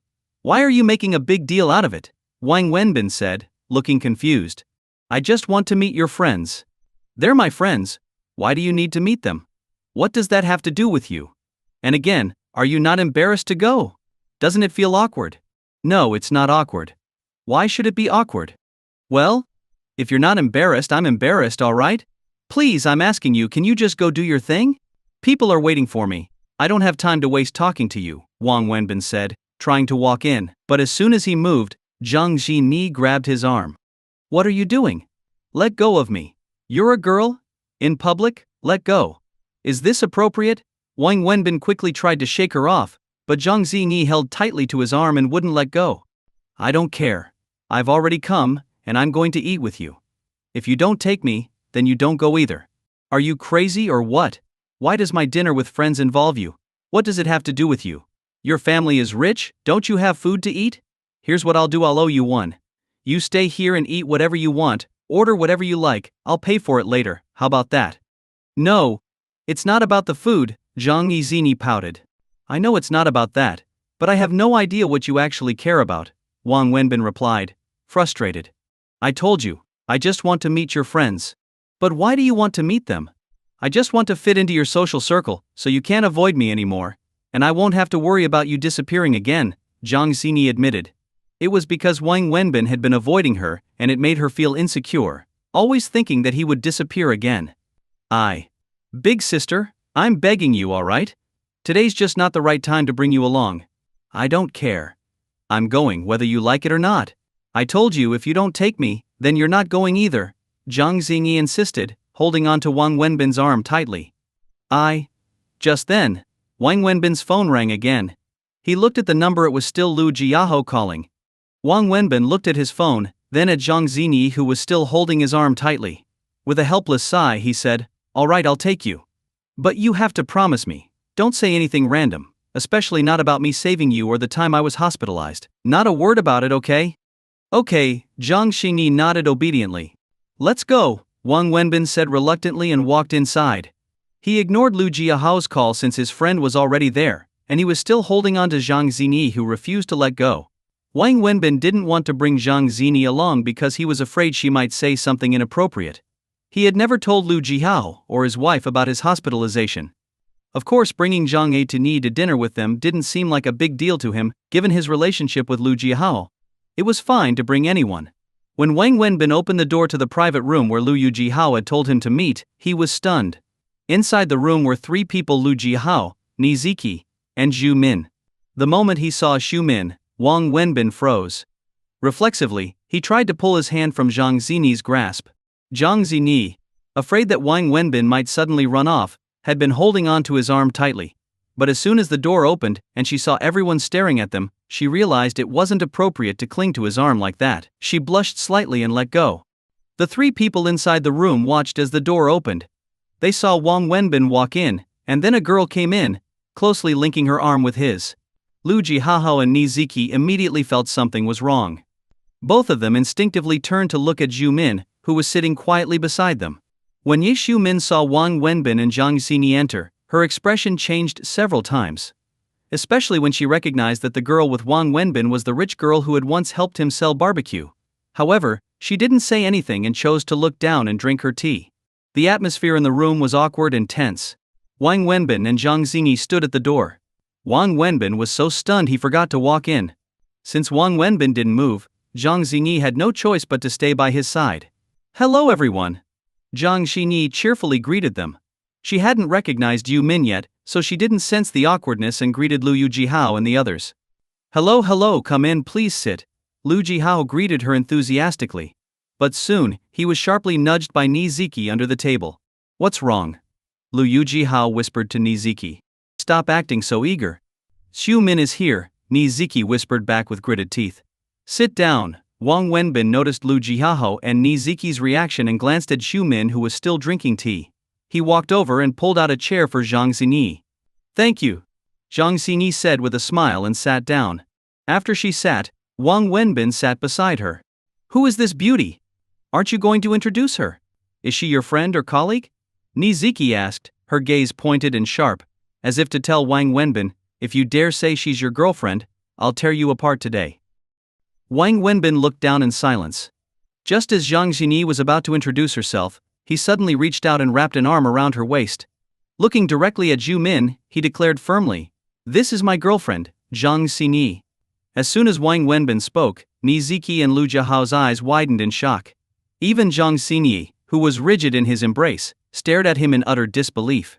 Only Zhu Min, sitting there calmly drinking tea, looked at Wang Wenbin. She simply watched him in silence, without showing surprise or saying a word. Zhang Xinyi tried to pull Wang Wenbin's hand off her, but the more she pulled, the tighter he held. She was completely baffled and had no idea what had come over him. Zhang Xinyi hadn't recognized that Zhu Min was the same person who had come to the barbecue stall that night. She'd forgotten about it entirely. But Zhu Min remembered every detail. "I brought her here today for everyone to meet. We've been officially dating for a week," Wang Wenbin continued, making things up as he went along. "Wait. Zhang Xinyi tried to explain, sensing the awkward atmosphere, but Wang Wenbin cut her off quietly. "Drink your tea and say less." With Wang Wenbin's announcement, everyone at the table sat in silence, each person with their own thoughts, as an uncomfortable tension filled the room. At that moment, the door opened, and a server came in with food. Since Wang Wenbin had arrived late, the others had already ordered. Now the food was being served. "Let's eat, stop staring and dig in," Niziki said after glaring at Wang Wenbin. She then took Xu Min's hand and said, "Don't overthink things. Eat something and have some soup. It's your favorite." As she spoke, Niziki ladled a bowl of soup for Xu Min. "Thank you. I'm fine." Xu Min smiled softly and took a sip of the soup. "Waiter, bring a bottle of baijiu," Lu Jihao called out suddenly. Wang Wenbin looked at him in surprise and asked, "What's gotten into you today? Don't you usually drink beer?" "Beer's no fun. If we're drinking, let's drink baijiu." "Hurry, bring a bottle," Lu Jihao replied. "Are you crazy?" Niziki scolded him. Lu Jihao ignored her, quietly eating a piece of meat as the server brought the baijiu. He poured drinks for himself and Wang Wenbin. Wang Wenbin frowned, noticing the tension between Lu Jihao and Niziki. Normally, if Niziki spoke, Lu Jihao would back down immediately. Today though, he ignored her without arguing. Niziki looked coldly at Lu Jihao, then turned away and started placing food on Zhu Min's plate. "Come on, cheers," Lu Jihao said, raising his glass to Wang Wenbin. "What's going on? If you want to drink with me, you need to give me a reason," Wang Wenbin asked. "No reason. I'm just happy today, so I want to drink." "Hey, don't be shy, eat up, we're all friends here." I'm Wenbin's best buddy. We've been close since college. Like brothers, so your family too, Lu Jihao said, toasting Jang Xingi, who sat uncomfortably beside Wang Wenbin. Niziki shot Lu Jihao a fierce look, clearly unhappy with his friendliness toward Jang Xingi. She was firmly on Xu-min's side, and Jang Xingi was obviously now Xu-min's enemy. Lu Jihao's friendliness felt like betrayal to her. Thank you. Jang Xingi smiled awkwardly, holding her chopsticks but not touching any food. Wang Wenbin noticed her discomfort.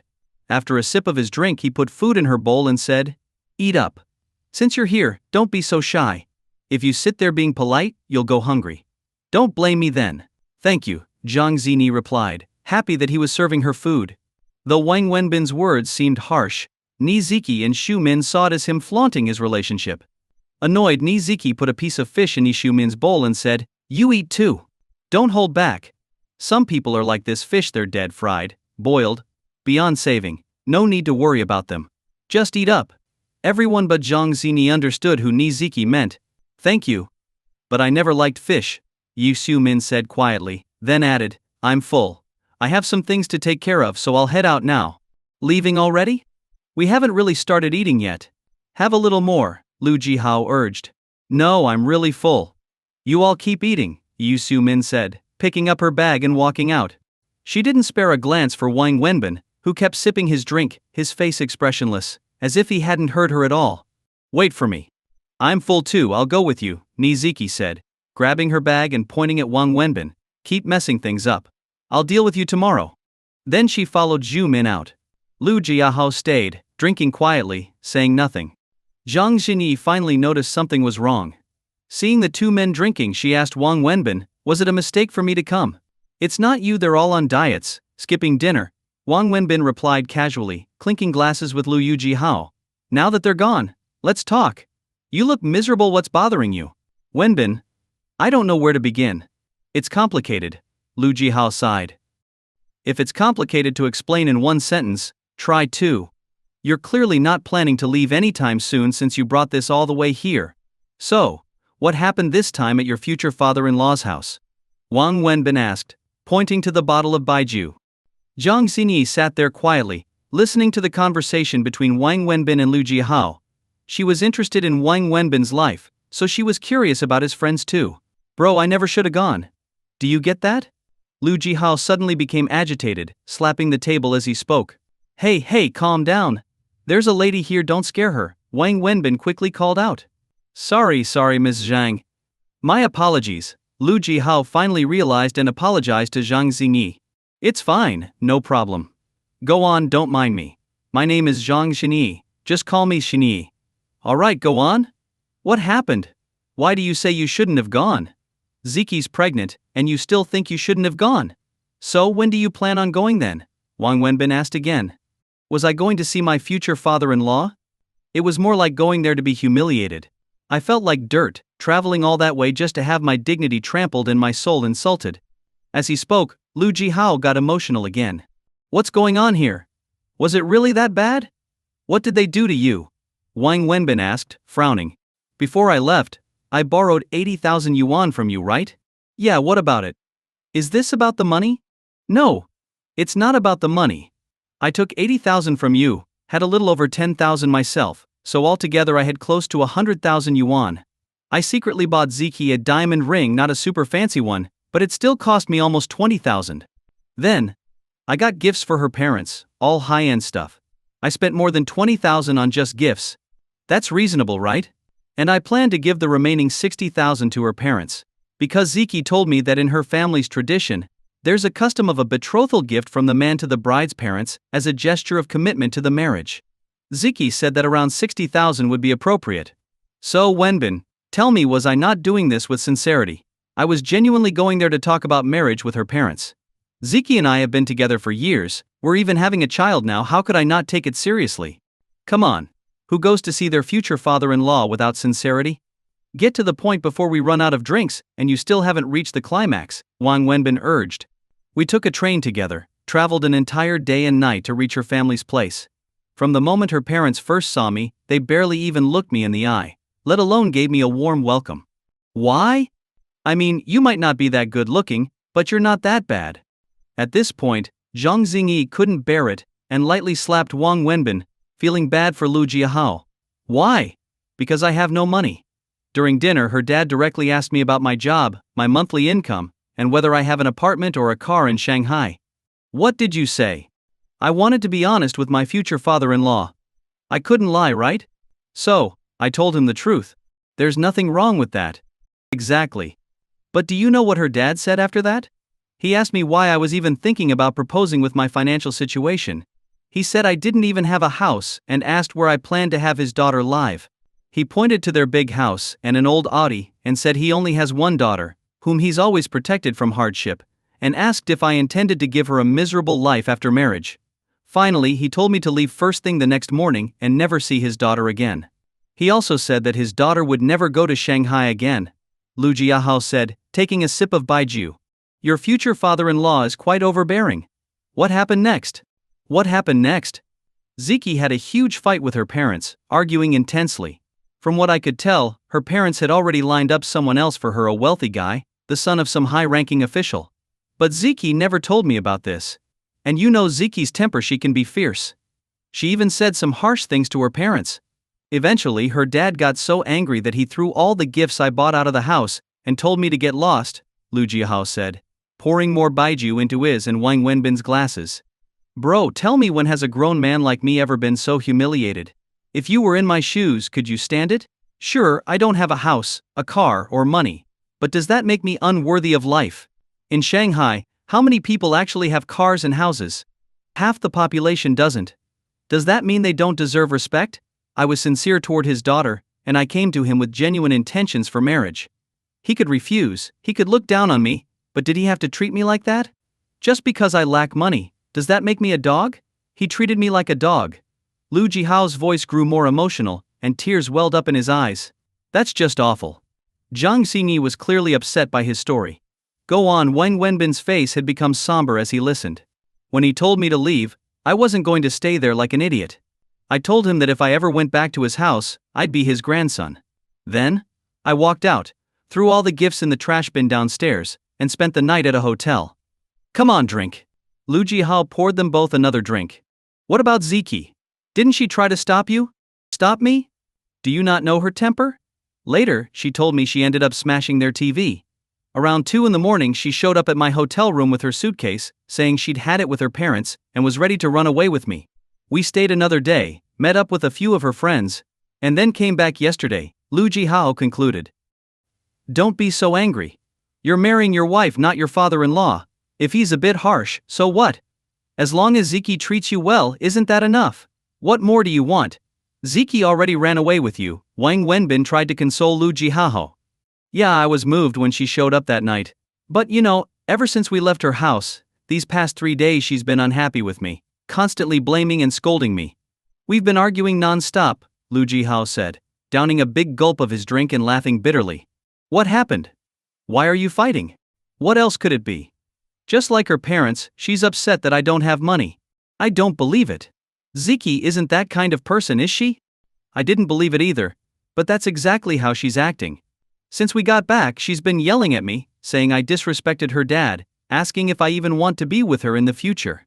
Wenbin, tell me who's in the wrong here. Her dad treated me like that, and I can't say a word back? Only he's allowed to have a temper, and I have to sit there like a servant? To him, I'm a dog, and to her, I'm also a dog. After all these years, you've seen how she treats me. In her heart, I'm worth nothing. Lu Jihao's eyes started to tear up again as he spoke. Haozi, now that's a bit too much, Wang Wenbin said, lighting a cigarette, frowning. Too much? Wenbin, I'm telling you, it's not too much at all. You have no idea what I've gone through all these years, and I could deal with it if she were just a bit harsh, but now, she started looking down on me. Ever since we got back, she keeps saying I lack ambition, saying that all our classmates are now managers earning good money or already own houses and cars.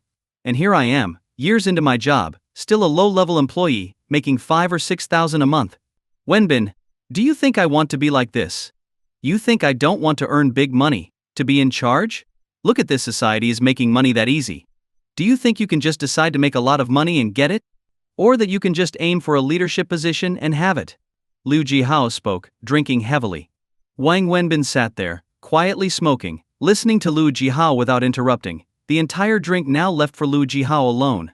Don't let him keep drinking, or he'll be drunk soon, Jang Xingi, watching Lu Jihao chugging down the alcohol, said to Wang Wenbin with some worry. Let him drink. He came here to get drunk. He's been holding in all this frustration, let him get it out. He'll feel better afterward, Wang Wenbin replied, shaking his head. Lu Jihao continued drinking and venting, while Wang Wenbin smoked, with Zhang Xinyi sitting by Wang Wenbin, observing them both. Finally, halfway through the second bottle of baijiu, Lu Jihao was completely drunk and collapsed on the table. What now? Zhang Xinyi asked. What else? We'll carry him home. Here, take this card and go pay the bill, there should be enough on it, Wang Wenbin said, handing his bank card to Zhang Xinyi before heading over to carry Lu Jihao. No need for your card, I have money. I'll cover it, Zhang Xinyi replied, holding out his card. Quit with the back and forth. Just use my card. The pin is my birthday, XXXXX. Go on, hurry up. Wang Wenbin shot her a look. Oh! Feeling a bit hurt, Zhang Xinyi took his card and went to pay. Wang Wenbin glanced at the passed-out Lu Jihao, sighed, lit another cigarette, and then hoisted Lu Jihao onto his back, heading out. As he walked out, Zhang Xinyi had just finished paying, and the two of them left together. All right, we've had our meal, it's getting late. You'd better head home before your dad worries, Wang Wenbin said to Zhang Xinyi as he carried Lu Jihao out of the restaurant. No rush. I live alone, my dad won't be checking on me. Where are you taking him? I'll drive you. No need. I'll just get a cab. What are you doing? You've got a car, but you're going to take a cab. You always say I'm crazy, but I think you're the one with the problem, Zhang Xinyi replied in annoyance. Yeah, fine, maybe I am. All right, go open the car door. Okay. Zhang Xinyi perked up immediately, running over to open the back door of her car. Wang Wenbin loaded Lu Jihao into the back seat, then took the front passenger seat and began directing Zhang Xinyi to drive to Lu Jihao's place. Wenbin, do you think money is really that important? Zhang Xinyi asked thoughtfully as she drove. You sound like you're from another planet. Money itself isn't important, what's important is that people can't be without it. You were born with everything you wanted, so of course you don't understand. It's like someone who's full looking at food and feeling sick of it. But for someone who's been starving for days, how important do you think that bowl of food would be? So, stop asking questions that don't make sense. I know money's important. It can buy a lot and bring a comfortable life. But I believe money shouldn't be tied to love and happiness. To me, love is pure, it shouldn't have anything to do with money. People should be together out of love, not for money, Zhang Xinyi insisted. Wang Wenbin chuckled at her words. What's so funny? Am I wrong? Are you trying to say that love alone can fill you up? Don't be foolish. There's even a song that says fairy tales are all lies. Well, I just think he's pitiful. His girlfriend shouldn't look down on him just because he doesn't have money, a car, or a house, Zhang Xinyi said, pouting. Listen, don't take his story at face value. Ziki's not like that, I'd stake my reputation on it. The three of us went to college together. When she first got with him, he had nothing, was even worse off than he is now. And she stuck by him all these years. If she cared about money, she'd have left long ago. Why wait till now? Why fight with him? I just don't buy it. Then why's it like this? He didn't seem like he was lying. Even cried, you know? Zhang Xinyi asked, puzzled. I don't know either, Wang Wenbin replied, shaking his head. Wang Wenbin had Zhang Xinyi drive to the building where Lu Jihao lived and parked downstairs. Let me help you, Zhang Xinyi said, getting out of the car, ready to assist. No need. I'll carry him up. You'd better head home, it's late. Wang Wenbin lifted Lu Jihao onto his back. You're not going back? I'll wait for you. Why wait? I have no idea what's going on upstairs. Just go, Wang Wenbin called out to her as he started carrying Lu Jihao up to the apartment. Wang Wenbin carried Lu Jihao up to his apartment door and knocked repeatedly. The door opened quickly, and Niziki stood there. What's going on here? Niziki asked as she saw Wang Wenbin with Lu Jihao on his back. Don't ask. Just give me a hand and help him inside. I can barely hold him up, he's as heavy as a pig, Wang Wenbin grumbled as he hurried into the apartment with his shoes still on. Oh, quick, put him on the bed, Niziki said, leading them to the bedroom. Wang Wenbin laid Lu Jihao on the bed, and Niziki started taking care of him, wiping his face with a towel. As she did this, she frowned and asked, What's with all the drinking? Can't you two act like adults? It's just the two of you, what's the point of drinking like this until you're nearly dead? Wang Wenbin smiled, knowing that this was Ni Ziqi's way of showing concern. She had a sharp tongue but a soft heart. Want me to make you some tea to sober up? After tending to Lu Jihao, Ni Ziqi turned to Wang Wenbin. No need, I didn't drink much. If you didn't drink much, then how did he end up like this? Was he drinking alone? If I got drunk too, who'd bring him back? Alright, take care of him. Call me if you need anything. I'm heading out. Wang Wenbin turned to leave. Wait. I have something to ask you. Don't even think about running off. Ni Ziqi called out, and after tucking in Lu Jihao, she walked out quickly saying, Come outside so we can talk. What's there to talk about? Want some water? She asked. Quit being so polite with me, I'm not used to it. Just say what's on your mind. Wang Wenbin sat down on the sofa. Tell me. That girl today, your girlfriend done. What's the story? What do you mean? What's the story? It is what it is. What is it then? She asked, staring at him. A boyfriend and girlfriend, simple as that. Why so many questions? You and Halsey are together, me and her, it's the same thing. So? You two sleep together? What kind of logic is that? I said she's my girlfriend. Wang Wenbin was at a loss for words. What's her name? Jang Xingi. How old? 24. Wang Wenbin guessed. He genuinely didn't know Jang Xingi's age since he'd never paid attention. What year? Well, still need to think about it? 95. Born in 95. He calculated quickly. What's her zodiac sign? Wait, why are you asking all this? You're worse than the household registry office, they don't even ask about zodiac signs. Cut the crap. Of course I have to know the sign. I need to check if your signs are compatible. Don't tell me you don't know your girlfriend's sign? Of course I do. Aries, she's an Aries, he said offhandedly. Oh, Aries. When's her birthday then? Wang Wenbin was instantly stumped. He wasn't into zodiac signs and didn't know which dates corresponded to which signs. It was clear that Ni Ziqi was setting a trap for him. Well, go on, make it up. If you get it right, I'll keep asking. I'll give you a hint. Aries is from late March to mid-April. Think it over and continue if you want to make something up. What am I making up? She really is my girlfriend. She's really your girlfriend, but you don't even know her birthday. We only just started dating, I don't know her that well yet. You think I'll believe that? Don't I know who you are, Wenbin? Tell me, why are you doing this? Ni Ziqi continued pressing him. What did I do? Why did you purposely tell Xu Min that this girl was your girlfriend? She is my girlfriend. Wang Wenbin, are you a man? You can't even tell the truth in front of me, can you? Fine, give me your phone and call her right now in front of me. Let's see if she's really your girlfriend, dare you. Ni Ziqi raised her voice, her temper showing. Why are you so fixated on this? Right now I just want to know who that girl is and what she really is to you. She's a friend. I happened to run into her today, so I brought her to dinner. I didn't expect Ju Min to be there. Halsey didn't tell me she was coming. Wang Wenbin finally admitted the truth, realizing there was no way to deceive her, as no one would believe it. So, you're finally being honest. Now, tell me why you did it. Are you insane? Was it to get back at Xu Min for leaving you and going to America? Did you do it on purpose to hurt her, to make her feel sad and upset? Wang Wenbin, are you even a man? No matter what she did to you, she was your girlfriend for so many years. Even if it was just one day, you still shared something. Can't you show even a little compassion? Do you know how heartbroken she was? She came out and clung to me, crying her heart out. Ni Ziqi berated him, pointing at him. Wang Wenbin sat on the sofa, lit a cigarette, took a few puffs, and then replied, I wasn't trying to hurt her, let alone get back at her. Then why do this in front of her? Are you out of your mind? I just wanted her to know that it's over between us. Neither of us should hold on to any illusions or ties. I didn't mean anything else. Haven't you heard the saying, better a short, sharp pain than a long one? Instead of her holding on to memories forever, it's better if she lets go and finds closure. It's the best thing for her, Wang Wenbin said slowly. I knew that's what you'd say. You really think you're some kind of savior, don't you? Wenbin, I just don't get it, what's so wrong with Xu Min? Yes, she made a mistake, but she's come back, hasn't she? She's been nothing but good to you since. You two were inseparable, and I don't believe you've really stopped loving her. Over one small mistake, can't you just forgive her? Can't you be a bit more generous? Forgiveness, huh? Forgiving is easy, but trusting again is a different story. It takes years to warm a heart, but only a moment to chill it. Once a heart goes cold, how do you love again? Without trust, how do you stay together? Ziki, tell me, how do we stay together? Wang Wenbin asked bitterly, looking at Ni Ziki.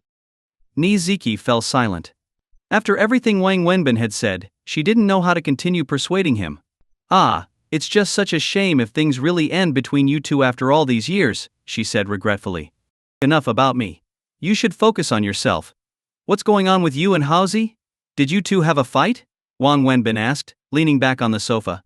He told you everything. Yeah, he told me about what happened at your house, how your parents looked down on him and told him to leave, and that he argued with your dad. He also mentioned you resented him for not having money. I resent him? Huh. Why don't you tell me exactly what he said about me? I'd like to know what he really thinks of me. Niziki's anger flared. Wang Wenbin hesitated but eventually recounted everything Liu Jiahao had said earlier. He knew some things needed to be aired out, otherwise, even a couple could be torn apart by unspoken misunderstandings. After hearing Wang Wenbin's account, Niziki sneered and asked, Wenbin, do you really think I'm that kind of person? Do you think I'm shallow? That I care whether he has money or not? Did he even think about it? When we got together, what did he have? Nothing. Even now, he's still got nothing. Did I ever complain? If I really cared about money, I would have left him a long time ago. Plenty of rich men have chased after me. If I wanted, I could buy a car and a house in Shanghai tomorrow. So why would I bother fighting with him? Why would I clash with my parents for him? She grew angrier and more animated as she spoke. Yes, he wasn't wrong. I did scold him recently. I did blame him, but not for being poor. Take what happened with my family. My parents were wrong to treat him like that, and I was furious about it. I fought with them and even ran out with him. But I can argue with my parents, he can't. My dad insulted him, and he argued back, even saying, if I come to your house again, I'm your grandson Wenbin. Is that the kind of thing a future son-in-law should say to his future father-in-law? Has he thought about the consequences of those words? After that, my parents would never accept him. With that one sentence, he forced me into a position where I have to choose: either stay with him and sever ties with my family, or leave him and go home. Those are my parents, and honestly, even if they made me leave him, I could never abandon them. He doesn't think before he speaks, acts impulsively without considering the consequences. Tell me, is that how a normal person behaves? Even if your father-in-law looks down on you, would you point at his nose and yell at him? In other words, that's my dad. Even if he's not nice to you, he's still my dad, your elder. You still have to respect him. He can insult you, but can you insult him? If he doesn't respect my dad, how can I believe he cares about me? Wenbin, tell me, am I wrong to say this? Did I say anything unfair? Niziki said heatedly. Wang Wenbin nodded while smoking. You're right. He really doesn't think things through sometimes. No matter what, he shouldn't have argued with your parents. That's where he went wrong. But it's not unsolvable. Maybe I can talk to him and have him apologize to your parents. You're all family, there's no conflict that can't be resolved. Family? Do you think we can still be family at this point? You know my temper, so you can imagine my dad's. My personality takes after his. He's even more hot-headed than I am. If Haozi goes back, my dad would probably beat him to death. It's better he doesn't go back, she replied coldly.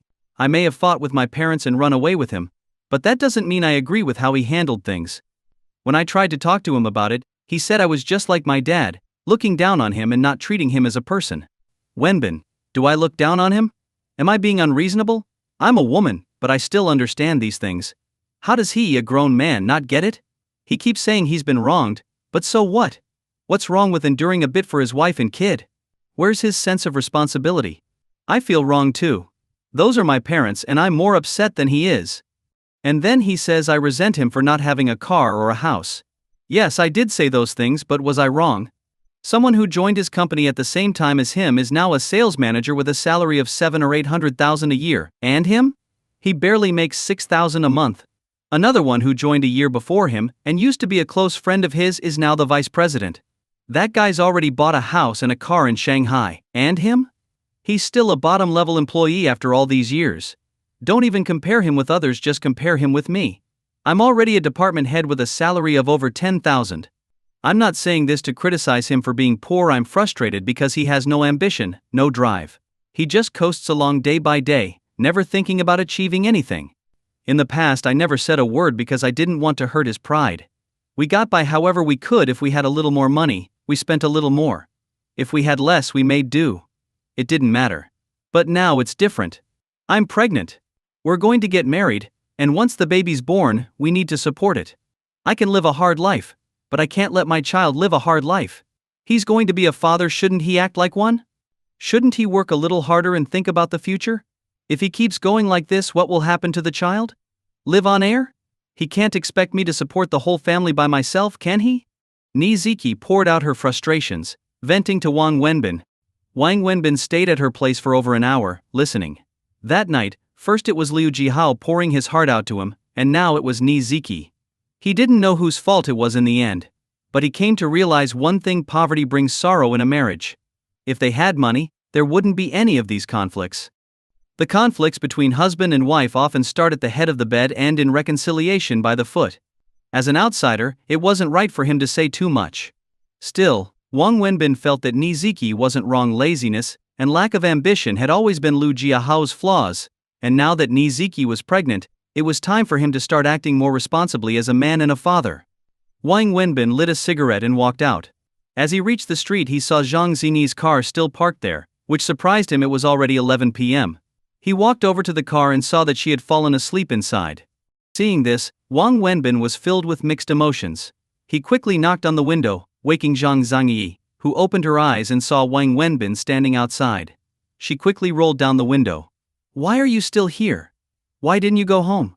Didn't I tell you to go? I thought it'd be hard for you to find a cab this late, so I waited for you."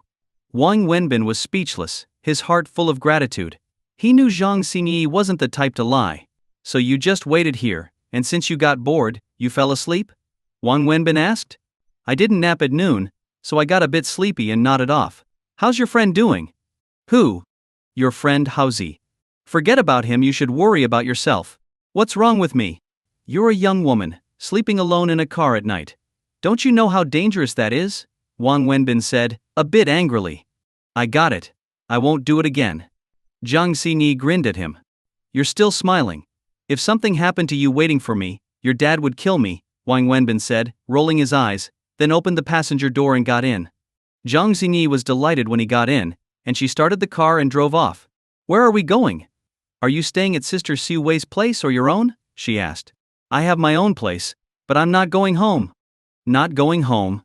Then where?" "To your place," Wang Wenbin replied. "My place?" Jang Xingi was even more surprised by his answer. "Didn't you say you live alone?" "Yes."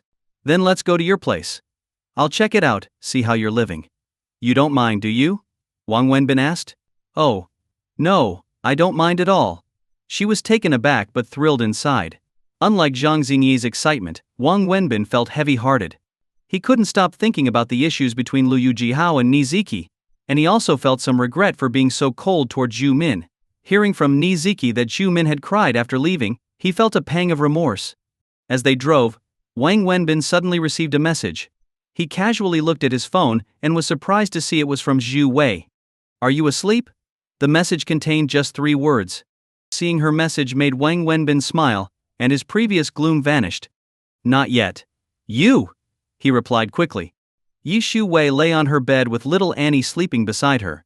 Unable to sleep, she had debated for a long time before finally messaging Wang Wenbin. Since he'd left, she had felt something missing in her life. Lying in bed now, she was filled with a feeling she hadn't experienced in years, a sense of longing, like when she had been dating Annie's father in college. It was both a sweet and slightly unsettling feeling. "I just got her to sleep. I'm about to turn in myself," Yu Wei replied, almost like a schoolgirl in love. "She wasn't fussy?"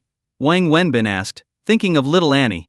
"She was pretty well behaved. She kept asking for her dad, so I told her he was on a business trip. She's very understanding." "That's good. Yes, she's a very sweet kid. Are you still in the same apartment?"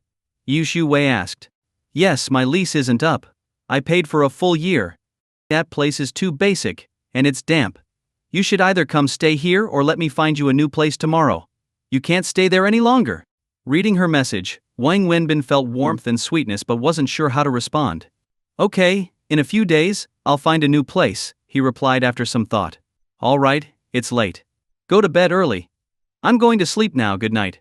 Wang Wenbin sent his reply, looking forward to another message from Yu Su Wei, but her brief goodbye left him a bit disappointed. "Still," he replied, "okay, sleep well, good night." Though he knew this was the end of the conversation, he still hoped for another reply. But after waiting a while without one, he thought Xu Wei had really fallen asleep. Sighing, he put his phone back in his pocket. "Who are you chatting with?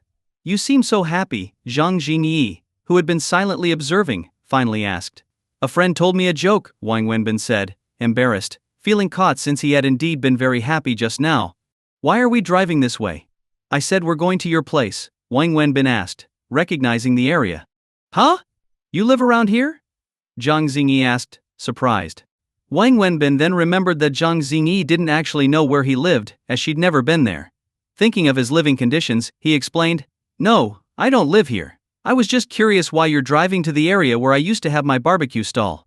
Do you live around here?" "Yes, I live near University Town, not far from the back street. I bought a place here because I knew you were running a stall in the area," Zhang Xinyi explained. Wang Wenbin's eyes widened. He hadn't expected that Zhang Xinyi would buy a home nearby just because he had a stall here. "I really can't understand the way rich people think," Wang Wenbin couldn't help but remark. He thought about how Lu Jihao was thrown out by his future father-in-law for not having a home, while Zhang Xinyi, on the other hand, had casually bought a place near his stall just to be closer to him. The difference between the two situations was staggering. Zhang Xinyi drove directly into a residential complex. Wang Wenbin was surprised as they entered, realizing this was one of the nicest complexes in the area, a high-end one. But then he thought, given Zhang Xinyi's background, living in such a place was probably just the basics. She parked in the underground garage, and they both got out and entered the elevator. "How long have you lived here?" Wang Wenbin asked. "Not that long, really. I bought the place after I was discharged from the hospital following that fire. I only lived here for about a week before that incident happened, and then my dad wouldn't let me stay out alone anymore, so I had to go back home. It was only recently that I managed to negotiate with my dad to live here again. This is only my second or third day," Zhang Xinyi explained in the elevator. "Negotiate?" Wang Wenbin was surprised. "Not a real negotiation. Just my dad telling me to be cautious while living alone," she replied, blushing. The truth was, her father had set conditions she could live on her own and even see Wang Wenbin, but there was to be absolutely no romantic relationship between them. Otherwise he'd come after Wang Wenbin. Zhang Xinyi, not a good liar, stammered and blushed as she tried to cover up. They exited the elevator, and Zhang Xinyi unlocked the door. Entering, she told Wang Wenbin, "Come in. No need to take off your shoes, I don't have any men's slippers here." "That's all right. I won't come in. You're home safe, so I'll be off now," Wang Wenbin said, standing in the doorway. Zhang Xinyi looked at him in surprise. "Didn't you say you wanted to check out my place? Why won't you come in now that you're here? You're a young woman living alone, and it's late. It's not appropriate for me to come in. Actually, I just said that to make sure you'd get home safely. I didn't feel comfortable letting you drive home alone, especially someone like you, with a nice car and good looks. Things like last time could happen again. I only said it to see you home. Now that you're here safe, I'll head out. Good night." With that, Wang Wenbin turned to head back to the elevator. But as soon as he turned, Zhang Xinyi grabbed his hand. "What are you doing?" "I don't care. You said you'd come inside to see my place, so you have to come in. It's still early and I'm not sleepy. I actually don't like living alone, it feels lonely. Come in and chat with me for a bit before you go, okay?" Zhang Xinyi pleaded. "You're a young woman living alone. You think it's appropriate for me to come in this late? What's inappropriate? No one here knows you or me. What's there to be afraid of? It's not about being afraid. The thing is, it's late, and I want to go home and sleep." "You're lying. When you had your barbecue stall, you'd pack up at 1 or 2 in the morning. It's only just past 11 now, you're not sleepy at all." Zhang Xinyi said, pouting. Well, that was then. I don't care. You're at my door, and if you won't come in, I won't go in either." "And where will you go?" "Wherever you go." "If I go home, are you coming with me?" Wang Wenbin teased. "Yes, I'll go to your place with you," Zhang Xinyi nodded. "Are you crazy? I'm a guy. What? Are you planning to sleep at my place? I'll tell you right now, I only have one bed. If you come over, we're sharing it. You scared yet?" Wang Wenbin tried to frighten her. "If we share a bed, we share a bed. What's there to be scared of? You. Fine, you win. I'll come in. Just stop using these little tricks every time, all right?" Wang Wenbin said, helplessly. Zhang Xinyi had followed him around all day last time, so he didn't doubt for a second that she would do the same again if he walked away. "Great. Please come in." Zhang Xinyi beamed, delighted. "No need to take off your shoes, just come right in," she said as she saw him bending to take them off. With a place this nice, not taking off my shoes feels wrong, Wang Wenbin said, taking them off anyway. But I don't have any slippers for men. I'll manage, he said, walking in barefoot. Jang Xingi's apartment was spacious, at least 150 square meters, which was rare in Shanghai's high-priced real estate market, especially for a single occupant. Not only was it large, but the decor was also upscale. Even though the developer had done the initial decor, the high price of the apartment was evident in the luxurious touches. Who would have guessed? For a young lady, you keep your place really tidy, Wang Wenbin said, admiring the neatness. I live alone and not here often. Plus, every few days my mom sends our housekeeper to tidy up. I barely have a chance to do any cleaning myself, Jang Xingi said, slightly embarrassed by the compliment. Sit down. I'll get you a cup of coffee, Jang Xingi said, rushing to prepare it. No thanks. I don't drink coffee. If you're offering, I'd love a cup of tea. After drinking, I feel like tea, Wang Wenbin replied directly. Ah, tea. Sorry, I don't drink tea, so I don't have any here, only coffee, Jang Xingi replied, looking embarrassed.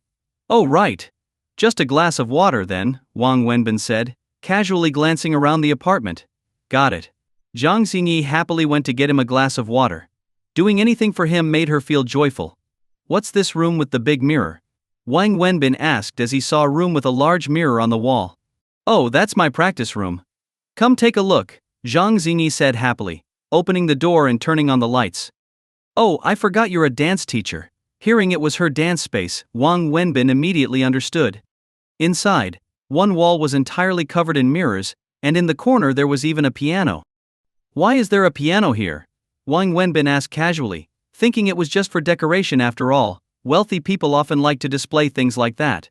I don't have many hobbies, and I don't have a lot of friends either, so when I get bored, I play to pass the time. You can play the piano? Aren't you a dance teacher? Her response surprised him. Who says a dance teacher can't play piano? Jang Xingi replied, then walked over, sat down at the piano, and asked, What would you like to hear?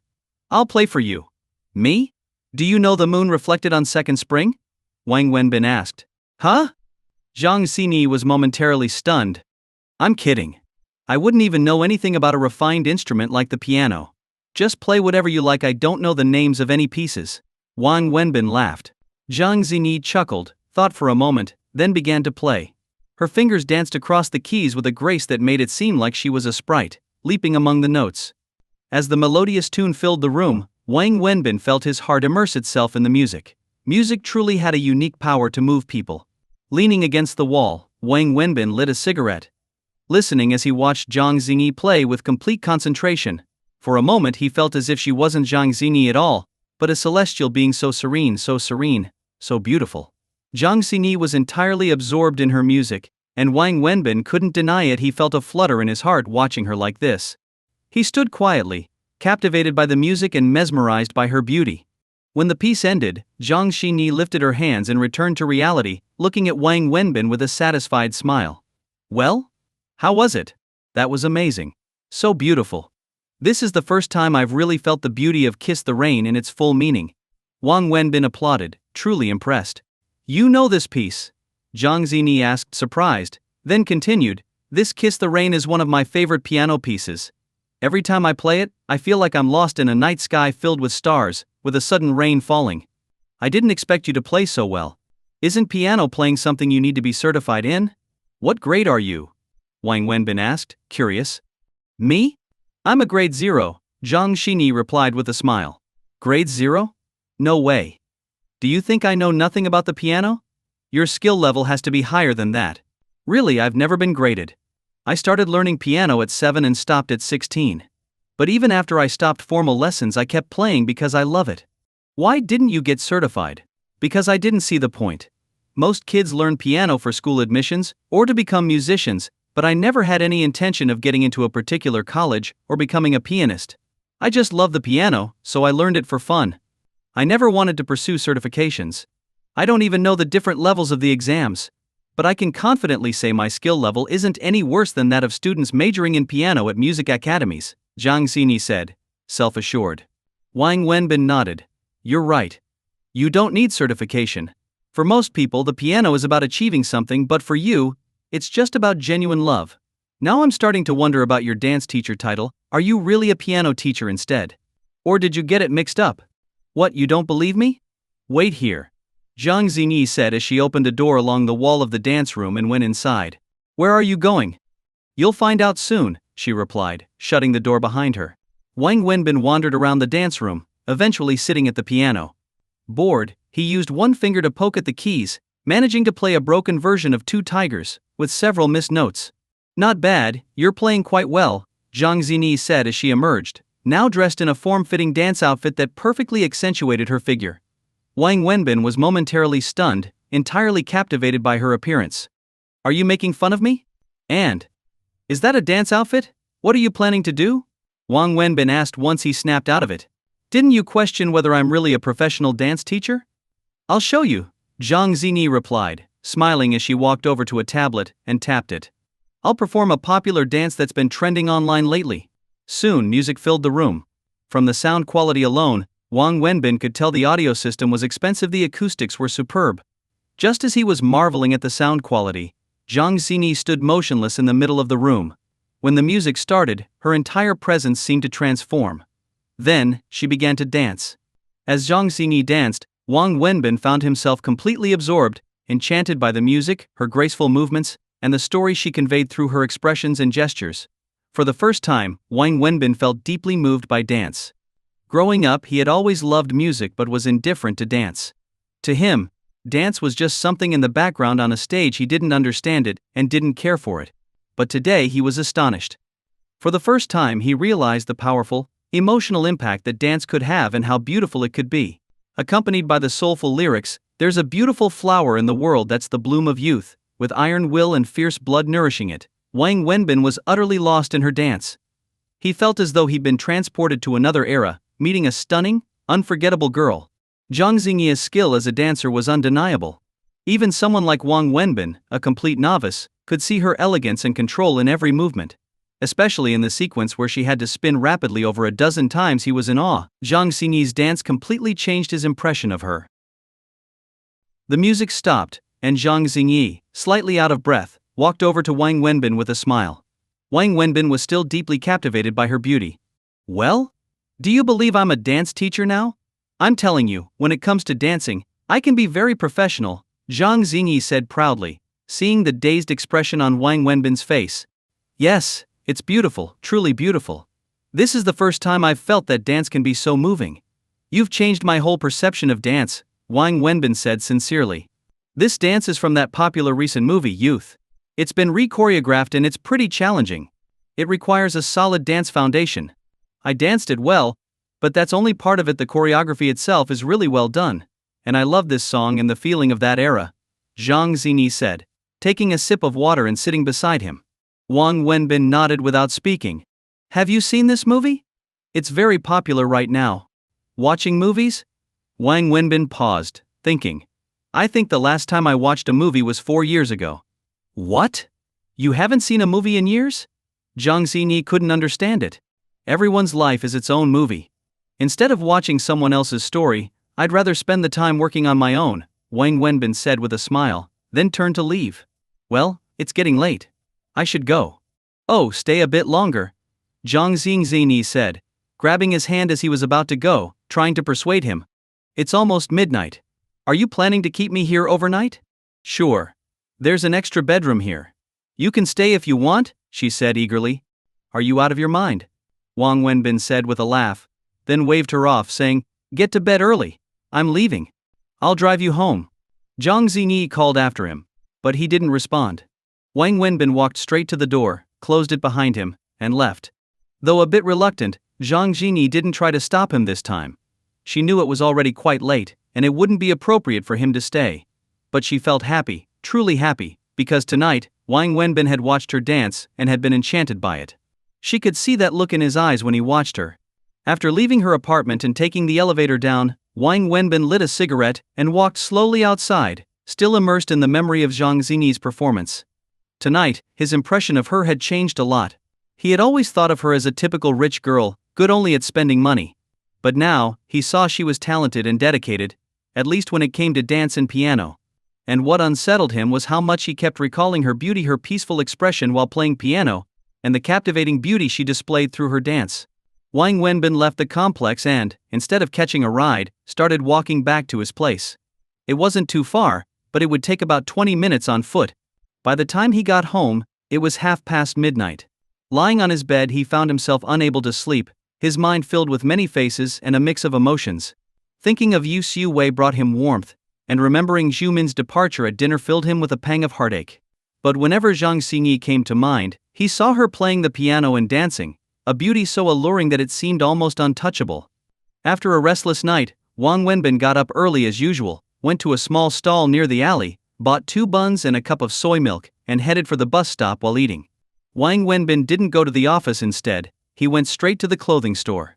When he arrived at the store, staff from the advertising company were still there, setting up signs by the entrance. Employees who had been on a break for several days were now busy inside, arranging the store's displays as the renovation workers finished their final touches. Once the workers left, the employees, under the store manager's guidance, began tidying up the store layout. Wang Wenbin called the manager over and gave him detailed instructions. The manager stood there, listening in surprised silence, his mouth agape. After finishing with the manager, Wang Wenbin went outside to inspect the area where construction work had left the sidewalk uneven. Now, it was not only uneven, construction materials had been stacked along the fence, nearly blocking the sidewalk. The only remaining path for pedestrians was covered in muddy runoff from the construction site, making it nearly impassable. Seeing this, Wang Wenbin smiled, satisfied with the setup. Back in the store, about a dozen young men and women arrived. These were part-time college students hired through an agency. Wang Wenbin gathered them and the manager together for a meeting, going over their assignments in pairs. After 9 a.m., the store officially reopened after 3 days of closure. A path was created through the store, from the front to the back exit, with displays of clothing along both sides. Signage marked the route, with arrows on the floor and signs hanging from above to guide people through the store. Near the construction zone outside the entrance, a large sign was posted, reading "Construction in progress, please use caution and take an alternate route." Soon, pairs of young men and women began walking through the store from the front to the back exit. Some would pause to try on or purchase clothes. At the entrance, an employee kindly directed pedestrians, saying that the way ahead was blocked and encouraging them to walk through the store instead. Initially, people were unsure about taking the route through the store. But as more people used it, following the staff's guidance, everyone began naturally cutting through the store, finding it shorter and easier to navigate. Some even texted friends to tell them they could take this shortcut. Many passers-by, seeing others shopping, were drawn in by curiosity and stopped to check out the clothing racks. Within 2 hours, nearly everyone passing by took the shortcut through the store. The store, which had previously been quiet, was suddenly bustling, and the more people noticed, the more crowded it became. More people were trying on clothes than expected, and the 3 sales assistants weren't enough to handle the demand. The manager had to call 2 staff members on break to come in for some impromptu overtime. Wang Wenbin didn't go inside the store. Instead, he stood by the sidewalk at the entrance, smoking and observing the store's activity. Just then, his phone rang. Seeing that it was Peng Menjia calling again, he immediately declined the call. But, as before, she called back as soon as he hung up. Feeling irritated, Wang Wenbin eventually just turned off his phone. After shutting off his phone, he continued watching the store, then signaled to the store manager.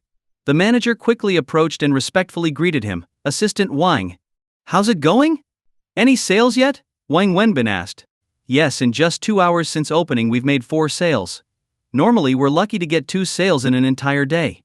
The manager beamed and continued, "Assistant Wang, your method is amazing. I have no idea how you came up with it. Look at this, the foot traffic has already tripled or quadrupled. And it's still morning, the slowest time of day. By evening, there'll be even more people coming through. If things keep going like this, our sales might even surpass normal levels.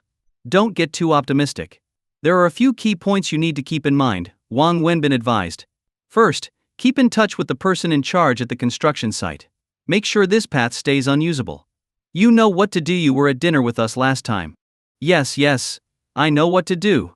The manager nodded quickly. Second, manage the flow of people to prevent bottlenecks during peak times.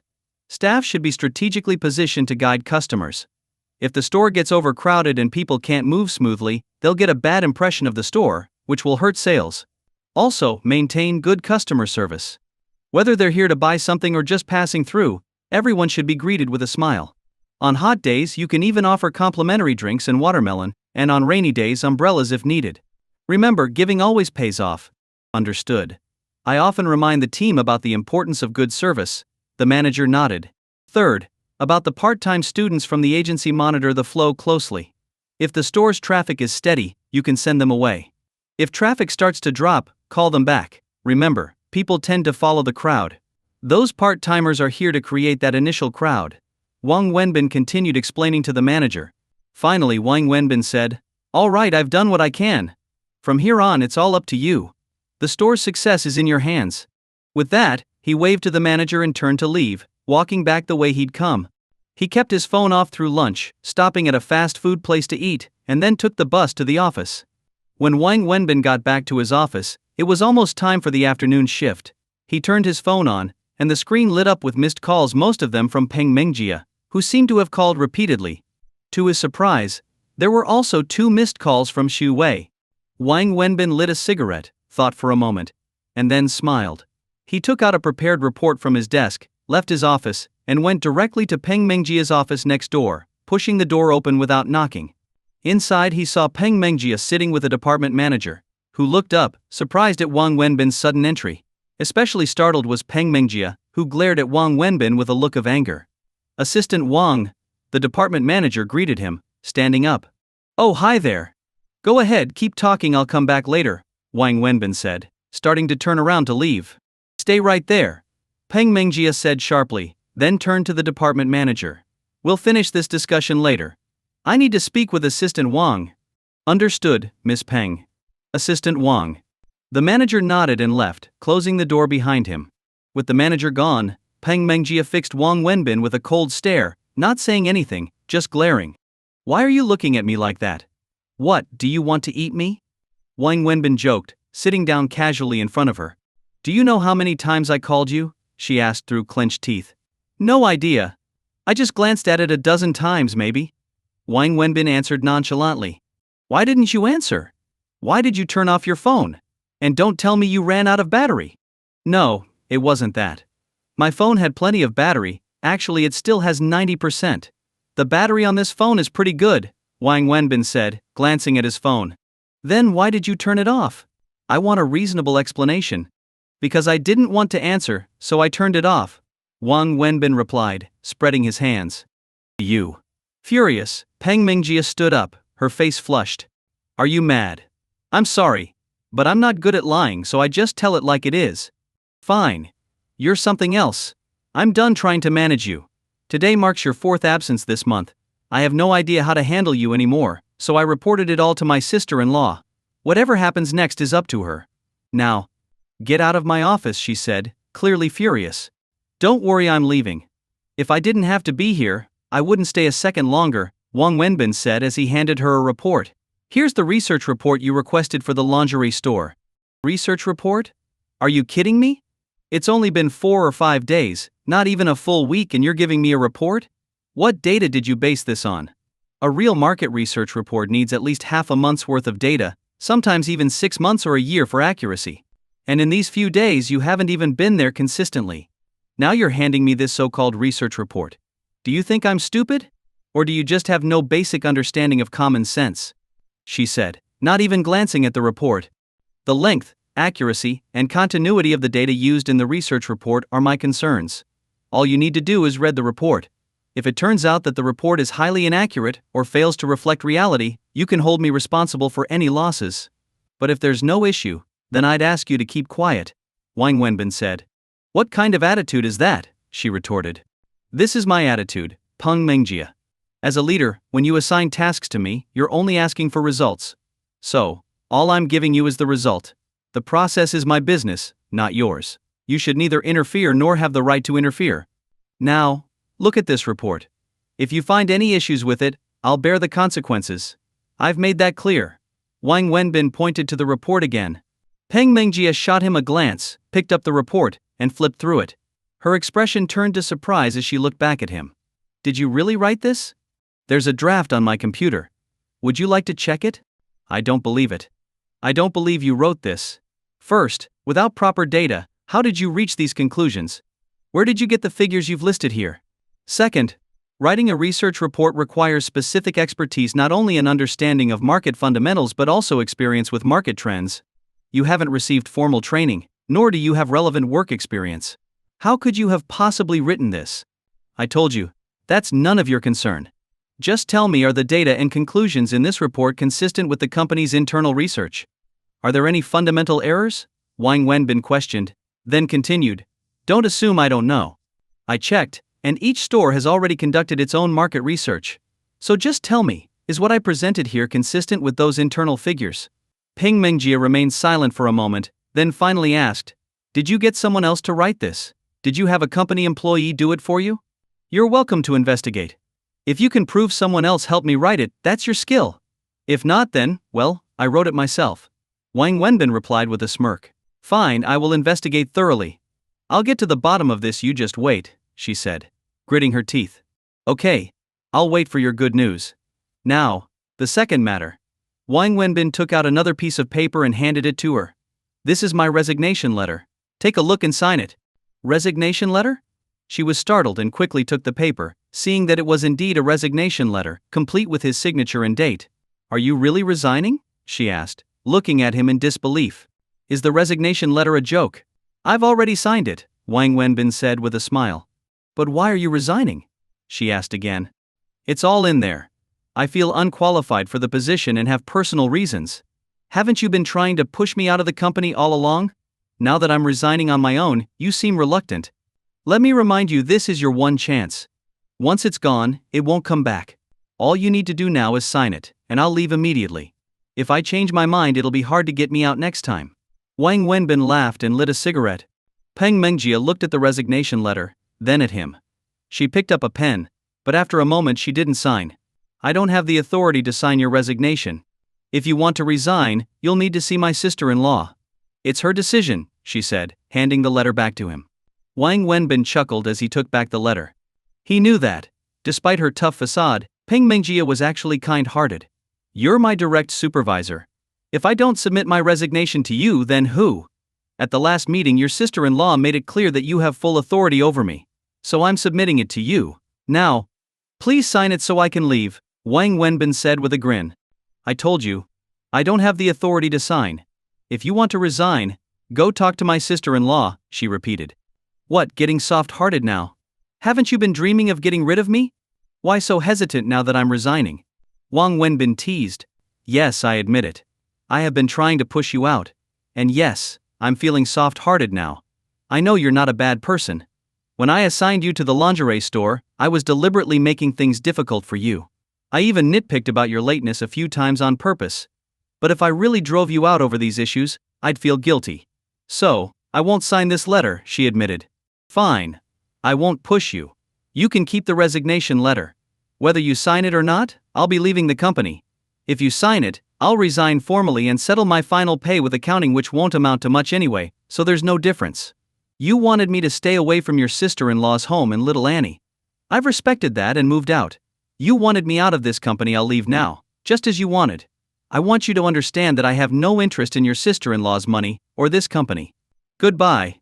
And maybe we'll cross paths again, Wang Wenbin said, then turned and walked to the door. Wait, Wang Wenbin, she called out, standing up as he was about to leave. What? If you're resigning because of my salary deductions, you don't need to. I've already canceled all the penalties against you. Your full salary will be paid this month. But you'll have to promise to follow the company rules and work properly from now on, she said. My resignation has nothing to do with the pay deductions. And besides, I'm not the type to just sit and work obediently, Wang Wenbin replied, walking out and closing her office door behind him. After leaving Peng Mengjie's office, Wang Wenbin didn't return to his own office but went directly to Zhu Wei's. He knocked, and upon hearing her say come in, he opened the door and walked in. Zhu Wei looked surprised to see him and put down her work with a smile. Busy? Hope I'm not interrupting, Wang Wenbin said as he sat down in front of her desk. Not at all. What brings you here? You wouldn't come by without a reason. I came to hand in my resignation. Wang Wenbin hesitated for a moment but then spoke directly. Resignation. Zhu Wei was stunned, needing a moment to process what he'd said. Yes, I came today to resign, Wang Wenbin confirmed. Why? Did I do something wrong?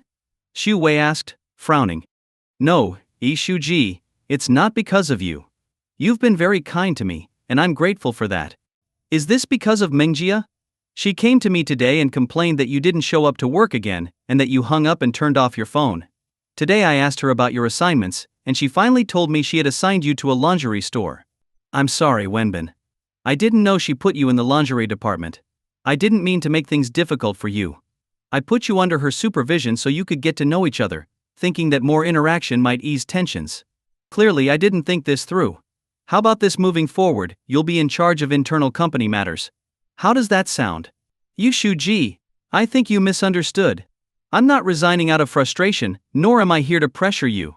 I simply want to resign, Wang Wenbin said, smiling. Yu Shuwei paused and studied him, trying to understand his meaning. So why do you want to resign? She asked. Now it was Wang Wenbin's turn to fall silent. Finally he said, I just don't feel comfortable here. I'm not suited to office work. Maybe it's just because I'm not very ambitious or driven.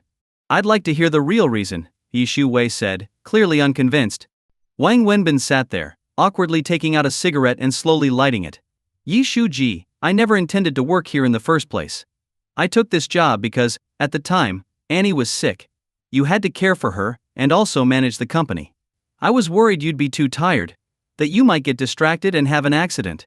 Plus, during that time, Annie couldn't be without me, and I wanted to give her a stable, happy home. But now it's time for me to leave. Annie's health is relatively stable, and she doesn't need you to worry as much.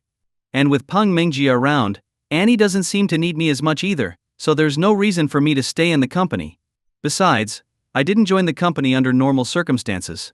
With my qualifications, I wouldn't have been hired here. I'm here through connections. You know my character. If I'm not here based on my own skills, I feel uncomfortable every day. Also, like when I moved out of your home, as long as I'm here, the tension between you and Peng Mingjia will keep growing, and neither you nor I want that. Mengjia has been wanting me gone for a while now. If I leave, she'll stop worrying that I'm here for the company, and you won't be stuck in the middle anymore. You never intended to stay here long term, did you? Zhu Wei asked thoughtfully after he finished. That's right. Wang Wenbin nodded. I wrote this resignation letter a long time ago, right after my first day here, when I saw all the benefits you set up for me. But back then, you needed me, so I held off. Now though, it's time to go. Yi Shuji, there's actually another reason why I have to leave, Wang Wenbin suddenly said. What is it? I want to marry you. I want us to be together. But if I stay in the company, you'll always be my boss, and I'll always be your employee. No matter how we feel, there will always be this difference in our positions. I'd always feel like I'm looking up to you, like you're out of my reach. I don't want that. I want to marry you, and I need to see you as my equal because you're my woman. That's why I have to leave, Wang Wenbin said, looking directly into her eyes. Yu Shuwei hadn't expected to hear this. She stared at him, stunned, with a mix of shock and emotion. Her face showed a rare hint of shyness, an expression almost unheard of for someone as mature and composed as her. She quickly regained her composure and nodded, saying, I figured you wouldn't stay here long. I could see you weren't happy here. If you truly want to leave, I won't stop you. But Wenbin, what will you do after leaving? If you're planning to go back to construction work, I can't agree to that. I'm not going back to construction. Last time was just a temporary situation. Then what are your plans? I won't stop you from leaving because I know your ambitions don't lie here. But as a friend, I must remind you you're still young, and you have a long road ahead. You need a solid plan for the future. You can't spend your life grilling food on the street or working on construction sites. You still have debts to pay, aging parents to support, and someday you'll want a family of your own. Wenbin, I'm a few years older than you, and I genuinely think it's time for you to plan for your future, Yi Shuwei said seriously. Wang Wenbin nodded. I understand, Yi Shuji.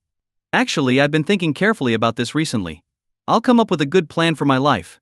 Yi Shuwei nodded and said, I'll approve your resignation. But you need to follow company procedures. Take your resignation letter to HR, complete the exit process, and settle your salary with finance according to company policy. You've earned it. If you don't follow the process, it will put me in a difficult position. I understand. I'll take care of the exit procedures, Wang Wenbin agreed. Then he left her office and went back to Peng Mengjia's office, where she was absorbed in reading the research report he had written. You're back again? She asked, surprised to see him. Did you sign it? Sign what? The resignation letter. I told you if you want to resign, go talk to my sister-in-law. I just did. She agreed to let me go, but she insists that I go through proper channels and follow the formal exit procedures. She sent me here for your signature, Wang Wenbin said, sitting down across from her again. Are you really leaving? Are you sure you don't want to reconsider? She asked, holding back from signing as she looked at him. Your sudden change in attitude is a bit hard for me to adjust to. Weren't you always trying to get me to leave? Wang Wenbin? I'm sorry, It's fine. There's no need for guilt, you didn't push me out. I'm not that fragile, and you're not exactly that powerful. To be honest, I never intended to work at this company, or to take on the position of assistant to the general manager. I know my own capabilities, I'm not cut out for this role. My sister-in-law tricked me into coming as a driver, but somehow I ended up as the assistant. That's why I drive her to and from work every day. My decision to leave is entirely my own, I know my limits, and don't think I can handle this job. It has nothing to do with you, so don't blame yourself. Just sign the paper quickly so I can settle with finance and head home. Another big company is waiting for me. Really? No kidding. Why else would I quit? I'd have to have found a better offer before resigning. What do you take me for? After this exchange, under Wang Wenbin's persuasion, Peng Mingjie signed the paper without hesitation. Wang Wenbin took the signed resignation letter to HR to complete his departure paperwork. After Wang Wenbin left, Peng Mingjie thought it over and then picked up the phone to call finance. Meanwhile, after Wang Wenbin finished the HR process, he went to finance to settle his account. When the finance officer handed him a settlement slip, he was stunned. The slip listed a range of amounts, and while he didn't understand all the details, he could see the total was over 40,000 yuan. Can I ask why there's so much money? Wang Wenbin asked in confusion. This follows company policy, the finance officer explained. Our policy is that departing employees receive an extra month's pay as a severance bonus, unless otherwise directed. This totals 2 months of salary. Your monthly salary is 10,000, so that's 20,000 for salary. Also, at the last meeting, Director Su specifically ordered that your bonus coefficient be doubled, so this month's bonus is doubled to 13,000. Additionally, you're part of the management team, and this month marks the quarterly bonus period. I haven't even worked here a full month, and I still get a quarterly bonus? Yes. Our company has a different policy from most. Since you worked 1 month this quarter, you receive 1/3 of the quarterly bonus, which is over 5,000. The rest includes various allowances, meal, phone, transportation according to company policy. The finance officer explained each item to Wang Wenbin in detail. Wang Wenbin felt this was too generous but couldn't pinpoint anything specifically wrong. Generally, he knew companies didn't offer such high severance packages, especially for departing employees. He thought about finding Director Shu to clarify, but she had already made it clear to follow company procedures. In the end, he signed the pay slip and returned to his office to pack his things. Packing up was quick since he only had a few lighters in his desk. He hadn't really worked at the company for long. While the process went quickly, it actually took the entire afternoon for Wang Wenbin to complete his departure paperwork. By the time he left, it was close to the end of the workday. Wang Wenbin took the bus home. For some reason, leaving both Xu Wei's home and the company left him feeling a bit unsettled, as though he'd lost something. His mood wasn't great. Not long after he got home, his phone rang. It was Jang Xingi calling. What's up? Wang Wenbin asked, lying on the bed. Are you off work? Yeah, just got home. What's up? Come out for a meal, my treat. You're inviting me to dinner? Why? Do I need a reason to invite you to dinner? Of course. Why would you invite me to dinner out of the blue? Well, it's getting dark. And what's the big deal with it getting dark? I'm alone at home, Jang Xingi said quietly. So? I don't want to go out to eat alone, and ordering takeout seems unsafe. I thought of you. Will you come eat with me? Otherwise, I really don't feel like eating. Eating alone is no fun. Jang Xingi pleaded. You're so dramatic. Let me give you a tip that'll guarantee you feel like eating. What's that? Go hungry for 3 days. I bet you'll be more enthusiastic about eating out than anyone, and everything will taste amazing. I'm serious. It's dark, I'm home alone, and I haven't eaten. Let me ask you something. Wang Wenbin suddenly thought of something. Sure, go ahead. When we paid the bill last night, you didn't use my card, did you? No. Why? I just. What? Think I'm broke? No, I just. Alright, let's do it this way. I'll treat you to dinner, but nothing fancy. We'll just pick a spot nearby. I'll send you the address, you can drive over yourself. I'm too tired to go far. Wang Wenbin said, after a moment's thought. Sure. I'll come right away. Jang Xingi happily hung up. When Wang Wenbin went to finance to collect his paycheck earlier that afternoon, he noticed something odd. Last night at the Old Taste restaurant, he'd given his card to Jang Xingi to pay, yet there was no text message and no record of the transaction in his bank. That could only mean one thing: Jang Xingi hadn't used his card, she'd paid herself. Since she happened to call, Wang Wenbin decided he would take her out to eat and repay her favor from last night. Besides, with her home alone, he found himself feeling a little lonely as well and wanted someone to talk to. As he sent Jang Xingi the address, Wang Wenbin got up and headed out. He'd chosen a restaurant just a 10-minute walk from his place, close to where Jang Xingi lived as well. When he arrived, he saw Jang Xingi's Porsche pull up. Quick, right? Jang Xingi said cheerfully as she got out of the car and approached Wang Wenbin. Yeah, fast indeed, Wang Wenbin nodded, then headed towards the restaurant. Considering Jang Xingi's status, Wang Wenbin asked for a private room and ordered 6 or 7 dishes. Just as the dishes were about to be served, Wang Wenbin's phone rang again. Seeing the number, he hesitated but eventually answered. Hello? Where are you? The voice on the other end asked directly. Wang Wenbin hesitated, then said, Eating. Where are you eating? Wang Wenbin felt puzzled, not sure why this person needed to know, so he casually replied, Outside. Good, send me the address. I'll come find you. Before Wang Wenbin could ask why, the caller hung up, leaving him holding his phone, momentarily dazed.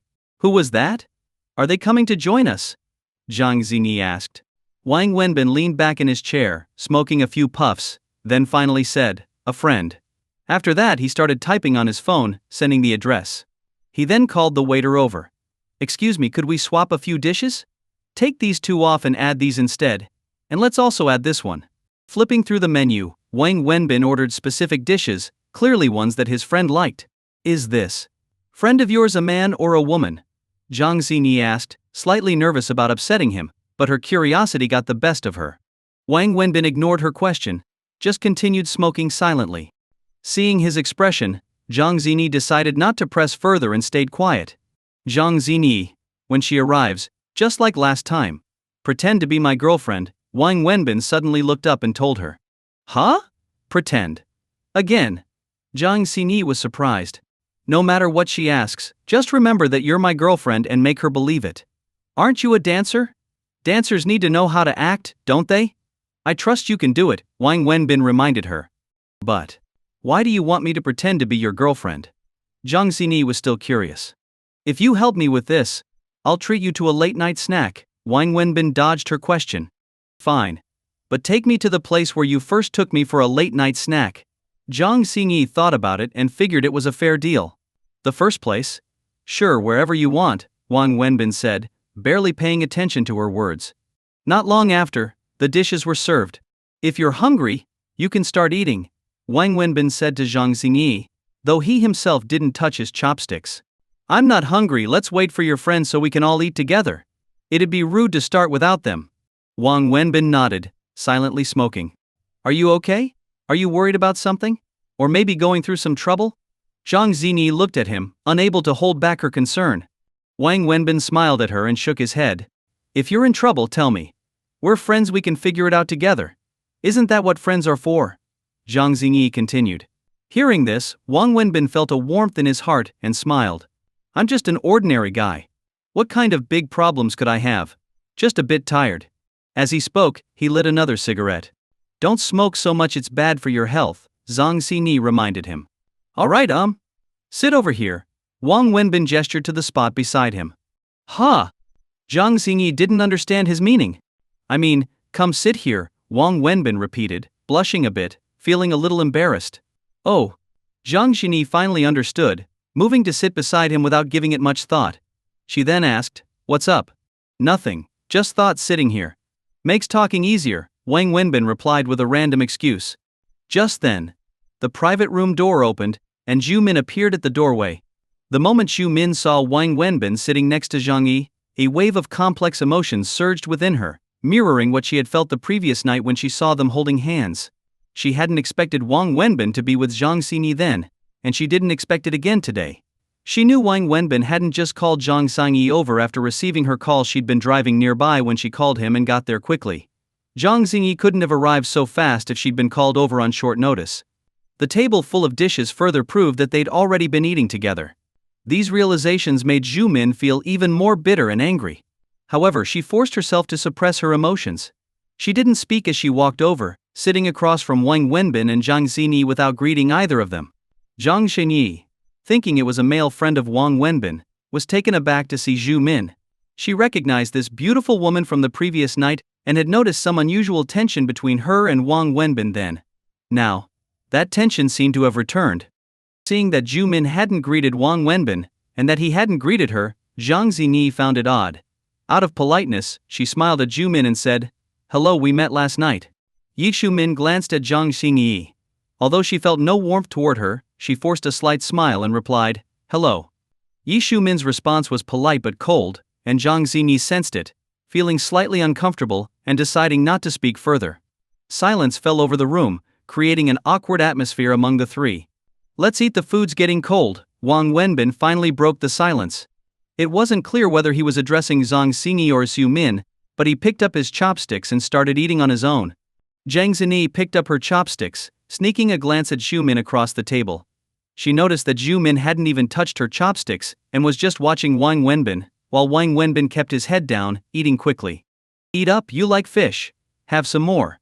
Wang Wenbin suddenly picked up a piece of fish and placed it in Jang Xingi's bowl, speaking to her gently. Jang Xingi was a bit surprised in her memory. Wang Wenbin had never spoken to her so kindly. Besides, she didn't even like fish. "Thank you," Jang Xingi said gratefully. "Don't say thank you to me again," Wang Wenbin replied bluntly. Zhu Min saw the whole exchange from across the table, but she still didn't pick up her chopsticks or say a word. Finally, after nearly finishing his bowl of rice, Wang Wenbin moved the lazy Susan, pushing a few dishes in front of Zhu Min. Without looking at her, he said indifferently, "Eat. These dishes are pretty good, they should suit your taste." Zhu Min knew those words were directed at her, as she noticed that the dishes he placed in front of her were indeed her favorites. Seeing this, her heart, which had felt as cold as ice, warmed just a little. She picked up her chopsticks and started eating, though even her favorite dishes tasted bland. "Excuse me, miss. Could I trouble you to do me a favor?" Zhu Min asked Jang Xingi after a few bites. "Huh? Oh yes, of course," Jang Xingi replied, nodding quickly. "Could you go to the little store outside and buy a bottle of Coke for me?" Zhu Min asked. "Oh sure," Jang Xingi agreed, nodding. "Why go outside? Doesn't the restaurant have Coke? Just ask the waiter to bring one," Wang Wenbin said as he continued eating. "I want a Coke from the little store outside." "Is that not allowed?" Zhu Min snapped at Wang Wenbin. Wang Wenbin fell silent. "Sorry to trouble you. The restaurant only has large bottles or cans, and I want a small bottle. When I came in, I saw a store a bit to the right outside, it's just a short walk away. Would you mind getting one for me?" "Thank you," Zhu Min explained to Jang Xingi. "Okay, it's no problem," Jang Xingi replied politely. She glanced at Wang Wenbin before turning and walking out. "Why did you send her away?" Wang Wenbin asked Zhu Min after Jang Xingi left. "How do you know I was trying to send her away? I just wanted a Coke and wanted her to buy it." "What, do you feel sorry for making her go out and get a Coke for me?" Zhu Min snapped, her anger flaring up. "You don't drink Coke," Wang Wenbin responded calmly, not seeming offended by her outburst. He was merely stating a fact. Zhu Min never drank Coke and had always discouraged him from drinking it too, claiming it was unhealthy, so he'd mostly stopped drinking it over the years.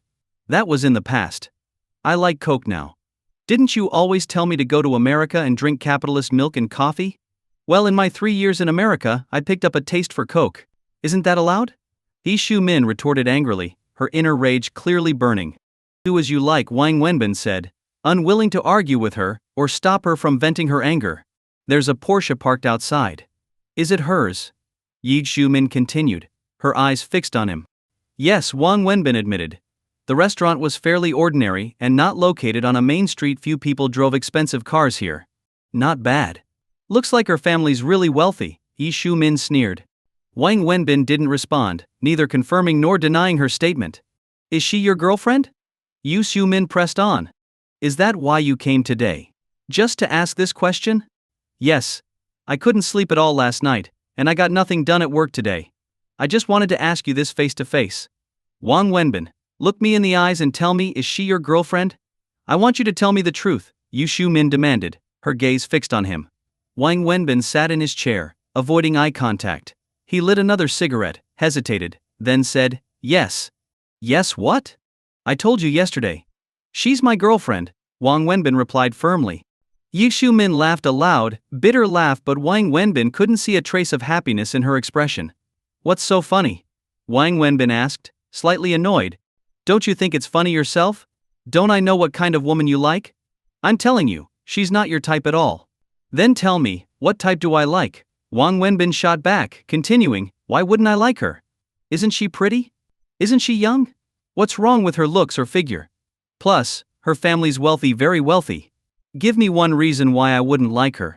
So? It's money you like? How much do you want?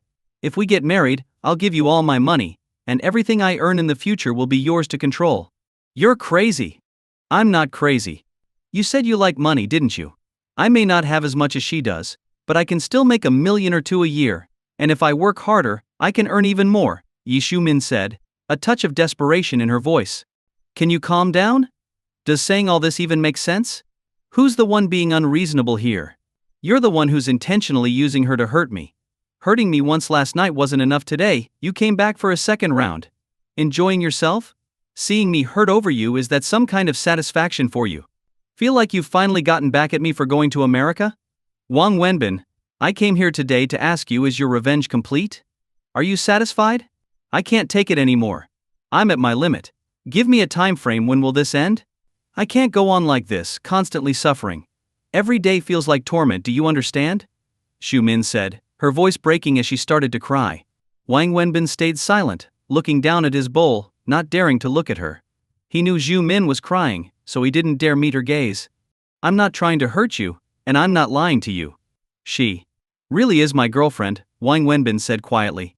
You're lying. That's impossible. Don't you think I can tell whether you two are really together? Besides, Ziki called me, she told me you admitted you were only doing it to get at me. Yu Xiumin, I don't know what I can say to make you believe me, and I don't know how to prove my relationship with her to you.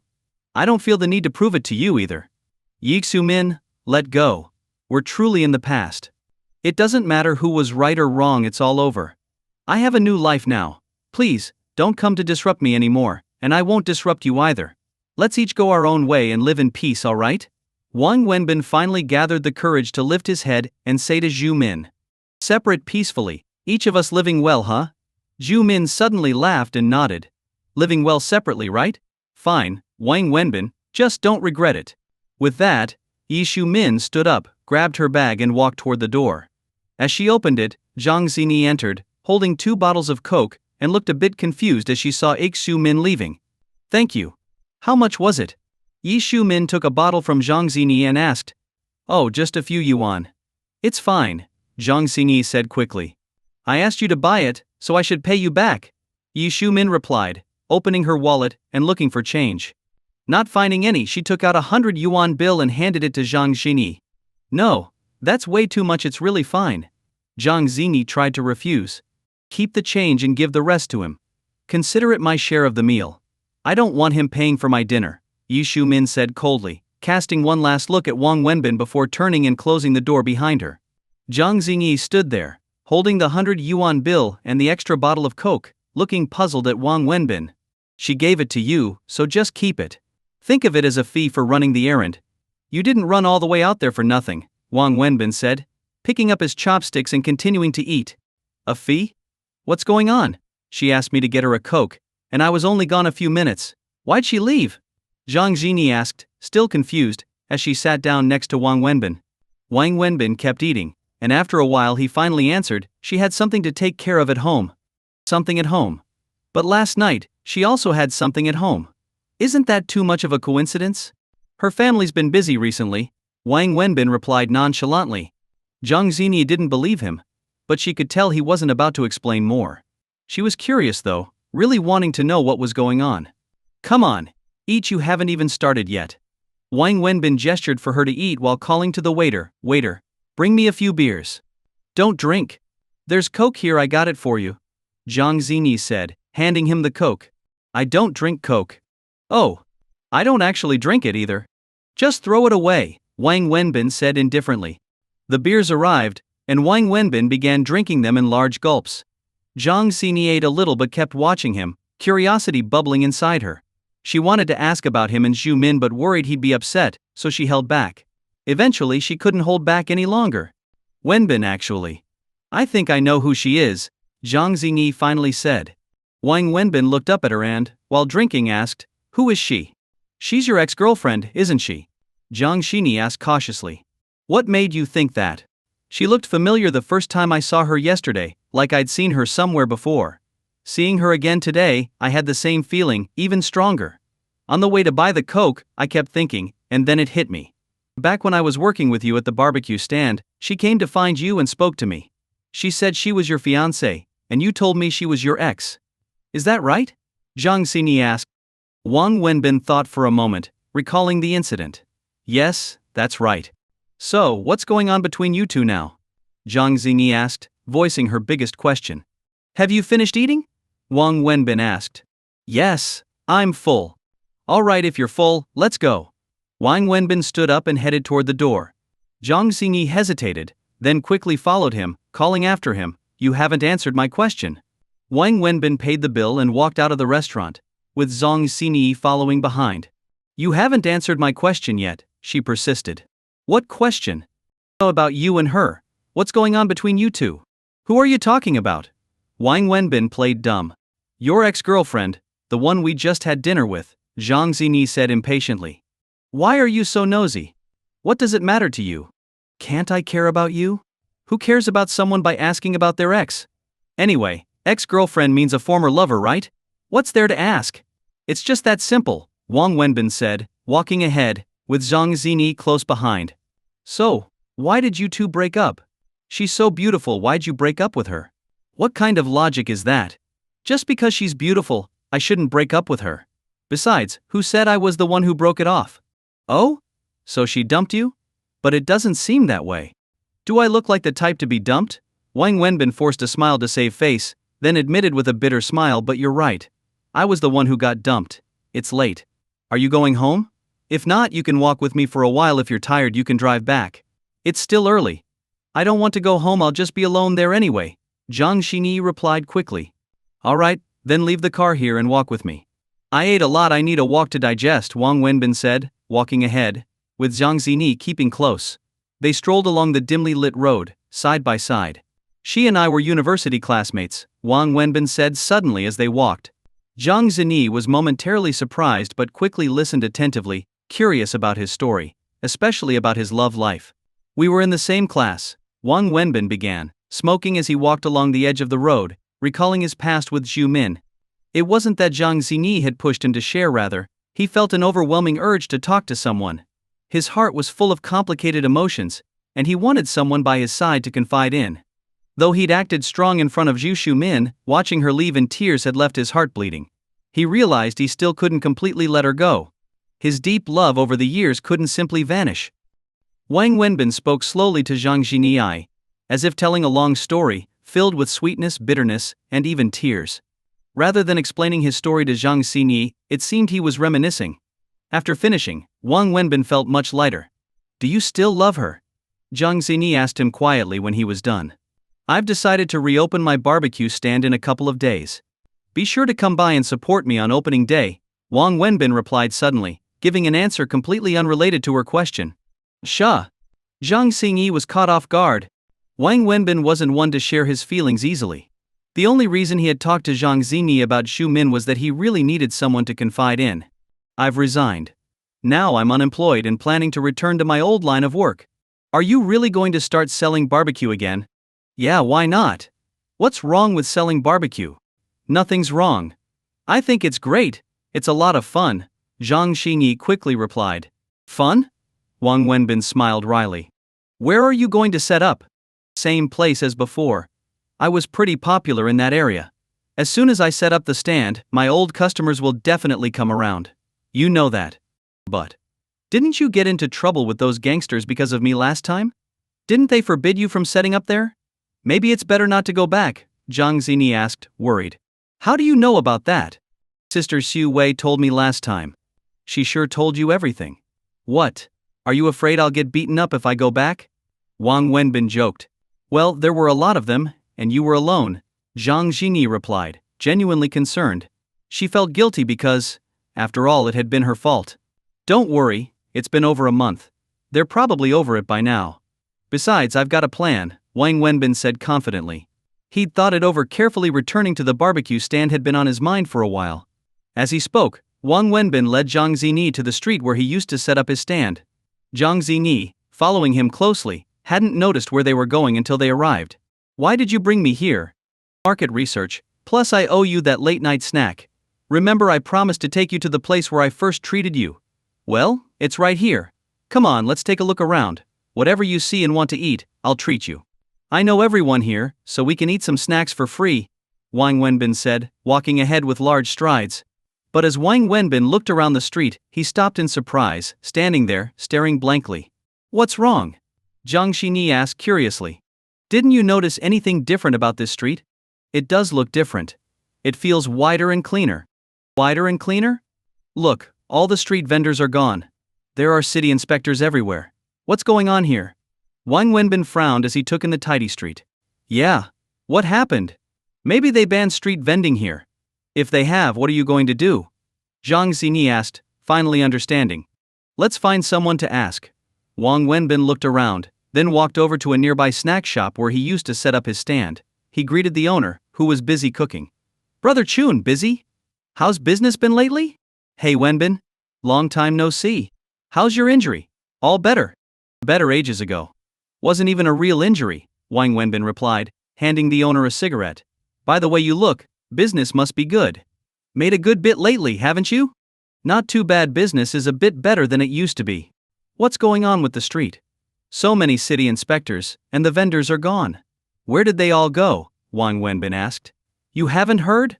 This whole street is undergoing a major cleanup. Look around, city inspectors and police patrol here daily. No street vendors allowed. Even us shop owners are under strict supervision. Nothing's allowed outside the door frame. See how nice the street looks now? Doesn't it feel more spacious? The shop owner smiled, clearly pleased. Why the sudden crackdown? Well, there was an incident about 2 weeks ago. Remember those gangsters you fought with? They got drunk and harassed a female student, trying to drag her off to drink with them. Her boyfriend intervened, and they started beating him. The guy fought back and hit one of them with a brick, splitting his head open. The gang got furious and attacked him. One of them even stabbed him several times, killing him right there, just a little way down the street. The impact was huge, and the city government stepped in. I heard they even held a special meeting to address public safety around University Town. This street was designated a priority area. Every one of those gangsters was arrested. No one got away. I'm not sure how long they're in for, but they're all locked up, and now there's a patrol station set up at the end of the street, with police on duty around the clock. And now they're cracking down on any illegal stalls. The city inspectors patrol daily, and anyone who dares set up a stand gets taken in along with their stuff. It's so much nicer here now, and we shop owners feel way better about our businesses too, the owner said with a cheerful smile. Wang Wenbin finally understood. Smoking thoughtfully, he realized that the shop owner was pleased. After all, street vendors and shop owners had always been competitors. Now that the vendors were gone, the shopkeepers' businesses had naturally improved. Is this just temporary? Or is it a permanent thing? It's definitely permanent. Look around, there are notices posted everywhere from the city government about cleaning up this street. They're focusing on protecting students, so they're banning anything that might create mess or safety issues on campus and in the surrounding areas. The owner continued explaining to Wang Wenbin. Does that mean from now on, if you want to do business here, you'll have to rent a storefront? Wang Wenbin asked. Exactly. And it's not just this street, the entire University Town and surrounding area are being strictly regulated. No more street vending at all. No wonder you're so happy. Business must have improved a lot? Hey, yeah, a bit. Alright, I'll get back to work now. Okay, you go on, Wang Wenbin said with a smile, then turned and left with Zhang Xinyi. So, what now? If it's really banned, we definitely can't set up a stand here anymore. Well, there's not much we can do. Want something to eat? My treat? With all the street vendors gone, these shop owners are doing way better, Wang Wenbin said nonchalantly. But inwardly, he wasn't as indifferent as he seemed. Selling barbecue here was hard and exhausting work. But he made good money, usually over 10,000 a month, with freedom to work as he pleased. Though it was tiring, Wang Wenbin enjoyed it. When he stopped last time, it was only meant to be temporary. He'd never planned on giving it up entirely. But now, it seemed he'd have no choice. I just ate. How could I eat more? If we can't sell here, can you find another place? Jang Xingi asked. Not likely, Wang Wenbin shook his head and explained. This is Shanghai, there aren't many places where you can set up a street stall. And think about it, the biggest customer base for street barbecue is students. Here we have tens of thousands of students in total. Look at this street, imagine how much foot traffic it gets every day. Would moving to a different location attract the same crowd? Selling barbecue depends on high volume with low margins, so if sales drop, it's barely profitable. Plus, with the way cities are developing, street vending isn't sustainable. Even if I found another place, it wouldn't last long, always on the run from city inspectors. So, it's pretty much out of the question now. So, what will you do? Come on, we're not going to starve. I'll figure something out. It's just a matter of doing something I like versus something I don't, Wang Wenbin said, stopping at a storefront to greet the owner, handing him a cigarette. He knew practically everyone on this street. As they walked, Wang Wenbin grabbed snacks for Jang Xingi.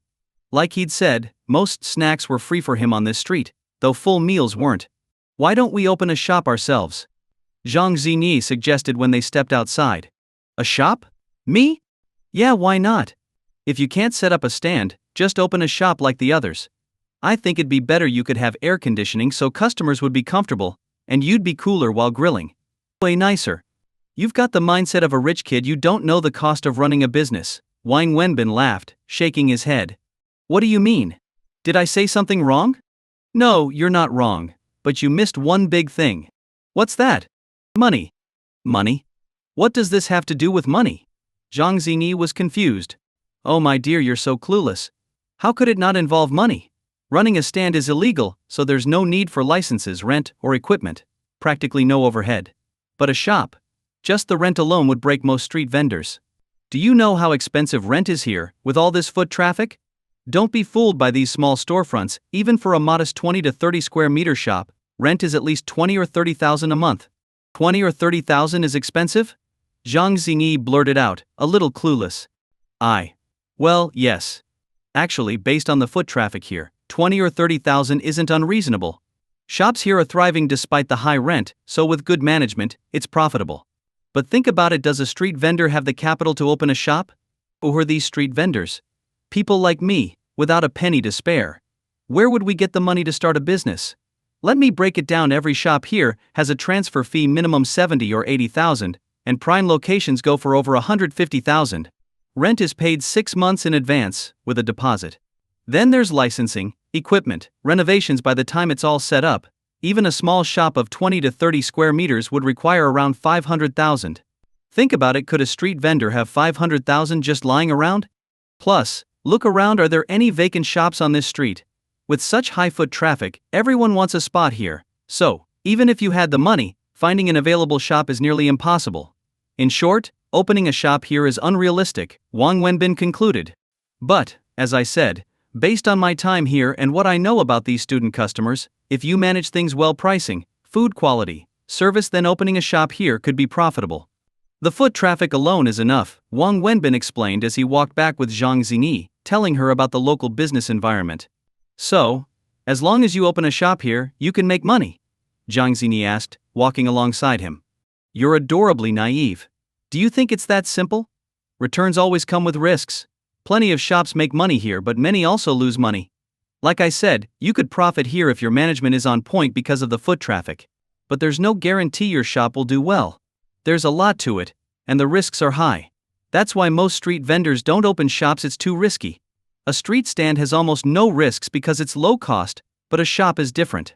It requires a huge investment, and the return is uncertain. Most people aren't brave enough to try. Business is unpredictable, the risks are high, so the average person wouldn't dare, Wang Wenbin said, shaking his head. Why was he so knowledgeable? He'd spent his years here studying it, often dreaming of opening a shop himself. But after digging deeper, he'd mostly dismissed the idea, realizing the difference in profit between a stand and a shop was worlds apart. Really? There's so much to consider in doing business? Why don't we give it a try? What if it works? Besides, didn't you say you really like selling barbecue? Even if it doesn't succeed, at least you'd be doing something you enjoy, Zhang Xinyi tried to persuade Wang Wenbin. Wang Wenbin looked at her and smiled helplessly. Jang Xingi couldn't understand his situation, and he couldn't understand her thinking. They walked on slowly, and just then, Wang Wenbin's phone rang. It was Ziki calling. "Hey Ziki, what's up so late?" Wang Wenbin asked.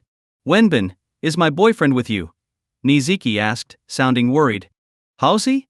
"No, he's not." "What happened?" "He didn't come home." "If he were home, why would I be calling you?" "It's so late, and he hasn't come back. I tried calling but he's not answering." "Did you two have a fight?" Wang Wenbin asked. "He's been acting crazy these past few days, like he's got PMS or something, picking fights with me every day. This afternoon before he got off work, I called to tell him our department was having a dinner gathering tonight, so I wouldn't be home for dinner, and asked him to grab something to eat on his way back. He got angry, hung up on me, and didn't come home. I called him after dinner, but he didn't pick up, and later he even turned his phone off. I thought he'd gone over to you. Whatever, I just called to check if he's not with you. He can go wherever he wants," she vented angrily. "Maybe he just has something to do. I'm sure he'll come back soon. Don't worry, he's never stayed out overnight. He can do whatever he wants. If he's not back by midnight, I'll lock the door. If he wants to stay out, he can stay out." "Alright, I'm hanging up," Ziki said before ending the call. After hanging up, Wang Wenbin felt heavy-hearted and sighed. These two have gone nuts, living a perfectly good life and turning it into a mess every day. "What's going on? Who was that?" Jang Xingi asked curiously. "Nothing important," Wang Wenbin sighed as he dialed Lu Jihao. He wasn't sure what was going on, but this time Lu Jihao actually picked up. "Hey Wenbin, what's up?" Lu Jiahao's voice came through, along with loud background noise and thumping music. The sound hurt Wang Wenbin's ears, and he quickly held the phone away. "Where are you?" "At someone's funeral." "It's loud enough to kill a person," Wang Wenbin yelled, irritated. "I'm at a bar. Why don't you come join me? Have a few drinks with me, I'll send you the address." "I'll tell you, there are a ton of beautiful girls here," Lu Jihao invited enthusiastically. Hearing this, Wang Wenbin's temper flared, and he started scolding. "Haozi, what the hell has gotten into you? Take a look at the time. Then look at your phone. How many calls has Ziki made to you? You left your girlfriend at home to go out partying. Don't forget, Ziki is pregnant. That baby is yours, your responsibility. If anything happens, who's there to take care of her? You'll regret it then. Lots of pretty girls around, huh? What does that have to do with you? Are they your wife? Will they give birth to your child? Will they call you in the middle of the night, worrying about you and waiting for you to come home? Use that brain of yours. Why do you keep arguing with your own woman? Are you a man or not? Get your ass home now, or we're no longer brothers." With that, Wang Wenbin hung up. He was truly furious. It didn't matter who was right or wrong between Lu Jiahao and Ziki. What mattered was that Ziki was pregnant, and it was wrong for him to leave her alone at home while he was out partying. "What happened? Why are you so angry?" Jang Xingi asked after Wang Wenbin ended the call. "Just two idiots messing up a perfectly good life. But whatever, it's their own business. Come on. Let's head back, it's getting late," Wang Wenbin said, as they walked back, not far from where they had started. Meanwhile, Ping Mengjia wasn't asleep yet. She was sitting at her desk in her bedroom, reading a document closely. A closer look would reveal it was the research report Wang Wenbin had written. After he left today, she had taken a closer look at the report and was deeply impressed. Before leaving work, she even went to the marketing department to question all the specialists and analysts, asking if anyone had helped Wang Wenbin write it. When she found out no one had, and that Wang Wenbin hadn't even been in contact with anyone from the department, she went to his office, where she found a handwritten outline on his desk. She also located the original electronic draft on his computer, which confirmed for her that the report was indeed entirely Wang Wenbin's work. Unable to sleep, she kept thinking about Wang Wenbin and his report. She got out of bed, sat back down, and started studying his report again, analyzing it word by word. As she was absorbed in reading, there was a knock at her door. She turned around to see Xu Wei in pajamas entering the room. Peng Mengjia couldn't sleep, and neither could Xu Wei. Ever since Wang Wenbin left her house, she hadn't slept well, feeling an emptiness, as though something was missing. She especially lacked the peace of mind she usually felt. And tonight she'd gone to bed early but hadn't fallen asleep. She had just gotten up to go to the bathroom, and decided to walk around to clear her head. She saw light coming from Peng Mengjia's room, which made her curious, so she knocked and came in. "What are you reading? Why are you still up so late?" Xu Wei asked, walking over. "Oh, nothing. I just couldn't sleep, so I'm reading something," Peng Mengjia said, hurriedly closing Wang Wenbin's report. For some reason, she subconsciously didn't want Xu Wei to know she was reading something Wang Wenbin had written. Reading just anything could keep you up this late. Xu Wei chuckled, then said, "You don't need to work so hard. Keep work hours and personal time separate, leave the work at the office, and don't tire yourself out at home." "No, sis. I was actually reading his research report." Peng Mingjie hesitated for a moment before admitting it. "Whose report?" "Wang Wenbin's." "A report by Wenbin? What's so special about it that you're up late reading it?" Xu Wei asked with a smile. "Sis, you hit the nail on the head. His report is indeed very special," Peng Mingjie replied, handing the report to Xu Wei. "Take a look, and you'll see." Xu Wei was puzzled. A research report seemed pretty basic, just part of the marketing team's routine tasks. Xu Wei took the report from Peng Mingjie, sat on the bed, and read it thoroughly, not skipping a single word. After finishing, she closed the report and asked, "So, what did you think after reading it?" "Sis, based on my experience, if he really came up with this report himself, then I'd say he has a unique talent for market sales," Peng Mingjie said seriously. "A unique talent? Is that really how you describe him?" Xu Wei chuckled. "To me, a unique talent is someone who breaks the mold, someone self-taught who doesn't follow the usual rules. That's the feeling I get from his report." "Is it really that extraordinary?" Xu Wei asked, surprised. "Sis, our roles are different. You're not specialized in this, but this is my field. Research reporting is fundamental in marketing, and while it's not the hardest thing, it's also not simple. For some people, basic data can only provide surface-level insights, while others can identify much deeper trends and insights beyond what the data directly shows. And then there are people who not only recognize issues but also devise solutions. The first type is a researcher, the second is an analyst, and the third is someone companies aim to hire for high-level roles like marketing director," Peng Mingjie explained with professional clarity. "So, what do you think he could do? Be a marketing director?" "No. He doesn't fit into any of those categories." Peng Mingjie shook her head. "Huh? I can't quite follow your logic. Are you saying he's talented or not? How can I explain? Most people in this field have formal training. They've spent years learning theory, and then practicing it, improving over time. As a result, they follow a structured approach to identifying and solving problems because that's how we were all taught. But Wang Wenbin is completely different. If you showed his report to a typical marketing professional, they'd likely think it was nonsense. It lacks standard terminology, logical flow, and even a proper format. His solutions seem bizarre, almost like a game. But if you actually read carefully, line by line, you'll realize he makes complete sense. He understands the issues on a level much deeper than we do, identifying things we wouldn't even notice. Not only does he see the problems, but he also provides solutions. At first glance, his solutions seem amateurish, the work of an outsider. But if you think about it, you'll see his approaches, though unconventional, might be incredibly effective and hit right at the heart of the problem. His ideas are things most people would never think of. Peng Mingjie explained at length. Xu Wei listened intently, not interrupting. "I'm not saying this without reason. When I read his report this afternoon, I thought his insights were reasonable but guessed he might just be making things up. But when I went to the marketing department to verify whether he'd written it himself, they told me something interesting." "Oh? What did they say?" Xu Wei asked, intrigued. "Remember the task I assigned him? I intentionally made it difficult, asking him to design a marketing strategy for a clothing store whose business had plummeted due to nearby subway construction. The goal was to restore pre-construction sales levels within 3 months, a practically impossible task because the problem was external, due to uncontrollable factors. But today, when I asked about him, someone told me he's been spending his time at that very store. He created a series of marketing plans, used his authority to withdraw 50,000 yuan from the company, and even closed the store for 4 or 5 days to revamp. Today, the store reopened. But here's the shocking part. Sis, by 5 o'clock this afternoon, before the evening peak, the store's sales had already far surpassed its pre-construction levels. If this trend continues, today's revenue might be double what it was before the construction started. Sis, it was supposed to be an impossible task, but he achieved it. And he did it in less than a week, with just 50,000 yuan. Not only did he meet the target, but he doubled the store's previous performance," Peng Mingjie explained, leaving Xu Wei visibly astonished. "Really?" Xu Wei was indeed surprised, but it was only mild curiosity. A store's performance didn't really hold her attention. "Are you skeptical?" "I was too. So after work I went to that store myself. The entire street was closed due to construction, making it inaccessible by car, so I had to walk. When I arrived, I was completely stunned.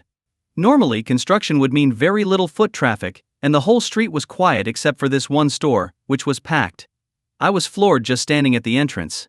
I had already checked with the marketing department, and they hadn't planned any promotions. I called over the store manager and asked her what was going on. She told me it was all Wang Wenbin's doing. Do you know what he did? Go on, I'm listening, Yu Xiu-wei said with a smile. Peng Mingjia then recounted everything Wang Wenbin had done, detail by detail. Zhu Wei listened with a calm smile, never interrupting and without showing much surprise. Sis, do you see now why I called him a genius? Who else would think of such unconventional ideas? This is the kind of stuff that trained marketing professionals would never come up with. It might seem haphazard, but it's incredibly effective. He opened the front and back doors of the store, turning it into a passageway for pedestrians, then worked with the construction team to block off the road with materials and debris, so people had to walk through the store. He even hired a bunch of college students as paid shoppers through an agency, along with countless other tiny details. With these seemingly random moves, he completely revived a store we all thought was beyond help. Isn't that the work of a true genius? I was shocked. After I left the store, I went to the lingerie store to figure out where he got his data from. He had never even been there but still managed to put together such a well-crafted research report.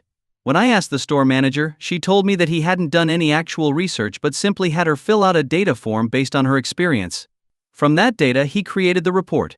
He used unconventional methods but always seemed to hit on the core issue. In the lingerie store's case, he realized that the manager's years of experience would be far more accurate than a few days of data collection. I underestimated him. I thought he was just a slacker, but now I see he's incredibly smart. With his natural talent, he's a true genius in advertising and marketing, Peng Mingjia couldn't help but say. Now you finally understand? Yu Xiu-wei asked with a smile. You knew all along? I didn't know how skilled he was in marketing. He's never mentioned it to me. Nor did he tell me anything about the tasks you assigned or the challenges you gave him. But from the beginning, I knew he was highly capable, smart, responsible, and dedicated. You thought I gave him the position of assistant manager out of favoritism? You were mistaken. It wasn't just to give him a high salary. I placed him in that position and had him work with you so that he could learn the company's operations because I knew he had the potential to excel if he got familiar with the work. Maybe you've forgotten how our company's partnership with Guanda Group was negotiated. I'm not exaggerating, he's the one who sealed the deal. He did it using the unconventional strategies you described. They were risky, and even I wouldn't have thought of them, but he did, and he succeeded. That's when I knew how capable he was, so I placed him with you, hoping you'd teach him more.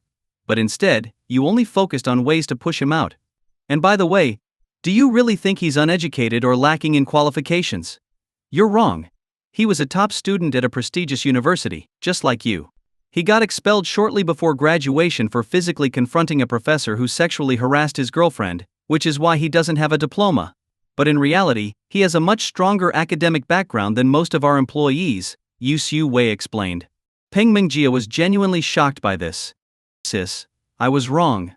I misjudged him and pushed him away.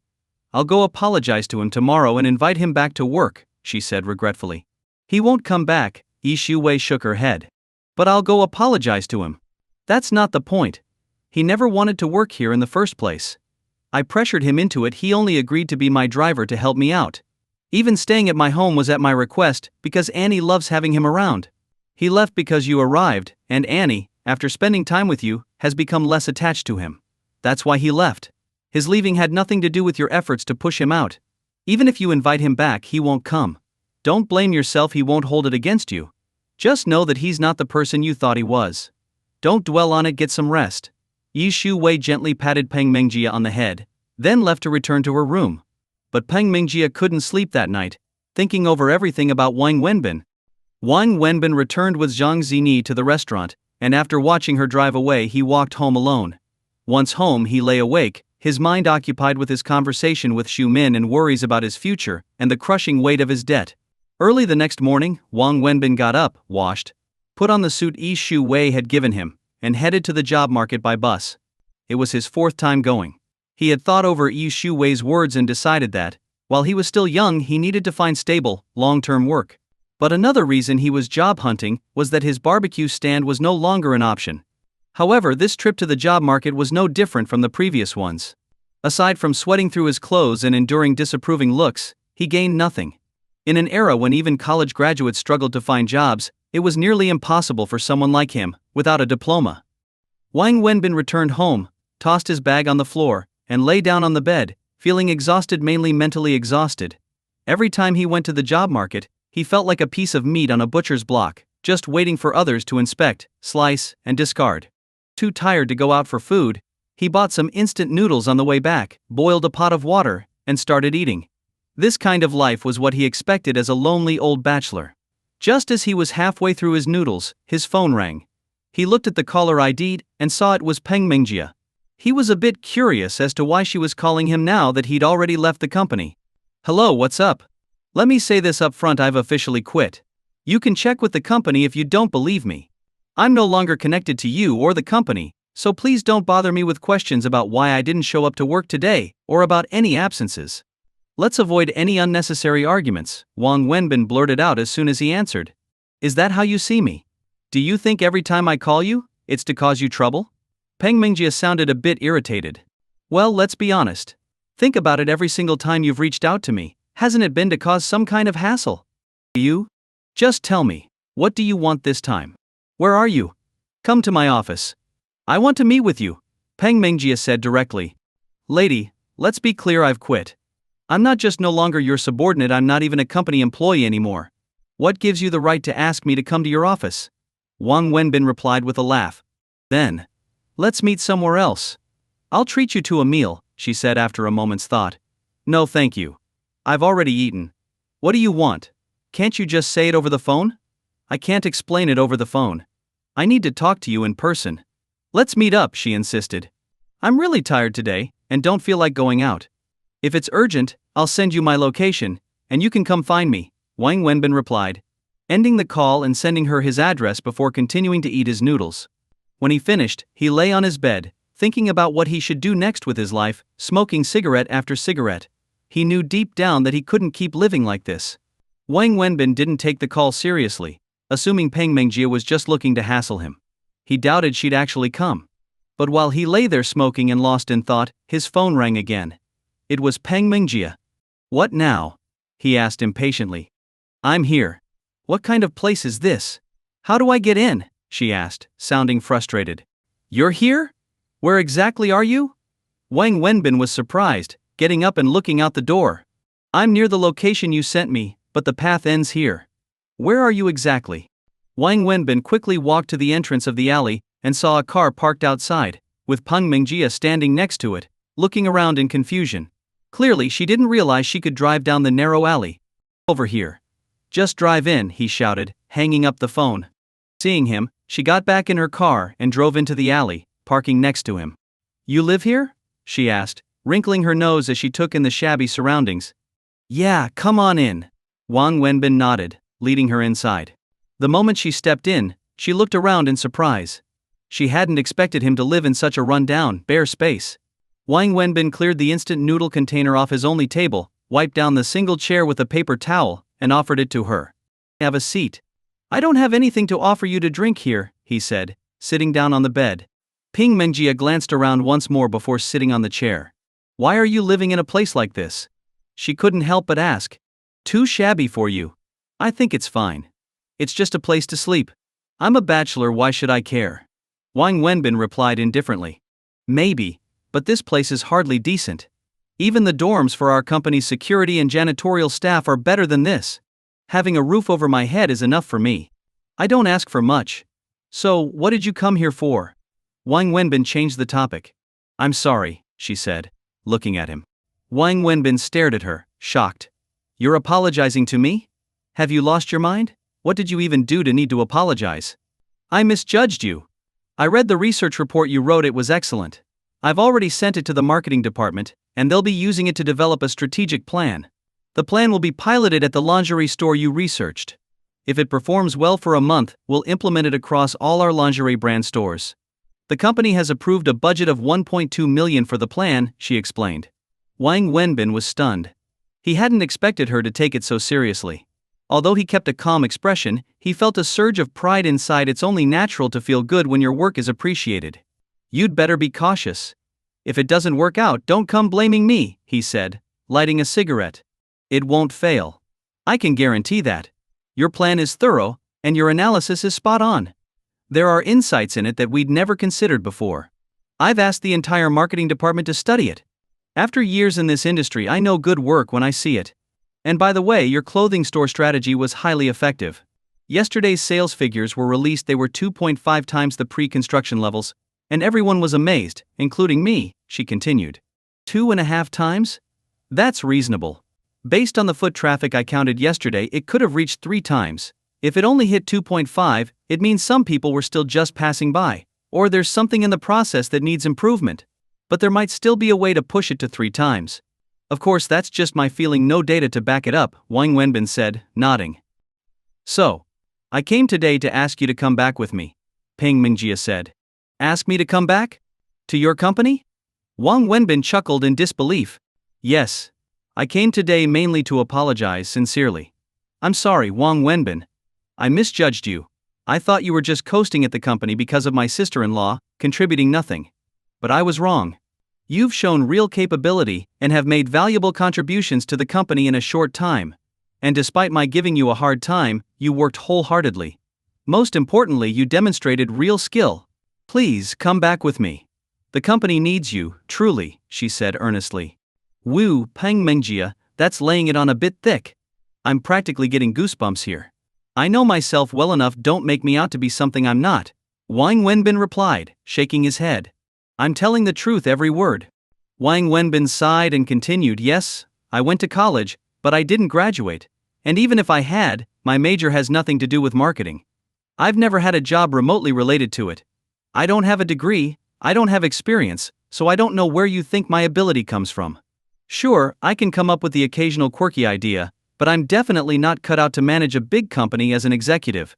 You have plenty of highly educated people, international grads even. How could I compete? No, you're mistaken. We have plenty of experts with theory and experience, and they're all great at what they do. But what we lack is someone with unique, unconventional ideas like you. You're the kind of talent we can't find in the market. All right, enough, Wang Wenbin interrupted. I get that you feel guilty about pushing me out, so you came here to ask me back. Thank you, really. But like I told you yesterday, my leaving had nothing to do with you. And as I said, I know my own limits. I wasn't contributing anything real at the company other than drawing a salary, and people were resentful. Besides, I'm not suited for office work. Sitting in a suit all day as an executive would be torture for me. But that's not. All right, enough. I'm definitely not going back to the company. How's Annie doing? Wang Wenbin cut her off, changing the topic. No matter how much she persuaded him, Wang Wenbin refused. Eventually, with a meeting to attend, Peng Mingjia had to leave. Hearing that the clothing store was doing well did make Wang Wenbin feel a sense of accomplishment. After she left, he lay down on the bed, utterly exhausted from his day at the job market. Just as he was dozing off, his phone rang again. Who is it? Wang Wenbin grumbled, too groggy to check the caller ID. Wenbin, where are you? Jang Xingi's voice came through. At home, sleeping. What's up? Come quickly. To the back street by the university, she said urgently. What's going on? Can't you just tell me over the phone? It's really important. Hurry, it's urgent. I'll wait for you here, she said, then hung up. What's all this about? Wang Wenbin muttered as he reluctantly got up. Judging by her tone, it sounded like something serious. He got dressed, locked up, and took a taxi to the back street by the university. Wang Wenbin had no idea why she'd called or what she was doing on the back street, which was more of a spot for food and evening outings.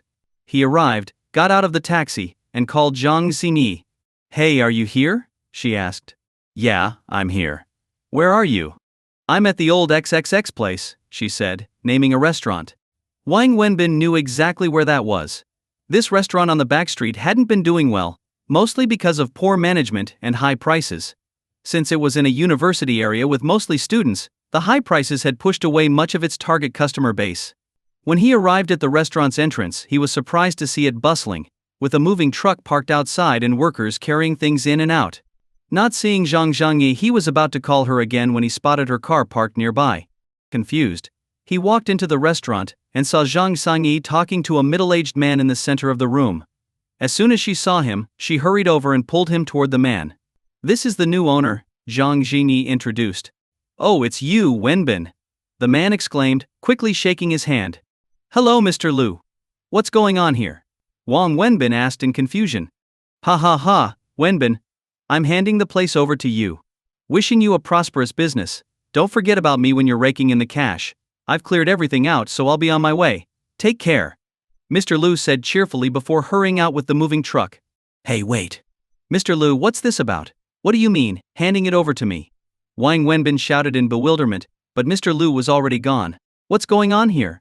Why are you here? And how do you know him? Wang Wenbin asked Jang Xingi, full of confusion.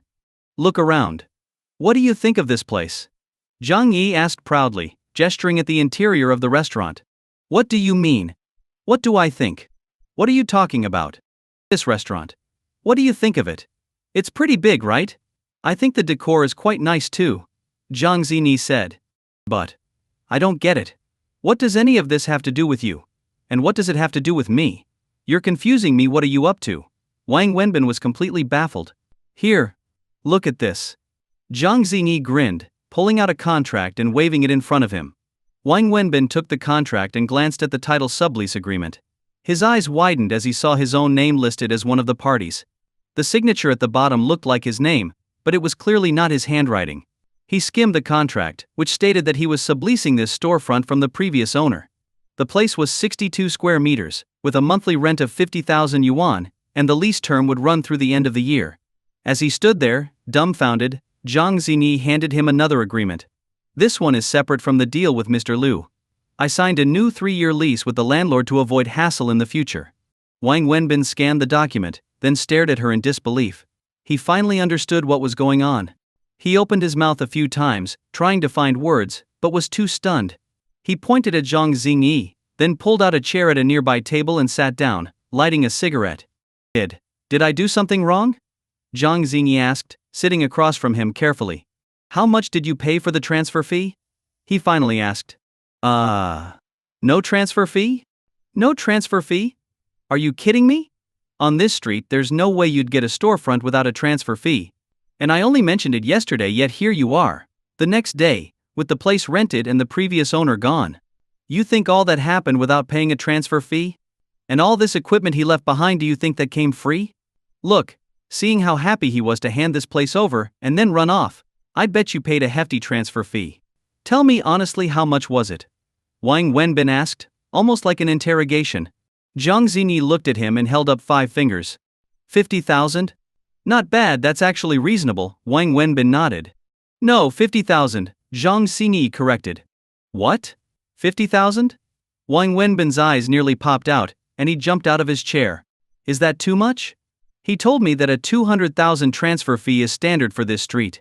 Plus he's leaving everything in the shop for you, so you don't have to buy anything new, just start business right away. He gave me a discount on the equipment, saying it's worth 100,000, bringing the total to 300,000. And the last 200,000 is for rent. There are 4 months left on his lease at 50,000 per month. Isn't that fair? I didn't think it was too much. No, it's not too much. It's outrageous. Wang Wenbin was fuming. A typical transfer fee is a few tens of thousands at most. You're telling me 200,000 isn't a lot? But I looked around. The other storefronts on this street are small, this one is bigger. And it's got a nicer decor, so I thought a higher transfer fee was reasonable. Reasonable? My foot. This place is struggling with business. Why would a failing restaurant have such a high transfer fee?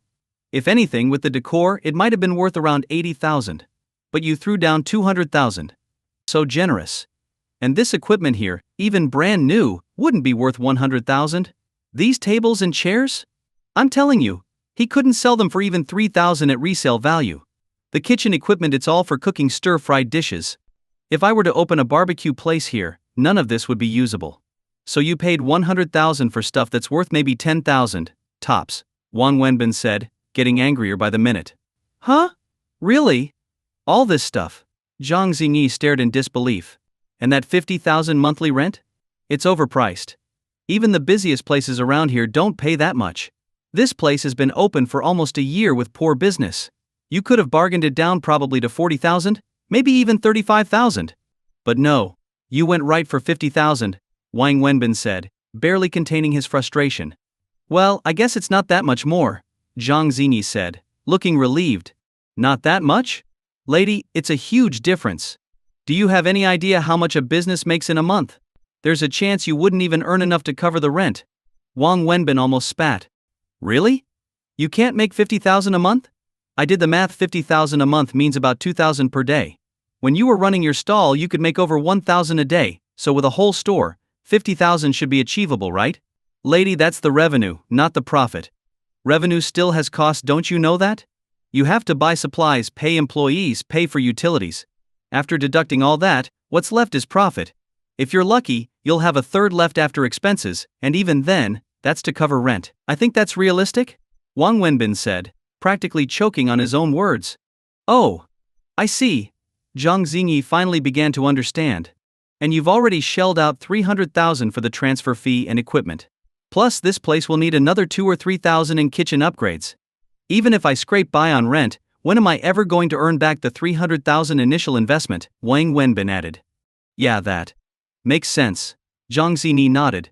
Now you see why Mr. Liu was so happy, don't you? And why he ran off so quickly when he saw me. Wang Wenbin sighed helplessly. Got it. Jang Xingi said, nodding like a child who'd been caught doing something wrong. Wang Wenbin sat there silently, smoking, deep in thought. Say something, please. Don't be like this. When you're like this, I feel really upset. And a little scared. It's just a few 100,000 yuan. It doesn't matter if the store makes money or not. As long as you're happy. That's what matters, Jang Xingi said, holding his hand and trying to cheer him up. Wang Wenbin continued smoking in silence, processing the situation. After calming down, he realized he had overreacted. Whatever happened, Jang Xingi meant well. She'd only wanted to help him. And to her, amounts like 100,000 or even 1 million didn't mean much. After thinking it through, Wang Wenbin gave her a small smile. It's fine. I'm sure we'll make money, just depends on how much. How much did you spend in total? 50,000. Yes. Jang Xingi's mood lifted immediately, hearing him say they would make money. Wang Wenbin nodded, stood up, walked to the restaurant's counter, and pulled out a piece of paper and a pen. He began writing. What are you writing?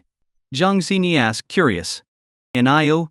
Why else would I be writing? She asked, unhappy as soon as she saw what it was. After finishing the IU and signing it, he handed it to her. Look over this IU, check if there's anything wrong. I'm borrowing 500,000 from you, with interest based on current bank rates, interest payable monthly. But as for the principal, I can't give you an exact date for repayment, it'll depend on the store's income. I don't want your IU. And I don't want your interest either. Wang Wenbin. How could you? Jang Xingi said, clearly upset. If you don't take it, then I won't take the store, Wang Wenbin said firmly. But you have to. I rented it for you. What am I supposed to do with it if you don't take it? She replied, flustered. If you rented it for me, then I should cover the costs. And since you covered it first, I owe you. If it's a loan, then I need to pay interest. It's business, and business should be handled accordingly. But I. Just take it, Wang Wenbin insisted, pressing the IOU into her hand. Then he said, can you go out and buy me a pack of cigarettes? I need a moment alone to think this over. Oh sure. Jang Xingi nodded, and left quickly. Wang Wenbin sat down at one of the tables, looking around the restaurant in a daze. All of this felt sudden, overwhelming even. He'd thought a lot about opening a business, how much it would cost, what the market was like, especially here, where he'd been running a barbecue stall for almost 2 years. He knew this area well. So when Jang Xingi said she'd spent 500,000 on this place, he was furious. As he'd told her, no matter how good the business was, a small store could only make so much in daily revenue. He'd never opened a store himself because he didn't have the capital, and he knew the risk was too high. If managed well, a store could make money, but the odds of losing money were much greater, and Jang Xingi's generosity had essentially driven down the odds of profitability even further. If it were up to him, he wouldn't have agreed to this price, but now he had no choice. Jang Xingi had only wanted to help him. All of this was for him.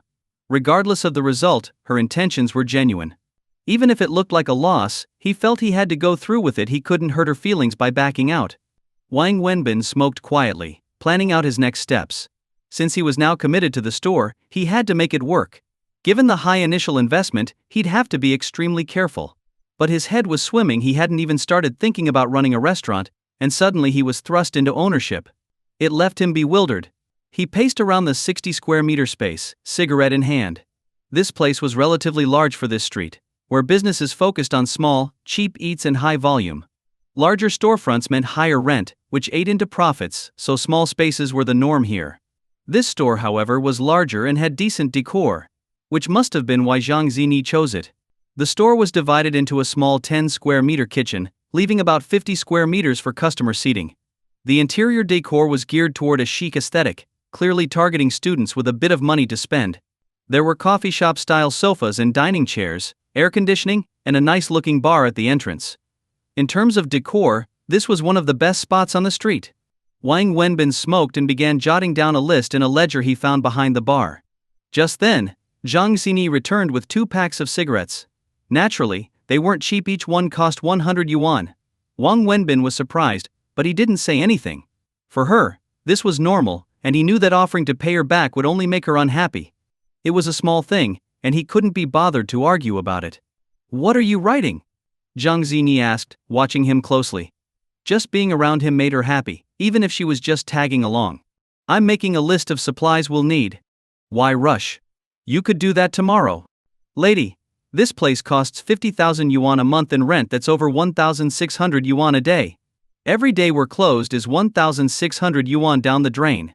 We can't waste a single day," he replied, still writing. "You know, you might have a point," Jang Xingi admitted.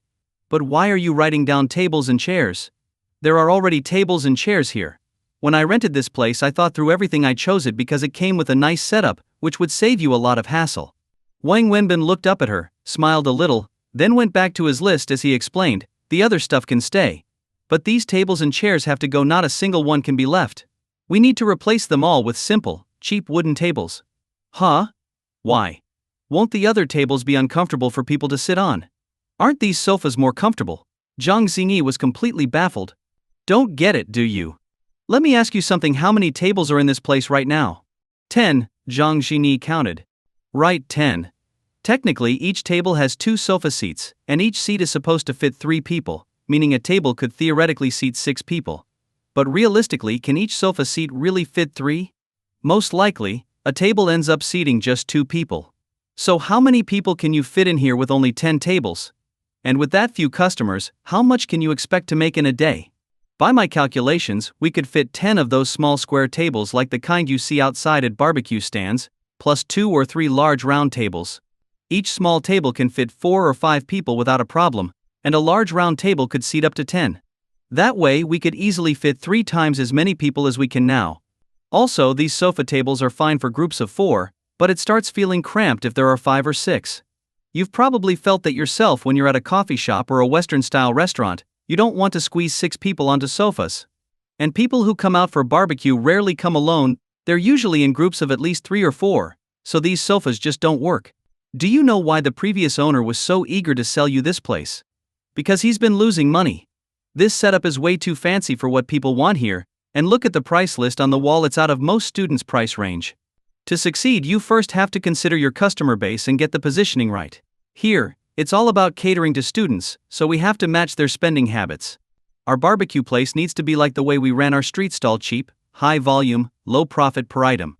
These furnishings are totally impractical for that style. It's all about getting as many people seated as possible, Wang Wenbin explained. What? So that means I basically bought all this for nothing? I shouldn't have tried to surprise you. I should have just waited for you to come first, Jang Xingi said, feeling a bit regretful. Wang Wenbin was about to say something but stopped himself. He didn't want to make her feel worse, so he simply continued writing down the supplies he'd need, listing both big and small items. "Is there anything I can help with? You look really busy, but I feel like I can't do anything," Jang Xingi said. "Actually, yes, give me a ride in 10 minutes, Wang Wenbin replied after glancing at his phone. "Huh? A ride? Oh, okay," Jang Xingi nodded quickly. Wang Wenbin locked up the shop, list in hand, and got into Jang Xingi's car. That afternoon she really did act as his driver, taking him all over the city to buy everything on the list. The large items were scheduled for delivery the next day, while the small items were loaded directly into her Porsche, which ended up looking like a mini moving truck by the time they were finished. Just as night began to fall, Wang Wenbin and Jang Xingi returned to the shop and unloaded everything inside. Later, Wang Wenbin treated her to dinner. During the meal, her phone rang. It was her mother, asking her to come home since she hadn't been back in 2 days. Reluctantly, Jang Xingi finished her meal and drove home. After she left, Wang Wenbin stayed behind in the shop. He sat there alone, lost in thought, smoking one cigarette after another, sketching out ideas on paper. Since things had come to this, he had no choice but to see it through. Actually, as Jang Xingi had pointed out, he was someone who valued his freedom and didn't like being bound by office work. He'd always preferred working for himself, like running his barbecue stall. So, even though Jang Xingi had handed him a messy situation, he was determined to make it work and found he was enjoying the process. That night he stayed in the shop until 11 o'clock before finally heading home. He walked the same 20-minute route he used to take when he ran his barbecue stall. While he was walking, his phone rang. It was Ji Xiu Wei, and this time it wasn't a text message but a direct call. Seeing that she was calling him, Wang Wenbin felt a surge of happiness. "Hello, Xu Ji. Is Annie crying?" he asked. "No, she's already asleep," Yi Xiu Wei replied. Wang Wenbin felt a bit disappointed hearing that Annie hadn't been asking for him, but he was also relieved. "Oh, that's good. I was worried she'd be fussy tonight. Having her aunt around helps. She kept asking when you'd be back, so I told her you'd return once your work was done. She took it well and didn't fuss anymore." "That's good. Are you still on your way home?" Zhu Wei asked, hearing car horns in the background. "Yeah, heading back now. Be careful on your way home. Wenbin, have you made any progress on work? Do you have any plans?" Yu Xiu Wei asked, genuinely concerned. Wang Wenbin hesitated for a moment, then replied, "Yu Xiu Ji, I actually just took over a shop today." "A shop? Are you planning to open a business? What kind?" "I'm thinking of opening a barbecue restaurant. That's the only industry I know. I ran a barbecue stall for 2 years, so I'm familiar with it. I wouldn't dare try something else." "Oh, business. Well, that could work, as long as it's a steady path forward. Are you facing any difficulties? Do you need my help?" "It's just a small place, there's nothing difficult about it." "Do you have enough money?" she asked. "Yeah, I've got enough. When I left the company they gave me a bit over 40,000 yuan that should cover it," he said casually. "Where is it?" "It's on the street behind the university, where I used to have my barbecue stand," Wang Wenbin explained, describing the location to Xu Wei. Meanwhile, Yi Xiu Wei was standing outside in her garden, wearing a nightgown and a light jacket as she spoke with him on the phone. Ping Mingjia, who was about to go to bed, happened to glance out her bedroom window and saw Yu Wei outside on the phone, occasionally laughing softly. She froze, her mind filling with all kinds of thoughts. When Wang Wenbin returned home, he took a shower, but afterward he couldn't sleep at all. He sat in his room, smoking and scribbling ideas in his notebook, feeling the weight of his current situation pressing down on him. Jang Xingi had already invested 50,000 yuan into the shop, and whether he liked it or not, he now had to bear the burden of that debt. With such a significant sum hanging over him, it was the greatest pressure he'd ever felt in his life. Moreover, with the costs already so high, the likelihood of this shop turning a profit was slim to none, making him feel even more suffocated. The situation was set, and he needed to open the shop as soon as possible. Every day he delayed would cost him 1,600 yuan, an expense he couldn't afford. That night he barely slept, smoking continuously as he filled his notebook with notes, erasing and rewriting until dawn. Only then did he finally lie down to catch a short nap before heading out. It was Saturday, and although Jang Xingi was usually free, she'd mentioned in a phone call the previous night that she'd be working today. On his way to the shop, Wang Wenbin stopped by a nearby print shop and spent about an hour there. He left with several printed posters in hand, which he then posted on the bulletin boards outside the nearby dorm buildings. Finally, he posted one on a wooden frame outside his shop door before heading in to wait for the delivery of the grills and tables he'd ordered. In the meantime, he took out his phone, scrolled through his contacts, and dialed a number he hadn't called in a while. "Hello? Wenbin, is that you?" A cheerful male voice answered. "Yeah, it's me, Lu. How's business going these days?" "Business? Don't even mention it, I'm about to lose my mind. Do you know what's going on with the stalls in our old area?" "Which issue? You mean how they've banned street stalls?" "Yeah, you knew about that, huh? It's like they're trying to ruin us. Just when things were looking up, they pull this. What did we ever do wrong?" "So are you still in Shanghai? What are you doing now?" "Where else could I go? I've got parents to support and kids in school can't make ends meet by farming back home. I'm not like you, living solo." "What are you doing now?" Wang Wenbin asked. "What else could I be doing? I'm too old to get factory work, and I don't have any other skills, so even if I could find a job, it wouldn't pay enough to support my family. Street vending is all I know. I'm setting up a small stall over in Nankun. Still selling fried rice and noodles? How's business?" "Don't ask. It's terrible, about a third of what I used to make. My wife and I barely make 3,000 a month there." At this rate, we're thinking of packing it in and heading back to our hometown. You know how it is, 3,000 a month doesn't even cover the cost of food and rent, but enough about me. What about you, brother? What are you up to? Hey Lou, are you free at noon? I'd like to treat you and your wife to lunch here on our old street. Let's meet up at the old XXXX restaurant, okay? I'll wait for you there. After he hung up, the delivery for his kitchen equipment arrived, followed by the tables and chairs, turning the shop into a flurry of activity. While Wang Wenbin was directing the workers, two young students appeared at the door, glancing around uncertainly, clearly hesitant to enter. Seeing them, Wang Wenbin approached and asked, "Can I help you with something?" "Hi, are you hiring here?" one of them asked shyly. "Yes, that's right. Are you both students here for the job interview?"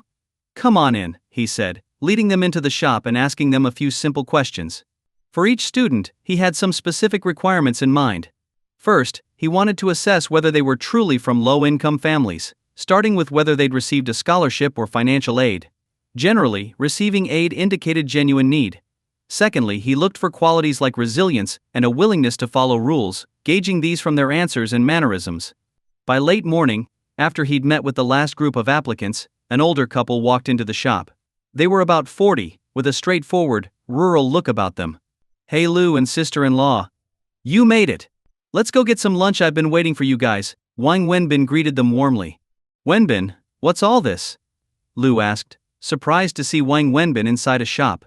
"Let's grab a bite first, and I'll fill you in over some drinks." "What do you say?" Wang Wenbin said, pulling Lou and his wife to a nearby restaurant.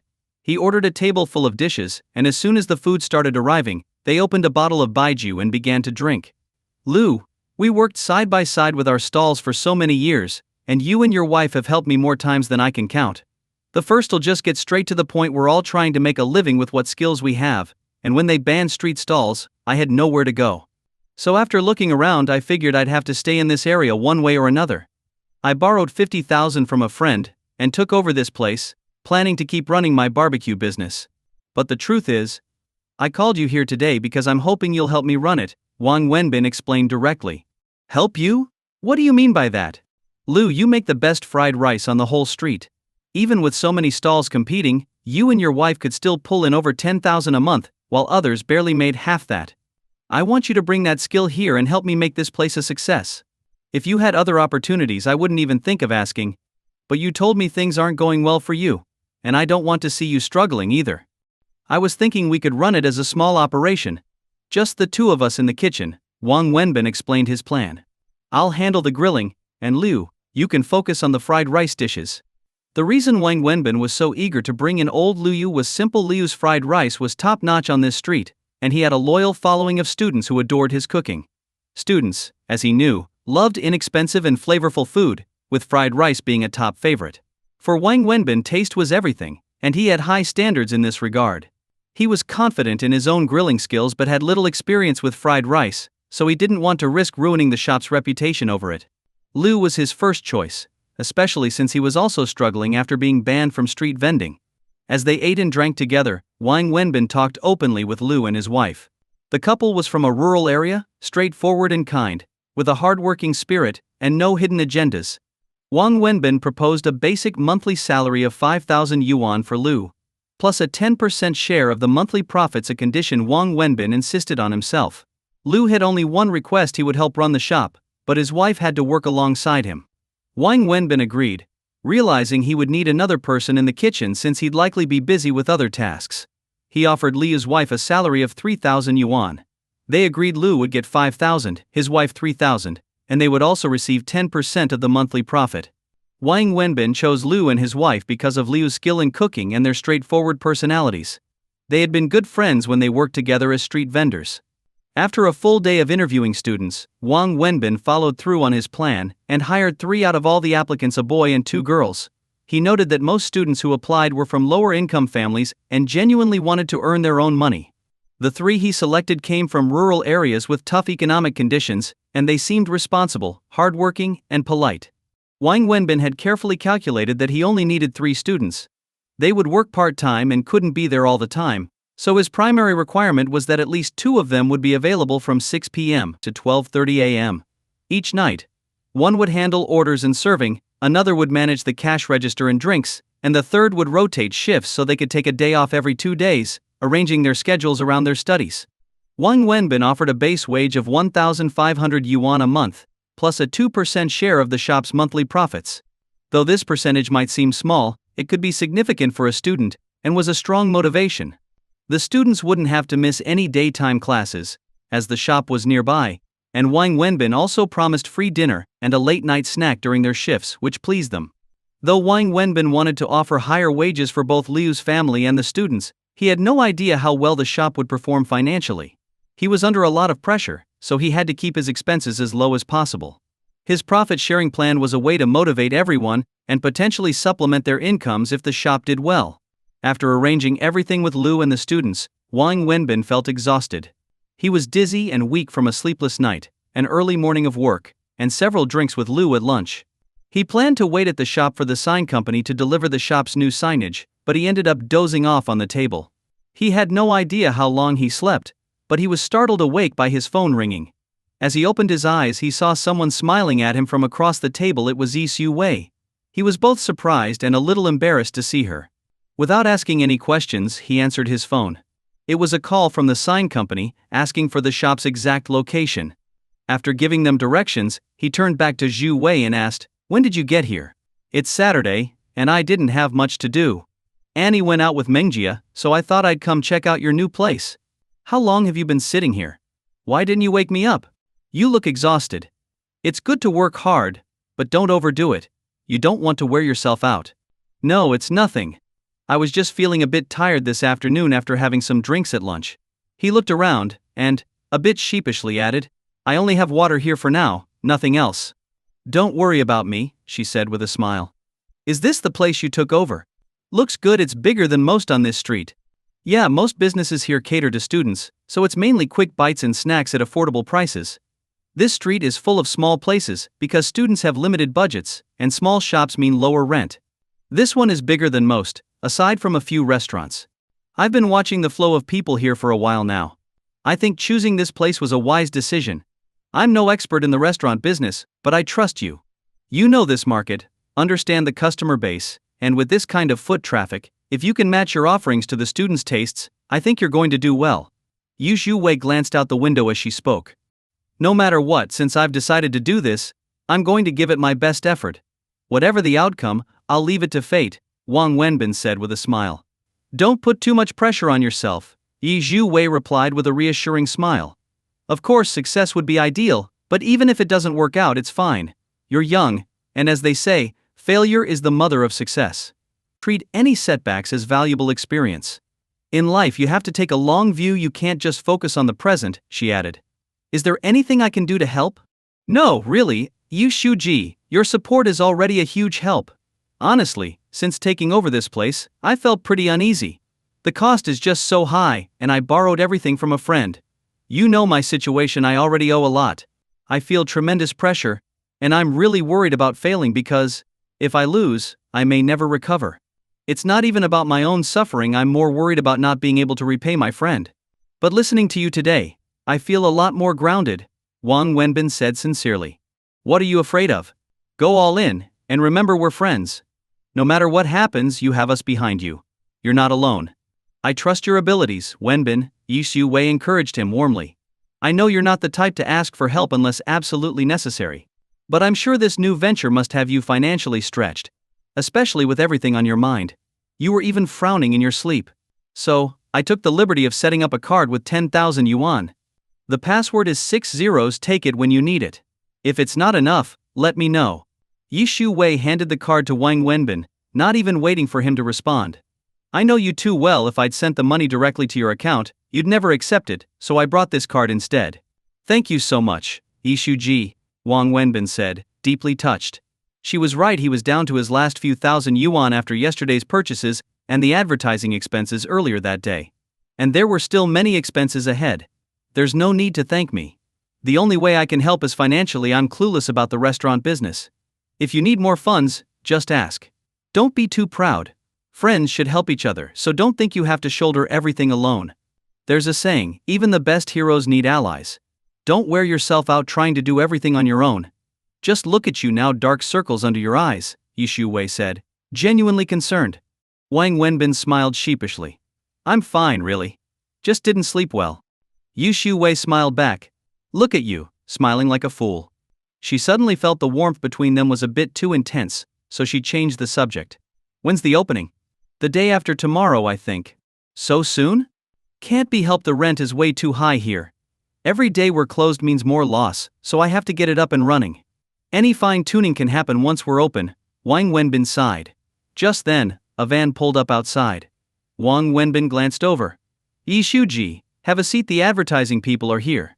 While Wang Wenbin discussed the signboard and lighting design with the advertising team, Yu Wei strolled around the shop, observing the setup. Seeing him so focused gave her a sense of peace. She decided not to interrupt, and quietly left without saying goodbye. Once the advertising team left after finalizing the dimensions and layout, Wang Wenbin returned inside but didn't see Xu Wei. After looking around and not seeing her car outside, he realized she'd left without a word.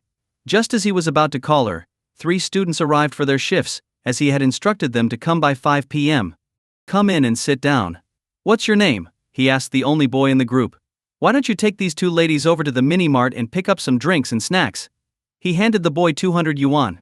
The students, surprised by their friendly boss, quickly left and returned with a big bag of snacks, drinks and even a pack of cigarettes for him. Wang Wenbin smiled at their thoughtfulness. Coming from less privileged backgrounds, they had chosen inexpensive snacks, focusing more on quantity. Go ahead, help yourselves. Relax. We're a team now, practically family, and I'm not much older than you. Don't think of me as some ruthless boss, he said with a laugh, lighting a cigarette. First, let me explain the rules. Work hours are from 6 p.m. to midnight. Arrive 30 minutes early to have dinner and clean up, so we're ready to open. After closing at midnight, we'll have a late snack and clean up again. Each of you will work 2 days and have the 3rd day off, so each of you will get about 2.5 days off per week. Since there's ample rest time, no leave is allowed. If there's an emergency, give advance notice and coordinate shifts among yourselves. Got it? Yes. Understood. Now about pay, you'll each have a base salary of 1,500 yuan. On top of that, you'll get a 2% share of the profits each month. If the shop makes 10,000 yuan in profits, that's 200 yuan each. If it makes 50,000 yuan, you'll get 1,000. The more successful the shop, the higher your earnings. We'll settle salaries by the 1st or 2nd of each month. Any questions? Just as he was wrapping up with the 3 students, 10 more students who had applied earlier came into the shop. Wang Wenbin had called them to meet at 5:30. Come on in and sit, he told them, gesturing to some seats. Looking at the group of new recruits, he addressed them, saying, Today, during your interviews, I mentioned we'd be doing flyer distribution for a week. You all agreed to help out, right? The pay will be 50 yuan per day as discussed. He held up a flyer. These are the flyers for the shop. Starting today, you're on the job and earning. Your task is to ensure each dorm receives 1 flyer. Also, here are 100 vouchers for each of you. He handed each student a stack of vouchers. Anyone who brings one of these vouchers can get a 30% discount. Here's how it works. If a group of 4 or fewer uses your voucher, you get 10 yuan. For groups of 5 to 8, you'll earn 20, and for 8 or more, 30. Remember, the numbers on your vouchers will keep a log and track each code. The more vouchers people bring, the more you'll make. He continued. Every day, I'll settle up in cash based on how many of your vouchers were used. This offer will be valid for the 1st month. Got it? Launching a new shop meant he had to advertise, or no one would know they were there. His strategy was straightforward. Since students were the main customers, he would have other students promote the shop. With this reward system, he hoped to motivate them to spread the word. Once the students left, Wang Wenbin turned and noticed Jang Xingi had quietly walked in and was standing right behind him. When did you get here, sneaking around like that? Wang Wenbin asked. I've been here for a while. You were busy, so I didn't want to interrupt. Are you really having these students hand out flyers? Does that even work? Jang Xingi asked. It works, though not perfectly. Out of 100 flyers handed out, if 20 get read, and 4 or 5 people come in because of it, that's pretty good. Just got off work. Yeah, I just finished. I'm exhausted, Jang Xingi said, sitting down. If you're this tired, why come here? I wanted to check in on things and see if you need any help. I figure there must be tons to do for a new shop, right? It's just a small shop. How much could there really be to do? Go on, you should go home and rest, Wang Wenbin replied, slumping into a chair, clearly worn out. What? There's really nothing for me to do. I rushed over right after work, thinking there'd be lots to help with. When are you opening? Tomorrow, she asked excitedly. Why do you sound so eager? Well, I am a bit excited. I've never run a business or opened a shop before. I think it'll be a lot of fun, don't you? Jang Xingi said with a bright smile. Wang Wenbin shook his head in mild exasperation. So, do you really want to help? He asked. Yes. Jang Xingi nodded eagerly. All right, lock up and let's get in the car. You can help me with something. Got it. Jang Xingi jumped up and headed out to get the car. What are we doing? Where are we going? She asked, bubbling with excitement. To eat. Wang Wenbin cracked the window and lit a cigarette. He didn't usually smoke around women, but he was so worn out he needed it to stay alert. Eat? I've never heard of that being part of the job, Jang Xingi said, surprised. Yep, just to eat lots and lots of food. Tonight I'm going to make sure you're full to the point you can't eat another bite, Wang Wenbin replied with a grin. He wasn't lying. That night, he used his phone to map out popular barbecue spots in the city, and they went to 4 different places, sampling each. By the end, Jang Xingi felt like she was going to burst, but Wang Wenbin had her drive home after they were done. His real motive, of course, wasn't to eat, but to learn from other barbecue places to observe their menus, flavors, and service styles. He paid close attention to what customers liked, how each shop operated, and what worked and didn't. On the way back, they discussed each place's strengths and weaknesses and what seemed popular with customers. It wasn't until they were on their way home that Wang Wenbin explained his intentions, and Jang Xingi finally realized what the night had been about. She enthusiastically shared her own impressions from each place, clearly absorbed in the experience. She insisted on driving him home, but Wang Wenbin wouldn't let her. He had her drop him off on a main road and watched her drive off before heading down the alley to his apartment. After the previous incident, he didn't want Jang Xingi coming into that rundown, less than safe area again. Walking back, Wang Wenbin reflected on the night's visits. Though he'd spent 2 years running a food stall, owning a barbecue restaurant was entirely different. Without experience, he'd have to learn from others and gather insights to do it well. The next day was truly busy for Wang Wenbin. He started early, heading to the market to buy all the ingredients he'd listed the night before. He was familiar with this process, having handled the supply runs himself back when he had his stall. But after buying everything, he realized a major problem back then. He'd had a tricycle for transport, which was now gone. He ended up with piles of supplies he couldn't carry, and even a taxi couldn't fit it all. Each item was small enough that vendors wouldn't deliver, so he had to pay a hefty fee to hire a van to bring everything back to the shop. After unloading, Wang Wenbin's next stop was to buy a motorized cargo tricycle, an essential investment. He spent over 6,000 yuan on it, but it would make transporting supplies much easier in the future. By 5 p.m., the 3 student employees arrived. Wang Wenbin gathered everyone, including Liu and his wife, for a quick meeting. To celebrate the upcoming opening, he handed out red envelopes to each of them, minus 100 yuan each for the students and 300 yuan each for Liu and his wife. While modest, Wang Wenbin needed to be cautious with spending since he still didn't know how the shop would perform. Once the meeting started, he took out a stack of uniforms. Everyone received 2. He and Liu got special chef's jackets with the name BBQ Barbecue embroidered on them, matching the shop's signage and flyer branding. Wang Wenbin had chosen this name because it was what he'd used for his original barbecue stall, where he'd built a loyal following in the area. Despite being just a small shop, Wang Wenbin wanted to make sure every detail was right. He felt an obligation to succeed since so much, nearly 60,000 yuan, had been invested, and failure wasn't an option for him. After the meeting, Wang Wenbin clapped his hands and said, "All right, everyone, let's get started. Let's stick to our roles and get things ready." He and Liu set up a grill at the shop's entrance, charcoal already burning. One student took a loudspeaker, calling out the special promotion as instructed, while the other 2 handed out flyers down the street. "Come on over, opening special at BBQ Barbecue. Skewers for just 1 yuan each, only 1 yuan. Limit 2 per person," the student shouted into the loudspeaker. Just then, a car pulled up, and Jang Xingi stepped out. She looked at the grill and asked, "What's all this? Are you turning this place back into a food stall?" "It's a promotion. Got to let people know that BBQ Barbecue is back and opening soon," Wang Wenbin explained. 1 yuan per skewer? That's so cheap. As long as it covers costs, it's fine. Even a slight loss is okay, it's just for promotion. I'm not relying on street sales now, Wang Wenbin said, then asked, "How come you're here? Don't you have class?" "I did. But my mom made me come home for dinner first, so I had to delay coming. But here I am, finally ready to help. What can I do?" "I'll collect the money for you," Jang Xingi offered, rolling up her sleeves. No need collecting money is just symbolic. This is mainly about promotion. These are the students you hired? She asked, noticing the students handing out flyers. Yes. Not enough, Jang Xingi said, grabbing the loudspeaker from one of the students. She walked into the middle of the street and called out, 1 yuan skewers at Binzi Barbecue. We're having a promotion tonight. Hey handsome, how about some barbecue? Come on, just 1 yuan per skewer.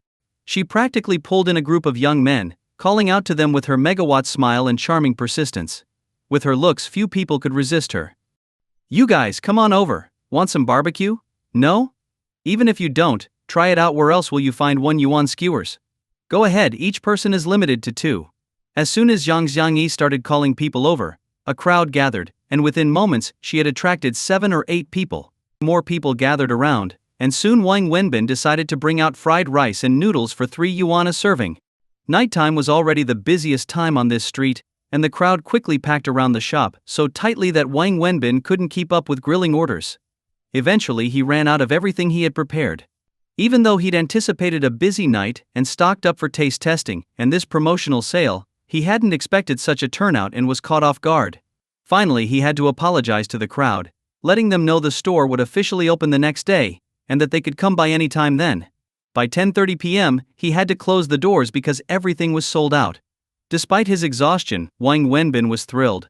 Tonight's success showed him that the store's business would likely be strong. He'd thought it through. Despite the high costs, his shop held a unique advantage. After the street cleanup, his was the only place selling barbecue around here. Are you exhausted?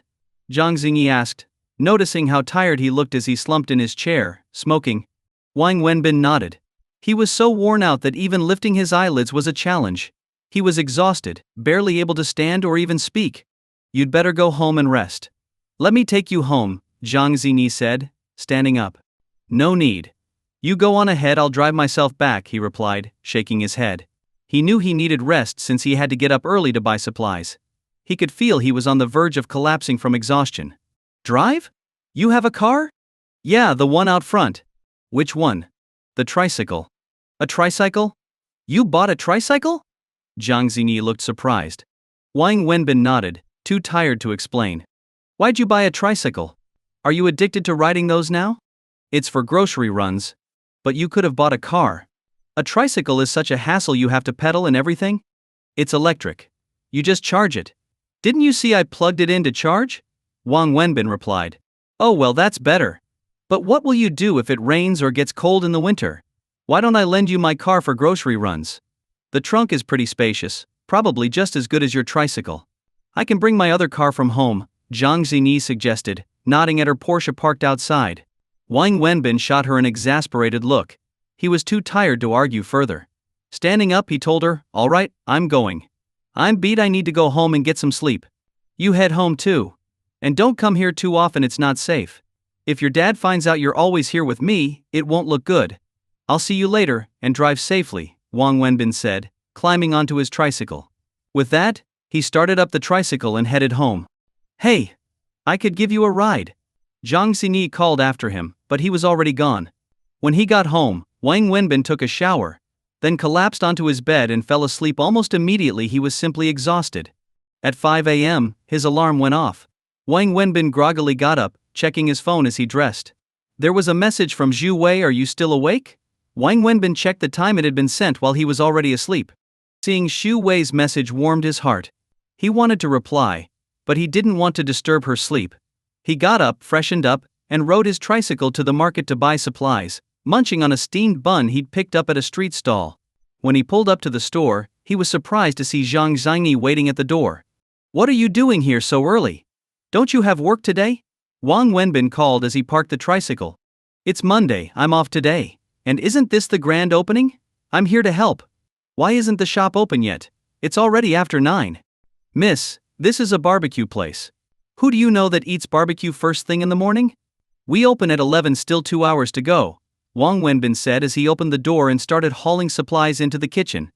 Let me help. Jang Xingi rolled up her sleeves, eager to lend a hand.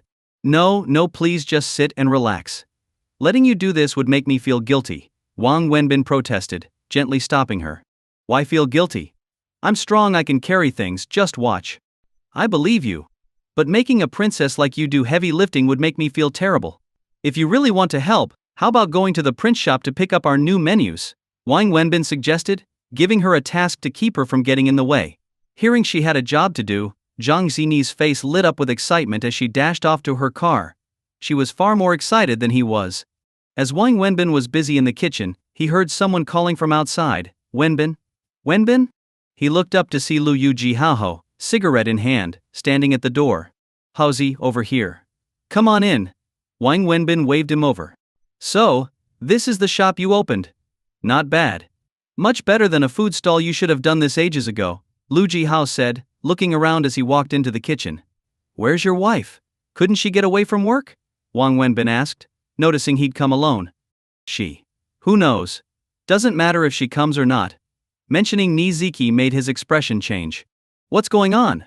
Wang Wenbin asked, frowning. "So, how much did this place cost you? Looks pretty nice. Must have been a hefty investment." "So far, it's been over 50,000, nearly 60. "That much? You're kidding. It took that much to open a little shop like this? What do you think? Look at the foot traffic on this street. With this kind of crowd, the rent's not cheap." "True. When did you get so loaded anyway? 60,000 just like that, and you didn't tell me. Did you win the lottery?" "Yeah, right. If you have the skill, go win me one yourself. I borrowed it, all of it." "Oh, come on, you're lying. You're hiding something, aren't you? Afraid I'll ask for a loan? Who could you borrow 60,000 from?" "Why would I lie to you? It's true, I borrowed it from Jang Xingi." "Zhang Zhangyi? You mean your girlfriend?" Lu Jihao asked. "Yeah." Wang Wenbin nodded, not denying it, since he'd already told him she was his girlfriend. "Damn, your girl's loaded. What does she do?" "Wenbin, I really underestimated you. No wonder you didn't want to get back with Yi Xiumin. You found someone even wealthier. Is she one of those second-generation rich kids?" "Cut it out. You know I don't want to talk about Zhu Min. If you bring her up again, I'll kick you out." Got it. I'll only mention her to you in private. I wouldn't dare around your girlfriend," Lu Jihao replied with a laugh. "All right, make yourself at home. Stay for lunch. I've got things to do, so I'll be busy." "Go on, don't mind me." Lu Jihao wandered around the shop, looking around. As Wang Wenbin went back to the kitchen, he noticed a Porsche pull up outside. Jang Xingi stepped out, catching Lu Jihao's attention. "Whoa, she's really a rich girl. This guy got lucky. Where'd he find her? Not only is she pretty, but she's loaded too," Lu Yujihao muttered, his jaw practically dropping in awe. Jang Xingi struggled to lift a heavy stack of menus from the car. Seeing this, Lu Jihao quickly ran over, saying, "Let me help you. Binzi's really something, letting you do this heavy work on your own." "Thank you, brother Hao," Zhang Xini said with a smile. She didn't actually know Lu Jihao's full name, only that Wang Wenbin called him Haozi, so she followed suit and addressed him as Brother Hao. Lu Jihao carried the menus into the store and set them on the cash register. "Thank you, Brother Hao. No need to thank me, I've known him forever. Back in college, we were practically inseparable." "Oh really? Brother Hao, could you tell me about some things from back then? I'd love to hear some stories about him." Zhang Xingi finally seized a chance to chat with Lu Jihao. She was very eager to learn more about Wang Wenbin's past. "You want to hear about Binzi? Sure. What would you like to know?" "Anything. As long as it's about him," Zhang Xingi replied. She quickly ran to the fridge to grab a drink for Lu Yujiahao, doing her best to make a good impression. Soon, the 3 student employees arrived, dressed in their new uniforms. By then, Wang Wenbin had wrapped up most of the kitchen preparations and came out to give them some instructions, reminding them of key things to keep in mind. With the opening of the new restaurant, he felt quite nervous, unsure of what to expect, especially since he had no prior experience running a place like this. Meanwhile, across the room, Lu Jihao animatedly told Zhang Xingi funny stories from Wang Wenbin's college days. She listened intently, laughing wholeheartedly at times. Wang Wenbin glanced over at them now and then, shaking his head and resigning himself to letting Lu Jihao reveal all his past antics to Zhang Xingi. Just then, a familiar car pulled up outside. Wang Wenbin recognized it immediately. It was Ye Xiuwei's car. Ye Xiuwei stepped out of the car, followed by someone Wang Wenbin didn't expect to see: Peng Mengjie. Wang Wenbin was surprised. He had not imagined Peng Mengjie would come today. Another car pulled up behind Zhu Wei's, a small cargo truck. Zhu Wei didn't go inside immediately but spoke to the people in the truck, who then unloaded 2 large flower baskets and 2 tall potted plants and placed them in front of the restaurant. Wang Wenbin didn't know what kind of trees they were, but he could tell at a glance that they weren't cheap. Why did you buy all this? Such a waste of money. This is just a small barbecue place, Wang Wenbin said to Zhu Wei and Peng Mengjia. We all chipped in, replied Peng Mengjia. I got the flower baskets, they're not that expensive. The big trees were from my sister-in-law. Zhu Wei gave Peng Mengjia a look, then said, for a business, no matter how small, it's always good to start off with a bit of luck. Has the place officially opened? Any kind of ceremony planned? This is just a barbecue joint, no need for any grand opening ceremony. If people come in to eat, we're open for business. Have a seat. Wang Wenbin gestured for them to sit down. Seeing Zhu Wei arrive, Jang Xingi quickly ran over. Hello, Sister Zhu Wei. Hello, Ms. Zhang. Zhu Wei replied with a slight smile. It's been a while. Good to see you. Sister Zhu Wei, please just call me Xingi. Zhang Xingi said enthusiastically. Before noticing Peng Mengjia beside her. Recognizing her, Zhang Xingi blurted out, wait, aren't you that awful boss of Wenbin's from before? What are you doing here? She had only seen Peng Mengjia once before, when she was reprimanding Wang Wenbin in the lingerie shop. Because of that, Zhang Xingi had always harbored resentment toward her, and remembered her clearly. Awful boss. Peng Mengjia's eyes widened, glaring at Zhang Xingi, and then turning to Wang Wenbin with an angry expression. Hey, no need to be so blunt, Wang Wenbin muttered, feeling embarrassed. He saw a few students peeking in from the entrance, so he quickly excused himself and went over to greet them. Wang Wenbin, what's the meaning of this? Peng Mengjia scowled at him, but he quickly made his exit. Go welcome the guests, he said, nudging one of the student servers, who was still standing around looking dazed. Realizing there were indeed 5 or 6 students at the door, the server quickly went over to greet them and bring them inside. One server took their orders, while another poured tea and set out plates and chopsticks. Wang Wenbin had specifically added the tea service to elevate the experience a bit, even though it wasn't common in small snack bars. Zhang Xinyi invited Zhu Wei, Peng Mengjia, and Lu Jihao to sit together at one table. Wang Wenbin came over and said, please sit for a while. I'll be in the kitchen. Xinyi, since you insist on helping out, please serve our guests some tea. Don't worry about us, Zhu Wei said with a smile. We're just here to sit for a bit.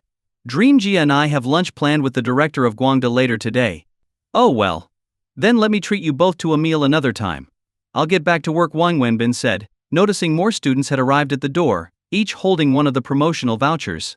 With a quick nod, he returned to the kitchen, put on his chef's coat and hat, and said to Lao Lu and his wife, who had been busy with preparations, Lao Lu, we've got customers. Time to start cooking. All right, sounds good. I was a bit worried we wouldn't have any customers. It's a relief to see people coming in, Lao Lu said with a hearty laugh. Soon, the first order arrived in the kitchen, and Wang Wenbin and Lao Lu got to work. Just then, Peng Mengjia came into the kitchen and stood beside Wang Wenbin. I didn't realize you were actually good at making barbecue. Of course. This is my specialty. I guess what my sister-in-law said about you spending 2 years selling barbecue on this street was true. You really do know what you're doing. I'd even put my skills up against those of a Michelin chef. Look at you getting all cocky now. But seriously, I don't get it.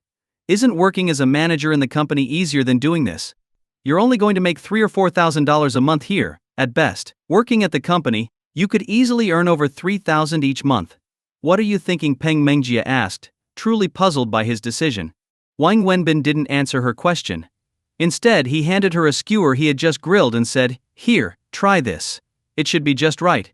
She shot him a look but took it anyway, biting into it and nodding approvingly. Not bad. I have to admit, you've got skills. This is pretty tasty. It's been ages since I last had barbecue. Now do you see why I'd rather be here grilling skewers? Wang Wenbin replied, getting back to work. Are you Binzi's friend?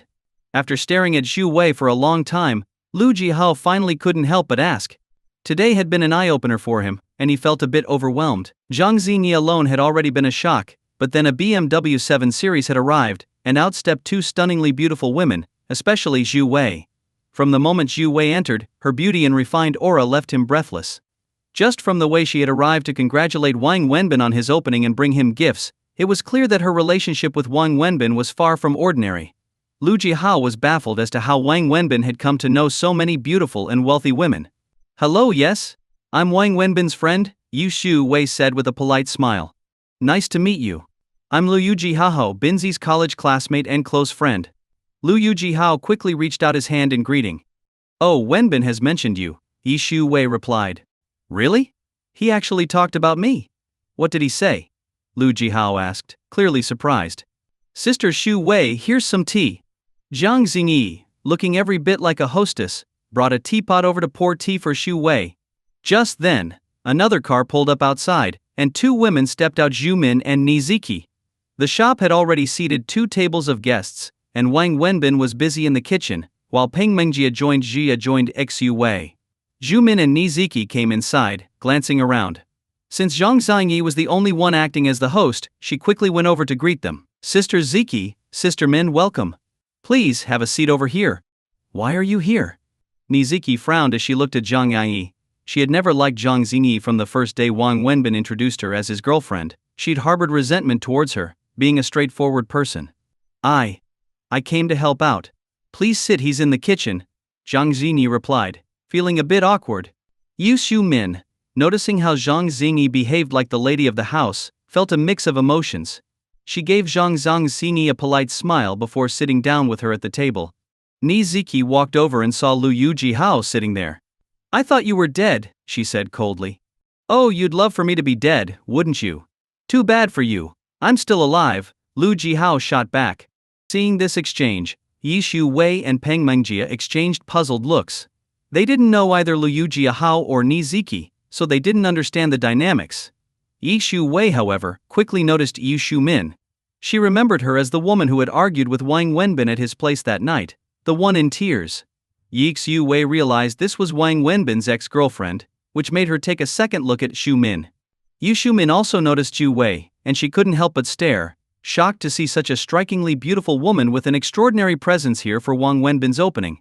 The two women locked eyes, each feeling a bit awkward. Yu Shu Wei gave Zhu Min a faint smile. Hello. Hello, Shu Min replied with a nod, though she was full of questions inside.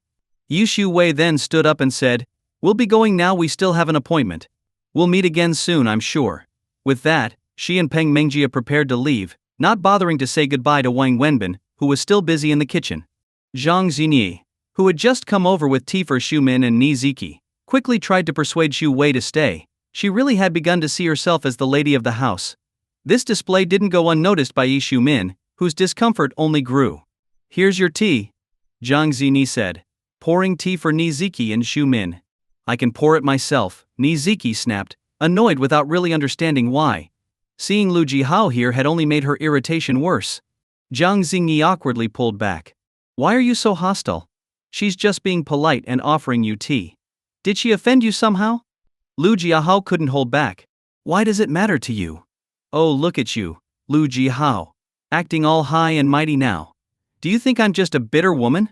Is that what I said? Enough, both of you. Yi Shu Min finally lost her patience. Already upset, she couldn't stand their bickering any longer.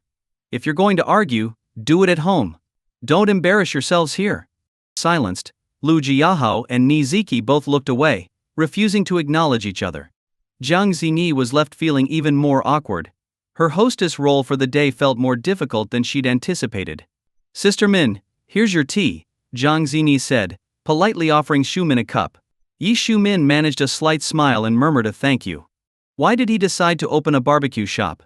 After a moment, Yi Shu Min looked at Zhang Xinyi and asked. She had no recent updates on Wang Wenbin. She had only heard about his opening today from Niziki the day before. And Wang Wenbin hadn't told her directly. She had come uninvited, feeling a mix of sadness and frustration. It's actually all my fault, Zhang Xinyi replied, guilt evident in her voice. Your fault? Yes, it's all because of me. Zhang Xinyi nodded and continued. He got into a fight with a gang of thugs and ended up in the hospital because he was protecting me. A fight? Because of you? Zhu Min was stunned. Both Niziki and Lu Jihao, overhearing this, were also shocked. Yes, he fought to protect me against a group of thugs. There were more than 10 of them. They beat him up and put him in the hospital. Then, they trashed his barbecue stand, and someone even stole his equipment. The thugs warned him to stay away from this area. That's why he lost his livelihood. Zhang Xinyi, honest to a fault, recounted everything. When she finished, Yi Shu Min felt a deep ache in her heart, like a knot that wouldn't go away, twisting painfully inside her. Wang Wenbin focused on serving his customers first, and it wasn't until around 1 o'clock that he found a free moment to grill a large platter for Liu Jihao's table. He also asked Lao Lu to whip up some fried rice and other signature dishes, and brought them over himself. Sorry I couldn't attend to you all sooner, please dig in. Especially you, Ziki, you're eating for two, and if I let you go hungry, that's on me, Wang Wenbin joked as he served the food, wiping sweat from his brow with a towel draped over his shoulder.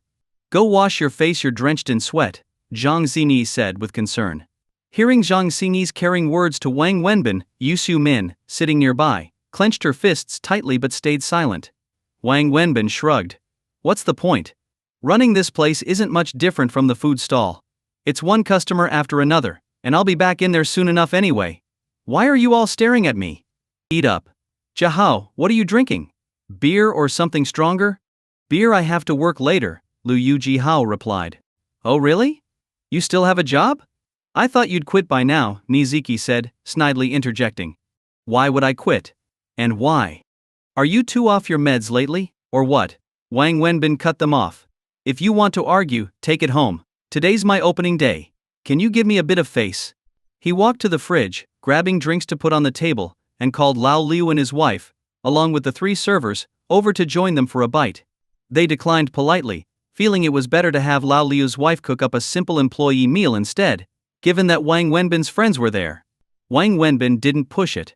Returning to the table with drinks, he asked Zhang Zhangyi, where's Xuji? She left not too long ago, she said she had things to do. Zhang Xingi replied. Oh, alright then, Wang Wenbin raised his beer and smiled.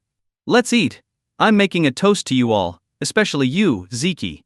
It means a lot that you came, even with your big belly, he said, grinning. What's there to thank me for? You should thank Xiumin. She even changed her business trip plans just to be here. If you're going to toast her, Niziki chimed in, intentionally emphasizing the point. Yu Xiumin kept her head down, not looking at Wang Wenbin or saying a word. After a brief hesitation, Wang Wenbin poured himself a drink and addressed Xiumin. Thank you. At first, Yi Xiumin didn't respond. When the awkward silence settled over the group, she finally picked up the beer in front of Liu Jihao, poured herself a cup, and raised it toward Wang Wenbin. I wish you a thriving business and smooth sailing.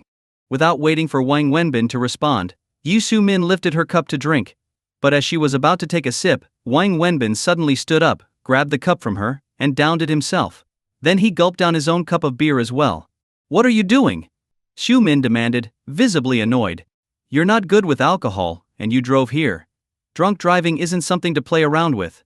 Just have some juice, Wang Wenbin replied, placing a bottle of juice next to her. With that, the group fell silent, and everyone felt the tension.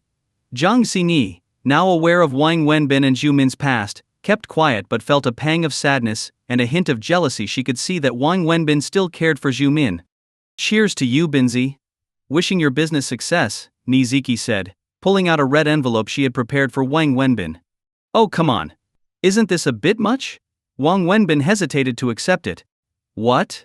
Is it too little for you? Don't look down on me. Take it, and I'll just say right now. This is from me alone, nothing to do with him, Niziki insisted, casting a sharp look at Liu Jihao. What? Red envelopes are a thing? I didn't know. Where do they even sell those? Zhang Xinyi said, a bit dejected at not having prepared one herself. Don't get any ideas, Wang Wenbin retorted. What kind of red envelope would you give? You basically own the place. Wang Wenbin said this casually, but to the others, especially Zhu Min, it had a different meaning, stirring up a wave of emotions. Yu Xiumin felt a deep ache in her heart. Just then, Yi Xiumin opened her purse and pulled out an especially large red envelope, handing it to Wang Wenbin. Wishing you great success, she said. The envelope was noticeably heavy, and it was obvious that there was a lot of money inside, certainly more than what Niziki had given. Take back the envelope. I've accepted the sentiment, Wang Wenbin said, pushing it back toward her. What's that supposed to mean? Xiumin demanded, standing up and raising her voice. Wang Wenbin paused, staring blankly, and took a long drink.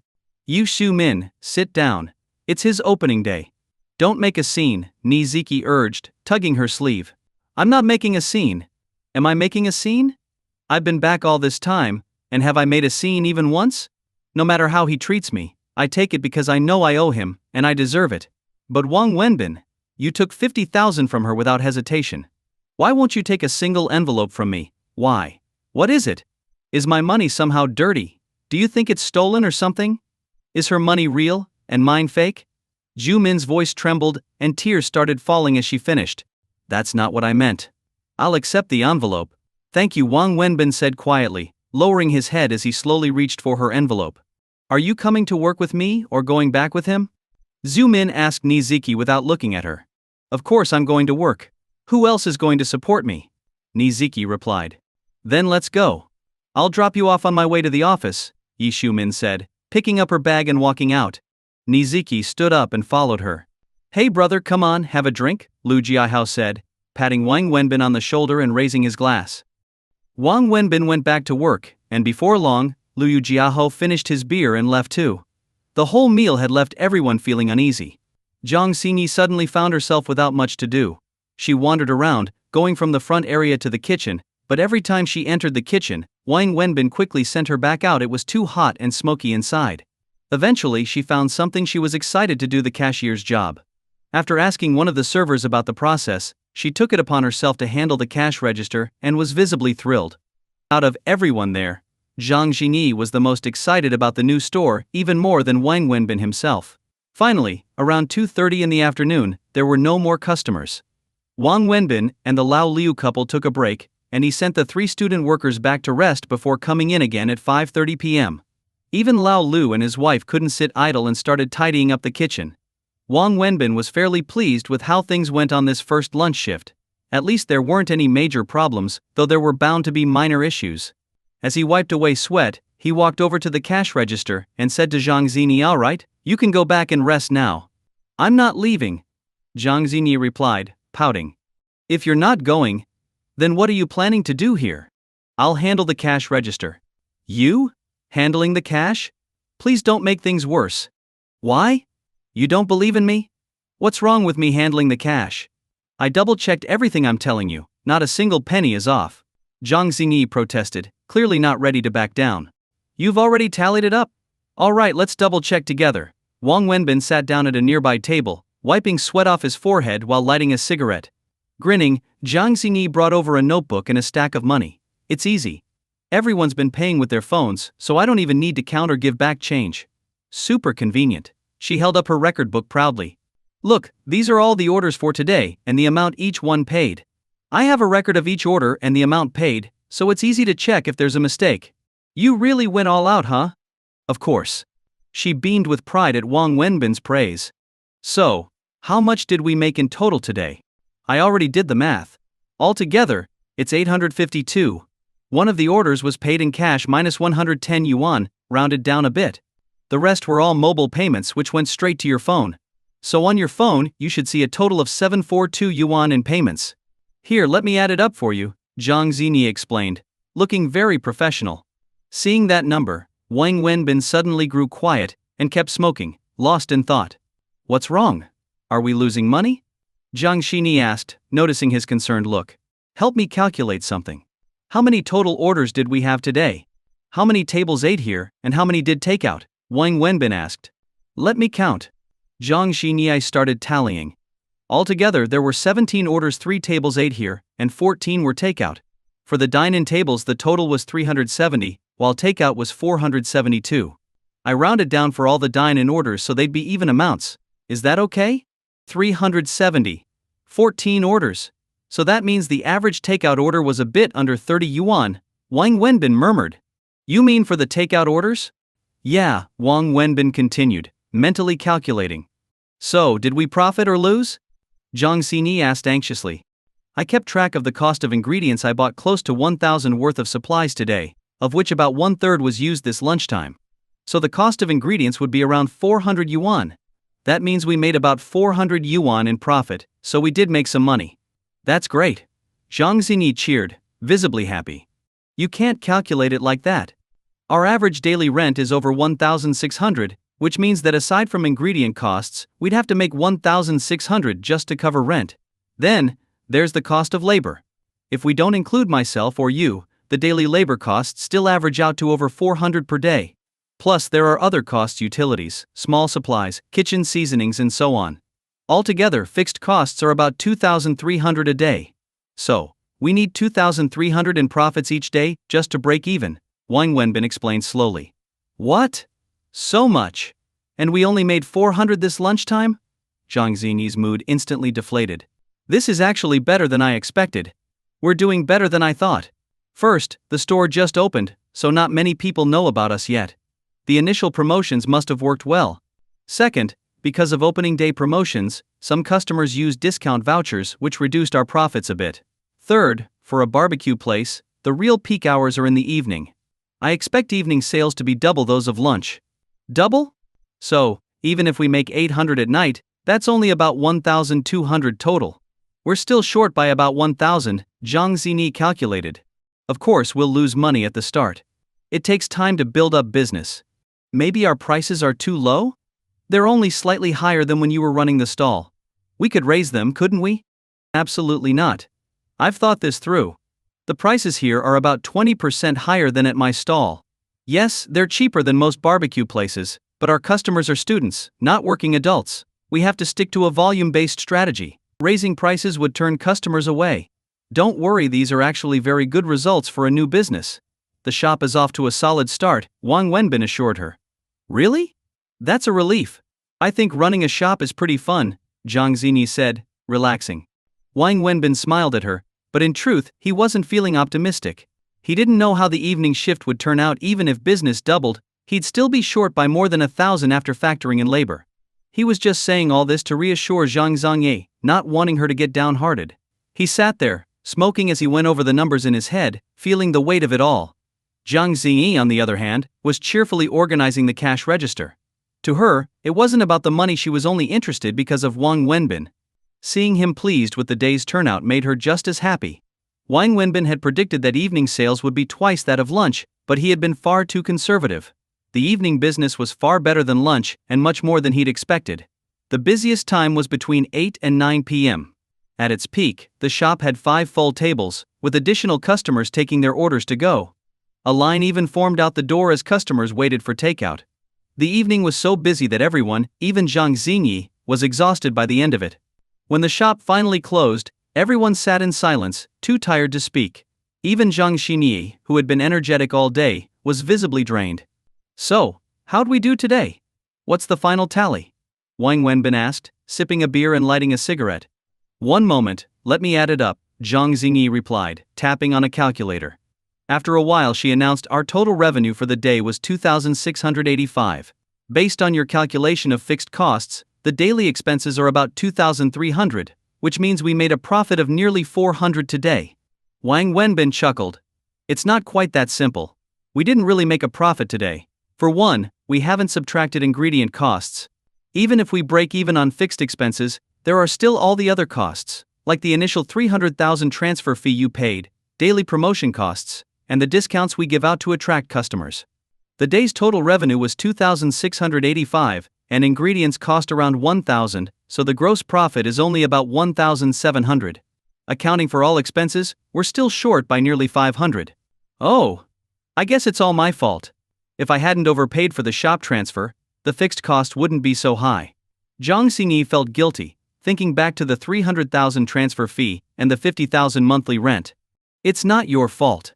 Think about it, if we hadn't paid that much, we wouldn't have gotten this shop, and none of this would be possible. For a new business, this turnout is already very promising. There are a few reasons we're still in the red. First, we're still building up awareness, so our customer base hasn't reached its full potential. Second, most customers use discount vouchers, which cut into profits. Third, I didn't prepare enough ingredients, we closed early tonight. I'm sure we missed out on extra revenue. Finally, we're short-staffed in the kitchen. At this point, Wang Wenbin's tone grew more serious. Therefore, the store's situation is actually good. If we can resolve these issues, the store won't be running at a loss. In fact, it might even make a little profit. Even factoring in some of the initial variable investments, we should at least be able to break even, Wang Wenbin said, trying to reassure Jang Xingi. They went over the numbers slowly, and Jang Xingi's mood lifted noticeably after hearing Wang Wenbin's perspective. Then Lao Lu and his wife brought out the staff meal, and the 3 servers went out and bought some cold dishes. Everyone sat down to eat, with Wang Wenbin and Lao Lu enjoying a bit of liquor.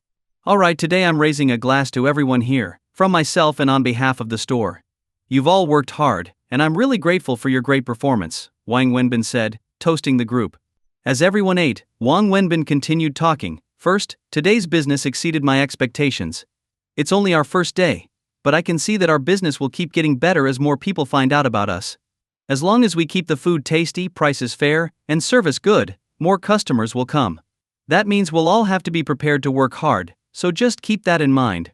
The biggest problem is that our serving speed is too slow. Lao Lu managed to keep up most of the time, but it slowed down significantly during the peak. My grilling speed is already at its limit, but we're still lagging behind in serving food. It was extremely busy, and some customers got frustrated, even canceled orders and left. This is a serious issue. We're short-staffed in the kitchen, especially on the grill, and we need to resolve it urgently. I think we need not just one, but eventually 2 grill chefs. The equipment we have is enough, but we're lacking people. Luo, do you think you could work in the kitchen and learn grilling from me? You'd get 3,000 yuan a month, and the bonus would be the same as before. What do you think? If you're not up for it, we'll look to hire someone else, Wang Wenbin asked one of the part-time boys.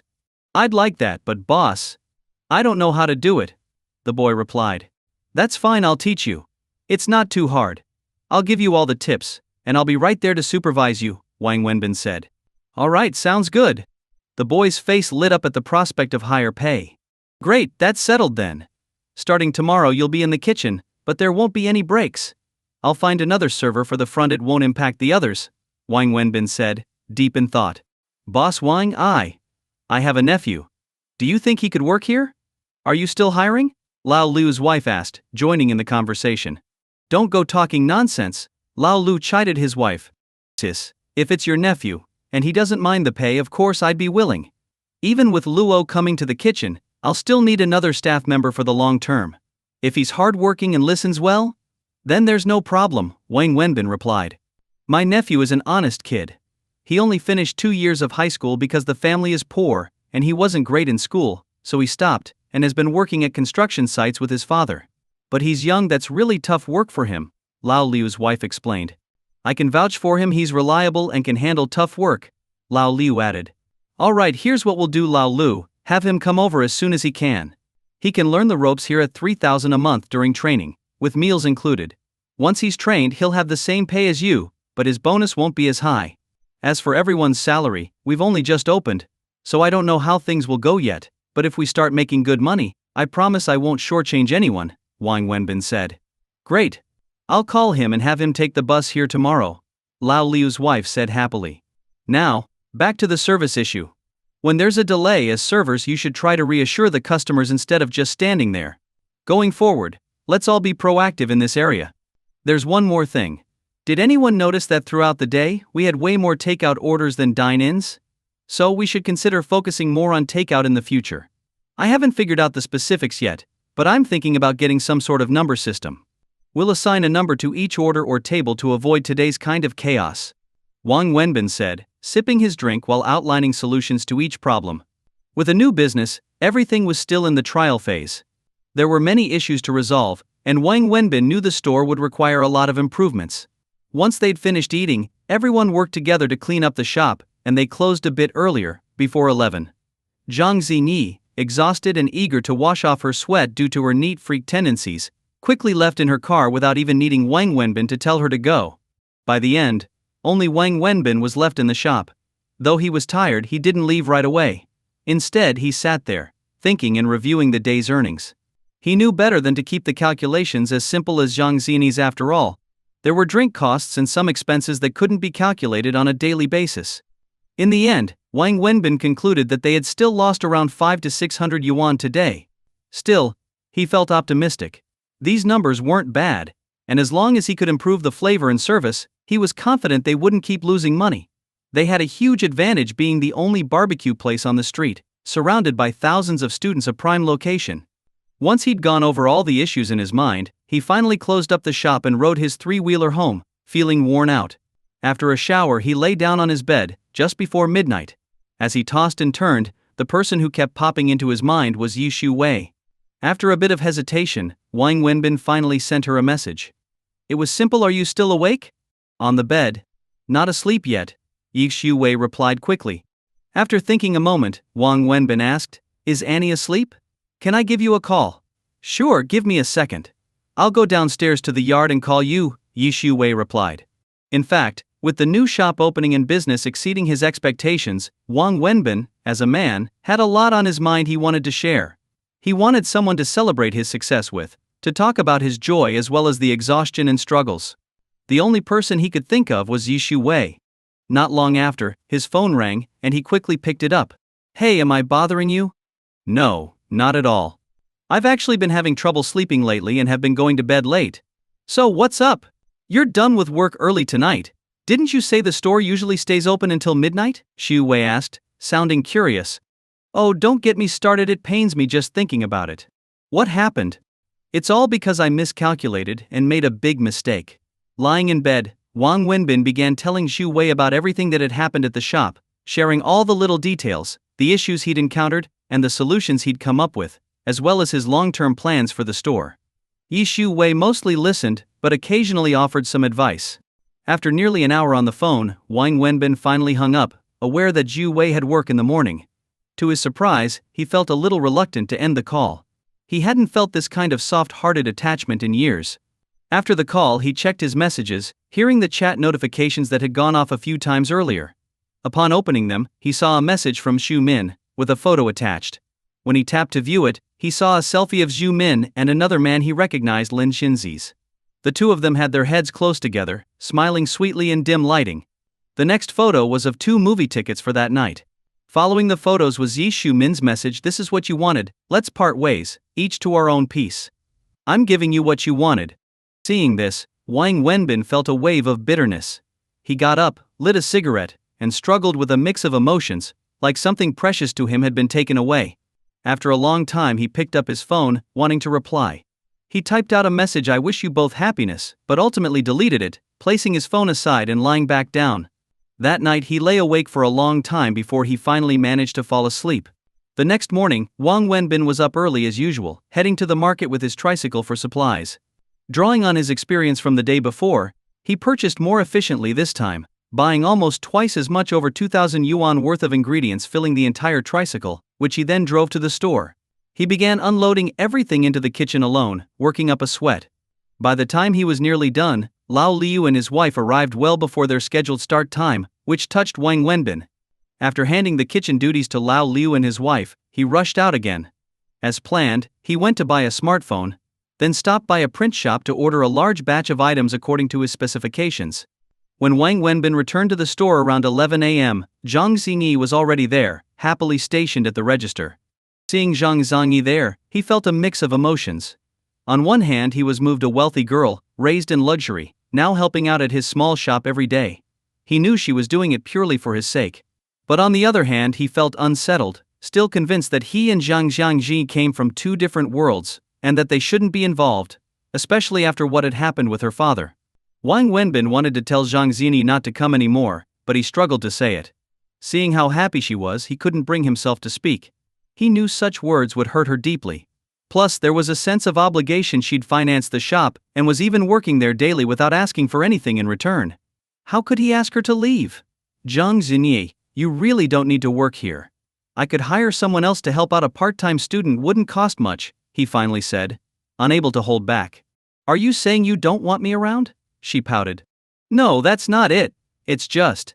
How do I put it? You were raised as a wealthy young lady, never having to lift a finger, and now you're working at my little shop, going through all this. It doesn't sit well with me. I'm not saying you can't come by, you can come to hang out, but just for fun, not to work. Do you understand? Wang Wenbin explained as carefully as he could. I don't feel tired, and I like it here.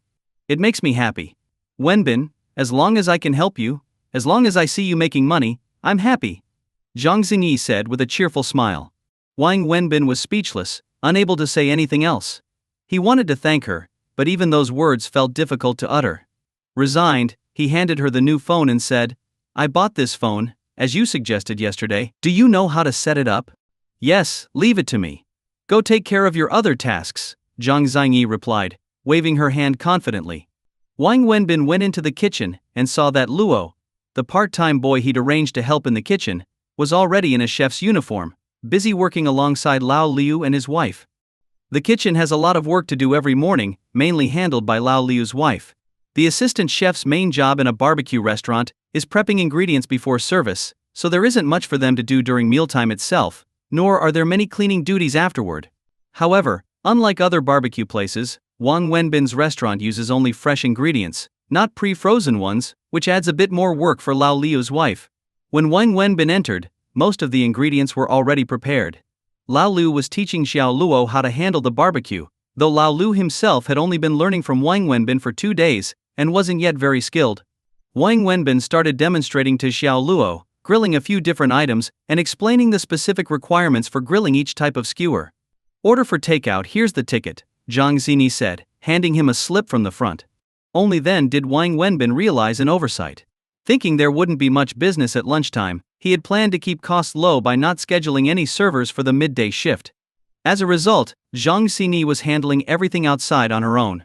Wang Wenbin told Xiao Luo to start grilling while he ran outside, where he saw Jang Xingi pouring water for 2 guys sitting at a table. As he was about to take over, a group of noisy students, both guys and girls, walked in, around 10 people in all. Just as Wang Wenbin was about to approach them, Jang Xingi was already on it. "Right this way, everyone. Please take a seat at that table. How many of you are there?" She greeted them while grabbing a menu from the counter and passing it to the group. When Jang Xingi returned to refill drinks, Wang Wenbin tried to take the teapot from her. "You rest. I'll take care of this.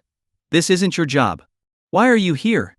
Go back inside, otherwise we'll fall behind on the grilling. You can't leave an amateur to handle it, it could ruin the reputation of the place if they don't do it well. Go on, get back in there," Jang Xingi urged him, nudging him back to the kitchen. "But what about outside? You? Don't worry, I can handle it all out here. Just focus on the kitchen," Jang Xingi assured him as she went off to pour tea, set up cutlery, and help with orders. "Oh my, if her father saw her doing this, I'd be as good as dead," Wang Wenbin thought to himself, but in the end, he forced himself to look away and focus on the kitchen, grilling while teaching Xiao Luo. He worked alongside him during busy times, explaining tips and techniques. When things slowed down, he'd let Xiao Luo take over, guiding him step by step. With enough help in the kitchen for lunch, things stayed fairly manageable there. But Jang Xingi was having a hard time outside. Wang Wenbin couldn't leave the kitchen, so he called Lao Lu's wife out to help. Just then, 2 guests walked in, a man and a woman arriving in a Maybach. Everyone was so busy that no one had time to notice the car, or who'd arrived. They only noticed that these 2 didn't look like students. "Welcome, right this way," Jang Xingi greeted them with a menu in hand, barely glancing up as she led them to a table. "No need for the fuss, we can seat ourselves," said a woman's voice. Jang Xingi froze for a second, the voice sounded familiar. She looked up and, to her surprise, saw Yi Min with an unfamiliar man. "Yu Min? You?" Jang Xingi stammered. "Hello, busy here, huh? Don't worry about us, go on with your work." "Here, I'll take the menu," Xu Min replied, taking it from Jang Xingi's hands and seating herself in a corner with the man. Dazed, Jang Xingi watched for a moment, wondering why Xu Min had come today and with a man. They seemed to be getting along well. Before she could think too much about it, a call for the check snapped her back to reality. She quickly went to help, and was busy straight through until nearly 2 p.m., when the shop finally quieted down. The last of the takeout orders were done, and only one other table had customers still eating. Yu Min's table was still there though, and they hadn't ordered anything since they came in over an hour ago. Jang Xingi finally had a moment to approach them. "Sorry to keep you waiting, Yu Min. It's been busy. Would you like something to eat?" "I can get him to come over," Jang Xingi offered. "He's in the kitchen?" "Yes, we have another chef, but he mainly handles fried rice. Wenbin is the only one working the barbecue, so he's usually busy. No need to call him over. You're less busy now though, right?" Yu Min glanced toward the kitchen. "Yes, things have mostly wound down now. Sorry to keep you waiting. Why are you doing this type of work? Did he make you?" Xu Min asked. "No, not at all. He actually doesn't want me working here. I can tell he doesn't want me around, but I enjoy it. I feel happy here. I have nothing to do at home, and this way I can help him out a bit, and maybe save on labor costs. After all, it's my fault the shop costs are so high. I feel really guilty about that," Jang Xingi replied, looking slightly remorseful. Yu Min simply smiled. No one knew what she was really thinking. "Since things are quieter now, can you grill my order?" Xu Min handed Jang Xingi a completed order form. "I'm just here to eat. Don't tell him I'm here, just treat me like a regular customer." "Alright." Jang Xingi took the order slip, not thinking much of it. She placed one copy on the wall in the kitchen and kept one at the register for billing, then hurried off to bring beer to another table. The rush had mostly died down, and Xiao Luo was handling the grilling well. Wang Wenbin let him continue, then grabbed the new order slip from the wall and started preparing it. When Wang Wenbin saw the quantities on the slip, he froze. He called, "Jang Xingi, come here." "Okay, 1 second." Jang Xingi finished pouring drinks and ran to the kitchen. "What's up? Is something wrong? Who placed this order? Are you messing with me?" Wang Wenbin held up the slip. "What? Is there a problem?" "Problem? Look at this, -100 beef skewers, 100 chicken wings. Every item on here is ordered 100 times. Who placed this? Are they insane?" Jang Xingi looked at the table number and glanced toward the corner, where Zhu Min sat with a man. Wang Wenbin followed her gaze and saw Yu Shu Min sitting in the corner, smiling and chatting with the man across from her. "She placed this order?" Wang Wenbin asked directly. Jang Xingi nodded. "Yeah. When did she get here?" "It's been over an hour, at least." "Why did she come?" "I don't know. I was busy, so I didn't ask. She told me not to let you know she was here, just to treat her like a regular customer here to eat with a friend," Jang Xingi explained. "Just here to eat. Feels like she's here to mess with me." Wang Wenbin fumed, took off his chef's hat, and walked over to Zhu Min's table, slapping the order slip down. "What's this supposed to mean?" Yu Shu Min didn't seem surprised at his reaction, as if she had anticipated it. "Is there a problem?" she replied calmly. "A problem? Just look at this order. Every item is 100 skewers. Can you even eat that much? Whether I can or not is none of your business. Just make the food, I promise I'll pay every penny," Yu Shu Min said, unfazed. "You." Wang Wenbin was about to explode when the man across from her stood up, smiling and extending his hand.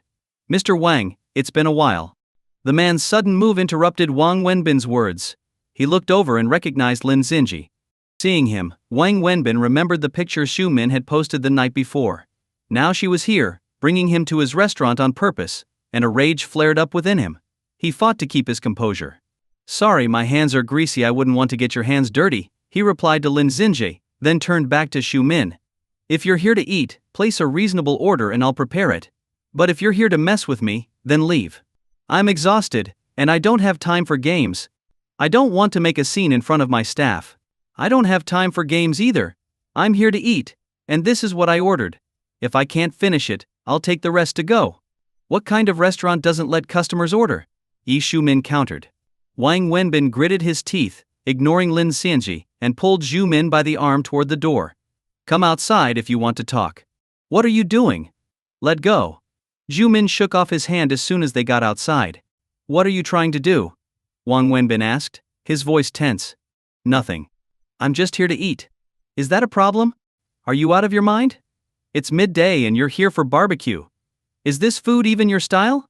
That's none of your business. I want barbecue, yes. Maybe it'll cure my craziness. Got a problem with that? If you want barbecue, why come here? Is this the only barbecue place in the city? Is my place closer to your home or your office? Where I eat is my choice. If it bothers you, close your shop. If the door's open, I'll come in." "So that's it, huh? You're here to get back at me for telling you it's over, aren't you? And you brought him along just to mess with me?" Wang Wenbin pointed back toward Lin Xinji. "Yes, I'm here to mess with you. I want you to know how much it hurt when I saw you flaunting your happiness with her right in front of me. I want you to feel the same pain, to know what it's like to have your heart feel like it's being torn to pieces." Yu Shu Min shouted at him, voice trembling. Hearing her words, Wang Wenbin's anger melted away. He saw her tears starting to fall and instinctively reached out to wipe them away, but she slapped his hand away. "Don't touch me. Don't pretend to care," she spat. "Stop this, please. Go back inside. I know I was wrong. Let's not make a scene," he said gently. "Then tell me the truth. What is she to you? Is she really your girlfriend?" Yu Min asked, her tone sharp. Wang Wenbin stayed silent, just looking at her. "If you tell me she's your girlfriend, I swear I'll marry him tomorrow and sleep with him tonight," Yu Shu Min said, gritting her teeth. "You're crazy." Wang Wenbin's shock quickly turned to anger. "I'm serious," Yu Shu Min said firmly. "You." Wang Wenbin was so furious he could barely speak. He took a deep breath and smoked his cigarette, finally managing to respond. "Yu Shu Min, I'll be honest with you. Zhang Xinyi and I are just friends. And yes, I admit I can't completely let go of my feelings for you. When I see you with him, it does make me sad and angry. But Ju-min, deep down, you and I both know that it's impossible for us now. It's not because we don't love each other or hate each other, it's because we both have unresolved issues. Even if we got back together, would we be able to truly be happy? I told you to part ways and wish each other well, and I wasn't saying it to hurt you. I meant it sincerely. If you really love him, and you've thought it through, and you want to be with him for life, then no matter how painful it is for me, I'll wish you happiness. But I don't want you to throw away your future just to spite me. And Ju-min, can we please stop with all this drama? I'm exhausted. Ever since you left for the US, I've been left here to pick up all the pieces. I'm not saying I've had it harder than anyone else, but it's been exhausting. This shop? I borrowed money from Jang Xingi to open it. Whether I like it or not, I borrowed 600,000 from her, and I already had over 100,000 in debt from before. I'm carrying around nearly 800,000 in debt now, and this shop is my only hope.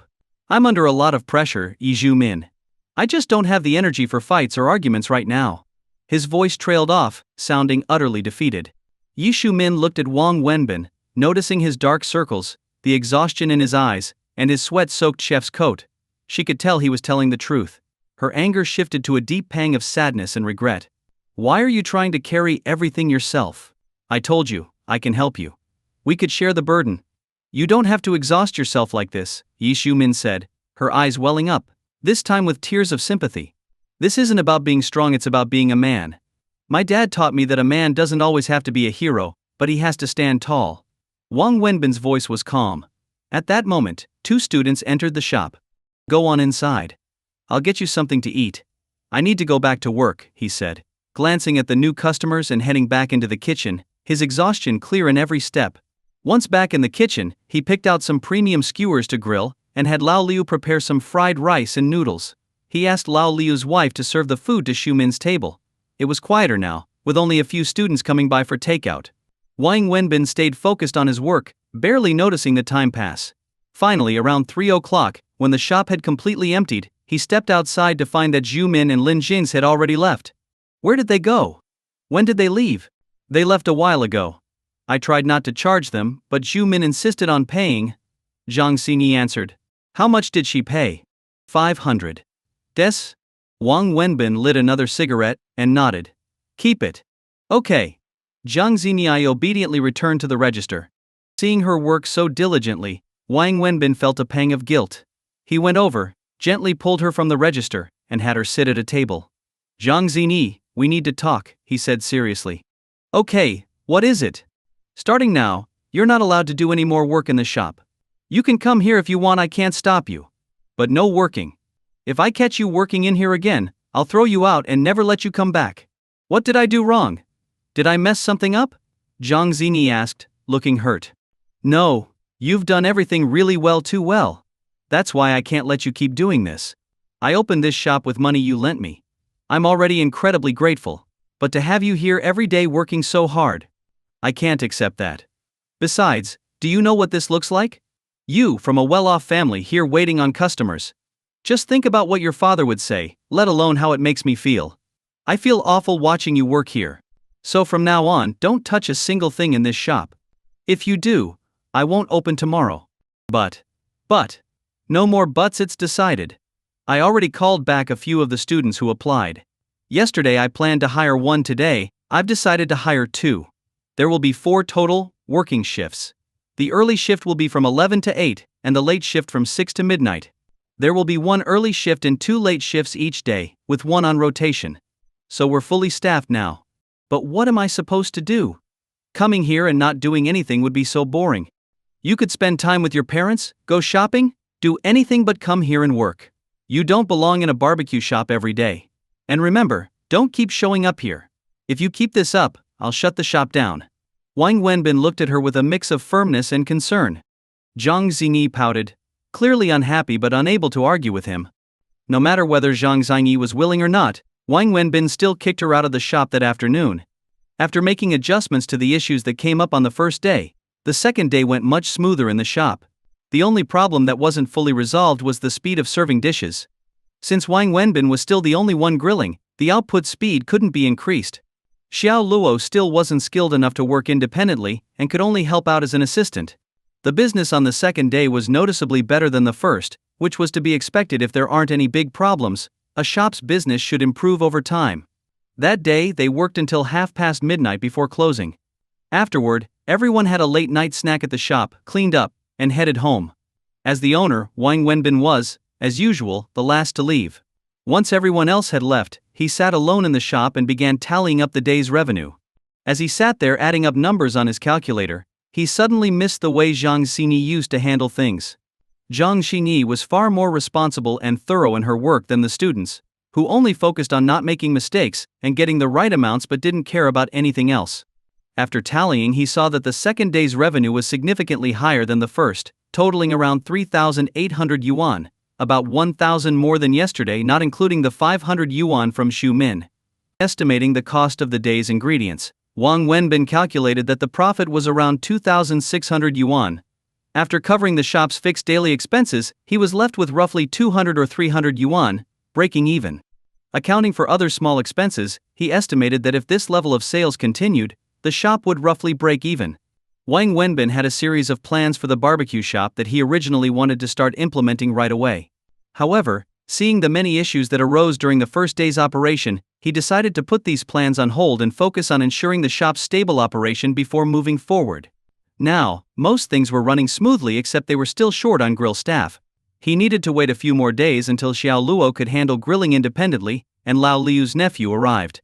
Only then could he consider expanding, otherwise, a poorly timed expansion could cause major issues. As Wang Wenbin saw it, running a small shop wasn't necessarily easier than managing a large company. Just as Wang Wenbin had said, he had no energy to think about anything else. All his focus was on this shop. It was his only hope. If the shop failed, he genuinely felt that he would have no other options left.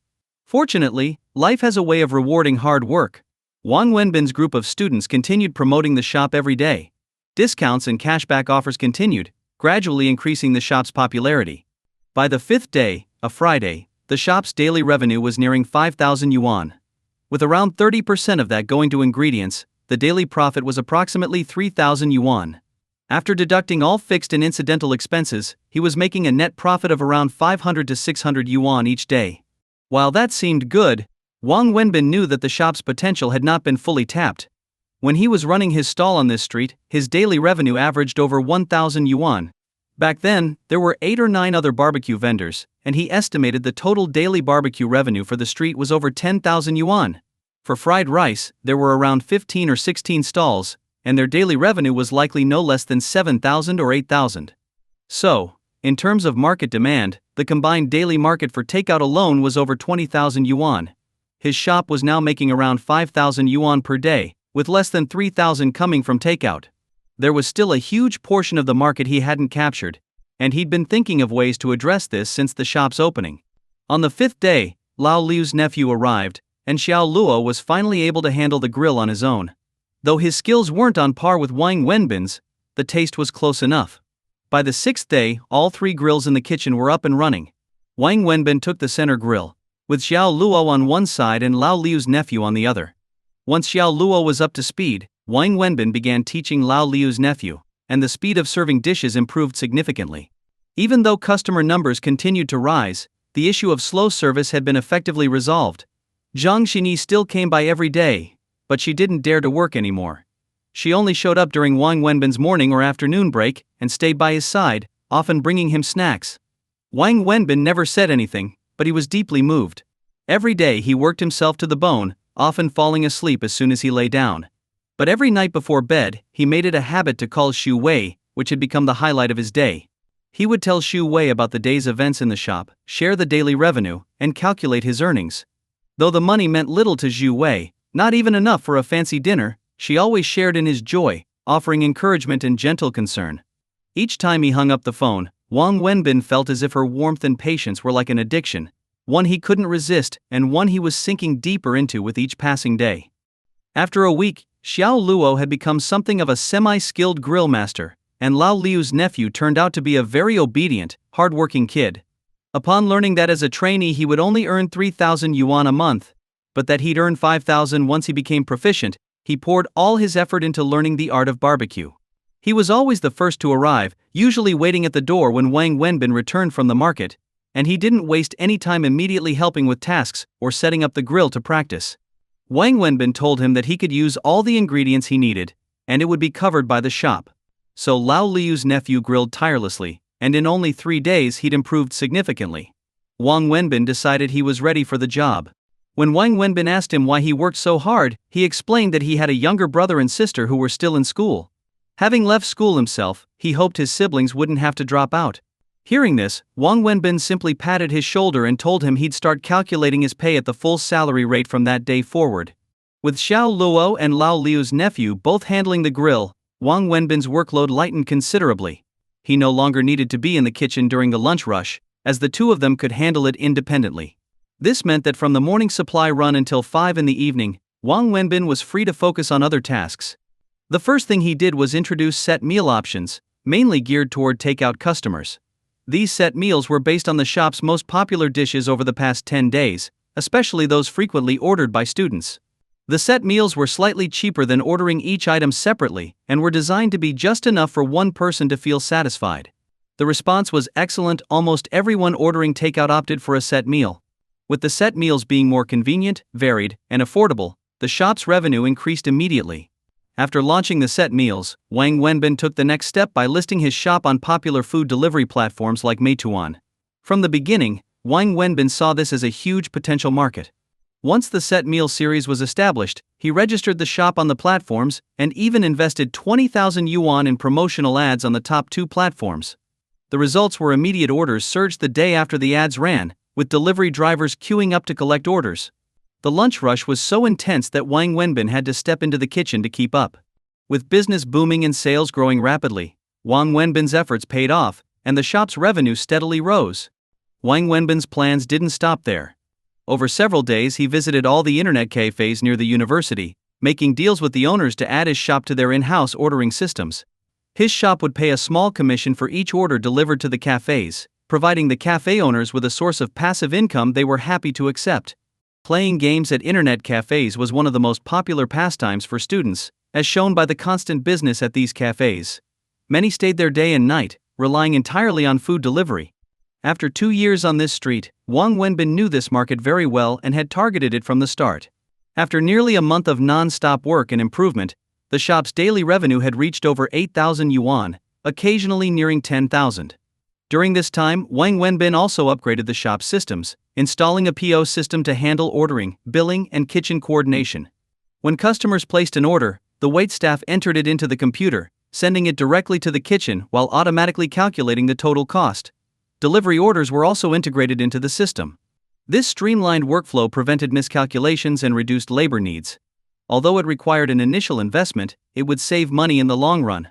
By the end of the month, the shop was running smoothly, gaining popularity on the street and among the university crowd. Many students started choosing it as a gathering spot for meals with friends. Since there were only a limited number of tables, peak hours often required a reservation. Otherwise, customers had to wait in line.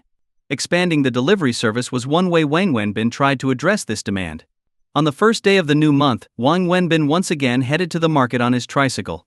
His daily supply load had grown substantially, but his tricycle wasn't as overloaded as before. Thanks to stable demand, he'd arranged regular deliveries from a wholesale supplier.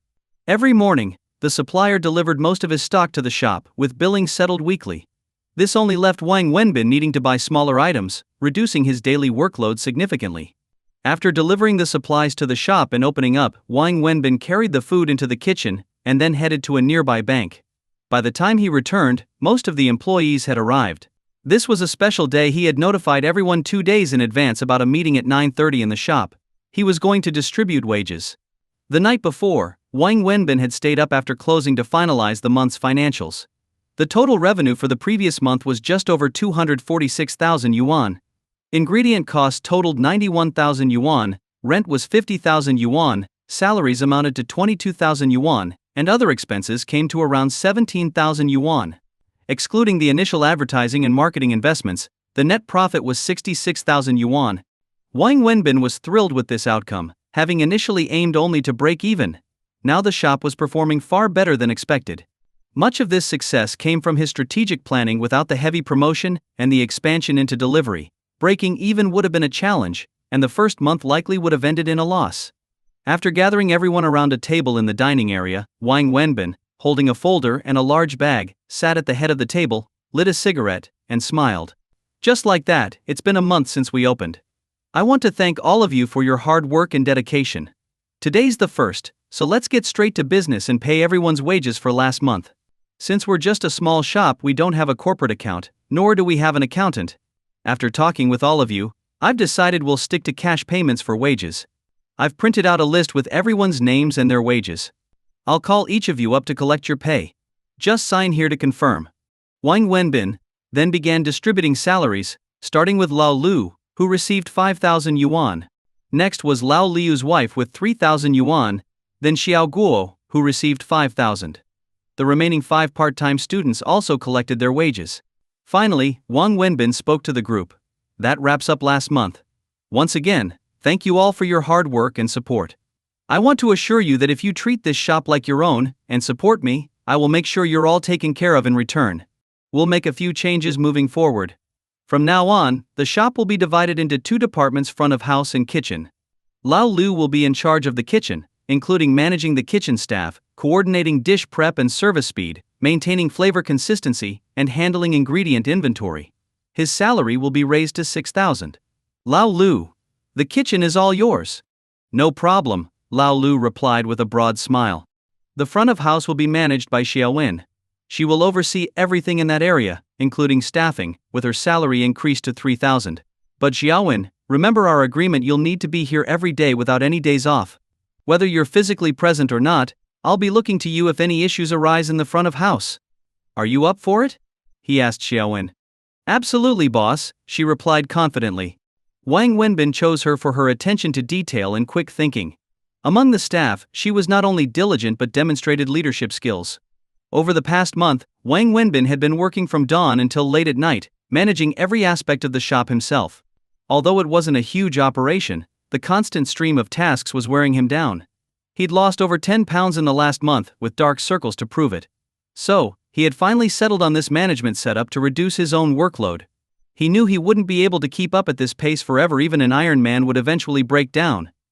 Alright, let's wrap up the meeting. Those of you who need to return to school or get to work, go ahead. Lao Liu, Xiaowen, and Xiao Guo, stay for a bit, I want to discuss a few things with you. Wang Wenbin said in closing. After the others left, Wang Wenbin sat down with Lao Lu, Xiaowen, and Xiao Guo for a smaller meeting. We've got a few issues to go over. First, regarding the menu, Xiaowen, I'd like you to pull up the data from our ordering system and identify the dishes with the lowest sales. Check how poorly they're selling, and if there are items that hardly anyone orders, let's remove the lowest performing dishes. Keeping these on the menu costs us every day in ingredients without returns. Once we cut a few items, we'll introduce new ones. Over the past few weeks, I've been visiting other barbecue spots after closing to observe their menus and see what dishes customers tend to order most. I came up with a few new items that we can add to our menu and test out. Also, although our pricing is affordable, some customers have pointed out that we lack a signature or specialty dish. I realize they're right. While most students have limited budgets, some can afford a bit more, and many want options that feel special when they're hosting guests. So, I think we should create a couple of standout dishes, maybe slightly more expensive but larger and impressive, like grilled lamb ribs and roasted fish. For main dishes, several customers mention that the choices are limited to fried rice and noodles. We could add cold noodles and some refreshing cold salads to balance it out. Of course, we'll need to practice since these dishes are new to us. But as we experiment and improve, we can gradually add them to the menu. Otherwise, our offerings may seem too plain, so we should keep rotating items, replacing the lowest performing dishes monthly to keep things fresh, Wang Wenbin explained. Xiaowen, you also need one more person for the front desk. Go ahead and take charge of that hiring. Once you bring them on, you'll be responsible for training them as well. Wang Wenbin then finalized a few additional tasks and dismissed the group to get back to work. With these adjustments in place, Wang Wenbin felt the shop was finally on track and operating the way he'd envisioned from the start. He was also able to delegate and free up more of his time. After handing out bonuses, the store's net profit for the previous month came to just over 50,000 yuan, which satisfied Wang Wenbin greatly. The initial costs included a 300,000 yuan transfer fee and another 100,000 in equipment, advertising, and other setup expenses, bringing the total investment to around 400,000. Since the store's rental fee of 200,000 per year was already accounted for as a monthly fixed cost, Wang Wenbin calculated that with the current profit level, he could potentially break even in 6 months instead of the originally anticipated year. He estimated that starting from the second month, monthly profits could reach around 70,000 yuan, with annual profits potentially hitting 500,000 to 600,000 after accounting for slower periods during summer and winter breaks. For Wang Wenbin, this was a fantastic outcome and a source of great pride. After organizing the shop's workflow, Wang Wenbin headed to the bank. Sitting at the counter with his little notebook, he transferred money to various accounts listed there, settling his debts one by one. When he finished, he stepped outside and sat on his tricycle to make a round of calls. "Hello, uncle. I just transferred 20,000 yuan to your account. Yes, it's the amount I borrowed from you earlier. I apologize for taking so long, and thank you very much," he said. "Hi Zhipeng, did you get the bank notification? Great, sorry for the delay in repaying what I owed you." When he had made all the calls, Wang Wenbin pulled out his old notebook and began crossing out debts, one by one. When the last one was cleared, he wrote down 2 new entries. Yi Shu Wei, 120,000. Jang Xingi, 500,000. Looking at these new debts, Wang Wenbin sighed. Originally he only owed about 100,000 yuan, but after repaying that, he'd accumulated over 600,000 yuan in new debts. To open the shop, Jang Xingi had contributed 500,000 yuan. He had invested his own 40,000 yuan, then borrowed an additional 100,000 from Siyu Wei. The initial setup had cost nearly 600,000 yuan, leaving him with just over 40,000 left. With this month's profits of over 50,000 and the upfront payment on the lease already covered, he had about 150,000 remaining in his account. After paying back Xu Wei and Zhang Xinyi's loans, Wang Wenbin still owed them money but decided to prioritize his original lenders, as they were friends and family who weren't wealthy themselves. With all these debts repaid, he had just over 10,000 left in his account. He paused, then dialed another number. "Hello, brother. Are you at home? How's the repair business going? And how's uncle's health these days?" Wang Wenbin chatted briefly before bringing up his purpose. "Hey, have you seen my dad lately? How's he doing? I'm going to transfer 10,000 yuan to your account. When you head back, could you take it to him? And while you're at it, could you bring him some pork, maybe a whole knuckle or two? Also, please buy him about 20 kilos of his favorite sorghum liquor. I'll transfer the money for it. I'll also order some winter clothes online and have them shipped to you. Could you take them to him when you go?" After listening, his brother laughed and said, "And what about New Year's?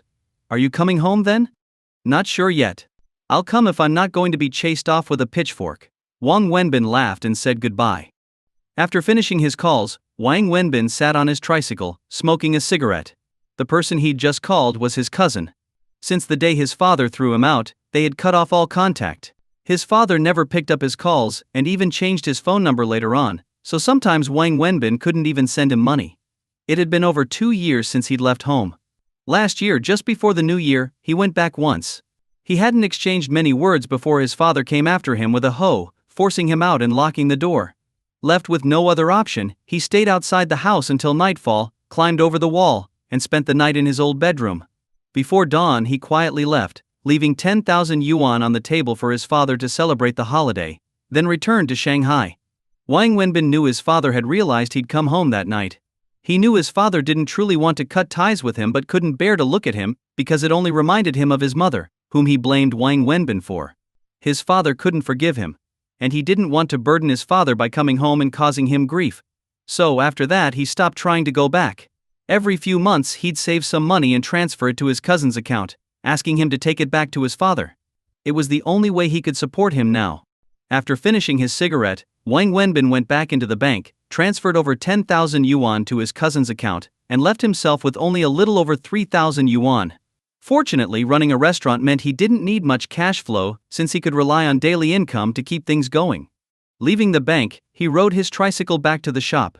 Everything inside was running smoothly. After a month of refining the shop's operations and implementing Wang Wenbin's management improvements, the place now ran like clockwork, with each person in their role, requiring very little of his direct involvement. He looked around the shop to ensure everything was in order, then sat at a table outside with a rare moment of relaxation, making himself a cup of tea, and taking his time with it. This was the first time in over a month that he'd taken a real break. As he sipped his tea, he considered something. then picked up his phone and dialed Xu Wei. Xu Wei was sitting on her couch reading when her phone rang. Seeing Wang Wenbin's name on the screen, she smiled slightly, set her book down, and answered. Hey Wenbin. Zhu Ji, are you busy? He asked. No, it's Saturday today. Where's Annie? Dreamer took her out to play. She's been spending more time with her aunt lately. Is there something you need? Xu Wei asked. Well, actually, I was wondering if you could go to the mall with me to help me pick out a few things. If you're free, Wang Wenbin started to explain. Where are you? At the shop? She interrupted. Yes, I'm at the shop. All right, stay there. I'll drive over and pick you up, she said, hanging up. Soon, Xu Wei's car pulled up outside the shop. She stayed in the car, giving the horn a quick tap. Wang Wenbin saw her, got up, and climbed into the passenger seat. As he got in, another car pulled up behind them, a Porsche. Jang Xingi, who hadn't been stopping by much recently, was at the wheel. She had started to understand why Wang Wenbin didn't like her showing up at his shop. She knew it wasn't that he didn't want to see her, but rather that he didn't want her in that setting. She could sense his discomfort and complexity about it. She could also see how hard he worked, and she didn't want to disturb him, so she had only been visiting every couple of days, checking in briefly, maybe bringing him a snack. Today, after her morning class, she decided to come by, missing him a little after not seeing him for a few days. But as soon as she arrived, she saw him get into Xu Wei's car and leave. Seeing him drive off with Xu Wei, Jang Xingi felt a sudden pang of sadness, so sharp it almost brought her to tears. She felt hurt and frustrated but didn't quite understand why. Mom, I'll be home for lunch. Tell Auntie I want her spicy chicken, the really spicy kind. She called her mom and, after a moment, drove off. Thank you, Xu Ji, Wang Wenbin said, as he got into the car. Thank me. I didn't have anything going on today. I'm just surprised you don't usually go shopping. What's the occasion? She asked. Well, the weather's starting to cool down, and I wanted to buy some clothes for my father. But I have no idea what to buy, or even what size he'd wear. I'm completely clueless about this stuff, so I thought you might be able to help, he explained. Is your dad in Shanghai? No, Wang Wenbin shook his head, his expression dimming. He'd never come here, and besides, there's nowhere for him to stay. I couldn't let him come all this way just to go through all this with me. I'll just buy things for him and mail them back. He's very set in his ways. If I don't buy him something myself, he'll never think to do it, he added, thinking of his frugal, self-sufficient father, and his eyes turned misty. Xu Wei sensed the deep affection in his tone. She glanced over at him. His birthday's coming up in a few days, he said, gazing out the window. You miss him, don't you? She asked softly. It's not about missing him. I just feel guilty. He's not good at looking after himself, and he's stubborn. Leaving him at home alone makes me uneasy.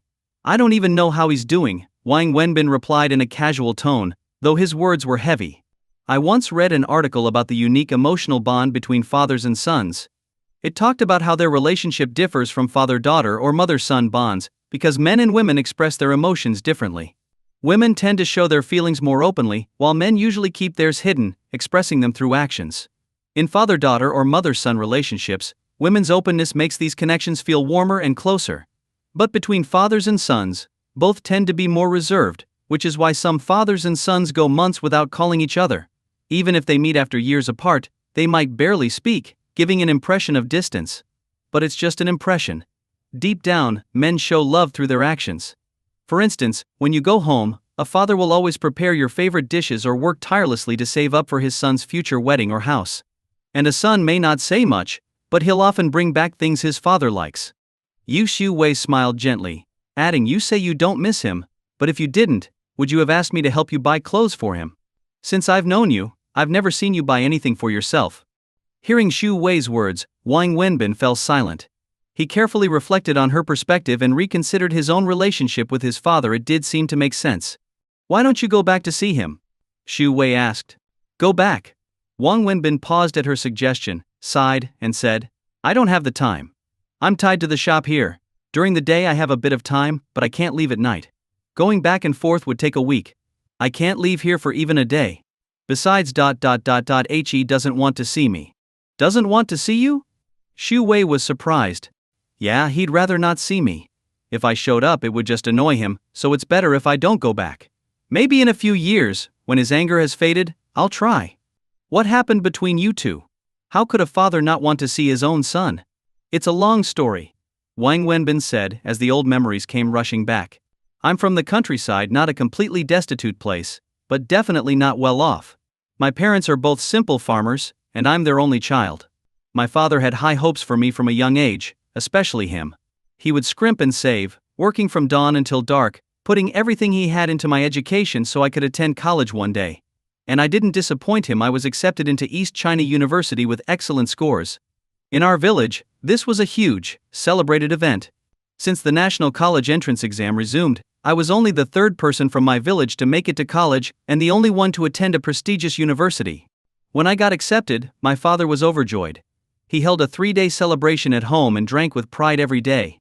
He was a man who valued face, and my going to college made him feel very respected in the village. But I let him down. Just before graduation, I got expelled. I didn't even finish. I remember you told me it was because of your ex-girlfriend, right? Yi Shu Wei asked. Yes. There was this sleazy professor, her thesis advisor. You've met her, she's very beautiful. He started making advances on her, always asking her to come to his office under the pretense of guiding her on her thesis, sometimes even inviting her to his home. He kept picking apart her work, and once, he even tried to touch her. She was young and scared, and since he held power over whether her thesis would pass, she put up with it. But the more she endured, the bolder he got. One day he went so far as to pin her down. She managed to break free and ran to me in tears, telling me everything. I lost control. I asked her for his address and went to his house. I beat him so badly that he ended up in the hospital for a month. I don't remember how badly I hurt him because I was taken to the police station, and eventually, I was locked up. But I heard it was quite serious. Because of that incident, I was detained. The school labeled it as a criminal act and assault on a faculty member, with severe repercussions, and expelled me just a month before graduation. I didn't get my degree or diploma. Why didn't you report him? Why didn't you sue? Shu Wei asked. Sue? With what evidence? There was nothing concrete to prove he did anything to her. He covered his tracks well, always under the guise of thesis guidance. There were no cameras in his house, and nothing happened beyond a little physical contact. How could we prove anything? He was a well-respected professor with deep connections, while I was just a rural outsider. Who would have taken us seriously? And honestly, if I'd made a big deal out of it, she'd have suffered the most. It could have ruined her life. Yi Shu Wei nodded, feeling deeply sorry for Wang Wenbin. Do you regret it now? She asked. I don't regret it, but I do, he replied, with a contradictory answer. How so? For myself, no, I don't regret it. Even though it cost me my education, my future, and I ended up here selling barbecue, I'd do it again. She was my girlfriend, I was her man. It was my duty to protect her. And at the time, that's exactly what I was. But I do regret it for my parents' sake, Wang Wenbin sighed. I never expected my expulsion to hit my parents so hard. Especially my dad. When I told him, he sat in our yard all night. By dawn his hair had turned white. I didn't tell my parents I got expelled because of Yu Shu Min. I only said I got into a fight, that I hurt someone badly, and was expelled. I didn't want them to blame her. I wanted them to think well of her because I loved her deeply. We were planning a future together. My mom later told me that my dad had placed all his hopes on me. After learning that I'd been expelled, he felt crushed, humiliated. From that day he never spoke to me again. He felt I'd let him down, wasted everything he'd done for me, and made him lose face. He thought I was a failure. After that I stayed in Shanghai after college, doing all kinds of odd jobs, phone repairs, deliveries, you name it. Eventually, Yi Shu Min and I got married. To consider both our families and give her a dignified wedding, we decided to hold the ceremony in Shanghai. My father handed over the 100,000 yuan he'd saved over the years, plus several thousand more borrowed from relatives. Everything was set: the betrothal gift, the wedding, and our relatives had even traveled to Shanghai. But the night before the wedding, Yi Shu Min left for the US. She left to work at her company's headquarters and gain experience. At this, Wang Wenbin laughed bitterly. Upon hearing this, even the typically composed Ixu Wei was stunned, her mouth slightly open in surprise. The next day at the wedding, things took a dramatic turn. All the guests and relatives were seated, waiting for the ceremony to begin, but I was there alone. I had to stand up and tell everyone that the wedding was cancelled. The bride had run away. My father immediately took my mother back home without even looking at me, let alone telling me. Once back, my mother was so furious she started vomiting blood, and my father locked himself in a room for a whole day and night. When I finally returned, my father slapped me twice without a word and ordered me to leave. He didn't let me enter the house, so I had no choice but to return to Shanghai. But what I didn't know was that my mother fell ill as soon as they returned, and my father never told me. Not only did he refuse to contact me, but he also forbade my mother from contacting me, telling her that he had no son. So I had no idea she was sick. About half a year later, my mother's condition worsened, and my cousin secretly called me without telling my father, urging me to come back. Only then did I find out, and I rushed home, staying with my mother in the hospital. Her condition grew critical, and we transferred her several times, from the county hospital to the city hospital, then finally to the provincial hospital. We spent over 100,000 yuan, borrowing from every relative and friend I could, and this dragged on for over a year. In the end, she still didn't make it. My father believes I drove my mother to her death, that I killed her.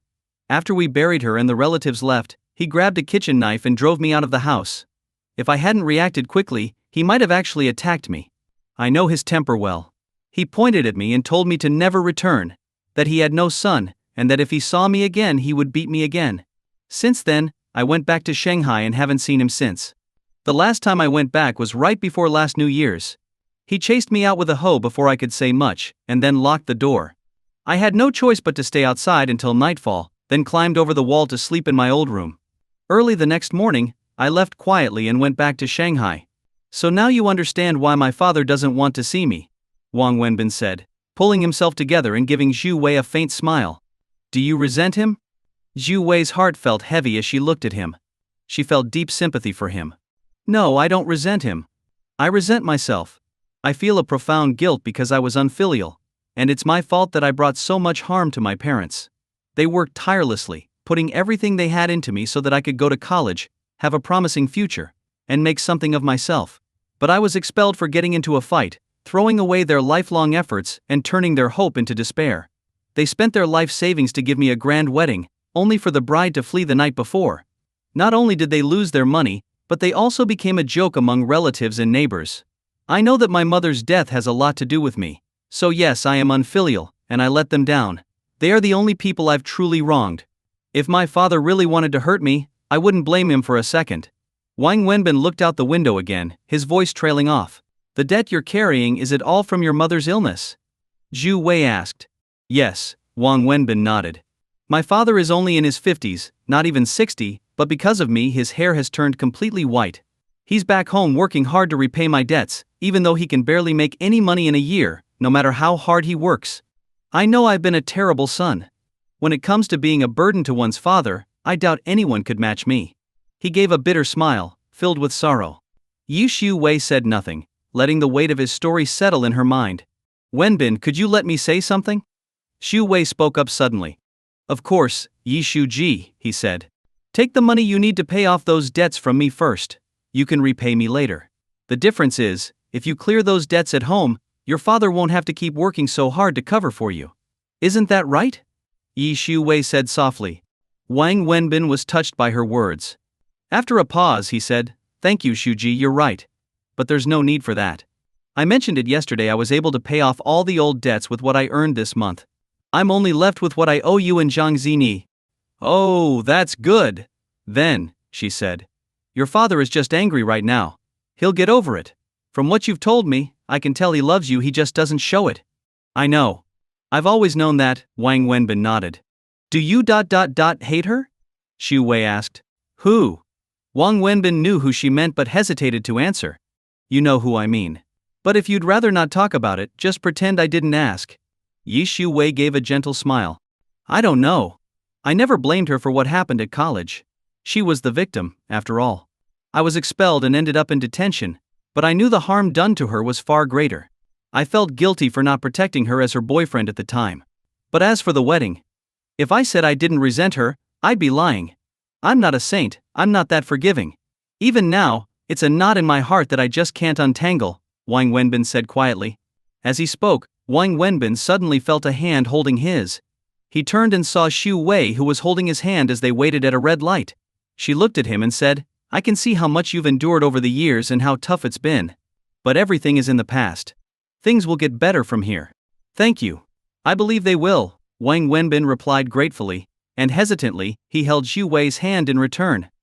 I don't know why, but suddenly there was a certain feeling between the two of them. They held hands, just looking at each other without letting go or saying anything. Then, the red light turned green, and Xu Wei withdrew her hand from Wang Wenbin's and continued driving. The car turned a corner and entered a mall. Wang Wenbin remembered this mall. It was where Xu Wei often went shopping. The last time she bought clothes for Wang Wenbin, it was also from this mall. Sister Sue, Wang Wenbin stammered as he saw Xu Wei drive into the mall. What's the matter? Just say it. Why are you hesitating with me? Xu Wei smiled as she parked the car in the underground parking lot. It's just. Does this place sell clothes for elderly people? Why elderly? Your dad isn't even 60 yet. That's not elderly. They have plenty of clothes for middle-aged people here. Xu Wei got out of the car. It's not that. I know, he's not elderly, but. How should I put it? What exactly is the issue? Xu Wei paused, looking at Wang Wenbin. To be honest, Sister Xu, I used all my money to pay off debt. I have a bit over 3,000 left in my account. If we shop here, I'm afraid I can't afford even a single piece of clothing. Besides, my dad has lived a simple life in the countryside. People don't care about brands. Shopping here feels like a waste. Maybe we could find a different place? Wang Wenbin admitted he didn't have the money. Xu Wei was briefly stunned as she realized this. She was so used to shopping here that when Wang Wenbin mentioned buying clothes for his father, she'd naturally driven here without considering his situation. After a moment, Xu Wei said to Wang Wenbin, actually, high-end brands are not just expensive because of their brand name. The cost includes other factors like design, materials and craftsmanship, which give people more than just a label to show off. To put it bluntly, these clothes aren't just for flaunting. Expensive brands have better quality and comfort. I know this because I'm in the clothing business myself. If you want to honor your father, why not let him wear something comfortable and nice? Besides, if you don't tell him the price, he won't know how expensive it is, right? That's true. He's never worn anything nice in his life, and if I could, I'd get him the best. But the problem is, I really don't have that much money. Then what do you think I'm here for? Xu Wei laughed. Sister Xu, don't get me wrong. I only asked you to come help me pick something because I don't know how to shop for clothes. I never expected you to pay. I know. And I am helping you, aren't I? Come on. Xu Wei smiled and led him to the elevator. Once they reached the store, Xu Wei took care of everything. Wang Wenbin just followed along. Oddly enough, when he'd bought clothes for himself in the past, he'd get anxious seeing the prices, but today, buying clothes for his father, he felt no such anxiety. Wang Wenbin only told Xu Wei his father's approximate height and weight. He didn't know his father's exact size, but this posed no problem for Xu Wei, who'd worked in fashion for years. She picked out 2 outfits for his father and added a pair of shoes. When it was time to pay, Xu Wei used her card, and Wang Wenbin didn't object, choosing to stay quiet since he couldn't even afford the shoes. In the end, they spent 20,000. Sister Sue, I might have to pay you back for this later, Wang Wenbin said as they walked out after paying. Should I get you to write me an IO? Xu Wei asked. Oh right. I'm sorry, I forgot. I'll write one as soon as we get back. Alright, but make sure to include my fee for helping you shop. I did some quick math. My company makes no less than $1 million a month, so about 30,000 a day. Since we're close, I'll give you a discount and make it 30,000. How about that? Xu Wei teased with a smile. Then, I'll just keep hiring you. After all, more debt doesn't hurt. I'll keep hiring you to accompany me every day then. Wang Wenbin knew she was joking. Sure. Monthly or yearly package? I'll give you a discount. Xu Wei said lightly, then added, come on, let's check this out. Check what? Wang Wenbin looked up at the men's clothing store and followed her inside. Look at what you're wearing. Why haven't you worn the 2 outfits I bought you before? Xu Wei asked as she browsed through clothes. Those are suits. Would it look right for me to wear a suit to the barbecue stand? Besides, I'm just a barbecue vendor. Wearing expensive clothes to grill skewers seems like a waste, doesn't it? Clothes are meant to be worn. Why buy them if you're not going to wear them? Look at what you're wearing now, it's covered in stains that won't come out. This is my work attire, what I wear in the kitchen. Change into something else when you're working, and pay more attention to your appearance when you're out. You're a good-looking young man. If you don't dress well, how will you attract a girlfriend? Xu Wei joked and held up an outfit for Wang Wenbin. Try this on. Me? No, Sister Xu, I have clothes. Please don't buy any more for me. I'm in the kitchen every day, I wouldn't even get to wear them. And what will you wear the next time you ask me out? Are you going to wear this and embarrass me? You're a boss now, and bosses should look the part. No matter the size of your business, management always matters. I know you don't like wearing formal suits. Try on something casual, Yi Shu Wei said. Sister Sue, really I don't need. What? Are you not going to listen to me now? Go try it on and see if it fits. Go on. Alright. Wang Wenbin had no choice but to go in and put on the outfit. Not bad. With a good figure and handsome face, anything looks good on you. Leave it on. Miss, please charge my card. Yi Shu Wei, satisfied with his appearance, swiped her card right away. No. Sister Shu. Wang Wenbin tried to stop her, but Shu Wei had already swiped the card. Let's go. Shu Wei took the bag with Wang Wenbin's old clothes from the staff and handed it to him. Sister Zhu. Why are you stammering? Come on, treat me to a meal, it's about time. Shu Wei smiled. Sister Shu, can you tell me how much it was in total? Why do you need to know?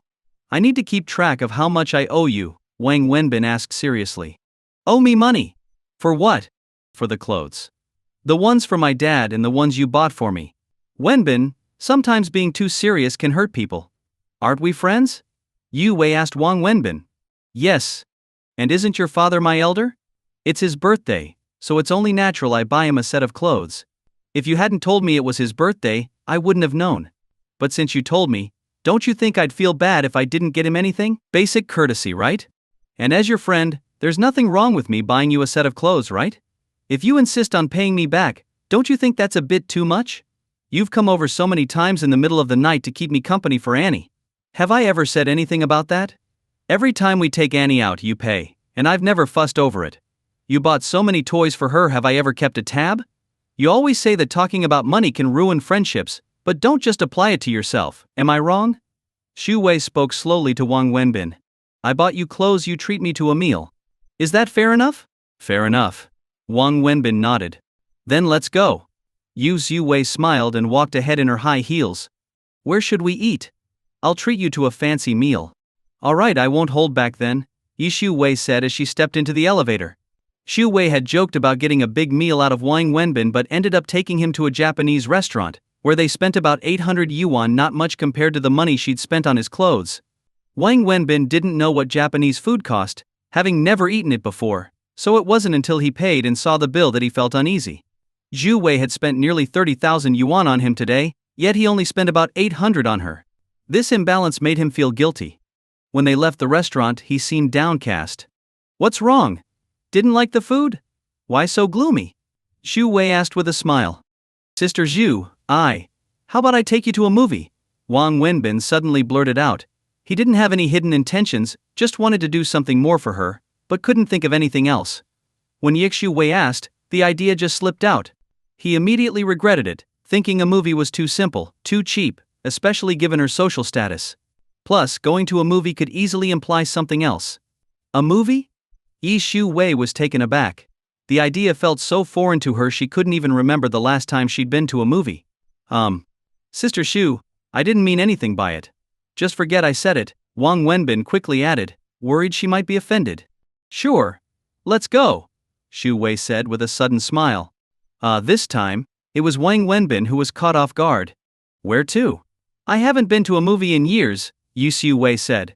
Me neither. But I think there's a theater at that mall, Wang Wenbin replied, suddenly excited, and led her towards the cinema, feeling a strange sense of happiness he couldn't quite explain. Once at the theater, Wang Wenbin pointed at the screen showing the movie titles and asked Zhu Wei, Sister Shu, which one do you want to see? Yi Shu Wei looked up and replied, it doesn't matter, you choose. That wouldn't be right. I should let you decide. I didn't expect you to be such a gentleman. I don't know much about movies, I barely pay attention. Let's pick one that's starting soon. How about this one? Shu Wei pointed at a movie about to begin. This one? It looks like a Hong Kong action movie. Wang Wenbin said uncertainly, thinking it wasn't the type most women liked. What? Did you think I'd pick a romance? I'm past the age for that. Let's go with this one. Shu Wei smiled. Alright, this one it is. Wang Wenbin realized Shu Wei was going along with his choice. When they bought seats, the only ones left were in the back corner because the movie was almost sold out. Wang Wenbin also bought popcorn and juice, and they entered the theater just as the movie began. They found their seats in the corner of the last row. Though the theater was supposedly almost full, there weren't many people around them, something that often happens in theaters. The middle seats were packed, but their area was sparse. Sister Xu, have some. Wang Wenbin offered Zhu Wei some popcorn. Huh? What? With the loud sound from the movie, Yi Shu Wei hadn't heard him clearly. Without thinking, Wang Wenbin leaned close to her ear and said, I said, have some popcorn. Then he realized that the gesture felt too close, too intimate, and quickly pulled back. Yi Shu Wei didn't shy away. Instead, she leaned closer to his ear and said, give me the juice. I'll have some of that. Skip the popcorn. Wang Wenbin quickly handed her the juice, and the two settled in to watch the movie. Hi guys, your opinion means a lot to me. I'm working on improving the stories to make them more interesting for you. Please leave a comment and let me know what you liked about this story. Your feedback helps me get better and create content that you'll enjoy. Your feedback is very important to me. Thank you for your support and attention. If you enjoyed this story, I can't wait to share its continuation with you.